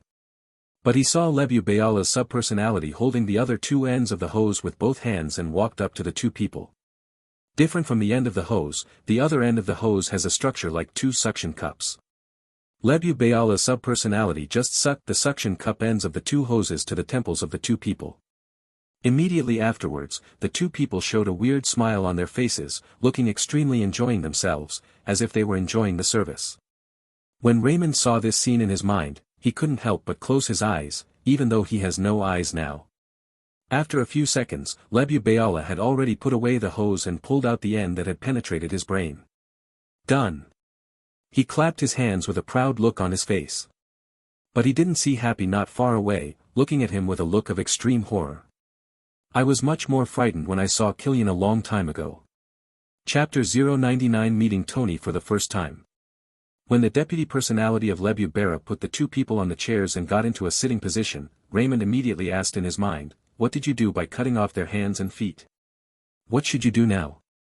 It seems that you, the main personality, don't know me well enough as a top cook." Jia. Lebu Bayala's subpersonality laughed strangely in his mind. Real top knife skills can be. Process the ingredients without destroying them. Please, enter this site. Their hand and hamstrings were not really broken, they were just temporarily paralyzed by me, and they will return to normal soon. While explaining to Raymond, Lebu Bera's subpersonality walked back to just below the top hole, looked at the harpy monster and said with a smile.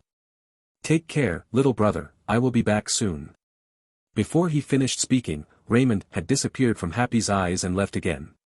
Looking at Raymond, who came and went in such a hurry, Happy had a very unreal feeling for a moment, wondering if he was hallucinating after being beaten. But looking at the two people who were still unconscious on the stools, he knew that none of this was an illusion. Someone really came here just now. About half a minute later, the two woke up almost at the same time. Weird, why did you suddenly fall asleep? You fell asleep too. You must have not had a good night's sleep recently. You must catch up on your sleep after this incident is over. The two woke up and joked with each other, talking and laughing, as if nothing that had happened before existed. Happy felt a chill in his heart when he saw the two people's reactions. Because he remembered the scene he saw before. It was the scene where the red-robed weirdo who suddenly fell from the sky knocked two people unconscious, suddenly took out two hoses, stabbed one end into his brain, and connected the other end to the temples of the two people. He didn't understand what the red-robed weirdo was doing before, but now he suddenly saw that the two people seemed to have collective amnesia, as if they didn't remember anything about what happened before. Happy realized that it was the strange man in red robe who was processing the memories of the two. Can memory be modified using two tubes? Is it so outrageous? If someone had told Happy that using a hose could change someone else's memory, he would have definitely thought that person had something wrong with his brain. But when he witnessed this scene with his own eyes, he couldn't believe it anymore. Fortunately, he is one of our own. Happy felt happy in his heart. After confirming that Happy was indeed captured by Killian, Raymond did not return to the office immediately, but called Pepper. After informing Pepper that he had found Happy's whereabouts, he gave Pepper an address and asked Pepper to bring her man with her. Less than 10 minutes after Raymond made the call, a steel armor fell from the sky and landed in front of him. When the armor's helmet opened automatically, a handsome face was revealed. Raymond knew that this was the arrival of the real owner. "Are you the detective Raymond that Pepper mentioned?" Tony, who was under the armor, looked at Raymond with a slightly questioning look and asked. Mr. Stark came very quickly. "Where is Miss Pepper?" Raymond looked around and didn't see Pepper. She came too slowly, I didn't wait for her. Tony replied casually, and then asked, you said you found Happy's whereabouts? Not bad. Raymond did not deny it. Where is he? Tony was a little anxious. As the head of Stark Industries, he is also a super rich man, a playboy, a superhero, an avenger, etc., and he usually keeps his emotions secret. Even if you meet the President of North America, you won't make a fuss. But Happy is one of the few people he would lose his composure for, just like his relatives. He had been searching everywhere like crazy these past few days, barely sleeping, because he was afraid that something would really happen to Happy. Now that he suddenly heard someone saying that they had found Happy's whereabouts, it was surprising that he was not in a hurry. Before I tell you his whereabouts, there are some things we need to talk about clearly. Raymond did not answer Tony's question. However, Tony interrupted him impatiently, as long as what you said is true, money is not an issue. After I rescue Happy, I won't give you a penny less. I'm not in the mood to tell you this now, please tell me where Happy is, right now, Ma. Obviously, Tony thought that Raymond was going to talk to him about money first, or even take the opportunity to blackmail him for a small sum. Because Pepper probably told him as well and hasn't paid Raymond yet. But money is nothing to him. As long as it is not too outrageous, he is willing to give it to save Happy. Of course, the premise is that Raymond is not blackmailing. If Raymond's offer is such an outrageous request as half of Stark Industries' shares, he will definitely not agree to it. This is no different from blackmail. However, he believed that as long as there was no brain problem, no one would be so ignorant. The only outcome of doing this is to become enemies with him, and there is no meaning other than that. Of course, Raymond also guessed what Tony was thinking, so he wasn't angry either. He just smiled and shook his head and said, what I want to talk about is not about money. Hearing what Raymond said, Tony obviously had a deeper misunderstanding. His face looked a little ugly, and he said in a deep voice, Detective Raymond, or should I call you Dr. Raymond? Please stop it. I believe that with your social status and your relationship with S.H.I.E.L.D., you are not stupid enough to defraud me. But there's something about the bottom line. Indeed, I don't care how much money I spend to save Happy, but I don't want anyone to use this to threaten me or even blackmail me. Do you understand? Raymond was not surprised at all that Tony was able to reveal all the details about himself, including being a psychology expert and his special relationship with S.H.I.E.L.D. Academy. Before Pepper asked him to come, he must have told him how he found Raymond and the information about Raymond Detective Agency. With Jarvis intelligence, he can instantly find Raymond's true identity through this information. Even S.H.I.E.L.D.'s database is basically undefended against Jarvis. What is certain is that basically the records of Raymond on the internet and in various departments cannot escape Jarvis' search. Except for things like the Tahiti plan, that were not recorded at all, Tony must have completely grasped Raymond's details. Tony has already taken care of this on his way here. It's just that he won't say this when they meet, so as not to make everyone unhappy. But Raymond sat down with him and raised the price, at least in his eyes, so no wonder he flipped the table. No one can threaten him into doing anything. Chief Luo Dan can't do it, and of course the Raymond in front of him can't do it either. Chapter 100 A Disagreement. Raymond could guess what Tony was thinking. Please, enter this site. Raymond could also understand his mood. However, understanding is understanding, but it does not mean that he needs to tolerate Tony's bad temper. A second-generation ancestor like Tony who is extremely arrogant at heart will never look down on those who are submissive to him. Based on Raymond's understanding of him, of course he wouldn't really think that being polite would earn him equal respect, so he replied directly and rudely, you can't listen carefully to what I have to say, you have to be so self-righteous. If you continue to communicate with me with this attitude, then I think there will be nothing left to talk about between us. Goodbye. After speaking, Raymond didn't wait for Tony to reply, and turned away without even looking at Tony. Stop! Tony shouted. However, Raymond ignored him at all and walked further and further away, which made Tony furious. Because he had already determined that Raymond was blackmailing him and was sure that he would not give up the opportunity to learn Happy's whereabouts, he could be so unscrupulous. Whoosh! The propeller under Tony's feet started, and he had already crossed the sky and landed in front of Raymond again. I asked you to stop, didn't you hear? Tony blocked Raymond's path. What, you still want to buy and sell by force? Raymond looked at him with a sneer. How about I decide not to take this business from you now? You have the ability to find it yourself, don't talk to me about these useless things. Yeah, I don't owe you anything, get out of the way. But, how could Tony get out of the way at this time? He believed that Raymond really knew the whereabouts of Happy, which he confirmed after reading Raymond's information. As he said, given Raymond's status, he was not stupid enough to defraud him. This is why he directly asked about Happy's whereabouts when he came, without questioning too much how Raymond found Happy, nor did he doubt the authenticity of Raymond's statement that he found Happy. Now that Happy's whereabouts are close at hand, can he just watch Raymond leave like this? The answer is of course no. You can't leave. Tony's tone became tougher. Can't leave. TSK, you are worthy of being Iron Man, are you trying to force me to question you? Raymond sneered. I now have reason to suspect that you are conspiring with the person who kidnapped Happy to blackmail me, or, you are the mastermind behind the kidnapping of Happy. Tony said in a deep voice, before you figure out the truth, how can you can't even go? Hey, this is starting to label me. Raymond sneered, okay, if you think I am a kidnapper, then you can go call the police and arrest me. Before that, I have no obligation to cooperate with you. What's the truth, bye. Before he finished speaking, Raymond had already changed direction and left again. Tony finally couldn't help it this time and raised his hand to grab Raymond's shoulder. Lei Mingxin sneered and instantly switched to Tao Baibai's subpersonality. In an instant, his eyes changed suddenly. But seeing a wicked smile appear on the corner of Raymond's mouth, he clasped the hand on his shoulder with his backhand, and with a flick, Tony was thrown away. Boom! Tony, who was caught off guard, hit the mountain wall next to the road with his armor and his men, making a loud noise. Fortunately, his helmet had been put back on automatically when he was thrown out, so he didn't suffer any injuries. You really have a problem. The next moment, Tony had come out of the dust and said in a solemn tone in the suit. Your tone is really annoying. Uncle Tabayabai has been unhappy with you for a long time.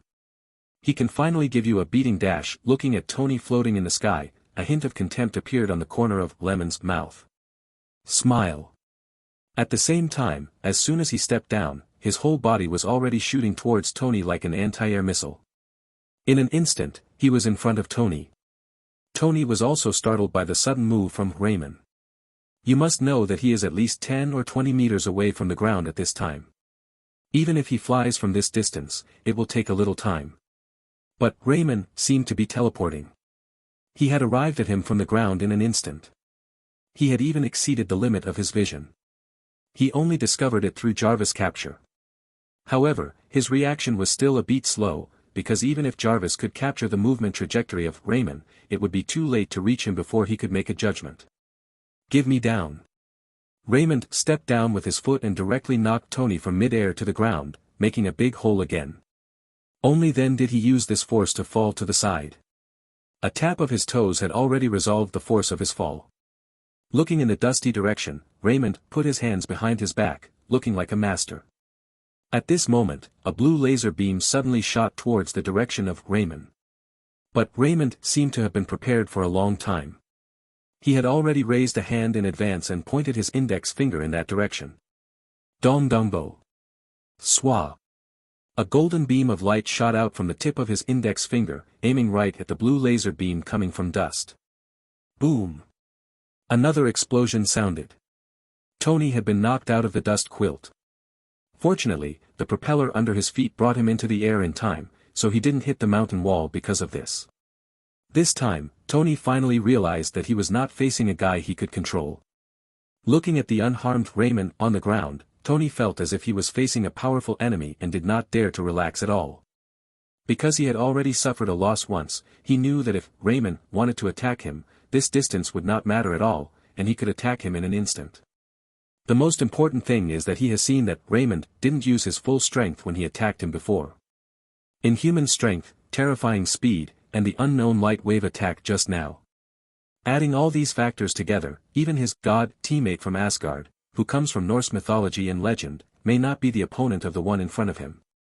He now regrets why he took action rashly, because he actually started this battle. Suddenly, his expression under the armor changed slightly, and he looked to the left of the road. Because a car drove from there, and through the monitoring function of the armor, he quickly confirmed that the person driving the car was none other than Pepper, who came a step later. Oops. He secretly said something bad.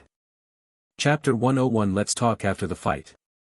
Although he started this fight to some extent, and he had realized that he was a little too impulsive, but now that the fight had started, he didn't regret it much. Mobile version M. Besides, he didn't think he was really wrong about this matter. At least from his point of view, it was Raymond who was rude first. However, Pepper's arrival at this time is obviously a problem. If Raymond is really the mastermind behind Happy's kidnapping, then having Pepper come over at this time is like giving away his own flesh and blood. He himself can't fight Raymond, so if he wants to escape, it should be fine. If things get worse, he can still call for help. But if there is another Pepper, the situation will be completely different. He had no confidence in protecting Pepper in front of Raymond. While Tony's thoughts were racing and he was thinking about countermeasures, Pepper probably also noticed that the situation here was a bit strange, so he stopped the car not far away and got out of the car. On the ground, they saw Raymond smiling evilly and making a threatening gesture of cutting his throat in the air, then turned and walked towards Pepper. In mid-air, Tony saw that Raymond actually walked towards Pepper. He didn't care about any countermeasures and flew to Pepper's side as quickly as possible, blocking her behind him. What surprised him was that Raymond didn't take this opportunity to do anything to Pepper, but just walked over slowly. "What's going on, Tony?" Pepper asked. "Be careful, there's something wrong with this guy." Tony stared closely at Raymond, who was walking this way, not daring to lose sight for a moment. He had seen how fast Raymond was and he didn't dare to be careless. "Who is the problem? Do you still want to confuse right and wrong, Mr. Stark?" Raymond said unhurriedly. At this time, he had already switched back. Even Tony felt the difference in Raymond, but he didn't understand what was going on for a while. He just felt that Raymond's behavior before and after was a little different, completely different from what he felt just now. But he definitely has no intention of taking action again unless he has to. After hearing Raymond's question, Tony asked not to be outdone, "If you have nothing wrong with you, why are you leaving in such a hurry?" Raymond sneered and shook his head, not bothering to respond at all. Pepper knew Tony very well. Looking at this situation, she knew that Tony's bad temper must have intensified the conflict. Moreover, looking at this situation, Tony seemed to have suffered a loss. Pepper was secretly surprised. The first time I saw Tony in such a mess was during the Battle of New York, and the other time was when he had a fight with the Asgardian. He didn't expect that Detective Raymond in front of him could actually force him to do this. This was really incredible. But no matter what, she has to stand up at this time. This is also her usual role. "Detective Raymond, I'm so sorry. Is there any misunderstanding here? If Tony did something wrong, I'll apologize to Detective Raymond on his behalf." "Honey, you don't need to." "Shoo. Don't talk." Pepper glared at him angrily and motioned for him to stop saying a few words and leave everything to her. Tony had calmed down at this time and knew that this should be the most appropriate way at the moment. Although he was still a little embarrassed, Pepper gave him the steps and he used the slope to come down. "If we had communicated like this earlier, wouldn't everything be fine?" Raymond glanced at Tony, shook his head and chuckled. Seeing that Raymond was not going to pursue the case any further, Pepper asked Tony what happened just now. After Tony quickly summarized the previous situation to her, she nodded to express her understanding and asked again. "Can I ask Detective Raymond what conditions you were planning to negotiate before? If Happy can really be found, as long as the conditions are not too outrageous, we can accept them. But, Detective Raymond, are you sure you have found Happy's whereabouts?" Raymond had already guessed that they would ask this question, so he took out his mobile phone and called up the selfie taken not long ago, and threw the mobile phone away. After Pepper took the phone, the two of them saw Happy, and there was a photo of Raymond with AV next to him. It's just that Happy looks a bit miserable in the photo, with black eyes, blood stains on the corners of his mouth, and 2 missing teeth. Raymond in the photo also looks a little weird, actually wearing a big red chef's hat and a red robe. However, the two of them had no time to think about why Raymond was dressed like this in the photo. When Tony saw this photo, he immediately asked Jarvis to scan and identify it, and quickly came to the conclusion that there should be no traces of Photoshop in this photo. However, this made Tony's anger surge up in his heart, and he looked at Raymond angrily. You still want to say that Happy's disappearance has nothing to do with you? I said, if you still want to communicate with me with this attitude, then I think we have nothing to talk about. I am very busy and have no time to mess around with you. Raymond said lightly. Pepper patted Tony's armor and signaled him again not to be impulsive. Of course she understood that Tony didn't want to see Happy, an old friend, suffer, and it was inevitable that he would lose his temper, but Raymond obviously didn't care whether he lost his temper or not. If this continues, I'm afraid there will really be nothing to talk about. Pepper threw the phone back to Raymond and asked, Detective Raymond, now that you have found Happy's location, do you know if you have rescued him? I still say the same thing, as long as Happy can it's safe and sound and everything can be discussed. I did find him, but the situation was a bit complicated, so I haven't rescued him yet. Raymond shook his head. The situation is complicated? Can you be more specific? Pepper asked. Raymond put away his phone and continued, I contacted you this time mainly to discuss how to deal with this matter, but before I finished speaking, our Iron Man told me to stop and give it back. Labeled as a kidnapper. TSK, if I hadn't still had some strength to resist, wouldn't I have been arrested and tortured by now? Pepper heard this and looked at Tony, only to find that Tony didn't refute this time, and because he was wearing a helmet, he couldn't see his current expression under the helmet. But based on her understanding of Tony, she immediately understood that this matter was probably really caused by Tony's improper handling of the matter and the intensification of the conflict. After she apologized to Raymond again, she further asked what Raymond meant when he said the situation was complicated. Raymond also saw Tony's reaction. He knew that this was considered a sign of submission for Tony, and he was too lazy to continue to make things difficult for him. After all, they just gave him 300 exploration points. He didn't want to directly offend such a big SS-level customer who had the opportunity to earn money for a long time. As a result, he began to quickly explain the situation to the two of them, briefly talking about the affairs of the AIM group and Killian. Chapter 102 Plan. It's actually him. Pepper's face looked uncertain.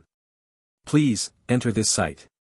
Tony immediately noticed something strange about Pepper and asked, do you recognize this Killian? Pepper didn't hide anything. He was a colleague of mine a long time ago. He used to be a very honest person. I don't know why he changed so much and became the president of the AIM group. He learned that I came to Washington not long ago. He even came to visit me specially. Tony's heart moved when he heard this. When he visited you, Happy was also with you. Yeah. Pepper nodded. At the same time, her face became even harder to look at, because she had also realized at this time that Killian might have kidnapped Happy because of her. Thinking of this, she said dejectedly, it's all my fault. If I hadn't seen him, Happy wouldn't have been implicated by me. Tony quickly comforted him, how can I blame you? You didn't know he had a problem beforehand. Raymond also interrupted abruptly at this time, Miss Pepper, don't blame yourself too much. This incident is indeed not entirely caused by you. Even if it weren't for you, he would still attack your Stark Industries. Huh? They both looked at him. According to my investigation, his real target is actually you. Raymond looked at Tony. Me? Tony was confused. I don't know the specific reason, but his hatred for you has almost penetrated deep into his bones. Raymond said lightly, when he met Miss Pepper, maybe he just wanted to reminisce about old times, but he kidnapped the root cause of Happy must be because of you. But I don't know him at all. Tony looked a little annoyed. You didn't know me before today, but you still managed to offend me when we met, didn't you? Raymond sneered. Tony's face darkened. Because he also knew that what Raymond said was true. It's normal for him to offend people with his freewheeling personality, but most people don't have the ability to do anything to him. Even if they are really unhappy with him, they can only feel unhappy in their hearts. In the same way, if Raymond was just an ordinary person today, he would definitely not be able to resist this time and could only secretly hate him. But has he ever cared about others hating him behind his back? However, when one of the people who held a grudge against him emerged and was able to take revenge on him, the situation was completely different. Killian's appearance obviously caught him off guard. He didn't even remember who Killian was, nor did he remember when he had offended such a prominent figure. Pepper also saw Tony's embarrassment and quickly came to the rescue. Now is not the time to talk about this. Let's discuss how to rescue Happy. He is still in Killian's hands. Raymond, it's not difficult to rescue Happy. I could actually bring him out when I found him before, but it's not that easy to completely eliminate Killian and the AIM group behind him. I came to you this time to discuss with you and see if there is any way to kill all the top executives of the AIM group without causing a backlash from the North American government. Do you have a grudge against the AIM group? Tony suddenly asked. Raymond did not answer the question, but reported an email address, and then said, "Everything is in there, you can see for yourself." Jarvis. Tony didn't ask why, he just asked Jarvis to pull out the contents of the mailbox, put the helmet on and started browsing. A minute later, when he opened his helmet again, his face was full of murderous intent, and he squeezed out one word from between his teeth. Scumbag. As the boss of a military-industrial complex, he is certainly no saint, and he has seen a lot of the darkness of human nature. But such a crazy thing as human experimentation is still completely intolerable. Even if Happy wasn't involved, if he found out that the AIM group used living people for experiments, he would still take action. Therefore, he had already realized at this time that he had indeed misunderstood Raymond in his desperation. What Raymond wanted to discuss with him turned out to be how to work together to solve the AIM group matter, not the blackmail he thought. Sorry, I was impulsive before. Tony suddenly nodded slightly to Raymond. Never mind. Raymond waved his hand and said he didn't care, and continued to ask, "So, do you think the North American government has a solution?" Tony shook his head and said, "As long as we can get the criminal evidence of the AIM group, it is not difficult to open up the relationship, but it is impossible to directly annex the AIM group. At most, we can get a share of the pie, otherwise some people you won't let go so easily." Raymond nodded to express his understanding. This was similar to what he had expected.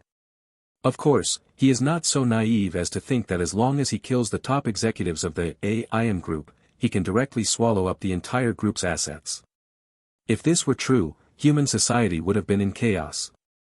However, with Tony's guarantee, at least there will be no problem in killing the top executives of the AIM group.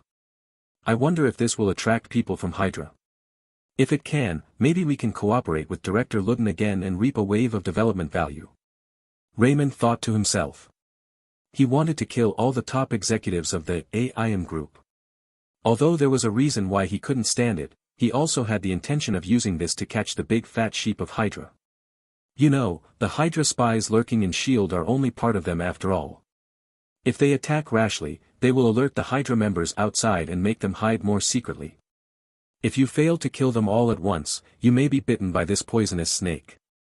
After all, he is not invincible. If he is really being plotted secretly by a group of people all day long, he might capsize in the gutter one day. But if we can take this opportunity to hook out the Hydra hiding outside S.H.I.E.L.D., we may not be able to kill them all. By then he will probably be able to securely earn a wave of development value, so why not? It's not too late. Let's do it tonight. You go back and make preparations first. We'll go out as soon as it gets dark. Raymond said thoughtfully. Okay. Tony agreed happily. By the way, regarding my ability, I don't want others to know about it yet, so as not to affect my family, so I ask you to keep it a secret and don't tell others for the time being. Raymond said again.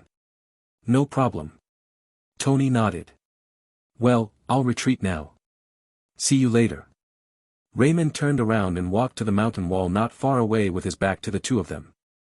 But he saw that he dug out a long stone pillar from the mountain wall with his bare hands, and then suddenly threw it into the sky.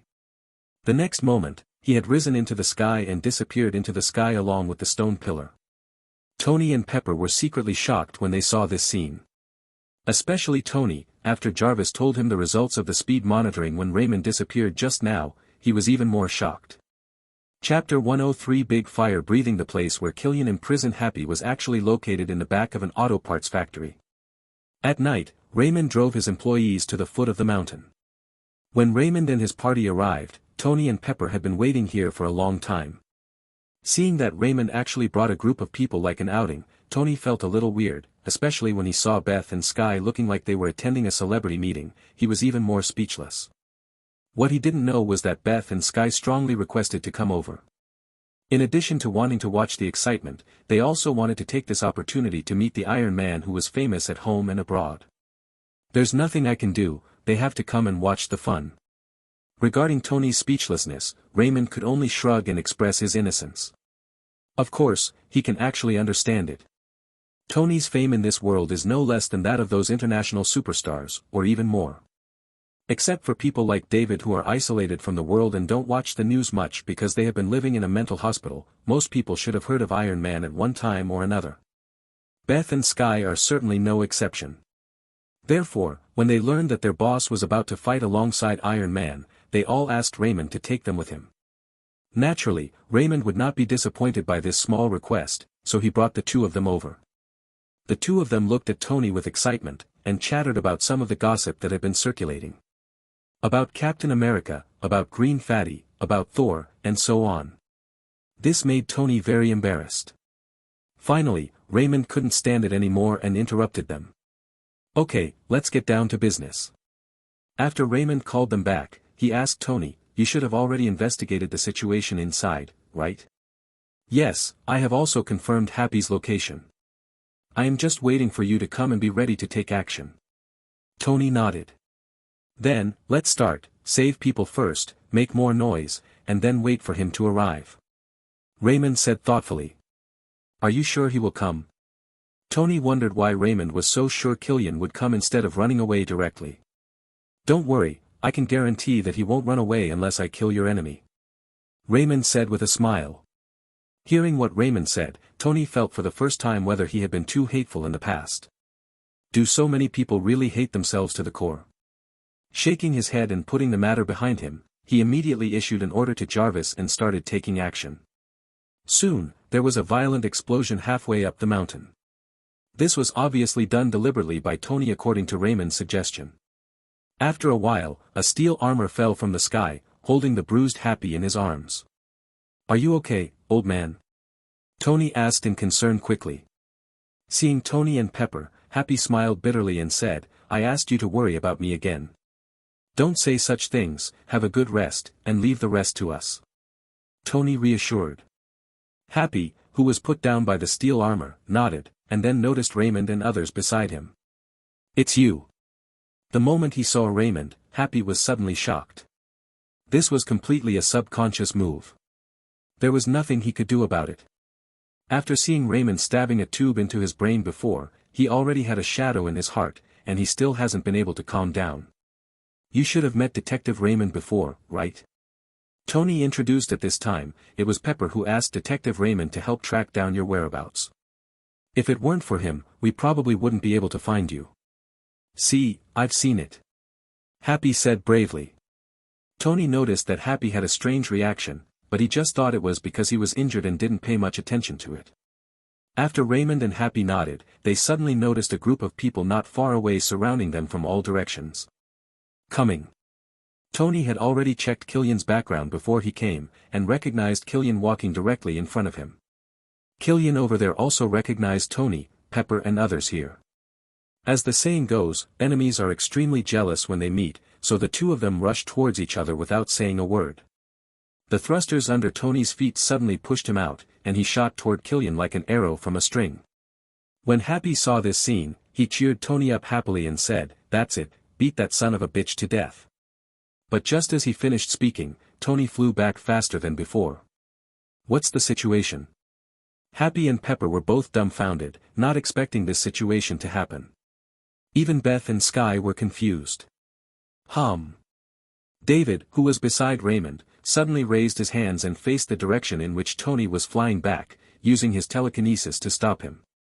Tony came back to his senses, first glanced at David in surprise, nodded to David, and then looked towards Killian again. I saw that Killian had become like a monster, as if there were flames rolling under his skin, and his whole body was steaming. Mutant? Tony was slightly surprised. Pay attention to other people. Raymond reminded. After Raymond reminded him, he noticed that Killian's subordinates all looked the same as him.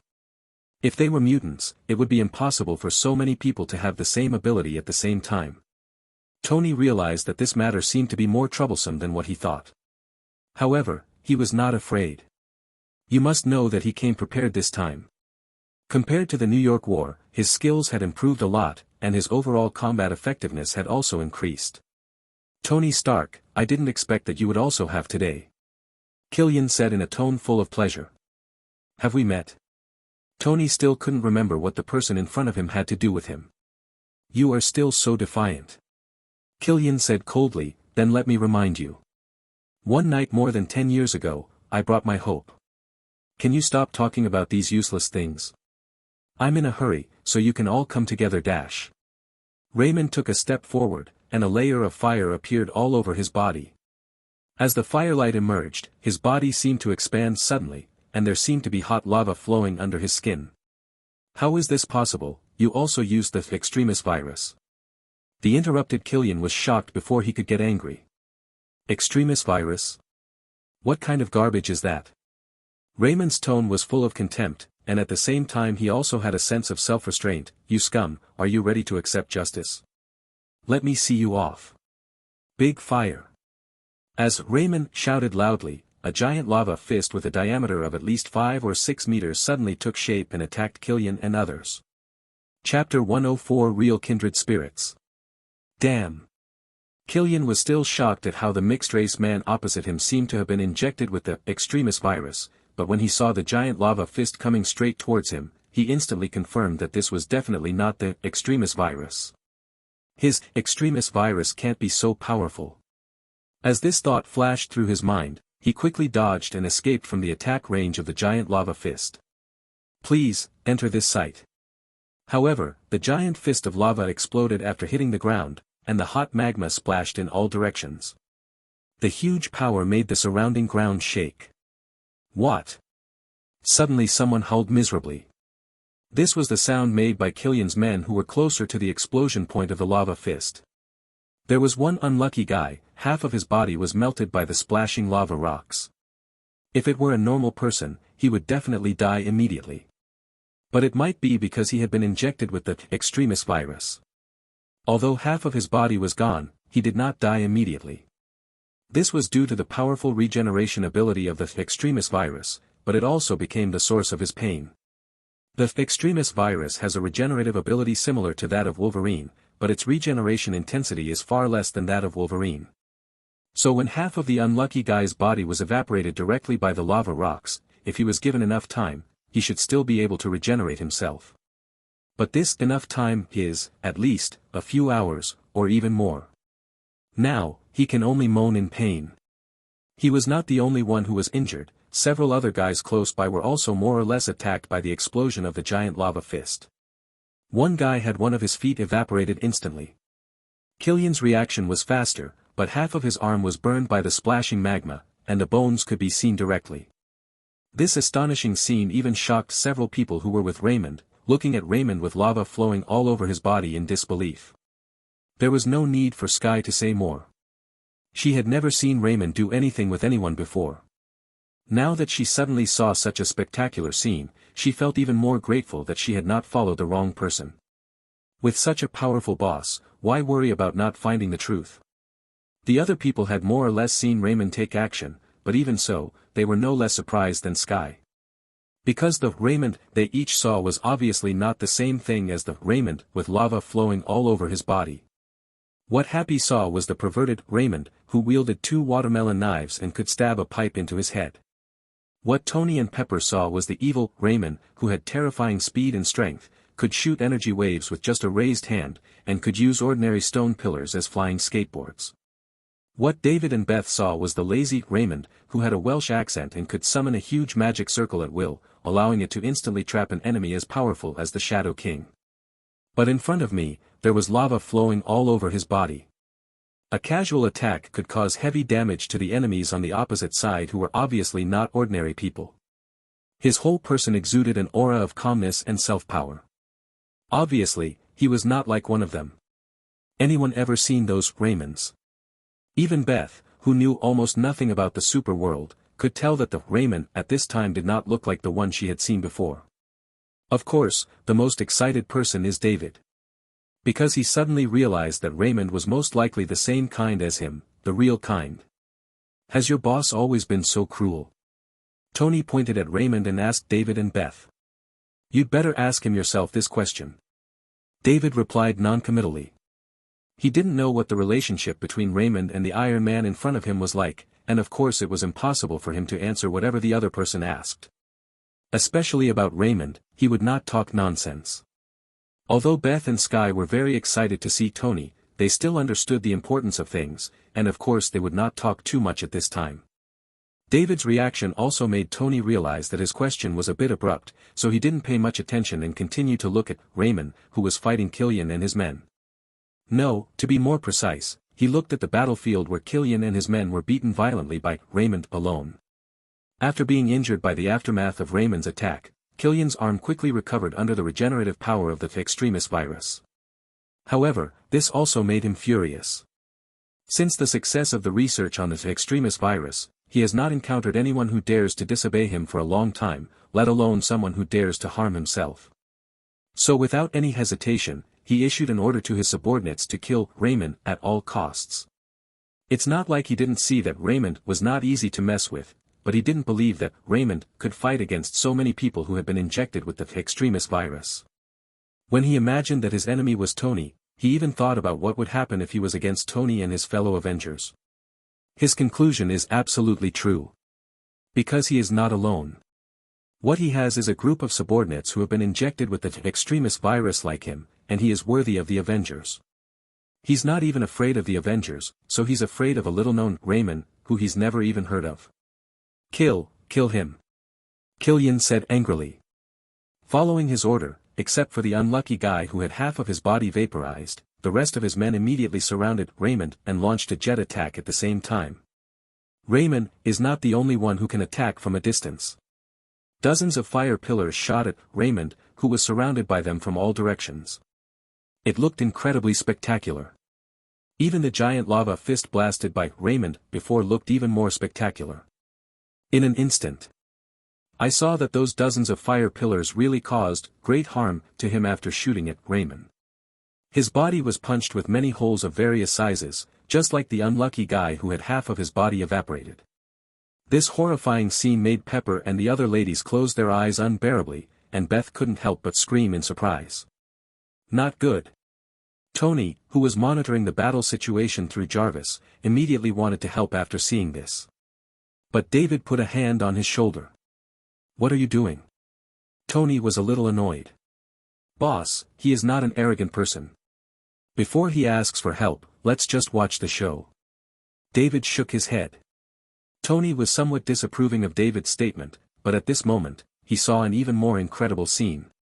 Chapter 105 Desperate Virus Plus, This is the Price of Arrogance, Bastard. Seeing that Raymond was surrounded by himself and others, and was riddled with dozens of fire pillars in an instant, even half of his head was shot through, Killian said with a ferocious smile. Please, enter this site. However, the smile on his face could not stay long, and soon froze. How is this possible? He murmured involuntarily. But seeing the beaten-up Raymond in the middle, he looked like he was fine and asked contemptuously, Is this your trump card? You are a scumbag, you are really bad. While Raymond was speaking, the magma flowing in his body was also accelerating and rolling, quickly covering the parts that were riddled with holes, including half of his mutilated face. In an instant, as the magma flowed by, these punctured parts had recovered as before, as if they had never been injured. Raymond's whole body has also returned to its original state. No, it's impossible, it must be an illusion. How could such an outrageous thing happen? Killian muttered in a confused voice. For some reason, the more he looked at it, the more he felt that the Raymond in front of him seemed to have been injected with the extremis virus version. The body exudes high temperatures, can launch flaming attacks, and has the ability to regenerate. Isn't this a desperate virus? In fact, there are indeed distinctions between extremis viruses and others. What he injected himself was the most perfect version of the extremis virus he had developed. In addition to being very stable, it could also exert more power than the ordinary version of the extremis virus. Whether it is combat power or regeneration, it is much more powerful than the ordinary version of the extremis virus. But the disadvantage is that the manufacturing cost is too high. Even with his financial resources, it is difficult to mass produce. Therefore, there is also the emergence of a normal version of the despair virus. Although the overall effect is not as good as his perfect version of the extremis virus, it is better in terms of cost effectiveness. The only disadvantage is that it is extremely unstable, not everyone can match it, and it is easy to self-destruct when stimulated. But this problem is not a problem for Killian. How much is a human life worth to him? Even if only 1/10 of the people were stably matched with the ordinary version of the extremis virus, it would still be cost-effective for him. Because the manufacturing cost of a perfect version of extremis virus is at least 100 times that of an ordinary version of extremis virus. Including the loss caused by self-destruction due to unstable matching, there is at least a 10-fold cost difference between the two. Compared to this degree of difference, it is just a dead spot, so what does it matter? However, when he saw the ability of Raymond, he suddenly felt that his perfect version of extremis virus was not perfect at all. Judging from the abilities that Raymond showed just now, both his combat power and his completely unscientific regenerative power were countless times stronger than him. If he had been beaten like that just now, it would have taken at least an hour or two to recover, and he might not be able to recover completely at once, as if he had not been injured at all. On the other hand, it only took a few seconds for Raymond to reach the sky. Did he also develop something similar to the extremis virus, and a more perfect version? No, it's impossible, I don't believe it. Killian looked like he was crazy. He is a person with extremely low self-esteem in his bones and extremely conceited in his external performance. He never wants to believe that something he has studied for so many years can be surpassed by others at will. Number 7, Number 8, Number 9, destroy him completely. Killian almost growled the order. As soon as he finished speaking, he saw 3 people in the group of people surrounding Raymond suddenly rushing towards Raymond. Their speed is far beyond what ordinary people can match, but to be honest, this speed is nothing to mention to Raymond. The one who is also known as the 2 monsters of the Navy, with him has the speed of almost light, and it is difficult for him to get it, let alone these 3 little ones in front of him. But he had no intention of hiding, because not only did he want to crush these scum, he also wanted to completely destroy their self-confidence. In his mind, Crow's subpersonality, who also saw this scene, was a little confused. What are they trying to do, give away people's heads? The subpersonality of the demon conqueror said disdainfully, it's just a fight between trapped beasts. Lebu Bayala's subpersonality smiled strangely, yeah, I don't think it's that simple. There is no shortage of hunters in this world who think they have a chance to win, but lose their lives because of carelessness at the last moment. Tao Baibai's subpersonality was in a state of dissatisfaction. He was a little dissatisfied with why Raymond chose to let Akainu's subpersonality take action this time instead of him. Seeing Akainu's subpersonality, he became more and more dissatisfied. He snorted, arrogant guy, really I hope these losers can kill him. Raymond chuckled and said, if it were you, if you were able to deal with them, you might actually be embarrassed by them, but Akainu's ability can completely defeat them. Even if their number was 100 times greater, it wouldn't be possible. It is impossible to pose any threat to Akainu. How can they make me miserable? You, the main character, look down on others. Tao Baibai, the subpersonality, couldn't bear it when he heard this. As the only subpersonality of Silver, he has always liked to confront Akainu's subpersonality, never giving in. But now Raymond told him that Akainu's subpersonality could easily kill Trash, but he could put him in an embarrassing situation. Isn't this insulting? You'll know after reading this. Come back and refute me after reading this. Raymond signaled Tao Baibai's subpersonality not to refute in a hurry. The subpersonality Tao Baibai then suppressed his temper and continued to read. Because their communication was all in their minds, it only lasted a moment relative to reality. At this time, the 3 people named by Killian had already rushed to Raymond. Seeing Raymond without dodge or dodge, this is exactly what the 3 of them want. Swish it. The 3 of them had sandwiched Raymond from different directions. They held hands and showed enthusiastic expressions. Long live the Hydra. At the same time, their bodies suddenly began to tremble rapidly, and everything under their skin and facial features was rapidly expanding. Half a second later. Boom! Huge flames shot up into the sky, and the explosion was as violent as thunder and deafening. The shock wave radiated from the core of the explosion instantly blew away the desperate virus soldiers who were closer to Raymond. Fortunately, their physiques are strong enough. Even if they fall out, it won't really happen. At most, they will be embarrassed. Not only them, but Tony and David, who were still some distance away from the battlefield, were almost blown away. Fortunately, David suddenly opened his mental shield at this time, blocking all the aftermath. "Is this what you call a good show?" Tony asked David with a somewhat dissatisfied tone. Chapter 106 Massacre. Facing Tony's questioning, David said nothing. "Please, enter this site." Because he is actually not so calm now. Although he really had confidence in Raymond as the boss, but he was blown up by the self-destruction of the three people without any defense preparation like just now, it was hard to believe that it would be okay. David thought for a moment. If he were in the position of Raymond, there would be many ways to deal with it.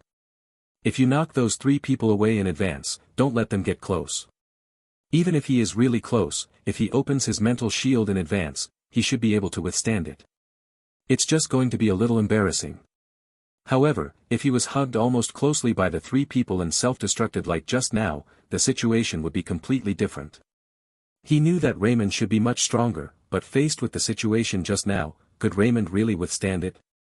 David didn't know, and for the first time he wasn't so sure. "Jarvis, bring some battle armor over and prepare to retreat with them first. I'll stay to deal with them." Seeing that David remained silent, Tony shook his head and began to make arrangements without being too harsh. Originally, he thought that with him and Raymond, whose strength was bottomless, it would be more than enough to deal with Killian and the others, so he agreed to Pepper to bring her along. "I didn't expect this Killian to be so difficult to deal with." Especially when he saw that Raymond might have been killed by the self-destructive attack of Killian's men, no matter how arrogant his character was, he would not think that he could surely defeat Killian and his group. Even if he came prepared this time, it would still be the same. "I'll stay with you," David said suddenly. "Are you sure?" Tony confirmed to him again. "Determine." Tony nodded, did not ask any more questions, and ordered Jarvis again, "Just bring 3 more channels over dash." The 3 additional battle armors transferred over, as well as the one that saved Happy before, make a total of 4, which can just take away Happy, Pepper, Beth and Sky. He didn't know what David's strength was, but judging from David's 2 attacks just now, he shouldn't be weak. Even if David stayed, he wouldn't be a help, but at least he wouldn't be a hindrance. The other 4 were just the opposite. So he made this decision immediately. "Tony, let's go together." Pepper looked at Tony with a worried look. "It's too dangerous for you two to deal with them alone. Why don't you go back and call your teammates together?" "That's not necessary." Tony interrupted Pepper directly. Seeing that Tony suddenly seemed like a different person, Pepper knew that this meant that he had made a decision and no one could change it. Even she couldn't change his mind. When Tony's side had already arranged the next plan, the smoke and dust from the explosion finally gradually dissipated, and Tony and the others were gradually able to see clearly what was going on inside. Killian and others were also staring at the location of the explosion, for fear of missing some exciting scene. Through the fading smoke and dust, they could see that the bodies of the 3 people who blew themselves up had long since disappeared, without any trace of their existence. The Raymond that was attacked by their self-destruction has also disappeared, leaving only a huge crater caused by the explosion. There is also a pool of magma in the pit, like a small pool, still bubbling with hot bubbles. Seeing this scene, Killian finally breathed a sigh of relief. But this time he learned the lesson and did not immediately get carried away.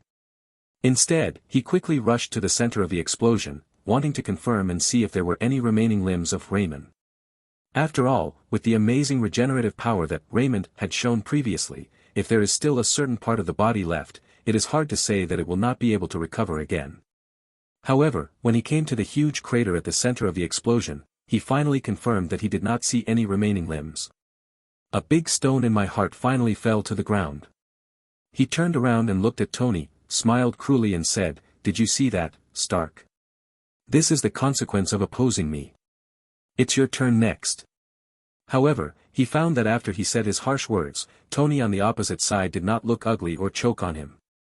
Instead, he looked at himself, behind him with a surprised look. Damn it, it can't be that exaggerated. Killian already had an ominous premonition. When he turned around with a stiff neck, he finally confirmed that his ominous premonition was not overthinking. He saw a humanoid magma monster rising from the lava and appearing behind him. It was also when he turned around to see this scene that the humanoid magma monster grabbed his neck and lifted him up like a chicken. "Do you like the surprise I have prepared for you, little scumbag?" Raymond's face slowly emerged from the lava. However, Killian was speechless at this time, because his neck was pinched by Raymond, making him unable to speak. Not only that, the magma that slipped from Raymond's hand was also rapidly eroding his body. Although he has the extremis virus that far exceeds the ordinary version, both in terms of heat resistance and regenerative power, it is much stronger. But facing the magma inside Raymond, his heat resistance seemed to be a joke. His body was rapidly evaporated by the magma, and the regenerative power of the extremis virus was also working at the same time, but the regeneration speed was far inferior to the speed at which his body was evaporated by the magma. It is true that with this regenerative power, he can hold on to Raymond for a longer time and will not be killed all at once. But it was more like a nightmare for him. Killian struggled feebly, trying to get out of Raymond's control, but he really thought too highly of himself. What he faced was the subpersonality of a kainu, who had both physical skills and physical abilities. If it were just pure strength, the subpersonality of a kainu could stab him to death with one finger. Not long after, Killian may have realized that he was no longer able to survive, and immediately wanted to blow himself up like his subordinates.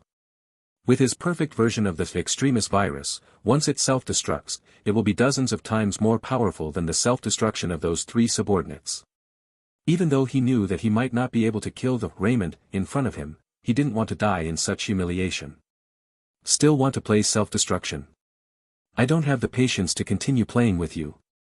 Dog bites Guren." Raymond also instantly discovered Killian's plan and snorted coldly. At the same time, the hand he held Killian suddenly turned into a giant magma dog and swallowed Killian whole. Almost at the same time, Raymond, who was observing the battle in his mind, also received a prompt. Ding dong. You killed the A-level villain Alderazzi Killian and slightly changed the direction of the world. The development value is plus 250.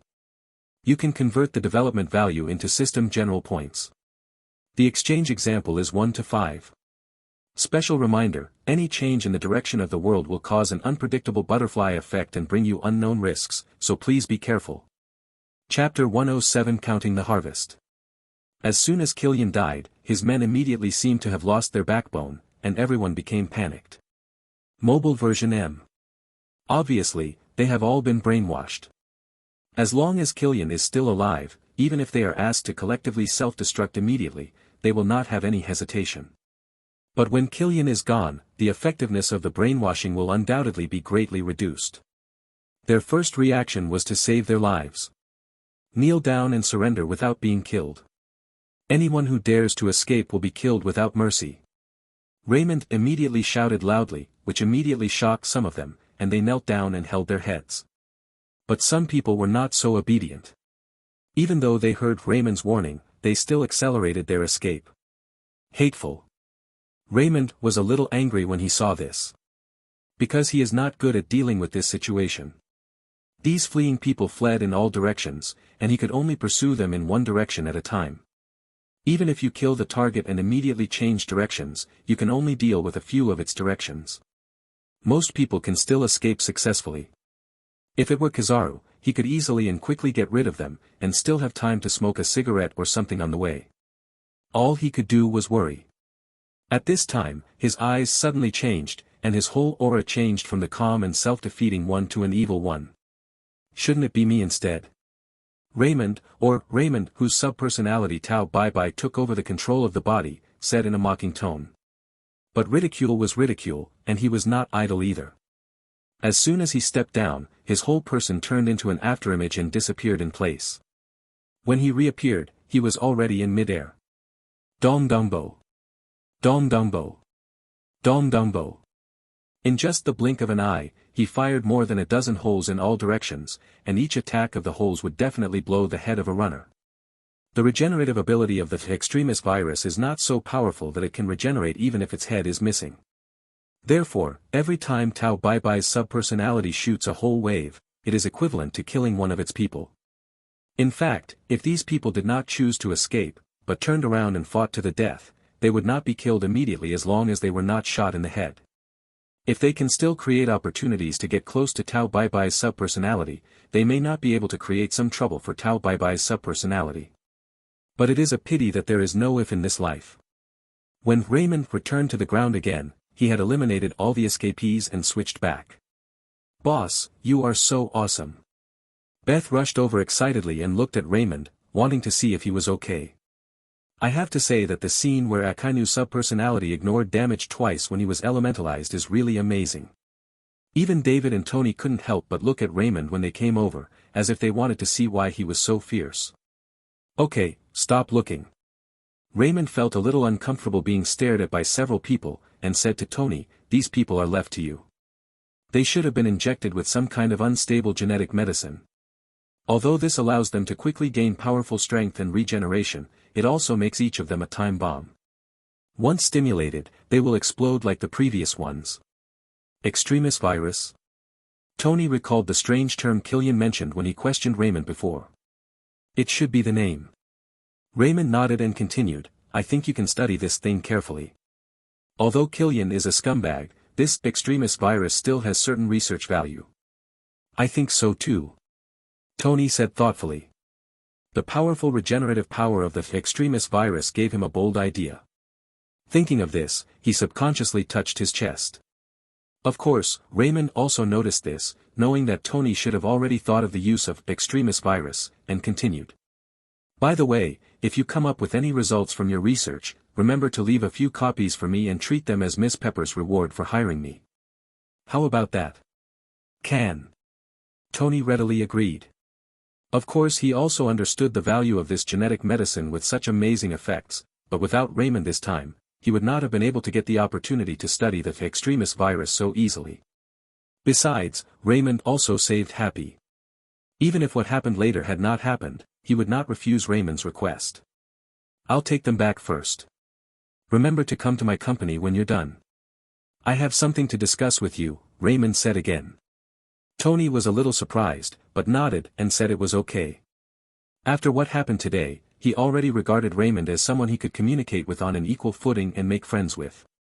Naturally, he wouldn't care about such a trivial matter. After the three of them separated from Tony, Raymond let Beth drive the car, while he sat in the back seat, closed his eyes and took a nap.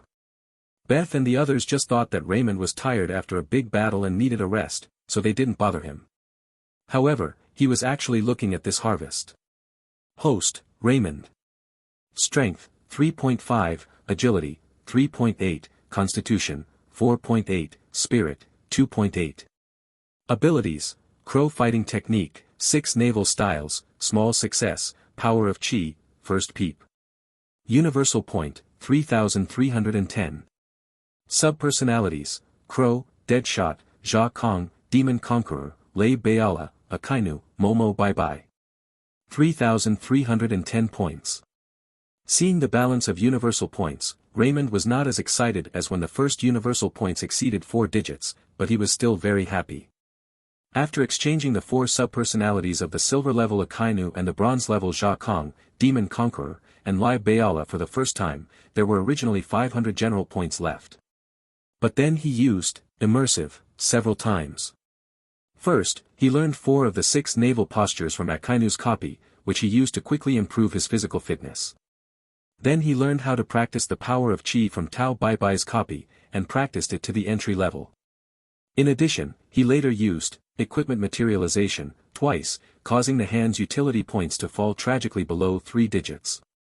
Fortunately, this time I got 250 development points from killing Killian, which is also 1250 general points.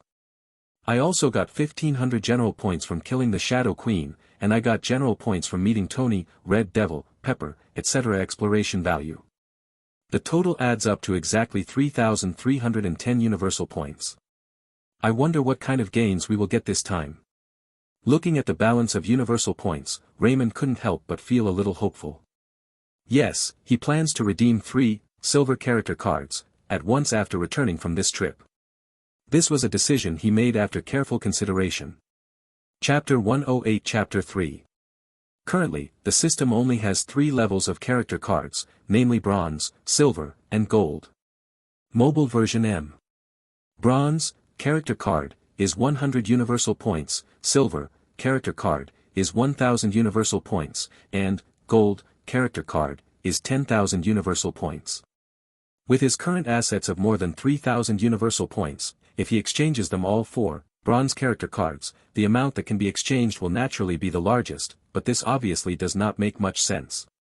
Although he also used the bronze character card to draw the silver level Tao Bai Bai subpersonality, the chance of winning it is the same as winning the first prize in a scratch-off lottery. Normally, even if he opens another 100 bronze character cards, he may not be able to open another silver subpersonality. Of course, the biggest gain from the bronze character cards he opened was actually not the Tao Bai Bai subpersonality, but the uncertain Jia Kong subpersonality. However, weird characters like Jia Kong are not everywhere in every world. Their rarity is much rarer than the number of people who win the first prize in a scratch lottery. Raymond has never been a person who likes to gamble on luck, so, bronze character card, can be put away for the time being. Unless there are too many universal cards in the future and there is no place to spend them, he can consider opening a batch in large quantities. Now that's it. Come on. And if you don't consider bronze character card, for the time being, then there are only two options. Either directly exchange them all into silver character card, or continue to accumulate, and when you accumulate 10,000 points, exchange them for a gold character card. Of course, these two options have their own advantages and disadvantages, but after careful consideration, Raymond decided to choose the former. The reason is simple. You know, he can't even fully adapt to the silver subpersonality yet. If you just encounter someone like Killian who is easy to bully, you can simply kill him. Because whether it is the subpersonality of Momo and Shiro or the subpersonality of Akainu, as long as they are serious, they can completely torture Killian. But if he encounters a difficult opponent, or the battle needs to last longer, Raymond will be in trouble. Many times when dealing with the Shadow King, neither the subpersonality Momo Bai Bai nor the subpersonality Akainu had any confidence that they could do anything to him in a short time, let alone kill him. If it weren't for the uncertain factor of Jia Kang's subpersonality, the Shadow King wouldn't be so easy to kill. Because of this, Raymond doesn't think now is a good time to redeem the gold character card. Judging from previous experience, based on his current adaptability to the silver subpersonality, if he were to switch to the gold subpersonality, it might be difficult to even move after switching. This inference is still based on the fact that the gap between the gold subpersonality and the silver subpersonality is almost the same as the gap between the silver subpersonality and the bronze subpersonality. If the gap is even greater, the final result is likely to be that it cannot last even a moment after the switch and crashes directly. In this case, there is no need to consider whether it is necessary to redeem gold character card. Even if he really has 10,000 universal points now, he may not be able to redeem them immediately, let alone not yet. In addition to this reason, another reason is that he found that the silver subpersonalities with different aspects can play a very complementary role at critical moments. Like when those desperate virus warriors escaped before, if he hadn't immediately switched to Tao Bai Bai's subpersonality, they might have really escaped. If there are a few more silver subpersonalities, they should be able to fill some gaps. Furthermore, a person who can be evaluated as a silver subpersonality will not be too weak no matter how weak it is, and it will not be destroyed no matter what. After returning to the office, Raymond returned to the office alone and asked the other three people not to disturb him for the time being. System, redeem 3 silver character cards, and then activate them all directly. Silver character card, activated. Silver subpersonality, Itachi Uchiha, activated successfully. Prototype background, Cosmic Wave Itachi, from the world of Naruto, a genius ninja of the Uchiha clan, a member of the Akatsuki organization, possessing the Mangekyo Sharingan. Silver subpersonality, Megatron, activated successfully.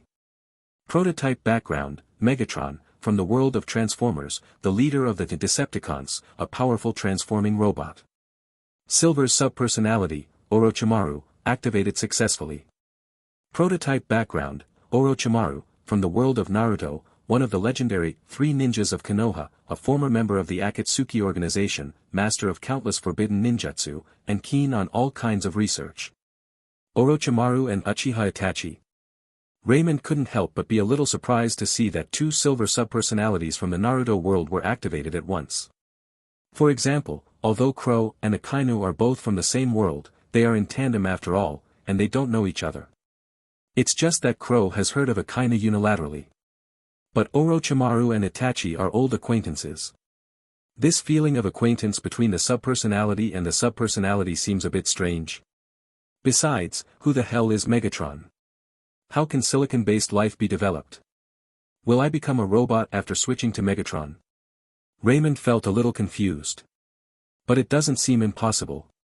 When I switched to the subpersonality of Lebubera, weren't there 2 more interfaces on the back of my head? It is proved that after switching, the body will also change according to the prototype body of the switched subpersonality. So, can I turn into a black technology product like a super fighter in the future? Raymond felt a little weird when he thought that he could turn into a fighter jet and maybe even ride on it. I have to say that this time the 3 silver subpersonalities all feel a little awkward. But fortunately, the abilities of the 3 silver subpersonalities this time do not overlap with the previous 2 silver subpersonalities. Itachi's subpersonality is good at illusions, and he also possesses the Mangekyo Sharingan, a big killer. This part is something that Momo and Akainu's subpersonalities have not touched at all. Orochimaru's subpersonality is good at many things, including all kinds of forbidden ninjutsu, and he is also involved in basic ninjutsu. The most important thing is that he is also a scientific researcher. Although the research direction of this researcher is somewhat abnormal, no one can deny his pioneering power.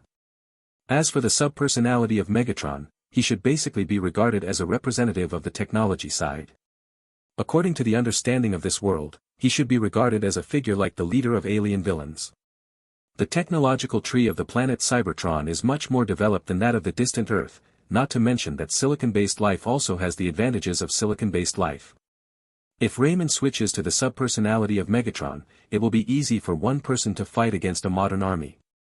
However, if one of the 3 silver subpersonalities satisfied Raymond the most, it would definitely be Orochimaru's subpersonality. Please, enter this site. It's not that Orochimaru is necessarily the most powerful, at least compared to the Itachi god who was activated at the same time, Orochimaru is definitely inferior. However, Orochimaru's strongest strength has never been his strength, but his strength. In the world of Naruto, there are many people who have defeated Orochimaru, and there are also many people who are stronger than him. But no matter what, he cannot be killed. Even if he is killed, he can be resurrected. As the saying goes, the flowing water Hokage and the ironclad Orochimaru.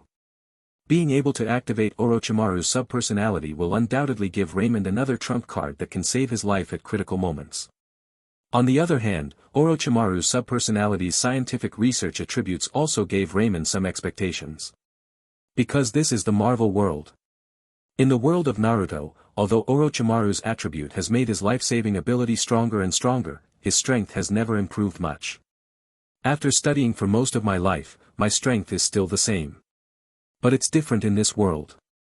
Things like the super serum taken by Captain America and the extremis virus developed by Killian are actually nothing. What's really exaggerated is that the mysterious potion that Sentinel drank, which was 10,000 times more powerful than the super serum, suddenly turned him into the Marvel version of Super. Although the appearance of Sentinel is also a coincidence, not everyone who takes that potion can become as strong as him, or in other words, not everyone can take that potion and survive. But this is enough to prove that in this world, drug use is also one of the ways forward. If Orochimaru's subpersonality could come up with a safe and effective medicine, Raymond would naturally be happy to hear it. In this way, he can also increase his overall value by taking drugs directly, which is much faster than using immersive now. The system did not say that the ability must be enhanced through immersion to be considered as a comprehensive value. Before, Raymond asked Tony for a few copies of the stable version of the perfect extremis virus. In addition to thinking about giving it to his relatives in this world, he also considered giving it to himself. Of course, this is just an idea. He is still reluctant to use something like the extremis virus to improve himself if it is not necessary.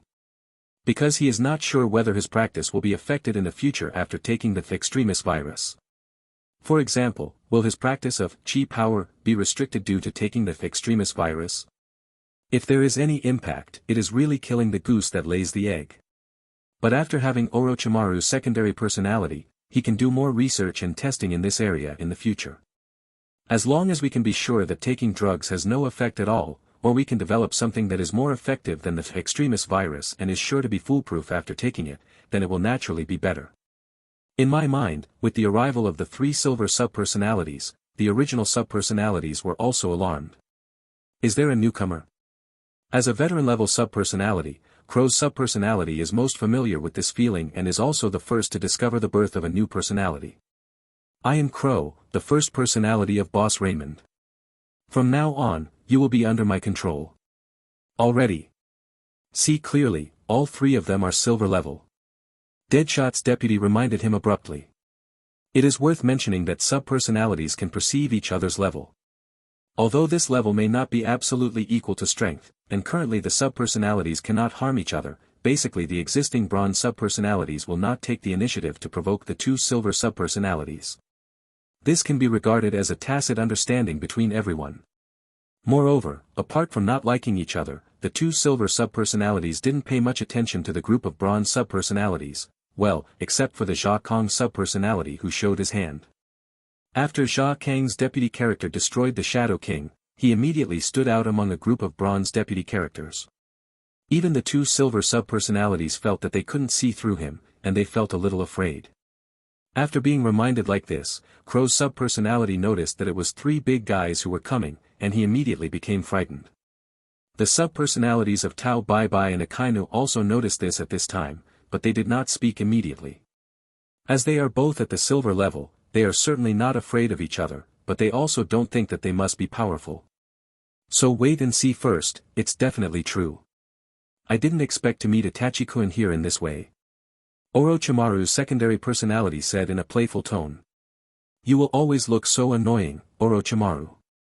Itachi's secondary personality said without joy or sorrow.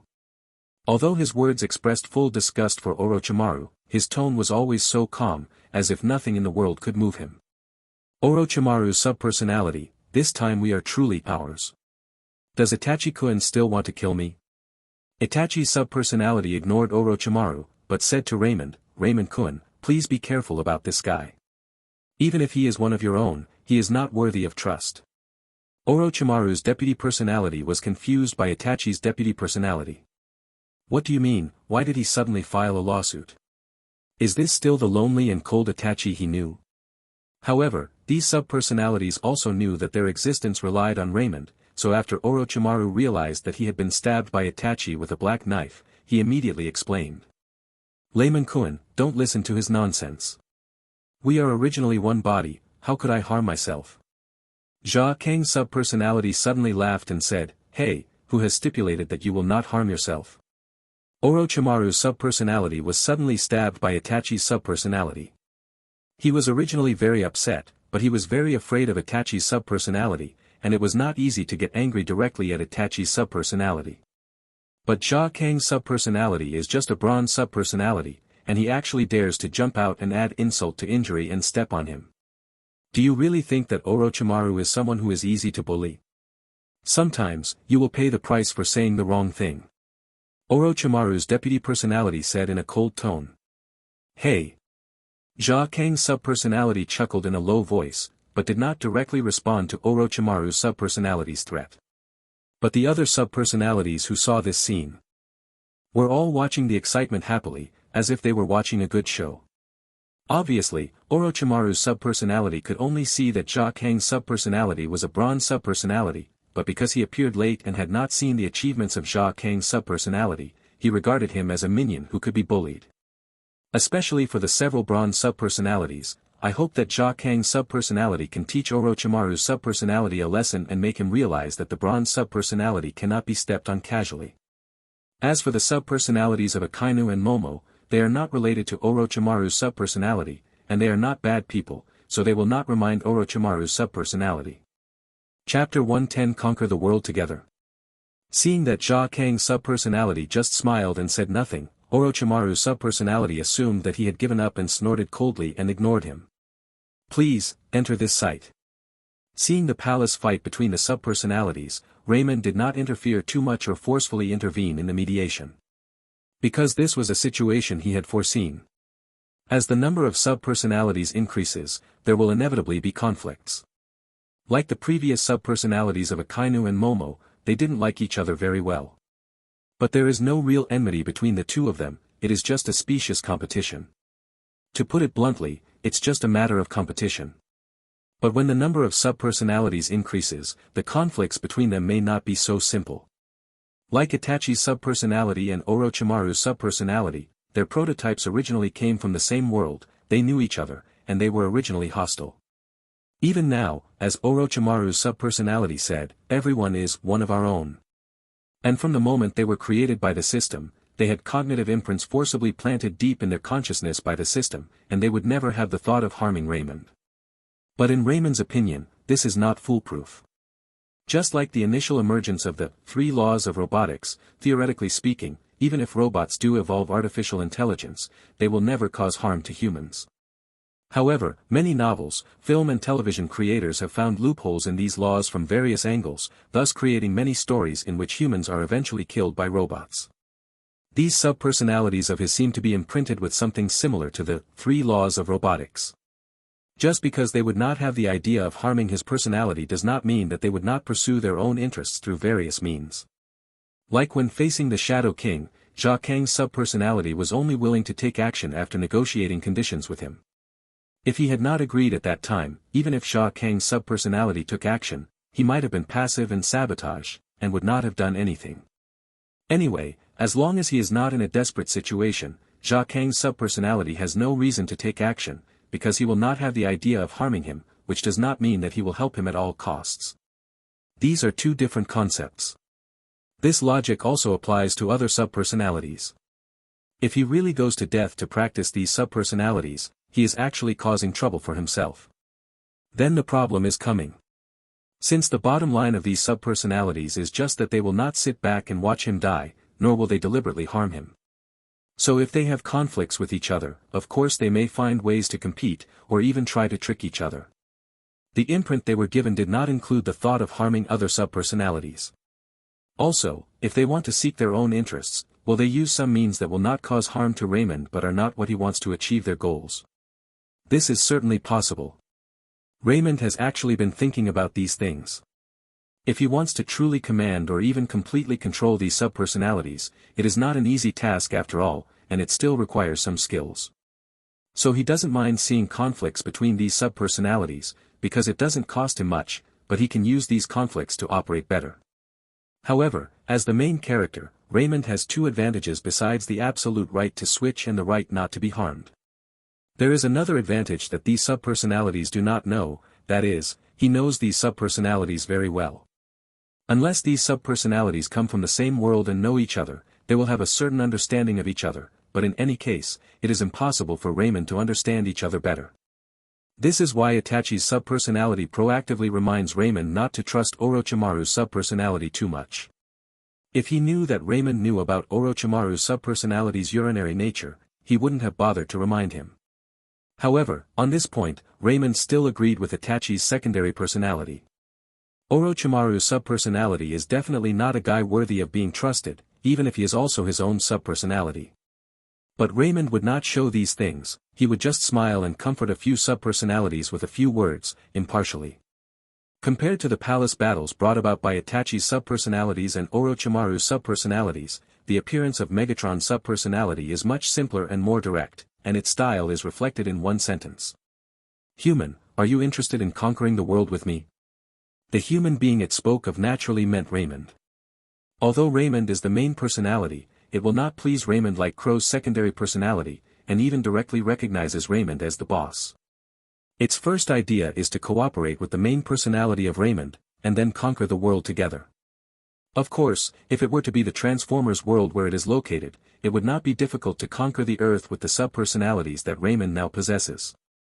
However, this is the Marvel world, let alone a Megatron. Even if the Autobots and the Decepticons come together, it is at most equivalent to the Second Chitauri Legion. Even if there is no hidden big figure like Master Gu-E taking action, the surface alone is enough for them. Raymond was damned if he could be persuaded by him. Even the earlier batch of subpersonalities looked at Megatron like a fool, thinking there was something wrong with his head. Humph, a bunch of cowards. Seeing that Raymond didn't respond to him, and the other subpersonalities looked at him with strange eyes, Megatron's subpersonality didn't bother to argue with them. Robot? Deadshot subpersonality looked at him carefully. When Raymond allowed them to share their 5 senses and communicate with each other, they were like having a virtual video conference in a space, and each other could see each other's prototype image. This also makes Megatron's subpersonality the most special-looking of the group of subpersonalities, particularly eye-catching. I see ignorance in your eyes, put away your childish thoughts, I am not an inferior product created by you humans. Megatron was a little unhappy at the sight. Because except for the demon subduing subpersonality who didn't know what a robot was, the other subpersonalities were looking at him with the same eyes, as if they were looking at monkeys in a zoo. Okay, you can introduce your family to each other. I won't introduce them one by one. Raymond interrupted them. While they were getting to know each other, Raymond was thinking about another problem. An idea that he had secretly imagined before, but had never been able to test because conditions did not allow it. It wasn't until this time that Itachi's subpersonalities and Orochimaru's subpersonalities were activated that I finally had the chance to give it a try. Chapter 111 The Idea of Shadow Clone Technique. Before that, Raymond had actually always had an idea, whether it was an idea or a doubt. Is it possible for these subpersonalities to exist outside of his body? If these subpersonalities are independent souls, then of course they can theoretically exist alone. However, from Raymond's reading and understanding of the Guide for Beginners, it seems that this is not the case. In the demon-free world of the previous life, there have always been different opinions on whether multiple personalities equal multiple souls, because the existence of souls is only an idealistic hypothesis and has not been verified. So whatever you say is correct.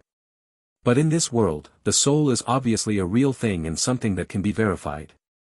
Among Raymond's lieutenants, there are several senior soul players, who are already familiar with this matter.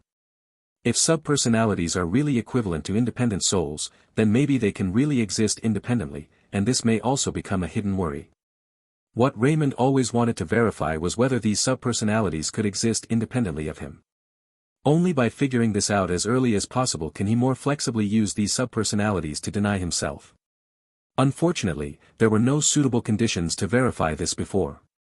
Now with a subpersonality from the Naruto world, things are different. Because there is a ninjutsu called Shadow Clone Jutsu. Raymond is not a procrastinator.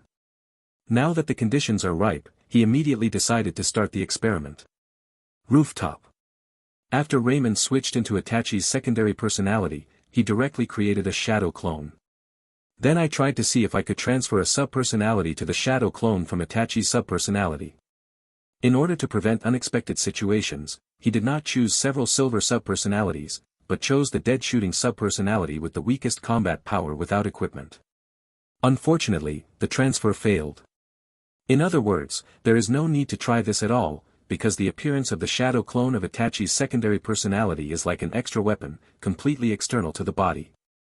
There is no possibility of transferring the subpersonality at all.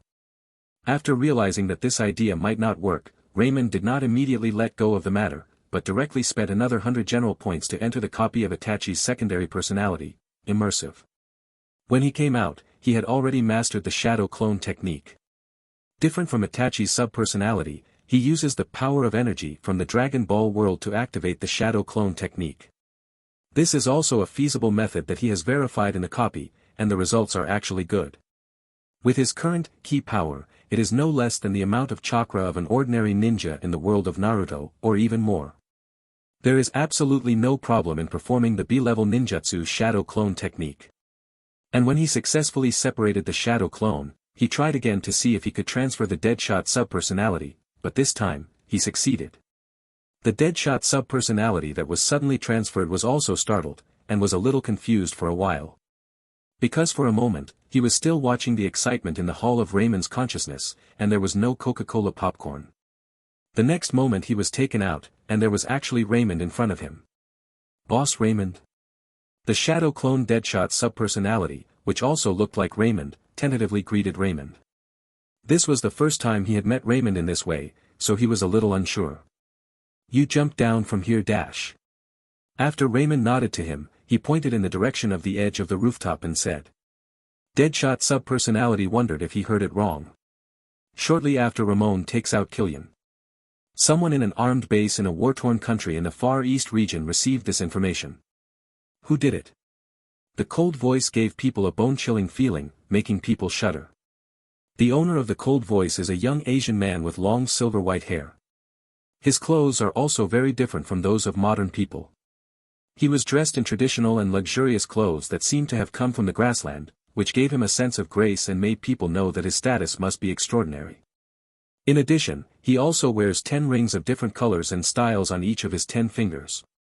His name is Mandarin, the leader of the 10 Commandments gang. Just like the Red Devil's real name is not Red Devil, the name Mandarin is of course not his real name, just his nickname.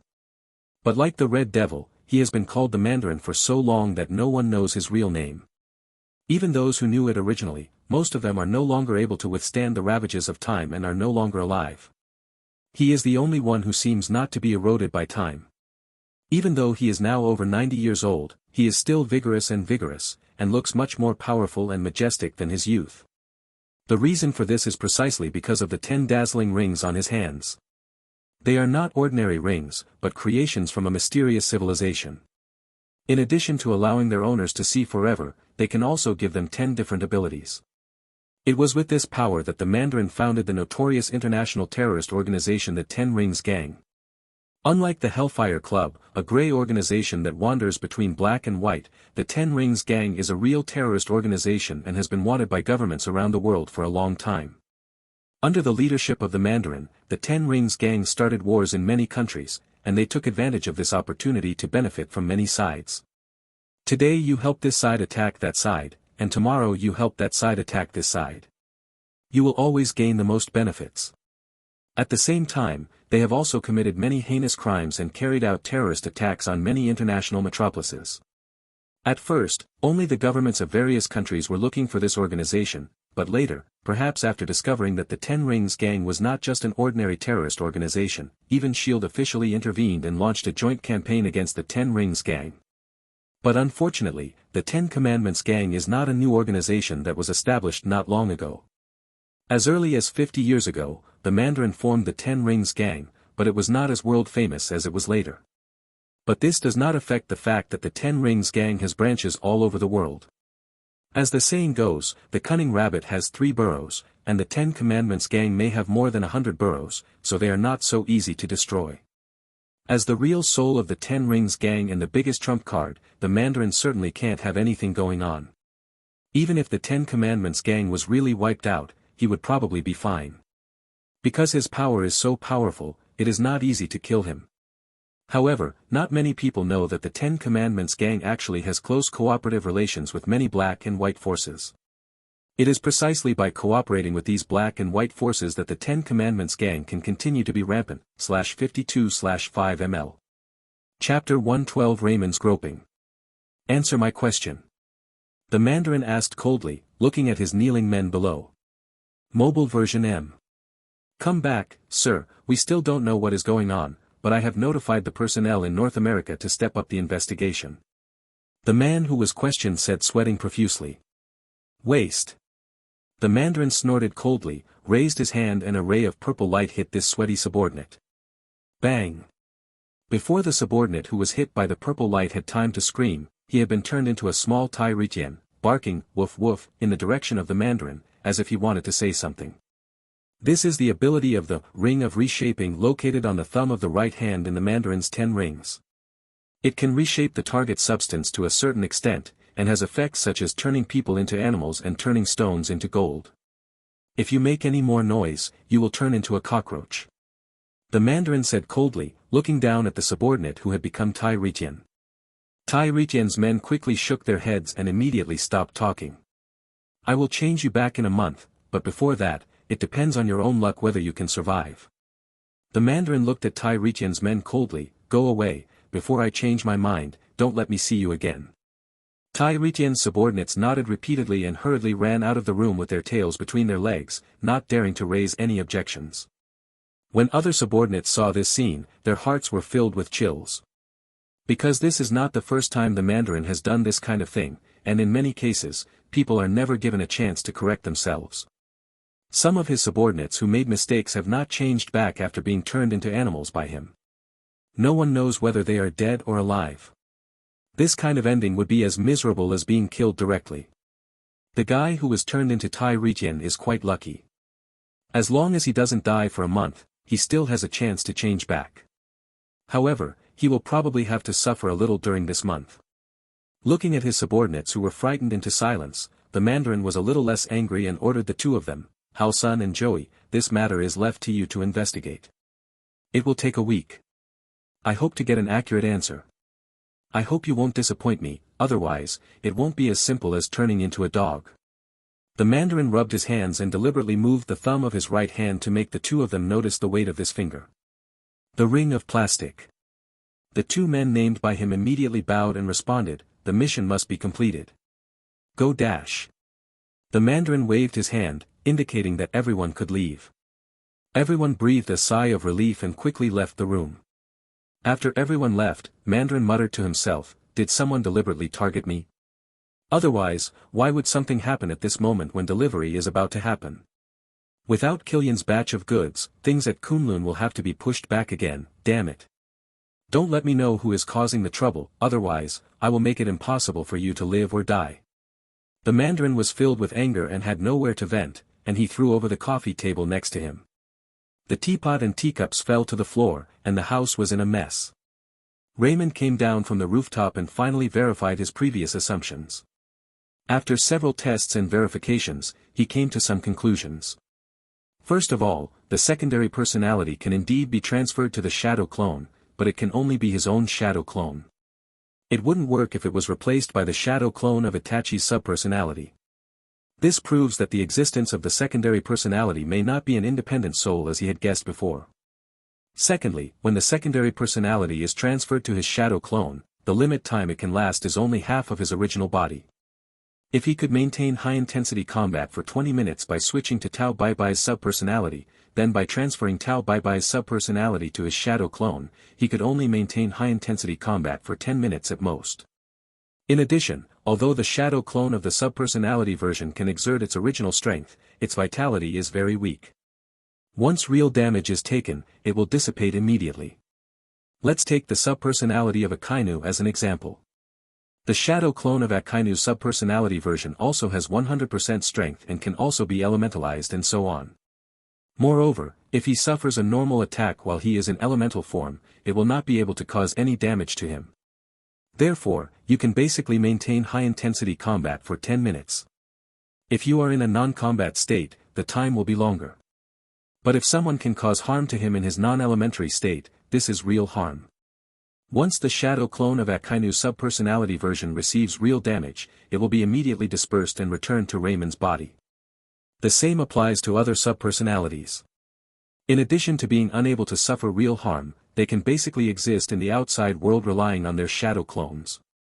Another point is that when the shadow clones of the secondary personality version dissipate, their previous experiences will also be accepted by Raymond. This is no different from the original shadow clones. Raymond had previously made the shadow clone possessed by Deadshot's subpersonality jump downstairs to see if it would have this effect. The Deadshot subpersonality naturally disagreed. In the end, Raymond had to personally give him a lift and invite him down from the roof. The moment he fell to the ground, the huge impact caused the shadow clone to dissipate instantly, and Deadshot's subpersonality immediately returned. Raymond also immediately received all the memories of the shadow clone, from being separated, to being possessed by Deadshot's secondary personality, to being invited down from the roof of the building until the final GG. In this way, Raymond has roughly grasped the gameplay that the shadow clone can bring, and he is very satisfied. From this point of view, the reason why the other subpersonalities cannot be transferred to the shadow clone of Itachi's subpersonality is most likely because the shadow clones that were separated when he controlled the body were not judged to be part of my body. Only my own shadow clones meet this judgment, so they can be transferred out. In other words, they are not independent souls. In essence, they are one soul with many aspects like me.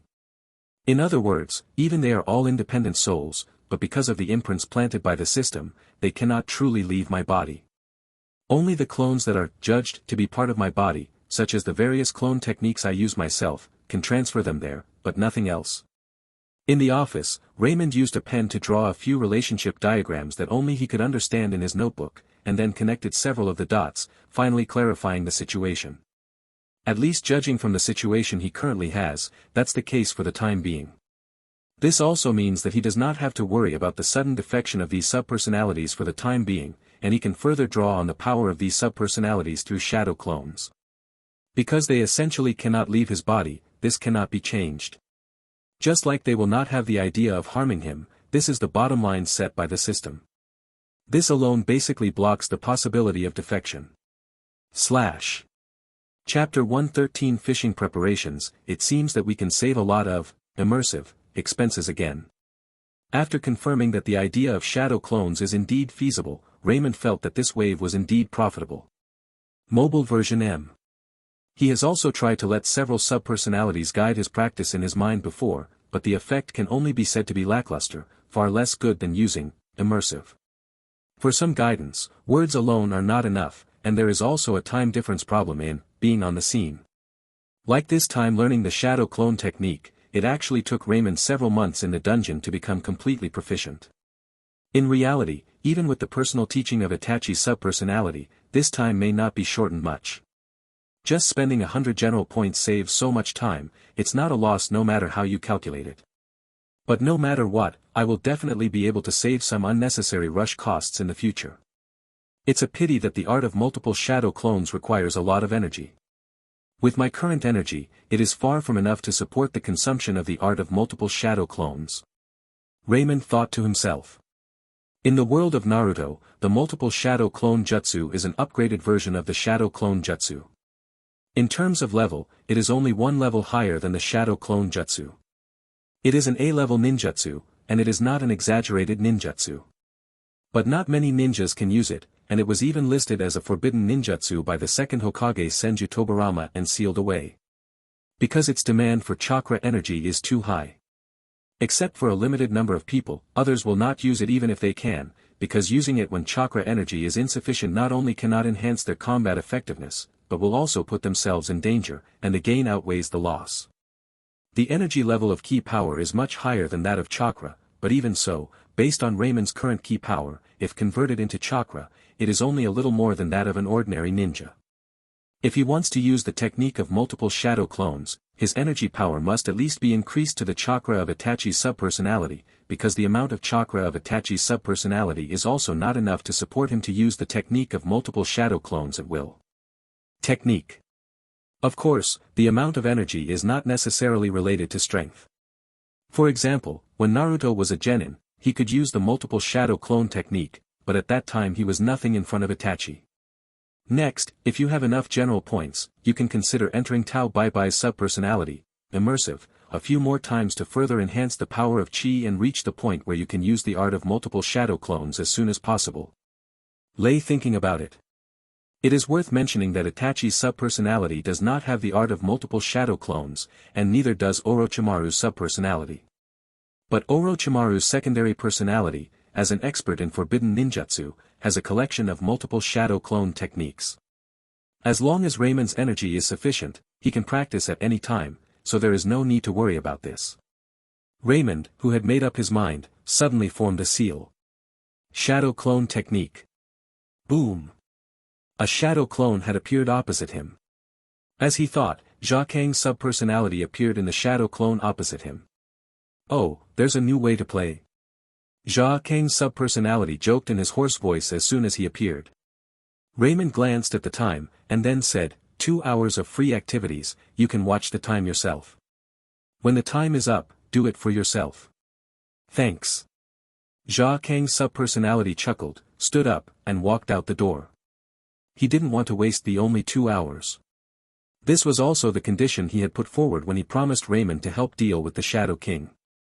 After Jia Kang's secondary personality left, Raymond also walked out of the office.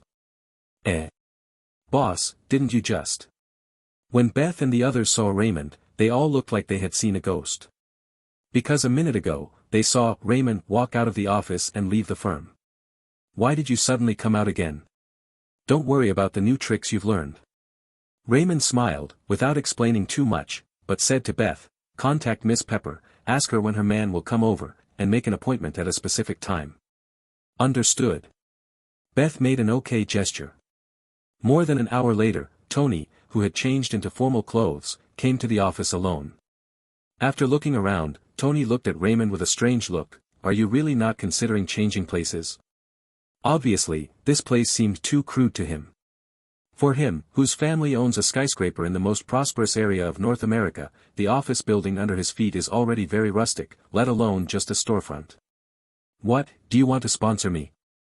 Raymond motioned for him to sit down. Okay, Tony agreed directly. Raymond, who was just joking casually, then remembered that the person sitting in front of him was an out-and-out wealthy dog owner. You're kidding, it's just a detective agency, this place is enough. Raymond waved his hand. I'm not joking. If you want to change places, please feel free to contact me. Our company also has some industries in Washington. You can choose the location. Tony shrugged. Okay, I know you are rich, Mr. Billionaire. Raymond didn't want to waste any more time on this topic and continued to ask with a smile, let's get down to business. You will start handling the affairs of the AIM group. Are you done yet? It's already being processed. With the cooperation of those weaklings, their criminal evidence has been collected. The next step is to see how to divide the big cake of AIM group. Have you encountered any obstacles? Raymond asked. Not yet. What's wrong? Is there any problem behind this? Tony heard something unusual from Raymond's question and immediately asked. There is indeed a problem. That's why I came to you this time. Raymond nodded. Then, he briefly talked about the relationship between the AIM group and Hydra. Wait a minute.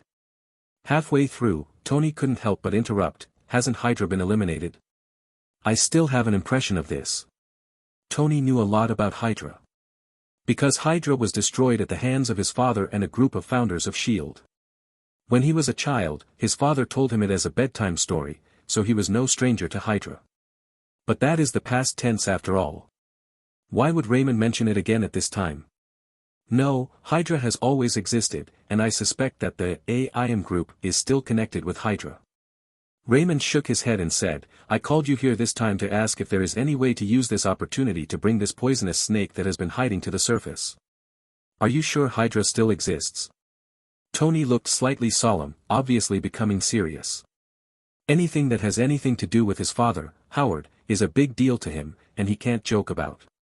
Chapter 114 5 Poisons. Raymond nodded. It is certain that Hydra still exists, and after so many years of dormancy and development, maybe the Hydra your father faced at that time was more difficult to deal with. Mobile version M. Tony said, so what you mean is, by dealing with the AIM group's affairs, we will lure out the Hydra people behind the scenes, and then find a way to kill them all. Raymond pressed his fingers together.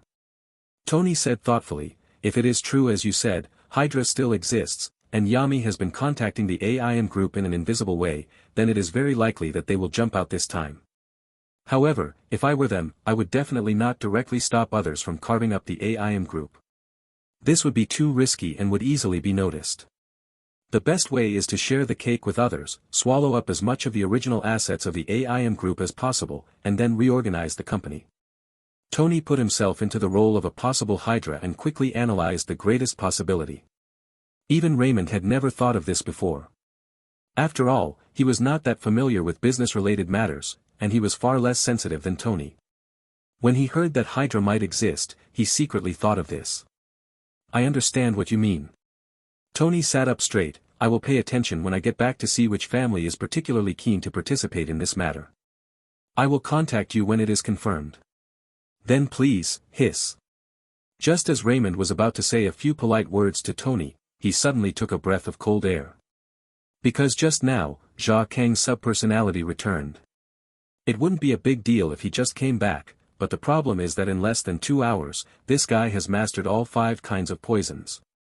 From the feelings and memories received by the shadow clone, it can be known that this guy first went to a bar, stole some money from several gangsters, and then bought cigarettes and alcohol. This is not a big deal. During this period, he also had a seafood dinner and hooked up with a little girl who didn't look like a good person. He took her to the toilet and had a hard time. But he was discovered by his boyfriend, who rushed in full of anger and was about to beat him with something. But this guy probably saw that the time was almost up and didn't even bother to hide, so he was swung back with a stick. At the last moment when he was beaten, this guy just ended the battle, which was so satisfying. In this moment, Raymond directly digested the feelings of this guy for nearly 2 hours. How could he not take a breath? Hey, I'm sorry, I came back a little embarrassed. Jia Kang's subpersonality said with a smile in his mind. Next time you do something as shameless as stealing something, put on makeup first. If you don't think it's embarrassing, I will. Raymond said mercilessly in his mind. Be careful next time, be careful next time. Jia Kang's subpersonality said lazily now that he was in a good mood. Raymond shook his head, not bothering to argue with him. This guy is a piece of shit. No matter how much you scold him, he won't take it seriously. It's all for nothing. This also reminded him that next time the secondary personality wants to go out alone with a shadow clone, he must explain it in advance and don't do any messy things in his guise. Jia Kang's subpersonality was okay this time. At most, he suddenly disappeared and shocked the little gangster couple. Next time, if one of the subpersonalities does something illegal and is photographed, won't he be the one to take the blame?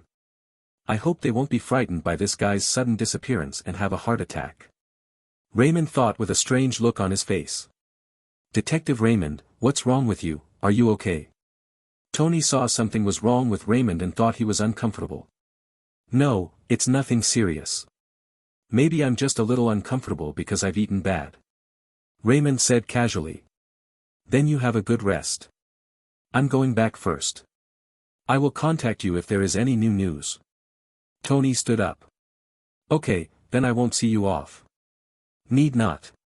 After watching Tony leave, Raymond walked to the window, looked out the window and continued to think about Hydra. He is so keen on catching the big fish Hydra, naturally it is not because he hates evil so much. People who have been struggling in society for a long time can no longer simply use justice and evil as a ruler like they did when they were young. Moreover, from his perspective as an outsider, the relationship between Hydra and S.H.I.E.L.D. is nothing more than a power struggle. The winner is the king and the loser is the bandit. There is nothing to share the same enemy with. If we really want to measure justice and evil, S.H.I.E.L.D. has done many immoral things. The Tahiti project that the original owner of the body participated in is also not very humanitarian from an ordinary perspective. Therefore, he has no intention of helping S.H.I.E.L.D. eradicate dissidents, which is why he has never told Fury everything he knows about Hydra. This time, he wanted to hook out the Hydra people through the AIM group's affairs for 2 reasons. The first one is that he is not sure whether the information he knows about Hydra is accurate or complete. Only by hooking out the Hydra outside can we follow the clues and find the real person in charge of the Hydra. The second one is that he wants to try and see how much reward he will get if he conquers the entire Hydra. Since there are rewards for becoming a core member of the Hellfire Club, there is no reason why there should be no rewards for becoming the leader of Hydra, right?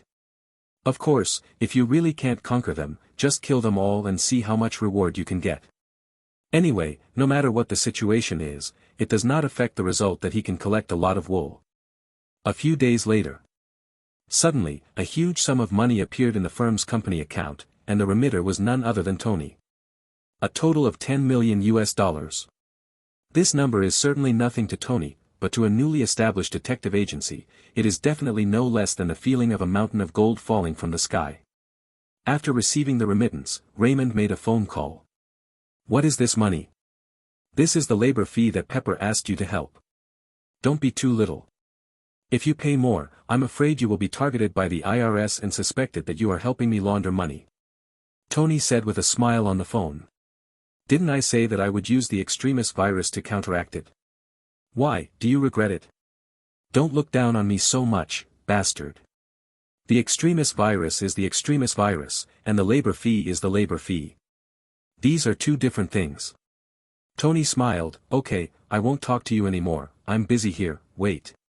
When I come back to work on the finished product, I'll send it to you personally. Well, thanks. You saved Happy, this is what you should do.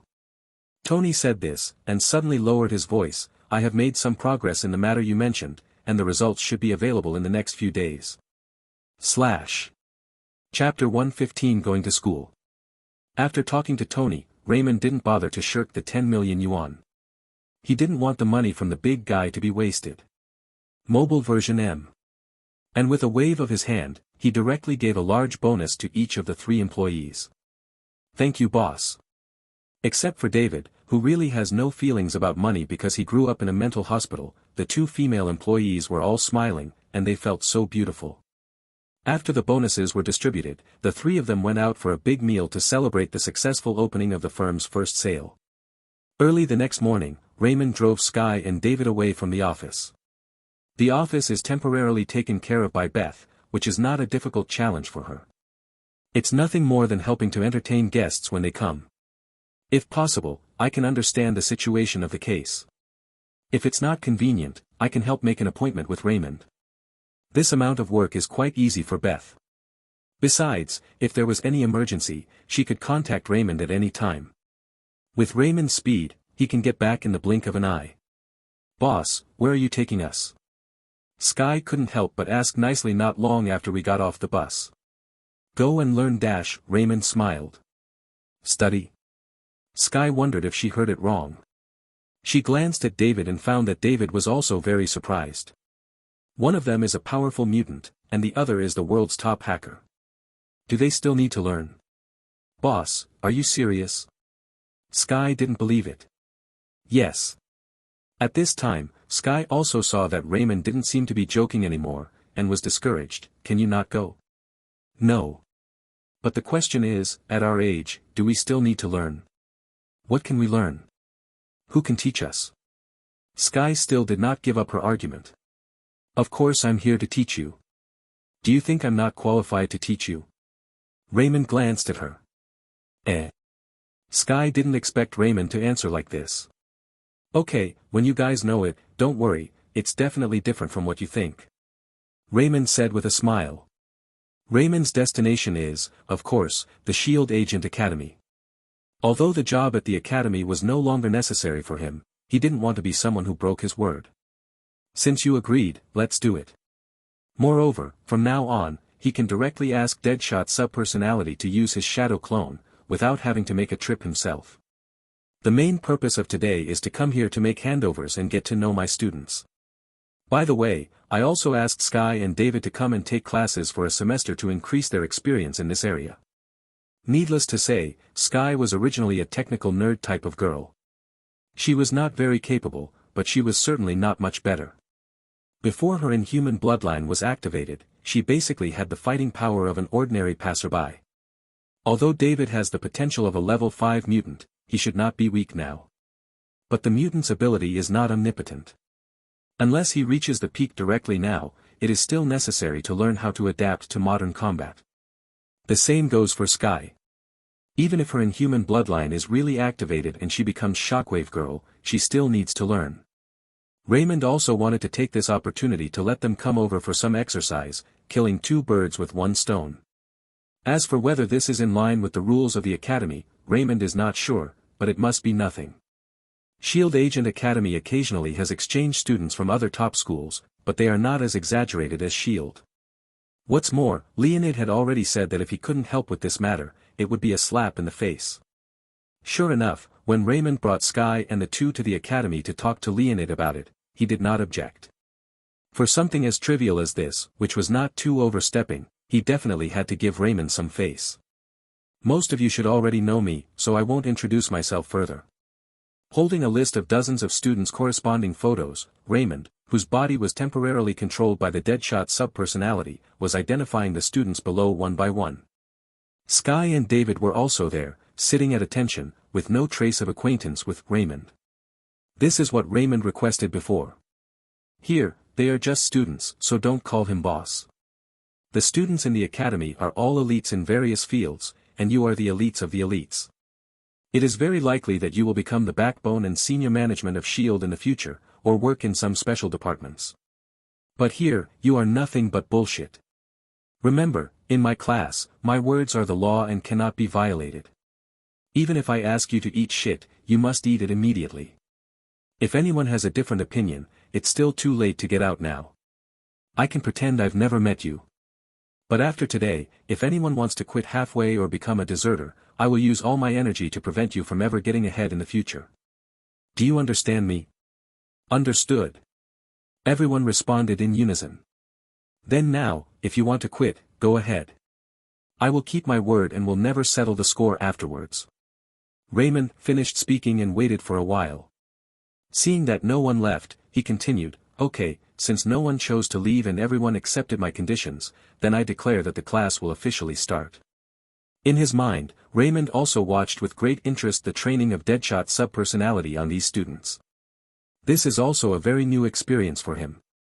He has never entered the immersive copy of Deadshot subpersonality before, and has never learned any skills of Deadshot subpersonality.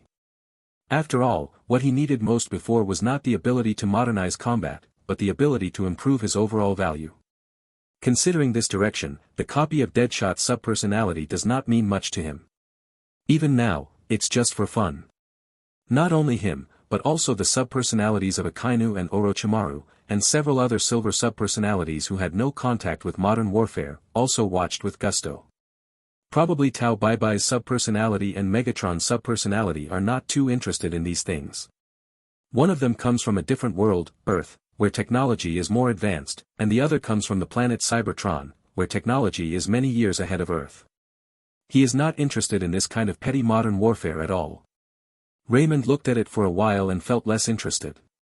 So I spent 100 general points and entered the copy of Tao Baibai's subpersonality again, preparing to work hard to practice a wave of chi. The most important thing for him at this stage is not to activate a new subpersonality, but to increase his energy by several levels. In this way, he can use the technique of multiple shadow clones as quickly as possible, which will facilitate many of his plans. Chapter 116 Cultists. Kelly, it's time to eat. The shouts of her mother Roland came from the living room. Clarice, who was practicing her abilities in the room, heard it and hurriedly closed the space door and replied, "Come here." After looking in the mirror and checking that the contact lenses he used to cover up his pupils were on, he left the room.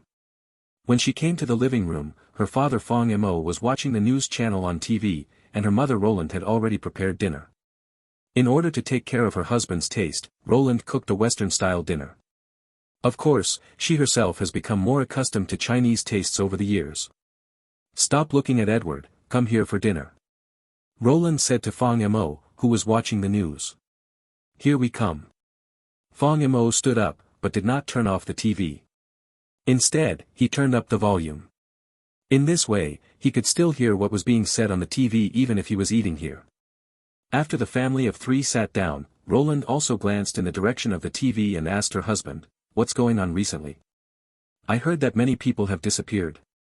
Fong Mo's face looked a little heavy. "It's not certain yet, but some enthusiastic citizens have called the police, saying they saw signs of activities by some unidentified religious elements." "Cultist? The possibility is not small." Fong Mo nodded. "Then you have to catch them as soon as possible. These people are madmen and can see everything," Roland said slightly worriedly, and at the same time told Clarice, "Kelly, don't go out by yourself recently. Wait for me after school, pick you up. Don't blame Roland for making such a fuss." In fact, cultists are indeed rampant in this world.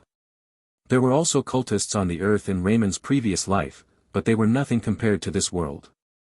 After all, this is a world where evil gods and hell demons are real. "I know." Clarice agreed obediently. Although she was actually a little dissatisfied in her heart, she didn't think any cultist could harm her. Now her ability can basically be used stably, and the range and frequency of opening space doors have also improved a lot. There may be many mutants who are strong against her, but there may not be that many mutants over whom she is strong in saving lives. They are just some cultists. If they really encounter them, she might be able to do something brave. Not long after the family started eating, Fong Mo's cell phone suddenly rang. He immediately picked up the phone. I understand, you go over first, I'll be there soon." After hanging up the phone, he stood up directly, walked to the living room and changed his clothes, and said to Roland and his daughter, "I'll go out for a while, you guys eat first." "Is there a case?" Roland was used to this situation. "I received a tip and found traces of cultists at Miller Park." Fong Mo said, having already changed his clothes and brought equipment, "If I come back late, don't wait for me, you go first, it's okay to sleep." "Okay, pay attention to safety," Roland warned. "Will do." Fong Mo nodded, opened the door and left. After a while, the sound of a car starting came from the yard. I'm full and a little sleepy. Let's go to bed first. Clarice also stood up and said to her mother Roland. So early? Roland was a little surprised. I seemed to have a little insomnia yesterday, Clarice said. Okay, then you go to bed first. Roland had no doubts. Clarice helped put her and her father Fong Mo's tableware into the dishwasher before going back to the room. When she returned to the room, she locked the door and showed an excited look, Miller Park. She turned on her phone, entered Miller Park into Google Maps, and quickly found the park. It's actually not very far from here, only less than 10 kilometers away. With her current ability development, she only needs 3 transfers to reach it. Do you want to go? She hesitated. Although she wanted to go over and watch the excitement, she was a little hesitant because she was afraid of being discovered. But after struggling again and again, she decided to go. After making the decision, she found a Winnie the Pooh mask from her school bag, put it on her face, then waved her hand to open a space door, and stepped into it. In a shopping mall not far from the company, Raymond and Beth had just walked out of the movie theater. Thank you for staying with me today. Beth's face had a hint of blush and she looked a little happy. You have no friends in Washington. If I don't accompany you, who will accompany you? Raymond smiled. TCH, who said I have no friends? I just. Beth was only halfway through her words when she was interrupted by Raymond's phone ringing. Wait a minute, I'll answer the call. Raymond glanced at the caller ID on the phone, with a smile on his face. Beth also saw the name on the caller ID and realized it was a girl's name. She curled her lips and said, female. What are you thinking about, my sister? Raymond shook his head and smiled, then clicked to connect to the case. As soon as the call was connected, his expression changed slightly because Clarice on the other end of the phone was actually crying. Listening to Clarice speaking intermittently with a crying voice, Raymond's face became more and more gloomy.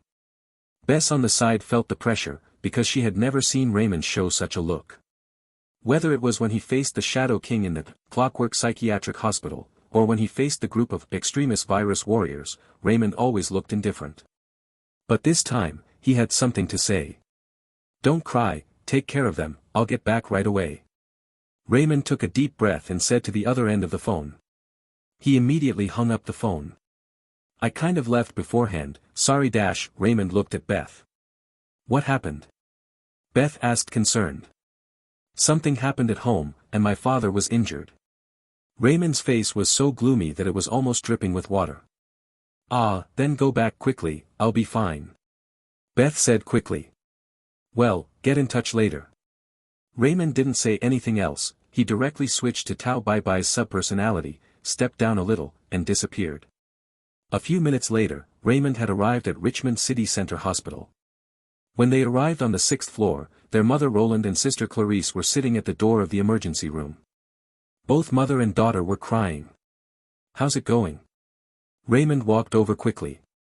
At this time, Roland had no time to think about why Raymond came over so quickly after receiving the call despite being in Washington.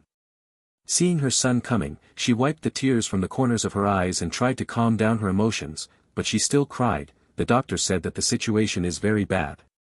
Even if he can be rescued, there is a high chance that he will be permanently disabled and will no longer be able to live a normal life. Already.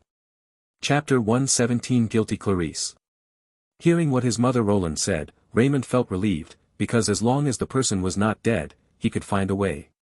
Mobile version M. But the anger in his heart did not dissipate, and he asked, what's going on? Why is this happening suddenly? When asked by his son, Roland seemed a little hesitant and did not answer immediately. It was Clarice who whispered from the side, brother, he knows about me. He knows. When Roland heard this, he immediately stopped hesitating and looked at Clarice with some dissatisfaction. So you two brothers and sisters are colluding and plan to keep it secret from us? Hearing this, Raymond also realized that Roland should already know that Clarice is a mutant. I hesitated before because I wasn't sure whether I should tell him or not, maybe because I was afraid that he would feel resentful towards his sister because of it. What's going on, please tell me, Kelly. Raymond looked at Clarice. Clarice nodded when she heard this, and then explained what happened in detail. From when her father Fong Mo received the police call and rushed to Miller Park, to when she couldn't hold back and secretly used her powers to follow him, and then later when she saw Fong Mo and a group of police colleagues discover a cultist who was performing some kind of ritual. Cultist? Raymond frowned slightly when he heard this term. He has not come into contact with the cultists in this world, but based on his understanding of this world, he knows very well how troublesome these cultists are. Because there are too many evil gods in this world. From the Lord of Lies Mephisto, to the fallen angel Lucifer, to the King of Hell Marduk. These are still some of the more familiar names, and if we add some that are not well known, we can't count them on two hands. These evil gods, or Hell Lords, have always been active in the multiverse, influencing various worlds through various means to achieve their own ulterior purposes. The Earth is one of their most favored places. Because of this, many cultists may actually have superpowers and are by no means just fake. What happened next? Raymond continued to ask. Later, Dad and the others rushed over, trying to save the people who were tied to the altar, but they were blocked by the cultists. Dad and the others fired warning shots first, and then fired directly after finding that it was ineffective, but... As soon as he heard this, Raymond knew the point was coming. But those cultists seemed to be invulnerable. No matter how they fired at me, they were completely fine. They even injured me one after another.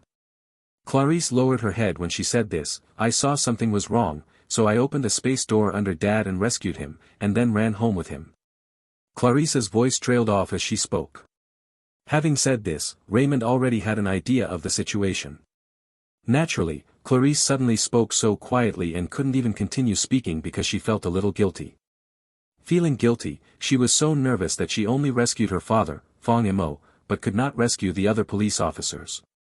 Raymond held her in his arms and stroked her hair. You have no reason to feel guilty. If you hadn't taken action, even Dad might have fallen into the hands of those cultists now, whether he lived or died. Have no idea. If I were you, I would make the same choice. It's not your fault. Raymond comforted. Yeah. Clarice responded softly. But it was obvious that she still couldn't let go. Raymond didn't force her, knowing that she should need some time to calm down. You stay here with Mom and keep an eye on it. If Dad's situation changes, please contact me anytime. I'll go back. After patting Clarice's shoulder, Raymond explained. Hearing what Raymond said, Clarice immediately guessed Raymond's plan and said quickly, I'll go with you.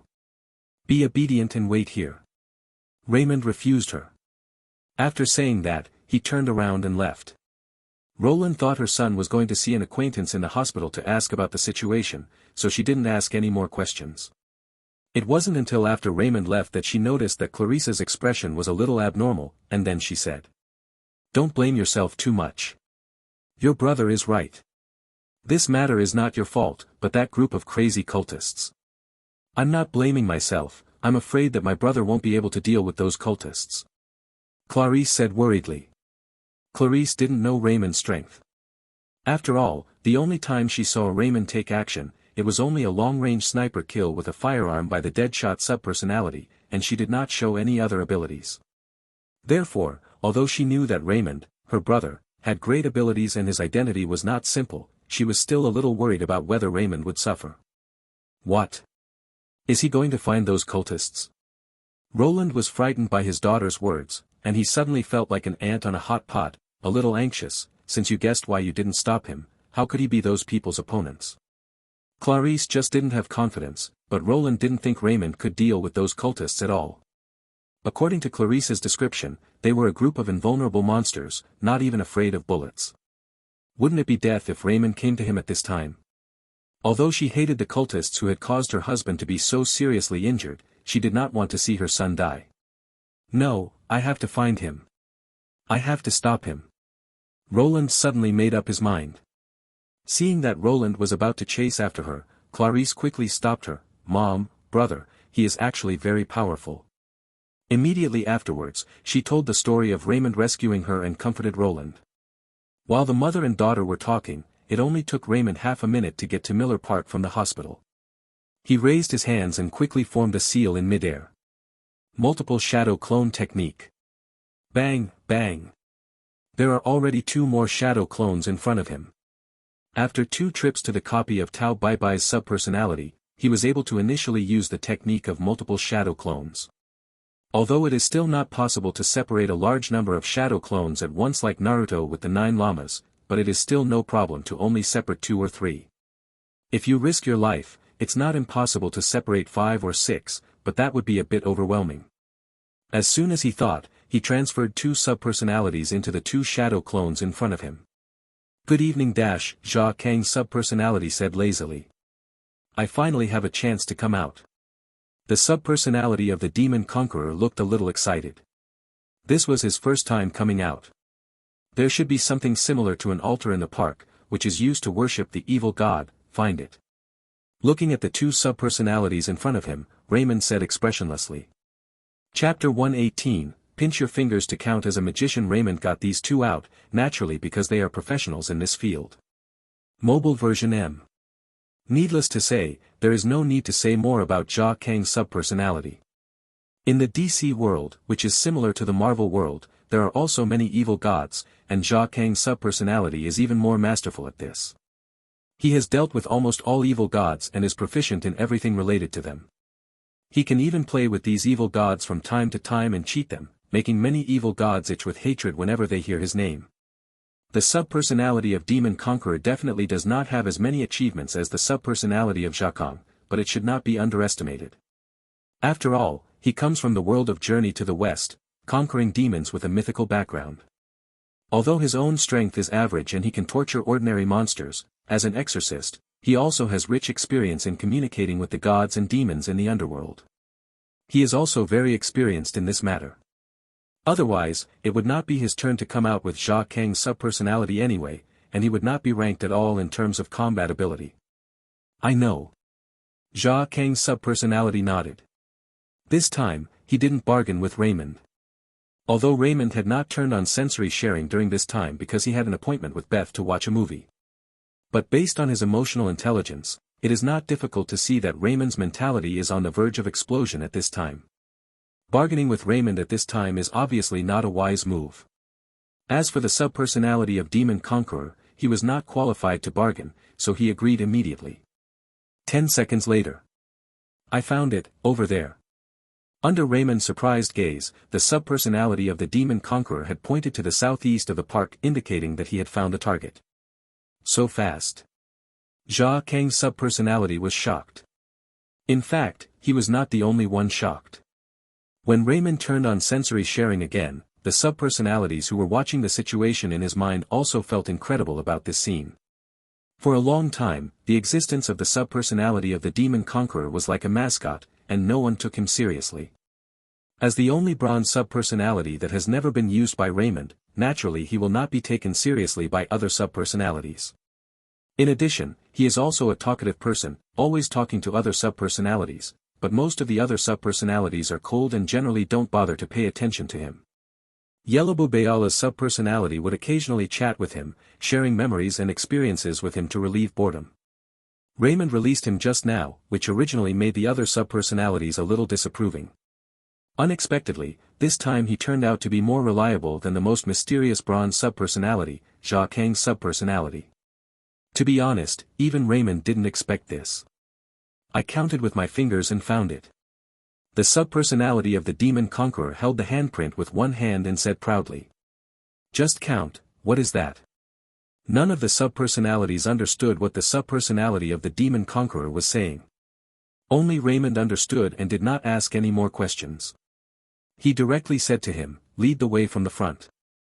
The subpersonality of the Demon Conqueror said it was no problem and led the way, continuing to pinch his fingers as he walked. Is it similar to the ability of divination? Air. These mist gradually floated into the air, gathered together, and formed a face as big as a fist, completely composed of black mist. Why does it feel familiar? Seeing this scene, Raymond felt an indescribable feeling of familiarity. Because if he remembered correctly, a similar scene happened at the Clockwork Psychiatric Hospital, not long ago. But at that time, it was the Shadow King who was forced by Jia Kang's subpersonality to show up and launch a general attack on him. At that time, Raymond lamented in his mind that the image of Shadow King, an old dog, looked like a low-end version of Dormammu. If the Shadow King at that time looked like a low-end version of Dormammu, then the fist-sized black mist face in front of him probably looked like the same version of Dormammu. Who is summoning the great Dormammu? Why are there not enough sacrifices prepared?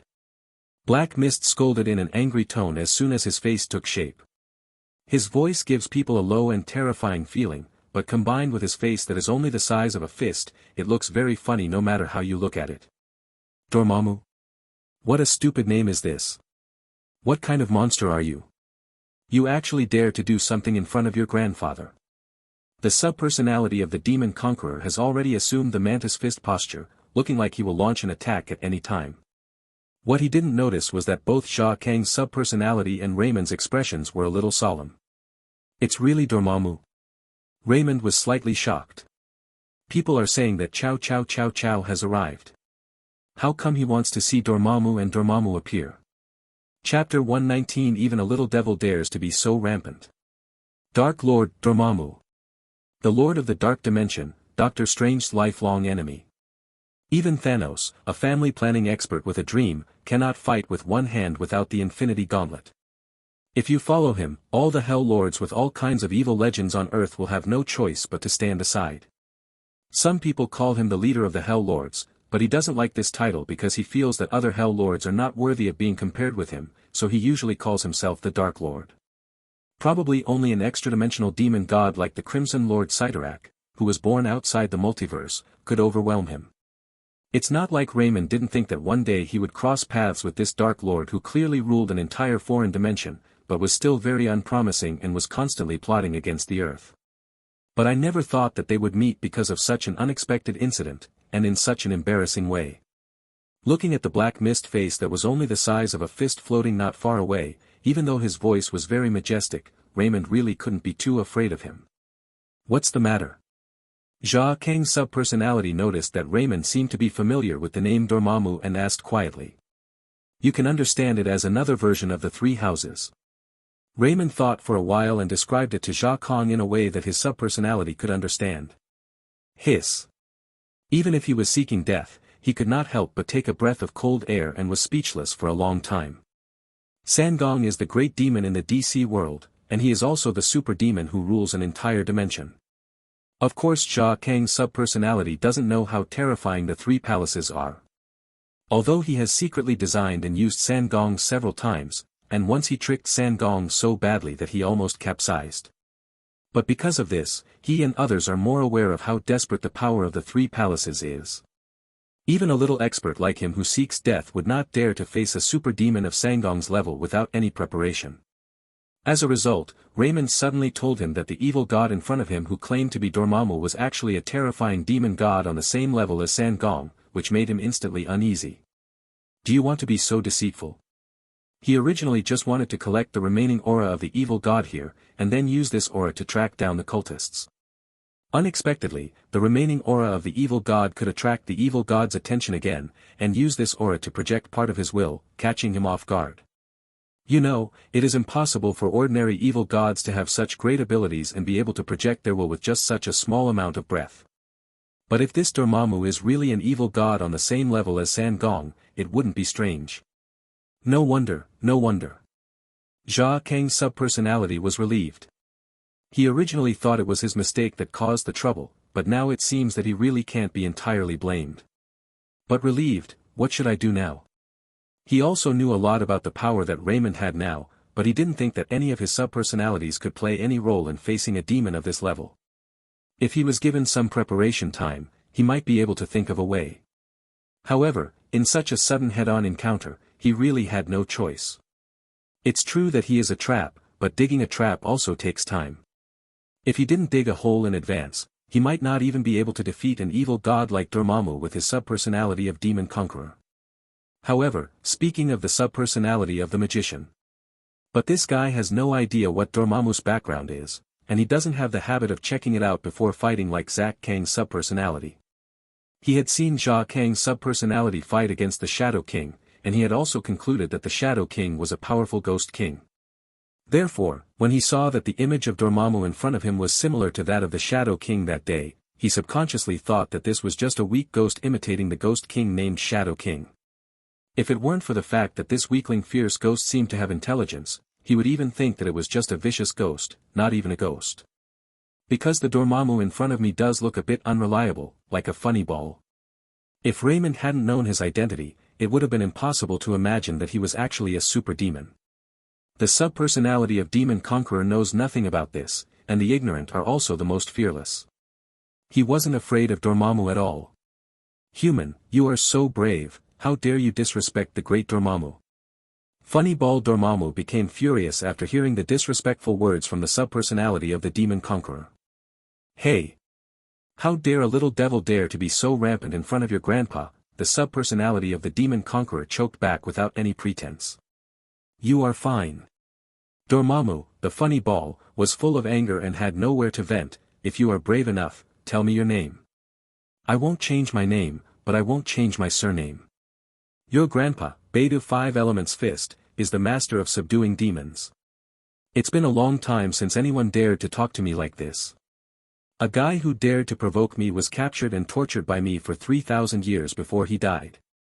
As for you, I will torture you for 30,000 years so that you can't live or die. Your grandfather and I didn't care about such little tricks as making harsh remarks a few decades ago. It's still 30,000 years. Why didn't you say 30 million years? The subpersonality of Demon Conquering Master didn't accept this trick at all, and was too lazy to continue talking nonsense with this pretentious weakling. As his body changed, he already started to take action.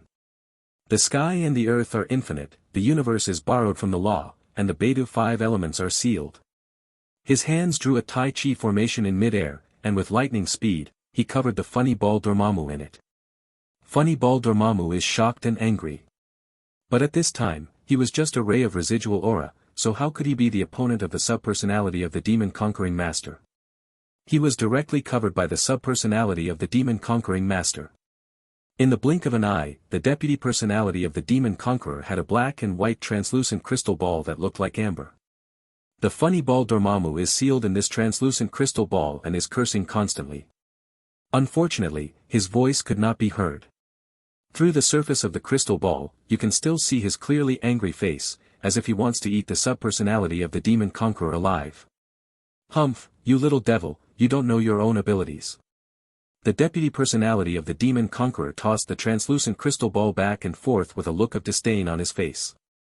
He turned around, as if offering a treasure, and prepared to present the translucent crystal ball that sealed Dormammu, the funny ball, to Raymond with a flattering look on his face. It was only then that he noticed that Raymond and Jia Kang's subpersonalities behind him were looking at him as if he had seen a ghost, their expressions frozen there. Chapter 120 Trustworthy Comrade. What are you looking at me for? The subpersonality of Demon Conqueror originally wanted to take credit and express that he had two skills, but the reactions of Raymond and Jia Kang's subpersonalities left him a little confused. Mobile version M. He touched his face and wondered, is there something wrong with my face? He. Jia Kang's subpersonality raised his finger and pointed at the translucent crystal ball in the hand of the Demon Conquering Master subpersonality, but hesitated to speak. You want it? Here you go. The subpersonality of Demon Conqueror tossed the translucent crystal ball to Jia Kang's subpersonality indifferently. Jia Kang's subpersonality subconsciously caught the translucent crystal ball, and then his face showed a constipated expression, because this thing felt hot to hold, and it was inappropriate to throw it away. He looked at Raymond with pleading eyes. Raymond was a little uncomfortable being stared at by him, but it was obviously useless to bow his head and give in at this time. Based on Raymond's understanding of Dormammu, this guy is definitely a freak with excessive self-esteem. He values face above all else. As long as he feels respected, he can even let his enemies go and show his grace. On the contrary, even if you help him, as long as you make him feel that you are sympathizing with him and looking down on him, he will immediately turn against you and fight you to the death. The subpersonality of the Demon Conquering Master just now not only looked down on him, but simply put his face under his feet and stepped on it hard.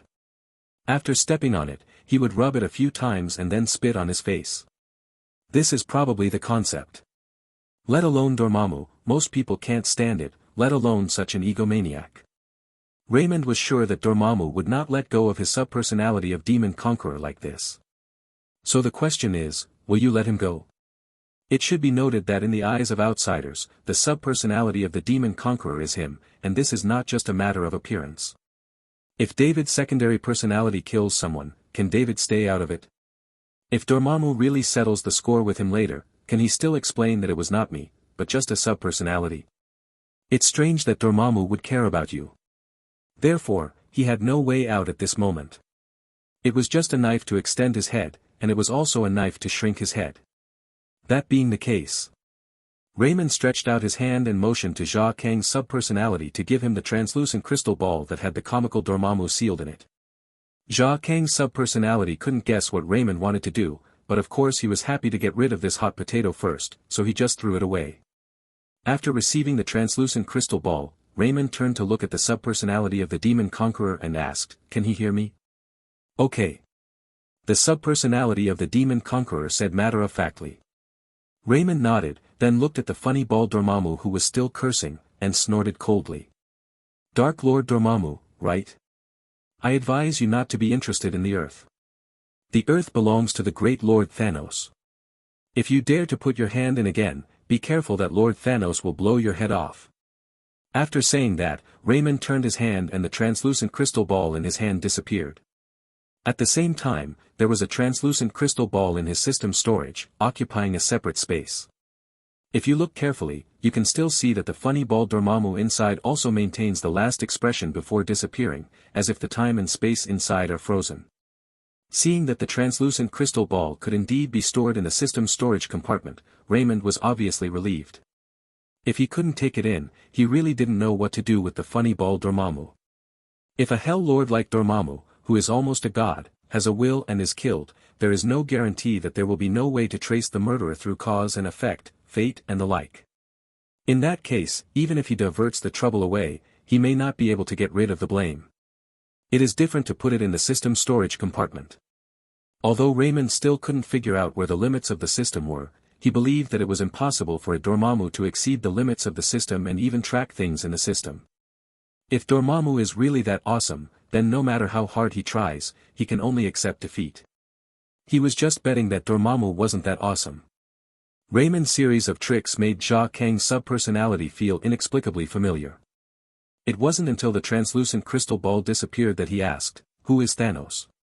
"A trustworthy comrade." Raymond looked up at the stars with a sad face. The multiverse is a very complex system. If I had to describe it, it would be like a thick book, with each page representing a different world and dimension. In most cases, these pages will not affect each other. Their content is varied, some may be very exciting, some may be boring, but each world and dimension exists independently and is different. But the main world universe where the Earth is located is fundamentally different from other worlds. To use a book as a metaphor, the main world is more like the spine of a book. Its content may not be as exciting as many worlds, but it runs through and connects all dimensions and worlds. Therefore, the main world universe where the Earth is located has long been coveted by the bosses of various worlds and dimensions. This is like a strategic location. Whoever can gain a certain advantage here can use this place as a springboard to come and go at will in the multiverse. To advance can be attacked, and retreat can be defended. However, it is precisely because everyone is making up their minds that no one dares to act rashly. Only some careerists with particularly big fists and conceited personalities will be on the front line. Dormammu, known as the Dark Lord, is one of his most powerful careerists. Deep in the dark dimension. Damn it! Damn it! Damn humans, damn Thanos, I will kill you! An angry roar suddenly sounded. The roar was so loud that the entire dark dimension was shaken by the roar. The creatures living in the dark dimension were all frightened by this roar, because they knew that this roar came from the master of the dark dimension, the Dark Lord Dormammu. They didn't know who made the Lord so angry, but they believed that no matter who it was, they would pay a heavy price in the end. They have seen too many people who have gone against this Lord. Those guys who are kings and hegemons in various dimensions and worlds, and have great ambitions, will only end up being the nutrients of the dark dimension in the end. Today's dark dimension is a behemoth formed after swallowing many dimensions and worlds. So they were not worried that the Lord would not be able to deal with the guy who angered him.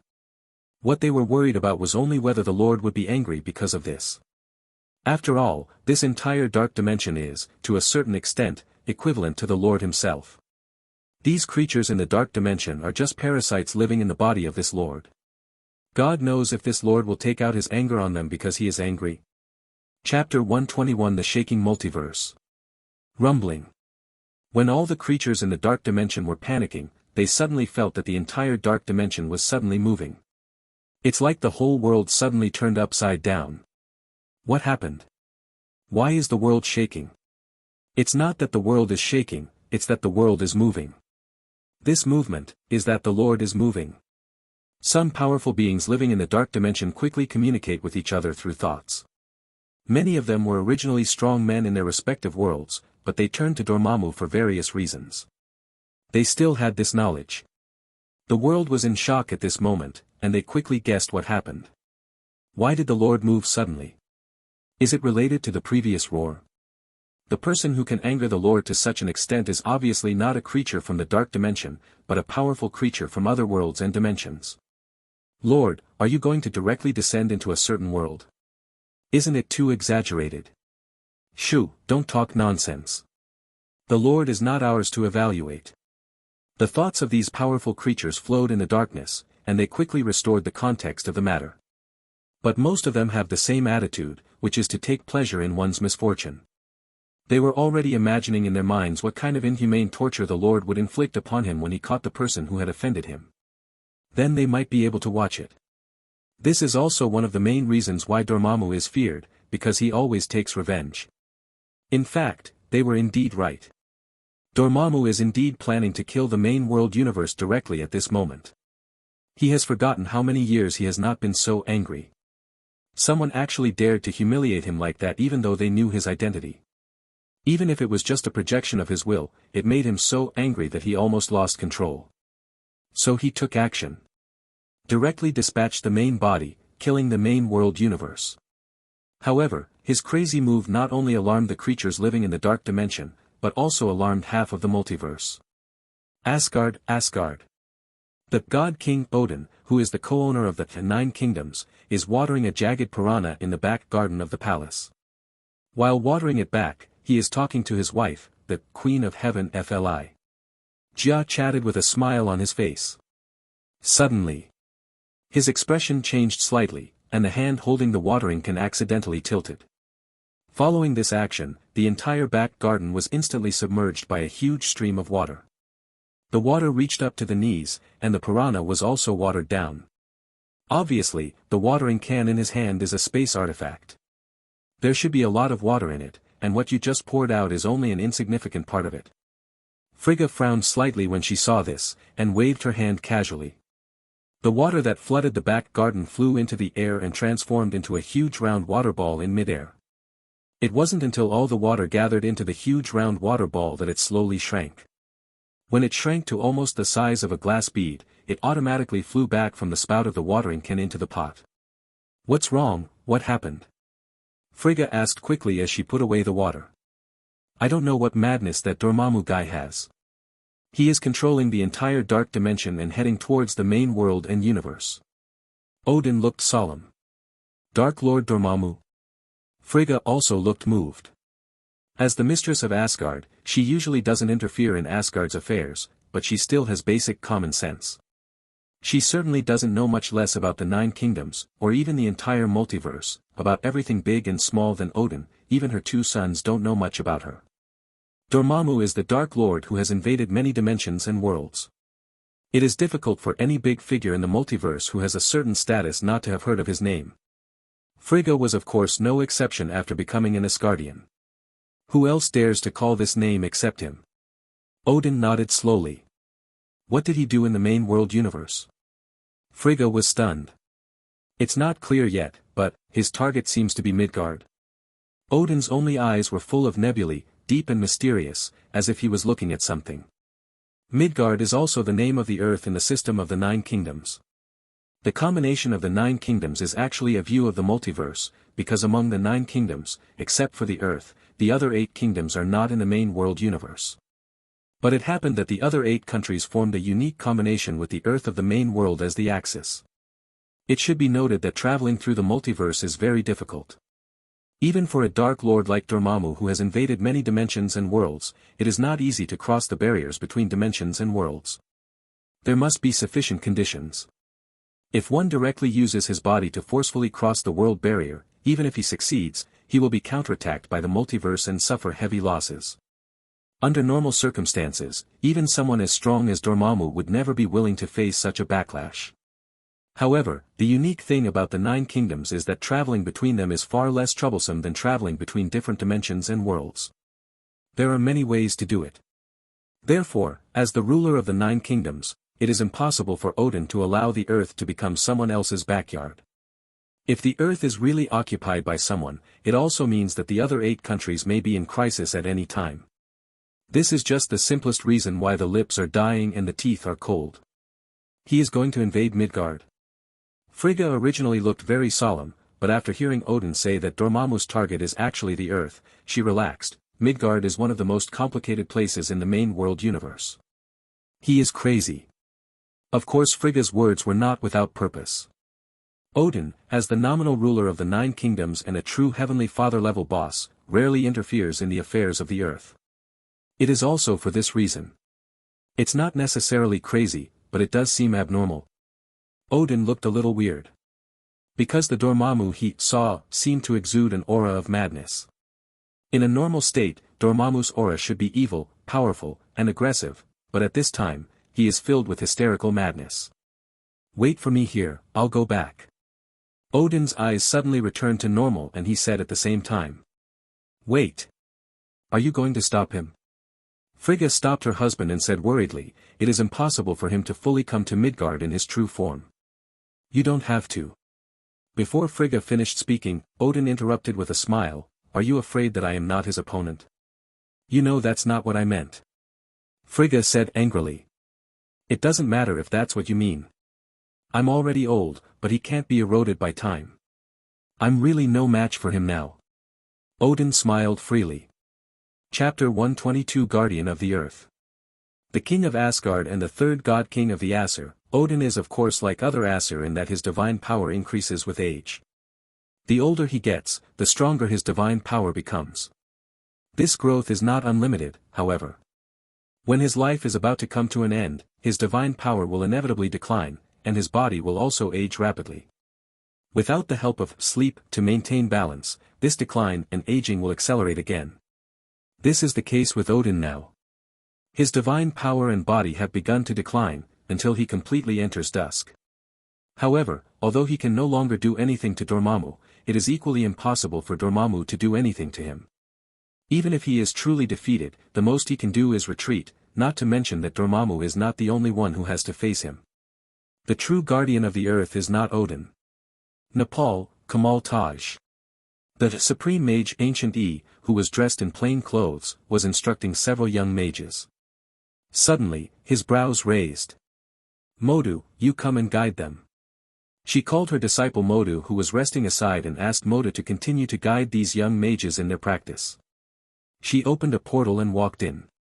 Not far away, another of her disciples, Cassius, was also guiding a group of young mages in their practice. What she didn't notice was that when she opened the portal and walked in, Cassius looked at her back with a slightly sinister look. On the other side, when she appeared again, she had arrived at a secret room at the core of Kamataj. This secret room connects the 3 magic temples in New York, London, and Hong Kong, and these 3 magic temples are the 3 eyes of the Supreme Guardian Magic Array she originally established. As long as the 3 magic temples are not destroyed, the Supreme Guardian Magic Array will not be extinguished. Under the protection of this super magic circle, no power above the level of a sub-heavenly father can directly act on the earth. In addition, with the blessing of this super magic circle, even if a true heavenly father comes to earth, she can repel it, just like she once repelled Dormammu. When she entered the secret room, she casually snapped her fingers. Then he saw a phantom of the earth that looked like a 3-dimensional projection gradually appearing in the center of the secret room. Behind the shadow, there is a golden protective shield that covers the entire Earth's shadow. This is the manifestation of the Supreme Guardian Magic Array. Dormammu. Looking at the side of the golden protective shield, a black shadow many times larger than the Earth's shadow was slowly approaching the Earth's shadow, and her face showed a solemn look. Naturally, Raymond didn't know Dormammu's reaction, but even if he knew it, he wouldn't be too surprised. Because this is Dormammu's character, a guy who is extremely conceited and can't bear any grievance. To be honest, if the subpersonality of the subduing magician was not too fierce and his actions were too decisive, Raymond would not be willing to easily offend such a Hell Lord with unfathomable strength. Even if Dormammu's true form cannot come to Earth in the short term, it is difficult to really threaten his life. I'm sorry, Boss Raymond. The subpersonality of the Demon Conqueror is not a fool after all. At this time, he also realized that he seemed to have gotten into trouble, and apologized to Raymond a little embarrassedly. I don't blame you, I was careless too. I didn't expect this situation to happen. Raymond shook his head, not blaming him. The deal is already done, and you have been offended. At this time, it will not help to blame the subpersonality of the Demon Conqueror. What's more, this incident was indeed too sudden. No one would have thought that an ordinary cultist incident could actually involve Dormammu, the Dark Lord who spans the multiverse. Master Personality, are you sure that Dormammu won't come to kill you? Jia Kang's secondary personality asked worriedly. Ever since he heard Raymond say that Dormammu was an evil god on the level of the three palaces, he couldn't sit still. For a person like him who relies on his brains, he will never stand against a ruthless person who can easily crush him without any preparation. This is not in line with his habits. Dormammu is undoubtedly such a ruthless character. He is not a person who is afraid of death, and his desire to die is much crazier than most people. But he really didn't want to be killed in such a meaningless way, it would be too embarrassing. Don't worry, it's not easy for him to come to Earth to take revenge. Someone will stop him. Raymond said with a smile. Is there such a powerful guy on this Earth? Jia Kang's subpersonality asked in surprise. On his Earth, he was as strong as the Super One, and he was far from a match for evil gods like Sangong. He had to rely on the troublemakers of fifth-dimensional people from higher dimensions to deal with Sangong. And from his observations of the Earth during this period, at least so far, he has not seen any so-called superhero or villain who can compare with Dachao. Whether it's the Shadow King or the Red Tank, if they really encounter a superhero, they'll basically just get blasted. Therefore, he really couldn't imagine that there was someone on this Earth who could fight against the evil god of Sangong's level. Speaking of which, you are still traveling together, he is also a mage. Raymond looked at Jia Kang's secondary personality. Is he also a mage? Jia Kang's subpersonality became even more interested when he heard this. I can visit them when I have the opportunity in the future, but now I have to get down to business. Raymond interrupted his reverie and asked the two of them, can you find those cultists? Originally, it should be possible. As long as I use the remaining aura of the evil god as a guide, I can track the location of the sacrificer, but now. Jia Kang's subpersonality looked a little embarrassed. If he really wanted to talk about it, he would provoke Dormammu, mainly because he just ran to mess with the remaining aura.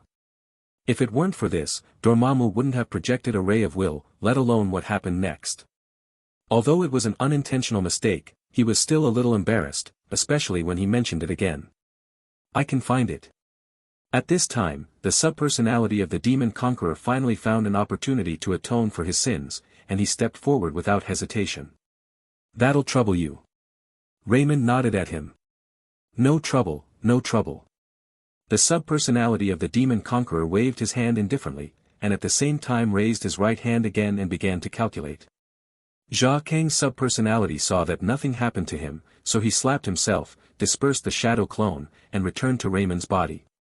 Raymond also noticed his movements, but did not stop him and let him go.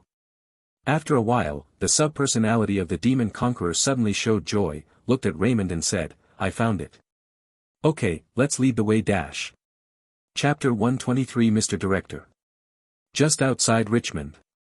Less than over equal to C the latest greater than over equal to less than over equal to chapters greater than over equal to less than over equal to Baidu greater than over equal to less than over equal to search greater than over equal to less than over equal to greater than over equal to. You guys are just messing around. The young man, who was wearing a black formal suit and had a mustache, looked a little rich and scolded dissatisfiedly. Opposite him, stood a group of guys in black robes. It was unclear what they looked like and whether they were men or women. Mr. Director, I don't agree with what you say. Don't forget, it was your people who came to the door first. Do you want us to stand still and wait for them to catch us? The leading man in black robe retorted, moreover, if we are really caught, the one who is most afraid of you, Mr. Director, should be you. When did I tell you to wait to be caught? Won't you run away? The rich man was a little angry. What's the use of talking about this? It's already happened. It's your fault that you can't control your own people. The leading man in black robe snorted coldly. When the rich man heard this, he became even more angry. How can I control it? How can I prevent them from calling the police after receiving the tip? This is ridiculous. I clearly informed you to evacuate immediately, but what happened? Do you know how much of a sensation it will cause if multiple police officers die on duty at the same time, and how much trouble it will cause? Sacrifice cannot be interrupted. This is a rule that cannot be changed. Otherwise, it will be disrespectful to the great Dark Lord, and there will be backlash. Are you the one who said you can stop? Mr. Director, are you trying to question the great Dark Lord? The leading man in black robe asked sinisterly. When did I say such a thing? When the rich man heard this, he almost jumped up. He doesn't dare to wear this hat randomly, it will kill someone. Of course it's best if you don't. I hope you understand your identity and stop saying those boring words. The man in the black robe at the head said coldly, how to deal with it in the future is your problem, don't ask us in turn. If you can't even handle this, why do you think you can win the favor of the great Dark Lord and gain the privilege of immortality? The rich man's expression became uncertain for a moment when he was told this. He wanted to refute, but swallowed it back when the words came to his lips. Because the temptation for him was too great. Immortality. This is the goal that many people pursue throughout their lives. In ancient and modern times and abroad, no matter high or low, there is no shortage of stories of pursuing eternal life. But, in the end, it was all in vain. But the opportunity before him was different. He had seen with his own eyes how incredible the power of the great Dark Lord was. There was nothing he could do to miss this opportunity. Okay, I will find a way to solve it. He gritted his teeth. That's right. The leading man in black robes also became kinder and said with a smile, then if there is any trouble next, please remember to notify us in time. What? Are you still going on? The rich man was suddenly startled. What are you talking about? The sacrifice has not been completed yet. Is it over like this? But. No, but, if you can't solve the problem, then we will have to find another collaborator. I believe there are many people who will be willing to seize this opportunity, right? No, I definitely can. The rich man was anxious. Of course he believed that these people could find other collaborators. Who could resist the temptation of immortality? But then there would be nothing wrong with him. He already had one foot on the pirate ship, and it was already too late to get off the ship. At this point, he had to do it if he could, or he had to do it if he couldn't, because he had no way out. Very good, come on, I'm optimistic about you. But I don't think much of you. A sudden sound interrupted their conversation. This voice was extremely gloomy, giving people a very depressing feeling. Who? The rich man was shocked. The group of men in black robes whose faces could not be seen clearly did not panic too much and seemed to be relatively calm. Just like they didn't panic when they saw the police arriving. Lions need not be afraid of sheep. As the rich man and the group of men in black robes looked towards the direction of the sound, they finally saw the person clearly. Raymond? The rich man took a closer look and recognized the owner of the voice. But the next moment, his voice suddenly rose again, and he said in an extremely surprised tone. 2 Raymonds. The people who came were none other than Raymond, who was following the cultists, and the shadow clone of the subpersonality of the demon conqueror who was following him. But in the eyes of the wealthy man, there were undoubtedly 2 Raymonds appearing at the same time. As for why he recognized Raymond, the reason was very simple, because he was the boss of Raymond's father Fong Mo. Chief Gray Pullman of the Richmond Police Department. Speaking of which, he and Fong Mo have been colleagues for more than 10 years. Although they are subordinates, they are usually considered friends. They also visited each other. He was no stranger to Fong Mo's promising son. Who told Fong Mo to talk about him every day? Although he had only seen it twice, he remembered it deeply. However, what he didn't understand was why Raymond appeared here at this moment. What I don't understand even more is, why are there two Raymonds? Could it be that the children Fang Masheng gave birth to were actually twins, which has not been known to the public all this time? I didn't expect this matter to be related to you. If Dad knew about it, he would be very disappointed in you, Officer Gray. Raymond also remembered the identity of the rich man inside. Do you recognize him?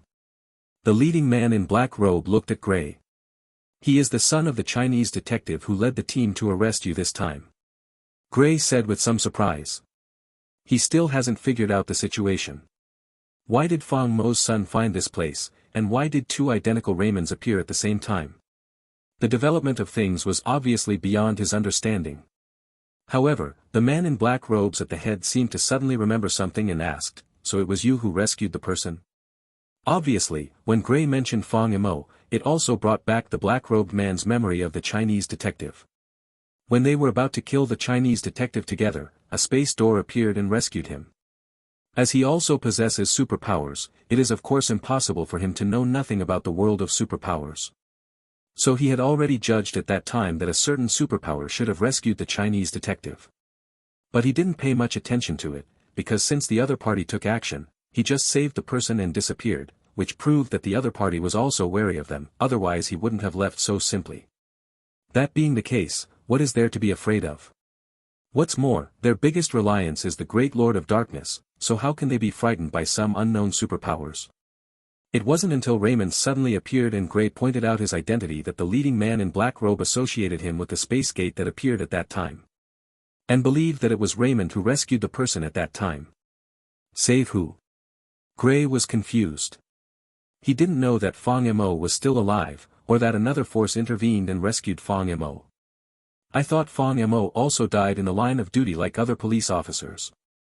So when he saw Raymond, he was not only shocked, but also very guilty.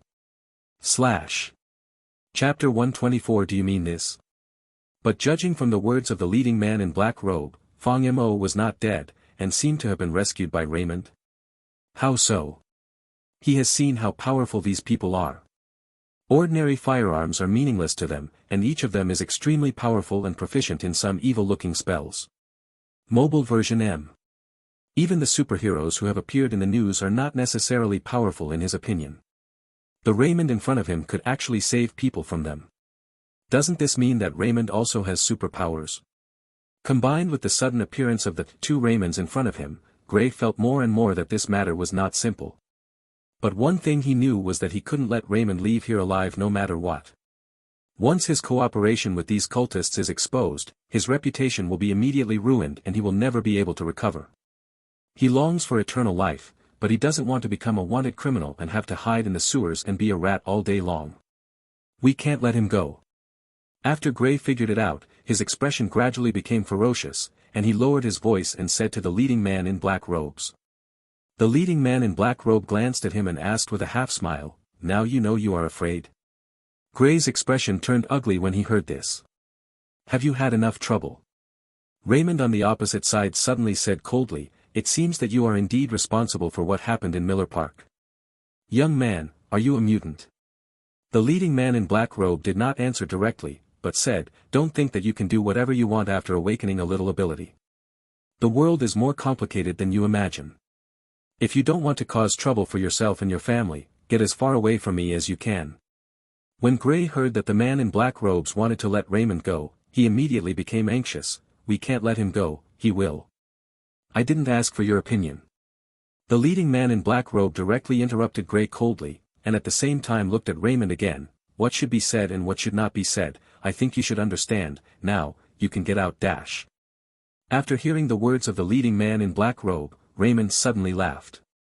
"Are you afraid that if you make a move against me and I'm no match, I might use my space ability to escape and cause you more trouble, right?" Hearing what Raymond said, the head of the black-robed man's heart sank slightly. Because Raymond was not wrong, this was exactly what he was worried about, otherwise he would not be talking nonsense with Raymond. With their consistent style, they have never been able to forgive others and forgive their mistakes.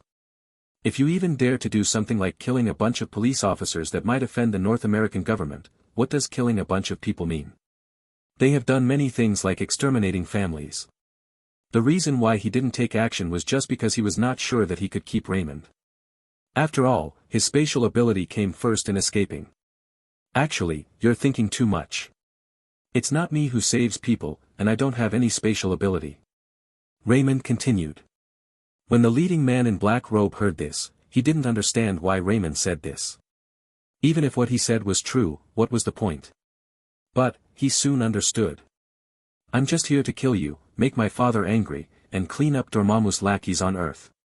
Raymond said calmly. But his words set off a storm in the heart of the man in black robes. Gray could only understand the first half of what Raymond said because he didn't know what the name Dormammu stood for. But as a devout believer in Dormammu, the man in black robes at the head could not possibly not know this name. He usually does not call him by this name, he only refers to him as the Dark Lord, purely out of respect. However, when Raymond directly said Dormammu's name, he realized that the Raymond in front of him was not a dazed young man who had just awakened his ability, but came to the door on impulse. But to kill them when they know their details very well. The meanings of the two are completely different. Young man, no matter where you come from, are you sure you want to be an enemy of the great Lord Dormammu? Do you really understand what you are talking about?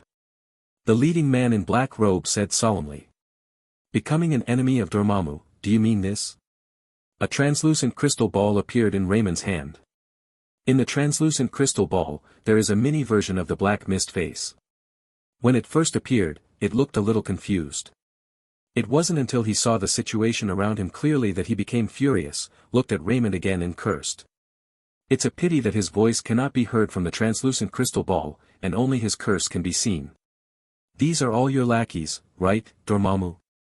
Listen to me, Master Thanos said, if you continue to persist in your stubbornness, all your lackeys in the main world and universe will die, and it's just the beginning. After saying that, regardless of the reaction of Dormammu, the funny ball and the translucent crystal ball, he put it away again. The funny ball Dormammu, who returned to the system storage, was once again frozen in that moment. Then, that is, how is this possible? The man in the black robe at the head wondered if he was hallucinating. Although the black mist face in the translucent crystal ball just now looked very mini, with his eyesight, it was not difficult to see that the black mist face was clearly a shrunken Dormammu. But how is this possible? Why did Raymond in front of him dare to imprison Lord Dormammu, even if what he imprisoned was just an incarnation of Lord Dormammu's will? Also, who is Lord Thanos he just mentioned? He sounds like a very powerful being.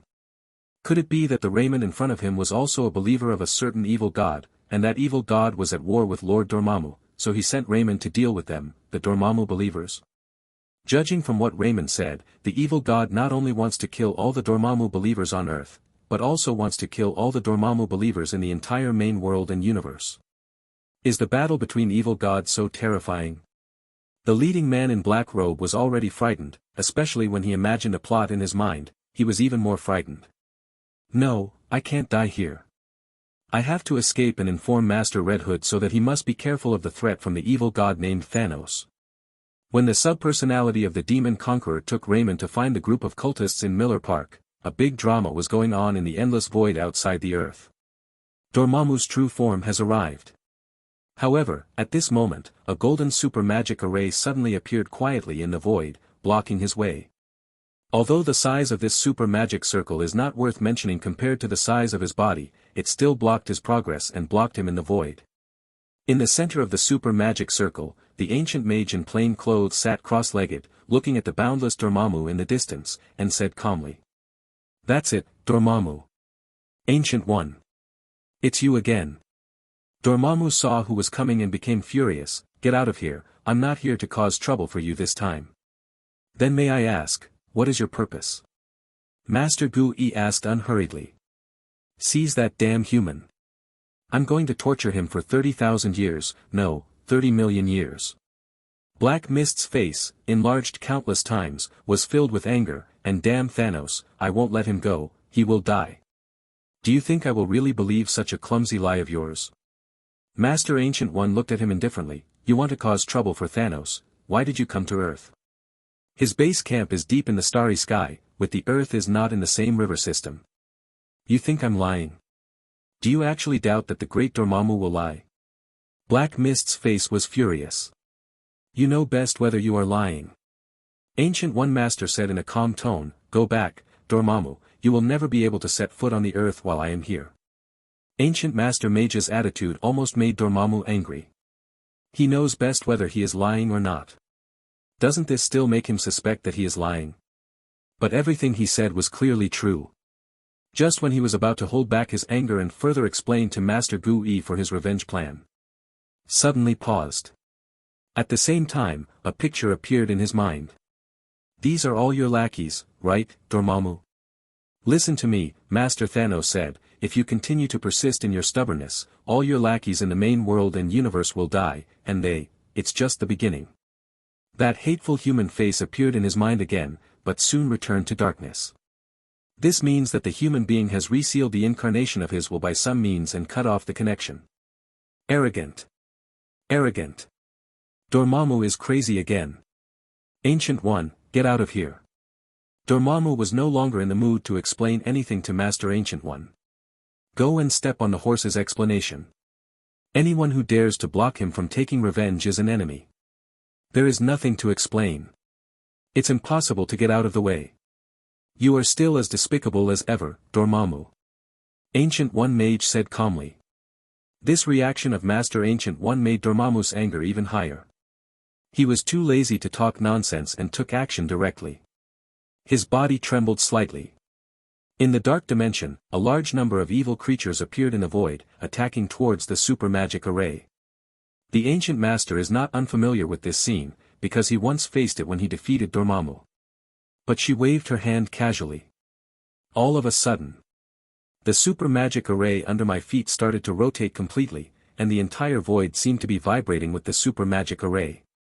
Large numbers of evil creatures are falling and dissipating like rain. But there are so many of them that there is no end in sight, and they are still increasing. Chapter 125 Run Away. First Order requested. Sweat has soaked the back of the leading man in black robes, and the previous calmness has long since disappeared. He could be calm before because he felt that he was a lion and Raymond was just a little sheep who didn't know the heights of the sky. Mobile version M. Even if Raymond does possess spatial abilities, he is at best equivalent to a very fast-running sheep. In any case, sheep are unlikely to threaten lions. No matter how fast this sheep is, the most it can do is ensure that he will not be caught by the lion. Threat? Non-existent. However, when he saw Raymond taking out the translucent crystal ball that sealed Funny Ball Dormammu, and representing another evil god named Thanos issuing an ultimatum to Funny Ball Dormammu, his heart has gone cold. He didn't know how strong the evil god named Thanos was, and he didn't know whether Lord Dormammu or the evil god Thanos behind him was stronger or weaker. But according to normal logic, since the evil god Thanos dared to send his men to hunt down his own people, it at least means that the other party is an evil god of the same level as Lord Dormammu. In this situation where the enemy is in darkness and we are clear, the people sent by the other party must be stronger than his own. Otherwise, it wouldn't be called a chase, it would be called death. Therefore, he had no doubt that Raymond had the strength to kill himself and others. This was a matter of course. As for why the Raymond in front of him happened to be the son of the Chinese detective who was rescued earlier, he had long forgotten about it. Because there are so many possibilities. He even suspected that the Raymond in front of him was no longer the Raymond that Gray knew, but was just possessed. Otherwise, why would there be two identical versions of him? From beginning to end, this matter exuded a strange atmosphere. In short, it doesn't matter how you explain it. The important thing is that he must get out of here alive. He is not afraid of death because he believes that after death he will go to Lord Dormammu's dark dimension and gain true immortality. But before that, he must convey this matter back as soon as possible, so as not to ruin Lord Dormammu's next plan. Kill him. The man in black robe at the head had a thought in his mind and immediately made a decisive decision to abandon the car to save the handsome man.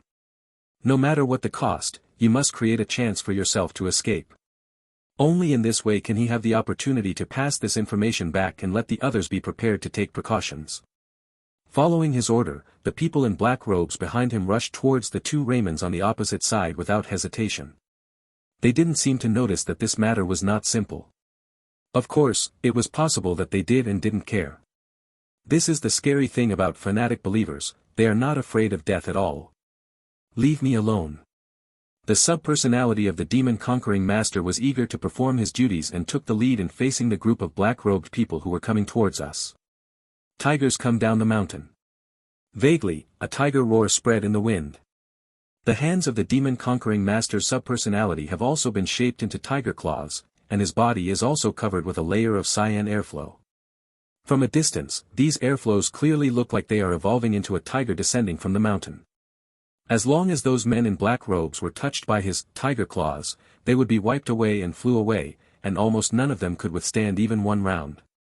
But the problem is that the defense and vitality of these black-robed men look very abnormal. Although he kept getting knocked out, he could just roll on the ground and stand up again, which seemed to have no impact at all. For a while, he was on a par with the subpersonality of the demon conqueror, and no one could do anything to the other.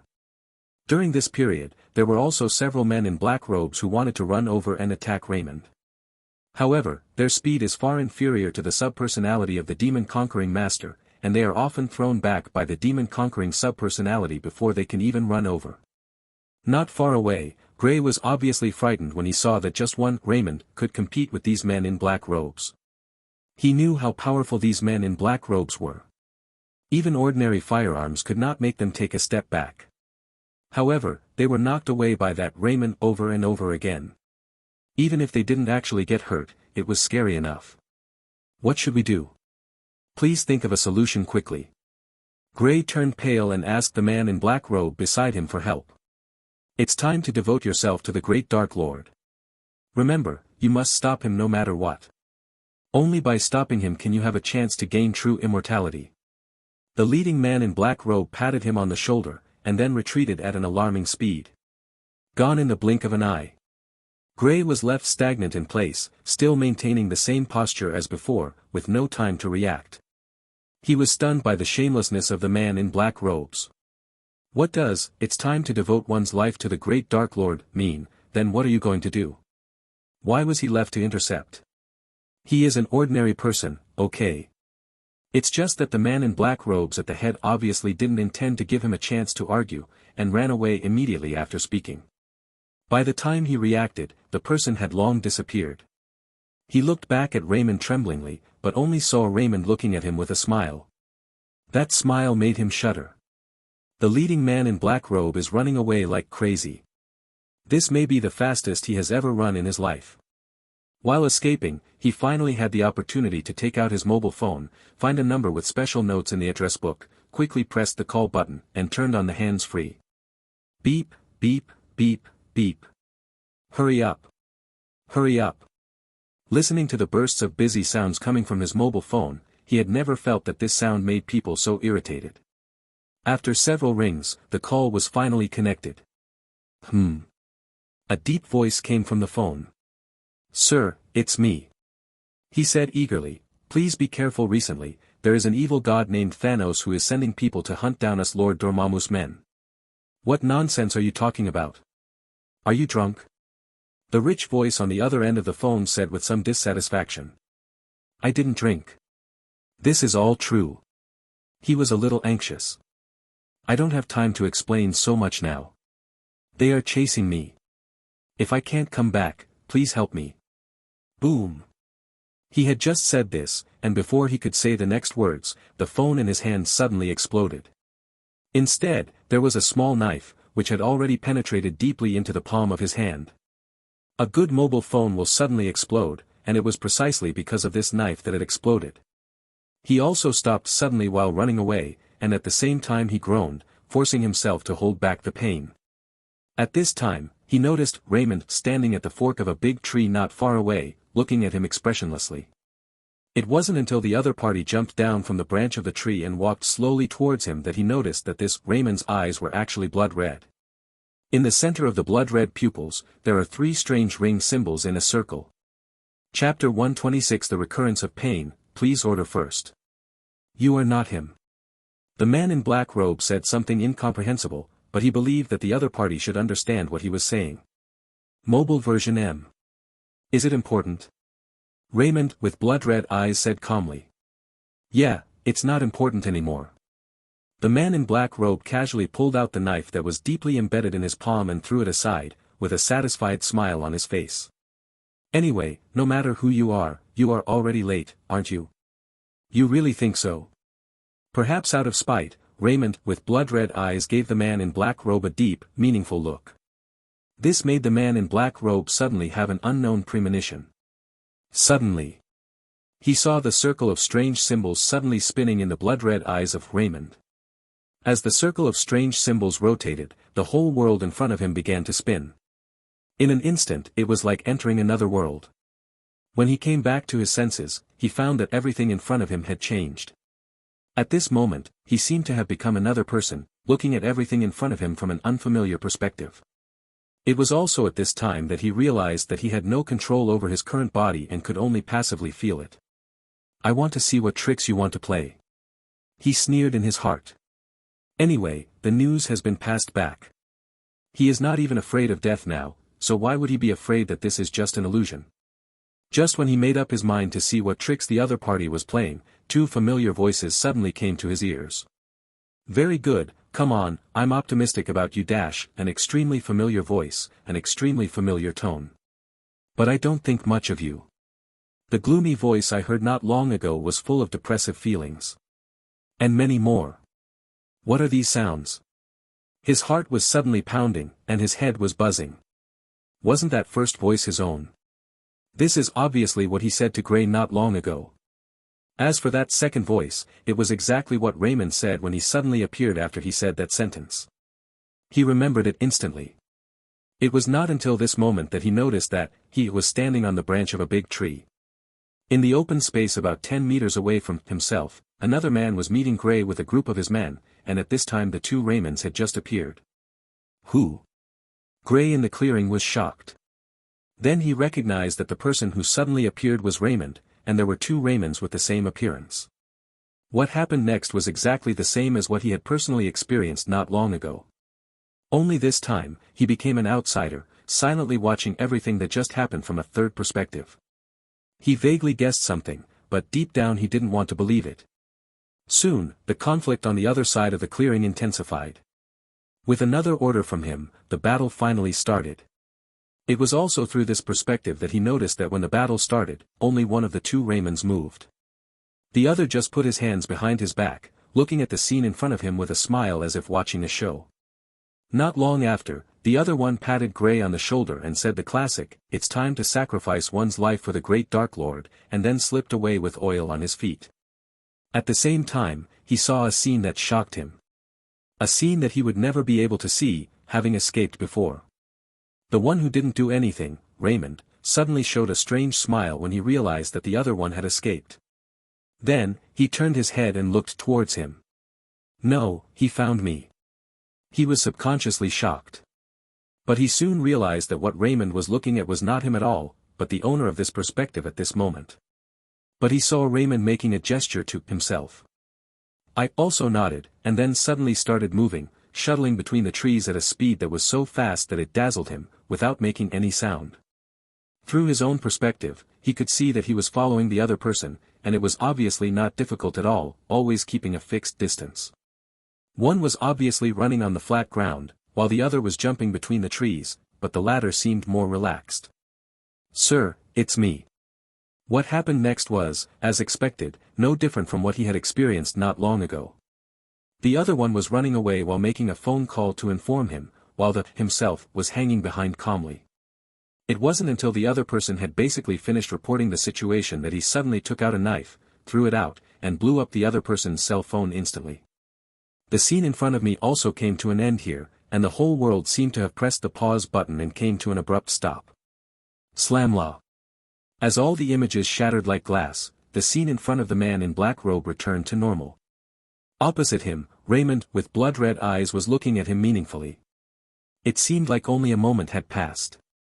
The scenes that appeared before his eyes just now seemed like a dream, both real and illusory. But he knew that it was not a dream. As the story develops, he painfully discovers that everything is just as he least wanted to believe.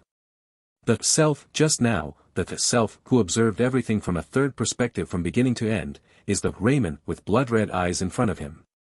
This person should have used special means to replay all the previous events, allowing him to see clearly the previous situation. Why? The man in black robe knelt down in pain. It was obvious that this guy had been lurking secretly all along, and he could have been easily subdued. But he chose not to do so, and had to wait for him to make a phone call and pass the information back before showing up. This was completely different from what he had thought before. Obviously, he was able to pass the information back, not because he was decisive in killing and abandoned his car to ensure that the commander escaped quickly. It wasn't because he was lucky and caught the opponent off guard. But the other party deliberately allowed him to pass the news back. He couldn't figure out why. But he knows very clearly that the result the enemy wants to see must be the most unfavorable result for his side. But why is this? This time, Raymond with blood-red eyes didn't seem to want to answer for him. What he did just now was obviously out of spite and he wanted to see him look desperate. Now that the goal has been achieved, it is natural to ignore him. Let's go dash. Raymond with blood-red eyes walked up to him, grabbed his collar, and lifted him up easily. He didn't resist. He seemed to have lost his soul and allowed himself to be manipulated by the other party. Chapter 127 Red Hood, please order first. New York, Brooklyn. A haggard man wearing a red cloak and a pair of red boots put down his mobile phone with a solemn expression. His name is Parker Robbins, codenamed Red Hood, one of the bosses of the New York underworld. As we all know, the emperor of the New York underground world is Kingpin, who has the leading position recognized by all underground forces. And because of New York's special status in North America, any underground force that can occupy a place in New York can basically further radiate its influence throughout North America. This was the case with Kingpin, the emperor of New York's underground world. His power had spread all over North America, and he had troops in nearly 40 of the 50 states. However, even a true emperor cannot monopolize power without any constraints or constraints. The same goes for the underworld. Although Kingpin is awesome, there are also many big bosses in the underground world who can sit down and compete with him. Even if they were alone, they would definitely not be as powerful as him, but together they were enough to make him fearful. Red Hood is one of these big guys. But this is only his public identity. Secretly, he has another identity that is not known to the public. The Pope of the Dark Church. An underground church that believes in the Dark Lord Dormammu. The so-called underground church, in layman's terms, is a church whose rules do not conform to secular views, and it is also a popular cult. In North America, there are at least 1,000, or even more, unrecognized underground churches like this one. Therefore, North America is also called the Kingdom of Cults, because there are so many cults here that they are countless. The Dark Church is just one of its branches and is inconspicuous. But compared to many cults, the Dark Church also has its own uniqueness, because its backstage is really hard. If we put aside those underground churches founded by simple liars and look only at those churches whose objects of faith actually exist, the Dark Church can definitely be ranked among the top 3. As Dormammu's Earthwalker, Red Hood also possesses many incredible abilities. Not only is he proficient in black magic and can use the power of the dark dimension to fight, but he also has the ability to resurrection. Although this kind of resurrection has many limitations, and the person who is resurrected also has many problems that are not known to be sequelae, but this is still a miraculous ability. For religious believers, what words such as resurrection and eternal life are more exciting? Therefore, under the leadership of Red Hood, the Dark Church has developed very rapidly in recent years, and has gradually surpassed many established underground churches. The Red Hood is also deeply valued by Dormammu, and has the privilege of communicating with Dormammu alone without the need for sacrifice. Of course, he wouldn't dare to misuse this privilege. If you really take advantage of this privilege to harass Dormammu every day, you are asking for trouble and living impatiently. That Dark Lord has never been a good person.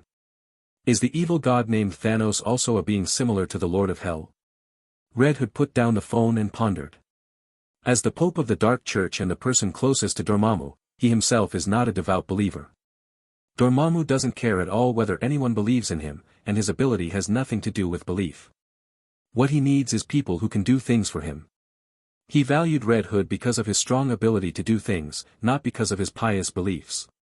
The Dark Church was established just to facilitate brainwashing and create more cannon fodder. Therefore, the Red Hood also secretly traced the origins of Dormammu and learned many things about the Lord of Hell. According to legend, in an era that is unknown how long ago, the multiverse had 2 opposite super dimensions. Heaven and Hell. One day after that, for some unknown reason, Hell split and turned into many fragmented dimensions. For this reason, Hell is also called the divided realm. Each of these many split dimensions of Hell fragments can call themselves Hell, and the masters of these split versions of the fragmented dimensions of Hell are also called Hell Lords. The weakest among them is also the sub-Heavenly Father level, and some of the more famous Hell Lords, such as Dormammu, Mephisto, Lucifer, Hela, etc., are all Heavenly Father level existences without exception. The Dark Dimension is also one of the fragments of the split realm. But it is the biggest piece. Its individual size is equivalent to the sum of the dimensions of the Hell fragments mastered by several Heavenly Father level Hell Lords. The strength of the Hell Lord and the size of the Hell fragment dimensions he controls have always been right. This is why Dormammu is called the leader of the Lords of Hell.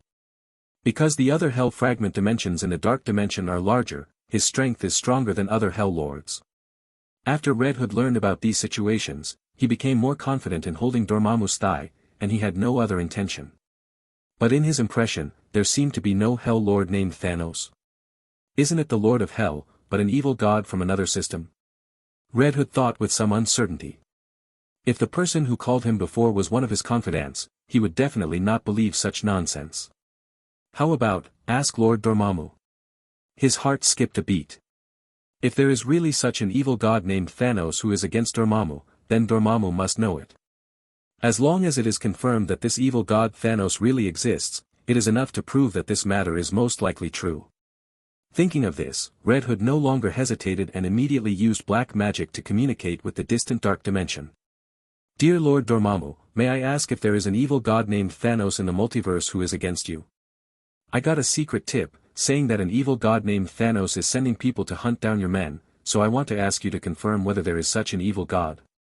After conveying the opinions he wanted to express through black magic, Red Hood began to wait for Dormammu's reply. Although this kind of communication without sacrifices is simpler, it is not as direct as the sacrifices. It can only be like sending text messages. Usually after he sends his thoughts, it can take a few hours or a day or two before Dormammu will reply. Because although the Dark Dimension can be directly connected to the main world universe, the void between them is actually very vast. There will also be a delay in the transmission of thoughts. But this time, just a few minutes later, he received Dormammu's reply. Kill. Kill all of that bastard Thanos for me at any cost. After receiving the reply, the Red Hood showed a surprised expression. Somehow, he actually tasted a hint of madness in Dormammu's reply. Is it an illusion? But it seems that it is not as simple as an illusion. Chapter 128 The Eternal Spear. For more chapters please order first. When the blood-red-eyed Raymond, who was also the shadow clone of Itachi's subpersonality, brought the black-robed man back, his men were still fighting inextricably with the demon-conquering master subpersonality. That's a lot of fun. The subpersonality Itachi frowned slightly when he saw this, and threw the limp black-robed man to the ground, and his figure suddenly disappeared. After a few breaths, he reappeared, and all the men of the men in black robes had fallen. Less than over equal to C the latest greater than over equal to less than over equal to chapters greater than over equal to less than over equal to Baidu greater than over equal to less than over equal to search greater than over equal to less than over equal to greater than over equal to. The subpersonality of Demon Conqueror was also shocked by this. After realizing that it was the subpersonality of Itachi who had taken action to deal with these people, he immediately complained, "What are you doing? I can do it." However, the subpersonality Itachi ignored him and nodded to Raymond, indicating that he had completed the task assigned to him by Raymond. "Thanks a lot." Raymond walked over, nodded and smiled. Everything that just happened was naturally arranged by him. To be precise, it was a simple and feasible plan that he and Jia Kang's subpersonality came up with after some deliberation. Long before he appeared, another shadow clone had been separated in advance, and Itachi's subpersonality was transferred there. And explained in advance what the Itachi subpersonality should do. For something like this, only the subpersonality of Silver must be able to fulfill his request effortlessly. If he were to use the subpersonality of Crow or the subpersonality of Demon Conqueror, he might not be the opponent of the black-robed man in a one-on-one fight, let alone catch him with the right timing. As for the subpersonality of Shirogane, it is undoubtedly the subpersonality of Itachi who has been in ANBU and is the most reliable in doing things and is not prone to mistakes. So after much deliberation, Raymond chose him. As for why he and Jia Kang's subpersonality could predict these subsequent situations in advance, it's actually not a big deal. Because his actions from beginning to end were all hints to the man in black robe at the head that he must spread the news. Whether the man in black robe tries to escape and then delivers the message, or whether he chooses to stay behind and let one of his men escape to deliver the message, it makes no difference to Raymond. All he wants is a result. It turned out that everything was pretty much as expected. The man in black robe perfectly performed the escape drama and successfully conveyed the news. What happened to him? Did you torture him? Seeing the man in black robe paralyzed on the ground, looking helpless, Raymond asked again. He was aware of the abilities of Itachi's subpersonality. It is normal for anyone who has been tortured by the month to have a mental breakdown. No, I saw that he seemed very proud before, so I gave him a story replay, and then it became like this. Itachi's subpersonality said casually. No wonder. Raymond felt confused. For a man like the man in black robe, if he learns that what he has worked so hard to do may actually have the opposite effect, the psychological shock can be imagined. It's no wonder that he is so helpless.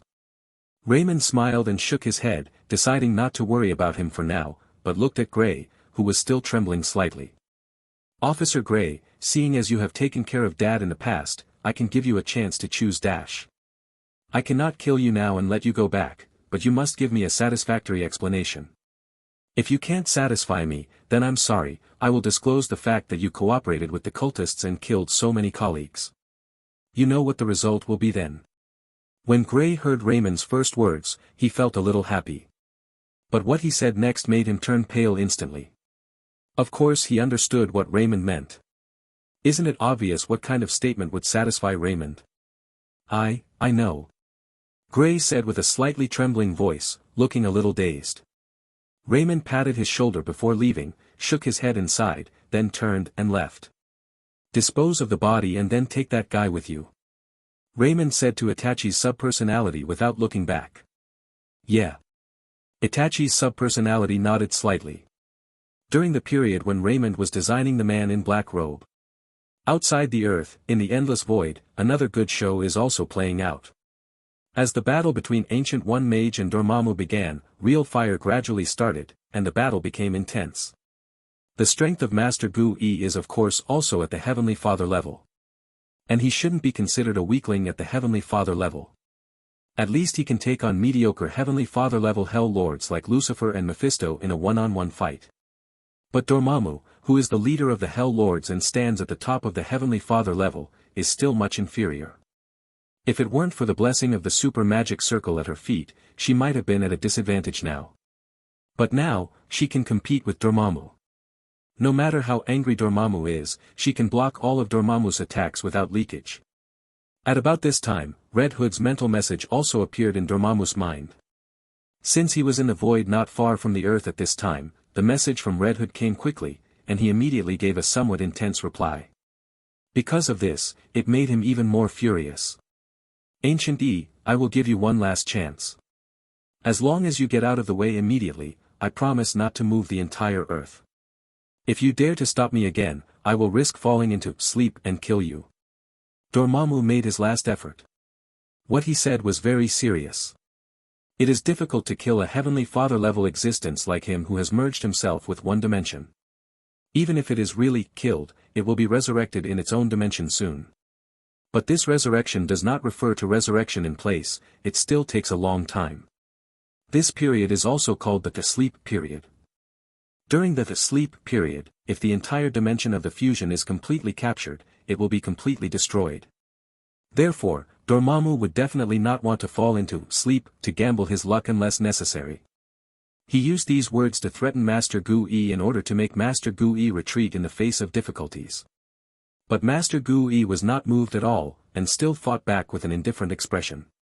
Damn it, you forced me to do this. The furious Dormammu was about to get angry again. But at this time, a silver meteor suddenly appeared from the void and plunged into the boundless black mist representing Dormammu's body, tearing a huge gap in it. Dormammu suddenly let out a painful roar. This is, Eternal Spear, Gangnir. It's you, Odin. You are looking for death. Chapter 129 Thanos doubts, 5 more chapters, please be the first to order. Eternal Spear, Gangnir. It is also the number 1 artifact in the multiverse. It is the exclusive weapon of Odin, the Asa God King.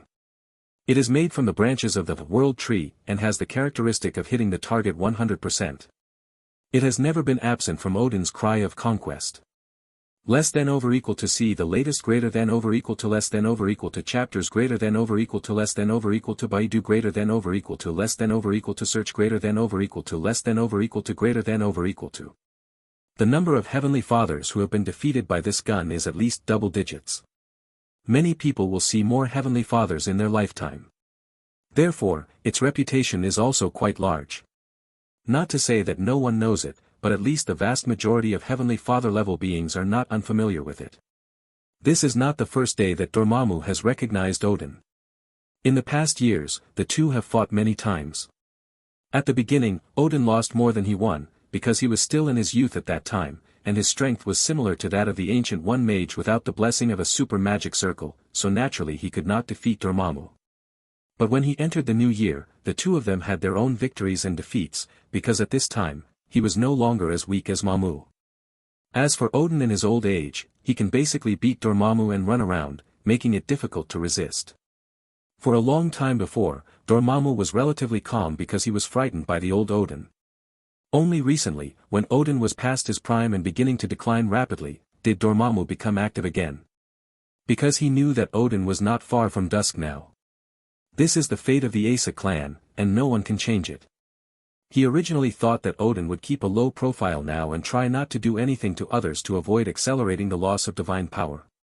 But he didn't expect that Odin would suddenly attack him while he was fighting the ancient mage. Isn't this bullying? Don't even face it. While Dormammu roared in pain, on the other side of the void, a rainbow light beam fell from the sky.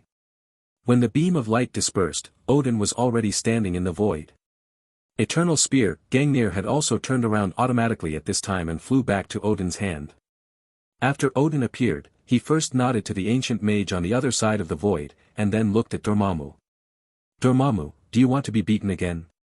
Dormammu, who was first attacked by Odin and then scarred, was also a little angry. Odin, do you think no one knows that you have 1 foot in the grave now? How dare you come out to take care of it? Noisy business. I have 1 foot in the grave, and I can teach you a lesson, do you believe it? Odin smiled slightly, like an affable KFC grandpa. But his words really made Dormammu somewhat undecided. There was no way, he was really frightened by Odin in his old age. Even if he knew that Odin was bluffing, he would not dare to take action casually, because the previous experience was indeed too painful. The worst time was when he was beaten directly into a sleep by Odin, and was almost taken advantage of by Mephisto and several Hell Lords who were also unhappy with him. Although he finally passed it off safely, and he also turned back to take revenge on Mephisto and the others. But the threat posed by this incident still made him feel afraid occasionally. Even if there was an 80% chance that Odin was bluffing, he wouldn't dare to bet. What's more, there was an Ancient One mage next to him, which made it even more dangerous. He had previously threatened to kill the Ancient Master even if he fell into sleep, which was just a harsh word. If there was really a possibility of falling into sleep, he would definitely turn around and run away immediately, without caring about face or anything. Damn Odin. Aren't you afraid that after you die, I will rush into Asgard and slaughter all your Asa clan? Dormammu was still unwilling to retreat immediately and threatened again. Because he knew that Odin's life was short-lived, and Odin's son was still far from the strength of a heavenly father. It is very likely that there will be a gap period during this period, which will be Asgard's weakest period. Unlike Odin, he doesn't age at all. So he does have a chance to wait until Odin dies, and then vent his anger on Asgard. The door to Asgard will always be open to you. Odin's smile did not change, and he did not look worried at all. Dormammu was silent. He couldn't tell whether Odin was really not afraid, or whether he was deliberately saying sarcastic words to scare him. But obviously threatening Odin with this is ineffective. He didn't dare to make a move, and for a while he was in an inexplicable stalemate. After a long time, he suddenly sneered, "I'll allow you to be arrogant again this time, but don't get too happy too early. Your real enemy will come to you soon." As soon as he finished speaking, the huge face of black mist had retreated back into the darkness. The difference from before was that this time, Odin did not fight back or ridicule Dormammu. Because he could see that Dormammu didn't seem to be saying harsh words this time, but was telling a fact. My real enemy? Odin frowned slightly. Unfortunately, even after thinking for a long time, he didn't realize who Dormammu was talking about. Because he has had too many enemies in his life, but most of them have died, and not many are still alive. Among these living enemies, there are basically none who can cause him trouble again. So after much thought, he couldn't figure out who Dormammu was talking about. It seems that I need to pay more attention when I go back. Odin shook his head and looked at the darkness in the sky again. Under his gaze, the endless darkness shrouding the void gradually faded away until it completely disappeared, as if it had never appeared before. At this time, Master Gu Yi in the distance nodded to him again and thanked him. After getting his response, he turned around and waved his hand to create a portal and disappeared into the void. From beginning to end, the two of them never said a word. Soon, the rainbow light pillar fell from the sky again, taking him away. The void returned to calm, without any more waves. The main world universe, deep in the starry sky. Thanos, who was sitting on his throne and admiring his men's family planning of a planet, suddenly twitched his ears slightly. Without thinking much, he pressed the button on the armrest of the throne. The next moment, a virtual screen was projected in front of him. A woman with green skin appeared on the screen, looking a little embarrassed. What happened, Gamora? Thanos asked, slightly surprised. The headquarters of the Three Stars has been subjected to a series of suicide attacks. Although there is no problem for the time being, our losses are also huge. Gamora quickly reported. Suicide attack. Who did it? Have you found out? Thanos looked slightly cold. They claim to be followers of the Dark Lord. Dark Lord? Which Dark Lord? Could it be Dormammu? Thanos's face changed slightly. That seems to be the name. Gamora nodded. When Thanos heard this, he sat up straight and looked a little moved, but he was more confused. Why did Dormammu's followers suddenly attack my people? Chapter 130 The Immortal Thanos, 6 more chapters, please be the first to order. As the overlord of the main world universe, Thanos has interacted with many Heavenly Father-level beings. Therefore, he is no stranger to many things in the multiverse. Less than over equal to see the latest greater than over equal to less than over equal to chapters greater than over equal to less than over equal to Baidu greater than over equal to less than over equal to search greater than over equal to less than over equal to greater than over equal to. Naturally, he would have heard of a big figure like Dark Lord Dormammu who stood at the top of the Heavenly Father level. But the problem is, in his impression, he has never dealt with this Dark Lord at all, and there is no grudge between him. Logically speaking, the other party has no reason to target him like this. Is it because I recently formed an alliance with that guy Ronan? Thanos pondered. Apart from unswervingly completing his family planning project, he has basically done nothing recently. The only change is probably the alliance with Ronan the Accuser, the rebel leader of the Kree Empire. If there was anything that would make the Dark Lord Dormammu target him, then it would probably be this. Other than that, he couldn't think of any other possibility. After all, the planets on which he had carried out the family planning mission were relatively backward civilizations and were unlikely to interact with top-notch Heavenly Father-level beings like Dormammu. To say the least, even if there were indeed Dormammu believers on those planets who were accidentally killed, it would not be worthy of Dormammu's anger. Will the majestic Dark Lord, who controls the entire Dark Dimension, take revenge for the death of the disciple Big Big, and even send people to carry out a suicide attack on him? This is simply not realistic. Let alone Dormammu, even he himself would not be angry over the death of some insignificant subordinates. This is a matter of height for the person in charge. If it's really because of Ronan, there are too many possibilities. Thanos rubbed his forehead, feeling a little headache. Because Ronan has enough enemies, from the Nova Corps, to the leader of the Kree Empire, the Supreme Intelligence, to the Skrulls who have a blood feud with the Kree. In short, he wouldn't be surprised if anyone wants to deal with Ronan. It seems that forming an alliance with Ronan may be a wrong decision. Thanos began to reflect on his original decision. When he originally decided to form an alliance with Ronan, he naturally took a look at the Legion of Accusation, controlled by Ronan, hoping to use the Legion of Accusation to help him find the whereabouts of the Infinity Stones as soon as possible. For Ronan himself, he was quite disdainful. Whether it is strength or wisdom, Ronan can only be crushed by him, so he is not afraid that Ronan will not cooperate with him. But if because of the alliance with Ronan, a top Heavenly Father-level existence like Dormammu is provoked. This is a bit uneconomical. Of course, he may not be afraid of Dormammu. Although the Heavenly Father class is powerful, it is not that easy for them to come to the main universe world, and they may not dare to do so. You must know that the main universe world is, after all, the active area of two transcendental organizations, the God Group and the Observer. If the Heavenly Father class descends on the main universe and accidentally affects the structural balance of the main universe, both the gods and observers may intervene. The observer's principle of non-interference only applies to the Ming of the main universe, but does not include those Heavenly Fathers in other worlds. The celestial God Group is never unreasonable, and anyone they identify as affecting their experiments will be ruthlessly eliminated. Even observers on the same level as them will not hesitate to attack if they believe that their experiments affect them. Because of this, the conflict between the Celestials and the Observers can be traced back billions of years ago and continues to this day. If Dormammu was really shameless enough to deal with him personally, he would have too many ways to become invincible. What's more, he has the biggest trump card, immortality. He was once cursed by the goddess of death and is truly an immortal. Under the 5 great gods, no one can kill him. He is a cheating player himself, so he never knows how to write the word fear. Dormammu can at most make him feel troubled and afraid, but it is far from enough to make him feel scared. Father, who is this Dark Lord Dormammu, and why did he attack us? Gamera's question brought Thanos back from his thoughts. He is the ruler of the Dark Dimension, a top Heavenly Father-level existence. Thanos did not hide his daughter. What? Gamora was suddenly shocked when she heard this, and obviously knew what the Heavenly Father level meant. Then what should we do now? Thanos, don't be so nervous. Let's investigate this matter first to see if there is anything fishy about it, and see if someone is playing some trick using Dormammu's name. Gamora, what if it's really him?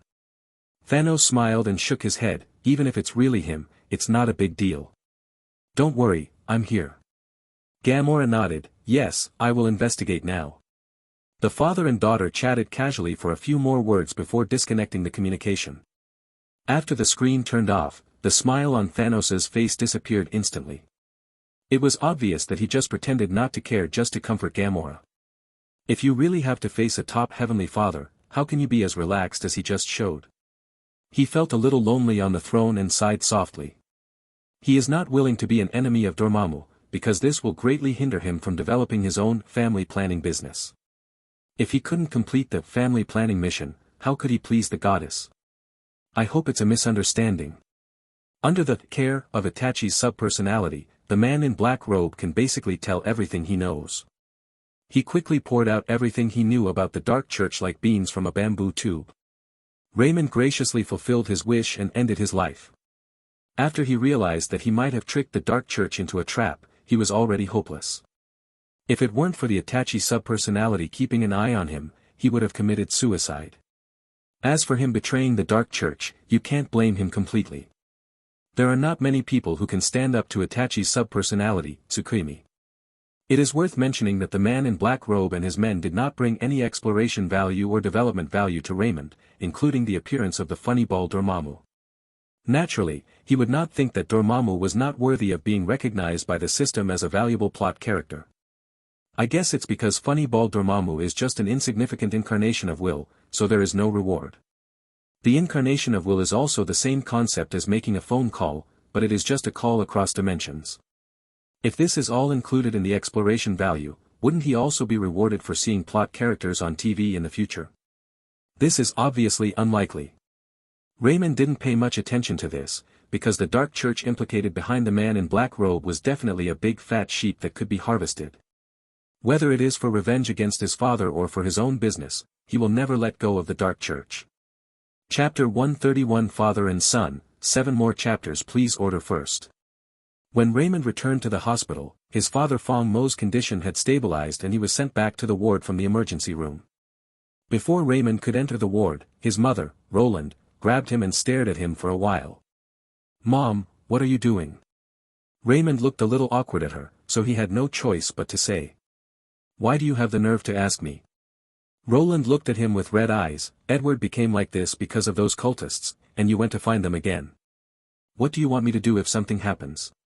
It can be seen that Roland is very dissatisfied with his son's risky behavior.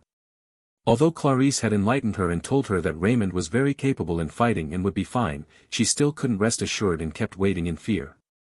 It wasn't until Raymond showed up safely that she breathed a sigh of relief. But it is absolutely impossible for her to let it go.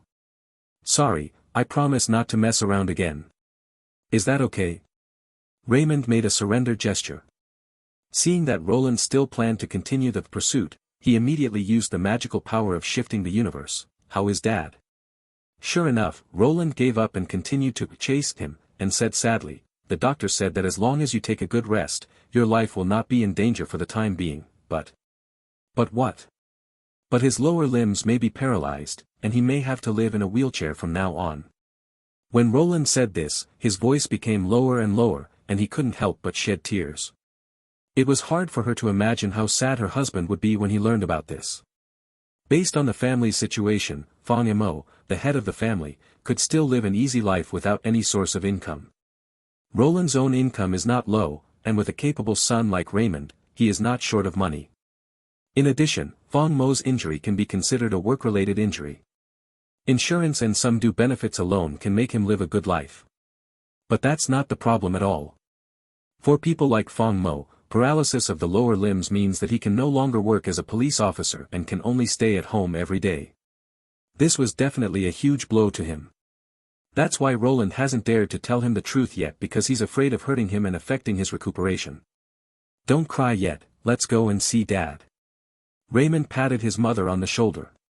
On the other side, Clarice was guarding the bedside. It looked like she had just cried, and her eyes were still red. Fong Mo had woken up by now, but the anesthetic had not worn off yet and he looked a little weak. But he is an old policeman after all, and his willpower is much stronger than that of ordinary people. Seeing Raymond coming, he struggled to sit up. Raymond quickly held him down and used the remote control to help him raise the front end of the bed so that he could half sit and half lean on it. You guys, go out for a moment. I have something to talk to Raymond about alone. Fong Mo said slowly. The you, he said naturally refers to Roland and Clarice, mother and daughter. Honey. Roland wanted to say something. Get out first. Fong Mo interrupted her. Although his voice was still a little weak, his tone was extremely firm and unquestionable. Roland hesitated to speak, but still took Clarice and left the ward temporarily, leaving only Fong Mo and Raymond and his son. After Roland and his daughter left the ward, Fong Mo slowly said, just tell me what the situation is. What's going on? You know what I'm talking about. Fong Mo smiled bitterly, your mother is not a person who can hide secrets. Although I don't know the specific situation, I can probably guess something from her reaction. Tell me the truth, I can handle it. Raymond thought for a moment and muttered, my life will no longer be in danger, but in the future, my lower limbs may be paralyzed.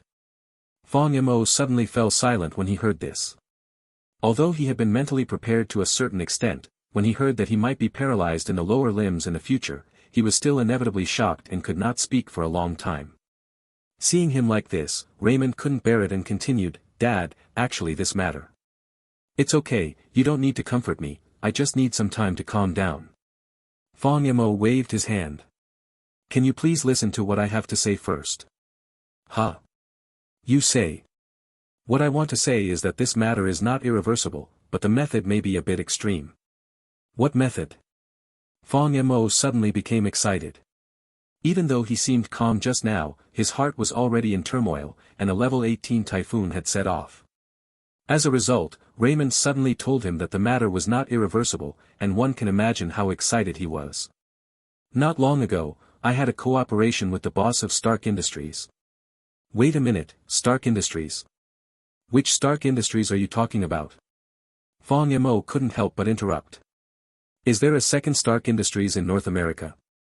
Raymond shrugged. The Iron Man one? Yes. So you know him? Yes. Are you familiar? This doesn't seem to be the point. Oh, it's okay. I just want to ask. You continue. Raymond rolled his eyes and realized that his father Fong Mo must be very good to Tony, so he kept asking. But he didn't pay much attention and continued to talk to Fong Mo about the extremis virus. He first asked Tony to reserve a few copies of the extremis virus for him, but he actually had plans in this regard. As a police officer, and a police officer in this Marvel world that is about to become increasingly chaotic, the possibility of Fong Mo encountering danger will only become higher and higher. This injury was inevitable to a certain extent. Even if there are no people from the Dark Church, there will also be people from other underground churches. Even if they are not cultists, there are still other types of super criminals. Fong Mo was able to escape once, but he couldn't be lucky every time. Unless he is no longer a police officer. But this possibility is extremely low, not to mention that Raymond doesn't want to interfere too much with the lives of Fong Mo and his wife. Therefore, he thought of a way to get the best of both worlds, which was to inject the two of them with a stable version of the extremis virus. I don't ask for their combat effectiveness to be great, but I ask for their ability to save lives to be improved. Extremis virus is undoubtedly a very suitable choice. However, Tony hasn't come up with a perfect version yet, so Raymond didn't mention it to Fong Mo and his wife in advance. If Fong Mo hadn't been injured suddenly and seemed to be a little depressed, Raymond wouldn't have mentioned this in advance. I am saying it now because I want to cheer up Fong Mo so that he will not be so depressed. I agree.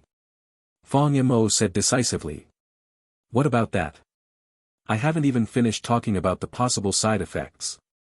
Raymond was stunned for a moment. No matter what side effects it takes to get me back on my feet, I'm willing to accept it.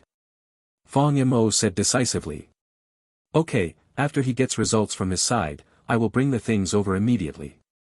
As for now, just let me recover from my injuries, okay? A word is settled. Fong Mo suddenly became energetic and gave Raymond an okay gesture, indicating that he was completely fine. Chapter 132, Home Visit, 8 more updates, please be the first to order. After confirming that Fong Mo was fine for the time being, Raymond left the hospital first, saying he had something to do. Less than over equal to see the latest greater than over equal to less than over equal to chapters greater than over equal to less than over equal to Baidu greater than over equal to less than over equal to search greater than over equal to less than over equal to greater than over equal to. Roland thought he was going to find those cultists again and wouldn't let him go no matter what. In the end, Roland reluctantly let him go after he swore that he was definitely not looking for a cultist, but that he really had something to do. It was late at night. Raymond took out his cell phone and checked the time, then opened the map on his cell phone to confirm the location of New York, and then searched around the hospital to see where it would be better to dig out a stone pillar. It's not a problem to do this all the time. How about, find an opportunity for Jacques Kong to go to Comatage for a friendly exchange and use Master Ancient One's teleportation technique. Raymond thought to himself. At this stage, among his many sub-characters, the combat effectiveness of Tao Baibai's subpersonality is obviously no longer superior. But his irregular flight technique is still the fastest method of movement that Raymond has mastered, especially long-distance movement. The problem is that every time he uses the irregular flying technique, he has to dig out a stone pillar or something, which makes a lot of noise. Whenever he had a choice, he would definitely not choose this method. It seems quite cool after using it once, but it becomes a little embarrassing when it can be used more times. He wondered if he could get Jia Kang's subpersonality to go to Karmatage and learn some skills. Apart from anything else, you have finally mastered the teleportation technique, right? Maybe he can learn it by then. Even if he really doesn't have the talent to learn magic, doesn't he still have Jia Kang's subpersonality? This thing can be called the magic encyclopedia of the DC world, and it is definitely not in vain. As soon as this idea popped up in Raymond's mind, he couldn't get rid of it anymore. There is no way, the temptation of teleportation is really too great. While making up his mind, Raymond finally found a suitable place to dig out the pillars and breathed a sigh of relief. 5 minutes later, Raymond had arrived downstairs in Stark Tower and dialed Tony's phone. After a while, Tony, who was wearing a nightgown, actually came downstairs to greet him in person. When did you come to New York? You didn't tell him in advance. Tony punched him on the shoulder. I was in Richmond 10 minutes ago. I just arrived. Raymond laughed. Tony was stunned for a moment. Then he remembered that the Raymond in front of him was no ordinary person. He shook his head and smiled, skipping the topic. Let's not talk about this anymore. Let's sit upstairs for a while. I'm having supper with Pepper. Let's go talk. You decide your territory. Raymond spread his hands. Not long after, Raymond followed Tony through several security checks, and then took the direct elevator to the top floor. Detective Raymond, we meet again. When Pepper saw Raymond, she gave him a warm hug. Coming here so late doesn't disturb your world, right? Raymond said half-jokingly after the hug. The two of us can live in this world every day, but Detective Raymond rarely sees you once. Pepper smiled. You too, stop being so polite and sit down. Tony walked to the bar and got a new wine glass. After filling it up for Raymond, he handed it to him. You came to me at this time, couldn't you just simply miss me? If that's the case, Miss Pepper should be worried. No, I don't mind at all. Pepper smiled. Raymond smiled and took the wine glass from Tony's hand. No kidding, let's get down to business. The main reason I came here this time is to see how the research on the extremist virus is going. Huh? Do you need it urgently? Tony heard something else. That's it. Raymond didn't hide anything. He briefly talked about his father Fong Mo's situation and wanted to hear Tony's opinion. Tony affirmed that he was professional in this regard. Tony nodded after hearing this. In your father's case, the extremist virus is indeed more applicable, and you came at the right time. I can now basically successfully copy the simplified version of the extremist virus, but the perfect version of the extremist virus that Killian took has not yet been completed. The simplified version will definitely not work. The risk is too high. Raymond stopped before he finished listening. Of course I know this. I don't dare to use the simplified version for your father. If something happens, you still have to eat me alive. Tony said in a calm tone. Then what do you mean? In fact, in addition to the simplified version, I also developed another version, which I named the harmless version. Tony said this and also ordered Jarvis to open the virtual screen. Soon, 3 pictures appeared in front of Raymond. The patterns of these 3 pictures look similar, but underneath there are different words for simplified version, perfect version, and harmless version, as well as lists of some different data. After preliminary testing, the capabilities brought by the harmless version of the extremist virus are slightly stronger than the simplified version, but weaker than the perfect version. It should be said that it is right in between the two. However, its cost is so high that it is not inferior to the perfect version. It is a matching template that I accidentally created during the process of refining the perfect version. In line with the principle of not wasting, I also tested this version together, and the results surprised me, because this version is far more secure than the perfect version. If the simplified version has a 90% chance of self-destruction and the perfect version has a 1% chance of self-destruction, then the chance of this version's self-destruction is actually only 1 in 1,000. And its pressure resistance and endurance limit are also much higher than the perfect version.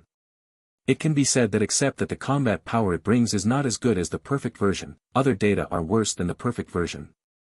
So I named it the harmless version. This is also the version I am most satisfied with so far. Tony introduced proudly. When talking about technical issues, he seemed to become a different person, and he was completely unrecognizable as the playboy. Want it? After hearing this, Raymond already made a decision. I know you will choose this.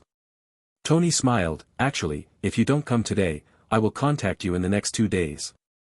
Then it's up to you. By the way, can awakened mutants be injected? Raymond suddenly thought of a question. I'm not sure about this, but I suggest you don't try this for the time being to avoid accidents. Tony said hesitantly, if you really need it, I can help you conduct some tests in this area. No need for the moment, prepare 2 harmless versions of the extremist virus for me. Raymond declined politely. He had thought about getting one for Clarice, but he didn't want to owe Tony too many favors, lest it be hard to repay. As for Clarice's share, he was considering whether to bring Orochimaru's deputy personalities laboratory to the agenda next.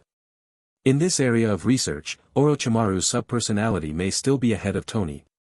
No, it's not that I might, but I will definitely be ahead of Tony. It seems that after returning, we should consider setting up a private laboratory. Raymond thought to himself. Chapter 133 Malik Family. First update. After turning off the virtual projection, Tony suddenly changed the topic and said, by the way, the things you asked me to pay attention to last time are already somewhat obvious. Less than over equal to see the latest greater than over equal to less than over equal to chapter greater than over equal to less than over equal to Baidu greater than over equal to less than over equal to search greater than over equal to less than over equal to greater than over equal to. Oh. Raymond waited for his next move. After I revealed Killian's case, the entire top management of AIM Group was purged, and then the cake-sharing process naturally started. Tony took a sip of wine before continuing. There is one company that is the most proactive in this matter, and is actually willing to pay nearly twice as much as the other companies to take over the entire AIM Group, TSK. If Raymond hadn't mentioned to him that Hydra might be still alive, and the AIM Group was related to Hydra, he wouldn't have thought much about it even if he noticed it. After all, things like this are often just needs to be considered, and there may not necessarily be so many reasons. Maybe one of them is in urgent need of AIM Group's technology, so it pays such a high price. What is going on? Stop playing riddles with me and tell me. Raymond asked. The Malik family. Tony stopped being pretentious and said with a smile, the patriarch is Gideon Malik, the current director of the World Security Council and the former Minister of Homeland Security. Is it really him? Raymond was not too surprised, because he knew about the existence of this person in advance. But what he was not sure about was whether what he knew about Hydra was consistent with the world. After all, although this world seems somewhat similar to the Marvel Cinematic Universe, many things are very different. Naturally, he would not act on the basis of his omniscientness. It is always correct to check many things first. However, judging from the information Tony received, at least the situation in Hydra was not much different from what he knew.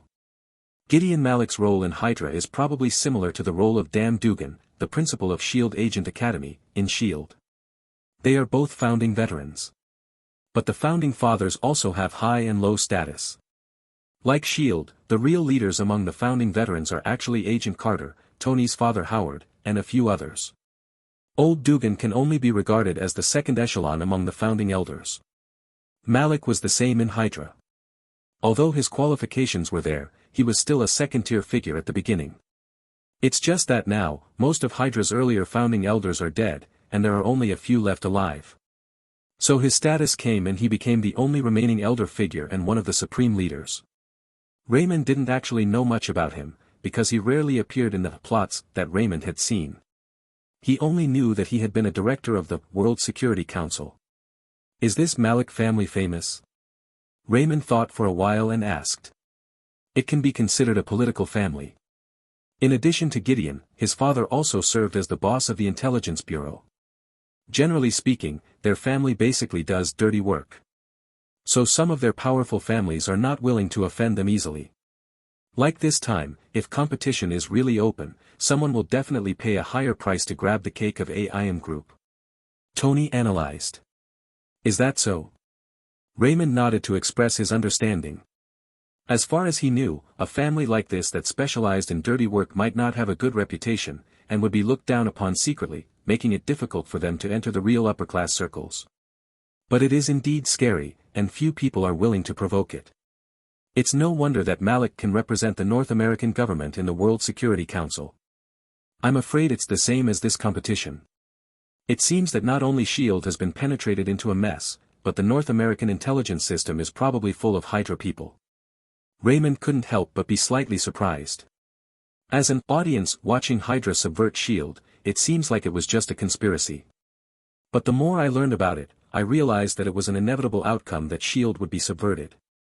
A Nick Fury can only delay the time of subversion, but cannot truly save S.H.I.E.L.D. The roots of this organization are rotten.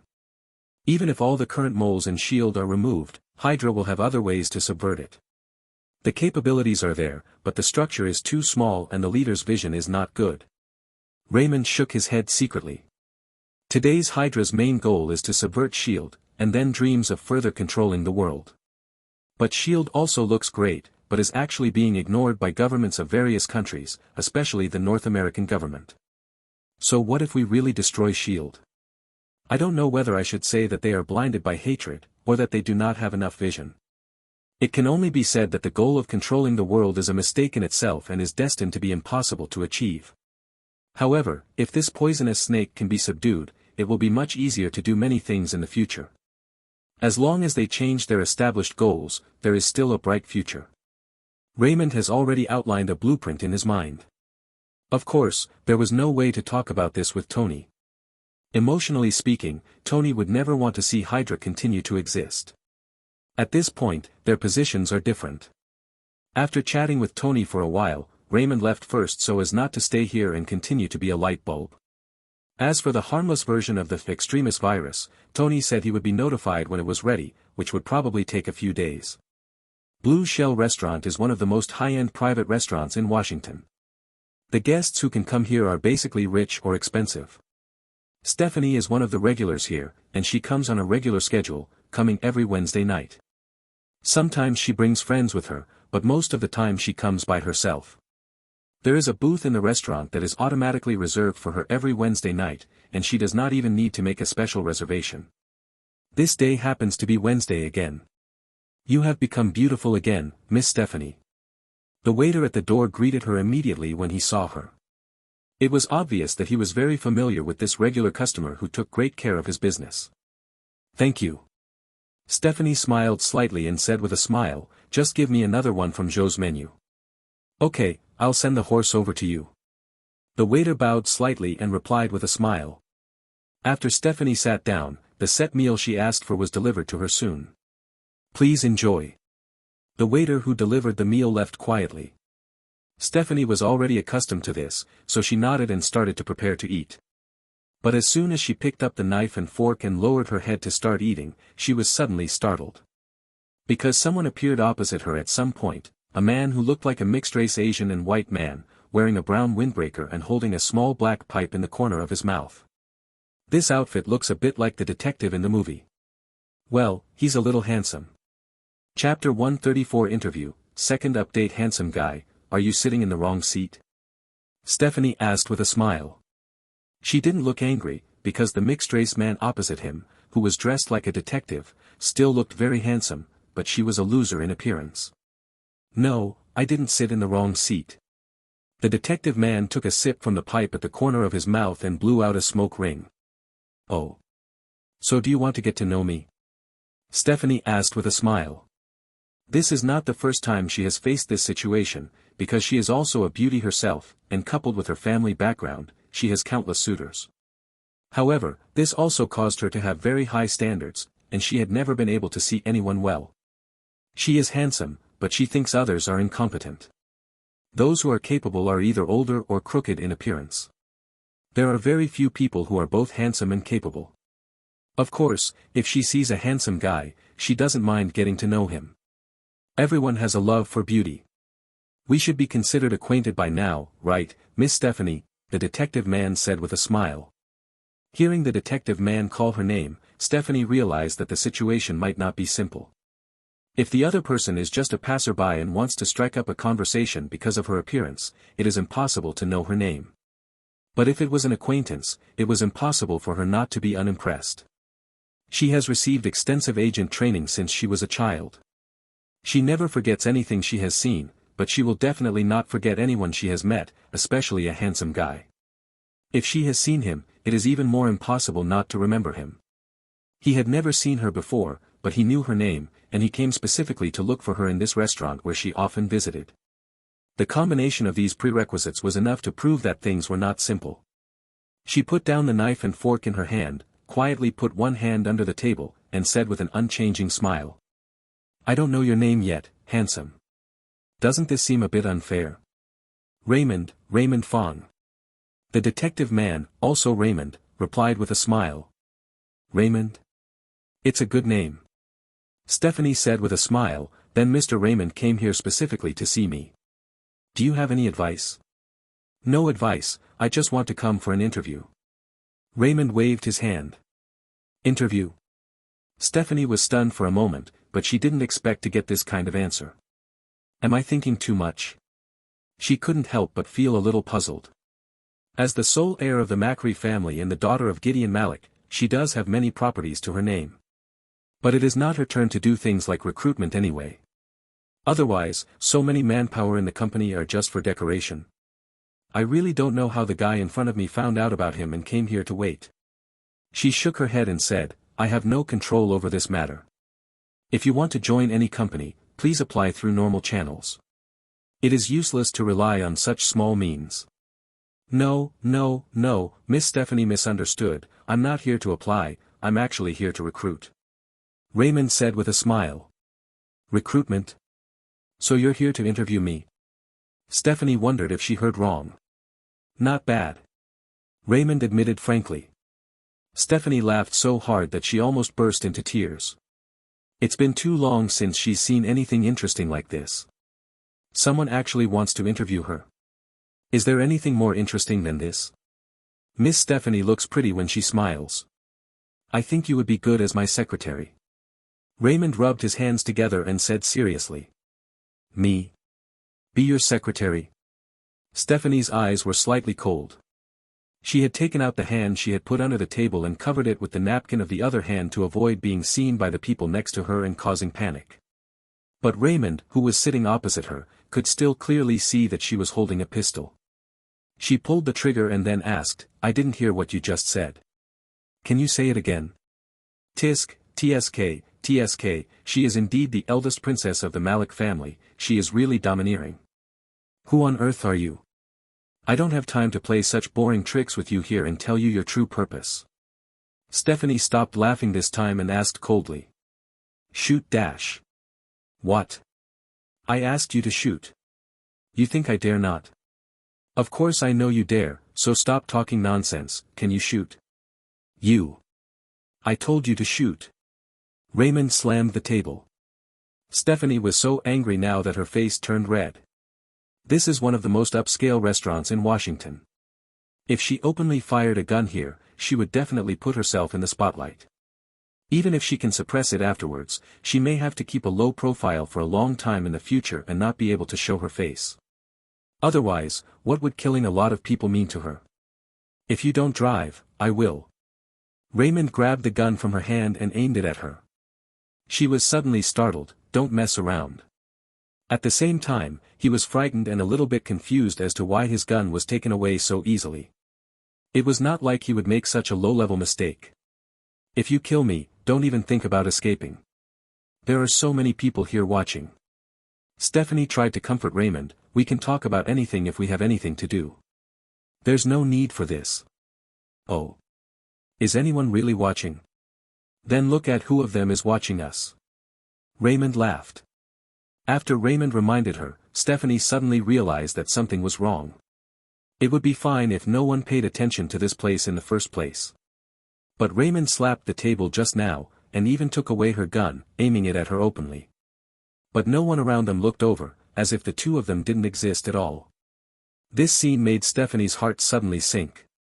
She is not someone who has never seen the world, and her father is one of the leaders of Hydra. Of course she can't guess what this situation means. This guy in front of me is probably a superpower. No wonder you dare to be so unscrupulous. Her heart froze. There are also many superpowers in Hydra. Even her father, who had received the super serum, was considered a type of superpower to a certain extent, but a weaker one. So she knew very well how unruly these superpowers were. To put it bluntly, he suddenly gained abilities and became a bit arrogant. He didn't know what his last name was. Although most superpowers are nothing when faced with state machinery, they don't seem to feel it themselves. However, she would definitely not say such words at this time to anger the guy in front of her.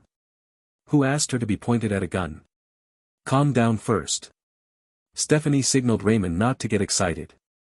I'm calm, you continue. Raymond smiled and raised his gun, indicating that she could continue talking about what she wanted to say. Chapter 135 3 days, third update. I don't know why you came to me.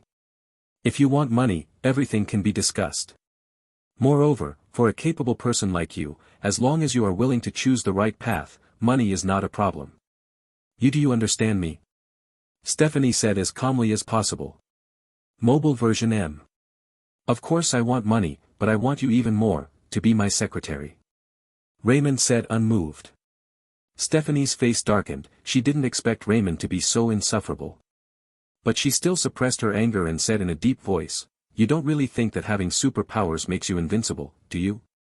There are many people in this world that you can't afford to offend. I advise you not to cause trouble for yourself. I very much agree with your point of view. There are indeed many people in this world that I cannot afford to offend, but among these people, you definitely do not include Miss Stephanie, and of course, it does not include your father who leads Hydra.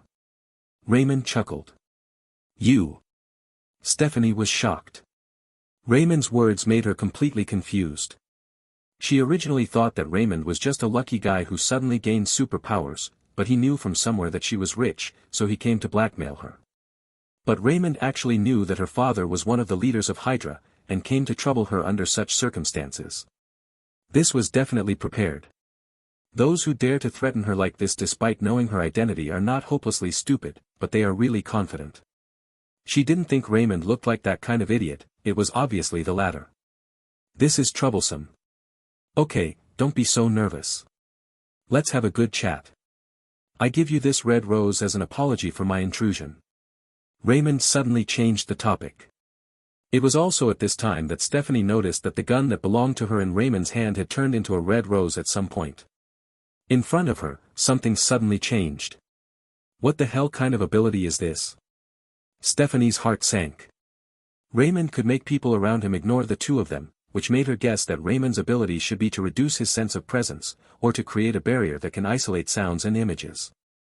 But what is this ability to suddenly turn a pistol into a flower, magic? Why, you look down on me. Seeing that Stephanie didn't accept the flowers, Raymond's tone became stiff. I didn't say that. Stephanie didn't want to anger Raymond, the mysterious superpower, so she still took the flower.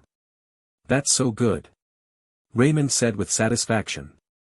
Stephanie rolled her eyes, a little speechless. Can you tell me your true purpose now, Mr. Raymond? Stephanie asked again after taking the flowers. Didn't I already say it's an interview? Raymond spread his hands and said, to be precise, I want to see if Miss Stephanie is qualified to be mine so that you can help me take over Hydra in the future. Stephanie looked at Raymond as if he were a fool, and asked in a weird tone, I don't know where you learned about Hydra, but you don't really think that you have some superpowers. You can do whatever you want with your ability, right? I'm not afraid to tell you the truth. There are many superpowers in Hydra. In our Malik family, there are also many superpowers serving us. Many of them have the power to kill me and my father, but they still chose to surrender in the end. Do you know why? Because they know that many things in this world cannot be changed with a little superpower. People who do not follow the rules usually end badly. Stephanie said slowly. Good eloquence. Raymond smiled and nodded, giving approval, then shook his head and said, but it's a pity that my vision is too small. What do you mean? Stephanie was slightly unconvinced. What you said may make sense to those superpowers under your control, but it doesn't apply to me. Oh. Because I'm too strong. Raymond sighed. Let's do this, I'll give you a chance, 3 days.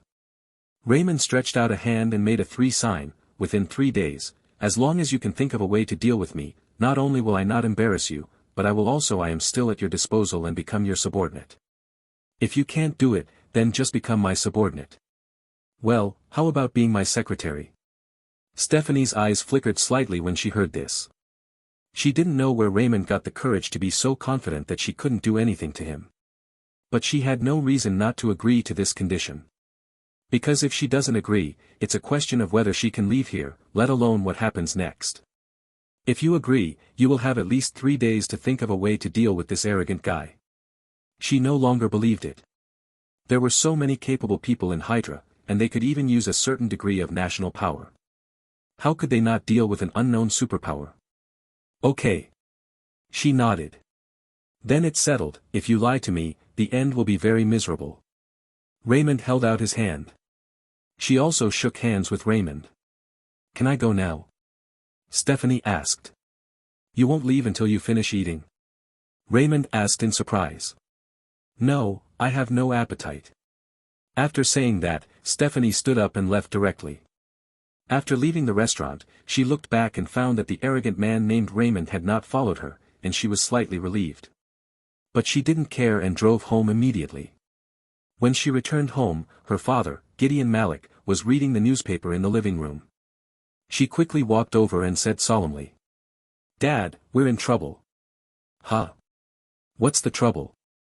Old Malik put down the newspaper and waited for her to follow. Just now, a superpower of unknown origin found me and asked me to surrender to him. It seems that he plans to conquer the entire Hydra. I don't know what his ability is, but it shouldn't be simple.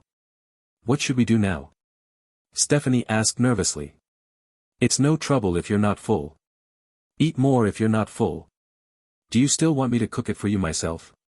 Old Malik said with a smile on his face. Stephanie froze there. What is this all about? He was obviously saying that the guy named Raymond was causing trouble for him and was planning to conquer the entire Hydra. What did this have to do with not having enough to eat? Father is old and confused. This scene made her feel a little chilled, but she still didn't give up and explained the situation again. You kid, you are such an adult, can't you be more diligent? Okay, Dad will do it for you. Old Malik said with a helpless smile. Having said that, he stood up and walked to the kitchen. Stephanie was left with a stunned look on her face. Chapter 136. Are you hungry? Fourth update. Stephanie, who was sitting in the living room, looked uncertain for a while and didn't understand why such a strange thing happened. She clearly explained the situation to her father, but why did he seem to not understand what she was saying, as if he was chatting with another person?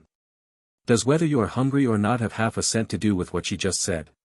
She couldn't understand it no matter how hard she tried. Could it be that her father had colluded with that person to play tricks on her? But it doesn't look like it either. While she was thinking hard, old Malik came over with a fried chicken steak and placed it in front of her with a smile on his face. Here, eat quickly. Seeing that old Malik didn't look like he was joking, she raised her hand and waved it in front of his eyes a few times. You kid, what are you doing?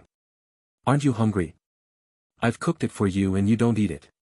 Old Malik said displeased. Dad, are you okay? What can happen to me is what can happen to you. Old Malik had an expression on his face that said, can you please stop making trouble with me? But I'm not hungry. Why did you ask me to make you something to eat when you're not hungry? Old Malik's tone became increasingly dissatisfied. I didn't ask you to make me food, I mean, there is a superpower named Raymond. Stephanie crackled and told what just happened again. This time, she even made a 3-day agreement. Old Malik listened very carefully. It wasn't until she finished speaking that she smiled and said, that's right. You have to eat when you're hungry. If you don't eat, your stomach will be starved. Stephanie was completely confused. She couldn't understand why things turned out like this, and why her father seemed to be completely unable to understand human speech. Moreover, everything else was normal, but as soon as the guy named Raymond was mentioned, something immediately went wrong. Is this also caused by his ability? Stephanie felt that she had already guessed some clues. She thought for a moment, then suddenly stood up and ran to the study. When she came back, she already had a notebook and a pen in her hand. She opened her notebook and quickly wrote something on it. We are in trouble, I am being targeted by a superpower. Then he placed this page in front of old Malik. Here, look. She pointed to the line of words. If you don't want to eat chicken steak, do you want to eat Boston lobster? Where can I find Boston lobster for you now? How about I take you out to eat? Old Malik thought for a while and said. Bang! Stephanie stood up suddenly and looked at old Malik in disbelief. How could this be? Why does it become so confusing whenever I mention that guy? She was now 100% sure that she had fallen into the trap of the guy named Raymond. Otherwise, there is no reason for this situation to occur. It's not really that exaggerated. She was really panicked this time. Ignoring old Malik's concern, she walked aside and started calling people who could ask for help one by one. The result is naturally no different from before. There is no problem chatting about anything else. You can chat normally, just like usual. But as soon as she mentioned something about Raymond, or that she was in trouble, she would immediately become confused, and the other person's reaction would be the same as the old Malik's reaction just now. Either ask her why she is suddenly hungry, or ask her why she doesn't go out to eat, or if she wants a treat or something. It would have been okay if only 1 or 2 people said this, but she made more than a dozen calls in a row, and everyone had the same reaction. She was really in despair this time. No, can't give up. There must be a solution, it can't be so incomprehensible. Stephanie was analyzing in her mind what the problem was. Only by understanding the problem could it be solved. Otherwise, asking for help everywhere will only cause confusion like now.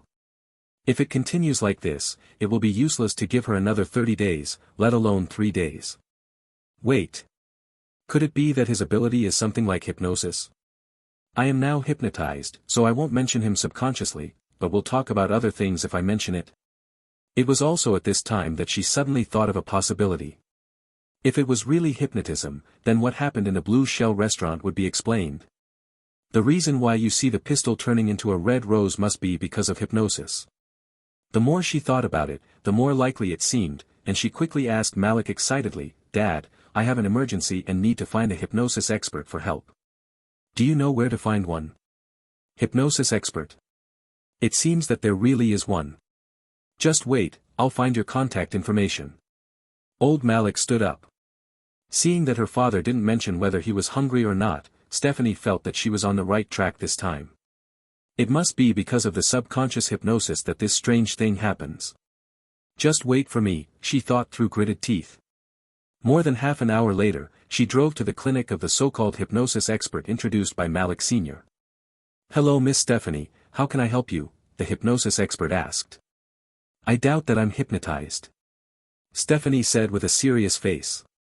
"Huh? Why do you think so?" the hypnosis expert asked with a surprised look on his face. "It's like this. I met a person before and he threatened me." Stephanie told the adapted version of the story she had thought of when she came here. In short, she described the matter in a different way so that she could find solutions.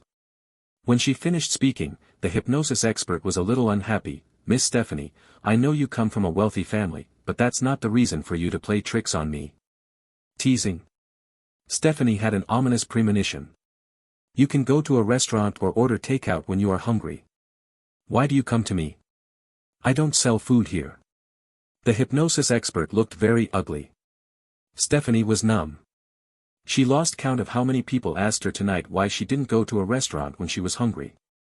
She thought it would be fine if she didn't mention Raymond directly. I also deliberately changed the term to see if I could unravel something similar to sleep. But now it seems that this path is not feasible. She did not continue to struggle, but left the clinic expressionlessly and drove back home. "You're back so soon, are you still hungry? Dr. David called me just now to ask if you had any stomach problems." Old Malik was still sitting in the living room reading the newspaper. When he saw her reply, he immediately became concerned. Asked. "Dr. David is exactly the name of the hypnosis expert. Are you still hungry after riding a horse?" Her face turned livid instantly. Chapter 137 Bang Bang Bang. Update: Want to give up? Stephanie was faintly shaken in her heart. Less than over equal to see the latest greater than over equal to less than over equal to chapters greater than over equal to less than over equal to Baidu greater than over equal to less than over equal to search greater than over equal to less than over equal to greater than over equal to. But at this moment, that hateful, proud, and arrogant face appeared in her mind, making her instantly angry. "No, you absolutely cannot give up like this. We can't let that guy get defeated like this." Her thoughts began to turn sharply, and she asked Malik again, "Dad, do you know anyone with psychic abilities? I need to ask you something." "A psychic superpower? I don't have much impression, but I can help you ask and you should be able to find it." Old Malik thought for a while and then said, "Are you anxious?" "Yes." Stephanie nodded repeatedly. "Can you not be in a hurry? There were 3 days in total. If we didn't think of a solution quickly, 3 days would go by in a blink of an eye." 10 minutes later, Old Malik finally helped her find a superpower who met her requirements. He also made an appointment for her to meet at a place, and she rushed there immediately without saying a word. When she arrived, the superpower had also arrived, and she was also a female superpower. "Hello Miss Stephanie, I'm Beth, how can I help you?" the superwoman asked. "If I acquire the ability of hypnosis or illusion, can you help me remove it?" Stephanie asked. This time, she didn't make up another story because she knew it was meaningless. This depends on how strong the other party's ability is, but generally speaking, the requirements for lifting it are much lower than the requirements for using it. As long as I'm not too strong, I should be able to try it. The female superpower thought. After thinking for a while, he replied. Stephanie's face lit up. Okay, please give it a try for me. The female superpower said with some embarrassment, I came here in a hurry. I didn't bring anything to eat in the car. Are you really hungry? The smile on Stephanie's face froze. An hour later, she returned to the Blue Shell restaurant with an expressionless face, still sitting at her usual seat. At this time, there were other guests at that location, but she rudely drove them away and told them to get away. The people in the restaurant knew her identity and didn't dare to care about her, so they had to help her apologize constantly. Now she is already close to crazy. This feeling of powerlessness is really excruciating. She didn't even want to wait another 3 days, she just wanted to end this painful agreement as soon as possible. People who have never experienced this feeling have no idea how desperate it is. Back so soon? Raymond's voice suddenly sounded. At some point, Raymond was sitting opposite her. She looked at Raymond with a complicated expression. Are you the devil? Are you hungry? Raymond asked. That's enough. I don't want to hear this anymore. She screamed with red eyes. Don't be so excited. You can't waste food when you order something yourself, right? Raymond pointed at the table. Stephanie lowered her head and found that the originally empty table suddenly had a set menu. If you read correctly, this is exactly what she was eating just now. And the state was the same as before she put down the knife and fork. Even the position of the knife and fork had not changed. She was not shocked. Immediately, as if he thought of something, he turned around and looked around, only to realize that nothing had changed. The previous table was driven away by him, and the customer who was arguing with the waiter not far away was also gone. Those people who looked at her with a crazy face, pointed at her, and gathered around her were all gone. Everything seemed like a daydream. It was as if time had gone back in an instant and returned to the starting point. That was all an illusion just now, she asked in shock. It's not too silly. Raymond chuckled. It turns out it's really an illusion. The more Stephanie thought about it, the angrier she became. When she thought of the despair she felt before, she wished she could eat Raymond alive. Suddenly, with lightning speed, she pulled out the gun on her waist and fired 3 shots at Raymond, bang bang bang. This time, she no longer cares about being in public. So what if he killed someone in public? What if I can no longer appear in public for a short period of time? As long as she can kill Raymond, she doesn't care. As her shots were fired, the entire restaurant fell into a commotion. The guests at the tables nearby turned pale with fright, and all of them squatted down with their heads in their hands, for fear that they would be implicated.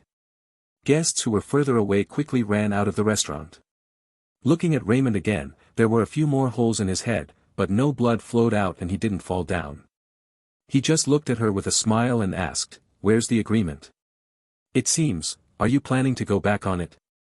Seeing that nothing happened to Raymond and he was still talking to her, she collapsed instantly.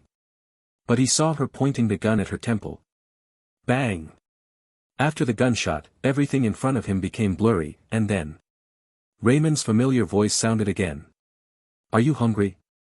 As the voice sounded, she sat in front of the table again. Raymond sat opposite her and looked at her with a smile on his face and asked. On the table, the set menu remained the same, and the restaurant was peaceful, with no sign of any disturbance. Everything is back to square one again. Was it another hallucination just now? She took a deep breath. Can you stop making trouble? Be good and eat well.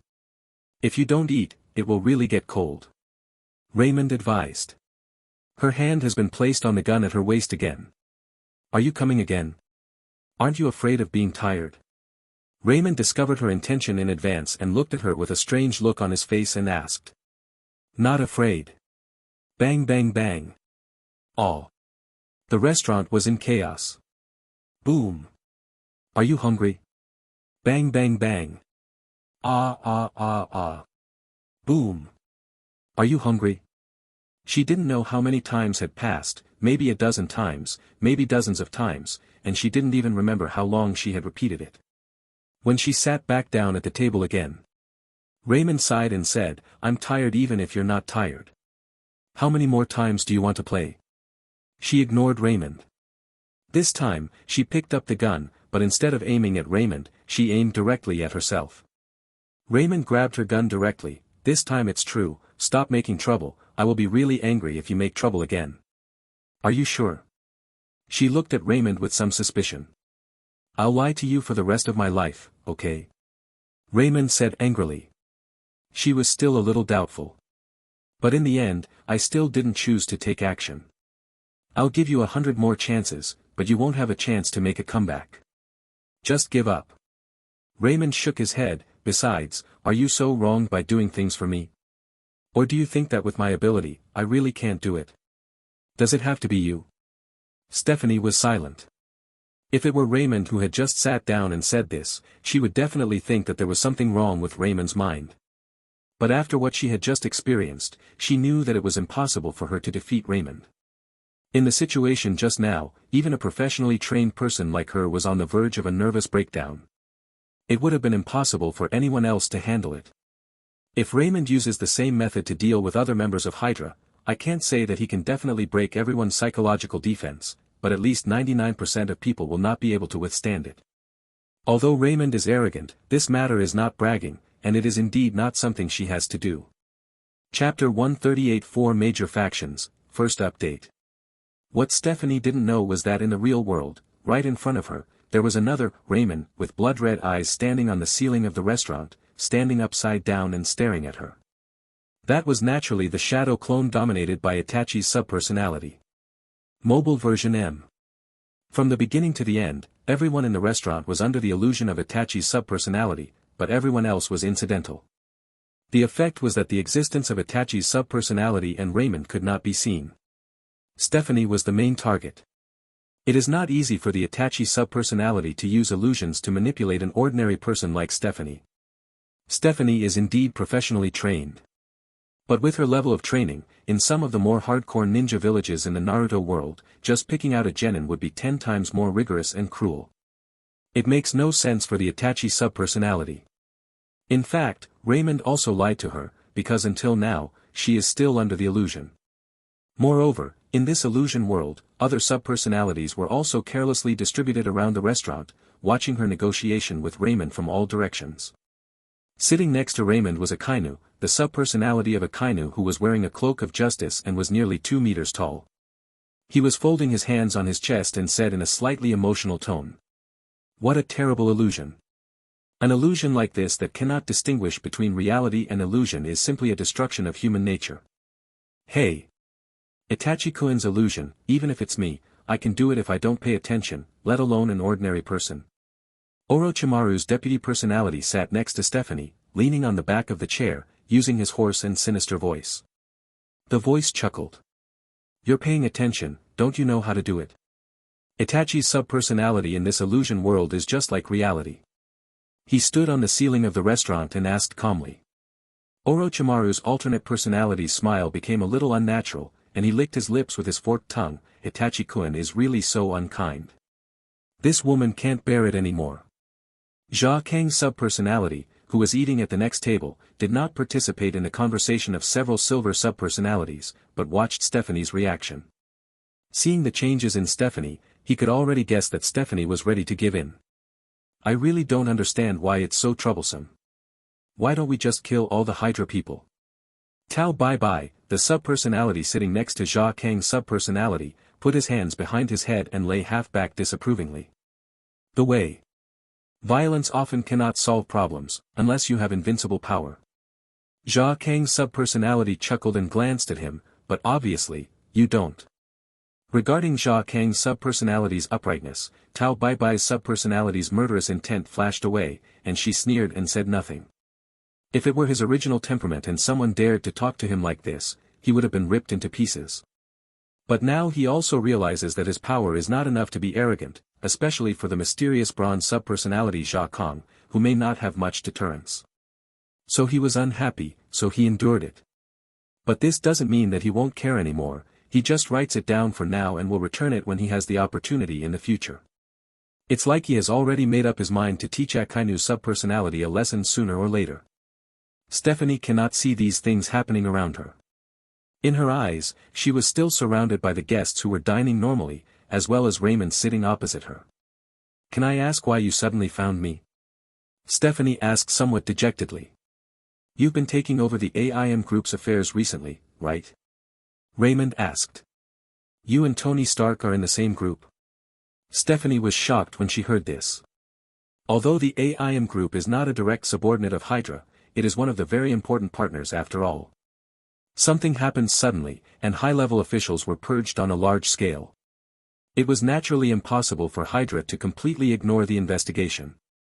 The final conclusion of the investigation was that Killian offended Tony Stark due to some personal grudges, and he was killed as a result, which led to the subsequent cake-sharing process. After coming to this conclusion, Hydra didn't pay much attention to it, because as long as it was proven that this matter was not for Hydra, other details were not important. In the end, after much discussion, it was decided to let the Malik family take over the AIM group. As the current director of the World Security Council, Malik Sr. naturally cannot be in charge, so this task naturally fell into Stephanie's hands. When she heard Raymond suddenly mention this matter, Stephanie immediately became alert. Tony Stark is a member of the Avengers, and the Avengers are allies with S.H.I.E.L.D. If Raymond and Tony are together, does that mean S.H.I.E.L.D. has become aware of Hydra's existence? Whether he and I are in the same group, what difference does it make to you? Raymond looked at her with a half-smile. Of course there is. Stephanie was about to say there was a difference, but she got stuck mid-sentence. Because when I think about it carefully, it seems that there is really no difference. Raymond came to subdue her in order to use her as a breakthrough to further subdue the entire Hydra. If Raymond really succeeded in doing it, Hydra would become Raymond's personal property, and the fate of Hydra would be decided, and it wouldn't be her turn to worry about it. Whether Raymond is kind or malicious has nothing to do with her. Actually, you really don't have to think too much. Although I have some personal reasons for conquering Hydra, my intention is definitely not to eliminate it. Otherwise, I wouldn't need to go to such trouble. Raymond smiled and said, besides, I believe you are also very dissatisfied with the current situation of Hydra. Even if it is your father's philosophy, you also have some disdain for it, right? Stephanie's expression remained unchanged, but her heart trembled slightly, because Raymond was right again. She is indeed a little disappointed with the current Hydra, and not only does she disdain the ideas of her father Malik Sr., but she also disapproves of the ideas of the current Hydra leaders. Nowadays, Hydra has a total of 4 factions, namely, the political faction, the scientific faction, the S.H.I.E.L.D. faction and the secretive faction. The political faction is a faction headed by the Malik family, which is responsible for infiltrating governments of various countries and infiltrating into governments. The leader of this faction is Stephanie's father Malik Sr., one of the only remaining Hydra leaders. Chapter 139 Surrender, Second Update. The scientific research faction is led by Daniel Whitehall, another leader of Hydra, and is specifically responsible for technology. Behind many well-known scientific research institutions around the world, there is the shadow of the Scientific Research School, including Quinn Group, IM Group, etc., all of which are inextricably related to the Scientific Research School. It is worth mentioning that Daniel Whitehall, like the old Malik, is the founding elder of Hydra, and his original status was still higher than the old Malik. It's just that he is more interested in technology, so now his voice in Hydra is not as high as that of Malik. The S.H.I.E.L.D. faction naturally refers to the group of people who work undercover in S.H.I.E.L.D., led by several senior Hydra officials such as John Garrett and Alexander Pierce. The S.H.I.E.L.D. faction has no real leader, and is mainly managed by senior cadres like Garrett and others. But in recent years, as they have grown in power, they have gradually been able to use the voice of a faction to compete with the remaining leaders such as Old Malik and Whitehall. Although nominally they must obey the orders of leaders such as Old Malik and Whitehall, in reality, there is often a sense of willing to accept the orders of foreign kings. As for the most mysterious secret sect, it is composed of the old subordinates of the 3 leaders of the old Hydra. The Red Skull's old team is temporarily taking orders from his right-hand man, Dr. Arnim Zola. Baron Strucker is said to be still alive, but almost no one has seen him. Perhaps only people of his generation such as Old Malik and Whitehall know his whereabouts. Baron Zemo is said to have descendants, but like Baron Strucker, there is no definite information. Generally speaking, the secret faction basically does not participate in the affairs of the other 3 factions, but occasionally when the other 3 factions are in trouble, they may help out. Although Hydra now has several new leaders, they do not recognize these so-called leaders. For this reason, Old Malik, Whitehall and the others did not really like the existence of the occult sect. After all, no one wants to have dissidents who disobey their leadership in their organization, so the secret faction can be regarded as an alternative existence in Hydra. However, even apart from the secret faction, the other three factions all have different philosophies. It can be said that the reason for the emergence of different factions is also due to the dispute of ideas. Needless to say, the S.H.I.E.L.D. faction's purpose of existence is to subvert S.H.I.E.L.D. and thus subvert everything. They believe that as long as they can replace S.H.I.E.L.D., they can use this power to secretly control the world. The scientific research faction is superstitious about finding new ways from alien technology to develop some killer weapons. For example, Whitehall recently believed that he could obtain Kree technology from the Inhumans, Obelisk, and then turn all of his men into super warriors. As for the political faction led by Old Malik, they are obsessed with finding the legendary, definitely not what Su Chen wants. And NB furthermore, as more and more demonic gene power is absorbed and fused, the demand for blood energy during battles becomes stronger and stronger, and the consumption rate is alarming. As a result, the more than points of blood energy he has worked so hard to accumulate are now there are only 200 points left, and this is after he has devoured and absorbed a large number of high-level insects. Otherwise, there will be no supply at all. And NB many thoughts flashed through his mind, and Su Chen stopped thinking about it. Now that the matter was over, there was nothing to regret. Under such circumstances, he could only activate the demon fighting state, otherwise, he would have already become a demon. Dead people. And NB as for his demonic arm, he can only wait for the totem pole to be repaired after his return. And NB seemed to have guessed what Su Chen was thinking. Zhang Ziyuan, who had been sitting at the entrance of the rock cave, suddenly spoke and reminded, "This thing is to drink poison to quench thirst.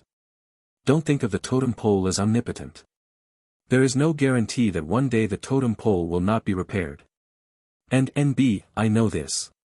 Su Chen nodded, then a hint of curiosity flashed in his eyes, and he couldn't help but ask, "Zhang Ziyuan, how on earth did you do it? You know that there are 4 people who unlocked the gene lock." Strong. And NB after luring Rhodes away, Su Chen was very worried about everyone's safety. However, under such circumstances, he could only choose to trust Zhang Ziyuan. Fortunately, Zhang Ziyuan did not betray his trust in the end. And NB, Captain, it's like this. Lei Keming, who has the strongest language organization ability, described the situation in detail at that time. He was very objective and did not add any exaggeration. Although each of them had their own ideas, Lei Keming didn't want to influence Su Chen, but wanted to let Su Chen make his own judgment. And NB, that's it. Zhang Ziyuan nodded slightly, agreeing, and had nothing to add. And NB Zhang Ziyuan did not give any explanation or defend himself. He seemed to want to use this to see what Su Chen's attitude was. And NB hearing this, Su Chen was silent for a long time. He didn't expect that so many things would happen after he left. And NB according to his understanding of Zhang Ziyuan, I believe that Zhang Ziyuan must have made 2 preparations at that time, and was even more inclined to develop a breeding team. Once he was defeated in the battle with Rhodes, then Zhang Ziyuan would probably put it into action immediately. And NB however, Zhang Ziyuan did not choose this, but rescued everyone. In his opinion, this is the most important thing. And NB thinking of this, Su Chen had already made a decision and announced directly, "From now on, Zhang Ziyuan will be the deputy captain of our 1305 survival base. When I am away, you must follow Zhang Ziyuan's instructions." And NB when Lei Keming was talking, Su Chen was keenly aware that the atmosphere among everyone was a little subtle. Zhang Ziyuan seemed to be isolated. For this reason, Su Chen directly expressed his position and attitude in this way, hoping that everyone could change your mind. And NB to be honest, he has always been wary of Zhang Ziyuan, but between him and Zaka, since Zhang Ziyuan chose him, it represents a kind of trust in itself, and no matter what Zhang Ziyuan thinks about it, Su Chen will also give him enough trust. And NBE Xiaoxiong and others were slightly commotion, but they quickly calmed down and chose to accept it. No one expressed any objection. In fact, they knew very well that if Zhang Ziyuan hadn't saved them, their end would probably have been extremely miserable, just for a while. It's just that I can't accept Zhang Ziyuan. And NB, speaking of bloody killings, I think the title of perverted murderer should be placed on my head. Su Chen chuckled and raised his demon arm. After turning on the demon fighting state, he was much crazier and crueler than Zhang Ziyuan. And NB seeing this, Yi Xiaoxiong and others couldn't help but laugh out loud, feeling relieved all of a sudden. And NB as the captain said, Su Chen in the demon fighting state is much more cruel than Zhang Ziyuan. Since they can accept the captain, why can't they accept Zhang Ziyuan? This is not the Earth, there are not so many restrictions, everything is just to survive. And NB in the final analysis, it was their own psychology that caused the problem, and they just did not change their minds for a while. And NB, thank you for being late, thank you for your life-saving grace. After thinking about it, Yi Xiaoxiong, who has a bold personality, strode forward and patted Zhang Ziyuan on the shoulder, while Lei Keming and others also responded with kind smiles. And NB, no need, I'm just doing it for myself. Zhang Ziyuan didn't appreciate it and responded coldly.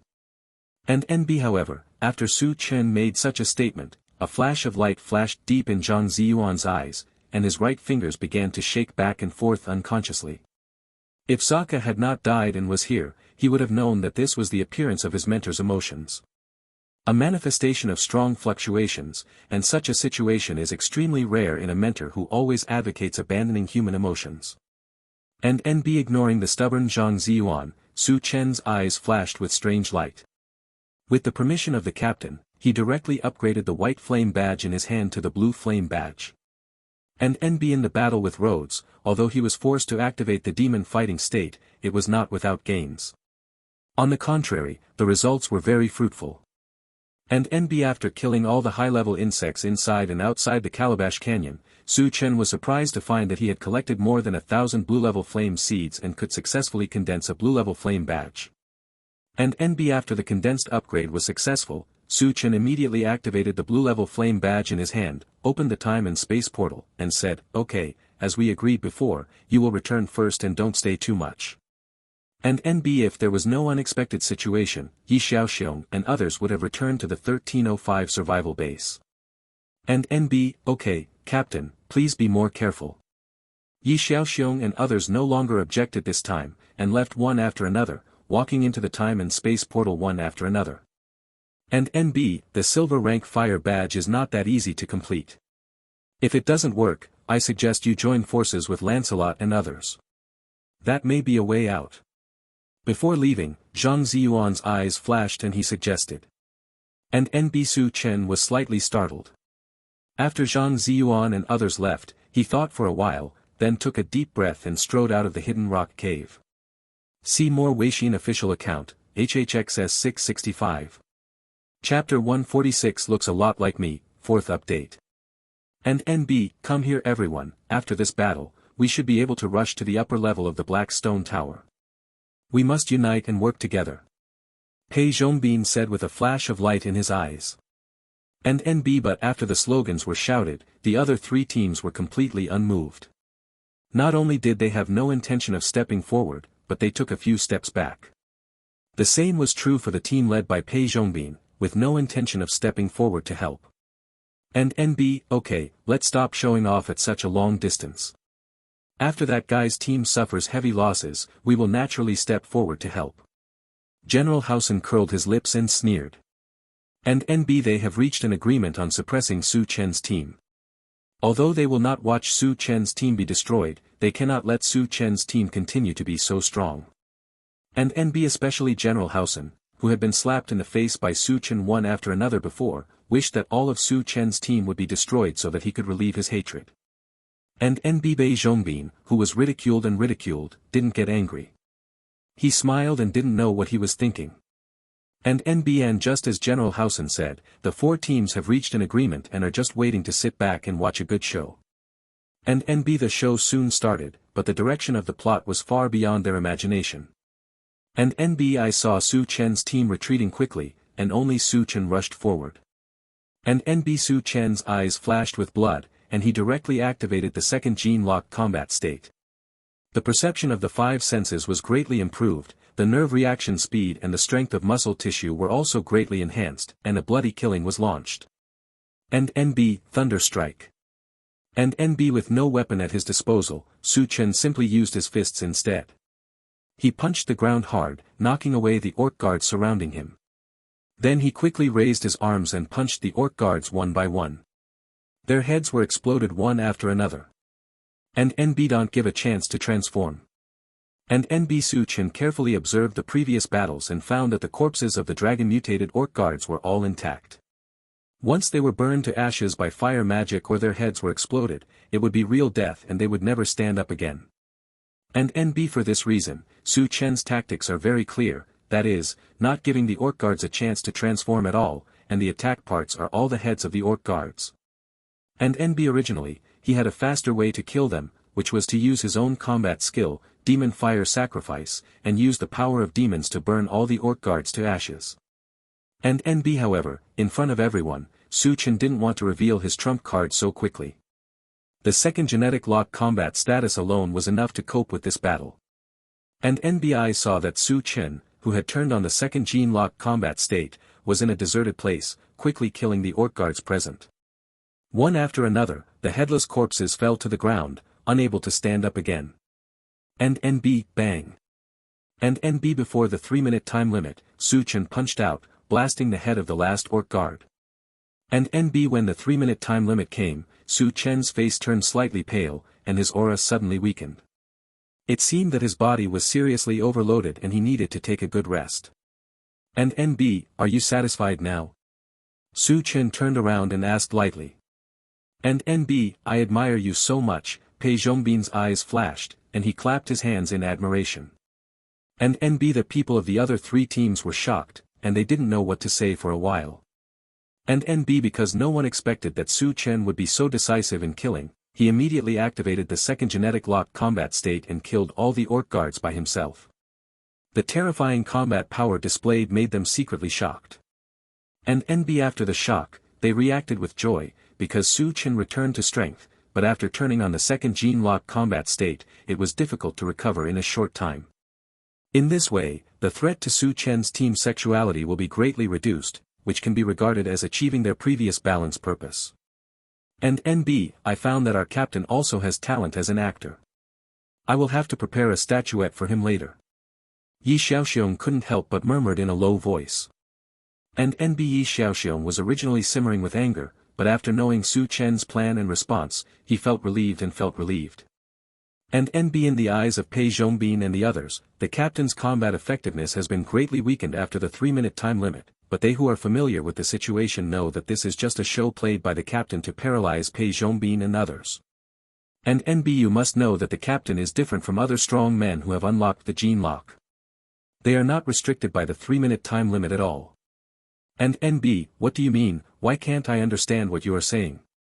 Only Mo Shan, who had just joined the team, was kept in the dark and didn't know what was going on.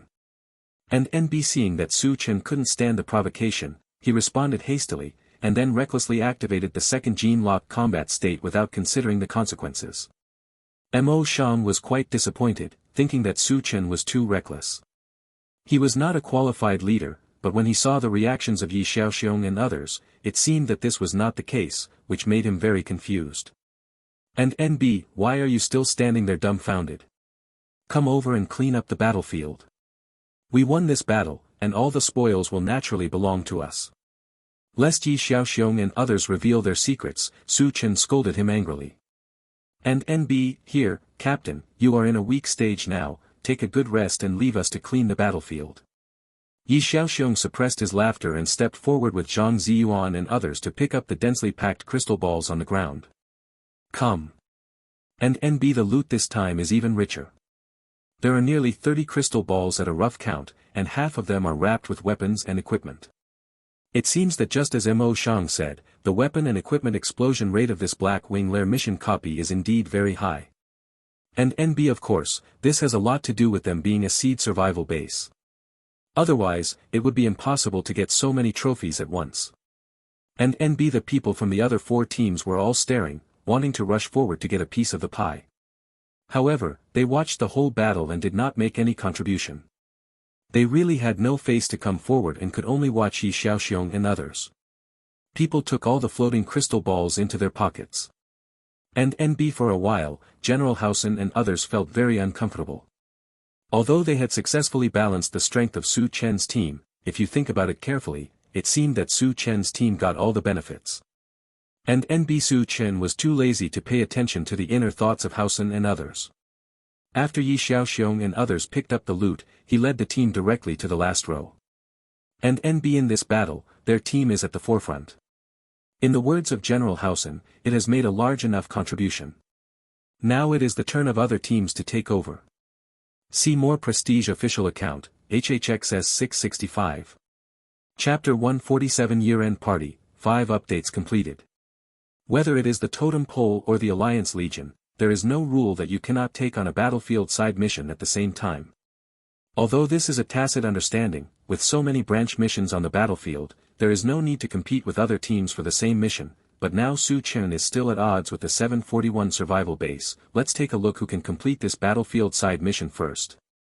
Of course, Su Chen was not entirely motivated. Another reason was that the battlefield side mission Sato chose was to go to Ashen Valley to assist the Alliance Legion in clearing the hidden dangers of the Dark Abyss dungeon. He had just come out from there and was very familiar with the terrain. Which is an advantage in itself. Everyone in the Japanese military was dumbfounded and could no longer laugh. Sato, in particular, turned red to purple and was extremely depressed. Originally, he planned to overpower Su Chen based on his military merit ranking, but he didn't expect that Su Chen would turn his army around and put him in a difficult situation. Sato was extremely angry and had the urge to fight head-on with the 1305 survival base, but reason told him that such an approach was stupid, and their 741 survival base alone was not necessarily an opponent. After thinking again and again, as the supreme commander of the Japanese military in a different parallel space, Sato finally decided to focus on the overall situation, took a deep breath, and said in a deep voice, "You brat, I'm going to be cruel this time, but I still say the same thing.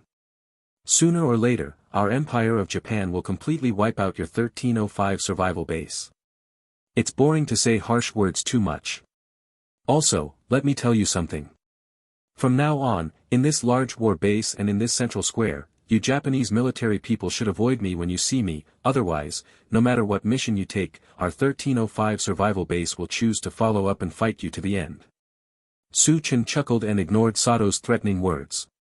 Let's go. Under Su Chen's pressure, Sato had no choice but to give up the previously chosen Ash Valley mission and choose a new side mission. He no longer had the shame to continue provoking and left in disgrace. "Okay, brother Su Chen, you are strong enough." Pudge, the bald butcher, smiled and patted Su Chen on the shoulder. Su Chen's style suited him very well. The Japanese theater is nothing. What you should really be careful about is the 09 survival base in the American theater. If the American military comes to trouble you, things will be very difficult. Lancelot reminded lightly. 09 survival base, number 09 in the battle merit ranking list. Su Chen turned around and looked. At the top of this stone monument, survival base ranked first in the ranking list, and had accumulated a full battlefield contribution points, surpassing other survival bases. The base is far behind. The captain of the 09 survival base is Wushuang. As his name suggests, he is a true Wushuang strongman and recognized as the first person. He successfully opened the third gene lock a long time ago. Now his strength must be even more terrifying. At that point, Wushuang, as arrogant as Lancelot, his face suddenly became extremely solemn, very fearful, and even had a hint of unconcealable fear. The third gene lock was opened a long time ago. Su Chen's eyes narrowed sharply, and he finally understood why Lancelot had such a big reaction. You must know that the third gene lock is not so easy to open, even if he and Lancelot, the two devil fruit owners, have not been able to successfully activate it until now. And that Wushuang had successfully opened the third gene lock a long time ago. His combat talent potential was too terrifying, and he could indeed surpass many people. The only thing worth discussing is that although Wushuang's strength is strong, through Mo Shang, Su Chen knew that someone had successfully broken out of Zone H before this, and no matter what the final result was, the strength of those people was extremely strong. According to Mo Shang, their captain has already opened the fourth gene lock, so in a pure competition of strength, regardless of combat talent and potential, Wushuang is still not the first person. In a totem mission before, I had dealt with that Wushuang. This person is extremely proud and arrogant, extremely domineering, and does not allow anyone to disobey his will, so you'd better not enter his field of vision, otherwise, that guy's tyranny will definitely wipe you out completely. Lancelot reminded seriously. Lancelot didn't want to get too involved in Su Chen's feud with the Japanese military, but considering that they were now in an alliance, Lancelot didn't want Su Chen to go too far, lest it attract Wu Shuang's attention, and they would also be arrested. It affected him, and that was definitely not what he wanted. I understand. Su Chen nodded slightly. Although it was strange and funny to hear Lancelot, who claimed to be a genius, saying that others were arrogant and arrogant, it also proved that the unparalleled person was terrifying. Su Chen already understood what Lancelot meant. If their 1305 survival base's combat performance ranking increased too quickly and posed a threat to the first place of the 09 survival base, then the hatred between their 1305 survival base and the Japanese military would be very serious. This may be the reason for Wu Shuang to take action. After all, the United States and Japan have always been a strategic alliance. In the previous battles on the plains, the US military chose to sit back and watch, just not wanting to cause unnecessary trouble. It didn't care much about the life and death of the Japanese military. But if its own interests were involved, it was another matter. In particular, Lancelot had dealt with Wu Shuang before and knew that Wu Shuang was very domineering and arrogant. If Wu Shuang realized that the 1305 survival base threatened his military ranking, you can imagine what decision he would make. I'm afraid of you. The battle merit ranking monument is erected here. It is meant to be competed with. Could it be that the battle merit ranking list has been predetermined by that unparalleled one? Pudge, the bald butcher, cursed, but at most he was satisfied with it, because everyone here knew that a strong man who had successfully unlocked the third gene lock very early was not something they could deal with, let alone the US military, the largest force behind that Wu Shuang. Su Chen smiled and shook his head. Although he was also a little unhappy in his heart, Su Chen was more pragmatic and didn't really value the number 1 ranking in combat merit. He just wanted to earn as many battlefield contribution points as possible. As for whether he was number 1, it doesn't matter. But just when Su Chen was thinking this, the flame seed mark on his chest suddenly became hot, and then the strange voice suddenly sounded in his mind, "Host Su Chen, I will now release the first stage of the Devil Fruit mission to you, seize the first place in the combat merit ranking list within 3 days, and maintain this ranking until receiving the second phase mission. If the mission fails, 100,000 points of blood energy will be deducted. If the blood energy points are not enough to be deducted, they will be directly wiped out. To be continued. If you like this work, you are welcome to vote on Chidian. Your support is my biggest motivation. Mobile phone users please go and read. See more Weixin official account, HHXS 665. Chapter 148 Edinburgh and Nepal. The leader is dead, the leader is dead. After the 3 deputy captains fled one after another, the strongest and highest leader of the Black Demon mercenary group fled in fear, and was easily killed by Yun Che while fleeing. The Black Demon mercenaries who lost their backbone were all terrified. The soul cannot keep the house. Looking at the young man standing next to the Black Demon's corpse, his face as calm as water, all their fighting spirit turned into endless panic and fear. In the brief silence, the flame gradually extinguished. Yun Che walked forward slowly with a cold face. As he stepped forward, the dark demon mercenary closest to Yun Che's position shrank in his eyes, and then suddenly let out a strange cry and fled backwards desperately. His actions immediately awakened all the Black Demon mercenaries, and they all fled away in fear, unable to care about anything else. I want to leave. Their escape did not make Yun Che feel relieved. Instead, a cold murderous aura flashed in his eyes. His profound energy surged under his feet, and he flew up. Within a few breaths, he had caught up with the fleeing group of Black Demon mercenaries. If these Black Demon mercenaries scattered and fled, he would have been helpless, but he killed 4 of their regiment leaders in a row. These Black Devil mercenaries had a huge fear of him, and they all subconsciously fled towards him in the opposite direction to where he was standing just now. And that direction is also the only exit from the back mountain. At the rear of the escaping team, Yun Che jumped forward high. After reaching the highest point, another broken shadow of the star god moved sideways and reached directly above the team. The Tiger Soul sword pointed downwards, and blazing flames ignited on the sword. In the center of his eyebrows, the golden phoenix mark released a burning golden light. Star-burning demonic lotus. Amid the low groan, Yun Che's body was filled with fire and he suddenly fell.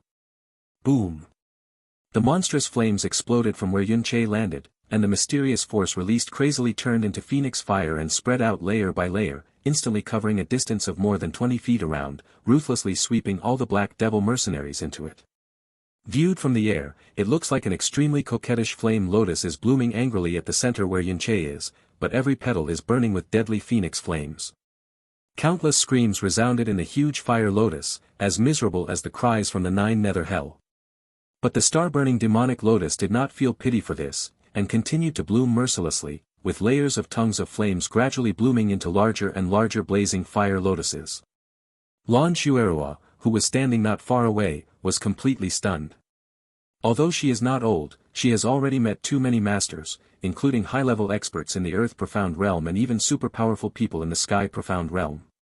But he has never seen anyone who can unleash the fire-based mystical skills so brilliantly, including the Fenshin clan, which has the strongest fire-based mystical skills in the Blue Wind Empire. It is even more unbelievable that such a blow came from Yunche, a boy who was only 16 years old. The first level of the Nascent Realm defeated the 10th level of the Nascent Realm. It took 1 month to cross a big realm. The 10th level of the Nascent Realm killed 4 practitioners in a row. My feeling did not deceive me. He must be the one I have been looking for. People. Lan Shuerua stared blankly ahead and murmured softly. The flame lotus flower had bloomed to its maximum size, but the screams within it had subsided. Through the layers of flames, Lan Shuerua could vaguely see figures rolling desperately in the flames. She turned away, with a deep feeling in her heart. Intolerable.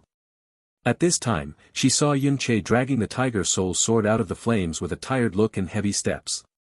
The clothes on his body were in tatters, and the blood stains on them were burned black by the fire lotus. Junior brother Yun, Lan Shuerua exclaimed and hurriedly approached Yunche, but stopped when she was about to approach Yunche. For a moment, she even dared not move forward. Because Yunche at this time made her unable to help but have a strange feeling. His sudden increase in strength was secondary. When he killed the 3 deputy captains and slaughtered these black demon mercenaries, he used all his deadly moves without a trace. With a soft hand, a fire lotus killed more than 70 black devil mercenaries and slaughtered hundreds of people in the blink of an eye without changing his expression. He is obviously a 16-year-old boy, but he has such an almost devilish mind. Senior sister, I'm a little tired. Give me a hand and give me the urban version of Invincible Heroes. Yunche's steps were frivolous and his body was swaying. When he spoke, his body softened and he almost fell down. Star-burning demonic lotus is a phoenix fire skill included in the 6th level of the World Ode of the Phoenix. Its single-point killing power is not as good as Phoenix Wing Sky Dance, but it has extremely terrifying large-scale incineration capabilities. The Phoenix Wing Sky Dance must be launched in the air, while the star-burning demonic lotus can bloom in any state and in any direction, but it is also accompanied by huge consumption. 2 Phoenix Wing Sky Dance, 1 star-burning demonic lotus, and the continuation of the evil spirit state caused his profound energy to be almost completely exhausted in this short period of time. Lan Shuerua quickly stepped forward to support Yunche, hesitated for a moment, and asked, Junior brother Yun, have you killed many people before? Yunche was silent at first, and then nodded slowly, I have killed many, many more, far more than you think. He looked at the shrinking fire lotus behind him and said, Senior sister, do you think I am cruel? We should not kill these people who are no longer attacking us but simply want to escape. Lan Shuerua said nothing and silently acquiesced. Yunche looked at Lan Shuerua and said, Senior sister, I have said before that your temperament is too soft and kind, but this sentence is not a compliment from me to senior sister, but a sigh that senior sister should feel. These evil people all have more or less violent energy in their bodies. They are all people who have killed people, and most of the people they killed should be good people who were robbed and attacked by them. These evil people should have died long ago and deserved to die.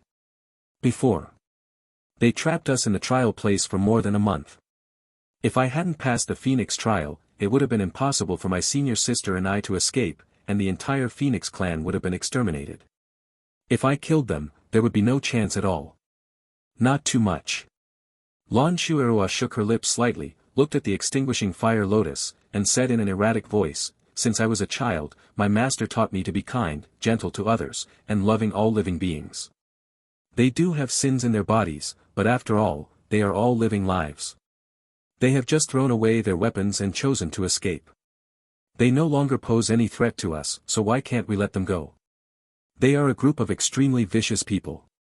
If you let them go today, they may kill others tomorrow, and they may be many, many people. Yun Che said sternly, killing them will free up many innocent people. People are saved in this way. Of course, good people and innocent people cannot be killed. But killing these sinful people is not only not a sin, but saving them and letting them go is the real sin. Lan Shueruo. Brother Yun, you really did a great job, it's really great. At this time, Feng Baichuan held Feng Zuer, who was still unconscious, and walked over with everyone from the Phoenix family. Everyone was excited, with tears in their eyes. They looked at Yun Che with eager eyes, as if they were looking at gods. When Yun Che killed the black demon, the ceiling formation at the entrance of the cave was opened by Feng Baichuan, and what they saw next made them extremely excited and shocked. Many of the old men even kept muttering, "This must be the messenger sent by the Phoenix God to save us.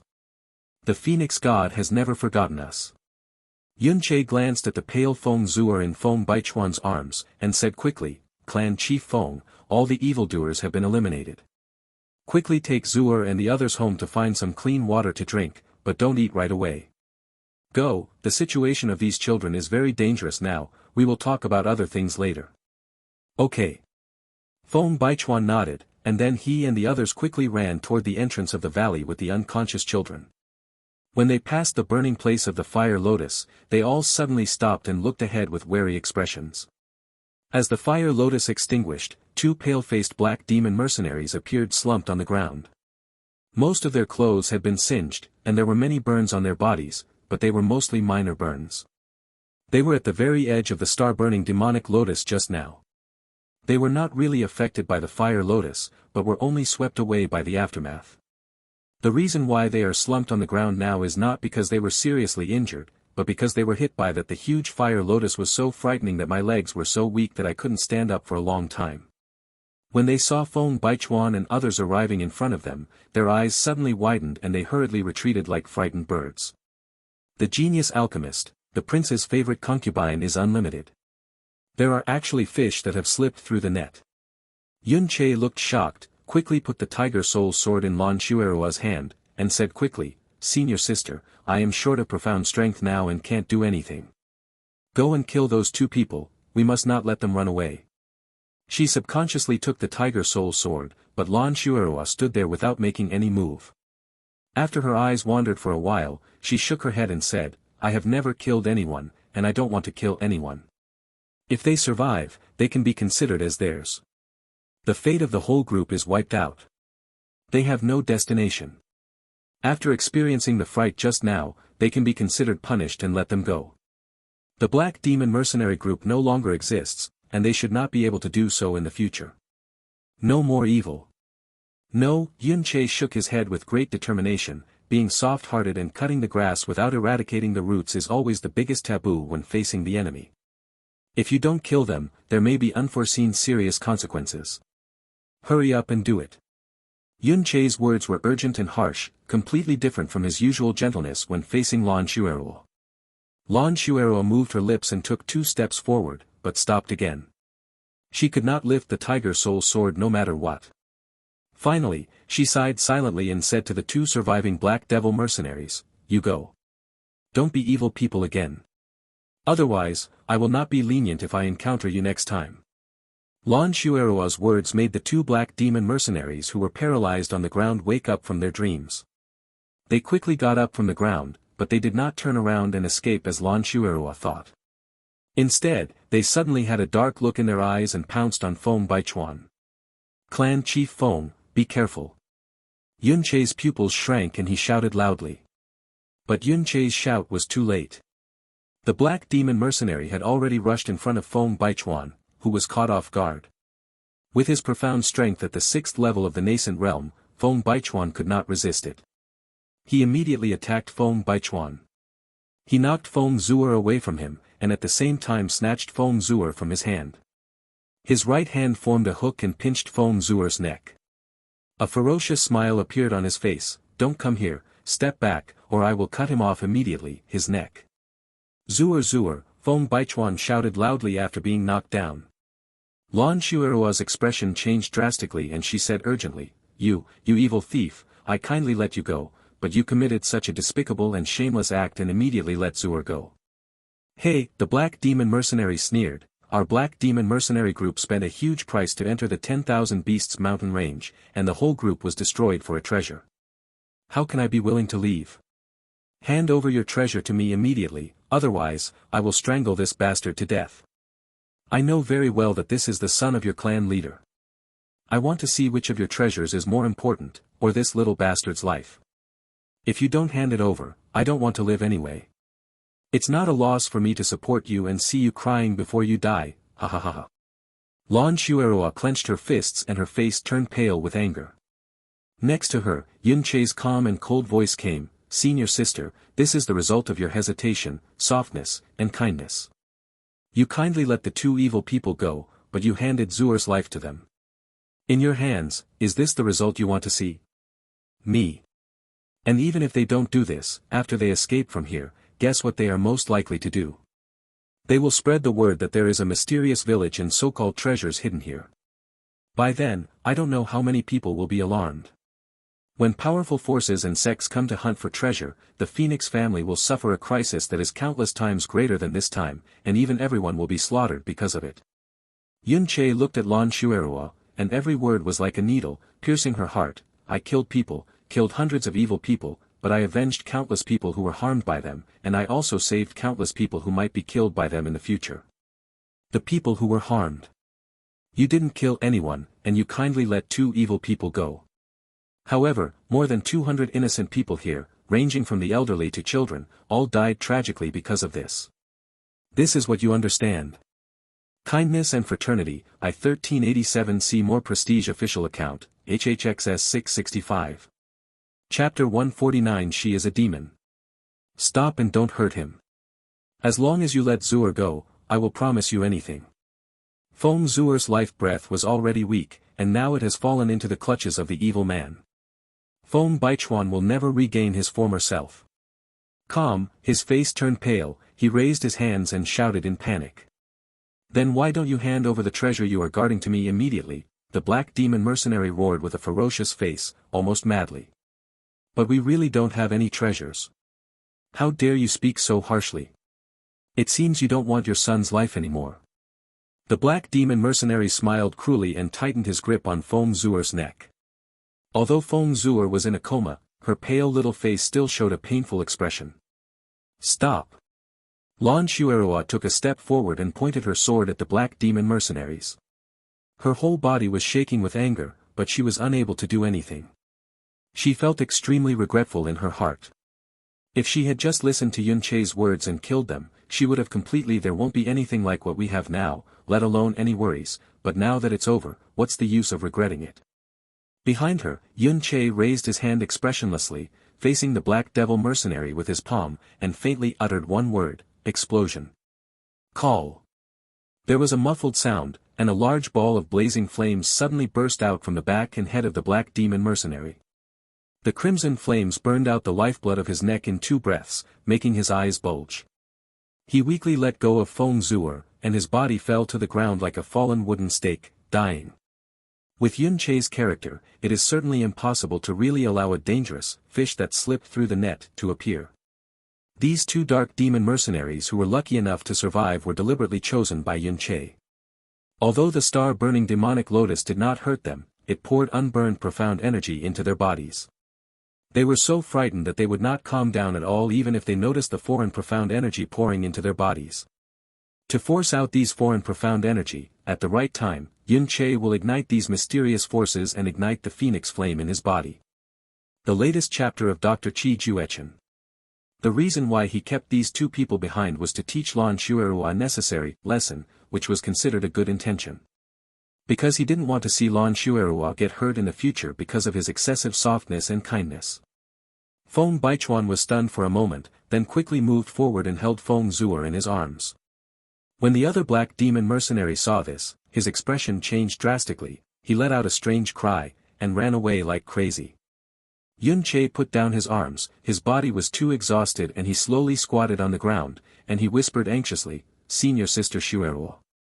Looking at the black demon mercenary who was escaping further and further away, Lan Shuerua's right hand holding the tiger soul sword began to tremble slightly.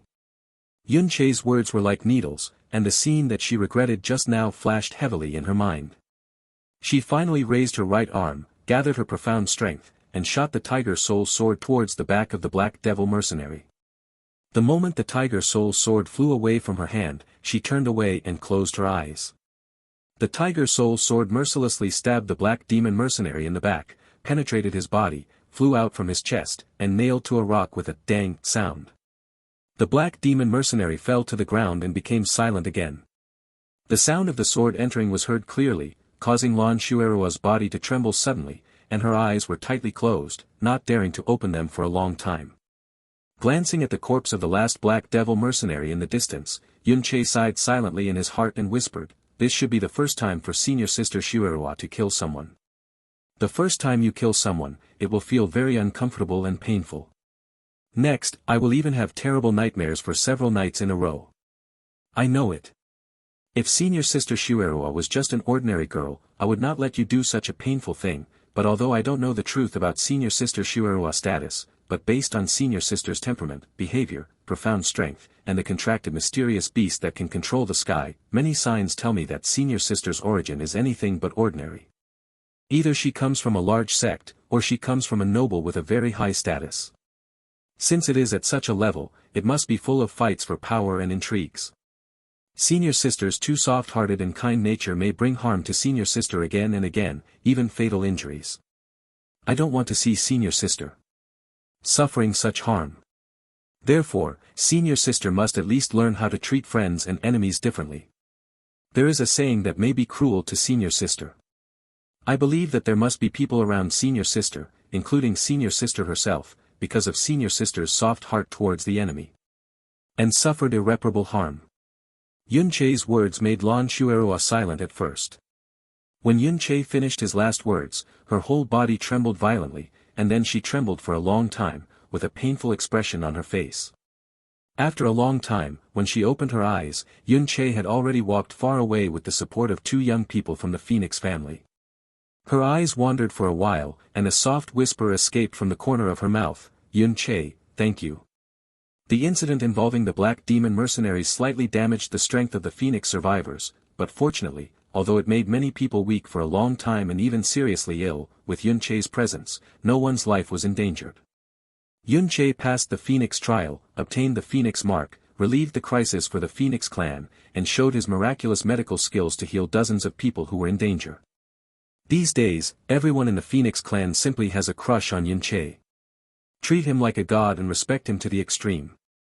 On this day, the giant snow sculpture finally woke up, and it was time for Yun Che and Lan Shuerua to leave. When bidding farewell to Feng Baichuan's face was full of reluctance. Looking at Yun Che, he said with some worry, "The reason why our family has been hiding from the world for a long time and hiding in this isolated place is because we have the mark of the Phoenix, but only have weak power. If the whole clan does not hide it, this mark that cannot be hidden will bring us endless troubles.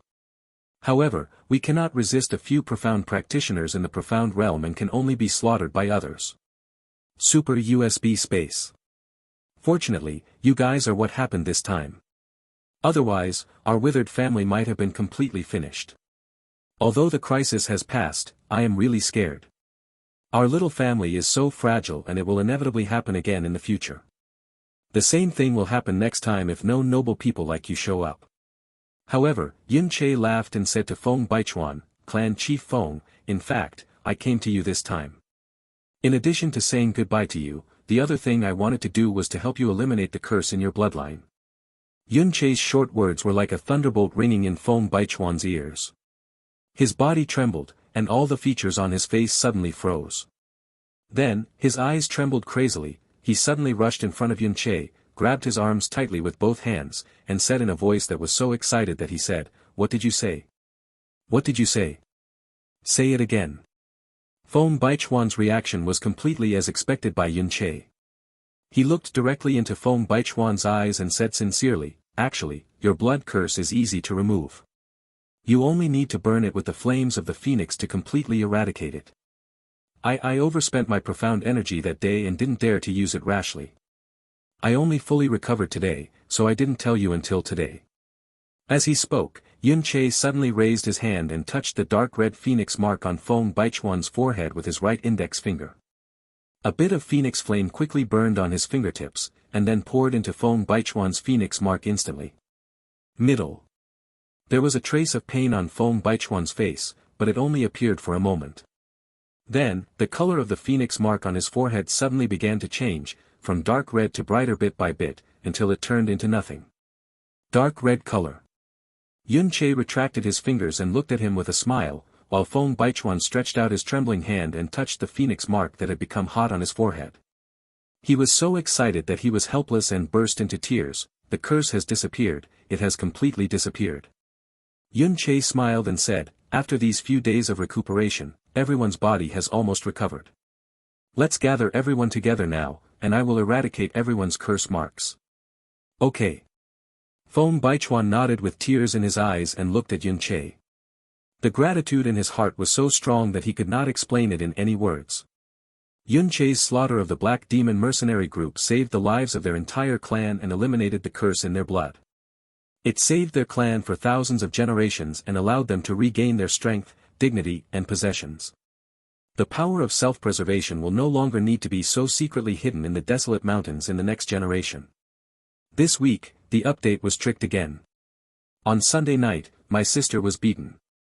The forensic examination determined that the injuries were minor, especially the comminuted fracture of the bridge of the nose, which was irreparable. I never thought that something like this would happen to my relatives. The attacker was a professional. He chose the time to commit the crime when my sister was closing her shop at 8:30 in the evening. The surrounding shops were all closed, no one was around, and the light was very dark. She also changed the surrounding cameras several days in advance, so she was also blinded when committing the crime. With a straight face, he ran away after the beating, leaving no trace or evidence behind. My sister usually treats people well and is very popular. She doesn't have any enemies. The only thing that can be suspected is the nearby competitors, because my sister's store is doing relatively well, but that person's business is bleak, and she did it 3 times before that. He hired someone to threaten Dan, but although he knew it, there was no evidence. The police were called, but they simply recorded the incident, and nothing happened after that. My sister felt very sad when she suffered such a thing, but she couldn't do anything to help, which made her feel even more sad. I went to visit my sister the next day and saw that her face was bruised and swollen. Maybe people who don't have a sister can't understand this feeling. Maybe you can imagine how it would feel for your parents to be treated like this for the first time. This feeling of discomfort was unexpectedly unbearable. I felt suffocated and wanted to kill someone with a knife. Since I had been in this state for the past week. I can't write the code, and the quality is very poor when I code it out. I wonder if there are any of you who are engaged in public security, procuratorate, and law, who can give me some effective help. Thank you. Starting tomorrow, we will start the 3rd update, and slowly make up for what we owe before. Please forgive me for the previous interruptions. I will do my best to make up for it. I-1387 See More Prestige Public Account, HHXS 665. Chapter 150 Cassius The speed of that red light was faster than lightning. Fen Juechen only saw a flash of red light, and before he even had time to react, the red light hit Tianling and was instantly submerged into his body. Suddenly, the feeling of being pricked by countless steel needles came from his soul crazily, causing him to let out a shrill scream, and then his consciousness collapsed and he passed out. The girl in red had her eyelashes slightly lowered and her eyes were cold.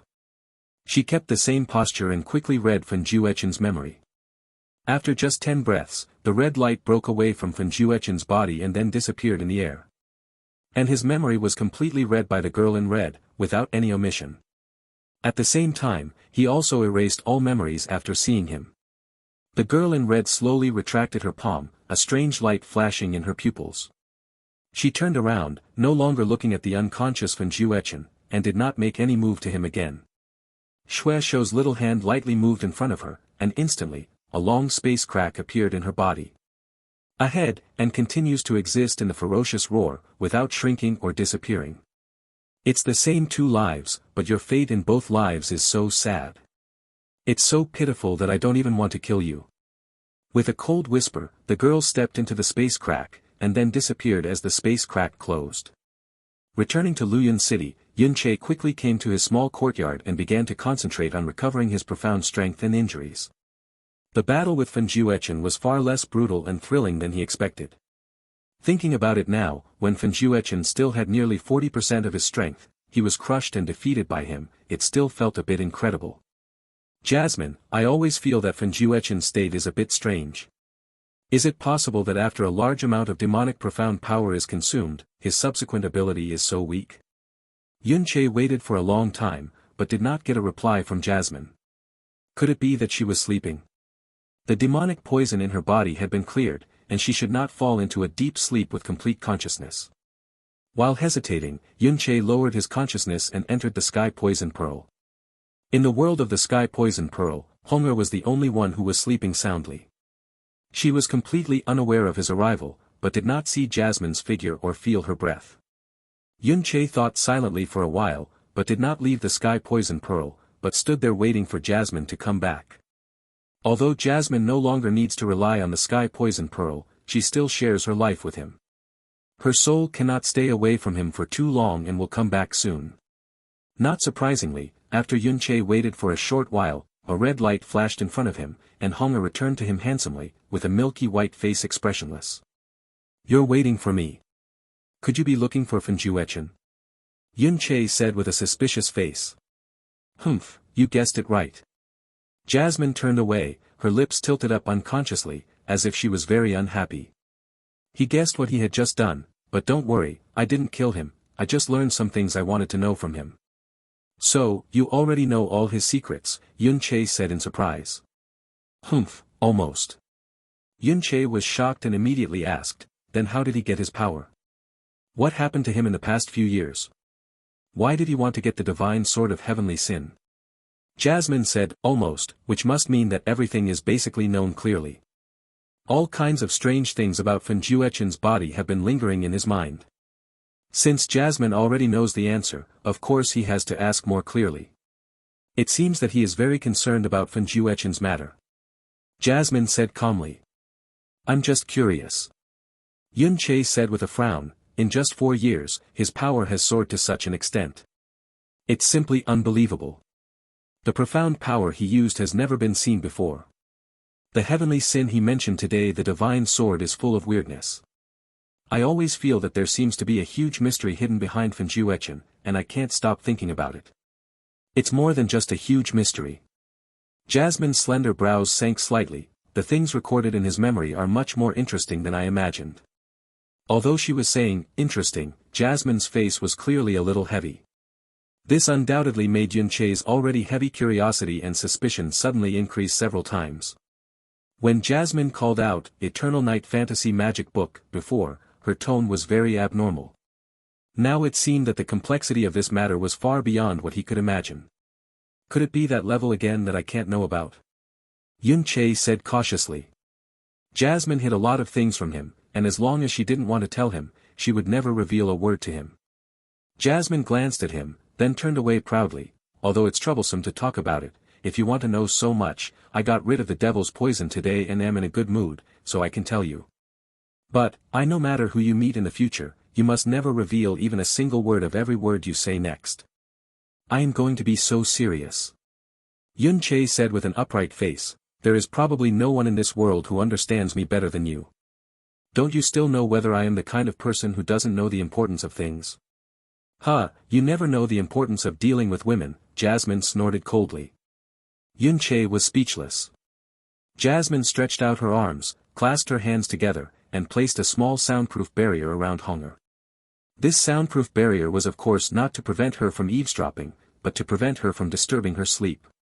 This casual move showed Jasmine's almost subconscious care for Honger. Jasmine has always been very protective of Honger, but she has always been cruel to me, Yun-Che thought sourly. The ancient era was the age of gods, and all other races were lowly and humble existences. The north of the chaotic space is Yin, and the south is Yang. The southern chaos is the world where the ancient gods exist, while the northern chaos is the ancient demon race. World. The gods and demons each occupy half of the chaotic space. The two races repel each other, Yin and Yang, and are hostile to each other. However, they rarely cause conflicts and even have little contact. They live in peace and harmony. They exist like two parallel worlds with contradictory attributes.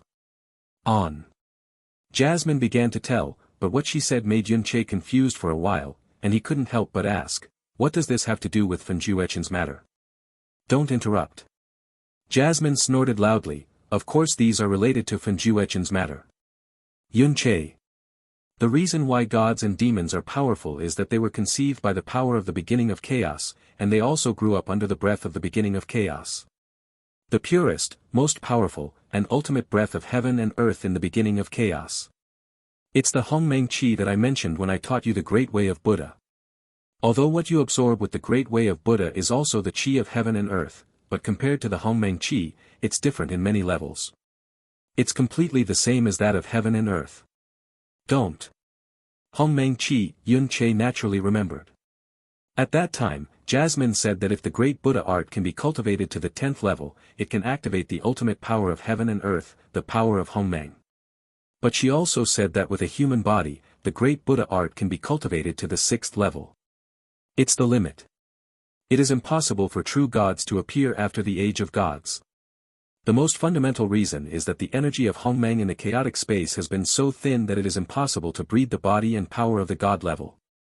And as the chaotic world becomes more and more turbid, Hongmeng the Qi will only become weaker year by year, and it is destined that the true god will never reappear.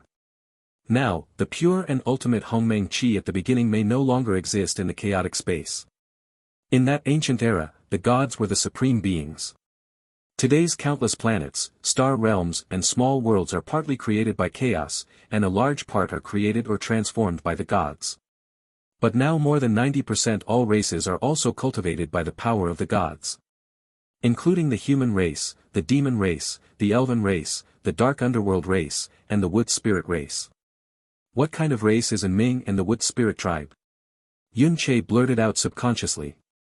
He had never heard of the names of these two races, and there had never been any records in either the Tianxian continent or the illusory demon realm. Jasmine rolled her eyes at him, as if she was angry that he interrupted her again, but she just snorted and finally continued patiently. The wood spirit tribe, like the elf tribe, is a race that is extremely close to the power of nature. A race that can communicate with plants and control them to a certain extent. This race has very low mystical talent, so they are very humble and weak. Coupled with their special strength and physique, once they fall into the hands of foreigners, the consequences will be dire. Those who are particularly miserable will be enslaved and used as tools to find or cultivate medicinal materials. Even worse, they will be directly used to refine elixirs or medicinal spirits.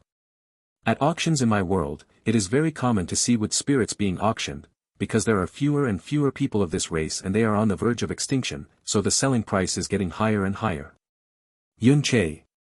The dark tribe is a race that can change its form at will and feed on darkness. It has no distinction between male and female and can reproduce itself. This race is not small in scale, but it can only exist in places surrounded by Yin Qi and cultivate itself.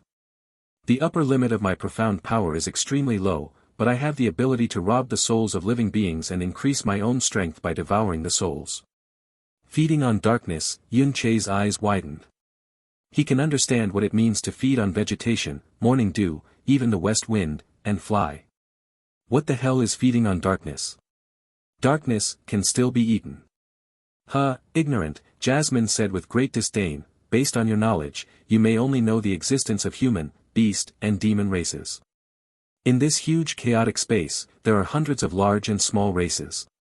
What you know is not even a drop in the ocean. Not only do there exist races that feed on darkness or light, but there are also races that feed on dreams and even space. Rumor has it that in ancient times, there was a race that fed on time. A race that feeds. Yun-Che almost thought that his brain was shutting down, but he couldn't imagine what it would be like to eat dreams, eat space, and eat time. Forget it, you haven't even walked out of a small blue pole star. You probably won't be able to understand these things in your life. It's a complete waste of time to tell you so much. Jasmine crossed her two delicate arms in front of her chest, with a proud attitude of contempt for all living beings. And the age of the gods ended completely. And the reason for the end, I told you a long time ago, was because of a sword. The heaven-slaying ancestral sword, Yun Che muttered in a low voice.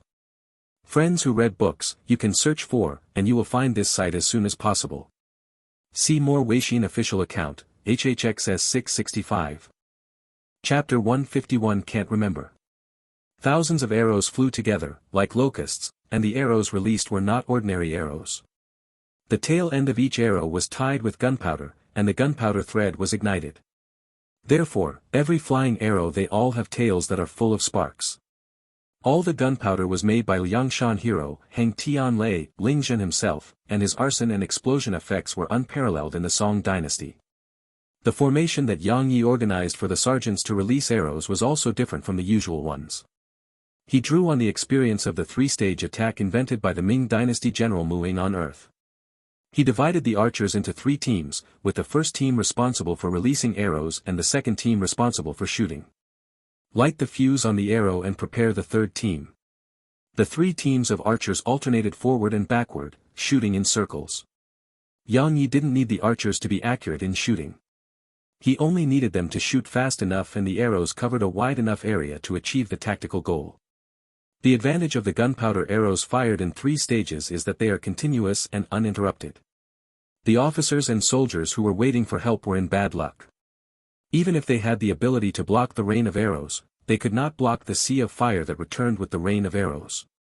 They were instantly plunged into flaming purgatory, screams erupted from all around, and the scent of cooked human flesh began to waft around.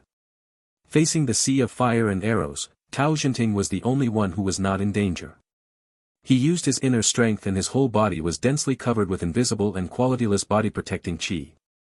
Any arrows that came close to the range of his qi would be powerless. Fall off. In the world of water margin, most of the fierce generals who are defeated by thousands of people will have such abilities. They cannot be killed by random arrows, cannot be pushed down by a sea of people, and plotting is generally useless.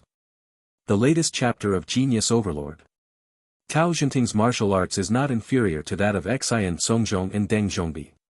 Even if he encounters the 5 tigers of Liangshan, he can barely fight a draw. Such a character cannot be defeated by just 3 attacks and a rain of rockets. If he had the courage, roared like a tiger, pounced on his generals, and started a battle in which one person could defeat 1,000 people, knocking over or disrupting the Liangshan army's arrow array, it would not necessarily be impossible to prevent the entire army from being destroyed. However, Tao Jinting shouted, and the 2 jujube hammers turned like windmills to disperse the arrows and gunpowder, but the direction of travel was not to take the lead and rely on his own peerless martial arts to create hope for his colleagues. He chose 36 strategies, and it was the best way to go. A dead Taoist friend should not be a poor Taoist, and he turned around and ran away, allowing his sergeants to be cut down like rice one after another under the rain of arrows from the Liangshan army. It became charred and cooked meat in the explosion and combustion. Tao Jinting is a general who is not capable of flying over cliffs and walls, but he has developed extraordinary escape skills through years of fighting. His movements can be said to make a civet angry to death or a rabbit scared to death. In the blink of an eye, he had jumped more than 10 feet, avoiding the killing range of the 3-stage arrow rain. If a hero from Liangshan moved here when he was young, he would have to give Tao Jinting a thumbs up, saying that he is not a thief and can run faster than a thief. This is really a good talent brought from the mother's womb.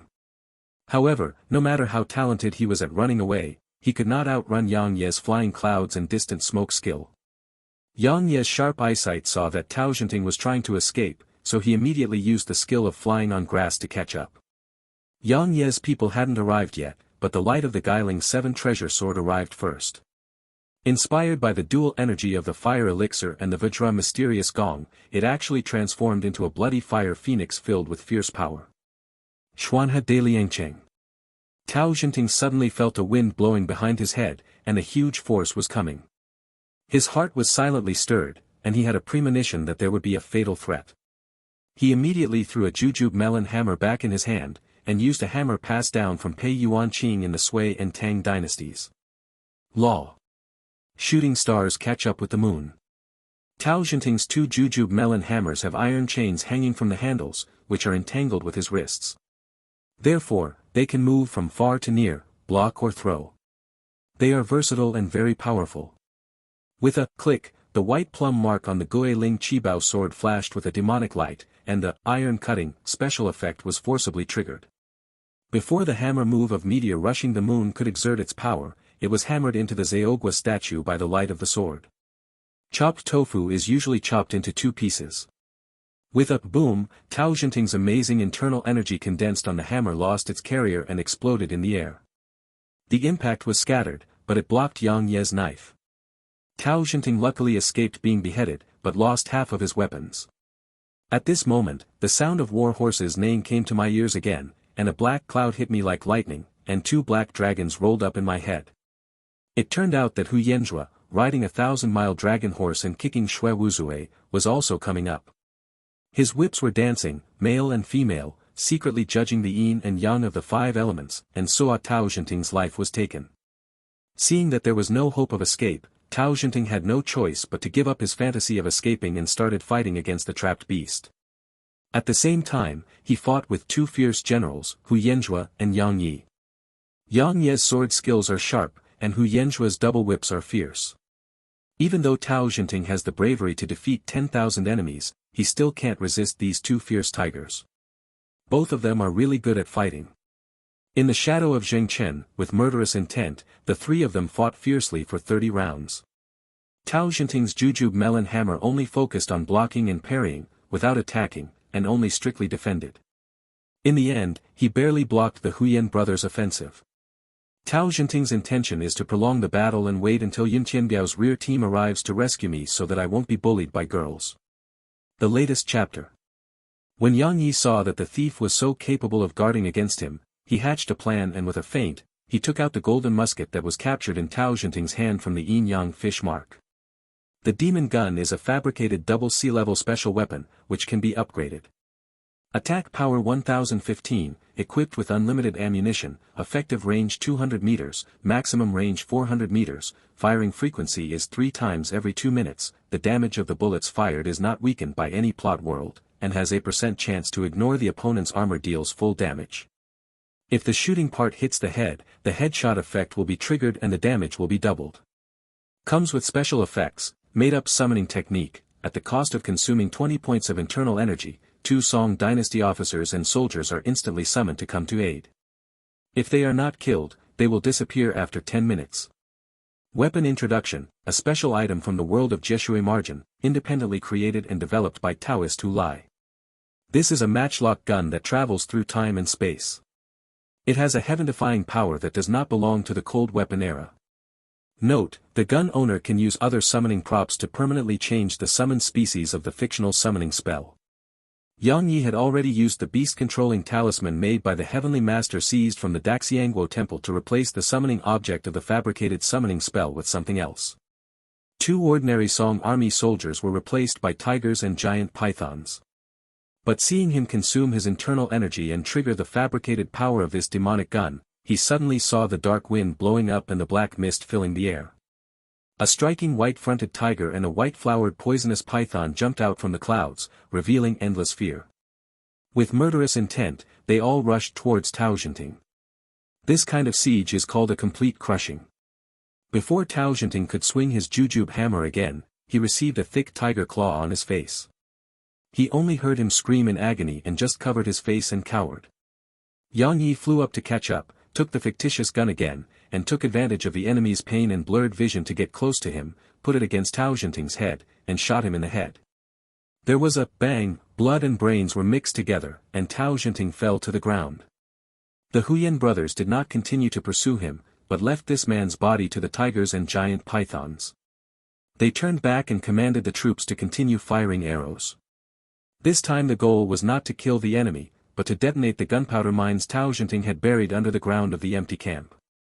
The whole process of how Tao Jinting and the others went to war to bury gunpowder had actually been clearly seen by Yang Ye's clairvoyance, so how could they be lured into an ambush? With the second round of rocket rain, earth-shattering explosions sounded in the empty camp, and fire shot into the sky, turning into a huge flaming cloud under the darkness of night.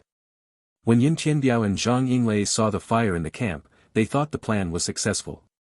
They both shouted and commanded the army to rise up together at once. Zhang Yinglei led his troops to seize Jiaxiang City, while Yun Tianbiao led his troops to intercept and kill the so-called remnants of Liangshan's army who had robbed the camp. 2 flowers bloomed, and one is mentioned. First, Zhang Yinglei led his troops to sneak attack on Jiaxiang City. As his thunderbolt shot high into the sky, there was an immediate reaction in the city. The suspension bridge was hung straight down, and the entire city gate glowed in the night. There was a hole underneath. Zhang Yinglei was overjoyed when he saw this and shouted, "Children, come with me." Thousands of troops followed Zhang Yinglei's footsteps and filed into the city. As soon as they entered the city, they saw that it was extremely quiet and deserted, and no defensive soldiers from the Liangshan army could be seen. Zhang Yinglei was so experienced that when he saw this situation, he realized that something was wrong. It seemed that his plan to attack the city had failed, and he had fallen into the thieves' trick. He was about to issue an order to direct everyone to retreat, when he heard an earth-shaking loud noise, and a huge 1,000-jin gate suddenly fell down at the city gate. Although the Qianjin gate in Jiaxiang City is not as powerful as Tokyo City, it still has some weight. It is a pity that those officers and soldiers who were walking slowly were smashed to pieces under the roar. The war drums were beating, the clappers were blasting, and shouts of killing could be heard from all directions. Countless heads protruded from the walls of the inner city. In front of Zhang Yinglei's army brigade, two teams strode out with heads held high, each with 500 men. One group has all black helmets and black armor, and the other group has all red helmets and red armor. The first two generals are the Holy Water General Shan Tingue and the Divine Fire General Wei Dinghua. Zhang Yinglei heard the names of these two people and knew that their martial arts skills were not that of powerful generals, but he never paid attention to them. I saw Zhang Yinglei roaring loudly, like a thunderstorm rising from the ground, urging his horse and waving the copper lu, and with a bravery that was invincible, he rode against the two generals of water and fire on his own. Han Tao, the victorious general on the city wall, saw this and reminded loudly, "Brothers, this thief is so brave that you can't beat him." It was too late, but it was too late. When Shan Tingue and Wei Dinghua saw Zhang Yinglei coming to kill him, they did not follow their habit of rushing forward to fight the general head-on. They waved their hands and commanded the black armored army and the red armored army behind them to attack Zhang Yinglei together, using the tactics of soaking the soldiers with water and burning the enemy with fire. Shan Tingue raised the black flag in his hand and pointed lightly in the direction where Zhang Yinglei was running towards. The 500 black-armored troops were in uniform, and each of them sprayed out highly toxic corrosion with a ceramic water spray can. Potion. The overwhelming poisonous water was rolling towards Zhang Yinglei. Speaking of which, he was a tiger and wolf general, with extremely powerful methods. Even the poisonous water could not get close to him even if he waved a copper wick around without leaking. However, although Zhang Yinglei was not afraid of poisonous water, his horse could not bear it. The poisonous water swung away by Tong Lu leaked out, and the horse's skin and flesh were torn instantly, and it died unexpectedly. Wei Dinghua's red armored army was no less simple. Under the guidance of their general's red flag, they first threw sulfur fire bombs wildly at the officers and soldiers, and then took out ceramic injectors that were exactly the same as those used by the black armored army and sprayed black oil indiscriminately. Adding fuel to the fire, it naturally burned more fiercely. The officers and soldiers did not have Zhang Yinglei's bravery, let alone the body-protecting qi. With this magical skill of water and fire, Ning escaped with his life. Zhang Yinglei saw his fellow soldiers dying in battle, and his heart felt like a knife. He never dreamed that Lingzhou's two generals, water and fire, would suddenly be transformed today, and would actually understand how to defeat the enemy and win by relying solely on water and fire tactics. It is rumored that although these two people have magic skills, they are brave and foolhardy. They do not understand military strategy and can only fight generals. I have never heard that they have a good record of using the magic of water and fire. But today, their performance completely blinded Zhang Yinglei. At this moment, Shan Tingue and Wei Dinghua waved their flags at the same time, causing the black armored army and the red armored army to stop spraying water and setting fires. The two armies separated in the middle, and the three generals were held out like stars holding the moon to see their momentum. They are all true heroes who can conquer mountains and rivers, strong warriors who can defeat thousands of people. There was a man in front of him who wore a golden hoop and looked like a god. He was carrying two snowflake iron and steel knives. He exuded the aura of an innate master who united nature and man. But he heard this man shout loudly. "You thieves who steal chickens and dogs, do you know your grandpa Wu Er?" See more Prestige Public Account, HHXS 665. Chapter 152 The Identity of Master Kong, 5 updates, please vote for me. After the extra-dimensional killing array was fully launched, Jiao Chan and Mrs. Venus, the master and apprentice, happened to be locked in the same secret room. Before they could understand the situation, they found themselves surrounded. The small secret room suddenly stretched out into a different dimensional space that looked like an infinite universe. Countless barbarian warriors wearing tempered vine armor formed a formation and surged up like a tide. Jiao Chan was the first to fight, with a spear on her left and a sword on her right. The spear was a gentian cliff spear and the sword was a confidant sword. She was dancing like a sparrow spirit, graceful, and everything she passed was littered with debris. The magical weapons were charging and killing wantonly in the vine armor formation, as if they were in a deserted place. Mrs. Venus couldn't help but feel happy when she saw that Jiao Chan was so good at her skills. However, the war was so dangerous that she couldn't allow herself to train her apprentice anymore. She shouted sweetly, "Jiao Chan, let me help you." After all, she is different from the awakened character in Jiao Chan's plot. She is a new fighting god who is familiar with all the details of the Three Kingdoms plot. She understands that the fatal weakness of the vine armor soldiers is their fear of fire, so she immediately adopted targeted tactics, waving the sword, twisting the willow waist and raising the toes.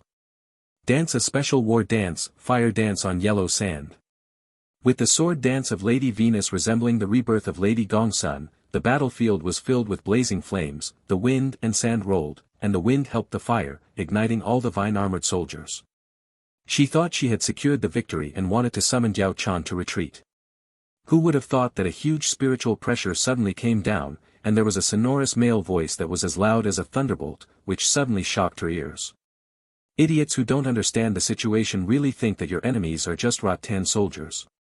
As soon as he finished speaking, the Tingjia soldiers, who were all burning in flames, all shouted out a powerful slogan in unison, which was clearly, "We will ignite the hope of the motherland." After chanting the slogan, the vine armor soldiers collectively transformed. The vine armor was suddenly disillusioned, replaced by the thundercloud combat armor, with only one eye exposed, a tightly wrapped technology-enhanced system, and dense Tesla magnetic lines all over the body. Circle, everyone holds a miniature electromagnetic gun in their hands. Mrs. Venus suddenly found it strange and couldn't help but exclaimed, "Magnetic infantry."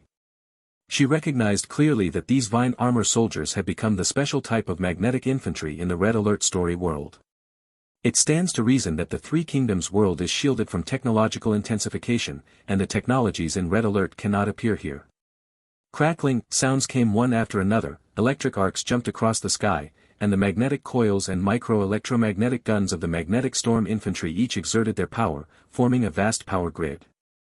Fortunately, Jiao Chan was able to practice the Heavenly Escape Book and used the lightning avoidance technique recorded in the Heavenly Escape Book, and managed to escape from the siege. Mrs. Venus was unlucky, being struck by the magnetic storm infantry so that her skin was scorched on the outside and tender on the inside.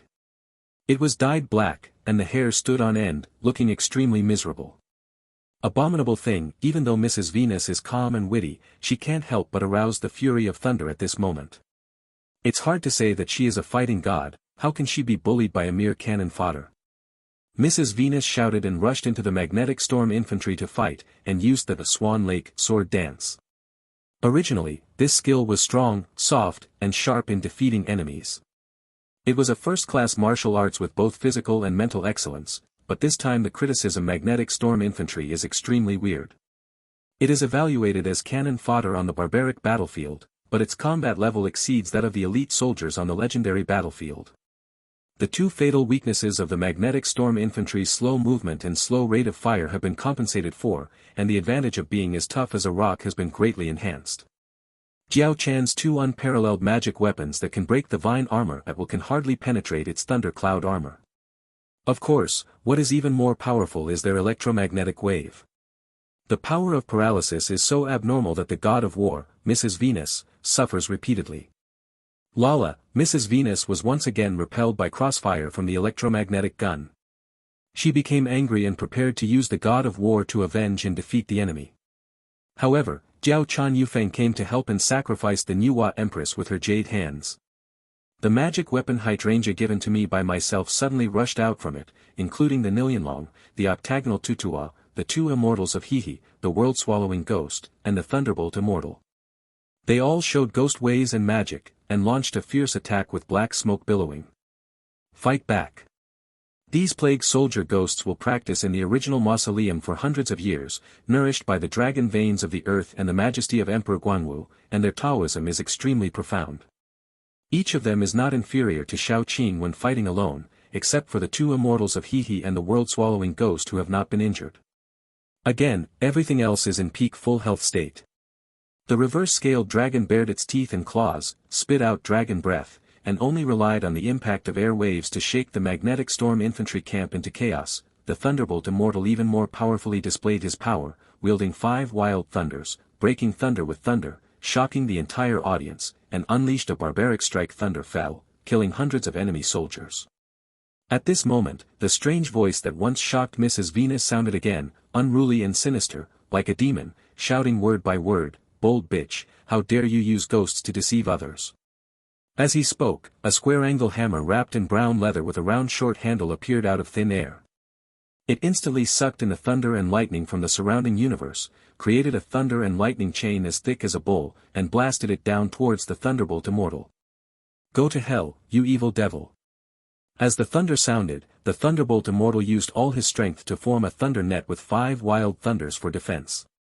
However, he could not withstand the thunder chain caused by the square-angle hammer.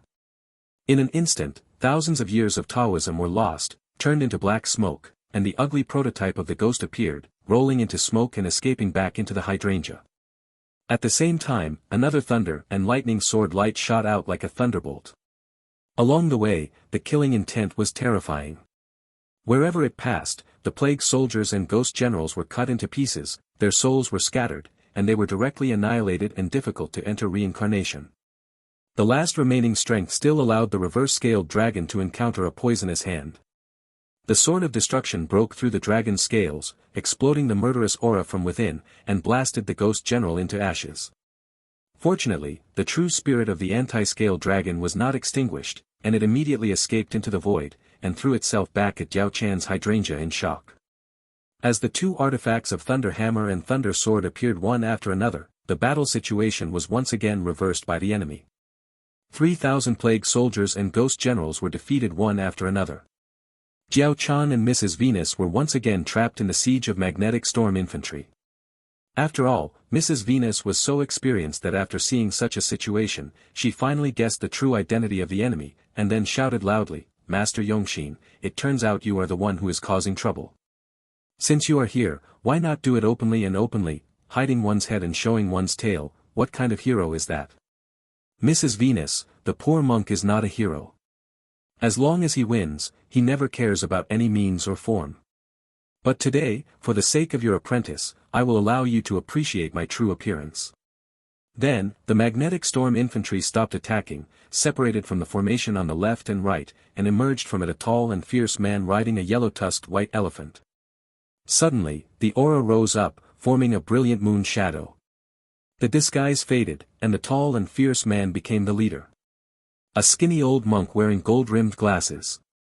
"Sure enough, it's you, the nemesis of the Southern District, the Demon King Yongxin."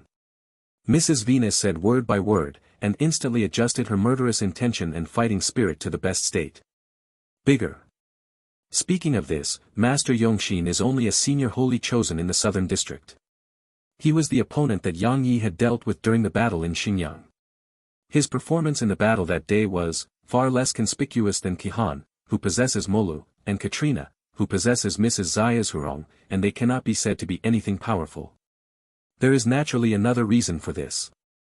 It turns out that Master Yongxin specializes in technological enhancement and has learned the unbelievable ability of electrocution. He has entered the world of the movie Legend of Shushan and surrendered the Thunder Flame Sword in the Twin Swords of Thunder, means raised Thor's hammer, and later dominated the Southern District. He once used electrocution and artifacts to kill several fighting gods who were just promoted, and was known as the Fighting God Nemesis. It was the power of the Thunder God's hammer and the Thunder Flame Sword that defeated the Great Immortal Thunderbolt and the Reverse-Scale Dragon just now. These two artifacts originally had to choose their own masters. Unless special conditions were met, they would be difficult to control. However, Master Yongxin is a blessing. A strange man in the space made the impossible possible with the help of electric shock.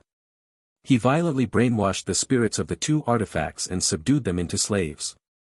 Because Master Yongxin used technological stunts to control Thor's hammer and Thunder Flame sword, these two artifacts were restricted by the rules of the Romance of the Three Kingdoms world at the beginning and were temporarily unable to appear in the world. As a result, he was so powerful that he was so powerful in the Battle of Xingyang. There is no construction. Later, the awakened Sima Yi secretly contacted the eight-leaf Tathagata to cooperate and formed an alliance to jointly obtain the treasures in the original tomb.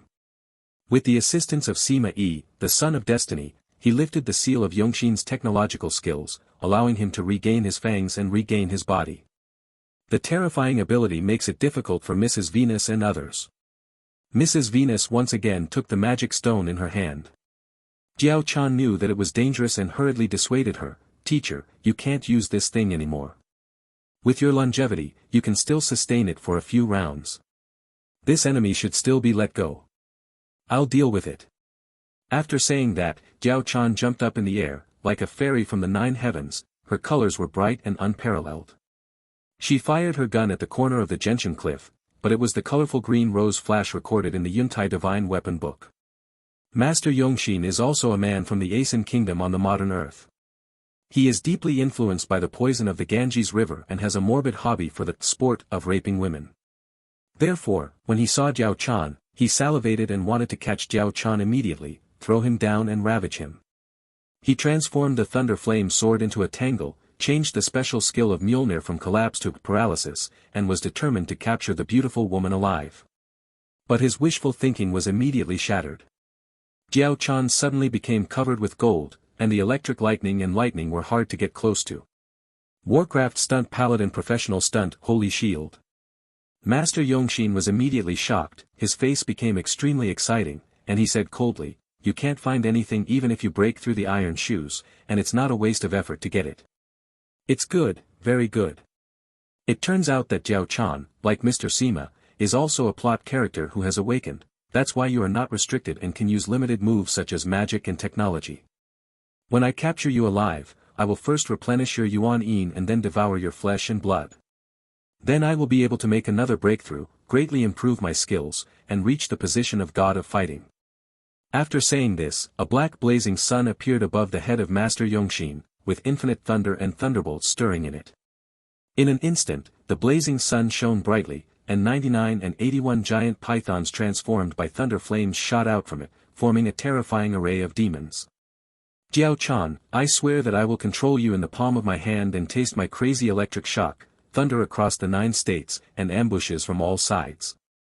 In another secret room, Yang Yi received the guidance of Yang Jian, and his moves suddenly changed. The nascent soul split light and transformed into shadows. From the ultimate to the most lethal, the god-beheading flying knife transformed into a side that was neither gold nor jade, simple and brilliant, with an inscription on the back. A round mirror filled with ancient seal scripts with tadpole inscriptions and clouds, dragons and strange birds. When the mirror was turned over, a faint green light shot out, and there were gorgeous flowers and rain, patches of golden clouds, and unpredictable changes of earth, water, fire, and wind at any time. The divine monkey Hanuman was swept by the golden clouds and was immediately stabilized. The war inside his body, the intention and murderous intent were quickly weakened. As soon as he succeeded, Yang Yi suddenly recited a spell and shouted, "The Holy Emperor bless, Haotian suppresses the demons." The earth, water, fire and wind in the mirror instantly transformed into an invisible giant hand, stretched out quickly, and pulled out the sacred monkey Hanuman. The Yuanshan captures and grasps. See more Weixin official account, HHXS 665. Chapter 153 Personal Grudges. What a weird trick. Seeing that the sword light was useless, Fang Heng said secretly, but did not panic, stepped back, and directly avoided the palm. At the same time, the dark blood in his body surged, and the moment he would use the dark portal to completely control these two people. But at this moment, the two people seemed to have a sense of touch, and they stepped back at the same time. This time, they escaped the range of Fang Heng's dark door. If Fang Heng was using the dark door, these two people would definitely break free from the suction. How come it's so accurate? Fang Heng cursed secretly and planned to pursue again. The latest chapter of Hongling Tian Xie Feng. At this critical moment, a loud explosion suddenly sounded, and the moment, a golden stream of light suddenly appeared behind the two of them. Both fists struck at the same time, hitting the retreating bodies of the two men on the spot. What so and so? Seeing this scene, Fang Heng was immediately shocked. Fortunately, his movements were not slow. His body shook, black light erupted, and the black door took shape immediately. The terrifying absorption power just exploded, sending the two people flying towards Fang Heng. In front of Heng. Taking advantage of this opportunity, Fang Heng slashed hard with the Jinwu's sword in his hand, and with a pop, the body of the man in black robe was immediately chopped off by Fang Heng's sword and turned into pieces of flesh. At the same time, Fang Heng's other hand suddenly grabbed out, directly grabbed the neck of the young man in black, and lifted him up. Who are you and why do you want to kill me? Tell me and I will give you a happy life. If you don't tell me, you won't be able to live or die.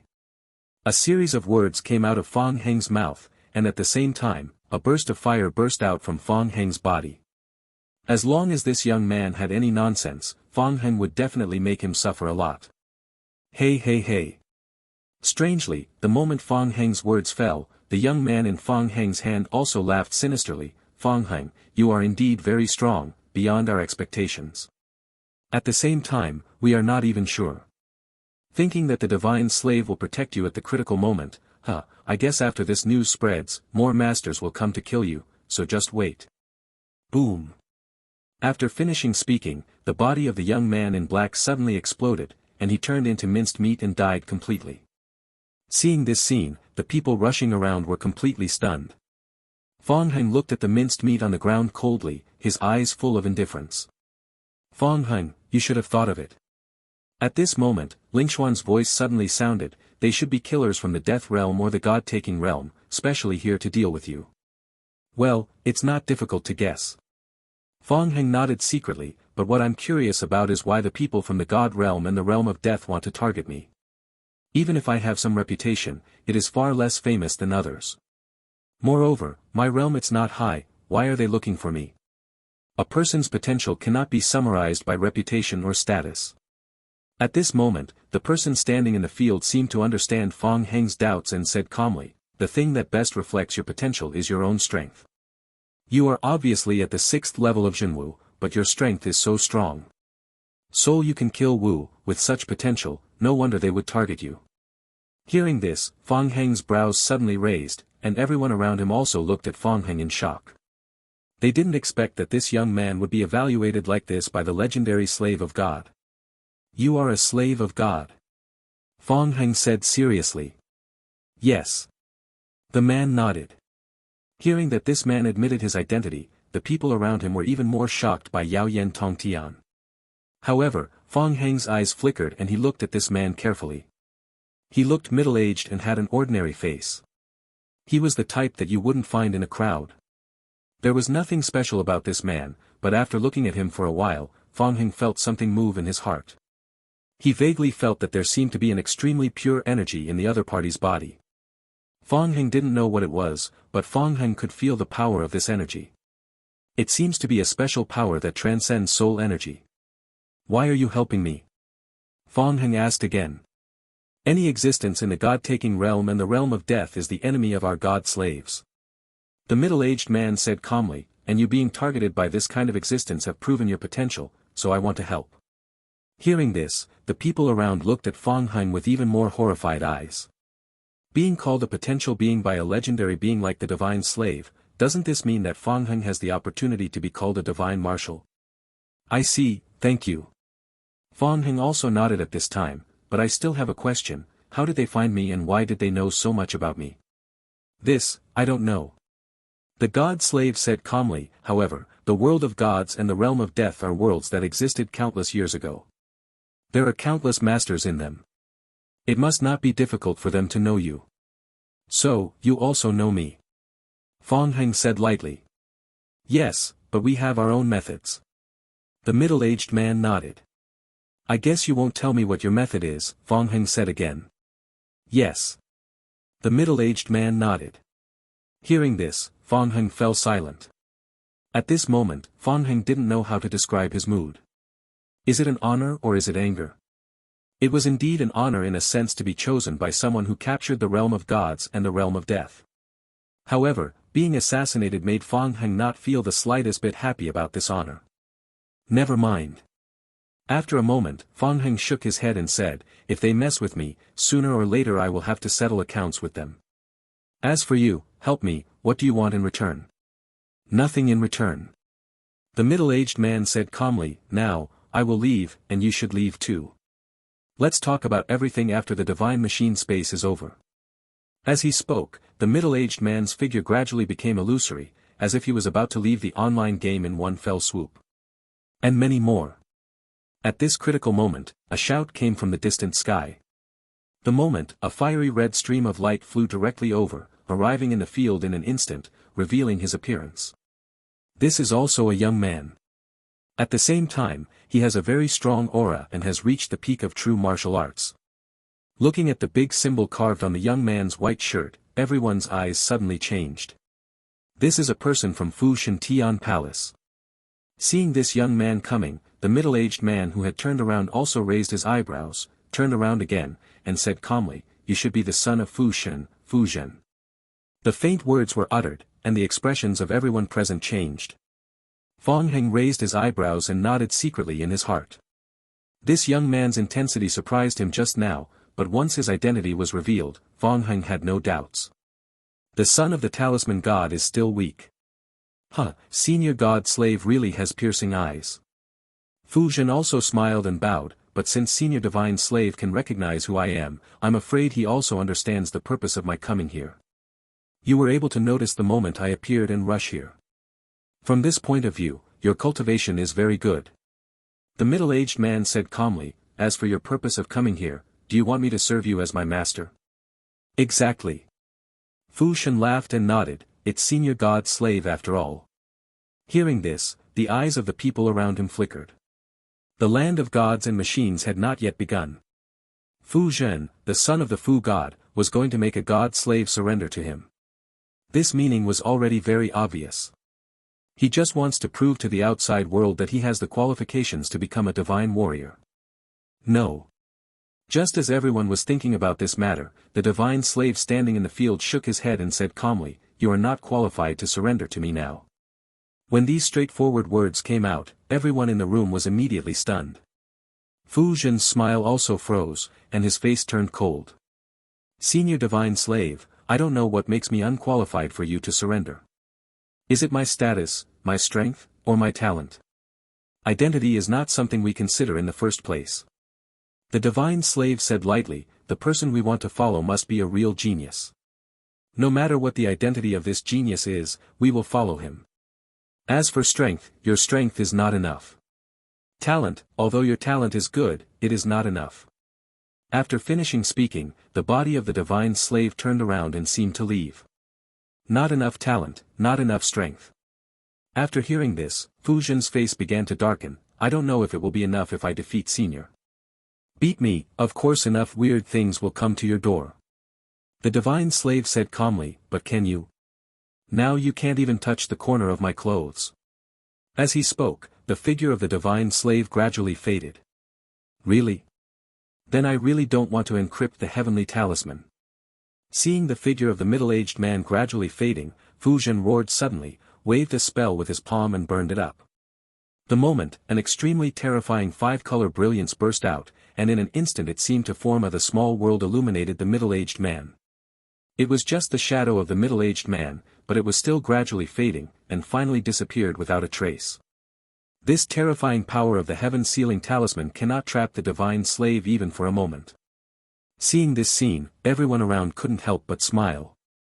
After all, he is the legendary divine slave who can come and go as he pleases, and cannot be easily left behind by others. Fu Zhen's face suddenly turned ugly.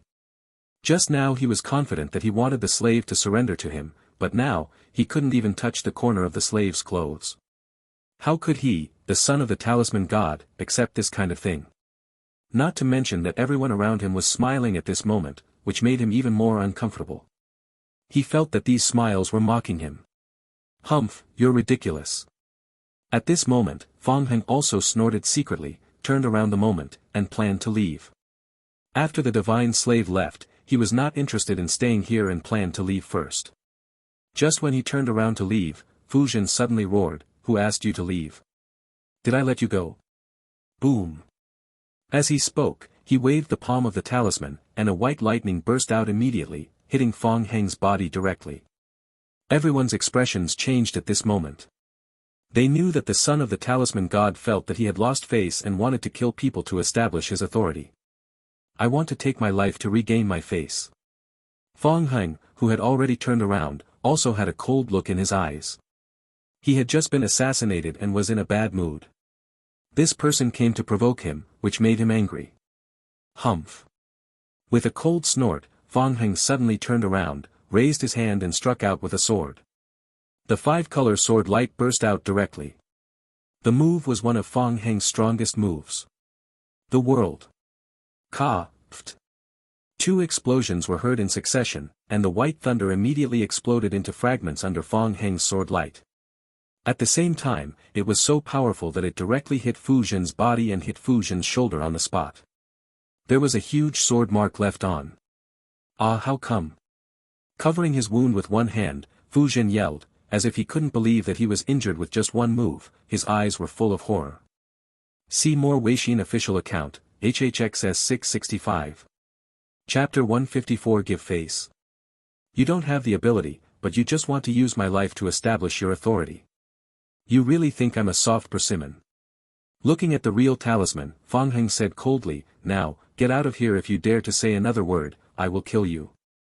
As the words came out, everyone present was stunned. At this moment, no one knows who Fang Heng is. They only know that Fang Heng is a genius through the words of the divine slave before.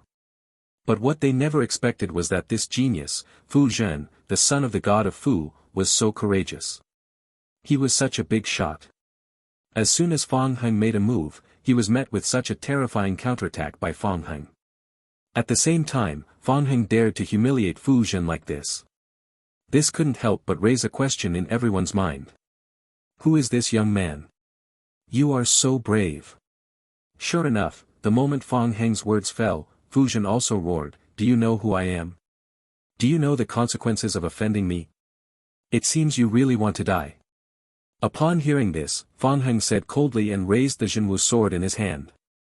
"You're dead, you're absolutely dead." Looking at Fang Heng, Fu Zhen continued, "You think you are strong.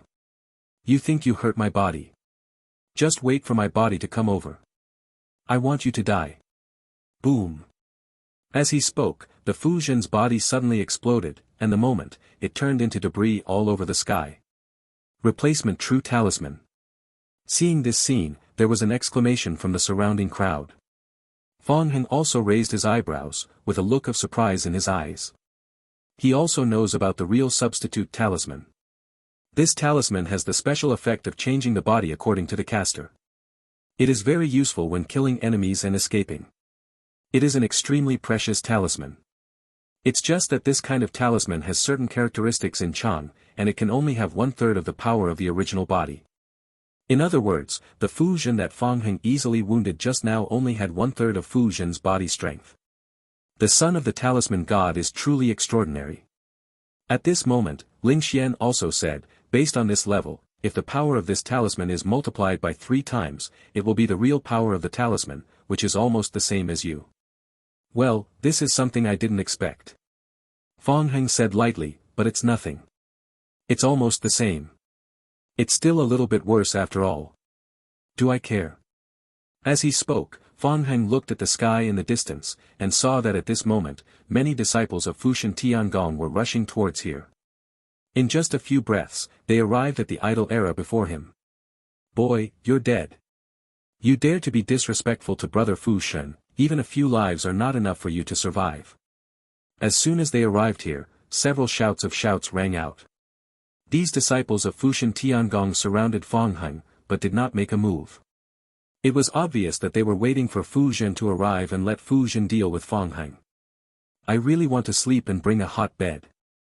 Looking at these dozen Fu Shen disciples, Fang Heng also sneered, I was in a bad mood and you came here. In this case, I will send you on your way. Boom. As he spoke, Fang Heng's body moved, shattering countless spaces in an instant, and the Zhenwu's sword in his hand suddenly struck. Puff! The body of a disciple of Fu Shan Tiangong was immediately broken into two halves, and blood was sprayed all over the sky. What? God-nodding array! Exclaims suddenly came from the mouths of several talisman god disciples. Fortunately, their reactions were not slow. They waved their hands at the same time and took out the spells one by one. The terrifying energy suddenly began to rise. Fang Heng sneered at this moment, "It's a waste to leave these charms in your hands. It's only reasonable to give them to me. Come over here." As he spoke, Fang Heng raised his palm, and a terrifying suction force appeared. Visible to the naked eye, the spells that had not been activated by the disciples of the talisman god quickly gathered towards Fang Heng's palm and disappeared in an instant. Trace. Hateful. Seeing that the talismans of themselves and others were snatched away by Fang Heng, a group of talisman god disciples all cursed angrily, but their movements were not slow. While their bodies were shaking, they began to retreat. With these two hands, they knew that Fang Heng was extremely powerful and was beyond their reach, so they could only retreat first. Now I know it's a pity to leave. It's too late. Seeing this scene, Fang Heng sneered again, and with a roar, the red soul energy exploded, immediately making Fang Heng's body flash like red lightning. Boom, click, puff. Countless heart-wrenching sounds rang out, and in just a few breaths, these retreating Fu Shan Tiangong disciples were all dead. Some bodies were smashed, some had their heads ripped off, and some were disemboweled. In short, everyone died extremely miserably. Broken limbs and arms mixed with internal organs and flesh were scattered all over the ground, making this area. It seems to have turned into hell. The crowd around looked at this miserable scene, all of them looked pale, as if they couldn't believe that the disciples of the Fu Shan Tiangong could be killed by Fang Heng, an unknown genius, as easily as slaughtering chickens and dogs. Got it.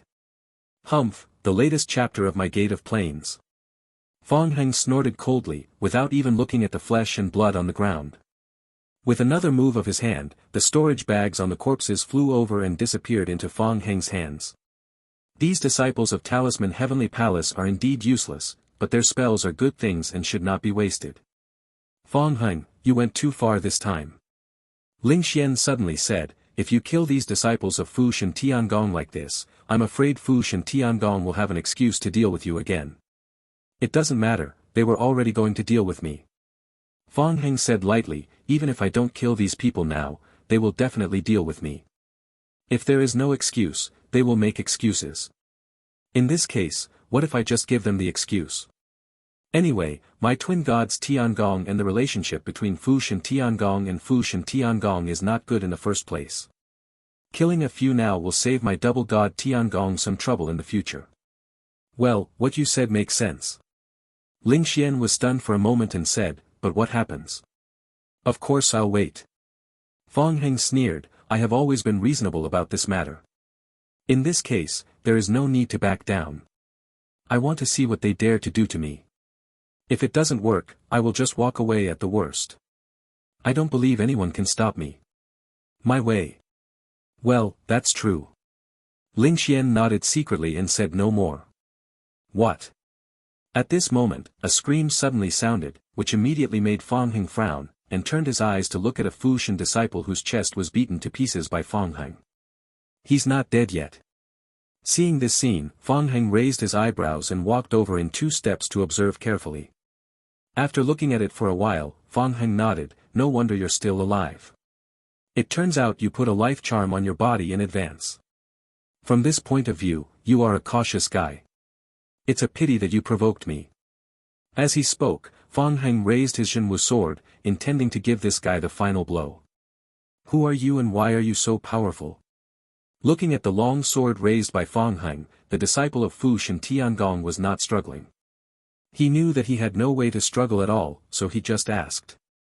Similarly, when this question came out, people around him also looked at Fang Heng. They were also curious about who Fang Heng was and how he had such boldness and strength. "Who I am is important to you." Hearing this, Fang Heng looked at the young man and smiled. "Of course, knowing who you are, it will be easier for me, Fu Shan Tian Palace, to find you. Why, could it be that you are afraid?" "Ha ha ha." Hearing this, Fang Heng immediately burst out laughing, I'm afraid it's ridiculous. I've been walking around the Wanwu territory for a while. What kind of hardships and dangers have I never encountered before? A mere talisman heavenly palace would make me afraid that you would normally say this. I may not even care about it, but now you are dying, and for this reason, I will let you be a sensible person. At this point, Fang Heng's eyes turned cold. My name is Fang Heng, Shuangshan Tiangong, the number 1 in the Zhenwu register, Fang Heng. The voice sounded, and soon, everyone in the audience was stunned and understood. It turns out he is Fang Heng. No wonder he has such courage, even the son of Fu God and Fu God Tiangong doesn't take him seriously. No wonder he was assassinated by the demonic masters from the realm of death and the realm of seizing gods. Just these 2 words have proven all of Fang Heng's qualifications. The talisman god disciple also showed a dull expression and murmured, no wonder you have such courage. Look, I have offended the wrong person. You also know that you have offended the wrong person. Fang Heng sneered, now that you know, let's hit the road, and remember, don't mess with the wrong person again in the life. Puff. As he spoke, the Zhenwu sword in Fang Heng's hand suddenly fell down. In an instant, the young man's body was completely split into 2, with blood and flesh splattering, and he died on the spot. Seeing this scene, the eyes of everyone around him changed, and they looked at Fang Heng with shock. They had all heard of Fang Heng before, but they had never seen him, and they all thought that Fang Heng's reputation was a bit exaggerated. But when they saw Fang Heng's murderous gesture today, they knew that Fang Heng's reputation was not exaggerated in the slightest. He was truly a genius worthy of the name. Fang Heng. Just as everyone was shocked, suddenly, an angry roar came from the distance again.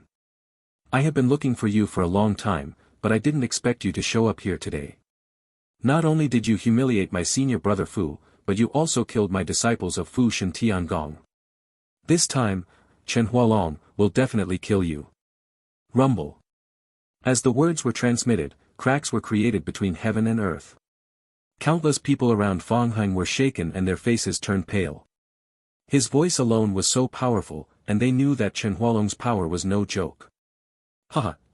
We are so destined to meet each other thousands of miles away. Brother Fang, we are separated from each other in the world of God War. I miss you so much, but I didn't expect to meet again here. This really makes me happy. At this moment, a burst of laughter came from another place on the horizon. The moment, a stream of light directly cut through countless voids and landed in front of Fang Heng. Wearing a white robe, looking chic and elegant. Son of the mad god, Zhao Wei. Someone in the crowd recognized this young man immediately and exclaimed. At this time, the crowd was even more horrified.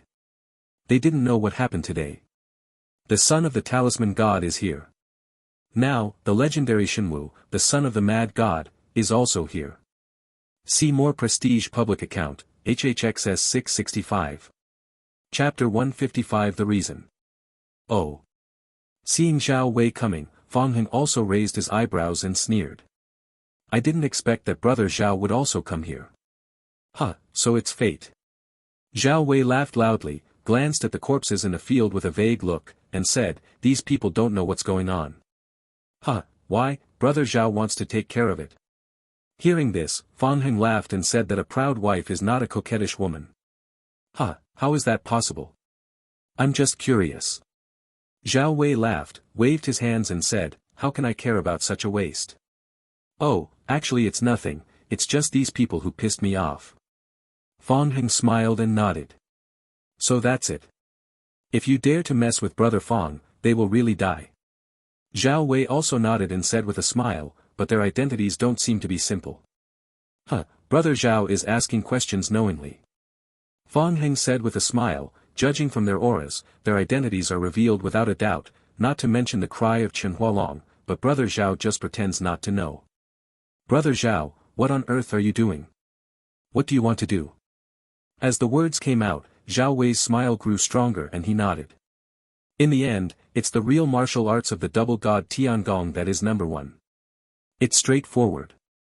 I've wavered before. In fact, what I want to say is very simple. Does brother Fang need my help? Oh. As soon as he heard this, Fang Heng's eyes flickered. He and Zhao Wei had no friendship at all, and could even be said to have enmity.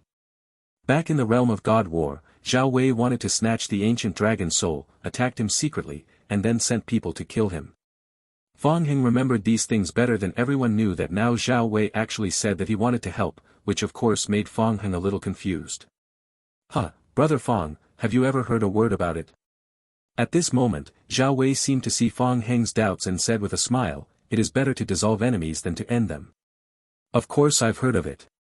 Fang Heng smiled lightly and said, why does Brother Zhao mean that he wants to resolve the ES grudges by helping me solve the troubles in the Talisman Heavenly Palace?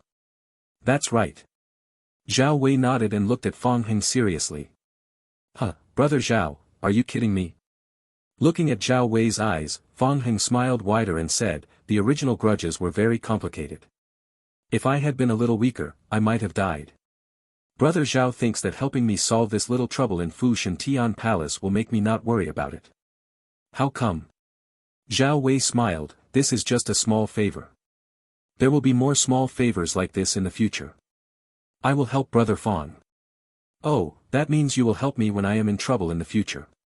Fang Heng nodded, this sincerity is enough, but unfortunately, I still can't agree. Why? Zhao Wei said seriously. Because this matter is not only a matter between Brother Zhao and me, but also a matter between Brother Zhao and me, and Brother Lan. Fang Heng said lightly, if I were alone, it would be okay, but Brother Lan still has to. Brother Lan makes the decision. Huh, this doesn't seem like Brother Fang's character. Judging from Brother Fang's character, you shouldn't follow Lan Hai. Zhao Wei smiled and said, God of War. I have never followed Lan Hai. Fang Heng said lightly, Lan Hai and I are friends. Since we are friends, I will help. As for Brother Zhao, you and I are not friends yet. In this case, why should I am going to abandon my friends? After speaking out, Zhao Wei fell silent. As for my character. Fang Heng said lightly, how do you know my personality? Just like how do you know whether I wanted to kill you when you showed up just now? Hearing this, Zhao Wei's eyes changed. After a moment, Zhao Wei nodded, okay, Brother Fang is indeed worthy of being Brother Fang. You are awesome. I really underestimated you again, but because of this, I am even more happy. After all, it is better to dissolve enemies than to end them. Brother Lan and I will resolve the conflict between ourselves. As for the conflict between Brother Fang and me, whether Brother Fang agrees to resolve it or not, I will ultimately help Brother Fang. After the words fell to the ground, there was a whoosh, and Chen Hualong from a distance came to the field through the air, looking directly at Fang Heng. Suffer death. Boom. Without any nonsense, the moment he looked at Fang Heng, Chen Hualong's body shook, an extremely terrifying soul energy erupted, and at the same time, countless talismans began to flash. Huh, don't be so anxious. At this moment, a burst of laughter suddenly came out of Zhao Wei's mouth. The moment, Zhao Wei waved his palms, and an inexplicable majesty directly emanated, making Chen Hualong's rising soul instantly can shrink back. What? Feeling that his soul energy had returned again, Chen Hualong was also shocked and suddenly looked at Zhao Wei. Who are you to have such a strong power? When did Luanwu territory have such a number one figure like you? After speaking the direct words, Zhao Wei smiled and said, my name is Zhao Wei, I think you should know me.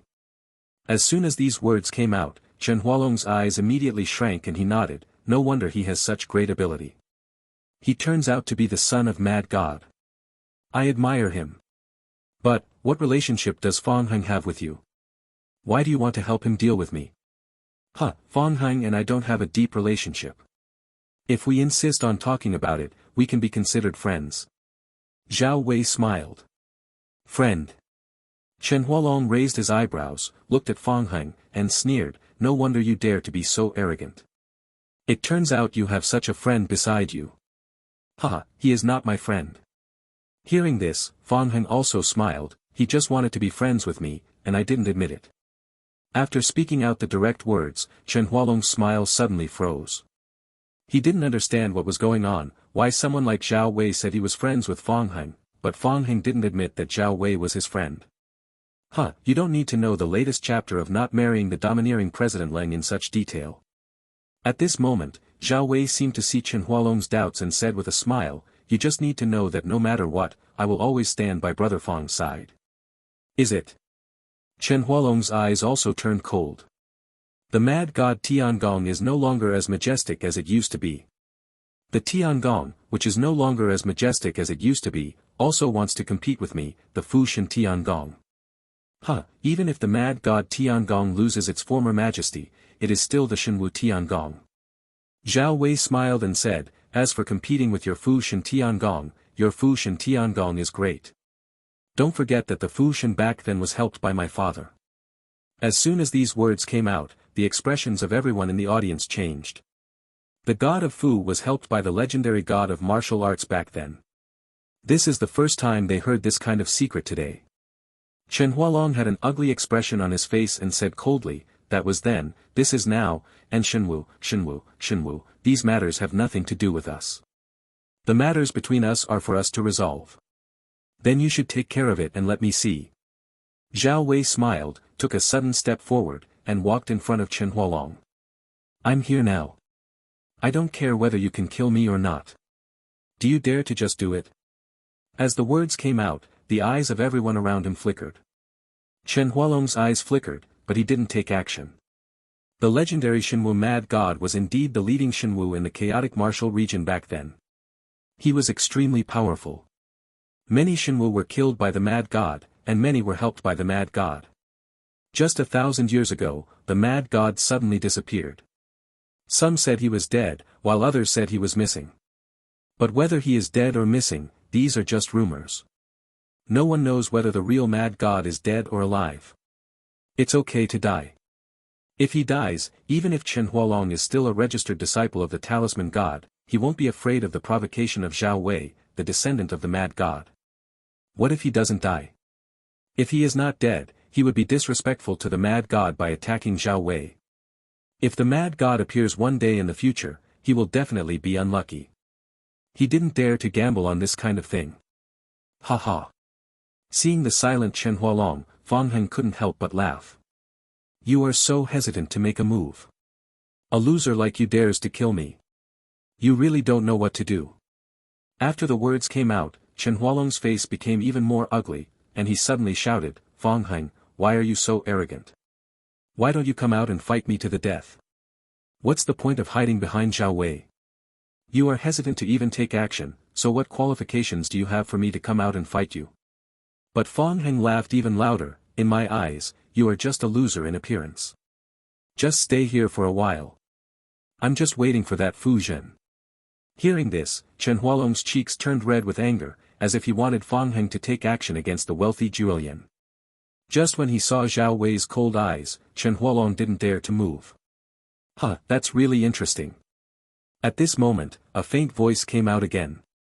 The moment, dozens of young figures in white robes suddenly flew over from the horizon. People from the God of Weapons Heavenly Palace are also here. As soon as they saw these people, the sharp-eyed people around them immediately shouted out. Fang Heng also raised his eyebrows and looked at these people. He did not expect that the people from the God of Weapons Heavenly Palace would also join in the fun at this time. Everyone in the God of Weapons Heavenly Palace, I don't know what's so interesting. At this moment, Zhao Wei also smiled and said something. Zhao Wei, the son of the majestic mad god, would actually offend the people of Fu Shan Tian Palace for a mere Fang Heng. Isn't this interesting? The young man who spoke smiled. This is between me and brother Fang. Zhao Wei smiled and said, but let's not talk about us. On the contrary, I think you guys in the God of Equipment Tiangong are also very interesting. You were watching here just now. Why are you here now? Could it be that the God of Equipment Tiangong and the God of Talisman have come out again? The relationship has gotten better recently. As the words came out, everyone in the God of Weapons Heavenly Palace raised their eyebrows. The young man who spoke said calmly, the Talisman God's Heavenly Palace and my Weapon God's Heavenly Palace are still the same, nothing has improved. Since nothing has changed for the better, Brother Fang is the representative of the twin gods Tiangong, so why are the people from the God of Weapons Tiangong watching the fun instead of coming out to help Brother Fang? Zhao Wei smiled. Fang Heng cannot represent the friendly situation between the weapon god Tiangong and the twin gods Tiangong. The young man continued to smile, because we recognize the twin gods Tiangong as a whole, not a single person. Oh, so you don't plan to help now, Zhao Wei said with a smile. Is it useful? The young man laughed and looked at Fong Heng. Brother Fong, do you think you can use us to help? If you do, just ask us a few words and we will definitely help. First, I don't need help. When Fong Heng heard this, he smiled lightly and said, secondly, you are not worthy of coming over to help me. As the words came out, everyone in the God of Weapons Qingong's eyes turned cold. Chen Hualong and Zhao Wei were both strangely silent. It is in line with Chen Hualong's intention for the God of Equipment Tiangong to deal with Fong Heng of the Palace of the Two Gods. Anyway, the Two Gods and the Palace of the Equipment God are their enemies of the Palace of the God of Fu. The harder they fight among themselves, the better they will be against the Palace of the God of Fu. However, Zhao Wei felt that he could handle one talisman Heavenly Palace, but it would be difficult for him to cope with the Twin Gods' Heavenly Palace. He did not want to offend two Heavenly Palaces at the same time. Brother Fong, what you said is a bit crazy. See more Prestige Public Account, HHXS 665. Chapter 156 Feud. What do you think has anything to do with me? Fong Heng laughed and said the Age of Idols. It is good. Hearing Fong Heng's words, the young man suddenly shouted and nodded heavily, since you don't know how to praise me, then I don't need to show talent, go to hell. Boom ka. As he spoke, the young man's palm suddenly slapped Fong Heng's head. The speed is good. Watching the young man take action, Fong Heng said lightly, the strength is a bit weak. As he spoke, Fong Heng raised his palm and directly collided with the young man's palm, causing his palm to stop immediately. The strength is a little weak, that's because it's not time to explode. As soon as Fong Heng's palm collided, the Sequoia youth also laughed. The moment, his body shook, and an extremely terrifying and fierce aura burst out, causing Fong Heng's body to move backward on the spot. As soon as he felt this power, Fong Heng also raised his eyebrows, and with a click, the figure who was sitting cross-legged stood up on the spot, stepped hard on the ground with both feet, and at the same time exerted force forward, and then stopped retreating. Momentum. Oh. Seeing that Fong Heng just stood up and stopped retreating, the Sequoia youth was also shocked. I didn't expect that your strength is so strong. Now that you are like this, I will increase my strength by 5 points. Boom boom boom. As the words came out, an extremely huge explosion came from the body of the Sequoia young man, and a breath that shook the world began to come out. As this breath came out, Fong Heng also felt the destructive sound on the opponent's palm. The power of heaven and earth. Power of the ape. Without any hesitation, the moment he felt the young man's aura, Fong Heng knew that this young man was not someone he could keep his hands on. He immediately activated his whole body's strength, and at the same time, he also activated the aura of the destruction ape that he had absorbed in his body before. Immediately, a domineering aura that destroyed everything and killed everything erupted, and it was even equal to the young man's domineering aura. At the same time, Fong Heng's footsteps did not retreat even a single step. What? Seeing that Fong Heng was on an equal footing with him at this time, the young man's expression changed. How can you have such a thing with the power of the destruction ape? Why do I have it? Do you care? Fong Heng sneered, besides, this shouldn't be what you care about most right now. As he spoke, Fong Heng squeezed with his other hand. Swish. Countless rays of sword light flew out from the surrounding void in an instant, and stabbed at the young man's body. Humph, dragon scale body protection. Seeing these sword lights, the Sequoia youth also snorted coldly. Visible to the naked eye, a large red scale suddenly appeared on his body. The latest chapter of The Proud Wife is not Jiao. A loud clanging sound was heard, and Fong Heng's sword light struck the scales, but did not harm the young man at all. Dragon fights in the wild. Blocking Fong Heng's sword attack, the Sequoia youth roared again. His other fist was completely wrapped in dragon scales and struck Fong Heng's chest. A dragon roar came out, and in an instant, Fong Heng seemed to see a red dragon in the fist. Dragon power bloodline. Seeing this scene, Fong Heng already knew what the bloodline of this young man was. He suddenly turned around and stopped resisting the opponent. A smart move, but a stupid decision. Seeing Fong Heng backing away and no longer competing with him, the Sequoia youth sneered, when a warrior fights, the most important thing is to retreat because of your strength. If you lose, you will die. As he spoke, the young man's fist struck Fong Heng like a violent storm. Each punch carried an extremely domineering aura, causing the surrounding world to shatter. After 100 punches, the earth was shattered. The void exploded, and even the huge waterfall was shaken, causing countless waves to appear. Wild. Seeing the power of Sequoia Youth, Fong Heng also secretly said, but his steps were calm and he dodged left and right. After a moment, the shadow of the fist disappeared, and Fong Heng's figure was still safe and sound. The explosion of hundreds of punches did not touch Fong Heng at all. They all escaped. Seeing that Fong Heng was safe and sound, the young man in red shirt was also shocked, but Fong Heng had a cold expression. At the moment when the redwood young man was surprised, he reached the right side of the young man's body and stabbed out with a sword. The young man's eyes shrank, and he immediately stepped back to distance himself. However, just as he opened the distance, Fong Heng's body shook again, faster, and Jinwu's sword was instantly forced onto the Sequoia Youth's Adam's apple. Not good. Seeing that Fong Heng's sword could accelerate again, the young man was also shocked. His head suddenly lowered, and with a bang, he clamped Fong Heng's Jinwu's sword with his chin. You really want to die? Seeing this scene, Fong Heng sneered, and his body suddenly spun in the sky. The Jinwu sword also spun suddenly, and a rattling sound came out. The dragon scales on the chin of the Sequoia young man were directly hit by Fong Heng. A piece of Heng's Jinwu sword was chipped off. Blood seeped out from the chin of the Sequoia youth, and at the moment it seeped out, an extremely rich black brilliance suddenly appeared on Fong Heng's body. Boom! The moment this black brilliance appeared, the surrounding void suddenly shook and shrank towards Fong Heng. At the same time, the blood from the young man's chin was quickly drawn out. Dragon scale regeneration. Seeing this scene, the Sequoia young man also looked horrified and roared suddenly. The broken wound on his chin was immediately blocked by dragon scales. Supreme Little Crazy Queen, rescue 100 times. The response is not slow, but unfortunately, if you are one step too late, you will be too late every step of the way. Fong Heng sneered, and the black light on his body suddenly disappeared, and a stream of blood with golden light appeared in front of him.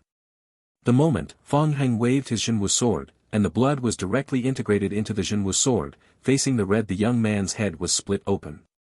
Kara. A crisp sound came out, and the dragon scales on the head of the Sequoia young man actually cracked under Fong Heng's Jinwu sword. Hateful.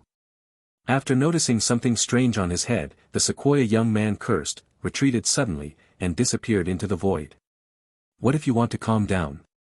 You just said that if you lose, you lose. If you lose, you will die. In this case, how can I let you go? Fong Heng sneered. The moment the Sequoia youth merged into the void, his body suddenly moved. When he arrived in the void, the Jinwu sword suddenly struck down. Stab. Like a rag being torn apart, this space was split open by Fong Heng's Jinwu sword, and the Sequoia youth appeared in front of Fong Heng again. What, so fast?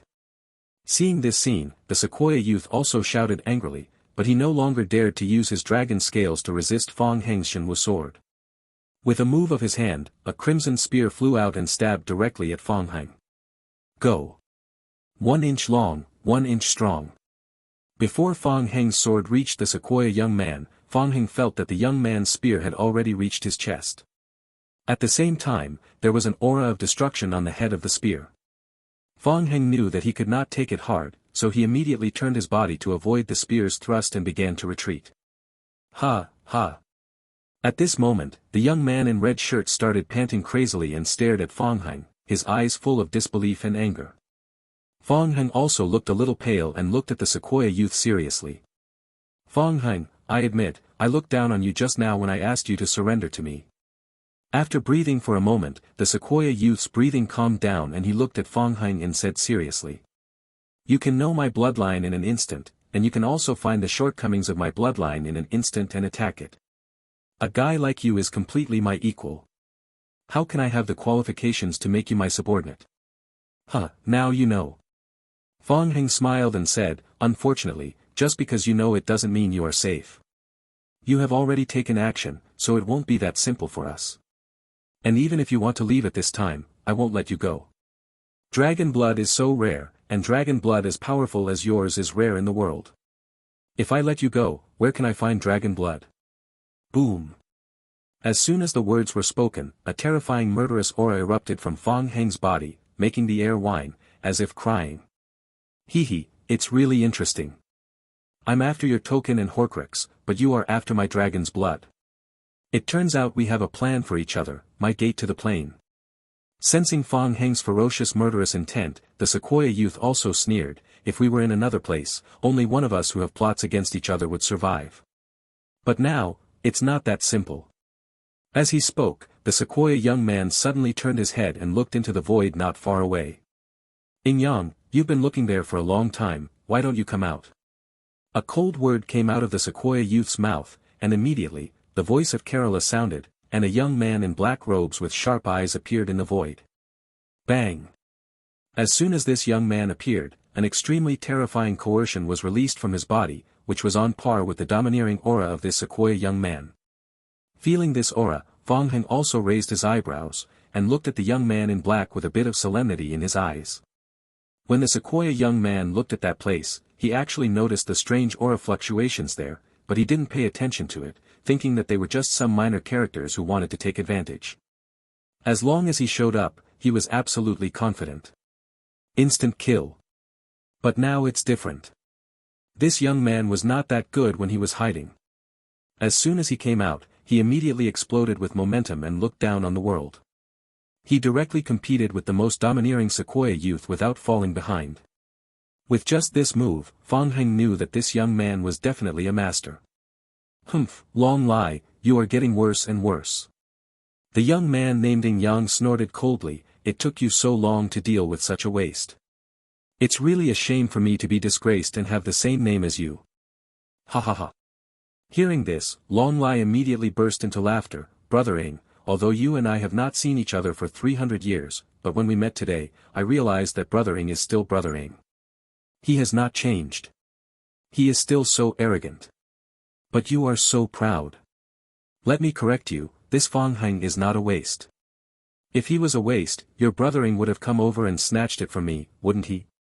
Humph, he is not useless to you, but to me, he is. Ing Yang snorted coldly and glanced at Fong Heng coldly. In fact, you are also a waste in my eyes. Seeing Ing Yang's gaze, Fong Heng also laughed, besides, you are not just a waste, you have been hiding before, and now you are out of hiding. You are really a waste among wastes. As the words came out, Ing Yang's face became even colder, and a strong cold light flashed in his sharp eyes. Fong Heng, however, had a sneer on his face and looked at Ing Yang without fear. He was already ready to fight one against two. Both Long Lai and Ing Yang were indeed masters, but it was precisely the masters that he wanted to fight. What he lacks now is this kind of battle. The more thrilling the battle, the faster he can progress.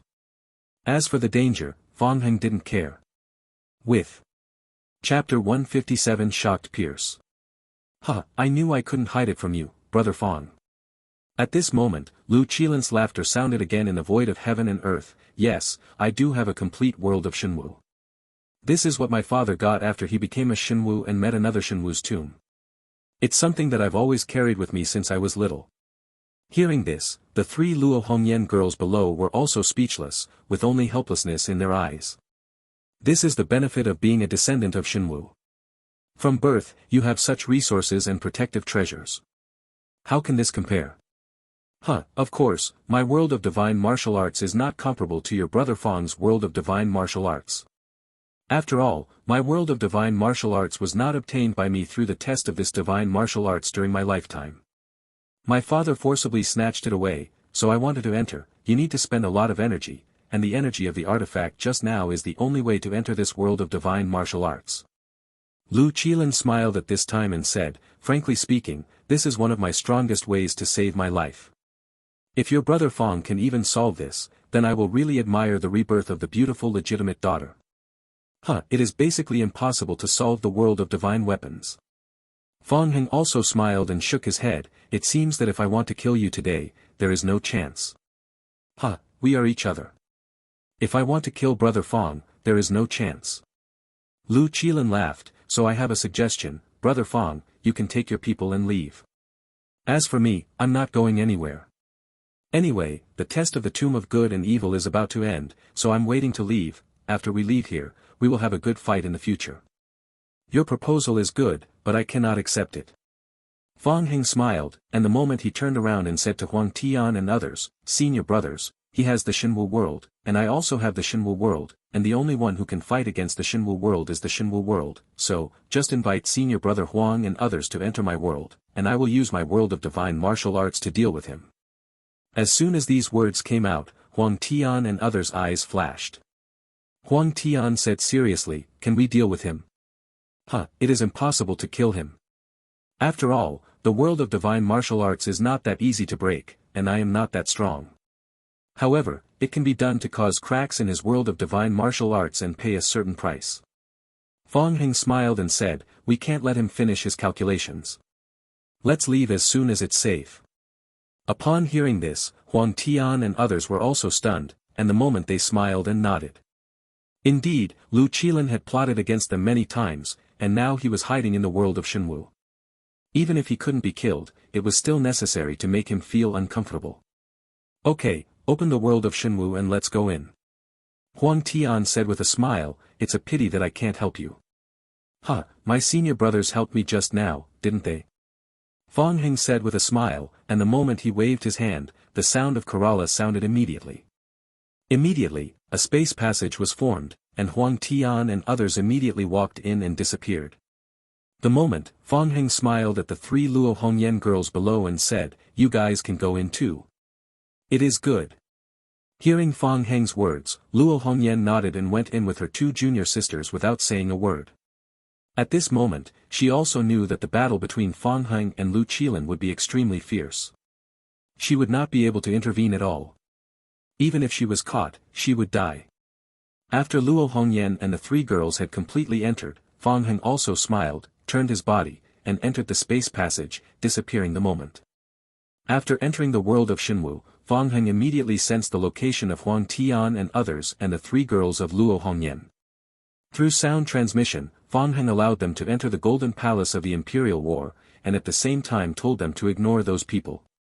After there were no more people in the world, he turned around and entered the center of the Shinwu world of the Imperial War. Brother Fang, the world of Shinwu is not that easy to control. Even if your strength, Brother Fang, is amazing, it would be extremely difficult to attack me with your world of Shinwu.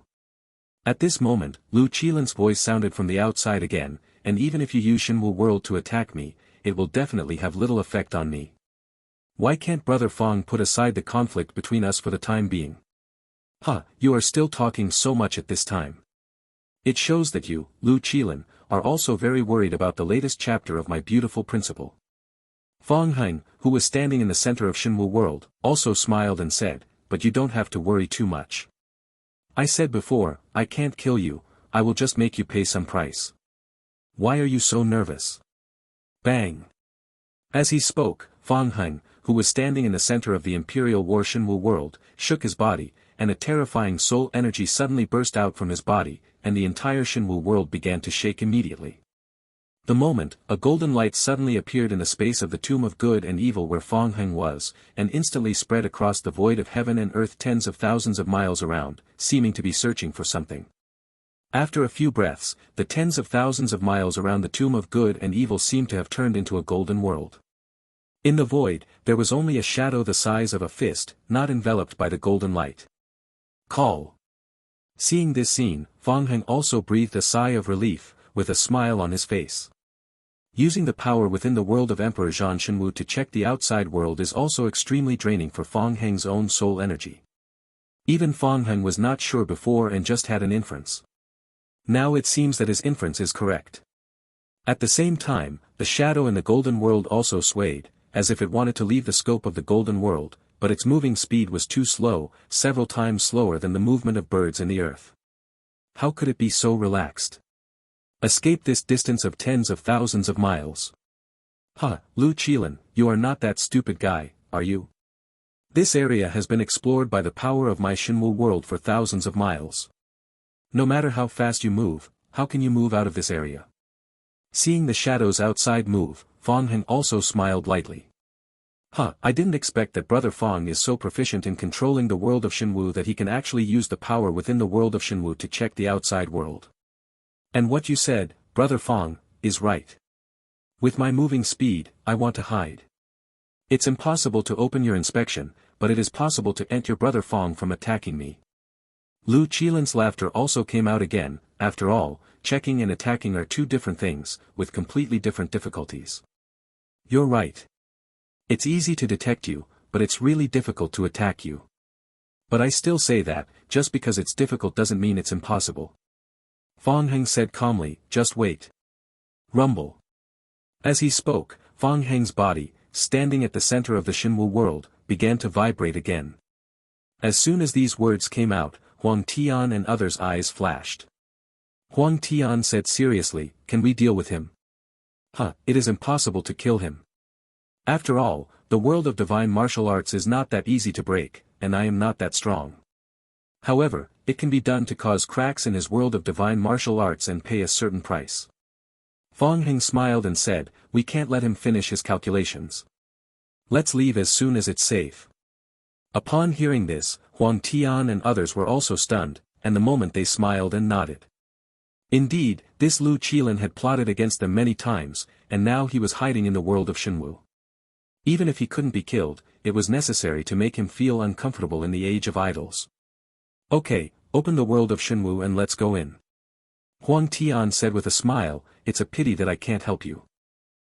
My senior brothers helped me just now, didn't they?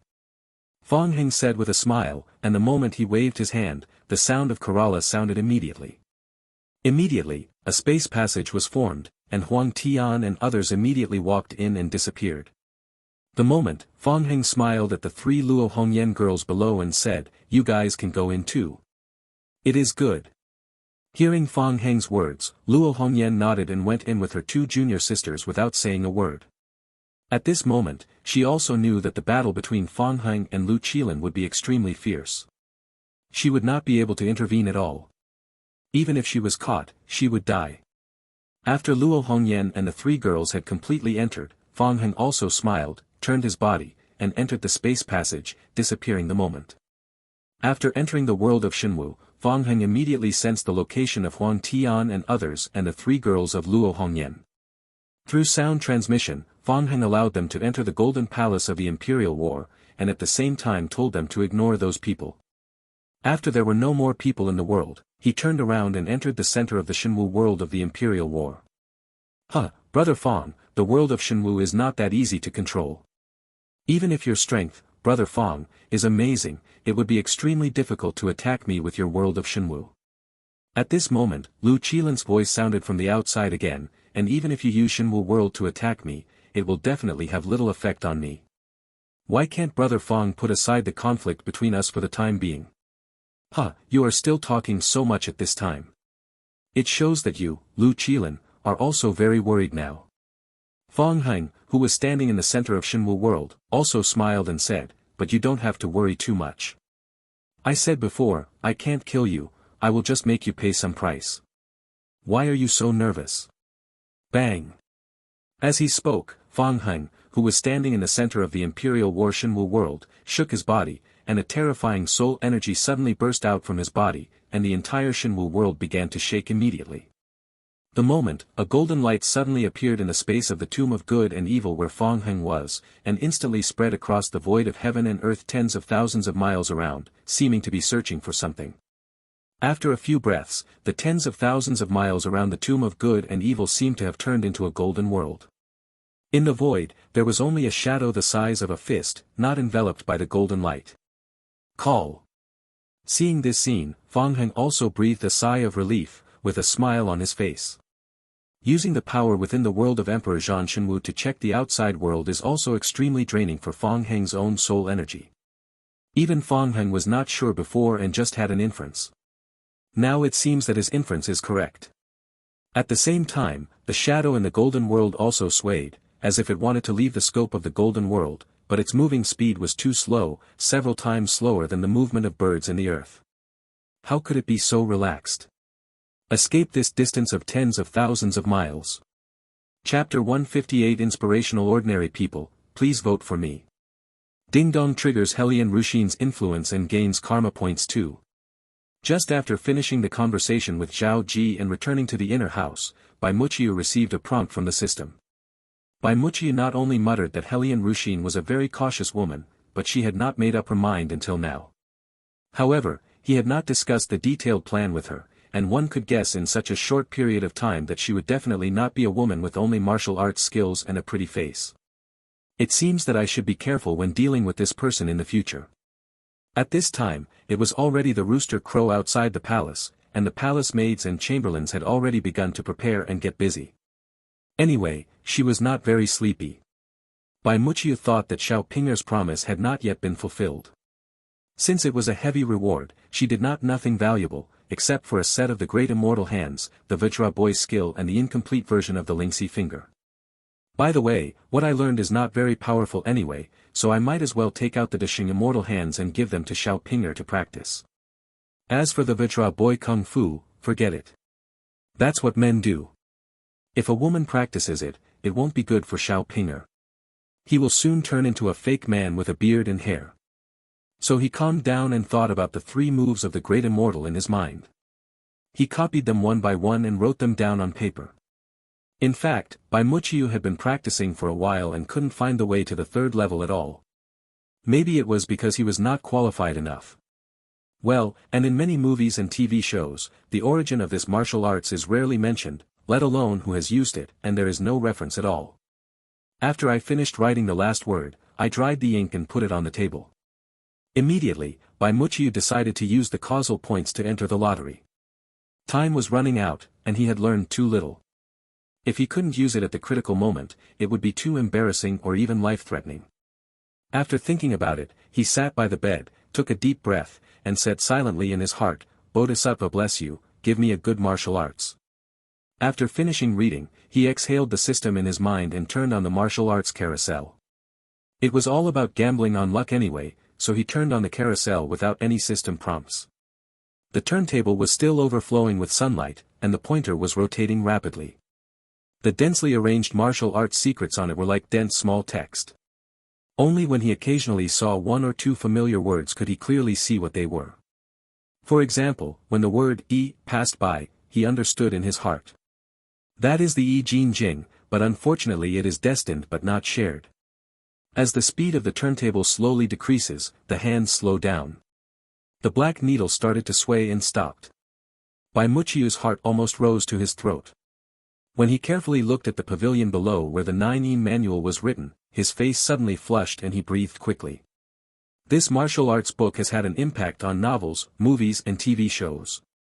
For hundreds of years, Huang Shan, who wrote this book, was originally the secretary and civil servant of the Nei Tsangshu Hall. When he copied the Tibetan scriptures, he learned it by himself without a teacher. Once the Jiuyin scripture is learned both internally and externally, it is better than many martial arts. Cheats. Just when Bai Muqiu thought that this Wei Bao was about to fall into his hands, the pointer still did not stop. It was still moving at a snail's speed, and finally stopped after moving 1/3 of the dividing line of the grid. Ding dong, congratulations to the host for acquiring the famous martial arts star-attracting technique of Ren Wuxing in Swordsman. Do you want to learn it now? Bai Muqiu was stunned and had not yet come to his senses, with a look of regret and pain on his face. He was still regretting the good fortune he had gained and the regret of losing his life. If the second system prompt hadn't woken him up, he wouldn't have known what he would have done. How long should we regret that the peerless secret book just missed us? In fact, it would be a pity for anyone. When he came back to his senses and saw that he had obtained the secret book, he was also shocked. The star-absorbing technique is also very famous. In addition to letting me do it, Ling Hu Chong also learned this martial art. Naturally, he is very domineering, but it seems to have few limitations. It seems that one cannot absorb the power of human beings whose internal strength is extremely stable and profound. Now that you've drawn it, let's learn it. In the novel, Ren Wuxing can use this martial arts to travel across the world and sit in the position of the leader of the Sun and Moon God sect. Naturally, it is extremely powerful. Moreover, Bai Muqiu is currently a eunuch, and will be in charge of the East Factory in the future. His image as a villain cannot escape, and it matches his martial arts quite well. After thinking about it, let the system integrate the star-absorbing method into itself. Ding dong, host, please note that this technique is a complete version. It needs to be dispersed first, that is, the internal power of the Vajra boy technique must be dispersed. Do you want to continue? After hearing this, Bai Muqiu couldn't help but frown. The training conditions were so harsh. That's right. When Linghu Chong was learning, he had lost all his internal strength, which was perfect for him to learn the star-absorbing technique. In this case, let's just relax. Continue. Bai Muqiu's body suddenly trembled, and her whole body was numb and sore. She felt that her whole body had lost strength. She was so weak that she was not as weak as an ordinary person. Her body suddenly seemed to be emptied, and she fell limply on the bed. At this time, the path that no one else could see happened. The glow turned into a line of light and slowly penetrated into Bai Muqiu's mind. An invisible burly man sat cross-legged on the ground and murmured, but his words could be clearly heard in Bai Muqiu's ears. The more he listened, his mind suddenly brightened. It turned out that he had entered into a misunderstanding before, thinking that the power of dispersing power was to disperse the power of the whole body. After talking about it from the figure in my mind, I realized that the internal energy that disappeared was penetrated into the meridian points all over my body. No wonder the internal energy in the Dantian was taken away and disappeared. It turned out that it had a new place to go. I didn't read the novel carefully before, but now I'm learning it and I'm more and more impressed. The star-absorbing technique is to absorb other people's inner energy and turn it into your own use by emptying the Dantian. There is also a method in the middle, which is fusion gong. At this time, Bai Muqiu was glad that the one he drew this time was the complete version, not the incomplete one. If it were the incomplete version, he would have directly learned the no fusion skill, and his internal forces would conflict, and his internal organs would hurt like knives. After the teaching of the system was completed, Bai Muqiu stood up like a carp and saw that the sky was already dim and bright, so he called Xiao Gizi and asked him to call Xiao Pinger and Hai Dafu to the side hall to wait. After giving the instructions, Bai Muqiu folded the paper with the hand of Da Shengxian written on it and put it in his sleeve, and strode towards the side hall. After waiting for almost half an hour, the two of them came over. Looking at Xiao Pinger who looked unhappy, Bai Muqiu he took out the paper and handed it to her. This is what I rewarded you with last time. Take it. What is it? The small bottle opened curiously. When she saw the crooked fonts on it, she couldn't help but look down with contempt. However, she was soon attracted by the name written on it. She covered her mouth and shouted, "Eunuch Bai, this is a martial arts secret book." Immediately, the little girl knelt down and kowtowed. Bai Muqiu asked Hai Dafu to help her up, and then said, "This is a simple skill learned from the Sa family. In the future, if Xiao Pinger is good at running errands, the Sa family still has it. The things have been given to you. Now, if you don't understand anything, ask Eunuch Hai for advice." At this point, he looked at Hai Dafu and said, "You can learn it too, and it will be an added bonus to your reward this time." Hai Dafu didn't know what the martial arts was like, but since it was a reward, there was no reason not to accept it, so he thanked her calmly, "Thank you, Eunuch Bai, for the generous gift. Xiao Pinger is a smart girl. I will try my best to teach her." Well, Bai Muqiu got down from his seat and looked down at him. "I have one more thing that I need your help with." "What's the matter?" Hai Dafu asked, raising his head slightly. Bai Muqiu asked Xiao Pinger to step aside, leaving an open space 2 meters wide, and said, "This time the Sa family has learned a new martial art, and I want to try it with Eunuch Hai to see how it works." "This," Hai Dafu said cautiously, "I don't dare to make any mistakes. My martial arts is a bit vicious, and I'm afraid of damaging Eunuch Bai's noble body." Bai Muqiu suddenly shouted angrily, "Come when I ask you to come, why are you making such noise?" Immediately, with a move of Xiaoguang initiation, he struck his Tianling guy on the head. Hai Dafu said he didn't dare. Naturally, it was impossible for him to watch that palm actually hit his head. He was originally kneeling, but moved backwards in a strange way and turned over. He jumped up and muttered, "Eunuch Bai, be careful." The right palm seemed to be boneless, soft, and it met Bai Muqiu's palm from the front. The strength was stored in the palm, and in one move, it was all poured into the opposite side. Hai Dafu originally knew that the power of the bone-melting palm seemed to be soft, but it was very harmful to others, and he also wanted to make fun of the other party. Unexpectedly, the power he exerted was like a cow falling into the sea and disappeared immediately. Before he could be surprised, he felt the energy in his dantian rising uncontrollably and leaking out from his palms. Immediately he screamed in fright, "Young man, I won't fight anymore. My father-in-law's martial arts skills are too weird. I don't dare to take any more fights." Chapter 159 Together, please vote for me. P.S. I am very busy today, so I am late. The chapter is probably already in the evening, or it may not be. P.B. July 20th. Puwang Mansion, Ueshin Lake. When the palace was first built, soil was taken from this place. It rained heavily one day, and the pit was filled with rainwater. After the rain stopped, the sun came out again, and the water surface was sparkling, which was pleasing to the eye. So King Pu requested that this place be included in the Puwang Mansion, and built a 2-story pavilion by the lake, where you can watch the lake and enjoy the music during your free time during the day. Although the weather was bright in July, the temperature always felt sultry in my heart. King Pu Zhao Wuji killed Prime Minister Liang Sun and his family. After a while, the emperor was furious and buried his body thousands of miles away. After the majesty of the Zhao family, troubles have come one after another in recent days. Every time I receive news from all over the country, I always curse, "This is a family matter of my Zhao family. These snarky Confucians are too lenient. Please take care of it, since you have a long mouth. I think the knife that I can't help you is also in my hand. I dare to kill Liang Zhen, but I don't dare to kill you." After all, he said the angry words like this, but it is probably unrealistic to imitate the first emperor and kill Confucian scholars. Even if he sits on the throne in the future, he will not be able to sit securely. Today's Confucian scholars are much higher than Qin, but if it is not stopped and allowed to spread, it will become a cancer in the future. King Pu is also a cruel person and immediately ordered the Kaifeng prefecture and the surrounding Shaoxian county government to search for those who spread rumors about this matter. In 3 days, more than 100 people were hunted down, and a group of forbidden troops beheaded them one by one and hung them on the city gate to warn everyone. Although this move was cruel, Zhao Wu knew that he could only control the mouths of these people, but he could not control them. These people discuss in private, and what should be spread will always get out. So recently, Zhao Wu was having a headache hiding in Xie Tower and living a happy life with his concubine Qingxue. He didn't care about the outside affairs and left everything to his confidants. As for the court, he only went there every now and then. After all, there is no longer any threat there.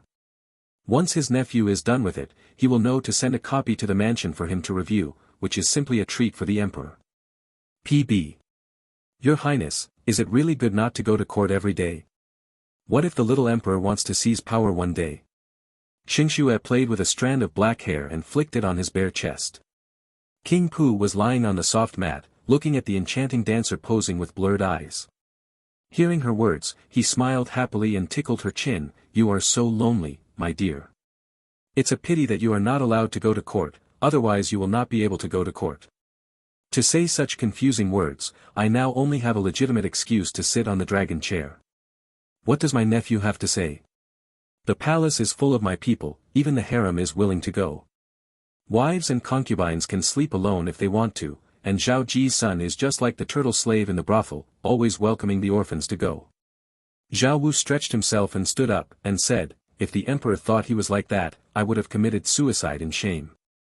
Qingxue lay on his shoulder, squeezing a pair of soft jade balls on his chest that were about to come out, and gently tapped his forehead with her jade fingers. "His Highness is really bad, and he still behaves when he gets an advantage. Since your Highness regards the harem as his own, it's not that the little emperor can't call you uncle anymore, but he should change his name to father." After saying that, she couldn't help laughing, and her charming eyes seemed to be shining with a seductive light. "Well, that's not the case. I can molest anyone in the harem, but I can't touch the queen mother."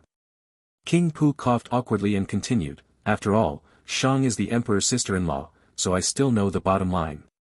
Although Qingxue smiled, there was a look of gloating in his eyes, but he quickly covered it up. Then he leaned lazily on King Pu's back, with his lips close to the other person's ear. He breathed out gently and said in a seductive tone, "Your Highness, I'm a little tired. Why don't we go back to the room?" "Huh, go back to your room, let's go back to your room right now." Prince Pu still didn't understand what she meant, so he picked her up by the waist and said to the dancing girl below, "You guys should leave now." After saying that, he rushed upstairs excitedly, opened the door and laid Qingxue on the bed. Looking at her twisting water snake waist and her enchanting eyes, he immediately couldn't hold back the fire under his body, and laid her on the bed. He took off his open clothes and was about to pounce when he heard footsteps on the stairs. He couldn't help but curse secretly, gave Xingxue a smile and said, "Come back when you go, my beauty, please wait a moment." After saying that, he put on his coat and went out with a stern face to see which bastard came at this time. If it wasn't something important, he would have to kick him a few times. After thinking about it, King Pu met him in the aisle. "Someone comes." When Lin Yunqi saw Zhao Wu's dark face, he knew that he had come at the wrong time, but he had to admit the information he had just received. He had no choice but to walk over and hurriedly half-kneeled. "I'm disturbing His Majesty's pleasure, this subordinate's crime deserves death. Tell me, what's the matter?" King Pu saw that he was interested and temporarily suppressed his anger and asked. Lin Yunqi said quickly, "I just got the news that people from the rivers and lakes in the Halua area have gathered in the mountains and forests to form a group called the 100 Days Alliance. They want to avenge Liang Sun, and they will come to Kaifeng in a few days. There are many people who want my life, and a few rangers can decide. From now on, don't bother me with such trivial matters. If they come, what will you five do for food?" King Pu waved his hand and asked him to leave quickly. "Don't be an eyesore here." Lin Yun hesitated for a moment, but did not leave. He cupped his hands and said, "Your Highness, please don't be careless. I heard that there are several people with strong martial arts among them who are very famous in the Halua area, so I have to be on guard." "Oh, who are they?" King Pu seemed to be interested and asked him to continue. "I remember that there was a man who could pull up a mountain and his car fell over. This man's martial arts skills were average, but he was born with supernatural power. I heard that his arms could lift a huge rock weighing 1,000 kilograms. He also practiced invulnerability and could not be harmed by ordinary knife points. There is another person named the yin-yang knife is fierce, one knife is in the light and the other is in the dark. No one knows where the second knife is hidden. If you are not careful, you will be injured by the yin-yang knife." Lin Yunqi suddenly said, "By the way, the last man, Nya Yun, the Windbreaker, was one of the best in the world in martial arts. In his early years, his subordinates heard that this man roamed the desert and killed 100 horses in a row. He also competed with others in Luoyang and almost split the mountain gate of the White Horse Temple into pieces. There are two halves, so His Highness must be on strict guard against this person." King Pu frowned, thinking that if what Lin Yunqi said was true, then he should really be careful. These scumbags are capable of anything in the pursuit of fame and fortune. It seems that there will be many rows of soldiers accompanying them when traveling. Then you go down and make arrangements. The young man will go to San Yamen with the solitary hand order. After saying that, he dismissed Lin Yunqi. Looking at the door, the fire in my heart had been extinguished by the news. Thinking about the beauty inside, I suddenly lost my interest. Just as I was about to push the door open, I heard footsteps approaching again. "What's the matter with you, slave? Tell me quickly." Zhao Wu frowned and sounded impatient.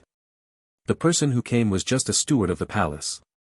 He knelt down quickly and carefully reported, "Your Majesty, someone from the palace just came to invite you. Your Majesty is hosting a banquet today." "No, no," Zhao Wu turned and left impatiently. The steward quickly added, "Your Majesty, before I finish speaking, the palace servant said that today's dinner is actually a family banquet hosted by the Queen Mother. There are only 3 of us, Your Majesty, and the Queen Mother. You go down." Chapter 160 Discussion and Discussion, 3rd Update. Why is Your Highness so hesitant? Xingxue lay to King Pu, blowing the fragrant wind in his ears, and said tastefully, "Is His Highness worried that the little emperor will do something unexpected to you, or is he worried that the beautiful Queen Mother will eat you?" King Pu laughed, gently touched her buttocks, and said, You must have heard the conversation between me and my subordinates, and I felt jealous. Don't worry, I pushed it today, I'm not going anywhere, just stay with my orphan baby at home. PB. Your Highness hates it, I'm not jealous. Xingxue gently pinched King Pu's lower back, causing him to laugh heartily. But the woman added, "Actually, I know what His Highness is thinking. I don't mind. As long as His Highness has a small place in his heart, I will be satisfied.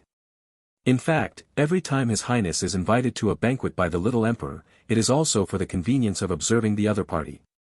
Since his actions are business matters, the prince should focus on business matters. King Pu's face was slightly surprised, then he smiled and hugged the woman into his arms. I didn't expect that Gu's precious child is not only beautiful and considerate, but also so smart. I feel very lucky. Now I am even more I can't bear to leave you anymore. Comparing my beloved concubine with my original wife Gu Na, they are like one in heaven and one on earth. So. Xingxue bit her red nails gently and looked at him dreamily. King Pu said, that's why I don't have to leave alone anymore. Being able to be with a beautiful woman is better than countless delicacies from mountains and seas. A hint of disappointment flashed across Xingxue's eyes. She smiled seductively, stretched out her hand to twist his beard, and scolded him, Your Highness, I have something to say, but I don't know whether I should say it or not. Concubine, please tell me quickly. Your hesitation and pitiful appearance will make me anxious. Pu Wang Zhao Wu hugged her and said. P.B. I feel that since His Highness has not yet ascended the throne, and his relationship with Zhao Ji is still monarch and minister, he should still accept the appointment. Xingxue continued, otherwise, in the eyes of outsiders, His Highness is domineering and has no superiority to the king. Now the prince we are already in trouble, so don't add trouble, besides, Zhao Ji will always grow up. King Pu closed his eyes and stroked his beard, thinking about Xingxue's words, and couldn't help but nodded, especially the last sentence that touched his heart. The little emperor would eventually grow up, and he could not be Cao Cao all his life, holding the emperor's hand to order the princes, but every time the banquet was like chewing meat, and it was very uncomfortable. Since sooner or later he was going to fall out, it was better to have a good time. The Queen Mother happened to be present today, so why not give Zhao Ji a try on her? After thinking about it, he stood up and asked Xingxue to tidy up her clothes. He patted her butt and said, I may come back later when I enter the palace today, so please rest early, my concubine. The woman tied the boa belt on him and sneered, Your Highness wants to be the father of the little emperor, just say so. I won't be jealous. Your Majesty, please go and go. I'll wait obediently in the mansion for your Majesty to come back. You are the only little goblin who can understand my thoughts. King Pu Zhao Wu gently picked Xingxue's chin, stop talking. If you continue, I'm afraid I won't be able to move my feet. After saying that, he left the Xia building. A group of soldiers were already waiting here. King Pu got on the sedan chair directly and was carried out of the mansion by 4 sedan bearers. The housekeeper quickly helped him down and got on again. The king's chariot has been prepared for a long time. In front of him and behind him are 2 groups of soldiers from the imperial army who are clearing the way. They are all powerful and majestic. They have no shortage of long swords and iron spears. The 2 rows in the middle are even more armed with crossbows. At first glance, they are carefully selected brave men. This generation is completely different from the ordinary imperial soldiers. A commander in iron armor shook the reins and shouted, Let's go. Immediately, a horse took the lead and galloped on the left side to keep the formation moving forward in an orderly manner, while 5 men in different clothes and holding different weapons rode horses around the king, walking slowly, their eyes constantly scanning for any disturbance around them. King Pu lowered the curtain, sat back on the king's couch with satisfaction, closed his eyes and rested. There was a weeping willow in the corner of the palace, and a piece of thin sand blew up with the wind, and then disappeared again. Only a cold voice came, Humph, hypocrite. From Prince Pu's mansion to the Zhuke Gate and then to the Xuanji Gate, the 5 masters of the prince's mansion were extremely nervous. At this moment, they were wary of everyone passing by. You must know that those knights and knights would not come to declare a challenge in an upright manner. It is impossible to say that an old man, they are the dirty beggars. In the carriage, Pu Wang Zhao Wu still looked like an old god, and seemed not to pay attention to those green forest heroes at all. After entering Xuanji Gate, the sun was about to set, and the dim red sunset shone on the brick road, which was particularly ancient and vicissitudes of life. The king's chariot rolled over, and the guards on duty knelt down to salute and watched King Pu's carriage go. Heading towards Funing Palace, the emperor's palace also has the main hall, which is where he reviews memorials in his spare time.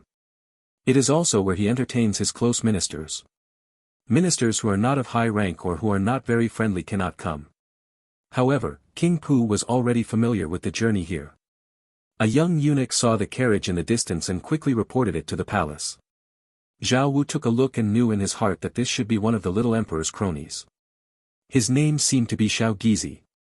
As for the real name of a powerful prince, it is impossible to remember it. It was vaguely mentioned in the information passed down, and his surname seemed to be Tong.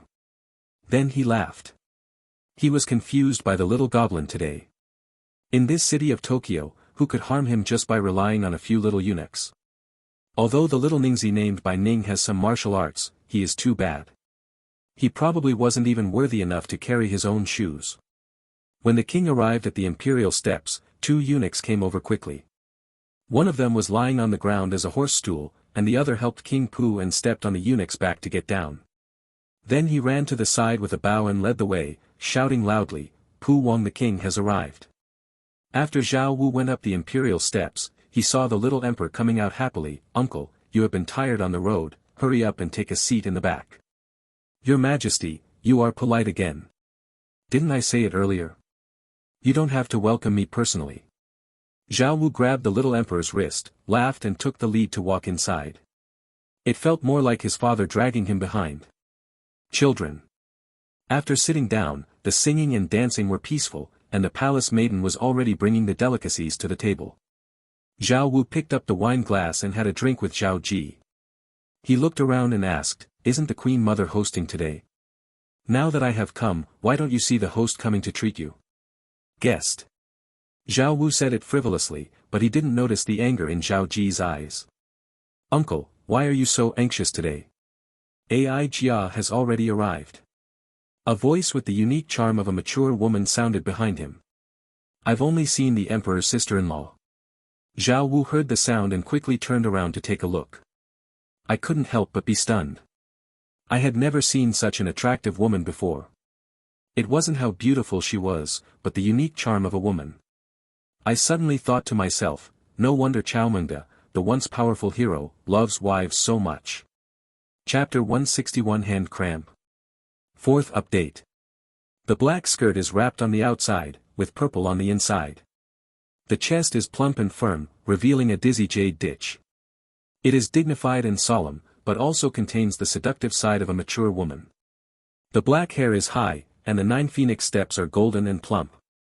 Her waist swayed and twisted charmingly with every step she took, her eyes were as clear as water, her nose was straight, and her slightly thick lips were sexy. Shang was not considered to be a charming person, but he was the kind of person who became more and more beautiful the more he looked at it.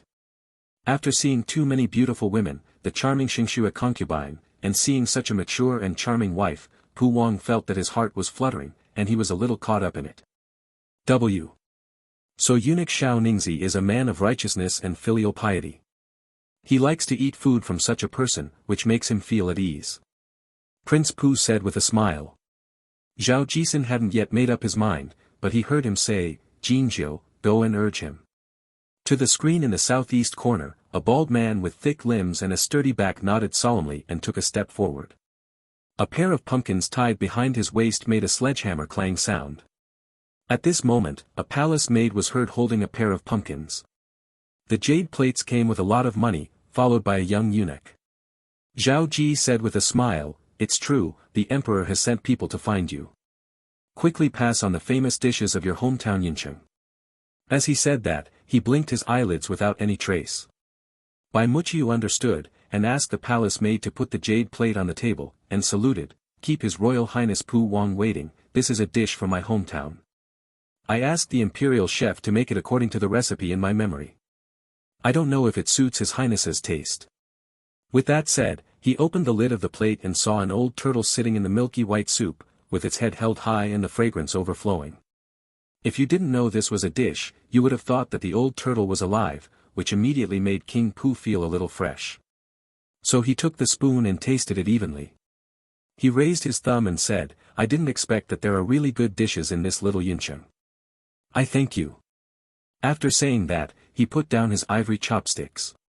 "Don't panic, Your Highness, the name of this dish is, dominate the top. The real essence is in this old turtle head." After saying that, he reached out and cut off the turtle head with a knife. Suddenly, Lin Yunqi came over and stopped by Muqiu, said, "Please let Lin check it."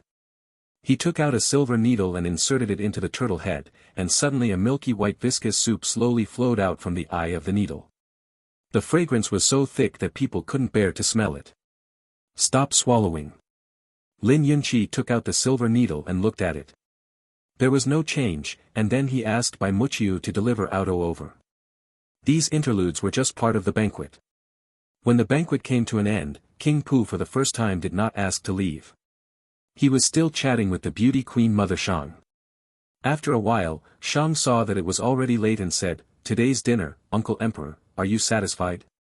It's just that it's late at night, and the AI family is tired and wants to go back to the palace to rest." Beautiful.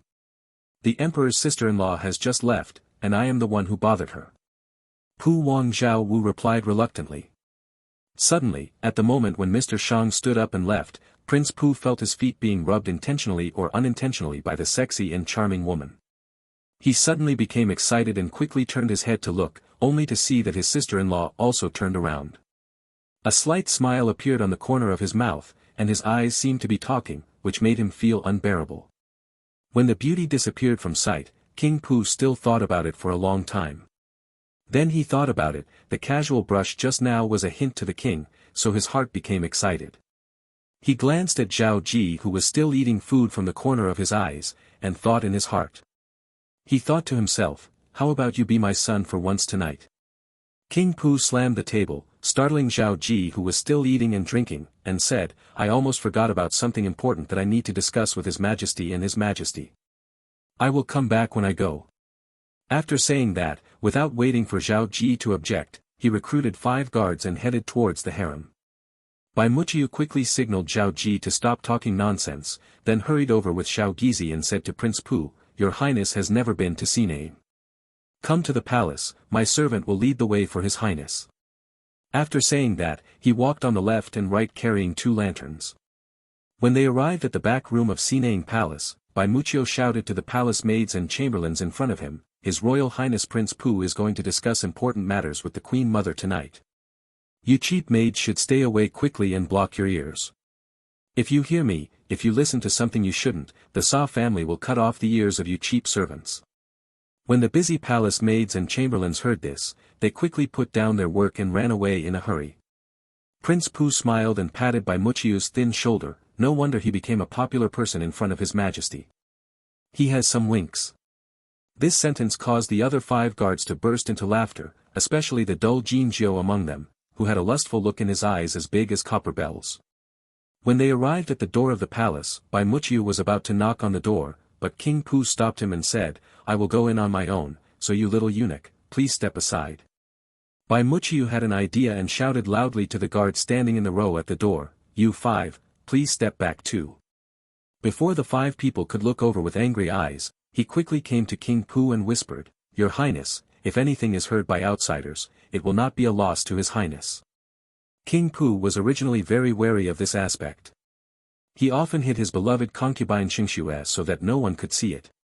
When Bai Muqiu said this, he had an idea in his mind and said to the 5 people, You guys quit. 50 meters away, if you hear any noise, cover your ears, otherwise don't blame me for being rude. The 5 of them were more or less heroic warriors. Their martial arts skills were far from first-rate, but they were also face-saving. Being scolded in front of the 2 young eunuchs made them feel unhappy. They all clasped their fists and walked 50 meters away without saying a word. Went to the garden to keep watch. Pu Wang Zhao Wu nodded in approval and said to Bai Muqiu, You are very interesting. I will remember you. After saying that, he opened the door and walked in without hesitation. Hearing the sound of water coming from inside, Mr. Shang shouted in a panic, Uncle, when did you come in? The AI family is taking a bath. Please ask Uncle out quickly. Chapter 162 The ability to shoot from a distance, 5th update. King Pu entered the Queen Mother's inner house and locked the door upside down. He heard the sound of rushing water coming from behind a bead curtain and jade screen in the house. He felt itchy and unbearable, so he put his sword on the table, gently opened the curtain and walked in, walked around the jade screen, and saw the mist inside. I vaguely saw a large wooden barrel placed in the middle of the room, and there happened to be a person taking a bath with his white arms raised inside. PB. Looking in a daze, King Pu accidentally kicked the bottle rack and made a sound. The woman in the bucket quickly looked over and saw him clearly. She couldn't help but panic and buried her seductive body in the water, leaving only her head exposed and shouted, why did Uncle come in? The AI family is really taking a bath. Please ask Uncle out quickly. Things have already happened to this point. No matter whether she is true or not, King Poo's mind has long been occupied by Yuhua. He breathed quickly and said, "Sister-in-law, my brother has been dead for many years.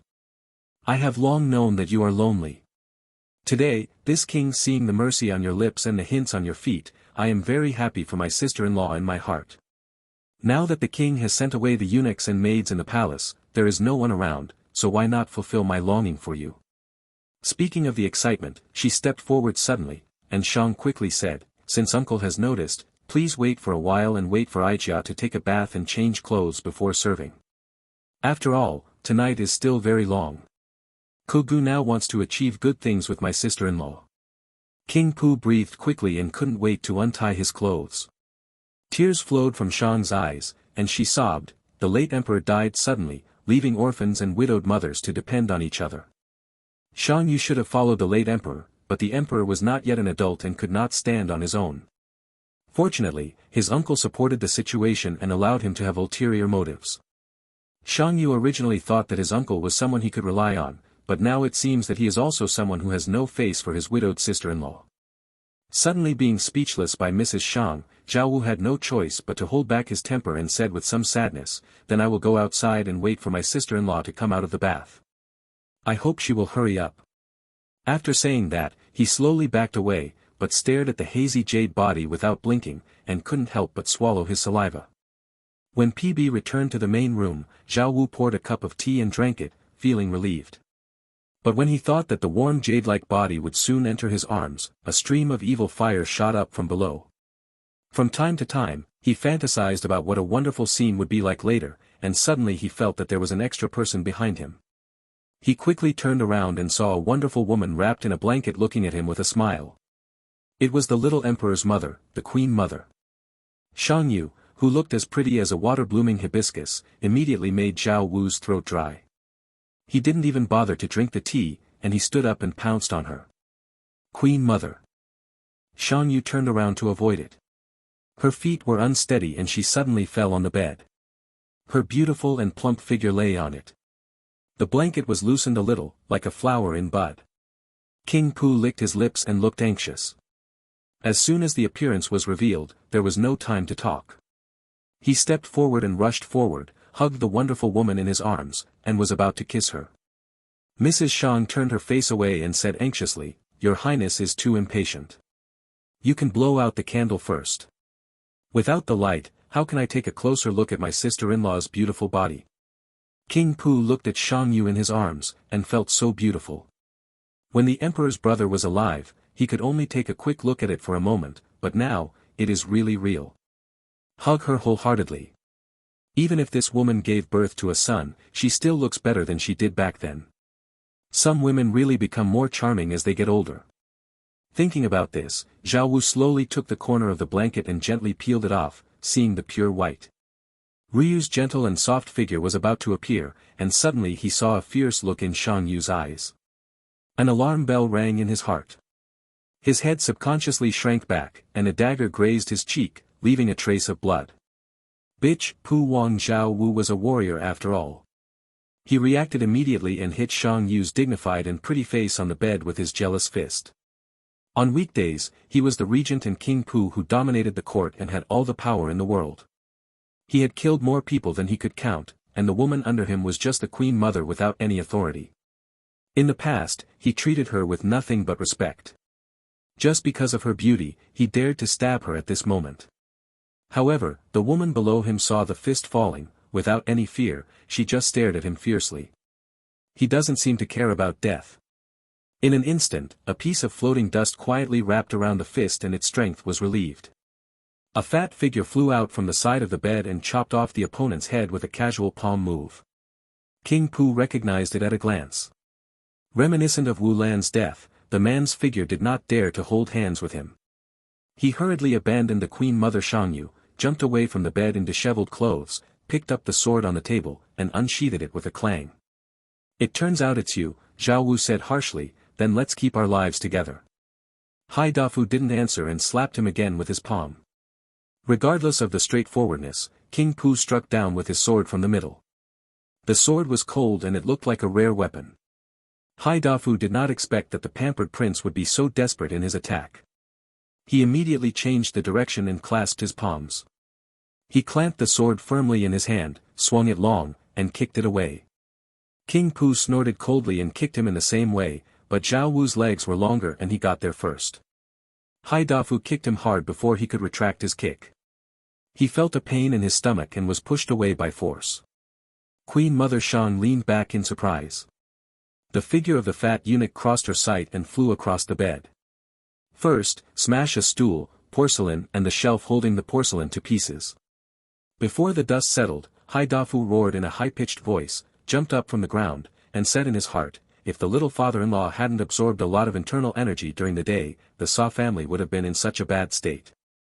Anyway, there were many people today, and the Sa family would be exhausted first. Once he is wasted, the credit will definitely be lost. After thinking about it, his palms were as soft cloth. He used his strength to hit the sword first. There was a sound of gold and iron, and then another palm struck. Hydra stepped on the left and right legs, and his palms seemed to stretch continuously. The water waves, one palm after another. King Pooh was surrounded by dangers, and he thought, if he gets close to him, the sword cannot be used. With a sway under his feet, he jumped over the round table and headed directly towards the gate like a carp leaping over a dragon gate. Suddenly, the high pavilion where the porcelain items were placed exploded, and a figure rushed out from it. The head of a pewter gun was placed in front of the door. A strong man glared angrily, can the evil thief know that the Liang family, Liang Yuanshui, I am going to do it today. The whole family and the tabloids reported this blood feud. At this moment, Zhao Wu suddenly figured out the key, but before he could open his mouth, the iron spear stabbed him in the face. 1-on-1, Zhao Wushang was no match, let alone 1 against 2. He could barely escape the attack of the two. He retreated to the window and wanted to call out to the 5 people outside. Liang Yuanshui and Hydra were able to do so together. Then, one of them hit him closely, and the other greeted him with a spear a few steps away. The beating caused several wounds on King Pooh's body, all of which were scratched by the tip of the spear and were covered in blood. Zhao Wu could no longer care about his face and shouted for escort. At this time, a little man came over from the darkness, saluted the Queen Mother Shang and said, I hope the Queen Mother will take action. Shang Yu blushed, but knew that if Zhao Wu called the 5 people outside, the people who were assassinated today would definitely die, so he no longer cared about his identity and screamed, Your Highness, please don't come here if you don't want Your Highness. Bai Muqiu smiled evilly, and then smashed a piece of porcelain with a crisp sound. Outside the house, the 5 people also heard the noise. At first they wanted to go over, but Jin Jiu shouted, Fuck you, His Highness said, let's just stay here. If you eavesdrop, we won't suffer the consequences. Then he heard an exclamation from the Queen Mother, and Jin Jiu's face suddenly showed up, and he said with a smile, Look, Lao Jiu, am right? The other 3 people nodded and no longer had any doubts. Lin Yunqi to him took a look and wondered, where did those 2 little eunuchs go? Chapter 163 Meteor Volcano. P.S. There may only be 1 chapter today because I have to pick up the kids and take them home in the afternoon. Lin Yunqi walked back slowly, with a doubtful tone in his voice, and said to the others, the 2 eunuchs seem to be missing. If it's gone, it's gone.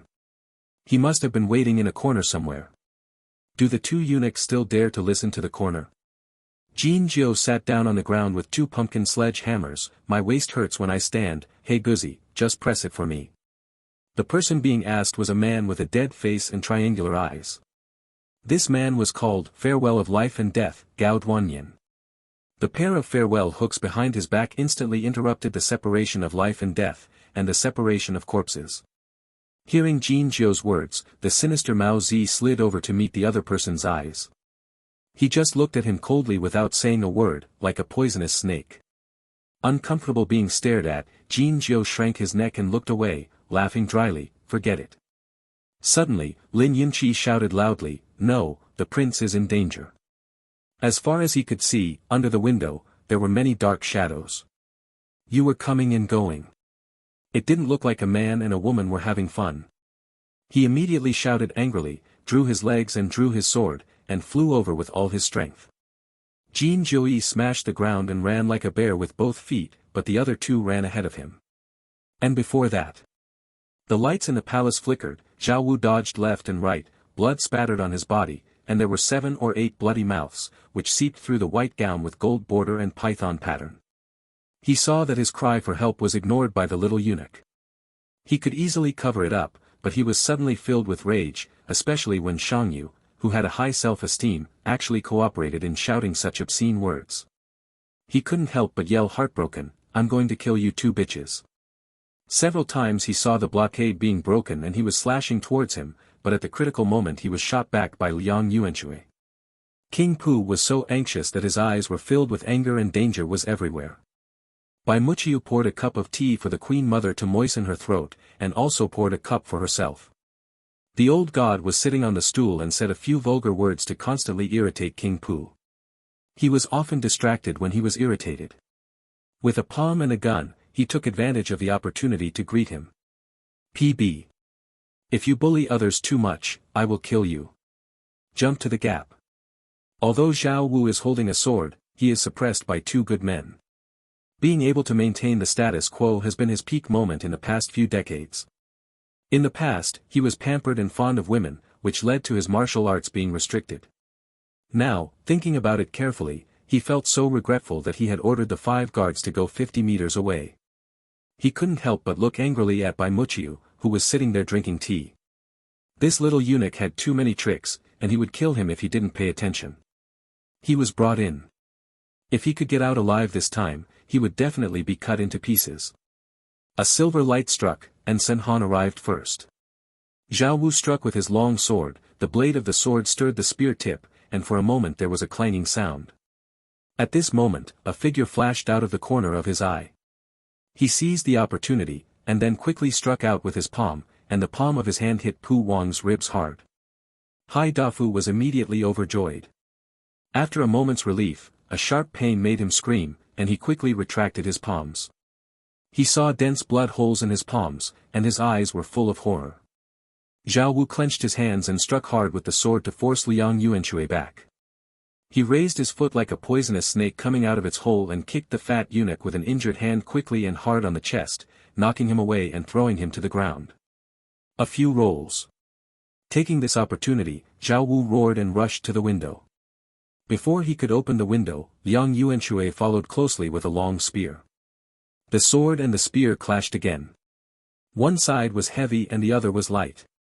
However, the person using the spear was strong, the body is intact.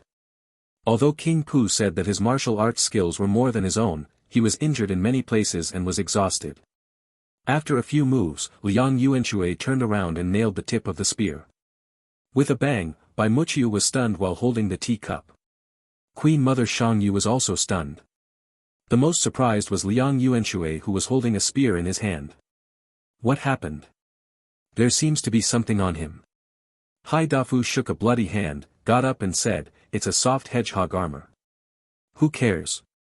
Liang Yuanshui shouted and suddenly pushed forward. The tip of the spear could not pierce, but he pushed Zhao Wu off the ground. He picked up the spearhead and smashed it against 2 wooden chairs for guests. The small table collapsed together, and sawdust flew everywhere. At this time, there were several roars outside the house. Zhao Wu crawled to the corner and said with a strange smile, "My subordinate still noticed it, Queen Mother Shangyu's face turned pale and she looked anxiously at the little eunuch who was still sitting there drinking tea. "Shaoningzi, think of a way quickly. By the time those 5 vicious dogs rush in, it will be too late." Not far away, there were heavy footsteps, and King Pu's 5 men were rushing over quickly.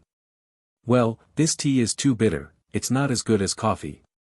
Bai Muqiu spat out a piece of tea and heard the footsteps more than 10 meters away from the door, so she said, "Eunuch Hai, Yuan Chui, you go and entangle those 5 people, and as for King Pu, leave it to the Sa family." Hai Dafu screamed in pain, one of his hands was still bleeding. He hadn't finished the beating yet, and he had to go out to deal with 5 people. He had no choice. Who asked people to stay under the eaves? He looked at Liang Yuanshui, immediately opened the door and rushed out, directly facing the 5 people on his shoulders. Liang Yuanshui swung his spear and pointed it directly at the sturdy man opposite who was wielding a pair of sledgehammers. He poked the head of the spear in front of him, but was hit by the opponent's hammer. His mouth was numb, and he almost lost his grip and was knocked away. Go out. They just want to assassinate His Highness. Kill them both. It seems there is another one in the house. I'll go. A man with a knife rushed past the fat eunuch in front and rushed into the house. The man who used the knife smashed through the window and flew out with the knife. His chest collapsed, blood was spitting out from the mouth, and he lost his breath in the blink of an eye. Jean Gio glanced at it, yelled angrily, and smashed it with both hammers. Until now, Liang Yuanxue had lost all control of his tactics.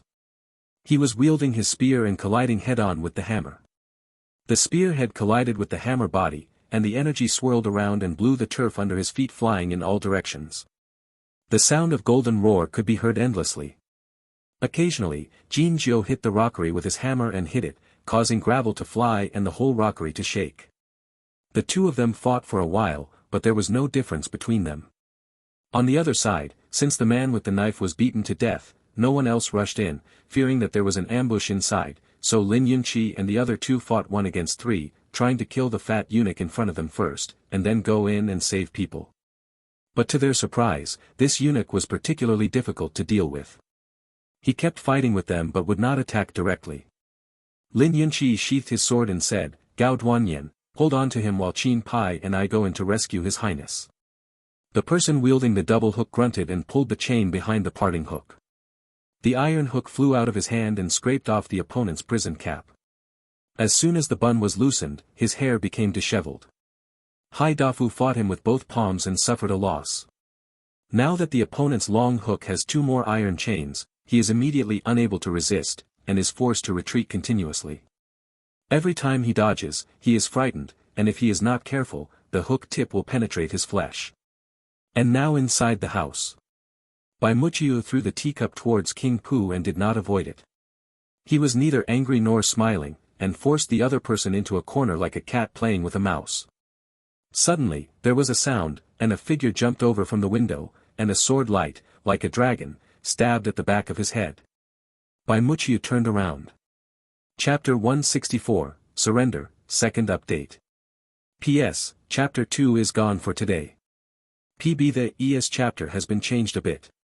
Aiming at the little eunuch's head and stabbing with a sword, Lin Yunqi calculated the possible reaction of the other party in his mind, but what he didn't expect was that the tip of the sword would be clamped between 2 small fingers. It's impossible. After half a month, how could he react so quickly? At this time, Bai Muqiu used all his strength to activate the Vajra Boy Kung Fu, and the Kung Fu spread to all limbs and bones in one breath, and he couldn't break free from the sword held between his fingers. Seeing that Lin Yunqi couldn't pull out the blade of the sword, Bai Muqiu sneered, taking advantage of the gap between the opponent. He leaned close to him very quickly, and grabbed Lin Yunqi's wrist with his backhand. Out! Lin Yunqi only felt that the internal energy in his body leaked out, and flowed to the opponent through the grasped wrist. That I was terrified, my arms sank, I pulled them apart, grabbed them back, squatted on the window frame and kicked them out. When Bai Muqiu saw his hands being grabbed backwards, he smirked even more triumphantly, dodged the kick to the head, and consciously moved towards that side. Lin Yunqi, who was originally countering, was crying in his heart at this moment, but the hand he grabbed instead turned into a delivery product, and his internal energy was also sucked away by the other party, so he hurriedly let go and jumped back, only to collide with another person who came behind him together. That little eunuch has weird martial arts, don't touch his hands. Lin Yunqi reminded his companion. The man with the fist ring simply said yes, and his figure moved forward rapidly under the night cover. He rushed into the house and saw that the villain had already hit his master.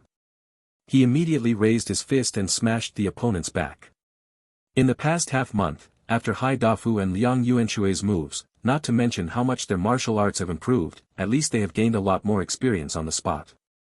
Before the punch from behind came, Bai Muqiu took out something from his arms and punched the opponent.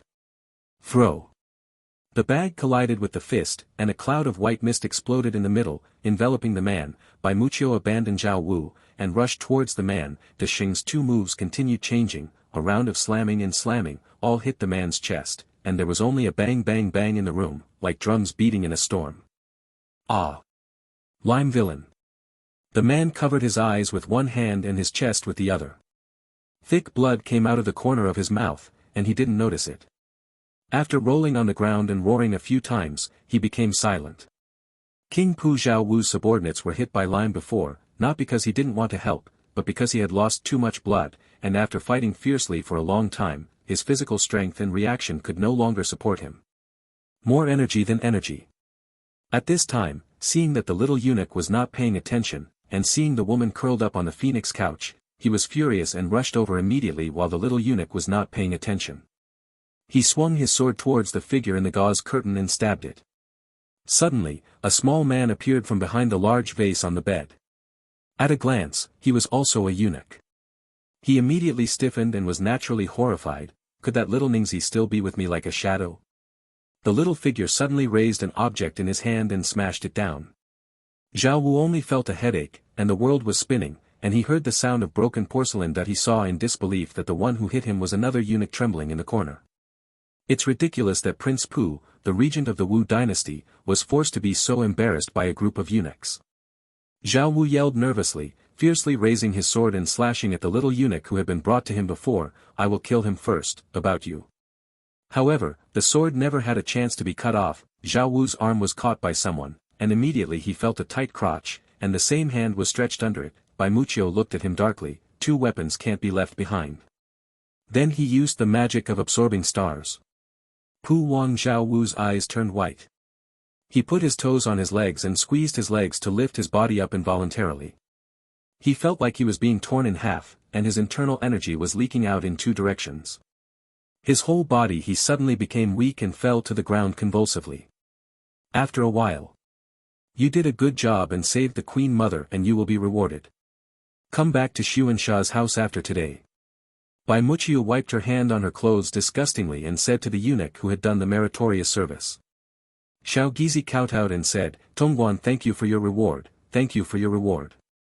Bai Muqiu paused and looked at the eunuch who was kowtowing in surprise. Tell me again, what's your name?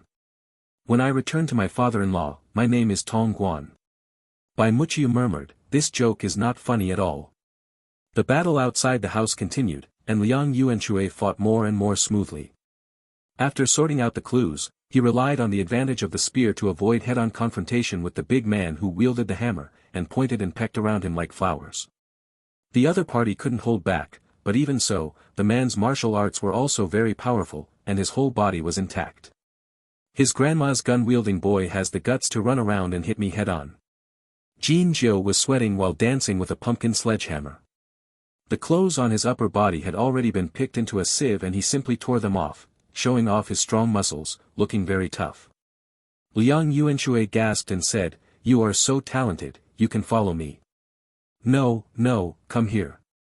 Jin Jiu said in a panting voice even though he was tired after beating for a long time, I like killing people, especially smashing people's heads to pieces, so come here and let me smash them. Stupid cow, Liang Yuanxue cursed, shook his gun and said, my father once said that a person must stand upright and act upright, even if a knife is placed on his neck the second, he must stand upright and die. Jin Jiudao, for someone who can say this, your father is a very famous man. Liang Yuanxue, his hair disheveled like a devil, stared at Jin Jiu and said word by word, my father is Liang Zhen who was killed by you. Under the night, Jin Jiu silently looked at the man who was laughing wildly, and suddenly felt that the sledgehammer in his hand became heavy for the first time. On the other side, Hai Dafu was not so comfortable. The person who used the hook was in a miserable state, and besides, that person's martial arts was not inferior to him. When he got close to him, the opponent changed his method, and a pair of parting hooks were leak-proof. The hook tip greeted his chest and eyes one after another. Pulling away, the opponent pulls the iron chain, and it turns into a chain hook and hooks from the left and right. The end is extremely difficult to entangle, and a piece of bone may be ripped out if the hook is slow. Suddenly, from the direction of Siming Palace, a fiery snake snaked its way. There were clanging footsteps and the collision of weapons. When the torches got closer, the fighting men could faintly hear the squeaking sound of twisted bows and crossbows. Everyone immediately stopped their hands and retreated, making a defensive posture. It seems to be His Highness's Imperial Army. No, why do I feel like their arrows are pointing at us? It won't be troublesome. In an instant, the wooden door of the Empress Dowager's bedroom was kicked away and scattered in the air. A young eunuch dragged a person and threw it on the steps under the eaves. "That's your highness." "Eunuch, you dare." Bai Muchiu pressed the edge of the sword against the neck of the man at his feet. "You three had better not act rashly. Sagia is young. If you are scared and your hands slip for a moment, there is nothing you can do." Chapter 165 Raymond's File. He was thinking. On the path outside the house, only a carriage stopped. A man in soap clothes who frightened him lay down under the carriage. The curtain opened, and a slender figure stepped down on a stool, followed by a woman in luxurious clothes. Bai Yi was confused. He hadn't seen his youngest brother in many years. He only remembered that when his father was still alive, he took Bai Ning away, saying that he wanted to marry his eldest brother a wife so that he could continue the family tradition, and later he learned that his father had sold Bai Ning into the palace. He remembered that when Bai Ning left that day, he was only as high as his chest, with long black hair. Although his face was dirty, he was very handsome. The big eyes are lively, as if they can talk. Many times, Bai Yi would sit on the field and think of such a younger brother, thinking that he would never see him again in his life. Now that my brother is back, he is back as a high official, but will he blame us? At this time, with that weird silver hair and that frightening robe, he was excited and frightened every time he took a step forward. When the person walked up to him, Bai Yi found that he was only as tall as the other person's shoulders. He carefully raised his head and confirmed in a low voice, "Xiao. Xiaoning." Under the silver hair, the face had vaguely familiar outlines, and he simply replied, "It's me. I'm back." The man in red clothes sobbed, then suddenly covered his face with his rough hands and started crying. Bai Muchiu's cold gaze melted slightly, and there was a slight pain in his heart. He knew that it was the throbbing of blood connected to this body, a family affection that belonged to this body itself. Some things and some emotions will not be cut off due to the barrier of identity. Alas, Bai Muchiu sighed slightly in her heart and put her arm around her second brother's shoulders. "Bai Ning is back. Your youngest brother is back. You should be happy." The farmer with his head buried in his chest nodded, with a bright smile on his weathered face.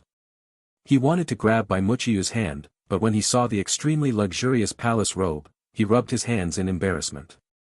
He quickly ran to the house, moved a few worn-out low stools, and placed them in the courtyard with the benches. "Xiao Ning, second brother's house is small, dirty and messy, so don't go in and sit." Bai Yi said honestly, wiping the stool with his usually precious clothes, "Let's sit in the courtyard, it's bright here, hee it's bright." Then he invited Shifu to sit down. She smiled and sat down to Bai Muchiu. She didn't care much about the surrounding environment, or it could be said that her old house was even worse than this one.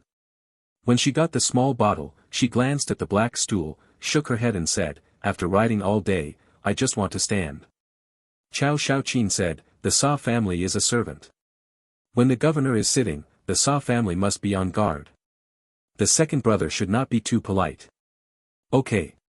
Governor, my second brother asked you to sit down, so sit down for me." Bai Muchiu handed the scroll in his hand to Shifu, and his tone couldn't help but become a little harder. The two of them found a bench and sat down.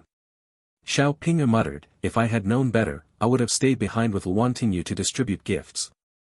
Among the 5 people, only Bai Muchiu and the second brother Bai Yi took care of the family affairs. Occasionally, Shifu would intervene and say a few words, but they were all incoherent words, but they also livened up the atmosphere between the two. When he heard that his younger brother was already a popular figure around the emperor, Bai Yi's head stiffened a bit. When he later mentioned that he was in charge of a yamen, he didn't care anymore. In his opinion, a yamen might be similar to that of a county magistrate. Shifu's stomach suddenly rang when she arrived, and she exclaimed, "Mister, I'm so hungry." Bai Yi stood up with a red face and said a little embarrassedly, "Which second brother was only happy and forgot to cook. Second brother will do it now." As he said that, he stood up and walked to the chicken coop not far away. He opened the cage door. There was only an old hen inside, and there were 2 warm eggs in the henhouse. It is not difficult to tell that it is the hen specially used for laying eggs in the house, and it is the only poultry. "Forget it, second brother, let the younger brother's people come." Bai Muchiu stopped him from killing the hen, and then clapped his hands. Gao Yanniai and Xiao Qinzi, who were accompanying him, quickly called for help to carry the diners over and set up a stove to cook. After all, it was impossible to travel far away without an accompanying cook. The meal didn't take long, and a table was soon filled with dishes that Bai Yi had never seen before. Seeing that he didn't dare to move his chopsticks, he took the initiative to pick up vegetables and put them in his bowl. I remember there is a third sister at home. Where is the third sister? Bai Muqiu was holding dishes and talking, but there was no expression on her face. This. Bai Yi hesitated for a moment and patted his thigh. When he thought that since his younger brother was a high official and a popular figure around the emperor, why was he so afraid that he immediately told him about the situation of his third sister Bai Ti? After hearing this, Chao Shaoqin put down his bowls and chopsticks, stood up with the white dragon sword in hand, and greeted dozens of fancy people to leave. Bai Yi watched the person go away at a loss, and whispered, "Shao Ning, second brother, did the second brother say something wrong?" "Brother." Bai Muqiu patted him on the back and comforted him, "You are right, someone did something wrong." Bai Yi didn't know what the words meant, so he nodded blankly and concentrated on eating. Soon after the meal, the afternoon sun was still shining brightly. Shifu went to the carriage to take a rest, while Bai Muqiu looked at the book in his hand. "Brother, what are you looking at?" Bai Yi leaned over and took a look. "It's just a Buddhist scripture, to nourish the mind." Bai Muqiu didn't look up. After saying something, suddenly there was a noise in front of him, and then, a person was thrown to the ground and lay at his feet. He raised his head and stared at the wealthy person, then moved back and saw a woman in her 20s with a delicate face, somewhat similar to himself, but with many wrinkles on her face, making her look much older. The woman was embarrassed and trembling. When she saw Bai Yi, her eyes lit up and she rushed over, hugged him and cried bitterly. Her hands covered with calluses and wounds kept patting Bai Yi's back. "Third sister, don't cry just yet. Look who that is." Bai Yi pointed over. "I don't care who you are, I know the prefect, this white-haired one, I remember you." The man on the ground cursed loudly, and then a sword was inserted into his thigh, piercing it. Bai Yi and the woman shrank back in fright. Bai Yi hurriedly said, "Brother, you must not kill anyone. That is against the law and will ruin your future." "Brother," the woman seemed to have poor eyesight.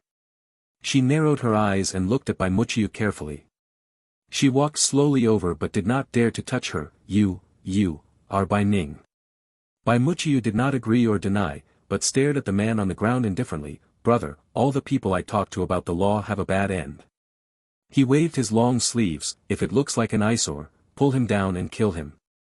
By the way, he can go home."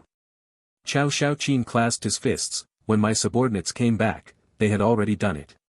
Bai Ti was not stupid and was shocked. "Brother, if you kill someone, you will be guilty of something. Second brother is right, it will ruin your future." Bai Muqiu turned to look at her, and gently brushed her caring face with his hand. His voice was very soft and cold. "It's enough for me to be a slave at home." Immediately, he picked up the Buddhist scripture, tore it into pieces, and threw it on Tian Yuanwei who was being dragged away. The Buddha's scripture is really difficult to recite. If you have a butcher's knife in your heart, let's forget it. P.S. I originally wanted to write a big chapter for the second update, but I'm so tired that I can't open my eyes anymore. I have to get up and go to work at 4 o'clock, so let's do this for now, okay? And thank you everyone. Chapter 166 Play with you. Thinking dirty in his heart, Chen Nan was just about to make some more jokes, but then his cell phone rang. Chen Nan sweated violently. It was already class time, so it was okay for him and Su Qingqing to laugh and chat a little, but when the phone rang, the effect in the quiet class was a bit shocking. Su Qingqing was originally shy and angry, but when she saw Chen Nan getting into trouble, she immediately smiled evilly. After sitting down solemnly, the girl winked at Chen Nan and whispered with a smile, "Idiot, you better wish for yourself." Chen Nan was speechless. This girl is waiting to see her own jokes every day, which is really annoying. But now that he is the focus of everyone's eyes, he can't say anything, so he can only give Su Qingqing a blank stare. On the podium, Lily felt helpless after taking a look. Why is it Chen Nan again? Since this student was transferred to the class, she has been angry with her every now and then. There were so many similar things that she didn't even want to remember. Sometimes she was left speechless by Chen Nan, and she even wondered if she owed Chen Nan something in her ES life. Was this guy coming to collect debts? Staring at Chen Nan, Li endured it for a long time, but finally couldn't help it anymore. Chen Nan, it's class time now, why don't you turn off the ringtone on your phone? Blinking his eyes, Chen Nan looked at Li, who had a serious face, and coughed twice. Teacher, the quality of my mobile phone is not good, and it often plays music for no apparent reason. Li is going crazy. Why is this guy's excuse so powerful? The other students in the classroom couldn't help laughing. This guy is really no ordinary god. Su Qingqing, on the other hand, puffed up her mouth angrily when she heard this. He reached down and pinched Chen Nan, muttering to himself, "You stinky idiot, you dare to say that the quality of the mobile phone I gave you is not good, do you want to live? Then put your phone on silent," Li said helplessly and angrily. "Yes, I'll call over my phone right away." Chen Nan looked like he was a good student. He took out his cell phone and started playing with it openly. He didn't know whose phone it was yet, so he wanted to take a look at it now. Hey, if it's an unfamiliar phone number, just ignore it. Seeing Chen Nan playing with her phone leisurely, Li felt like she wanted to curse. Did this problem student think that she couldn't see his little moves clearly because she didn't wear glasses today? Chen Nan, you haven't adjusted your phone yet. Do you need the teacher to help you? Chen Nan put away her phone decisively, then nodded seriously, "No problem, thank you teacher for your kindness." Li shook her head, too lazy to argue with this guy. She had a premonition that if she continued to get involved with him, she might be so angry that she would end up in the hospital. Picking up the textbook, Li was about to start today's class. The result was another phone ringing. Gritting his teeth, he looked over and saw that it could be someone other than Chen Nan. He just changed the ringtone music. I guess this time it was not a phone call but a text message. No matter how good-tempered Li was, she couldn't help but jump to her feet at this moment. Frowning, she blushed and looked at Chen Nan. "Chen Nan, how are you going to explain this time that you agreed to mute the sound? It seems that you have turned a deaf ear to what the teacher said." Chen Nan opened his mouth and stopped talking. "Who the hell is this? Why are you so expressionless? Don't you know that he is in class right now? It's okay if he doesn't answer the phone. He also sends another text message right after. This is just trying to kill yourself." Chen Nan felt so helpless. Patting his forehead, he stood up and said, "Teacher, I was wrong. I will stand outside for 5 minutes as a penalty." Li was probably confused by anger and didn't see through Chen Nan's little thoughts at all. Hearing what Chen Nan said, although she was not a teacher who liked to punish students, she still nodded fiercely, "You really should go out and stand for a while and reflect on yourself." Seeing that Li really asked Chen Nan to go out, some of the smarter students in the class were speechless. Damn it, this guy Chen Nan didn't ask for punishment and went out to stand. He went out to answer the phone and read text messages, okay. Unfortunately, I usually thought that people who could be teachers, even if they were not geniuses, definitely had high IQs. But now after seeing Li's reaction, a group of students all became suspicious. How should I put it, their English teacher's IQ was really worrying. Li didn't know what her students said about her. After sending Chen Nan out of the classroom, she actually felt relieved. This student is really evil. Chen Nan came outside the teacher with a sighing expression. This English teacher was too kind and not as cunning as Lan Yuqin, which made him feel a little embarrassed to lie to her. However, this feeling of guilt only appeared for half a second before Chen Nan was forgotten. What he is concerned about now is why the guy who called in persists in contacting him. He took out his phone and checked the text messages first. As soon as he opened it, Chen Nan was stunned. I saw it read, "Hello, I am Li Zhao's father. I have something very important to contact you now." Li Zhao's father. How could the other party know your phone number and still call at this time? Could it be that he knew about his affair with his daughter, so he came to cause trouble for himself? Chen Nan hesitated for a long time, but decided to call back. It was a blessing, not a curse, but it was a curse that could not be avoided. Besides, Li Zhao's father can be regarded as half of his father-in-law. If he can hide for a while, he can hide for the rest of his life. Just when he was about to call back, the phone in his hand rang again. Knowing the identity of the other party, Chen Nan immediately answered the phone. Hey. Excuse me, are you Mr. Chen Nan? I am Li Lin, Li Zhao's father. Something happened to Xiao Xiao. Before Chen Nan could say hello, an anxious male voice came from the other end of the phone. Chen Nan frowned subconsciously. I'm Chen Nan. What's wrong with her? Don't be anxious and speak slowly if you have anything to say. On the phone, Li Zhao's father Li Lin was very panicked and his voice was a little off-key. Xiao Xiao has been kidnapped. What? Chen Nan was immediately shocked and his voice rose 3 times. Who did this? Li Lin is the director of the Public Security Bureau.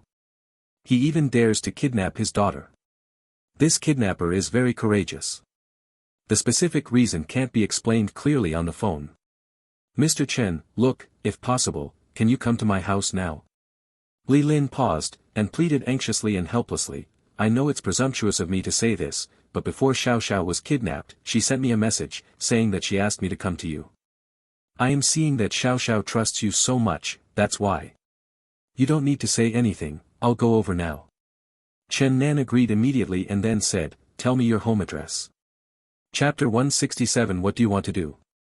Seeing the person coming, the monks from all races in the city hurriedly raised their hands and said, see you, Lord City Lord. The man grabbed the sunflower water crystal, looked at it carefully in his hand, and smiled. This sunflower water crystal is indeed extraordinary. It contains extremely strong water attribute elements. If you get it, you can definitely cultivate it into the law of water. As soon as he said these words, several auras in the distance changed. It seemed that someone was coveting the sunflower water crystal. The Lord of Huangfeng City laughed. If someone covets my brother Jiang Yan, the sunflower water crystal, he must get through me first. He seems to have insight into people's hearts and is very scheming. Jiang Yan smiled calmly. What kind of wind brought the Lord of the city here? I gave this sunflower water crystal to little friend Chen Nan. Naturally it belongs to him and has nothing to do with me. City Lord Huangfeng clapped his hands. I forgot about this. Fellow Daoist Chen, you must take this sunflower water crystal. It is a valuable treasure. I don't know how many people covet it. Even I can't help but take it when I see it. Come and have a look. As he spoke, he returned the sunflower water crystal to Chen Nan's hand, as if he had just made a joke. City Lord Huangfeng came to Jiang Yan's side, and the two gave him a big hug. Jiang Yan, I have known about your arrival in Huangfeng City for a long time. I just know your temperament and have never dared to disturb you. We brothers have been missing for hundreds of years. Do we need a drink? Jiang Yan smiled lightly. Your Majesty, the city lord is too polite. He kind of acquiesced to the invitation from Lord Huangfeng. He looked at Chen Nan and the others and said, these are all my friends. I don't know. It's convenient, everyone is here. City Lord Huangfeng laughed loudly, looking at Chen Nan and Man Wuji, as well as Yi Yi and Haimoji. That super supreme of the celestial race does have the duty of guardian in our Huangfeng city. However, he is only a super supreme and has privileges in a city. With you and this master of the wilderness domain as his backers, Xiao Yu Chen, how many people can be killed in the entire 100 tribes domain? A humble supreme being is nothing. The Lord of Huangfeng City waved his hand, and a dragon appeared not far away. A car pulled by 2 ancient void dragons appeared not far away. Chen Nan and the others walked in and found that the car was extremely spacious, covering thousands of square meters. This Lord of Huangfeng City doesn't look very simple. Man Wuji sent a spiritual thought into Chen Nan's sea of consciousness. Brother Man, I am still very enthusiastic when I see Lord Huangfeng, even though he is a bit too smiling. Chen Nan said with a smile. The black-haired chicken said seriously, Chen Nan, you can't be deceived by appearances. The main body of Huangfeng City has the blood of the demon clan. When I just approached him, the heart of the demon origin reacted. I'm afraid of his background. Not small. Everyone is not a fool, and they all have thoughts in their hearts, but they don't show it on their faces. Chen Nan could see that Jiang Yan was very polite to the Lord of Huangfeng City, but it was only polite. The two looked enthusiastic, but to Chen Nan, he could not see any real brothers in the two of them. Feelings. Real brothers, how can we not see each other for 100 years? It has been so long since I last saw little demon, and I almost miss him sick. Chen Nan shook his head secretly. Pulled by 2 ancient void dragons, the dragon quickly arrived at the Lord's mansion of Huangfeng City. This city lord's mansion, Chen Nan, was magnificent. When Chen Nan stood outside and looked at it, he was shocked. This city lord's mansion was the size of a city in the human world. In the city lord's mansion, a team of 5 guardsmen wearing golden armor patrolled the city lord's mansion. All of these people had cultivation levels above the mid-supreme stage. Compared to the 2 major holy lands of the celestial race, the foundation is even richer. Little friend Chen, you are new here. Please stay here for the few days. This city lord will also take you to experience the customs of our Huangfeng city and show your friendship as a landlord. City Lord Huangfeng saw the flashing expression in Chen Nan's eyes, and a smile appeared on the corner of his mouth. We won't go home tonight if we don't get drunk. Chen Nan was curious. The lord of Huangfeng city was obviously not a good person. He didn't know Jiang Yan's realm, but he was definitely in the realm of the Supreme King.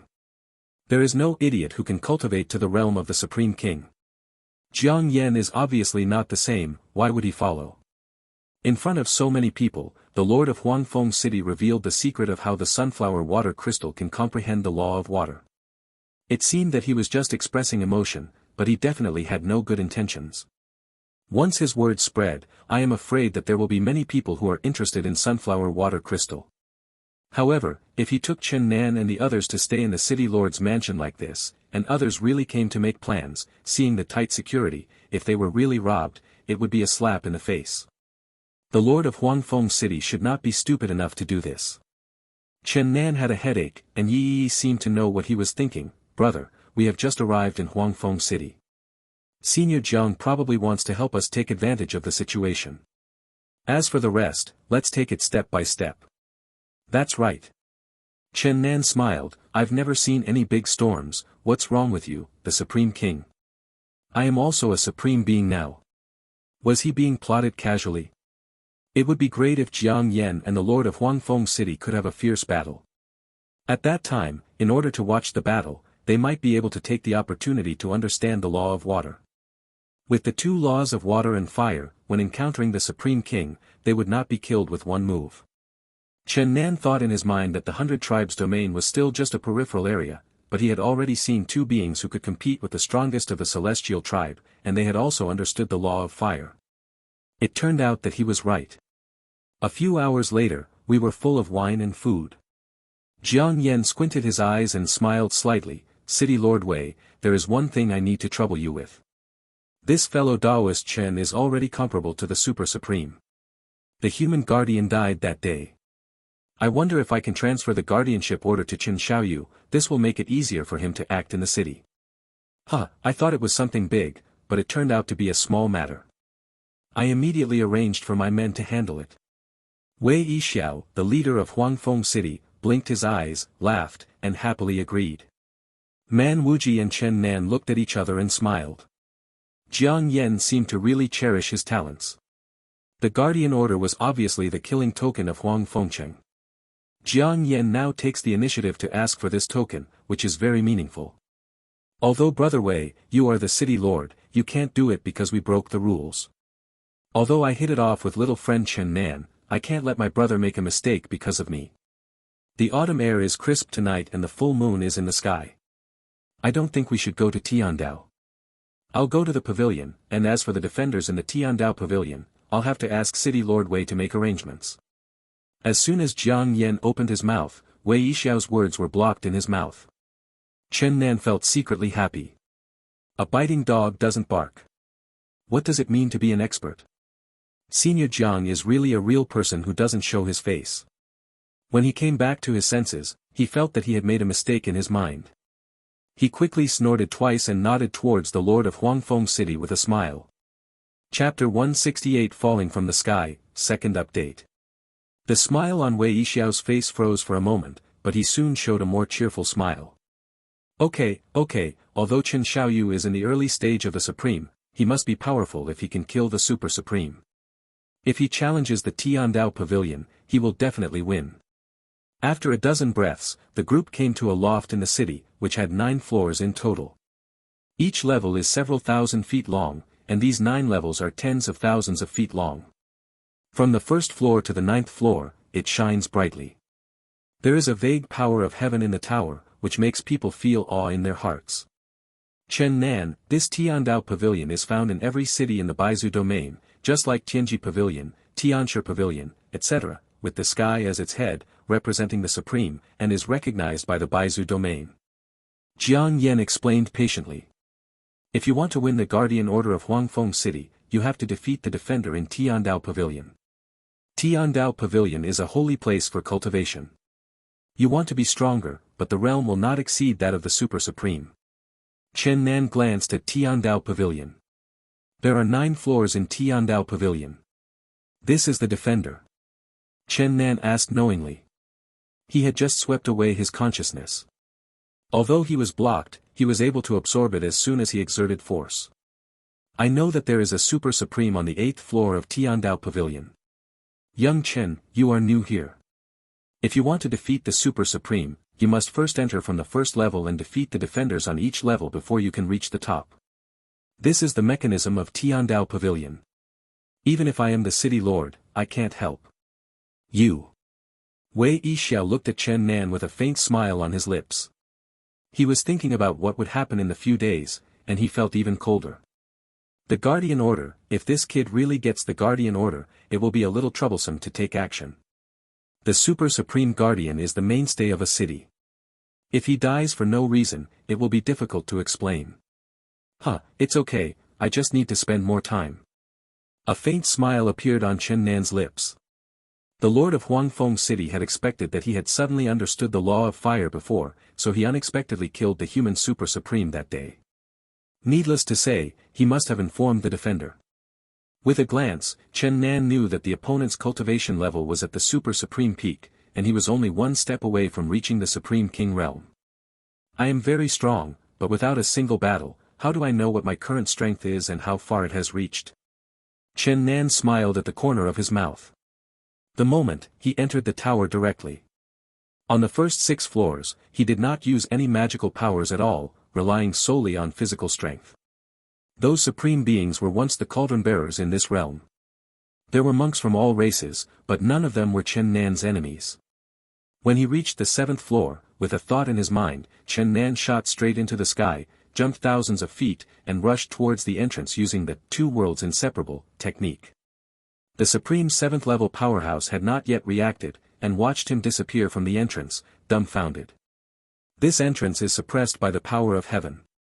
Ordinary supremes will be greatly reduced in speed. However, Chen Nan, an early supreme, is so fast that he really can't figure it out. It's a good idea to pass through the 7th level with speed. In this way, you can save a lot of divine power. When the time comes, you will have a certain degree of confidence in facing the Super Supreme on the 8th level. Wei Yixiao said shamelessly. He guessed that Chen Nan followed the path of martial arts and was physically strong. It seemed that with 1 punch and 1 kick, those low-level supreme beings were defeated by him. However, in those punches and kicks, cross-border fighting definitely consumes a lot of divine power. City Lord Wei is right. This guy Chen Nan is just lucky. Jiang Yan said with a smile. He has cooked thousands of dishes and met thousands of people in Tianshi Pavilion. He has long passed the time of talking about luck. Only the truly strong can control the fate of heaven and earth and become the darling of heaven and earth. The weak will only be eliminated. On the 8th floor of Tiandao Pavilion, a super supreme person is sitting there. There is abundant spiritual energy in this Tiandao Pavilion, especially where the guardian meditates and practices, which is a Tiandao spiritual eye. 1 day of practice here can be compared to 100 days of practice outside. It is a place that all the monks in the city yearn for, but it is not easy to become the defender. You are here. I heard that you killed the Super Supreme among the Celestials. This Super Supreme was only 1 step away from becoming the Supreme King. There was a sense of pride in his tone of voice. Yeah. Chen Nan chuckled, brother, let's discuss it. You just admit defeat. It's so tiring to fight. I have a king-grade spiritual stone here as a meeting gift. What do you think? Chen Nan stretched out his hand, and a king-grade spirit stone appeared in his hand. This king-grade spirit stone was found by Chen Nan in the corner of Haotian Tower after he killed the owner of Yuehua Holy Land. The small pagoda absorbed all the cultivation of the Super Supreme, but it did not absorb the king-grade spiritual stone. Gudong. The sound of swallowing saliva sounded in Tiandao Pavilion. The Super Supreme Peak looked at the King-grade Spirit Stone and couldn't help but swallow a big mouthful of saliva. This King-grade Spirit Stone was enough for him to go to Tianshi Pavilion, and maybe he could break through.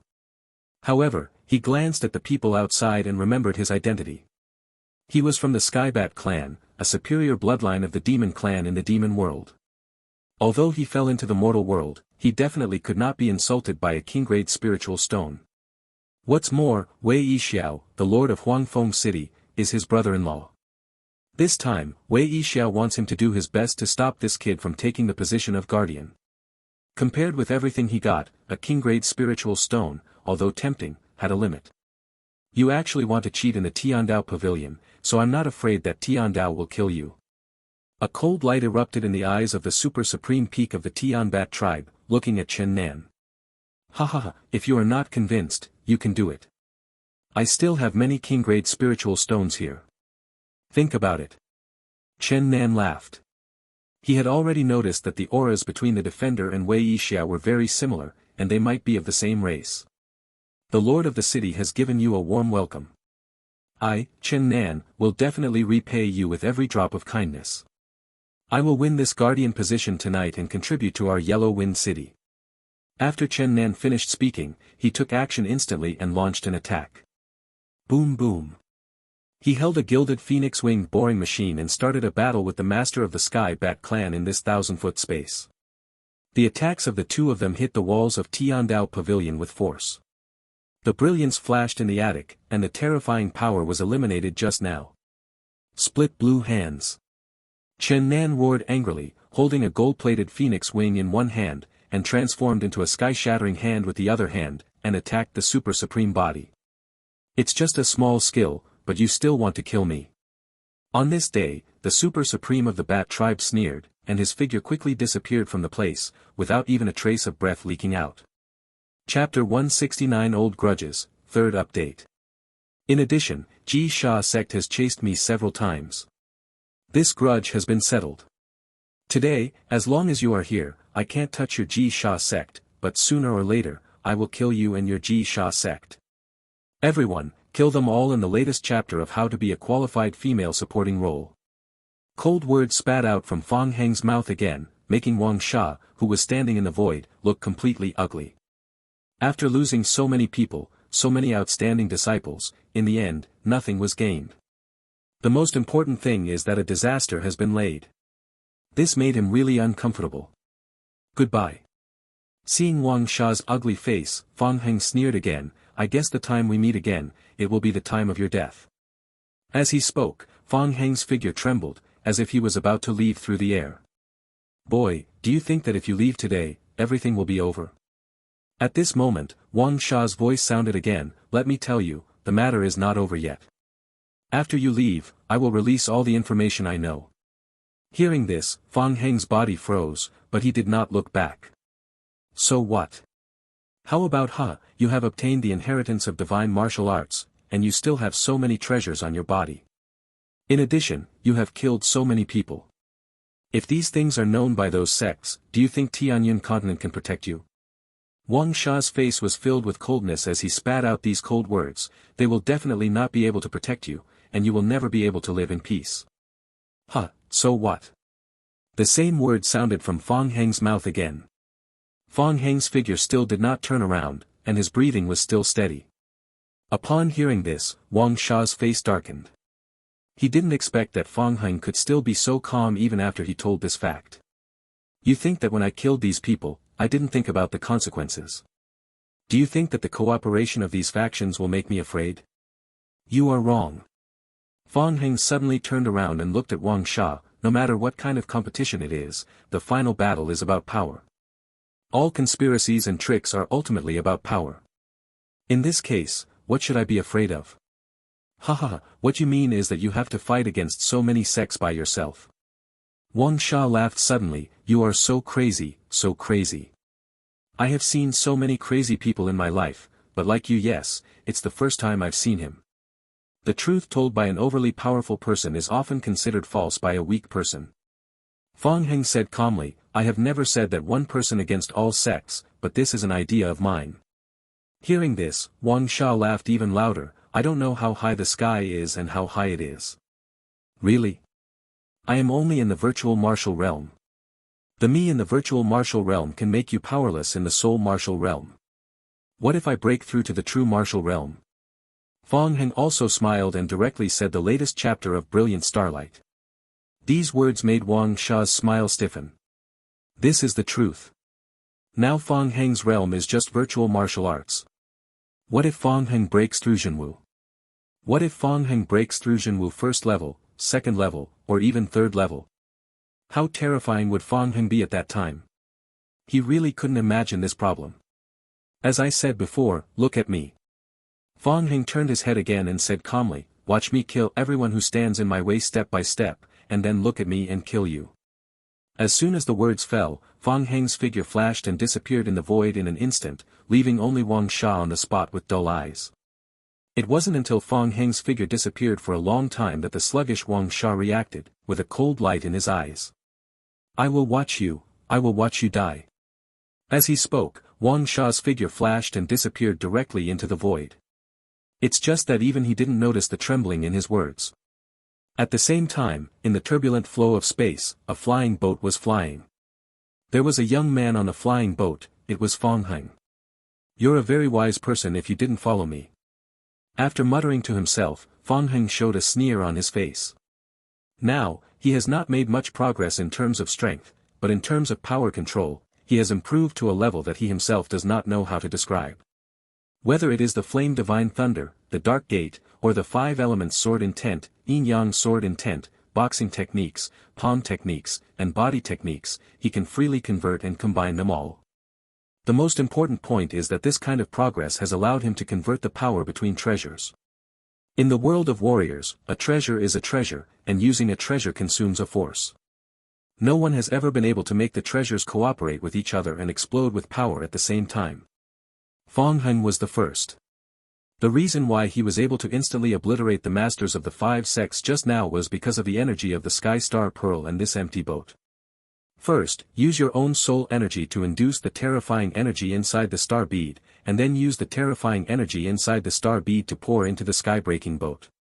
In the end, he used the terrifying speed characteristics of Pekongzhou and combined with his Zhenwu sword to compress and explode. The result of this cooperation is an extreme force. Of course, all this costs a lot. Thinking in his mind, Fang Heng's eyes flashed. He had used this method twice in succession, which had consumed most of his soul power and flame divine thunder. Judging from his current situation, he could only can be used 3 times. However, Fang Heng was not dissatisfied at all with this number of times. The latest chapter of the Book of Lies. Even if this method can only be used once, it means signing up for a special skill. If he can use it twice, he will be on par with masters who far surpass him. 3 times, then Fang Heng will be able to obtain unimaginable benefits. Moreover, I am only in the virtual martial arts realm now. I can use it 3 times in the virtual martial arts realm. What about me in the true martial arts realm? Fang Heng secretly whispered again, and Fang Heng's eyes were full of excitement. He really wants to know how strong he will become when he breaks through Zhenwu. Let's go back to Tianyun continent first and see if there is any powerful energy for me to break through when we get there. As soon as his body shook, a more powerful flame thunder burst out from Fang Heng's body, immediately making the flying boat in the turbulent flow faster. At the same time, in Tianyun continent, inside the main hall of Tianyun sect. Sacred Heart, Lin Qingyuan and others were all standing in the hall, listening to the yelling and cursing coming from outside the hall. Their expressions were very gloomy. Also standing in the main hall were a group of people from the Tianyun sect, including Yun Filan and other disciples. Their faces were also ugly at this moment. They have returned to Tianyun continent. Returning to the mainland under heavy siege should have been a happy thing, but the scolding from the sect has not stopped since they came back. How can this be happy? Stand up. Damn, I have to compete with them. At this moment, a curse suddenly rang out in the quiet hall, but it was Zhou Yuan who was standing to Lin Qingyuan who suddenly took a step forward, as if he wanted to go out. Don't be impulsive. There was a shout, and the figure of the Sacred Heart suddenly stood in front of Zhou Yuan, Fang Heng hasn't come back yet, we can't get ahead easily. Then let these law enforcement sects smash us up and scold us like this, Zhou Yuan said coldly. They can scold them if they want. It's none of our business. Lin Qingyuan said calmly at this time, if you can't control your mood because they scold you, then you are just like them. Hearing this, Zhou Yuan's expression changed, but he couldn't say anything. After a long time, he took a deep breath, walked away from where he was standing, and sat up to practice. These things are all my fault. At this moment, Yun Filan in the main hall gave a bitter smile. I didn't expect that Lei Zhan would do this and reveal everything about Fang Heng's killing of the law enforcement disciples. No wonder you, after all, people's hearts are unpredictable. Lin Qingyuan said lightly, no matter what happened in the Shenwu world before, you can stand here with us now. This is already a help, and we will remember it. Hearing this, Yun Filan's bitter smile became even stronger. She understood what Lin Qingyuan said. One code must be the same. The matter in the Shenwu world has passed, but this does not mean that Lin Qingyuan and others will forget that from now on, they are just trading partners and friends. That is fundamental. Impossible. This is what Lin Qingyuan and others mean, and it represents Fang Heng, and it will definitely mean this. This was what made Lin Qingyuan really smile. Bitterly. Fang Heng's performance was really beyond her expectations.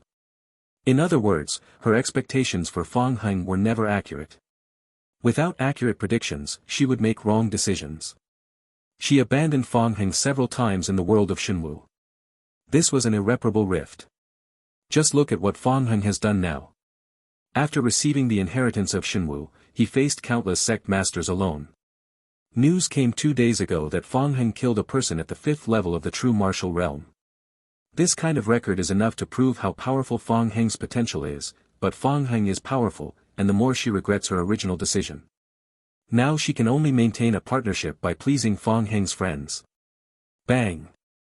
Just when Yun Filan was thinking about these things bitterly, a loud explosion-like sound suddenly came from the originally quiet hall. The moment, a group of young people wearing blood robes rushed in aggressively. Come over. What are you trying to do, rebel? Yun Filan immediately gave a sweet shout, moved her body, and stood directly in front of Sacred Heart and others. Rebellion? We are here to seek justice. A cold voice came out, and the leader of the group of young men in blood robes walked out and looked at Yun Filan coldly. You can't force your way into my Tianyun sect's hall to seek justice. This is the following crime. Yun Filan shouted coldly. I just broke in. The leading young man shouted loudly, if you are not afraid of the law enforcement sect's collective retreat and practice, just do it to me. As the words came out, Yun Filan's expression changed. The law enforcement sect is an important organization responsible for maintaining the law of destiny. In other words, the people of the law enforcement sect have to go out to enforce the law most of the time.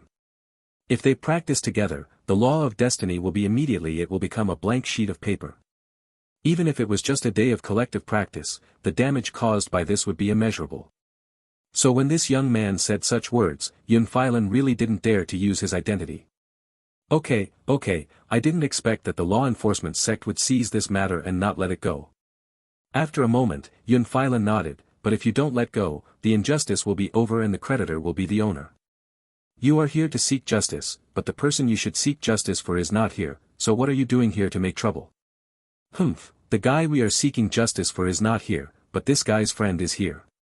The young man snorted coldly, the people from the law enforcement sect that Fang Heng killed are all our friends, so it is easy for us to seek justice.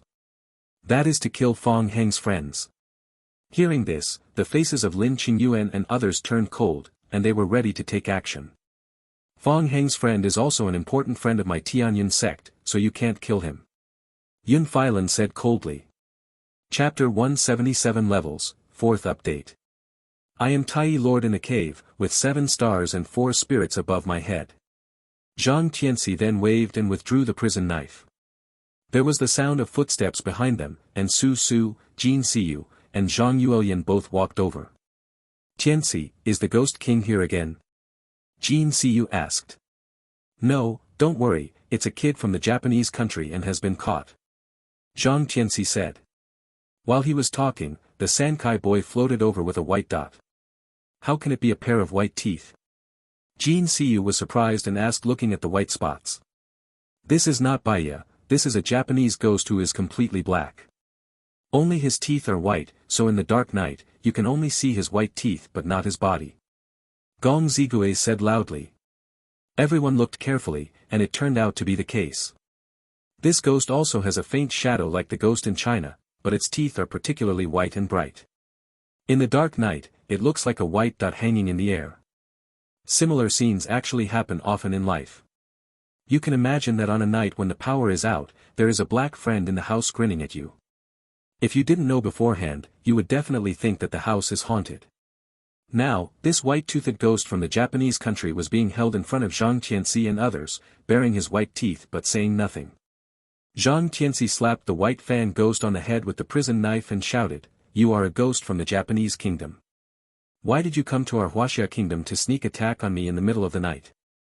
What do you want to do?" White-toothed ghost still said nothing, his eyes rolled around as he looked at Zhang Tianxi and others. "Master De Zhen, this thing probably can't understand our Chinese language. I have learned a few bird songs. Let me ask him." Zhang Yuelian said. It turns out that Sister Lien is also proficient in the language of Eastern birds. That's great. Come and ask. Zhang Tianxi smiled and stepped aside. Zhang Yuelian stepped forward, coughed twice, and asked in Japanese language, "I cry with you, where are the potatoes?" Digging in the potato suburbs, every time you dig a sack, every time you dig a sack. White-toothed ghost was stunned for a moment and immediately replied. Hearing that Zhang Yuelian spoke Japanese fluently and had no problem communicating with the white fan ghost, Zhang Tianxi and others nodded secretly. Sure enough, the assistant sent by the Tianxia mansion had learned a lot about Chinese and Western knowledge, and he was not an ordinary person. Zhang Yuelian chatted with the Japanese white-toothed ghost, asking and answering questions. After a while, Zhang Yuelian turned around and said, "Let me ask you clearly. This is an old ghost who lived more than 100 years ago. He came to our country of China in the late Qing dynasty, and was the Japanese Ronin at that time. Later, he died here. His soul could not return to Japan, so he wandered around and hid. When he found us camping here at night, he suddenly played a prank and wanted to scare us. This kind of ghost is called a black tooth in Japan." Zhang Tianxi frowned and looked at everyone. Is this credible? I don't think it's trustworthy. Cousin, don't let him go. Even if you don't kill him, put him away to antaccidents. Su Su said.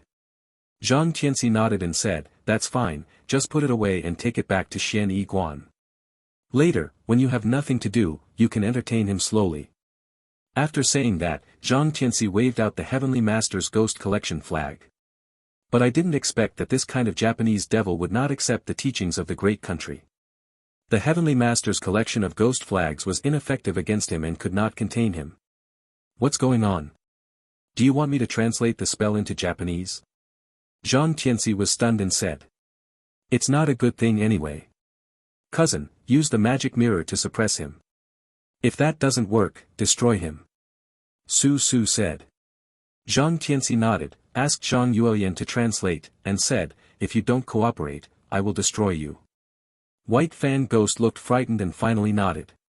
Zhang Tianxi took out the demon-conquering mirror, first suppressed the White Fan Ghost, and then used the Ghost Collection flag to collect it. Sure enough, he succeeded this time. With all this fuss, it was already getting dark. Everyone washed up, packed up the camp, and continued to set off. Walking all the way south, by noon that day, we were already far away from Jiangqing. Not far ahead is Jingting Mountain, where Susu and Azzy used to practice and live in seclusion. Susu, we are almost reaching your hometown. Can you invite us to sit in your fairy cave? We will also visit your boudoir by the way. Zhang Tianxi said with a smile. Cousin, that's just a cave, very simple. As a heavenly master, you are really not suitable to go to the fox cave. Su Su suddenly became nervous. Forget it then, let's continue collecting herbs. Zhang Tianxi said with a smile. At this time, Jin Siyu's phone rang. It was Wen Qian who stayed behind at Xianiguan.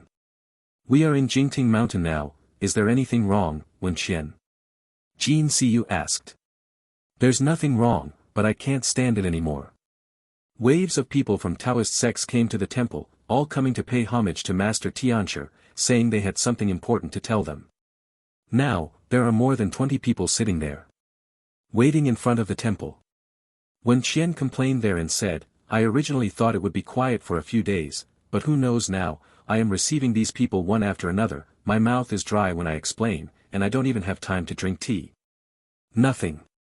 Zhang Tianxi smiled bitterly and said, the news must have been spread by Chen Su, this guy. But before he finished speaking, Zhang Tianxi's own phone rang. It was Tang Jia, his roommate at Jiangqing University. Boss, where are you? Come back quickly. Senior Gon met a ghost during the day and is covered in blood. Chapter 171 Agamotto, 5 updates completed. See ghosts in the daytime, covered in blood. Zhang Tianxi was shocked and yelled into the phone, Tang Jia, please tell me clearly, is it Gan Xuechuan who is a ghost? Yes, it's Gan Xuechuan. Just 10 minutes ago, she and Sha encountered a strange wind at the school gate. After the strange wind passed, Gan Xuechuan's legs were covered with small cuts and blood dripping from them. It was so scary. On the phone, Tang Jia said anxiously. But there's nothing wrong with Sha. Now Gan Xuechuan is in the infirmary rescuing me. I'm right in front of the infirmary. I'm right to call you. Many Taoist priests came to the school today to inquire about your whereabouts. Okay, keep in touch and report the latest situation to me at any time. I'll be back soon. I'll be at school as soon as it gets dark. Zhang Tianxi stopped the phone and said to everyone, the herb collection work is suspended.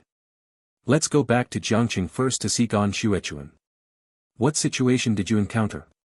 Gan Xuechuan was in danger, which made Zhang Tianxi very worried. Moreover, Zhang Tianxi had a vague feeling that the accident that Gan Xuechuan encountered might be aimed at him, because he has a close relationship with Gan Xuechuan. Plotting against Gan Xuechuan is tantamount to challenging himself. Now that his identity as a heavenly master has been exposed, it is not impossible for some evil spirits to come to provoke him. As for those Taoist priests, they must have come to make a good relationship, so there is no need to think about it. Jin Siyu was also very nervous, worried about Gan Xuechuan's safety, and nodded immediately. Su frowned and said, cousin, why don't I stay here to collect the herbs, and you go back first? After I finish collecting the herbs, I will immediately return to Xian Yi Guan. That's fine, I'll leave the 3-talented boy to you, please pay attention to your safety. Zhang Tianxi said. No, I'm familiar with this place. Just stay alone. Su said. Zhang Tianxi knew Su's ability and Jingting Mountain was also her base, so he no longer forced it, left a list of herbal medicines, and invited Jin Siyu and Zhang Yuelian to return to Jiangqing. The car got on the highway and started to speed up. This is the A8 driven by Zhang Yuelian, with better performance and more power. Jin Siyu and Zhang Yuelian took turns driving and reached Jiangqing in more than an hour. On the way, Zhang Tianxi answered several calls from Tang Jia and learned that Gan Xuechuan's injury was not serious, although there were many wounds on his legs, they were all superficial wounds. The wounds had been treated to stop the bleeding. Gan Xuechuan's mood was considered stable and he had been transferred from the hospital back to the school infirmary. It was evening when we arrived at Jiangqing University. Zhang Tianxi went straight to the infirmary, pushed the door open and shouted, Gan, where is senior sister Gan? Here. Sha and Mi Jingxi came out from the ward. Zhang Tianxi hurriedly entered the ward and saw Gan Xuechuan sitting on the bedside, looking at him with a smile. Senior Gan, how do you let me see the wound now? Zhang Tianxi breathed a sigh of relief and asked. It's much better, and it doesn't hurt anymore. Gan Xuechuan lifted the quilt and said, the wounds have been treated, and they are covered with gauze, so you can't see them. Sure enough, after the quilt was lifted, Gan Xuechuan's legs, from thigh to calf, were covered with gauze, like stockings. Jin Siyu and Zhang Yuelian followed in and expressed their condolences. Zhang Tianxi looked at everyone and said, Sister Gan, go to my Jiangbin Yayuan. It will be easier to talk there. Can you walk? You can go. They are just small wounds on the skin and have almost healed on their own. Gan Xuechuan nodded and got out of bed. Sha and Mi Jingxi hurriedly helped Gan Xuechuan out of the medical room. Everyone got in a car and went straight to Jiangbin Yayuan. Because there were so many people, there were not enough seats in the car, so Jin Siyu and Zhang Tianxi were squeezed into the front passenger seat. In order not to hinder driving, Jin Siyu simply sat on Zhang Tianxi's lap. As the car drove out of the school, Zhang Tianxi saw several Taoist priests in front of the door asking questions from the students. Suspecting that these bull-nosed men were here to find him, Zhang Tianxi lowered his head in fright and pressed his face against Jin Siyu's back. As expected, these bull-nosed men saw him hugging a beautiful woman in a car, so that's okay. Fortunately, the distance between the two places is not far, and we arrived at Jiangbin Yayuan in a blink of an eye. Everyone got off the car and squeezed into the elevator together. When they arrived in room 703, Zhang Tianxi asked Gan Shuechuan to sit down on the sofa, and then asked, "Senior Gan, what on earth is going on here?" Gan Shuechuan smiled bitterly and said, "At noon, Sha and I came back from shopping outside the school. We were faced with a whirlwind, swirling around us. I didn't feel anything at the time, but when I lowered my head, I saw that my pants began to shrink inch by inch. The ground opened, and then both trouser legs were torn. The cloth was blown away by the wind, and the trousers turned into shorts. I was shocked and embarrassed at the time." Sha nodded and said, "Yes. Then the whirlwind blew away, and I found that blood began to ooze from Gan's legs. Gradually, blood was covered on both legs, and it slowly dripped down. In this scene, the school gate many people in front saw it and were so frightened that they screamed loudly." Zhang Tianxi frowned and tried hard to analyze and think about what was going on, but Zhang Tianxi really couldn't figure out what kind of evil spirit this was. "Senior Gan, can I take a look at the wound?" Zhang Tianxi said. Gan Shuechuan nodded and lifted up her long skirt on the sofa, exposing her legs. Jin Siyu took the scissors and carefully cut the gauze on Gan Shuechuan's leg. Only the gauze on his left leg was cut off. Zhang Tianxi took one look and his expression changed. Gan Shuechuan's legs were covered with bloodstains horizontally and vertically, just like a square grid. Although these wounds had stopped bleeding and there was only a shallow red mark, they still looked like incomplete and bruised feel. If it is seen by someone with trypophobia, it is estimated that they will faint on the spot. "Does it hurt?" Zhang Tianxi stretched out his hand and pressed Gan Shuechuan's leg. "It doesn't hurt." Gan Shuechuan shook his head. Zhang Tianxi nodded, took out a paper charm and stuck it on Gan Shuechuan's calf. 2 minutes later, Zhang Tianxi took back the paper talisman, looked at it, and said, "The wound caused by a ghost still has residual ghost energy in it, and it needs to be dealt with. I happened to refine the dragon tiger by Chuang Dan a few days ago, which can quickly restore you. The wound on the skin. Siyu, take Gan to the bedroom and follow my instructions."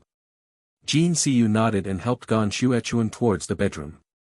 But at this time, there was a rapid knocking on the door again, like putting out a fire. Zhang Yuelian walked behind the door, took a look through the peephole, then turned back, frowned and said, "They are 2 old Taoist priests with blood on their faces." Injured Taoist priest Zhang Tianxi thought for a moment, nodded and said, "Open the door." Hearing that he was an old Taoist priest, Zhang Tianxi didn't plan to receive him at first, but when he heard that the man's face was covered in blood, he was worried about what had happened, so he had no choice but to meet him. Perhaps, this matter is related to Gan Shuechuan's matter. Chapter 172. Have you slept before? Of course the Red Devil remembers Thor. As early as when the Avengers became famous in the world, he had already recognized Thor, the Thor god, who was the son of the God King from Asgard whom he had plundered back then. If he had known that Thor was in Stark Tower, he would definitely not have taken Raymond there directly. At most, they would bring Raymond nearby and escape early. Who would have thought that as soon as he appeared, he would directly hit the real owner, and the other party would recognize him at a glance. This is really a shame. In fact, if he really wanted to fight, he wouldn't necessarily be afraid of Thor. Even if he lost, with his ability to save his life, Thor wouldn't be able to catch him. But after all, he was the one who was wrong in the first place, and he had no intention of confronting Sol due to his guilty conscience. Fortunately, Raymond and Tony were there as buffers so that Saul wouldn't have to worry about it for the time being. Otherwise, he would have rubbed oil on his feet and run away by now. Seeing the embarrassed look on Red Devil's face, Thor naturally understood that he was pretending to be stupid before, snorted coldly, and ignored him. Sol now relies on Raymond, so naturally he can't deal with his friend in front of Raymond. He was very angry about what happened back then, but he was not so angry that he could ignore Jane's life and death.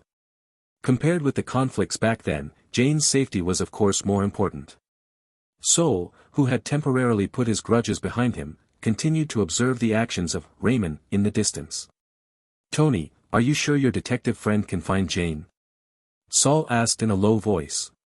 "The last time Happy disappeared, I used all the resources, including S.H.I.E.L.D., but couldn't find his whereabouts.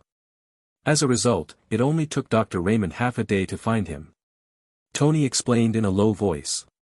"Happy has also disappeared?" Thor was slightly surprised. With his current familiarity with Tony, it is natural that he has not met Happy, Tony's confidant. But these things only happened after he returned to Asgard, so naturally he had never heard of them. "That's not important anymore. I'll talk to you later when I have time." Tony waved his hand and continued, "Originally, I wasn't sure whether Dr. Raymond could find Jane. I just asked with the idea of giving it a try. But now that he's here, the proof is definitely certain. If he can't do anything, there's no point in worrying."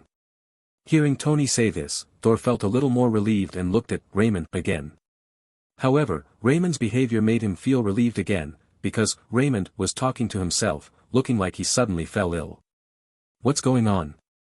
Sol asked. "Maybe he's ill." The Red Devil added abruptly to the side. "Sick." "What do you mean?" Sol asked immediately, regardless of the fact that the person speaking was the Red Devil, a sworn clothes thief. "Dr. Raymond, there seems to be something wrong here." The Red Devil pointed to his head and whispered, "It was because of this before that he was treated in a mental hospital and was just released not long ago." Thor looked at Tony with a surprised look on his face. But Tony also nodded to him with some embarrassment, confirming the Red Devil's statement. But Tony quickly added, "Don't worry. Although Dr. Raymond has some mental problems, he is absolutely reliable. I believe in him." "How's it going? Do you have an idea?" Raymond asked in his mind.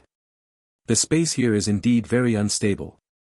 If the situation is indeed as you said, boss, and she accidentally passed through a space crack from here, there should be no problem in finding her, but..." Jia Kang's subpersonality said this with some hesitation, "Unless I can quickly determine where she disappeared from, it will probably be a few days before I can finally find her. It's too slow. Is there no other way?" Raymond was a little dissatisfied with the result. Although the situation in this world is not the same as that in the Marvel Cinematic Universe, assuming that Jane Foster fell into a different space and survived, it is estimated that it would be difficult to survive that long. There was no food or drink there. It would have taken a few days to find it, and he might have died long ago. It's time to collect the corpses, and there's nothing left to look for. I do have a few magic weapons in my private collection that can help me find people quickly, but those regular equipment that don't belong to me are useless even if they are materialized." Jia Kang's subpersonality shook his head and said. Clearly, he had nothing better to do. "I can." The subpersonality of the Demon Conqueror suddenly jumped out again. "Have you guys forgotten me again?" Raymond and Jia Kang's subpersonalities were stunned at the same time. "Yes, why did you forget this guy? When it comes to finding people and things, the subpersonality of the subduing demon master who can pinch and calculate is obviously the more awesome subpersonality of Jia Kang. Among all the deputies, no one can compete with him in this aspect." Thinking of this, Raymond asked again, "If the Demon Conqueror has determined the location, you should be able to handle it, right? It's not a big problem." Jia Kang's subpersonality confirmed directly without any further hesitation this time. "It is good." After receiving the answer, Raymond quickly switched out the subpersonality of Demon Conqueror and took back the subpersonality of Jia Kang. The subpersonality of the Demon Conqueror who had just come out moved his neck and shoulders and walked towards Thor. Yes you, have you slept with that woman?" the subpersonality of the Demon Conqueror asked straight to the point. Thor looked confused. "What are you doing, checking your household registration? And what kind of accent is this in English? Why does it sound so weird?" Tony on the side couldn't stand it anymore. He thought Raymond was suddenly ill, so he asked in a low voice, "Raymond, are you sure there is nothing wrong with your health? We're looking for someone, don't mess with me." The subpersonality of the Demon Conqueror waved his hand to indicate that he was fine. Thor glanced at Tony and saw that Tony nodded to him, so he had to admit it. "It's easy to deal with it after sleeping. Give me a piece of your hair." The subpersonality of the Demon Conqueror stretched out his hand. "What are you going to do?" Soul became alert. There are many masters of black magic in the 9 kingdoms, who can use hair or blood to perform curses. Of course I'm looking for someone, what else can I do? Do you want to look for me or not? Forget it if you don't. When Soul heard this, he naturally didn't want to ask any more questions, so he decisively pulled out a small piece of hair and handed it over. The subpersonality of the demon conqueror didn't ask any further questions, took his hair and turned around to leave. But I saw him wrapping his hair around his right index finger, and drawing in the void with his other hand. The sky and the earth are infinite, the universe borrows the law.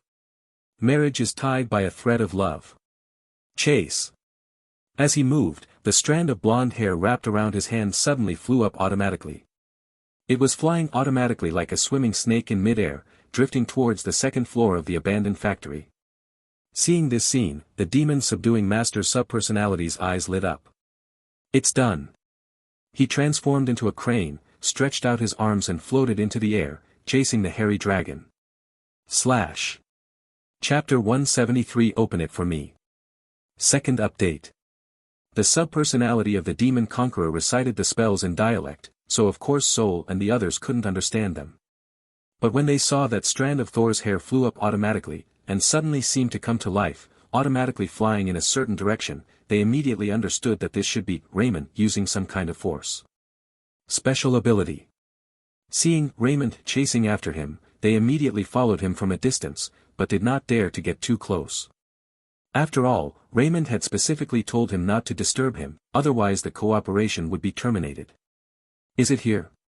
The subpersonality of the demon-conquering master, who arrived later, landed at the entrance of the corridor on the 2nd floor of the factory. But he saw that strand of hair spinning in circles as if he had suddenly lost his way. Seeing this, the subpersonality of the demon conqueror stretched out his hand to catch the strand of hair and said to himself, if nothing else happens, the last person disappeared here. Thank you for your hard work. Raymond thanked him and switched out Jia Kang's subpersonality again. Jia Kang's subpersonality glanced at the 3 Thors who were following them not far away, snapped his fingers, and burned the strand of hair in front of Thor. When Thor saw this scene, he also understood that Raymond was telling him not to think too much. After doing this, Jia Kang's subpersonality stopped looking at Soul and the others, found a piece of gravel from the side, and began to draw seemingly aimlessly on the ground. Is Thor really here, huh? And Tony and Dr. Raymond? Who is the other one? Please send it over, please. In the director's office, Director Lu Dan was talking to Hand. The agent was on the phone. After hanging up the phone, he looked at the old white man with brown hair wearing a cowboy hat sitting opposite him and said, "It's Agent Hand." "It's Hand. I haven't seen her for a long time." "Is she okay now?" the old man in the cowboy hat said with a smile. "My dear Principal Dugan, she is your student, you ask me?" Director Lu Dan asked. "That's right, the old man in the cowboy hat sitting across from him at this time is Dan Dugan, the current principal of the S.H.I.E.L.D. Agent Academy and one of the founding fathers of S.H.I.E.L.D. I said that now that I have left my position, I will definitely not interfere with the situation again. If I contact Hand too much, it will probably be your turn to be worried." Old Dugan shook his head with a smile. "You're thinking too much." Director Lu Dan leaned back in his chair. "Let's not talk about this anymore." Old Dugan had no intention of talking more about this topic, so he changed the topic and said, "Hand contacted you suddenly. Is there an emergency?" "Oh, it's like this." Director Lu Dan briefly told the whole story, including the latest developments that Agent Hand had just reported to him. "Dr. Raymond, is he the Dr. Raymond you arranged to enter the academy? How could he have anything to do with Tony and the others?" Old Dugan asked in slight surprise. "I'm not very clear about this at the moment." Director Lu Dan shook his head. Just when he was about to continue saying something, he suddenly received an encrypted message. He did not hide it and directly projected the information through the projection equipment in the office. The information was sent by Agent Hand, and contained several photos taken by drones from various angles. In the photo, you can see Thor wearing his iconic costume and holding a hammer, Tony in casual clothes, and Raymond in a sexy white suit. To the 3 of them, there was a guy who looked like a devil and was all red. Mutant? Director Lu Dan frowned slightly when he saw the guy who looked like a red devil. "It's the Red Devil, a level 4 mutant with very troublesome abilities. Old Dugan added from the side. You know him. I once made a statistics and included in the statistics most of the mutants known at that time who were level 3 or above and had certain harmful effects. This Red Devil is the leader among them. Old Dugan spread his hands. Road. Level 4 mutant. Director Lu Dan's expression was slightly solemn. For S.H.I.E.L.D., or for any human armed force, level 4 is a watershed moment. Facing level 3 mutants, as long as they are prepared in advance and are not attacked by surprise, any modern armed team can handle it. Even frontal suppression is not difficult. But level 4 is different. Level 4 mutants mean that they have crossed a threshold in a certain ability. Once they are pushed to the limit, ordinary combat troops are completely meaningless. Especially in cities, the lethality they can cause is even more unpredictable, and terrorists are terrifying. Therefore, governments and departments of various countries will be very cautious when facing mutants above level 4. Unless they are sure to kill them with one blow, or are sure to completely restrain them, they will never provoke them easily. I don't know this director of Red Devil Braised Eggs, but since he is a level 4 mutant, he must be in trouble. Are we still together? Director Lu Dan couldn't help but sigh when he saw the appearance of the Red Devil. If I remember correctly, that Dr. Raymond seems to be a mutant, right? Old Dugan asked. Yeah. Director Lu Dan did not deny it. He had said hello to Old Dugan before when he arranged for Raymond to enter the S.H.I.E.L.D. Agent Academy. Old Dugan also knew a lot about Raymond. Some things cannot be changed by human power. When I reach my age, I gradually start to believe in such things as fate. Old Dugan saw the melancholy of Director Lu Dan and comforted him with a smile. Is it fate? Director Lu Dan repeated, but he was non-committal and just asked, then what do you think is the fate of S.H.I.E.L.D.? What happened to S.H.I.E.L.D.?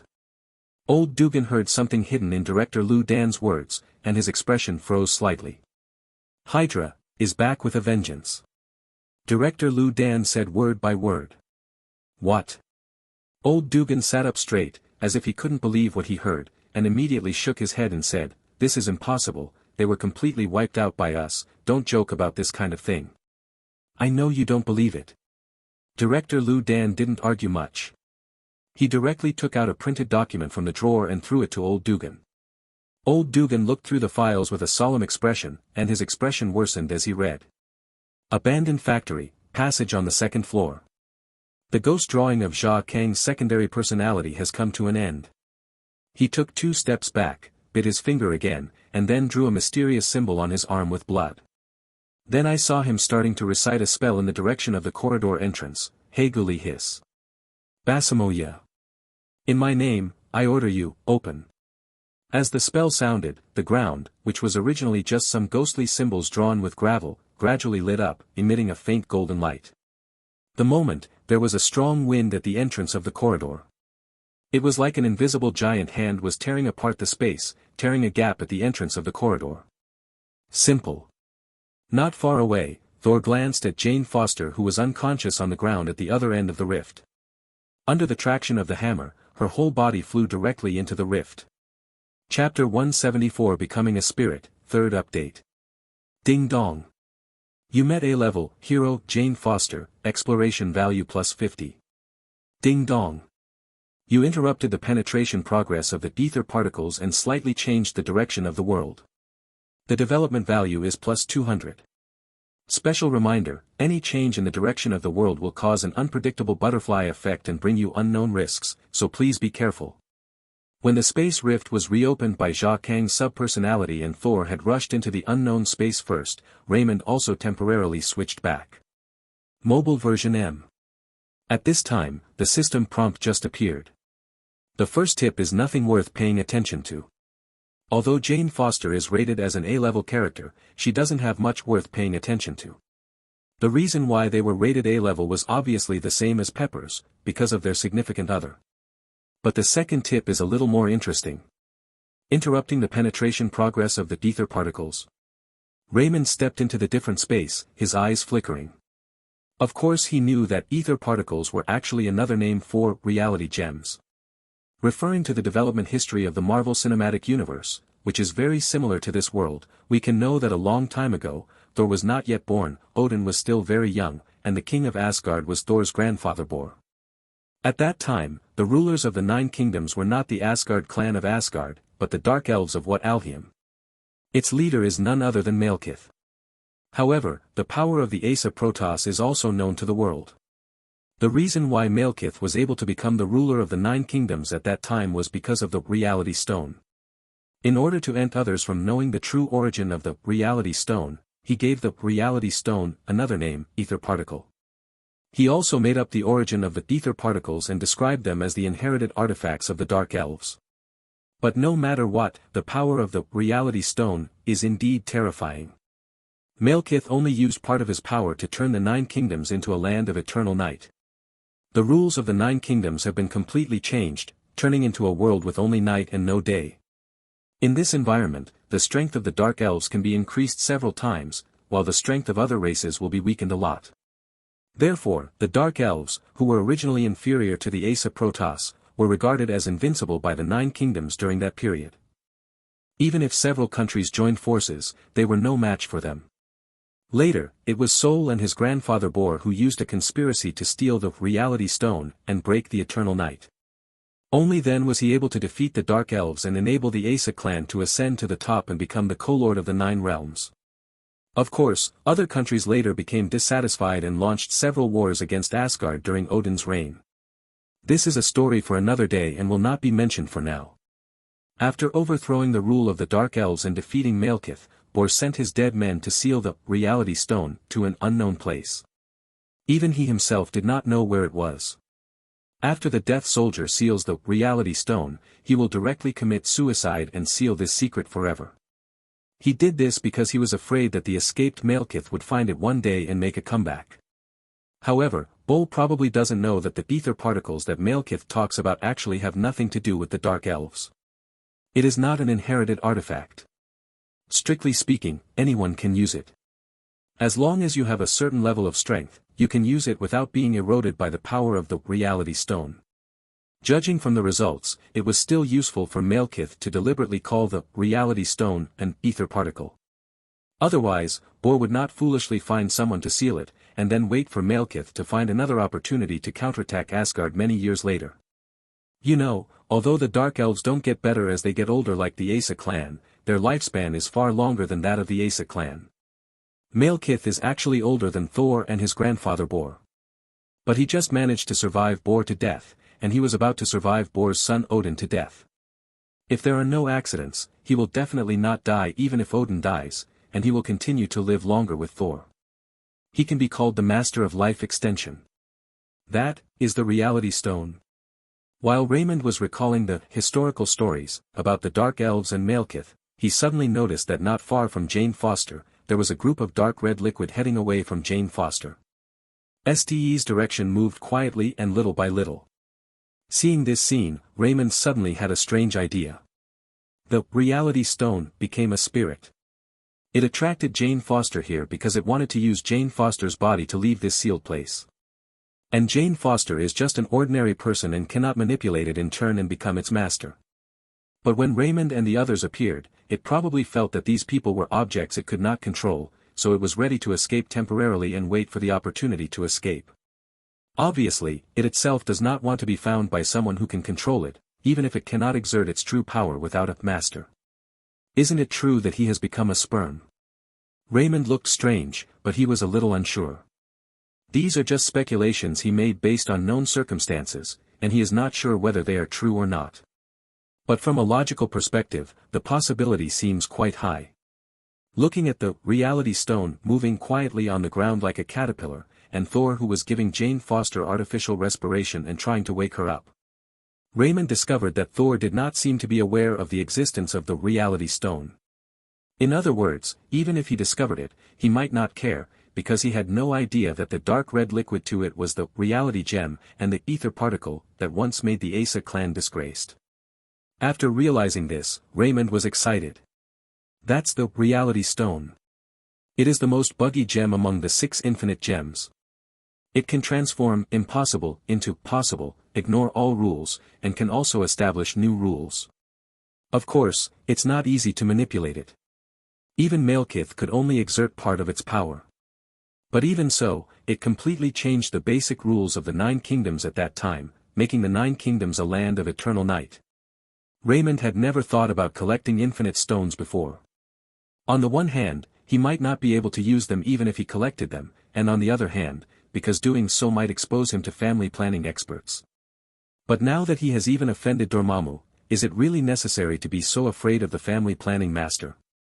Chapter 175 Collection Successful. Fourth update. Of course, family planning masters without the full version of the Infinity Gauntlet are also very strong. At least if Raymond's current silver subpersonalities are up against them, they will definitely not be able to match them. Mobile version M. But sometimes strength doesn't mean everything. Especially when he is familiar with various situations in the world and can take advantage of the situation, many times it may not be necessary to confront someone head-on. Just like when he offended Dormammu, it looked very dangerous, but in reality it was not so. Although standing on the opposite side of Dormammu was not his subjective intention at the beginning, this incident also made him understand a truth, that is, sometimes you need to be bolder. Now the reality stone is in front of him, and no one has tried to snatch it from him. Do you really want to let this God-given opportunity pass you by? Forget it, do it. Raymond just hesitated for a moment and made up his mind. As the saying goes, if you don't take what God gives you, you will suffer the consequences. Even if you don't dare to take such a big killing weapon in front of you, you will be a fool in the future.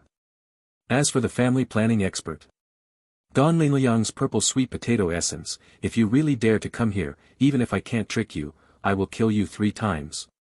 Raymond encouraged himself in his heart. At the same time, he walked to Saul and said, "Don't waste time here, send him to the hospital quickly." Raymond's words also woke up the dreamer, reminding Thor, who was already confused in his desperation. "Thank you." After he thanked her, he immediately picked up Jane Foster on the ground with one hand, swung his hammer with the other hand, and flew directly to the rift in space. Raymond also took this opportunity and came to the side of the reality stone, ready to try to see if he could put the reality stone directly into the system just like he used the system storage compartment to collect the crystal ball that sealed the projection of Dormammu's will. If you can, that would be perfect. The system storage system can isolate Dormammu from being tracked, and it must also be able to isolate others from being tracked. However, the moment he started trying, the system prompts suddenly appeared again, and this time the prompts were different from the ES prompts. Ding dong. You are trying to collect the reality stone, which will slightly change the direction of the world. Please confirm again whether you want to collect it, as this will bring unpredictable risks. Charge. Of course, Raymond, who had already made a decision, could not change his mind just because of a risk reminder. Ding dong. Collect successfully. You collected the reality gems and slightly changed the direction of the world. The development value is plus 2,000. Really? Seeing that the reality stone can indeed be put away, and it also received 2,000 development points, which is 10,000 universal points when converted into universal points. This happens to be the exchange price for a gold character card. Although this move may lead to him being targeted by the immortal family planning master, there is also a certain possibility that Malekith will also look for him. But these are just possibilities. Taking a risk for 10,000 general points is definitely worth it. After collecting the reality stone, Raymond did not hesitate and immediately left the different space. After switching to Jia Kang's subpersonality and closing the magic circle on the ground, the space rift also closed. Remember to remind your teammate that friends are friends and business is business. He hasn't paid this payment yet. Remember to replenish it when we meet time. Raymond told Tony half-jokingly. Don't worry, I won't forget it. Tony didn't really think Raymond was joking. He is also a successful businessman himself, and of course he understands that friendship and business cannot be confused. He introduced Raymond to Saul, and he was obliged to help as the intermediary in this matter. After a few more pleasantries with Tony, Raymond and the Red Devil left first. The year-end party in Edinburgh wasn't over yet. He rushed over to help after receiving Tony's call. Clarice and Lorna were still there. What's more, he can't wait to buy it. Muspelheim is the country with the harshest environment among the 9 kingdoms. It is also called the Kingdom of Fire. All the creatures here have the attribute of fire. The fire giant is the true master of Muspelheim, just like the dark elves in Vat Alheim and the Aesir in Asgard. Surtur is the leader of the fire giants. He is even stronger than Odin at his peak. The eye that Odin lost was a gift from him. However, this guy is a typical brave and reckless person. Although he is extremely strong, his brain is not very good. After being thwarted by Odin's plan, he was also deprived of the core of his power, the eternal fire. His current strength is probably not even 1/10 of his original strength. However, Odin did not dare to kill him, because a prophet once made a prediction that if Surtur was killed, he would most likely be resurrected from the eternal fire. The old Odin in his prime had to rely on stratagem to defeat him.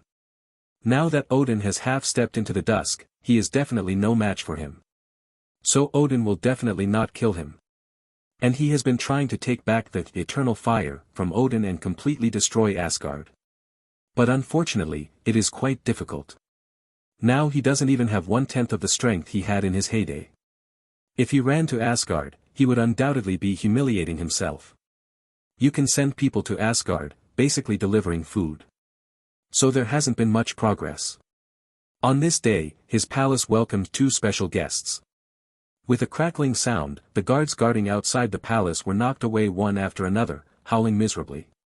Soon, 2 mysterious men, all covered in black robes, walked in slowly from outside the palace. Court death.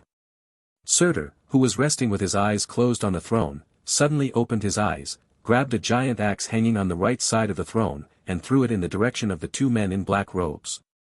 The whistling sound seemed to be about to tear the space apart. Bang! After a muffled sound, the giant axe he threw was easily caught by the man in black robe walking in front. It seems that the rumors are true.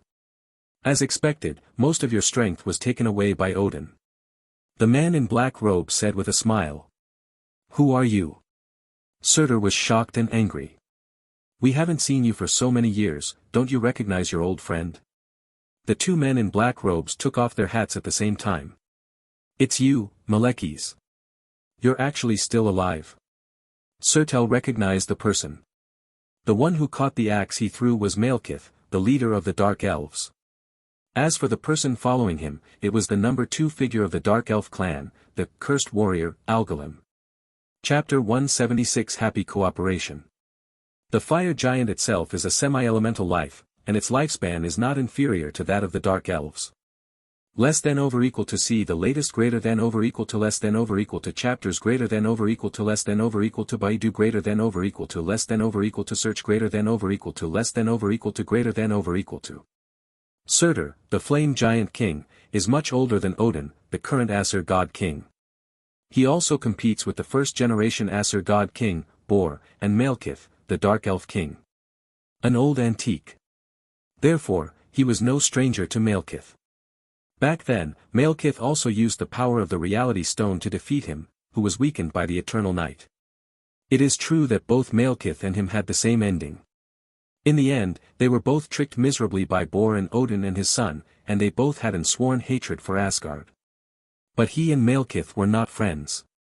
Among the 9 kingdoms, there has never been such a thing as an enemy's enemy being a friend. Before the Aesir Protoss turned over, the Dark Elves led by Malekith had also provoked various major nations. Surtur and Malekith were also enemies. It's just that one moment and another, now they are all defeated dogs. Of course I'm still alive. How can I be willing to die before Asgard is destroyed? Malekith threw the axe casually and stuck it in the wall. Stop pretending, don't I know who you are? Without the inherited artifact of your Dark Elves, how can you still want to destroy Asgard? Surtur sneered. What is certain is that Surtur never took Malekith seriously. Because aside from the so-called ether particle, Malekith's strength is at an average level at best among the leaders of the 9 kingdoms. Needless to say, Malekith is not necessarily weaker than him, Odin at his peak, or the not-so-powerful frost giant King Laufey from Jotunheim. Although the winner is the king and the loser is the enemy, to a reckless man like Surtur, Malekith is just a villain. Even if he can temporarily dominate through ether particles, he himself is not worth mentioning. On the other hand, it was Odin. Although he relied on strategy to suppress him, Odin's strength at his peak was recognized by him. Even though he was slightly stronger, they were still players of the same level. Unlike Malekith, who relies entirely on equipment to win. Therefore, when he saw Malekith putting on a strategizing posture there, he was filled with disdain and started to get angry. Bold. You. However, when he retorted like this, Malekith was still unfazed. The cursed warrior Arglum beside him could no longer bear it and glared at Surtur. However, Malekith raised his hand to stop him, continued to look at Surtur with a smile and said, Surtur, after all, you and I were defeated by the Ace of Protoss through cunning tactics. Why should we expose each other's wounds at this time? Woolen cloth. Surtur snorted coldly and did not refute. Seeing this, Malekith continued to smile and said, I know, you have been trying to think of ways to invade Asgard and retrieve the eternal fire that originally belonged to you over the years, but you have never found a chance, right? So what? I can help you. Malekith said slowly. You help me? Surtur sneered and said, do you think I will believe your nonsense? Although I am not as thoughtful as you, I also know that without ether particles, you cannot sit back and watch me retrieve the eternal fire. Because you know very well that once I return to my peak, in addition to destroying Asgard, I will also not let you go. Things like oaths are meaningless to us. Surtur expressed his hostility without hesitation, because he believed that even if he did not admit it, Malekith could have guessed this result. There may be allies among the 9 major kingdoms, but these are only allies forced by circumstances. Just like the Aesir and the Vanir of Vanaheim were once allies, they jointly fought against the Dark Elves led by Malekith. But soon after Malekith was overthrown, the Aesir and the Vanir fell out.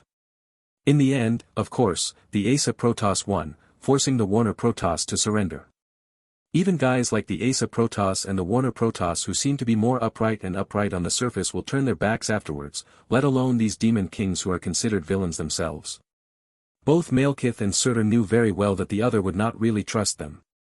Surtur also knew very well that he would definitely not be able to defeat Malekith if he was too cunning, so he had no intention of hiding these things, and just talked about them openly.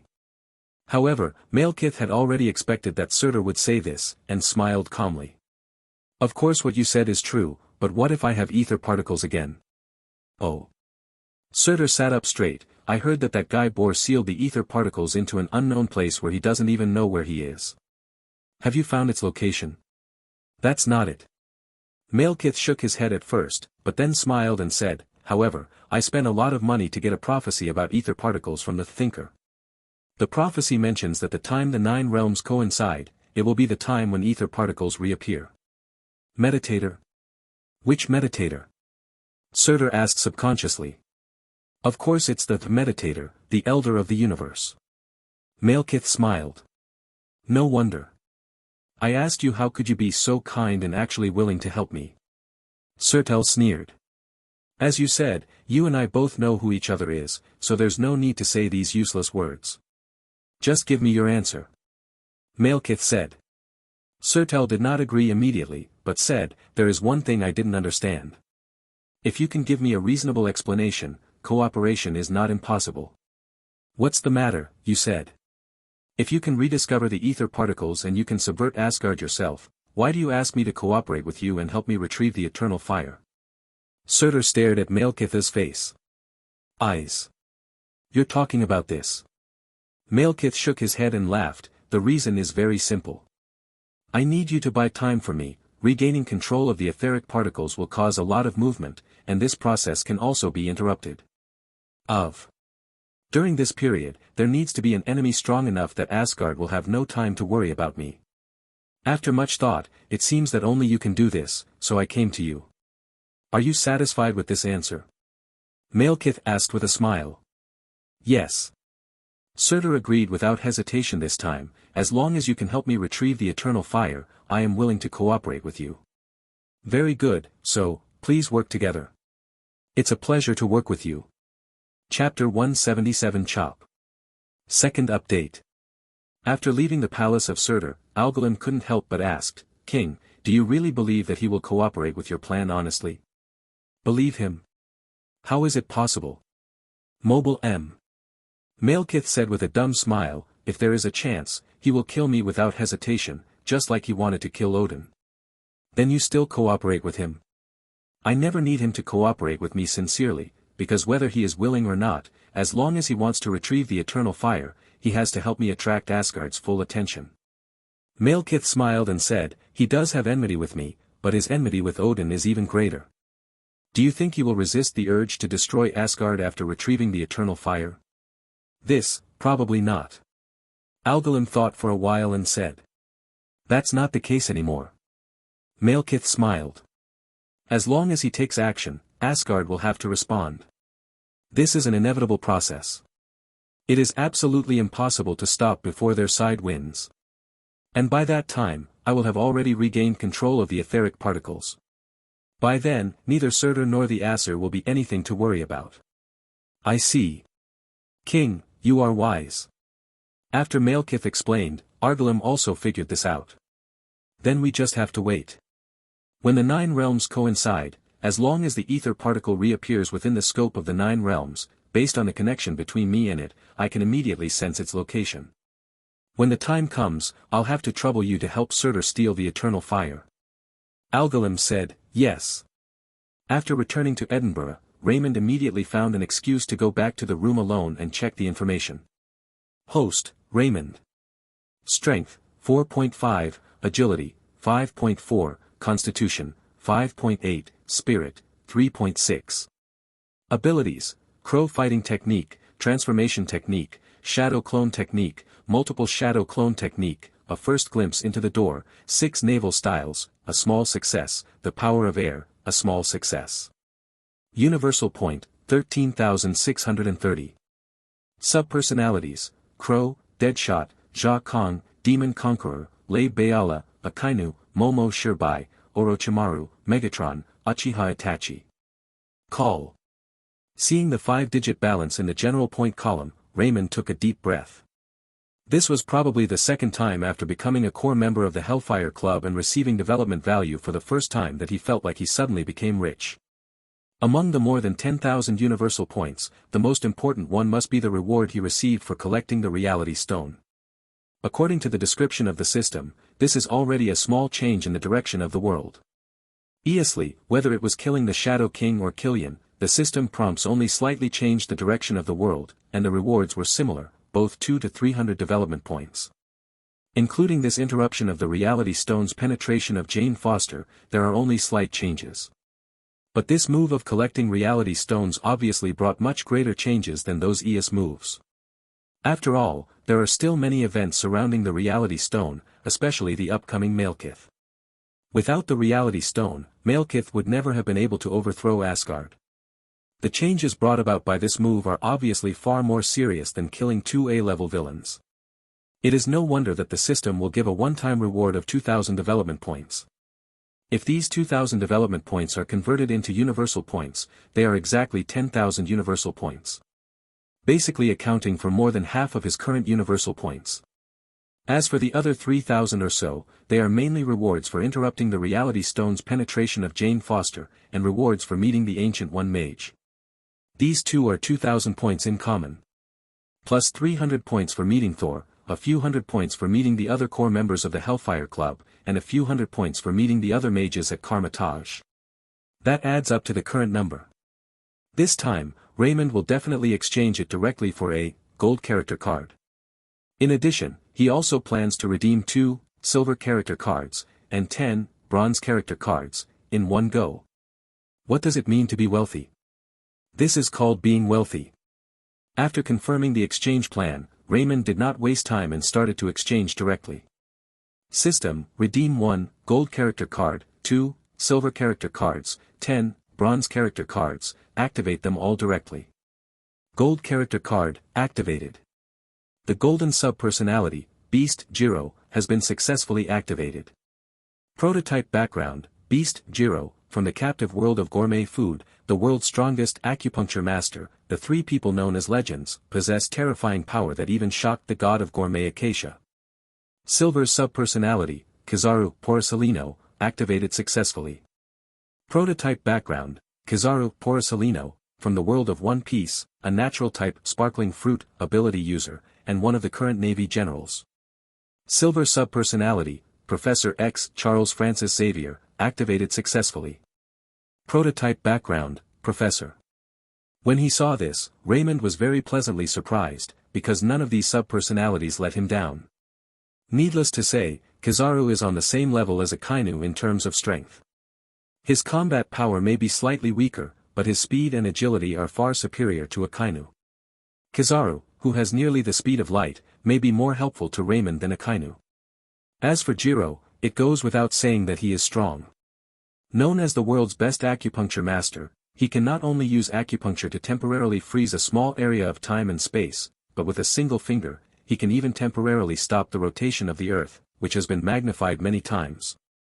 Although he is only one of the strongest in a small area under the map structure of the Prisoner of Food world, his strength is absolutely unquestionable. This kind of strength, according to Raymond's estimation, is at least at the level of a sub-heavenly father in this world. The strength of the gold subpersonality has indeed risen to a huge level compared to the silver subpersonality. With Jiro's subpersonality, even if he can't switch for a long time yet, it can at least guarantee that he has a chance to save his life even if he encounters a ruthless character like a family planning master. But what surprised him the most was definitely Professor X, who was activated later. Although he is Professor X from another parallel world, he is still Professor X after all. To a certain extent, he is also David's father. This made it impossible for him to look directly at David again. Chapter 178 Slowness Fruit, Third Update. For some reason, at this moment, Raymond suddenly felt like he was happy to be a father. Less than over equal to C the latest greater than over equal to less than over equal to chapters greater than over equal to less than over equal to Baidu greater than over equal to less than over equal to search greater than over equal to less than over equal to greater than over equal to. It's better not to tell David that he has an extra father. While Raymond was sighing with emotion, the activation of the system was not over yet, and the 10 bronze character cards that were finally redeemed were still being activated one after another. However, most of the activated bronze subpersonalities are meaningless.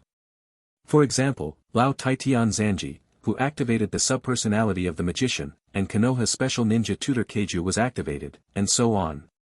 Objectively speaking, for the current Raymond, even the silver subpersonality is of little significance if it cannot make up for the vacancy in certain aspects of ability. Not to mention the bronze subpersonality. If there was really going to be a fight, it would be more reliable for Raymond to switch these bronze subpersonalities himself. The reason why he exchanged 10 bronze character cards was mainly to see if he could activate an unexpected surprise like Jia Kang's subpersonality. But unfortunately, this time it is obviously not so European. The only one who can be regarded as an unexpected surprise is probably the captain of Foxy Pirates, Silver Fox Foxy, who comes from the world of One Piece like Kizaru. Although his strength is outstanding, he possesses a very special devil fruit, the slowness fruit. Everything that is hit by the dull light he emits will become many times dull. For example, if the original running speed is 100 meters in 10 seconds, then if the light is dull, it may become less than 1 meter in 10 seconds. It's like the speed has been slowed down more than 100 times. If you are fighting with someone and are hit by a dull light without preparedness, the consequences can be imagined. In the world of One Piece, this kind of bug-like fruit ability was wasted by Foxy. If you can make good use of it, it will definitely be a killer weapon. Therefore, Foxy's subpersonality can also be said to be the only one among the many bronze subpersonalities activated this time that Raymond is quite satisfied with. In the Sea of Consciousness, when Akainu's subpersonality discovered that an old acquaintance had arrived, he took the initiative to say hello. Porcelino, it's been a long time. Ah, it's Marshal Sakaski. I didn't expect you to be here too. Kizaru's subpersonality greeted Akainu's subpersonality in his signature obscene tone. Although he was calling Marshal, his tone was very casual. The prototypes of the two have been old acquaintances in the world of One Piece for many years. They were known as the two monsters of the Navy in their youth, and later they became fellow generals and generals for many years. They are not unfamiliar with each other. Of course, the relationship is not that close. After all, the two have completely different personalities and cannot pee in the same pot. Tian Zanjiao, you damn old man is actually here. I really can't hide from you no matter where I go. The subpersonality of the Demon Conqueror also immediately discovered the old acquaintance. You can come, why can't I come, ha ha ha ha. Tian Zanjiao's subpersonality laughed. Good afternoon everyone, old Jiro, nice to meet you. The hunched little old man greeted everyone with a smile. However, when he spoke, all the subpersonalities fell silent briefly.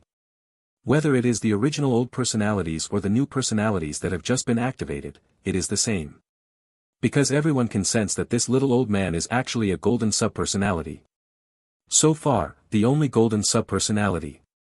Although they haven't seen this person take action yet, just look at the gap between the original silver subpersonality bosses and the ES bronze subpersonality bosses to know how big the gap between levels is. Finally, it was Jia Kang's subpersonality, who was not restricted by his level, who stood up and broke the silence. The old gentleman is very powerful. Please take good care of me in the future. Easy to say, easy to say. The little old man Jiro nodded amiably, with a kind smile on his face. Senior Jiro, do you still remember me? Lebu Bayala's subpersonality suddenly asked in a low voice. Are you that something? Oh yes, the owner of the gourmet casino? Jiro's subpersonality scratched his head and thought for a long time before he remembered. I didn't expect you to still remember me. It's such an honor. Lebu Bayala's subpersonality looked pleased. Of course I remember, I will never forget someone who bought me a drink. Jiro's subpersonality laughed. Looking at the subpersonalities who were reminiscing about the past and familiar with each other in their minds, Raymond did not disturb them. This scene has happened several times, and it is not unusual for him. However, what interested him the most was the subpersonality of Professor. Bang! After creating a shadow clone, Raymond controlled the shadow clone to sit on a chair nearby, and then transferred Professor X's deputy personality to the shadow clone. Hello, host personality. It can be seen that Professor. Since the current shadow clone is based on the prototype condition of the subpersonality body, the shadow clone of Professor X at this time is also paralyzed in the lower limbs. This is why Raymond would ask the shadow clone to sit down first to avoid falling suddenly after the transformation.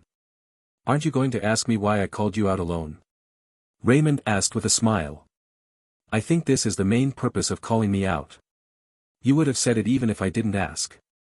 Professor X, the secondary personality, shrugged. Raymond, didn't anyone tell you that you won't have any friends if you talk like this? Professor X's subpersonality smiled.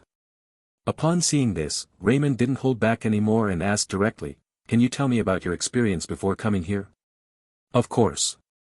The deputy personality of Professor. The general situation is as Raymond knows. In that world, mutants are constantly hunted and rounded up by sentry robots created by humans. Since sentinel robots can constantly possess new abilities, their abilities have become more and more comprehensive, and they can basically restrain all mutants. Even if you cannot restrain yourself temporarily, you can still make up for the defective parts after further modifying the program. If you really encounter a mutant with no shortcomings, you can rely on the huge number of them to kill them.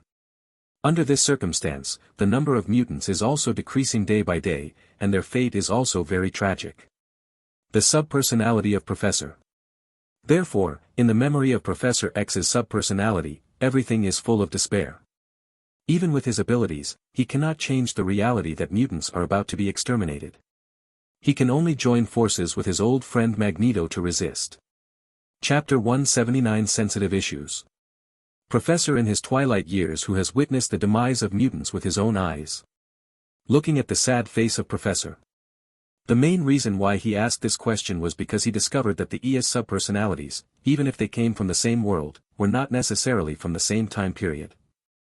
The Akainu subpersonality and the Crow subpersonality are the best examples.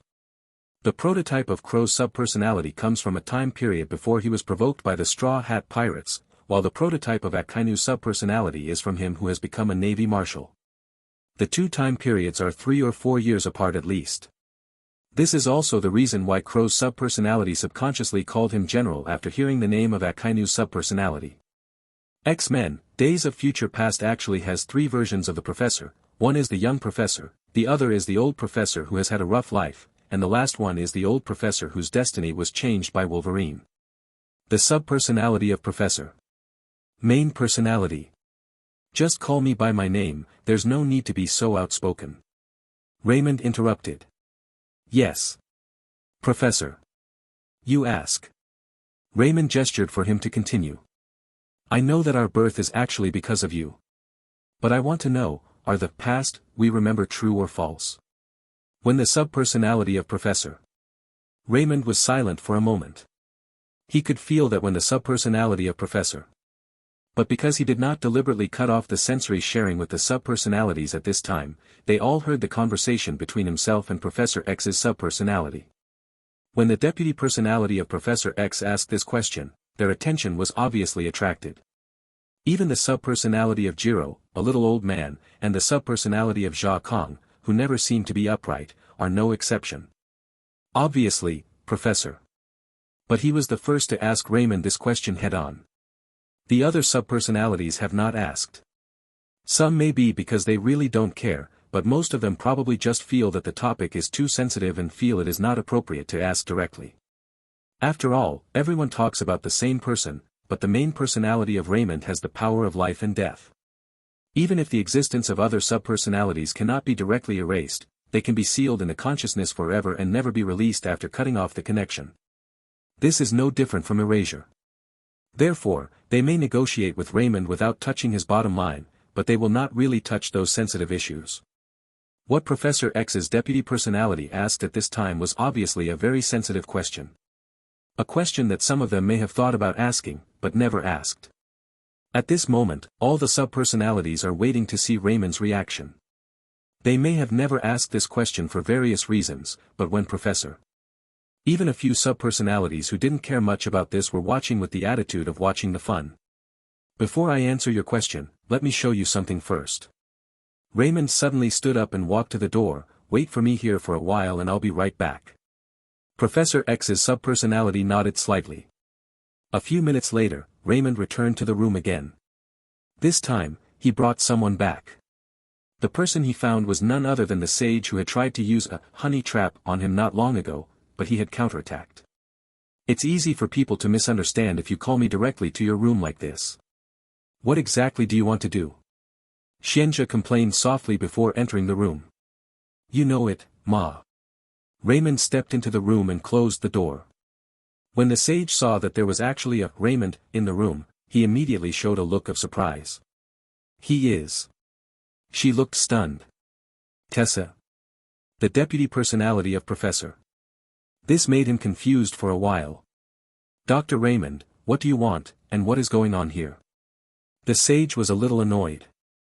After the initial shock, she also realized that the Raymond in the room might be another version of him transformed by Raymond's ability. Some low-level mutants have this ability, and it's not a particularly rare ability. She has already witnessed Raymond's many abilities, and she wouldn't be too surprised if there are more. Professor, there should be something in her memory that interests you. You can see for yourself. Raymond smiled. Professor. Memory. The sage noticed the key words in Raymond's words. Although it is not yet clear what Raymond plans to do, nor is it clear what the relationship between the Raymond sitting in the chair and the Raymond behind him is. But she could tell that Raymond was planning to let the Raymond sitting in the chair check his memory. This is absolutely impossible. She was suddenly startled and wanted to run away. But she was still a little slow, but she saw the Raymond on the chair made an apologetic expression to her after a slight hesitation. I'm offended, Tessa. With the words offended, the world in front of her suddenly darkened. When her eyes lit up again, she had appeared in a gray-white space. Around her, there was a translucent milky white shield, enclosing her inside. Outside the shield, there was a familiar bald old man sitting in a wheelchair, looking at her with a complicated expression. Long time no see, Tessa. The bald old man said in a very sad tone. Professor. Xianjia was stunned. Because this man in a wheelchair was Professor X who sent her to lurk in the Hellfire Club. She's dead. Raymond's familiar voice also sounded, causing the sage to wake up suddenly. However, I saw the familiar figure of Raymond appearing behind the wheelchair of Professor. No. You're not a professor. Raymond's appearance made Xianjia suddenly remember that he was dragged here from Raymond's room. All this is probably the fault of the other Raymond sitting in the chair. Chapter 180 Parallel World. However, when she suddenly woke up, she realized that neither Raymond nor the guy pretending to be a professor had any reaction, as if they didn't care what she thought. Yes, he was killed during an operation to steal the Sentinel robot database. Professor. M. You seem to be pretty sure that she is the Tessa you recognize, and not two people who look alike. Raymond asked slightly surprised. Appearance can be disguised, but mental aura cannot be disguised. This is why Raven can never hide it from me. Professor. I don't understand why she appears here even though she was killed. Raymond said with a half-smile. Yeah. Professor. Go and see for yourself. Everything is in her memory. After reading it, you will understand. Raymond released his hand holding the wheelchair and signaled Professor X's deputy personality to help himself. The subpersonality of Professor. Don't come here. The sage finally panicked when he saw the fake Professor X on the opposite side moving towards him. As a person with multiple abilities, she also has psychic abilities, but her main ability is infinite storage and her psychic abilities are not strong. But she is weak, but this does not affect her understanding of how to activate the abilities of people with psychic abilities. The situation in front of her was that the fake professor opposite had invaded her spiritual world with his abilities and was preparing to forcibly check her memory. As for the milky white shield around her that protects her inside, it is a layer of protection left by the real professor. Of course, this move should have been to guard against White Queen Emma. After all, White Queen also has very strong psychic abilities. Dr. Raymond, please stop him immediately. This will not help our cooperation. Seeing that his words could not stop fake professor. This mental shield around me was left by the professor. Once it is touched, the professor will sense it immediately, and the professor will not let you go. The sage spoke to the end without even hesitating to threaten. What she didn't notice was that when she mentioned the word professor, the face of the fake professor opposite showed a thoughtful look, and he approached her more firmly. Girl, you think too much. Raymond looked at her and smiled strangely. This smile gave the sage an ominous premonition. She didn't know why she felt this way, but she soon realized that her feelings were not wrong. But when fake Professor X came to the edge of the mental shield, he actually passed through the shield without any obstruction. How is this possible? The sage was shocked. She had thought of many possibilities, including that the fake professor cover. But no matter what, she never thought that this situation would happen. That protective shield seemed to not exist in front of fake Professor X, and had no blocking effect at all. Why is this happening? The sage murmured.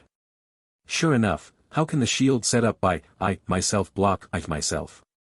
The sage noticed that the expression on the face of Professor Fake X also looked complicated, but there was no surprise in it. Are you really a professor? The sage made a guess that even he found ridiculous. Yes and no. Professor Fake. Before she could react, the hand of Professor Fake. The moment, she had lost consciousness. Realistic. The eyes of Professor. Parallel world. Absolutely. Raymond spread his hands. What do you think after reading it? This world is much more complicated than the one I remember. Although the fate of mutants is not too good, it is much luckier than that world. The subpersonality of Professor. Raymond was not surprised at all when he heard Professor X's secondary personality's evaluation of Professor X in this world. A person's personality and thoughts will change with different experiences. The Twilight Professor. As for Professor. The theory of parallel worlds is not a high-end theory. Any passerby knows what a parallel world is, let alone a wise man like Professor X. While Professor, it's a past life story that happened in a different parallel world. Whether you understand it as reincarnation or new life, in short, it is all in the past. From now on, you will have a new life with me. I can also promise you that one day when I can officially establish a foothold in this world, I can consider letting you live independently from me, but until then, everyone is a passenger in the same boat. I also hope that you can contribute to this boat and end it from capsizing. In that case, everyone will end up badly. Raymond shrugged. Thanks for clearing up the confusion. The deputy personality of Professor X put one hand on his chest and bowed deeply to Raymond. Okay, we are all our own people, don't say such disrespectful words. Raymond waved his hand. Should be. The subpersonality of Professor. Raymond was about to speak, but was suddenly interrupted by a sudden reminder in his mind. Ding dong. It was detected that the subpersonality has an unanswered wish, and the wish journey function was successfully triggered. You spend a sum of universal points to start a wish journey and help the subpersonality complete the unanswered wish. After completion, you can get a corresponding universal point reward. The activation fee depends on the difficulty of the wish, and the number of rewards depends on the activation fee. You can check the specific situation by yourself in the Wish Journey function. Chapter 181 The Sage's Struggle. Wish Trip Function. Seeing the system prompts, Raymond's heart skipped a beat. Mobile version M. However, before he figured out the specifics of this function, he did not plan to tell Professor. There is no doubt that for Professor. Of course, Professor. Of course, the specific operation needs to be discussed in the long run. However, judging from the system prompts, the nature of this function is actually a bit similar to the feeling of opening a dungeon, except that these dungeons can only be the world where the prototypes of his subpersonalities exist, and they must be related to wishes. Huh? Are you about to wake up? After temporarily withdrawing his attention, Raymond noticed that the sage opposite him had gradually regained his energy. However, this time the sage was not as startled as before, and looked a little confused. What's wrong with her? Raymond looked at Professor X's deputy personality and pointed at the sage and asked. I shared some of my memories with her. Professor. Your memories? Raymond narrowed his eyes slightly and instantly guessed the plan of Professor X's secondary personality. But he didn't say much at this time and decided to hand over the stage to Professor X's subpersonality first. Are those all true? Are you really a professor too? The sage asked in a daze. She didn't look like she wanted to believe it, but her look gave her away. With your huge database and analysis capabilities, I think you should be able to tell whether those are illusory memories made up by me or things that really happened, right, little Tessa? Professor X's subpersonality said with a smile. When the sage heard this, his expression looked slightly painful. This answer was exactly what she least wanted to hear. Those seemingly inexplicable memories were obviously different from those in this world, but she couldn't find any trace of falsehood. It is true that people with psychic abilities can implant false memories into people, but to her, a humanoid supercomputer, false memories are meaningless. Her ability can find the smallest irrationality. As long as there is the slightest flaw, her ability will find it and amplify it to discover the problem. However, there was no flaw in the pictures she just saw. Based on her experience, even the real professor who sent her undercover would not be able to create a large number of false memories to confuse people. This is unrealistic. Therefore, she was basically certain that those memories were all things that really happened. In addition, the professor number 2 in front of her could break through the mental shield left by the real professor in her mind without any hindrance. This in itself is a very strange thing. Because normally, things like mental shields will only be completely unresponsive when encountering the master. The professor number 2 in front of him was able to pass through the mental shield without any hindrance. It was obviously because the mental shield did not regard him as an outsider. This also proves that professor number 2 is indeed another professor. With her limited knowledge, it was difficult to think of a second possibility. Combined with the memories that didn't seem false at all, as well as the behavioral habits and reaction patterns of the other her, she had to believe that these were all true. The professor number 2 in front of me might really be a professor from another parallel world. Only in this way can we explain all the unreasonable situations before and why Raymond asked such strange questions as, she is dead, in the first place. Judging from those memories, she was indeed dead in that world. Died while trying to save mutants. If those were true, she would not be surprised at all by the ending of her other self. Because she has already been mentally prepared for this. She came to the Hellfire Club to work undercover, risking her own life. What's more, the situation of mutants in that world seems to be much more dangerous than this world. Death may also be a kind of relief. As for the parallel world, she doesn't think it is so difficult to accept.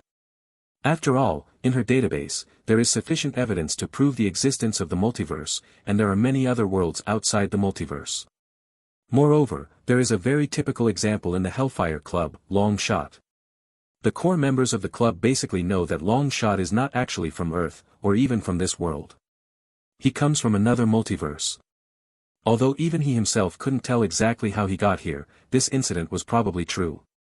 Because his genes are completely different from those on Earth, and even his life pattern is very unique.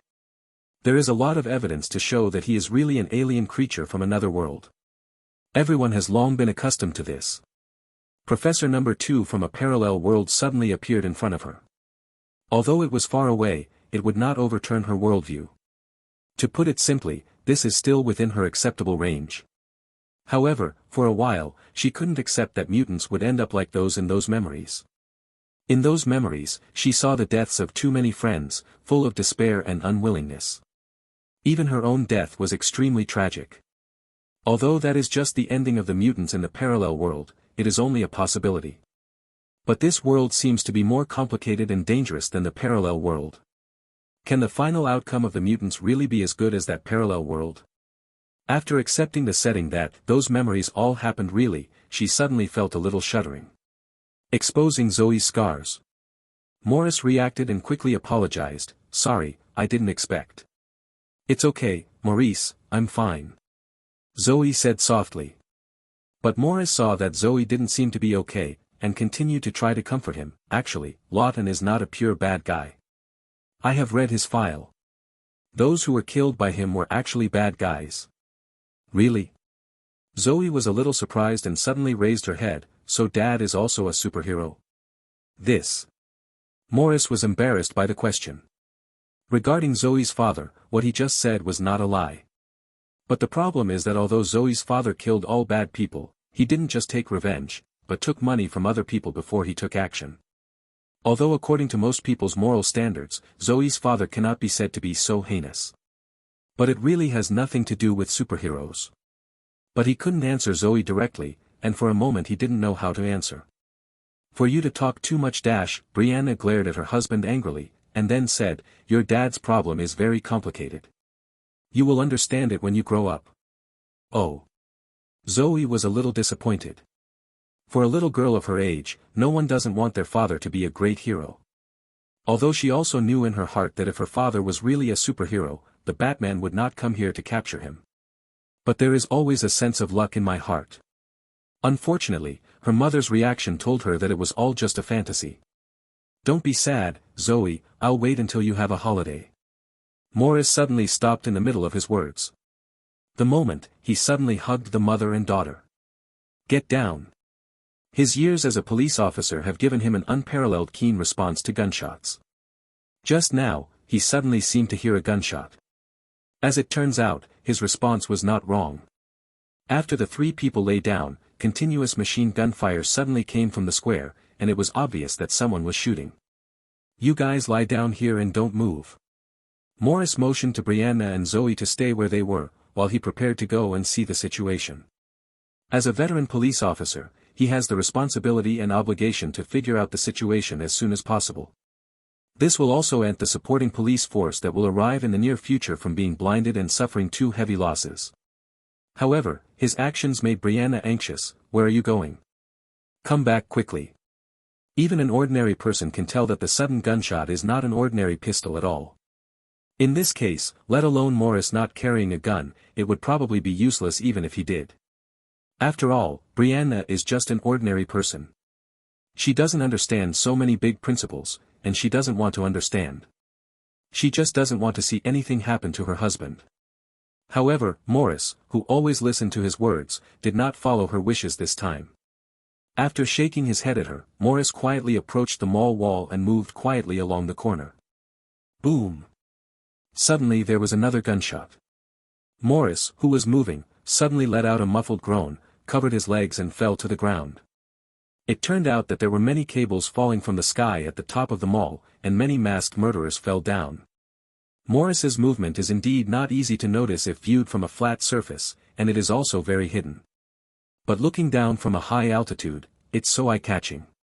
The shot just now was fired by one of the masked thugs who fell from the sky, hitting his right leg. "Maurice!" Zoe suddenly stood up and rushed towards Morris. "Don't go there." Brianna wanted to grab her daughter, but was a beat too slow. "Zoe, go back quickly." Morris's face also changed suddenly, and he endured the pain and quickly asked Zoe to turn around. However, before Zoe could react, a masked murderer dropped from the sky and jumped to her side, grabbed her collar, and said with a strange smile. No, little girl, now is not the time to run around. Let her go." When Brianna saw this scene, she no longer cared about safety, she stood up and rushed towards her daughter. But at this moment, another masked murderer also came behind her, strangled her neck from behind, put a gun to her temple, and threatened. "If you move around, not only you will die, but your daughter and your husband will also die. This threat made Brianna afraid to move for an instant. She may not care about her own life or death, but she cannot accept that her daughter will be harmed because of her impulses. Please, please let us go, we are just ordinary people, we have no money to give you. Brianna begged. Ordinary people. TSK TSK TSK TSK. A guy who looked like the leader of the masked thugs also came to her and said in a weird tone. Are the family members of Gotham's #1 killer considered ordinary people? Chapter 189 So much nonsense. Update 3. The words of the masked murderer leader made Brianna's heart sink suddenly. The situation that worried her the most finally appeared. This scene had appeared in her dreams many times, and each time she would end up waking up. This is why she eventually chose to divorce and remarry with her daughter. Because she didn't want her daughter to be involved. Unexpectedly, I still couldn't escape this day. She originally thought these people were here to rob the mall, and she only injured Morris because she happened to see him. But now it seems that things may not be that simple. These people may be coming for their mother and daughter. Otherwise, how could you recognize them directly? She didn't try to deny it, because it was pointless, and the other party was obviously prepared. I don't know what grudge you have against him, but I have divorced her and have nothing to do with him now. Moreover, he has been imprisoned. If you want revenge, you can go to him directly. Brianna summoned her courage and said. Incarcerated? The masked murderer leader shook his head and smiled. It seems you really don't know that he has been released from prison. He has not contacted you. He's out. Brianna was slightly startled. She really didn't know about this. She heard about it for the first time from the masked murderer leader in front of her.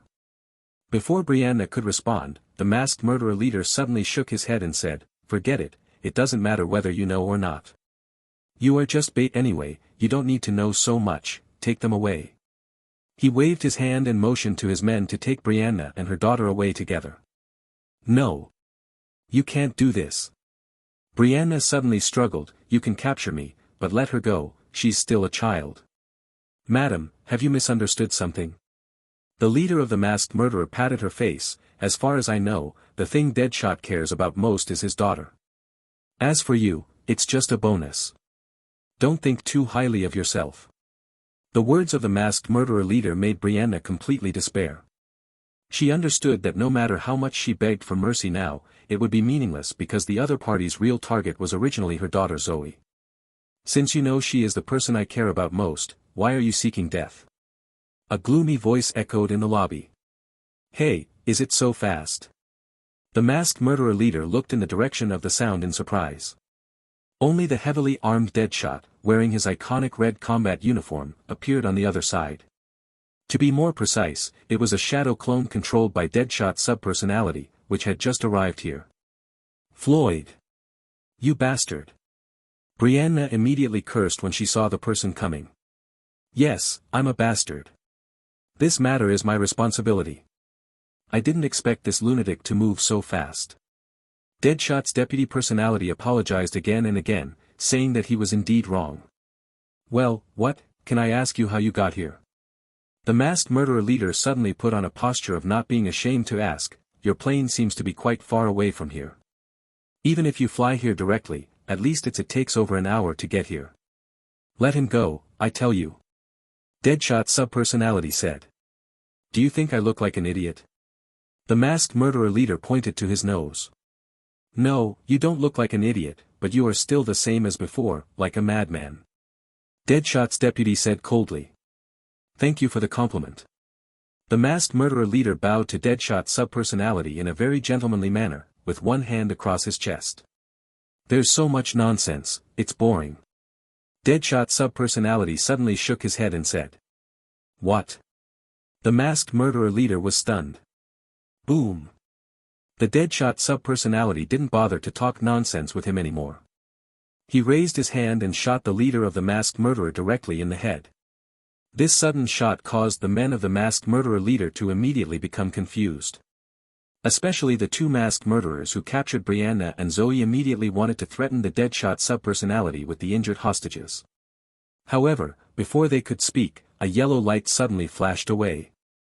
When this ray of light transformed into a human form again, turning into a wretched young man wearing a yellow and white striped suit. All the masked murderers fell down at the same time. Pft, pft, pft. Oh yo, they are really a scary group of people. A lewd voice sounded slowly. Deadshot subpersonality glanced at Kizaru's subpersonality speechlessly, unable to complain. Kizaru's subpersonality was temporarily sent by Raymond to be his assistant. In addition to Kizaru's subpersonality, Akainu's subpersonality was also quietly following him at this time. With the support of these two silver-level bosses, he is naturally very confident. Otherwise, if he were to face the clown alone, he would really have no confidence that he could handle it. Is this guy the clown that Mr. Raymond was talking about? Kizaru's subpersonality walked to the body of the masked murderer leader and kicked the mask away with his feet. Just a substitute. Deadshot subpersonality didn't even bother to look at the corpse, and said casually, although they all look similar, the double is a double. I have already seen that there is something wrong with him. Oh, I've been discovered. A somewhat nervous voice suddenly came from the mall's loudspeaker. Should I say it's you? Joker, if you dare to touch my family, then wash your neck and wait for me to kill you. Deadshot subpersonality said in a tone full of murderous intent. You are only allowed to touch my woman, but I am not allowed to touch your family.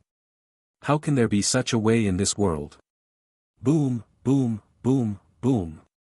The Deadshot subpersonality fired more than a dozen shots in the air, blowing out all the speakers in the mall, making the clown's voice no longer heard. But he deliberately did not blow up the cameras in the mall, and even raised a finger at the camera directly in front of him. Based on his understanding of the clown, he could imagine that the clown at this moment should be somewhere looking at the surveillance screen and throwing things in anger. The Joker is indeed crazy, but he is also an extremely conceited guy. He didn't like Harley at all, but he would never allow anyone to take Harley away from him, let alone allow a guy who repeatedly provoked him to live in the world.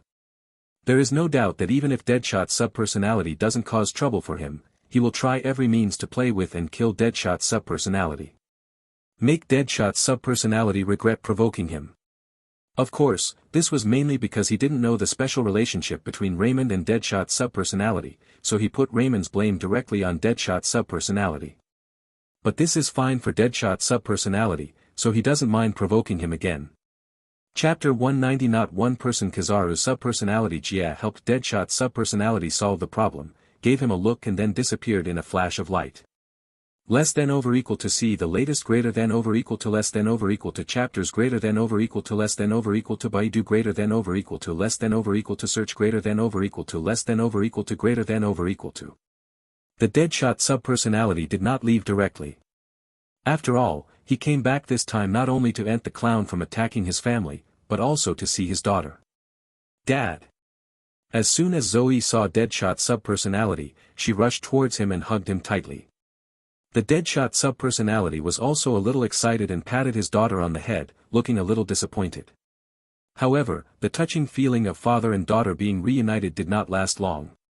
When Brianna recovered from the panic, she immediately hugged Zoe back and looked at the Deadshot subpersonality with a look of grief and anger.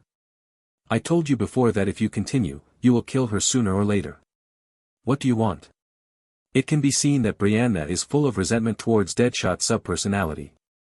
She originally divorced him because his secondary personality, Deadshot, was unwilling to change his ways. She was afraid that one day, her secondary personality, Deadshot, would implicate her daughter, Zoe. Unexpectedly, this day has come. Moreover, the culprit is obviously still at large, and there may be another attack. This made her not resentful. Morris also limped over at this time. He had torn off his sleeves and made a simple hemostatic bandage for himself, but he still looked very weak. You just called him a clown. Which clown? Morris stared at Deadshot's subpersonality with a very ugly look on his face. It should be the one you think of. Deadshot's subpersonality said helplessly. It sounds like this incident was caused by Raymond's personality, but it was obviously his fault. Fortunately, Raymond promised him that he would solve the trouble before leaving. Otherwise, he would have wanted to die. How could you provoke him? Morris, who received the reply from Deadshot's subpersonality, seemed to have suddenly lost his strength and his face was pale. The original Deadshot subpersonality was considered the number one figure in the underground world of Gotham, but compared to the Joker, it was really different. When the Joker's name is mentioned in Gotham City, whether he is a gangster or a white guy, his heart will tighten subconsciously. Because this is a person who doesn't follow the rules at all. Call him crazy or crazy, in short there are no rules that can restrict him. In the original Gotham, even the underworld forces had some established rules. For example, they would not easily touch each other's family members, and if there were conflicts between the underworld, they would try their best to resolve them through negotiation. But the clown is different. To him, rules are meant to be broken. Moreover, most people are involved in gangs because of money or status. Only the clown does everything he likes. After he gets a large amount of money, he can burn it all on fire because he gets interested. You can also get a gang to surrender and then sell the gang back. He has only one principle, and that is, I like it. Such a madman, and a very smart madman, everyone wants to stay as far away from him as possible. Since his appearance, everyone who has fought against him, except for Batman who occasionally has the upper hand, has suffered various losses. The name Joker has become a taboo word in the Gotham Police Department, and few people will mention it openly. Because no one knows whether the wrong words accidentally said will reach his ears, and then he will be found. He is not a person who will be restricted by his status or heirs. As long as he is unhappy, no matter who you are, he will not let you go. This is why Morris suddenly became desperate after hearing the Deadshot subpersonality say that all this was the work of the Joker.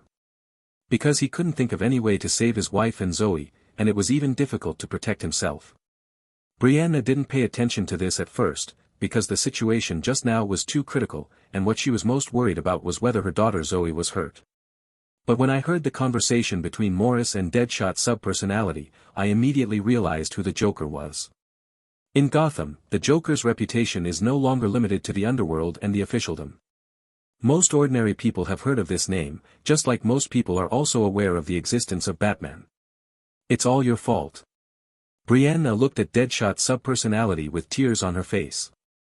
I will naturally put an end to the trouble I cause, so you don't have to worry about that. Deadshot subpersonality said. End? How do you end it? You can deal with a guy that even Batman can't deal with? It's hard for me to explain this to you, but you just need to know that I am not alone now.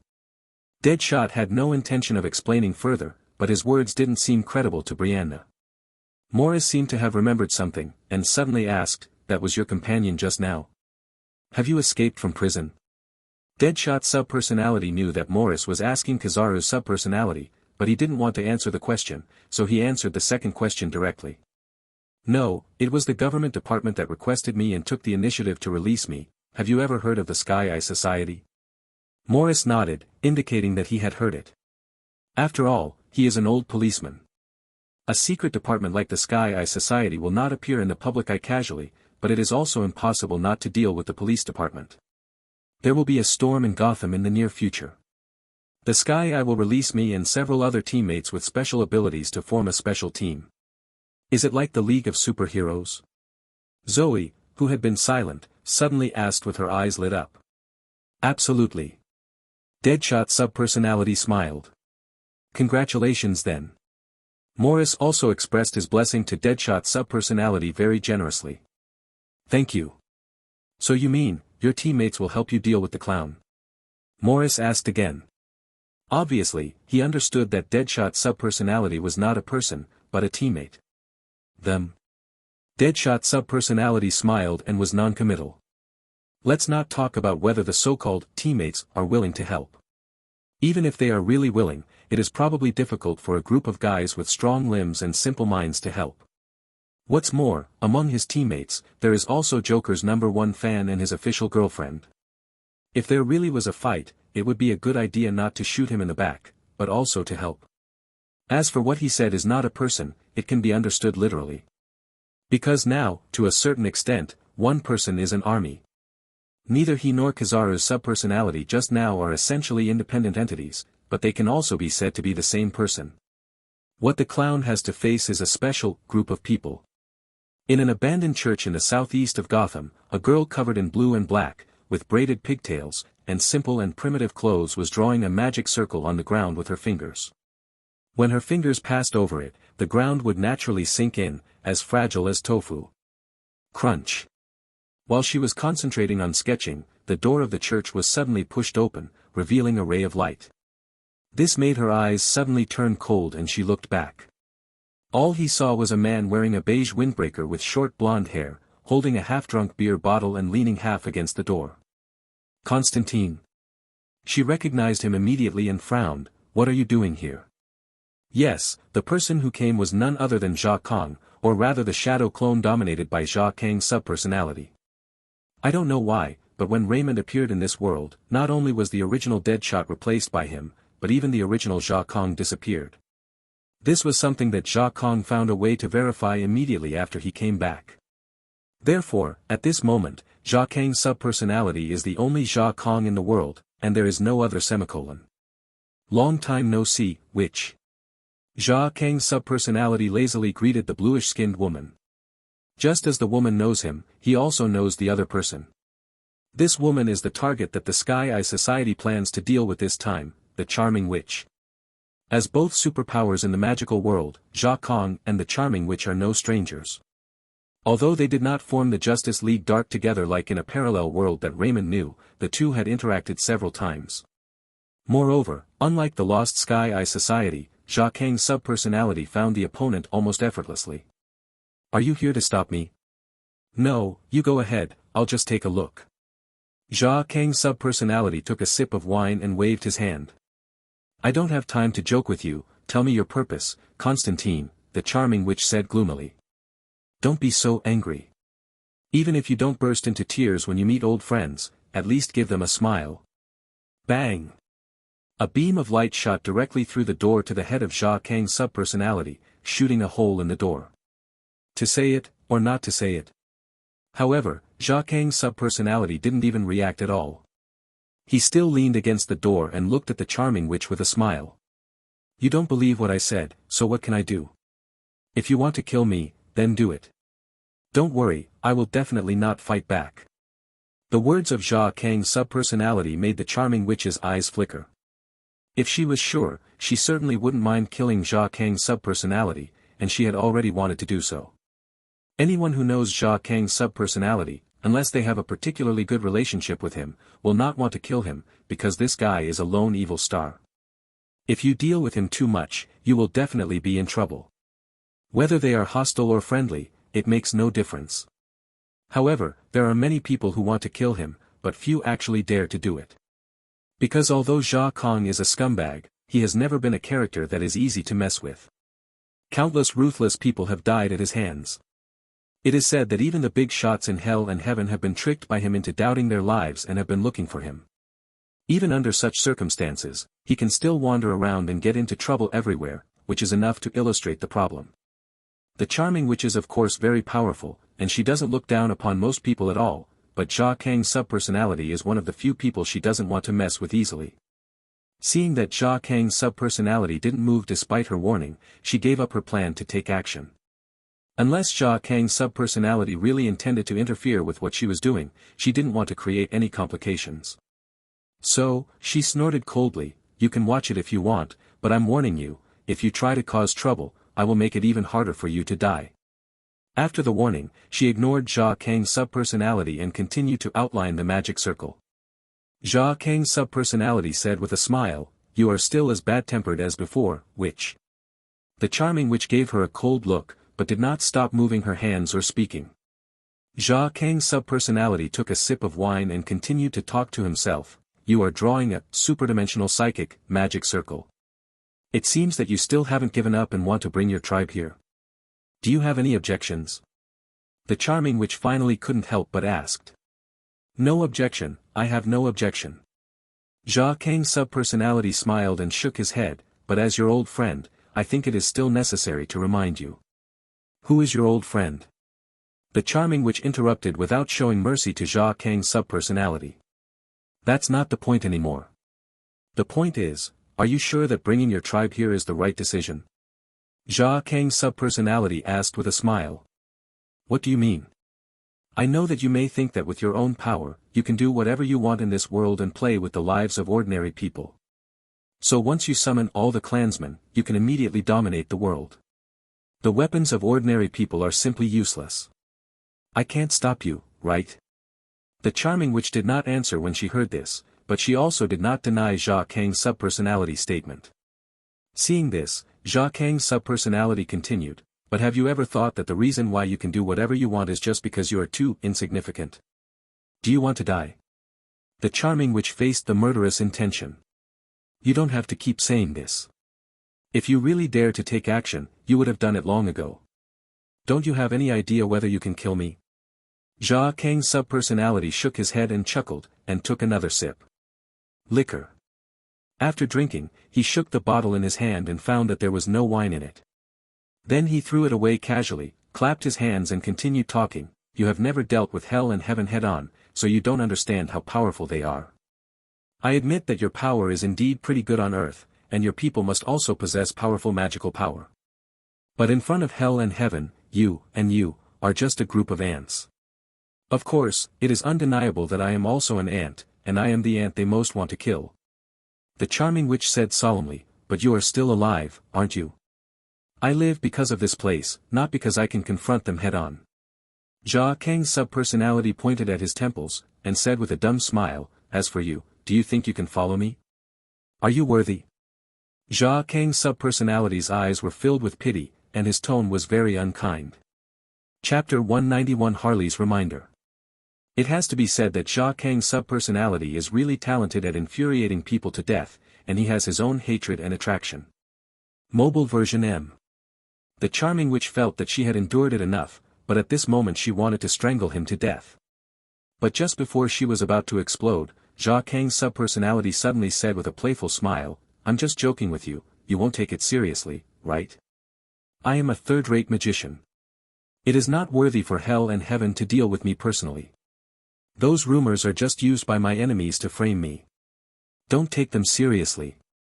Okay, go ahead. I'm here to see the excitement. I really have no other intention." Jia Kang's subpersonality said, "I'm innocent, don't hit me." This caused the charming witch to dissipate half of the anger she had finally accumulated, and gave up her plan to take action. After she glared at Jia Kang's subpersonality with a look that could kill someone, she stopped paying attention to him and continued to draw her own magic circle. What she didn't notice was that when she lowered her head, Jia Kang's subpersonality shook his head slightly. "Old friend, I gave you a chance to look back, but you didn't want to cherish it." Jia Kang's subpersonality sighed in his heart. At the same time that Deadshot's subpersonality foiled an action of the Joker and Jia Kang's subpersonality found the charming witch, Raymond, and the others had already gotten off the plane. And through the energy of the Sky Eye Society, a batch of standard SUVs were quickly mobilized and switched to driving. There were only 4 people in Raymond's car, namely Rick driving the car, Balrog in the passenger seat, and Raymond and Harley Quinn in the back seat. Raymond too took advantage of the space in the toilet to create a few shadow clones and released Jia Kang's subpersonality and others, while he continued to move with the large army. He did not choose to leave the team immediately, because the wish of Deadshot's subpersonality was to become a superhero that his daughter would admire. If he wanted to achieve this effect in a short period of time, of course, the fastest way would be to use the power of the Sky Eye Society. Batman became a well-known superhero in the streets of Gotham because of the fame he accumulated through many deeds. Raymond didn't have that much free time, so why did the system only give him 1 month? Therefore, he must find a way to become famous in one battle. "Mr. Shooter, are you really not worried about my pudding's revenge on you?" Harley played with her twin ponytails between her fingers and said with a smile. "Although your ability is very special, he also has many powerful people under his command. And, if I remember correctly, you seem to have a family, right?" The pudding in Harley's mouth naturally refers to the clown, which is her pet name for the clown. As for why she suddenly and kindly reminded Raymond of this copycat Deadshot, only God knows. Nowadays, she is indeed a bit similar to the clown. She is moody and unstable. She does things based on her preference, and sometimes she may not have any special purpose. However, of course she didn't know that Raymond had secretly released a wave of subpersonalities and foiled one of the Joker's actions. But I have to say that she does know the clown's behavior pattern very well, and she immediately guessed that the clown would kill the family members of his subpersonality. Shameless. Before Raymond could speak, Balrog, who was sitting in the front passenger seat, suddenly turned around and glared at Harley. "What are you talking about, you ugly guy?" Harley retorted with an unhappy look on her face. "It's a man who is aggressive, but what does it mean to attack his family? Yen Mo said with an angry look on his face, I don't hit women, but you'd better not let me see that pudding of yours, otherwise I will roast him into dried meat. Obviously, Enma was unhappy with the kind of guy who specifically targeted his family. Probably because of his own misfortune, he lives with regret all the time. If given a chance to choose, he would rather abandon everything in exchange for his family. But it's a pity that he doesn't have this opportunity.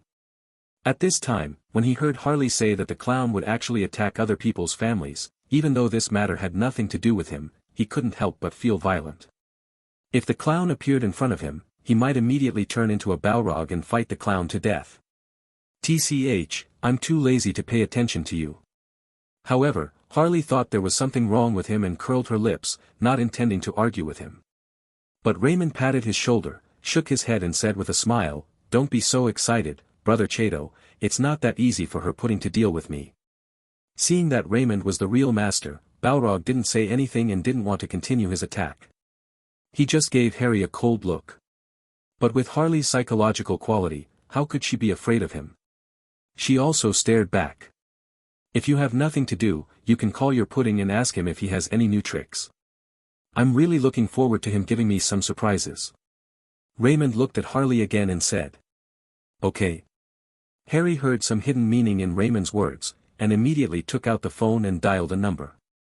Rick, who was driving in front, subconsciously wanted to stop Harley from making a phone call, but when he thought that the two behind him had already disarmed the nanobombs, and that Raymond still had hopes of rescuing his girlfriend, he resisted the impulse. Harley seemed to have gotten through at this time, and greeted her sweetly, My little pudding, did you miss me? However, the sweetness on her face did not last long. As she communicated with the other end of the phone, the expression on her face became increasingly weird. What, there's a dead shot over there too? After confirming that she heard correctly, she let out a low cry. Rick and Balrog in the front seat were also driven by good intentions to quietly listen to what she was saying. When they heard her words, they also looked surprised. Although they don't know what's going on yet, from what Harley said, it's obvious that there is another Deadshot fighting the Joker in another place. However, it was not the two of them who heard the problem from Harley's words first, but the clown on the other end of the phone. Yes, he is sitting to me now. He also asked me to ask you if you have any new tricks, and he said he is looking forward to it. Well, okay. After continuing to chat with the clown on the other end of the phone for a few words, Harley hung up the phone. After hanging up the phone, she couldn't help but ask Raymond immediately, Why are there two of you? The superpower of clones doesn't seem to be that rare, right? Raymond said indifferently. But you were obviously with us all the time, so you were considered a clone. How did you get to Greenland Shopping Plaza? Harley asked with a good look on her face. Secret. Forget it if you don't tell me, you're stingy. Harley put her hands on her hips and said angrily, Pudding, let me tell you, don't think it's really amazing that you won once. The game has just begun. This is of course the best. Raymond smiled and didn't care. Chapter 192 The Man Behind the Scenes, Second Update. Regarding the clone, he had no intention of hiding it, or he didn't feel the need to hide it. Whether it is the Marvel world he originally lived in or the current version of the DC world, the clone is not a superpower that defies the heavens. There are many types of supers with this ability, and it's nothing to be alarmed about. By exposing this at this time, he is actually giving the people behind the scenes a warning, letting them understand not to think that they can really control everything. Out of the corner of his eye, he glanced at the rearview mirror and met Rick's eyes. Raymond smiled and said nothing. Rick, who was driving, also noticed Raymond's reaction through the rearview mirror. His heart skipped a beat, and he vaguely felt that he had done something wrong. In a hidden underground base on the outskirts of Gotham, a group of mysterious people were sitting at a round table, listening to the noisy monitoring sounds coming from the monitors. Once. Greenland Shopping Plaza. What on earth are they talking about, Amanda? In the darkness, a man whose appearance was unclear suddenly asked. The Amanda he was talking about was the senior member of the Sky Eye Society who easily controlled the Charming Witch and proposed the formation of the Suicide Squad. However, it is worth mentioning that this is not any base under the Heavenly Eye Society. None of the people here are from the Heavenly Eye Society. I also want to know what they are talking about. Amanda on the other side replied expressionlessly, and at the same time, she was also giving orders to the people who didn't know where they were. calling up the latest news about Greenland Shopping Plaza and putting it directly on the screen. No one responded to her, but soon, almost less than 10 seconds after she finished speaking, a bright light suddenly appeared in the dark conference room. At the front of the conference room, a projected image appeared. The content of the video is the latest news about Greenland Shopping Plaza. Most of them are reporting that there are terrorists there and the police are trying to grasp the situation. I want to see what's going on inside. Amanda was obviously not very satisfied with this and continued in a deep voice. Soon, the image changed again. 4 small pictures appeared at the same time on the left, which seemed to be surveillance pictures taken by cameras from 4 different angles. On the right were several pictures that looked like pictures taken by mobile phones, which should have been taken by customers in the mall. If the police want to get these pictures, it will probably take some time. At this moment, he suddenly appeared in this conference room. You know, looking at the time of the shooting, less than 10 minutes have passed since it happened. Looking at the murderers wearing clown masks falling from the sky in the video, several people in the conference room clenched their fists instantly, or sneered, or looked gloomy. They had obviously guessed the origins of these people, and many of them had suffered heavy losses. However, they are not rookies on their first day out. Even if they are itchy with hatred, they will not take any drastic action at this time. They will just sit there and continue to watch the development of things without saying a word. At this time, the picture suddenly cut to a separate angle of shooting with a mobile phone, and the speaker also picked up the sound, which sounded completely consistent with the development of the picture. Are the family members of Gotham's #1 killer considered ordinary people? Came the voice of the masked murderer leader. It's him, the clown. One of the men finally couldn't hold it back and punched the round conference table in front of him. Are you sure? Another man asked. Nonsense. His damn voice, I won't admit it even in 10 years. Stop talking and keep reading.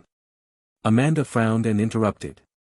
The man from before also realized that he had lost his composure, so he couldn't say anything, so he suppressed his anger and continued to watch. As he spoke, Deadshot subpersonality appeared in the image. What they didn't expect was that after just a few casual words with the masked murderer leader, Deadshot subpersonality suddenly shot and killed him. This made those who had suffered losses at the hands of the clown look in disbelief. The clown was beaten to death. No, not right. Harley Quinn just had a phone call with the Joker, which shows that the Joker is still alive and well. It can be seen that the clown was not killed, or that the killed masked murderer leader was not the clown at all. Sure enough, after a flash of yellow light, the masked murderers all fell to the ground. This is followed by the unmasking of the masked murderer leader, and the Deadshot subpersonality revealing that this is not the Joker. Seeing this, many people cast strange looks at the man who first said this was a clown. The man's face was gloomy, but he didn't speak. There is no way, who told him to admit the wrong person? What happened was nothing interesting. The Asian man who looked a little wretched disappeared again after killing the masked murderer. Deadshot's secondary personality promised his ex-wife that he would definitely solve the problem of the Joker, and also expressed that he was not alone. Come on here, Amanda stopped. Following her command, the image stopped abruptly. This clown is really getting more and more arrogant. Gotham does not allow such an arrogant person to exist. I suggest that you use all your strength to kill him immediately. The man who was the first to say that the leader of the masked murderer was the clown said in a deep voice. Kill him and then let Batman free his hands to deal with us. Another man sneered, I know you suffered a loss at his hands, but in the end it was just a loss of more than $1 billion. It is necessary to do this? That's easy for you to say, more than $1 billion, are you going to help him make up for my losses? The man said angrily. If you don't have the ability, how can you still blame me? If you want more than $1 billion, that's fine. Just call me father 3 times and I'll give you the money later. I think you're tired of living. That's enough, an older man suddenly yelled angrily, we are all people with status, don't be like the gangsters on the street who know how to say harsh words all day long. Seeing the older man come out and shout to stop, the 2 people who were arguing calmed down a little. Firstly, there was a chance to find a good deal at the bottom of the stairs, and secondly, the older man was more powerful and they had to give him face no matter what. Seeing that the 2 of them did not continue to argue, the older man continued, what I want to know more now is, Amanda, are you sure you can control this dead shooter? Also, who is that young Asian man who looks like a Flash? Is he someone you are planning to recruit into that special team? No, like you, I just learned that he has this ability. Amanda said solemnly, as for that Asian guy, it's the first time I've seen him. Chapter 193 Uninvited Guest. Update 3. You do not know. The older man's voice suddenly became louder. This was your plan from the beginning. We helped you remove all obstacles, and now you actually tell me that you don't know. Amanda, this joke is not funny. But the problem is that I really don't know.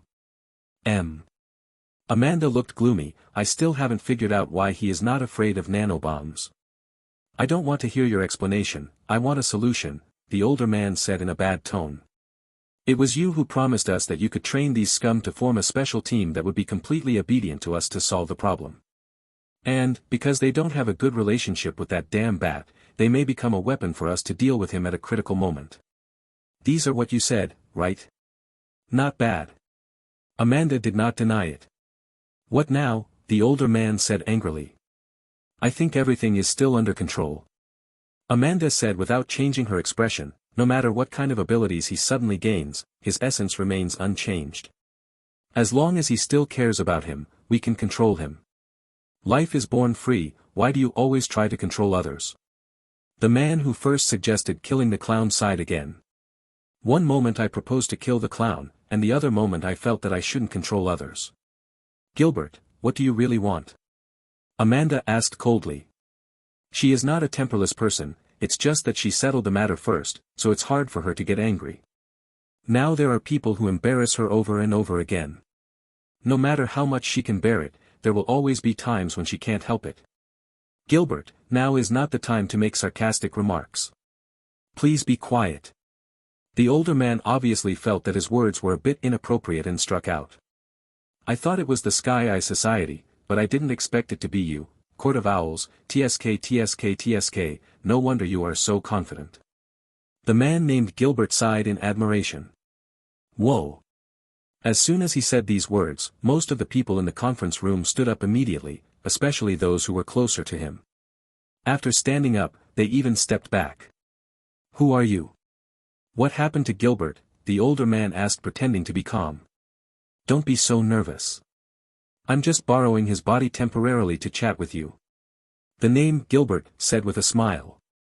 Speaking of which, I originally wanted to talk to the Sky Eye Society, but I didn't expect that you would be the first to mobilize those surveillance software. This is probably an unexpected surprise. Did you find him through this? Amanda was frightened and also a little annoyed at the same time. She really didn't expect that someone would start from the surveillance equipment of Greenland Shopping Plaza to trace back who would check it. If you think of it earlier, there are actually many ways to avoid being tracked by the other party. But it was too late to say this now. The other party had already come to the door, and also used an unknown method to control Gilbert and appeared in front of them.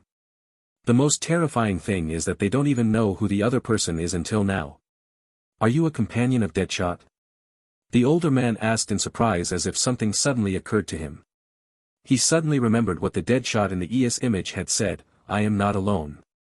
When he heard it at the time, he felt a little strange, because based on the information he had read about the members of the special team, it seemed that they had no contact with each other, and even if they had, they were not friends. He doesn't understand why Deadshot thinks other team members will help him, especially Harley Quinn, who is even more unlikely to help him deal with the Joker. This is known to all. However, he didn't pay much attention to this issue at the time and just wrote it down temporarily. But when he saw the guy who suddenly appeared in front of him and temporarily borrowed Gilbert's body, he thought about the Asian young man who was like a ray of light. He suddenly realized that what Deadshot said, I am not alone, was probably not the members of the special team at all, but these people. They have never seen these mysterious superpowers before, and have never had any understanding of them. There are still smart people after all. Gilbert smiled and clapped.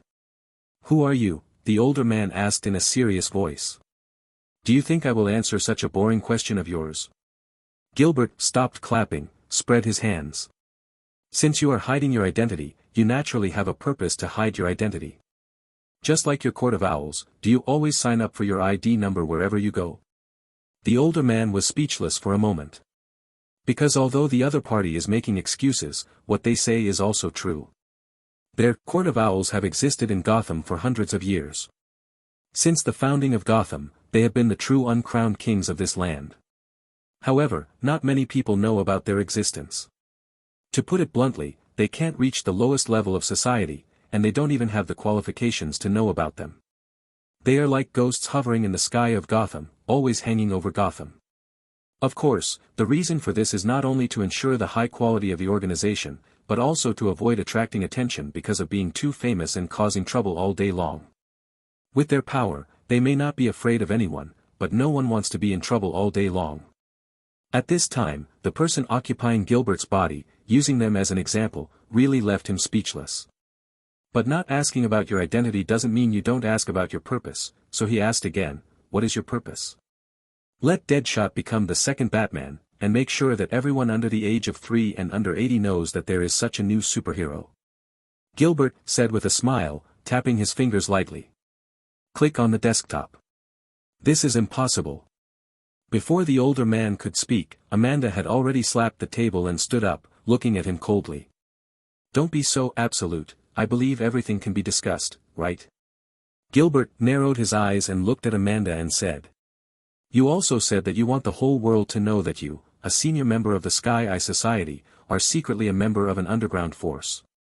What you did was not for national interests at all, but for your own selfishness. Gilbert said this and suddenly snapped his fingers. Immediately afterwards, I saw another video on the screen in the conference room that originally played the surveillance video of Greenland Shopping Plaza. The protagonist of the video is the ES conversation between the older man and Amanda. It was also the conversation where the older man questioned Amanda about the purpose of her original promise to set up this special team to deal with Batman, Chapter 194 Mysterious Organization, 4th update. Are there cameras in the conference room? Seeing the image on the screen, everyone looked around in shock and anger, trying to find where the camera was. Don't look, it was taken by a micro-robot. You can't find it even if you stare hard. Gilbert snapped his fingers again. The screen goes off. Everyone's attention also returned to him, and everyone responded as if they had eaten flies. But at the same time, they became increasingly wary of the mysterious super-organization behind Deadshot. Apart from anything else, just the tip of the iceberg that has been displayed in front of them is already terrifying. First of all, there is Death Shooter's clone ability and his suspected immortality ability. Not to mention whether Death Shooter has other abilities, just combining the two is troublesome enough. Secondly, the Flash-like Asian man who appeared in Greenland Shopping Plaza could kill a group of heavily armed thugs in an instant and come and go without a trace. The speed was so fast that they couldn't help but think of the troublesome guy in the city called Lightning. Furthermore, there is a guy in front of him who can remotely occupy other people's bodies. Although this kind of psychic ability is not unique, it is definitely very troublesome. These three people are just the ones who are currently taking the initiative to appear on the stage.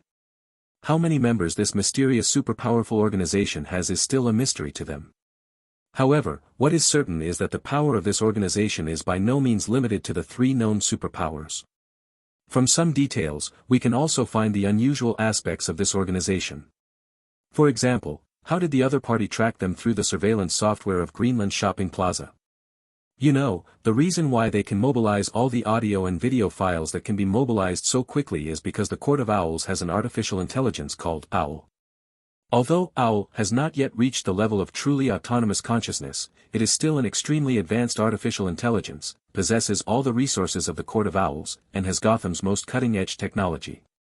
Because of this, they were able to see the audio and video files from all angles in such a short period of time. That was all done by the Owl, which instantly broke through all the defense systems within a few seconds and forced it over. The fact that the other party can track them also proves that the other party has cutting-edge technology that is not inferior to the Owl. In addition, the guy occupying Gilbert can play the video with just a snap of his fingers, which also shows that the opponent can break through the Owl's defense. In other words, in terms of technology, the other party is even stronger than the Court of Owls. This cannot be accomplished by just gathering a few powerful superpowers. This means that the opponent's background may still be in their Court of Owls. Everyone here is the real elite and powerful people in Gotham. There is no doubt that they are all smart people, and smart people often think more and further than ordinary people. Looking at the big picture from a small perspective, it is difficult for them not to become more and more wary of this mysterious superorganization. I admit that once you make this public, I will be wanted by the Sky Eyes and even hunted down. Amanda said solemnly, but Gotham City does not need so many saviors. This is not in the interest of the Court of Owls. If you think that using my personal gains and losses can threaten the entire Court of Owls, you are totally wrong. Besides, don't think that you are the only one who can threaten us. We have been able to conquer Gotham for so long, and it's not just luck. Amanda's expression was slightly ferocious. Oh. Gilbert glanced at her and said nothing. It is true that we cannot know the identity of you and the Asian yen for the time being, but don't forget, we know the identity of the dead shooter. Amanda gritted her teeth and said, no matter how much he has changed now, his family and friends are still living in Gotham. If you dare to mess around, believe me, they will not end well. Having said this, Amanda was undoubtedly ready to break up with each other. She would even rather be expelled from the Sky Eye Society than accept the threat of Gilbert. Moreover, although the opponent seems to have no traces to follow, the biggest shortcoming is the Death Shooter himself. He didn't believe that the other party went to such trouble to find them here, and even promoted Deadshot as the second savior of Gotham City. It was just boring. I don't believe that the other party really doesn't care about Deadshot's feelings and can act without any scruples. So she directly used the safety of Deadshot's relatives and friends as a bargaining chip and put it on the table. She is betting that the other party will not dare to mess around. But she didn't expect that the other party didn't get angry when he heard this. He just looked at her with a half smile and asked. Can you represent the Court of Owls? Of course I. No, she can't. The older man, who had been silent since Amanda spoke, suddenly interrupted her. Moses, are you being controlled too? Amanda looked at the older man in disbelief. She didn't expect that when she wanted to fight the opponent to the end at the expense of herself, one of her own people actually stabbed her with a backhand from behind. Although the Court of Owls has no nominal boss, in theory there are no subordinates. But where there are people, there are rivers and lakes. How can a huge organization that has existed for hundreds of years really not have superiority and inferiority? If that were the case, he would probably have collapsed long ago. Moses, the older man, was undoubtedly one of the higher-ranking members. Whether it was Gilbert whose body was possessed, the one who quarreled with Gilbert, or Amanda standing in front of the stage, they were far from comparable to Moses. This is why Moses can first scold the two of them not to say harsh words to each other, and then scold Amanda so that she can only be tired of explaining and dare not talk back. Now Moses suddenly stands up and says that Amanda cannot represent the Court of Owls. It's basically like reaching a conclusion, indicating that what Amanda just said doesn't count. Because of this, Amanda subconsciously thought that Moses was also controlled like Gilbert. Otherwise, why would he suddenly stab her in the back? Controlled? You think too much. Psychic power has no effect on me. Moses glanced at her lightly. I testify that what Moses said is true. Another man wearing glasses echoed. Gilbert glanced at the bespectacled man who spoke later, then at Moses, who also wore glasses, and said calmly, Is it the pair of glasses you are wearing? Not bad. The man with glasses who spoke later said with a proud look on his face, This is the latest product I have developed. Not only can it enhance psychic abilities, it also has many special effects. Because it is expensive, I can only. Shut your mouth. Moses glared at the man with glasses, No one will think you are mute if you don't speak. Only then did the bespectacled man realize that he seemed to have said a bit too much, which exposed his background. He quickly stopped talking and retreated to the back. However, even if he shut up, others could roughly understand what was going on. Chapter 195 Conditions, 5 more updates, please vote for me. From the conversation just now, we can know that the glasses man should have developed a multifunctional high-tech glasses, one of whose functions is to block psychic abilities. Less than over equal to C the latest greater than over equal to less than over equal to chapters greater than over equal to less than over equal to Baidu greater than over equal to less than over equal to search greater than over equal to less than over equal to greater than over equal to. But because it was expensive, they only gave one to Moses quietly without making any announcement. This is why he knew very well that Moses could not be controlled by psychic powers. Everyone present knew the man with glasses very well. They knew that he was one of the greatest scientists in Gotham's history. It was not an exaggeration for him to develop a pair of glasses that could block psychic abilities. Many of the advanced weapons in the Court of Owls were created by him. Even the artificial intelligence, Owl, was born under his leadership. Therefore, no one would doubt his words. Moses, it's your fault. You have such a good thing and you don't share it, asked another adult whose status was not inferior to that of Moses. Now is not the time to talk about this. I will give you an explanation later. Moses said solemnly. The big shot understood this and did not continue to press the question, and gave the stage to Moses again. Moses did not waste any nonsense and asked straight to the point, this matter is not without discussion, but I want to know the reason why you did this. Could it be that you want to use Deadshot to extend your influence to Gotham? You think too much. Gilbert laughed dumbly, it's just Gotham, it's not worth our special trip. This answer made many people present feel deeply aggrieved.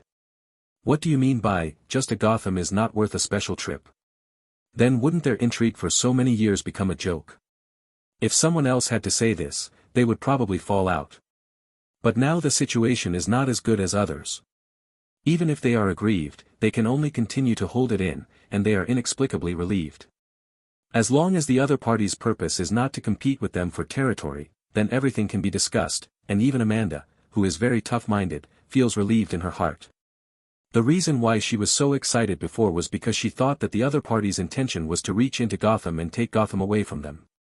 Now it seems like there was a misunderstanding. Of course, it does not rule out that the other party is lying and deliberately lowering their vigilance.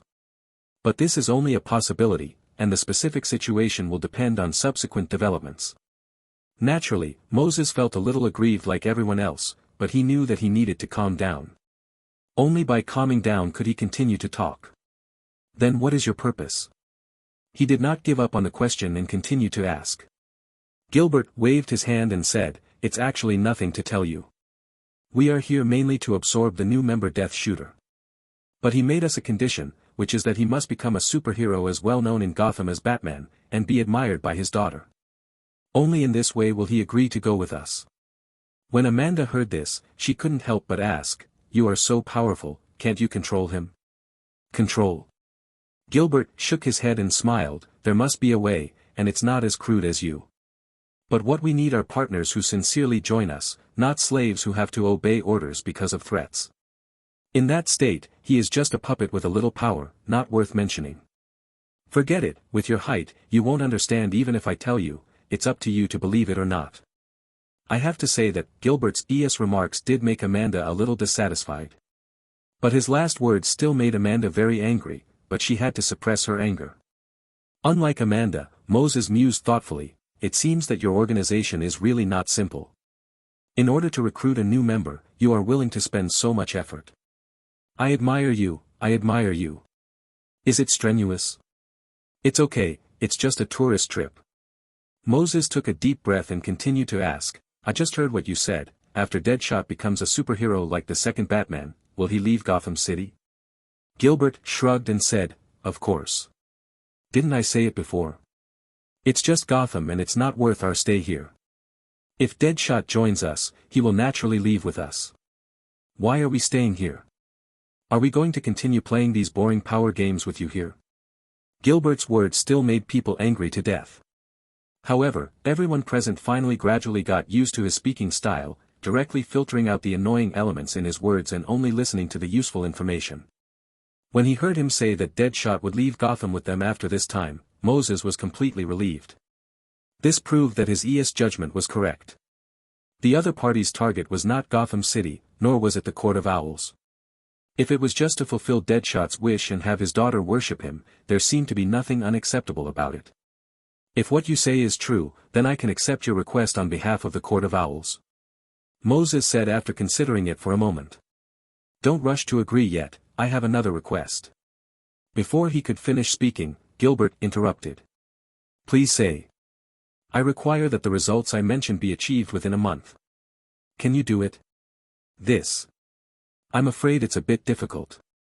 Moses said with some embarrassment, Batman didn't become famous by solving any criminals, but by accumulating fame over time. Of course I know this. If it's not troublesome, why should I come to you? Gilbert said matter-of-factly. But this matter is not as difficult as you think. If Deadshot can solve the two big troubles threatening Gotham at the same time, isn't it enough? Two big troubles, what do you mean? Of course it means the clown and the charming witch. Moses raised his eyebrows slightly. If he can really do it, then this matter is indeed not difficult. Just a little publicity can achieve the effect. But the question is, can he really do it? If he can't do it, don't we still have us? You don't think we will really stand by and watch, do you? Gilbert looked at him in surprise. I was confused. Moses patted his head, then smiled at Gilbert and stretched out his hand. Then I wish us a happy cooperation in advance.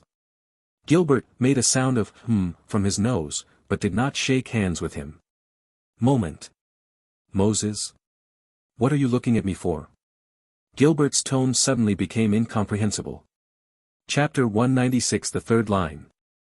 Gilbert's reaction at this time fell into the eyes of everyone, and they immediately understood that the other party must have left. Less than over equal to C, the latest greater than over equal to less than over equal to chapters greater than over equal to less than over equal to Baidu greater than over equal to less than over equal to search greater than over equal to less than over equal to greater than over equal to. I'm leaving in advance, no need to send. A slightly smiling voice suddenly came from the speakers in the conference room. Who? Gilbert was suddenly startled. In the entire conference room, he was probably the only one who didn't understand the situation clearly. He was startled by the sudden sound and stood up. Others were not too surprised. After all, the breath just now was enough of a surprise. Moses was initially unhappy with the other party's sudden departure without giving him face, but after hearing these words from the speaker, he suddenly gave an order. Immediately search the situation within 10 kilometers of the base to see if there are any abnormalities. His order was obviously not addressed to everyone present, but to the artificial intelligence owl. Beep. Unidentified person detected. Can't correspond to any citizen information. A slightly mechanical voice responded. Is that really the case? Release it. Moses narrowed his eyes slightly and gave the order again. Following his order, the screen lit up again, projecting the situation in this mysterious base. The base is located to a small supermarket with a small flow of customers. There are usually no people there. Only passing cars may come to buy some daily necessities. At this time, what appeared on the screen was the situation inside the small supermarket at the base. I only saw a bald old man in a wheelchair checking out at the cashier. It seemed that he was holding a box of chocolates and a bottle of mineral water. After the bald old man paid the bill, he smiled very politely and thanked the supermarket owner, and then headed out on the electric wheelchair that looked very advanced. In the conference room, Amanda and others who saw the bald old man also reacted and said in surprise. Is that him just now? Moses frowned, not 100% sure. At this time, the bald old man had left the supermarket and came to the open-air parking area outside the supermarket. The picture on the screen also immediately switched to another angle. It was obviously not filming with the obvious cameras in the supermarket, but another way. While Moses was still thinking about whether the bald old man was the person he had just communicated with, the other person suddenly looked in the direction of the shooting. Why, are you guys reluctant to let me go? The bald old man asked with an amiable smile. This voice is exactly the same as the last sentence that came from the stereo just now. It's really him. The reaction of the bald old man was obviously equivalent to admitting that he was the person just now. Judging from his appearance, he didn't worry about being discovered at all. Do you want it? Amanda wiped Moses' neck. Amanda would ask, and Moses understood why. As we all know, most psychics generally have limited combat capabilities. If you take it by surprise and attack it suddenly before it can react, it is reasonable to say that the success rate is extremely high. They didn't know how strong this bald old man's psychic ability was, but he certainly didn't look like he had a strong fighting ability. Amanda's suggestion may be selfish, but she only said it because she really thought there was a chance of success. Otherwise, she wouldn't be so ignorant. Never mind. Moses hesitated for a moment, then suddenly waved his hand.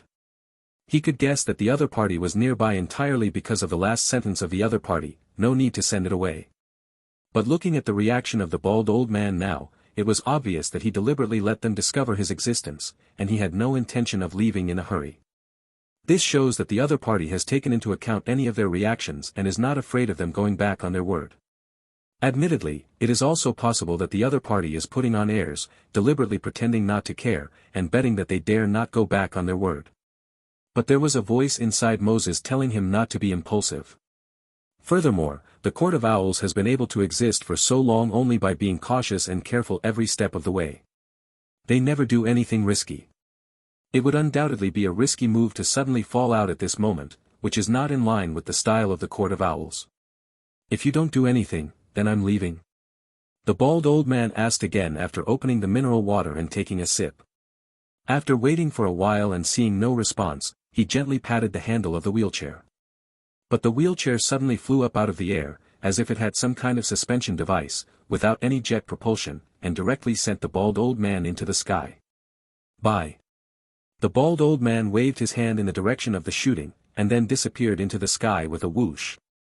Only the people in the base were left with stunned expressions.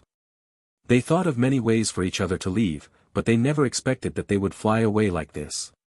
That wheelchair is incredible, the bespectacled man who had been scolded by Moses before exclaimed. What do you mean? Moses asked. I can't tell you the specific situation at the moment. I need to call up the video just now and do further research before I can draw a conclusion. But what is certain is that the technology possessed by that wheelchair far exceeds the current level of technology on Earth. It's really incredible. The man with glasses murmured. Far beyond Earth's technology. Are you sure? Moses' expression changed slightly. I said, I need further research to be sure. Now it's just a guess. The man with glasses said with his hands. Go now, tell us the latest progress as soon as you come to a conclusion, Moses said. It is good.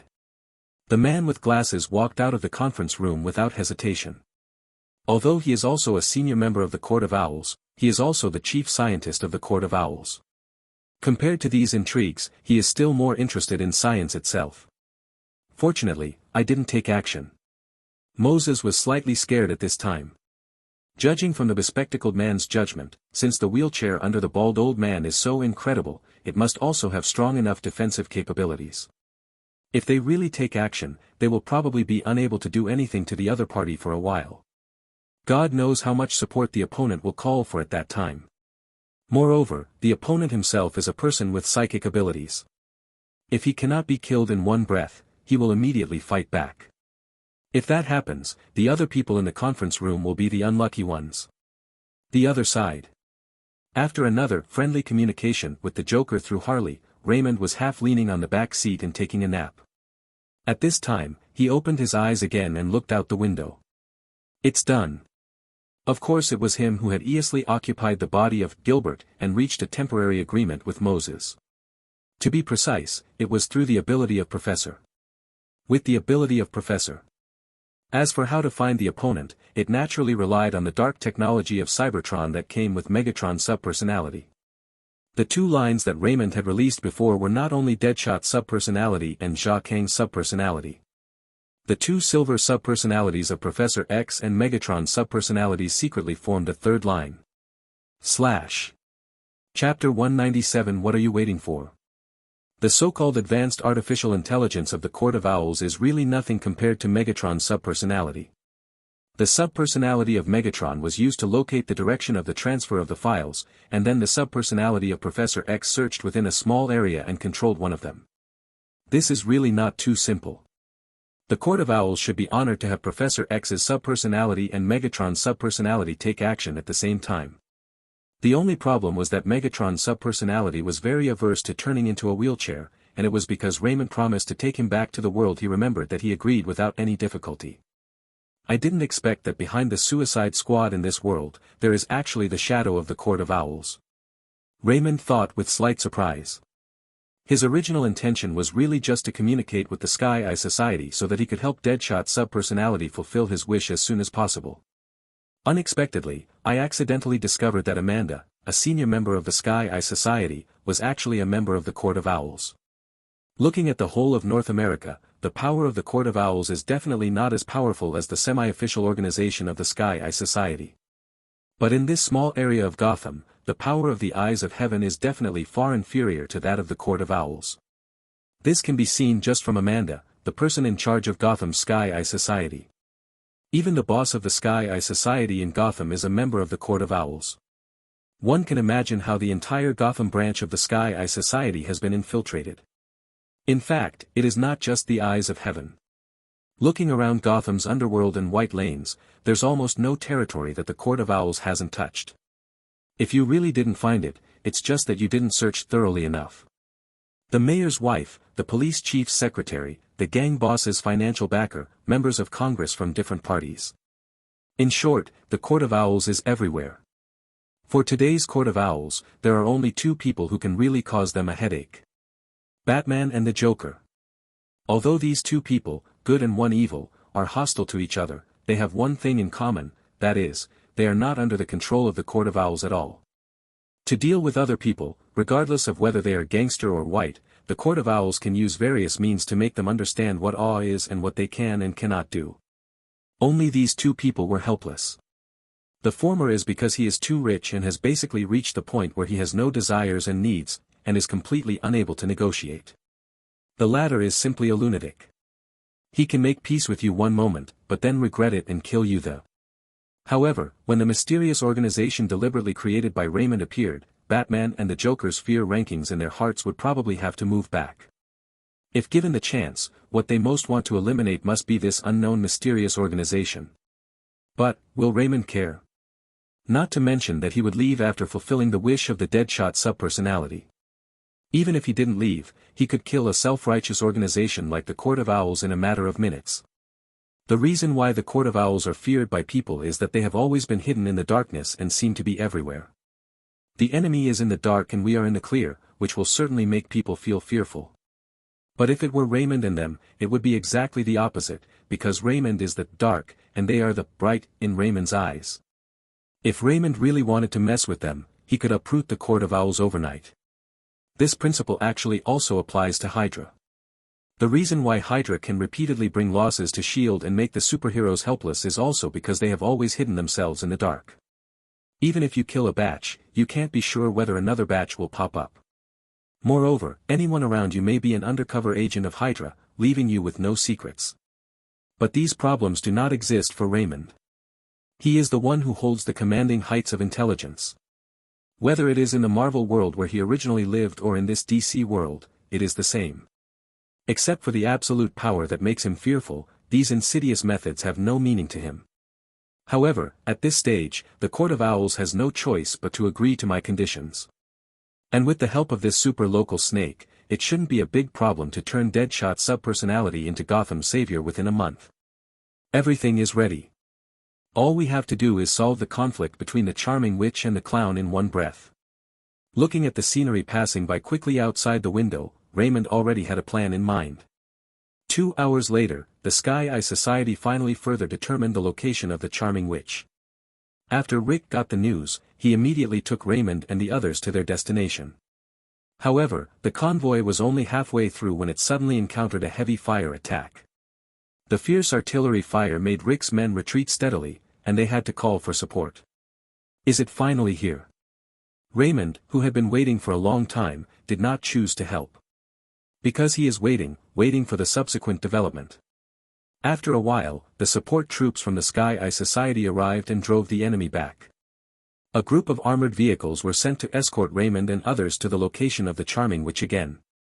This time, Harley Quinn was still in the same car with Raymond, and with them were Balrog, an old acquaintance, and Boomerang, who was very confused. "Maid, what's going on? Didn't we agree to only deal with that witch? Why is there a heavy fire attack?" Boomerang complained cursingly. Balrog said nothing. He is not a talkative person, and like Raymond, he never helped either when he was attacked before. He looks like an ordinary person. Hee, isn't it exciting? Harley was excited and didn't feel nervous at all. It's really strange. We are working for the Tianyan Society, so how could we be attacked for no reason? Raymond said thoughtfully. Needless to say, it must be the enemies of the Sky Eye Society who want to sabotage their actions. Harley guessed. No, I think this may have something to do with your pudding. Raymond said thoughtfully. Pudding. After Raymond reminded him, Harley also reacted. You mean, his target is actually just you? What do you think? Raymond asked. It's not impossible. With Pudding's character, attacking the sky eye is nothing to him. Harley thought for a while and said, but the problem is, he should already know that you are not even afraid of nanobombs. Sending these ordinary men to attack you seems to have no other meaning besides increasing the casualties of the Sky Eye Society soldiers. Pudding will not do such a meaningless thing unless... Unless what? Unless he has a backup plan. Harley's eyes flickered. Then what do you think he will do if he really has a backup plan? Raymond asked with a chuckle. Then I don't know. Sometimes even I can't guess the thoughts of Pudding. Harley thought for a while and shook her head. Speaking of this, she noticed that Raymond's expression looked very relaxed, as if he was not worried at all, and couldn't help but ask, suppose it was really Pudding that did it just now, what do you think he will do? If I were him, knowing that I am not afraid of conventional attacks at all, the purpose of sending people to attack is definitely not to kill me, but to pave the way for subsequent measures. Raymond said slowly, so, just think about the impact of this attack on me and you can understand what his purpose is. Transfer. Under Raymond's obvious prompt, Harry thought of something instantly. Are you saying there's something wrong with this car? The people who had been listening to them talking just thought they were just watching the fun of Boomerang. When they heard this, their expressions changed, and they stood up suddenly and tried to open the back door of the armored vehicle. However, I found that the back door could not be opened at all. What the hell? Boomerang was shocked and angry when he found that the car door was locked. At this time, the demon also realized that something was wrong, stood up and told them, stay back. When the boomerang came behind him, his body suddenly burst into flames. Immediately afterwards, he saw two flames spurting out from his arms, shooting towards the back door of the armored vehicle. Under the burning of the flames, the layer inside the back door gradually melted. But what is exposed is not the outside, but a layer of blue light that looks like electricity. Under this layer of light, the flames could not penetrate at all and were firmly blocked in the carriage. Hey, don't bother. Even if your flames are 10 times stronger, you still can't get out. Suddenly, a strange laughter came from the corner of the carriage. Pudding, is it really you? Harley immediately recognized that the voice belonged to the clown. I kept you waiting. The clown laughed. No, it won't be long. Harley shook her head repeatedly. But Raymond suddenly said, with this car, do you really think you can trap me? Whether you are sleepy or not, you can try it yourself, don't you know? The clown laughed. However, I can give you a friendly reminder that I didn't prepare this car for you, but it can be used by you. If I guess correctly, your other ability besides the clone can be turned into an ability similar to elementalization, right? Of course an ordinary armored vehicle cannot trap you, but this vehicle itself is designed to deal with people like you. You are too careless, Death Shooter. There was no emotion or anger on Raymond's face, but he asked calmly, did you see it from the surveillance of the plane? I have to admire your keen observation. But there is one thing I not understand. Oh. The car you prepared can indeed trap people like me as you said, but it must not have no time limit, right? No matter what the principle is, it still needs to consume energy. Even if you can trap me temporarily, what can you do to me? Do you want to starve me to death? Also, don't forget, this Miss Harley is with me now. If you really want to starve me to death, I guess she will not be able to resist me and will definitely die in front of me. Raymond glanced at Harley. As soon as Raymond finished speaking, before the clown could reply, Balrog suddenly took a step forward, grabbed Harley's neck, and said viciously. Let us leave immediately, or I will roast her into dried meat now. Harley was choked by the Balrog and wanted to resist, but her strength was far inferior to that of the Balrog. You can try it. The clown said calmly, if you really decide to do this, I will kill everyone you know to avenge her. But threats are never effective against me. Let her go, what he said is true. Raymond also said to Balrog. Damn it. Yen Mo reluctantly let go of his hand. Cough cough cough dash. Harley couldn't stop coughing after being let go by the Balrog. The clown then continued, are you so anxious to know how you will die? It's human nature to be nice. Raymond said with a smile. Well, it's okay to tell you. The clown said indifferently, this car cannot trap you forever, but when its energy is consumed to half, it will automatically activate the explosion program. In an explosion of this magnitude, even if you can transform into elements, you will be gone in an instant, and there will be no chance of survival. Are you satisfied with this ending? Raymond looked at Harley again. What should she do? With you at her side, this funeral should be grand enough, right, my dear? Harry suddenly laughed nervously, as expected of my favorite pudding. It's really amazing. You crazy woman, he wants to kill you as well, and you still speak for him. Boomerang to her roared angrily at her. However, Harley just continued to laugh and didn't seem to care at all. At this time, Raymond walked up to her, gently touched her twin tails, and sighed softly. It's very sad, you don't have to refute me, you can continue to laugh, it's okay. Harley was still laughing, but her smile was not so natural. After speaking, Raymond stopped looking at her and continued to say to the clown, then what are you waiting for? This time, the clown didn't answer. Raymond walked to the front of the car and knocked on the front partition. I'm talking to you, please say something back dash. Pat. Suddenly a small gap was opened in front, and you could see through the blue electric light cover that the driver of this armored vehicle was actually the Joker himself. How did you guess it? The clown turned around and asked. At this craziest moment, witnessing an arrogant opponent being killed, how could you not come and see for yourself? Raymond said matter-of-factly. You seem to know me very well. The clown's tone was slightly surprised. So. Raymond was non-committal and just continued to ask, since you have already figured out how to kill me, what are you waiting for? Well, so you are waiting for this. As he was speaking, the deadshot subpersonality, who was secretly protecting his family, was suddenly blown away without any preparation and returned. You feel it? Seeing Raymond's reaction with his own eyes, the clown smiled excitedly. It seems I guessed it right again, this is the real you. Chapter 198 Hell and Heaven, please order for more updates. The clown has been waiting, which Raymond has already seen, but he is not sure what he is waiting for. It wasn't until Deadshot subpersonality was suddenly attacked and blown up that Raymond realized what the clown was waiting for. It turns out that the clown is just not sure whether the person here is his true body, so he is waiting until someone arranged by the other side comes to test it. Now, the Joker has apparently gotten the answer he wanted. But the clown is waiting, so why isn't he?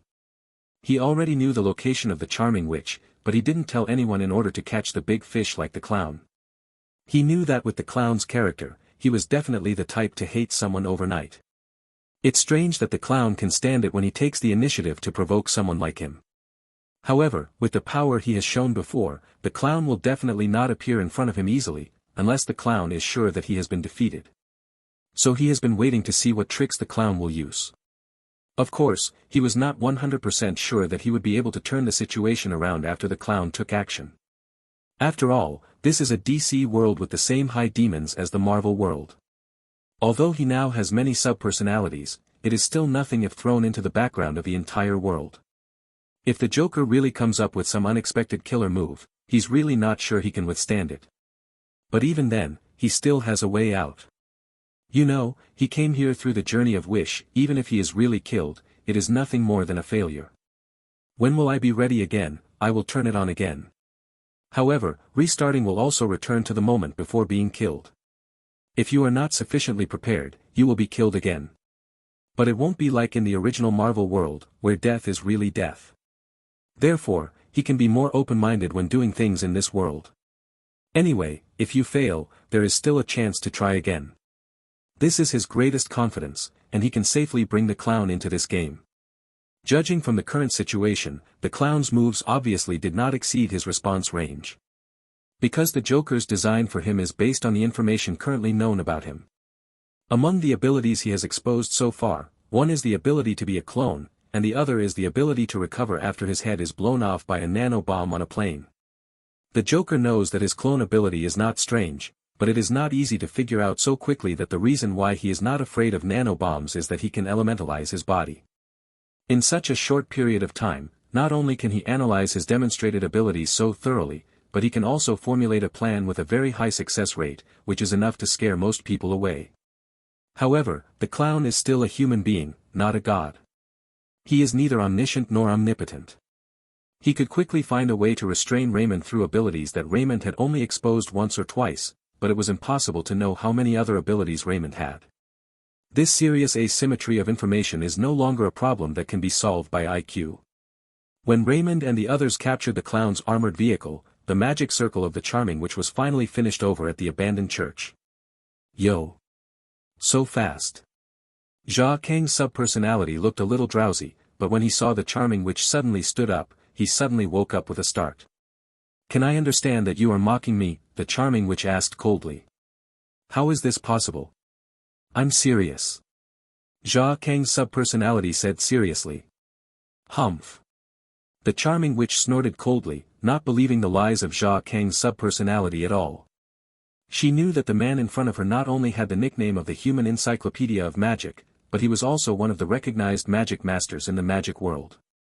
If Jia Kang's subpersonality were to use this magic circle, the speed would be at least 3 times that of hers. But Jia Kang's subpersonality obviously had no reason to help her, and she couldn't trust Jia Kang's subpersonality.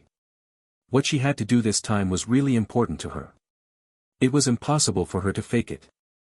No longer paying attention to the harassment from Jia Kang's subpersonality, she turned around and walked to the center of the magic circle, and began to recite the spell. Jia Kang's subpersonality didn't mean to stop her, he just looked at her quietly without saying a word. As the spell continued to speed up, the charming witch's body gradually levitated. Her eyes became pitch black, as if she was connecting with something in the dark. Not long after, a very mini black vortex appeared above her head, and as her spell accelerated, the black vortex gradually grew larger. However, when the black vortex had enlarged to the height of a person, the entire abandoned church suddenly exploded. In the sky, a white light door loomed among the clouds. The holy and majestic sacred breath overflowed from the light door and gradually came towards the church. The ground suddenly seemed like something was about to move, trembling continuously.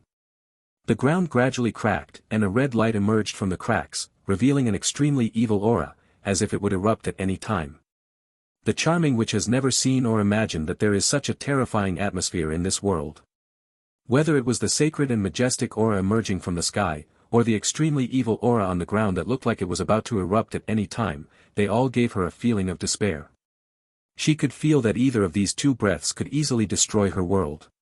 At this moment, she finally understood what Jia Kang's subpersonality had said before. It turned out that this was the real power of hell and heaven, which was very different from the missionaries or cultists she had seen in the past. Under these two auras, she felt that she might not even be considered an ant. Jia Kang's subpersonality said that they are all ants, which is already a very euphemistic way of saying it. At this time, she also noticed that Jia Kang's subpersonality spread his hands towards her, as if he was saying, I told you before, but you don't believe it yourself. She actually regretted it at this time. Although she was indeed the kind of person who would not shed tears until she saw the coffin, when these two auras appeared, she had already seen the coffin and the tragic fate that she and her tribe were about to face. And all of this was caused by her pride.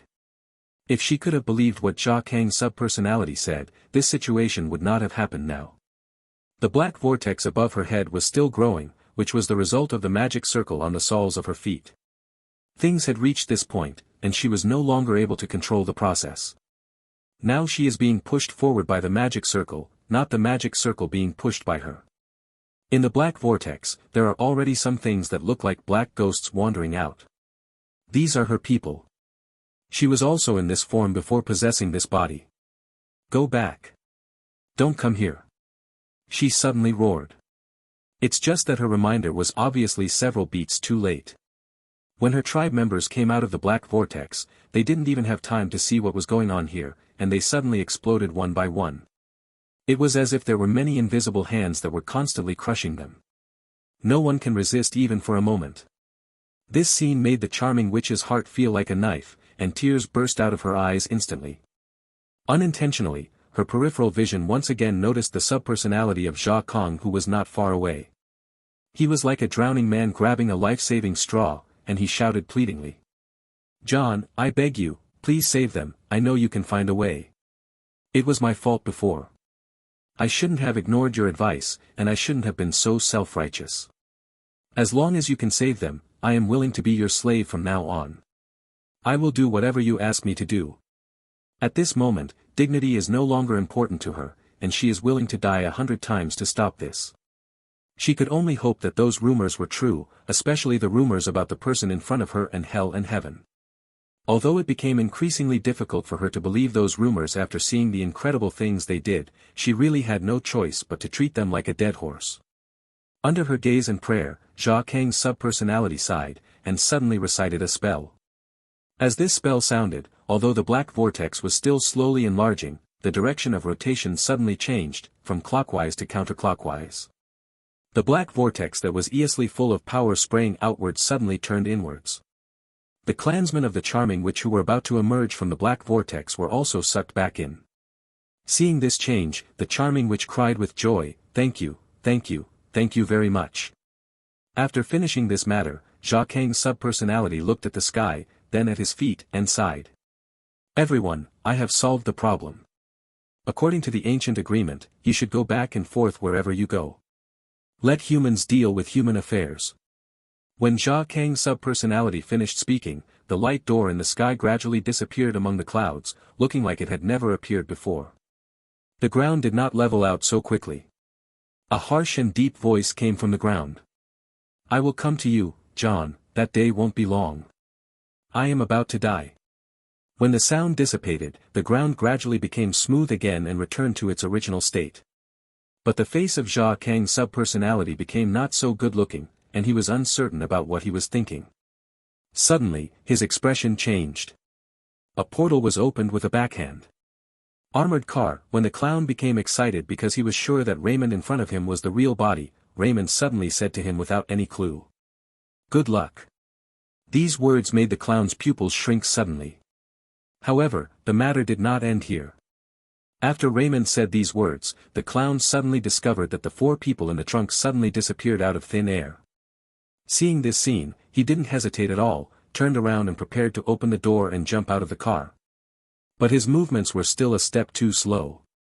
Because at this moment, a huge ring of flame suddenly appeared directly in front of him.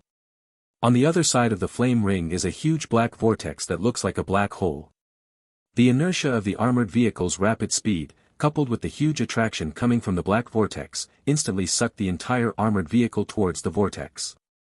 The huge suction force outside the armored vehicle made it impossible for the clown to open the door for a while. When the armored vehicle passed through the ring of flames and came to the other side, he saw Raymond, Harley, and a strange blonde man with a crew cut standing in the open space. Behind them, there is also a small flame ring that is gradually shrinking. Obviously, the reason why the four people disappeared in an instant was also because of this small flame ring that suddenly appeared. When he saw Raymond and the others naturally saw him. Raymond also made a goodbye gesture to him. Before he could think anything, his eyes suddenly fell into darkness. Looking at the black vortex gradually disappearing in mid-air, Raymond turned back to Jia Kang's subpersonality and asked. "That passage won't be opened again, will it? Only one person on Earth can open the passage to that world, but I think she will never do such a thing again, even if I kill her." Jia Kang's subpersonality glanced at the person lying limp on the ground not far away. Charming Witch. This incident is definitely an unforgettable lesson for the Charming Witch. If she opens the channel again, her world will face sanctions from hell and heaven. This time, she was able to calm down because of the help of Jia Kang's secondary personality. If there is a time, God knows who else can help her. She is the Charming Witch. What's wrong with her? Raymond glanced over there. Jia Kang's subpersonality didn't bother to explain, so he slapped himself again and returned instantly. The ES memories also appeared in Raymond's mind instantly. Including the secondary personality of Jia Kang reminiscing with the Charming Witch, to the Charming Witch activating the magic circle and causing the intervention of hell and heaven, and then later, the secondary personality of Jia Kang reversed the magic circle and helped the Charming Witch. And that final harsh sound, everything was instantly clear to my mind. Hell and heaven are really terrible. After receiving the memory of Jia Kang's subpersonality, Raymond also had a preliminary understanding of hell and heaven in this world for the first time. According to his judgment, the two auras just now were definitely at the 7th level. In other words, they were at least the auras of beings above the Heavenly Father level. He knew that Jia Kang's subpersonality had enemies all over the DC multiverse in this world, but he didn't expect to meet an enemy at the level of a Heavenly Father. This guy is really a little expert at seeking death. I'm afraid only a magician can match his skill at seeking death. Raymond couldn't help but shook his head and sighed. Pudding, Where did he go? Harley suddenly came behind Raymond and asked hesitantly. You can understand it as going to hell. Raymond said casually, not bothering to explain. Oh. Harley responded softly. The moment, she suddenly hugged Raymond's waist from behind. Raymond stiffened slightly, not expecting this to happen at all. It was also at this time that he remembered that in order to anger the Joker, he had a verbal bet with Harley. Squeak. The sound of sudden braking sounded in the distance, and Rick and others finally arrived. Business is important. Raymond pushed away Harley's hand and walked towards Rick. What he didn't notice was that the look Harry was looking at his back was gradually becoming fanatical. Chapter 199 Batman's Suspicion. From an unknown day, a rumor suddenly appeared in the streets of Gotham. Less than over equal to C the latest greater than over equal to less than over equal to chapters greater than over equal to less than over equal to Baidu greater than over equal to less than over equal to search greater than over equal to less than over equal to greater than over equal to. It is said that a superhero codenamed Deadshot has just saved Gotham. Not only did he destroy the conspiracy of a terrible witch who wanted to destroy the world, but he also eliminated the bold friend of the people of Gotham, the Joker. When this rumor first appeared, many people scoffed, thinking that it must be Deadshot trying to flatter himself. For ordinary people, the name Deadshot may be unfamiliar, far less famous than popular figures such as Batman or the Joker. But in the underground world of Gotham, Deadshot's reputation is actually not small. After all, he was once the #1 killer, and many underground forces had dealings with him. But, can Deadshot save Gotham and also take care of the Joker who is giving both black and white a headache? Not many people believe it. Especially those who have experienced the difficulty of the Joker simply do not believe that a dead shooter can solve him. However, this rumor becomes more and more true as it spreads, and there are noses, eyes, and even a lot of details. For example, at the original site of the Giza Church in the southeast of Gotham, there are many traces that cannot be faked. Someone who was interested specifically visited there and found that the original church had been turned into ruins, and the ground was full of cracks as if there had been an 8-magnitude earthquake. Some superpowers can also feel some non-terrible things from the remaining aura there. As many people researched and investigated, they gradually discovered that this seemed to be true. Not long ago, there really was a terrible witch who was performing some kind of evil ritual, and it also caused the Eye of Heaven to mobilize people to deal with it. Deadshot was released from prison by the Eyes of Heaven to deal with the evil witch. The final result is that Deadshot not only completed the task brilliantly, but also solved the cancer of the Joker. This news was acknowledged internally by the Tianyan Society, but it was not stated publicly. But there is no airtight wall in the world, and the recognition of the Sky Eye Society soon spread. It was only then that everyone believed the rumor that sounded ridiculous at first glance. In a mansion on the outskirts of Gotham, Bruce Wayne, who just got off the treadmill and is also the famous Batman comrade, took the towel from the butler and wiped his sweat and asked casually. What do you think of the rumor that's going viral in Gotham recently? You mean, the rumors are false? Alfred, the butler, did not answer directly, but asked instead. No, it should be true. Bruce Wayne shook his head. With the Joker's character, if this matter is really a rumor, he will definitely jump out immediately and make those rumor makers regret coming to this world. But now that he hasn't come out, this proves that there is a high probability that something happened to him. I checked the information of the so-called witch who conspired to destroy the world earlier, and found that it was the killer charm witch that the Sky Eye Society used before. That guy Deadshot was actually able to solve the trouble from the charming witch at the same time, and he also solved the clown. This is really beyond my expectation. Bruce Wayne looked a little sighing and a little confused. He had captured Deadshot with his own hands, and he knew the situation of Deadshot very well. Based on his knowledge of Deadshot, he didn't think that Deadshot could solve either of the charming witch and the Joker. However, all the facts now told him that this matter was true and not a rumor. It gave him a weird feeling. Are you worried that he will retaliate against you for catching him? The housekeeper asked. That's not it. Bruce Wayne shook his head and said, Death Shooter is not a villain in nature. He has his own code of conduct and bottom line in doing things. Besides, he is on the side of justice this time and is unlikely to suddenly change his stance. What are you worried about? The housekeeper continued to ask. Have you still seen it? Bruce Wayne shook his head and smiled, then became serious. Death Shooter can take down the charming witch and the Joker. Although this thing surprised me, it's not unacceptable, but it can be so quickly spread across the entire Brotherhood. Don't you think it's strange that Tan is spreading like crazy? In front of the housekeeper, who is also his father and friend, he will naturally not be secretive or say anything. Of course he would be surprised that Deadshot suddenly became stronger, but it was not unacceptable. After all, there are many superheroes in this world who suddenly became stronger after encountering each other. Maybe Deadshot had an encounter in prison that made him stronger. He found it a bit unbelievable at first, but after repeated confirmations, he believed it. However, what really caught his attention was that the spread and expansion speed of this rumor was really incredible. Generally so-called rumors, even if someone mentions them on the internet, not many people will really believe them. Because there is so much fake news in the internet age. Even if the news is true, if it is not issued by an authoritative person or the media, it will be questioned. But this rumor about Deadshot completely violates the general rules. Although no official media has published news reports about this incident, and no official authority has come forward, I admitted it head-on.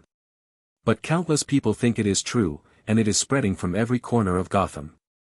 Underworld and White, 3 religions and 9 streams, online and offline, it seems like there is an invisible giant hand secretly pushing all of this.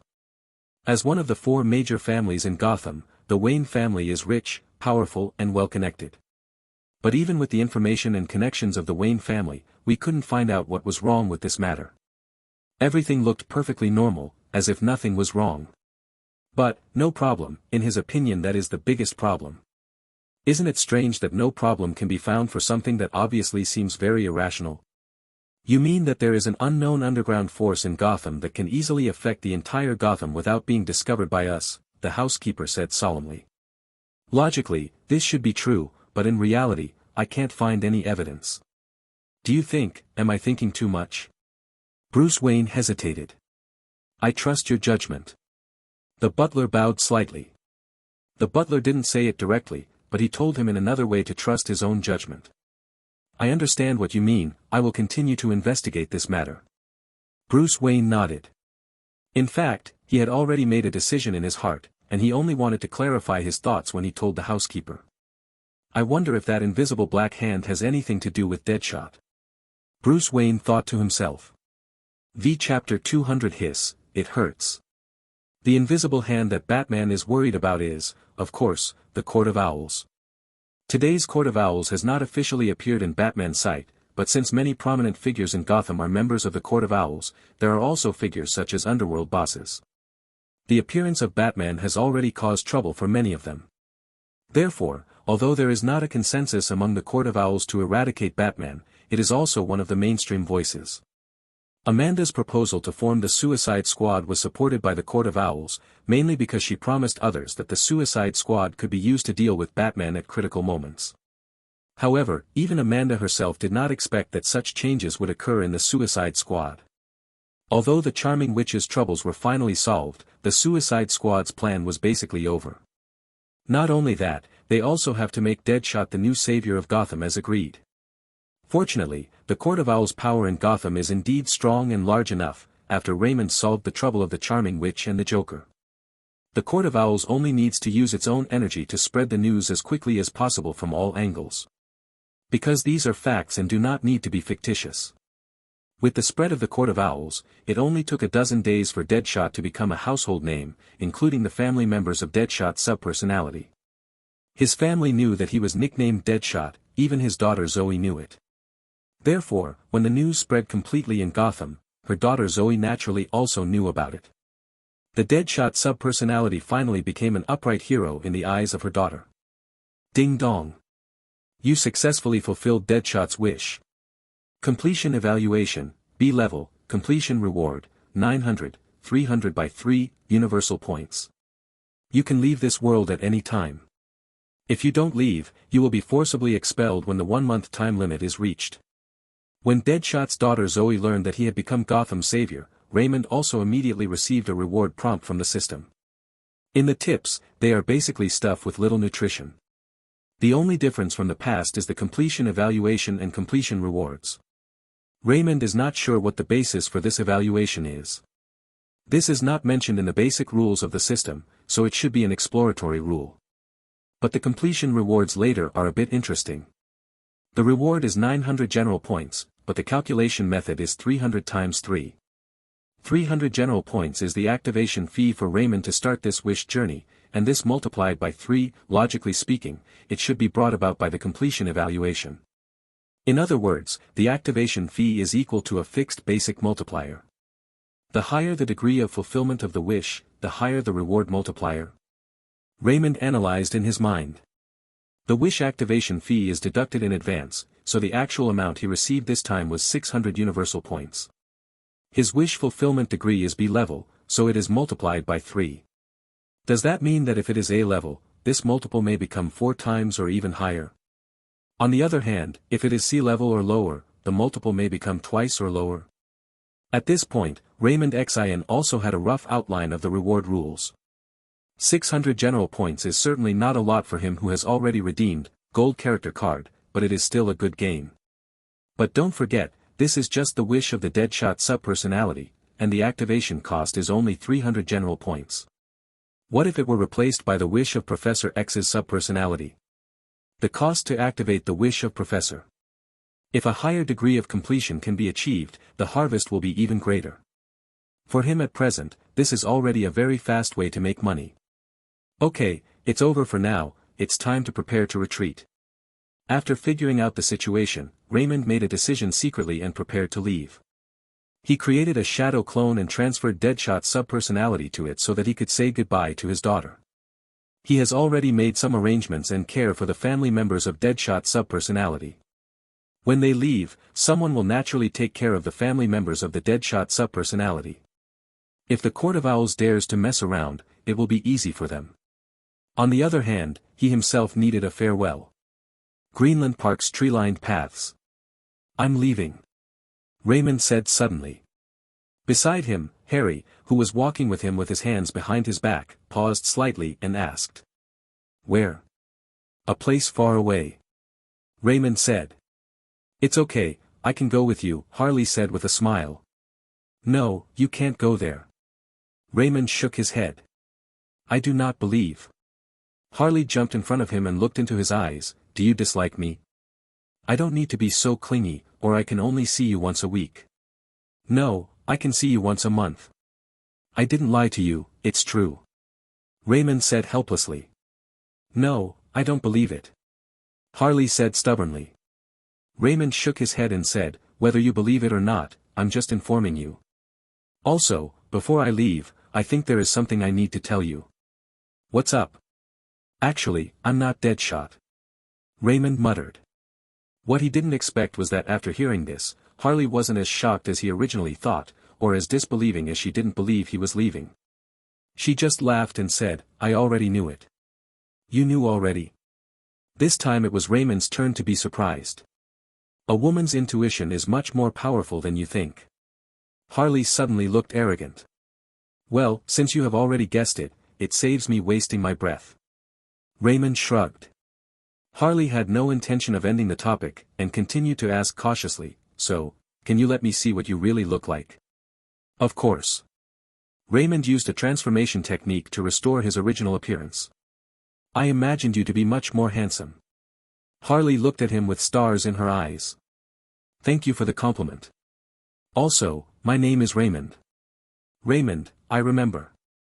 Okay, it's almost time for me to leave. Hey, what are you doing? Hiss, it hurts. For a long time, the lips are divided.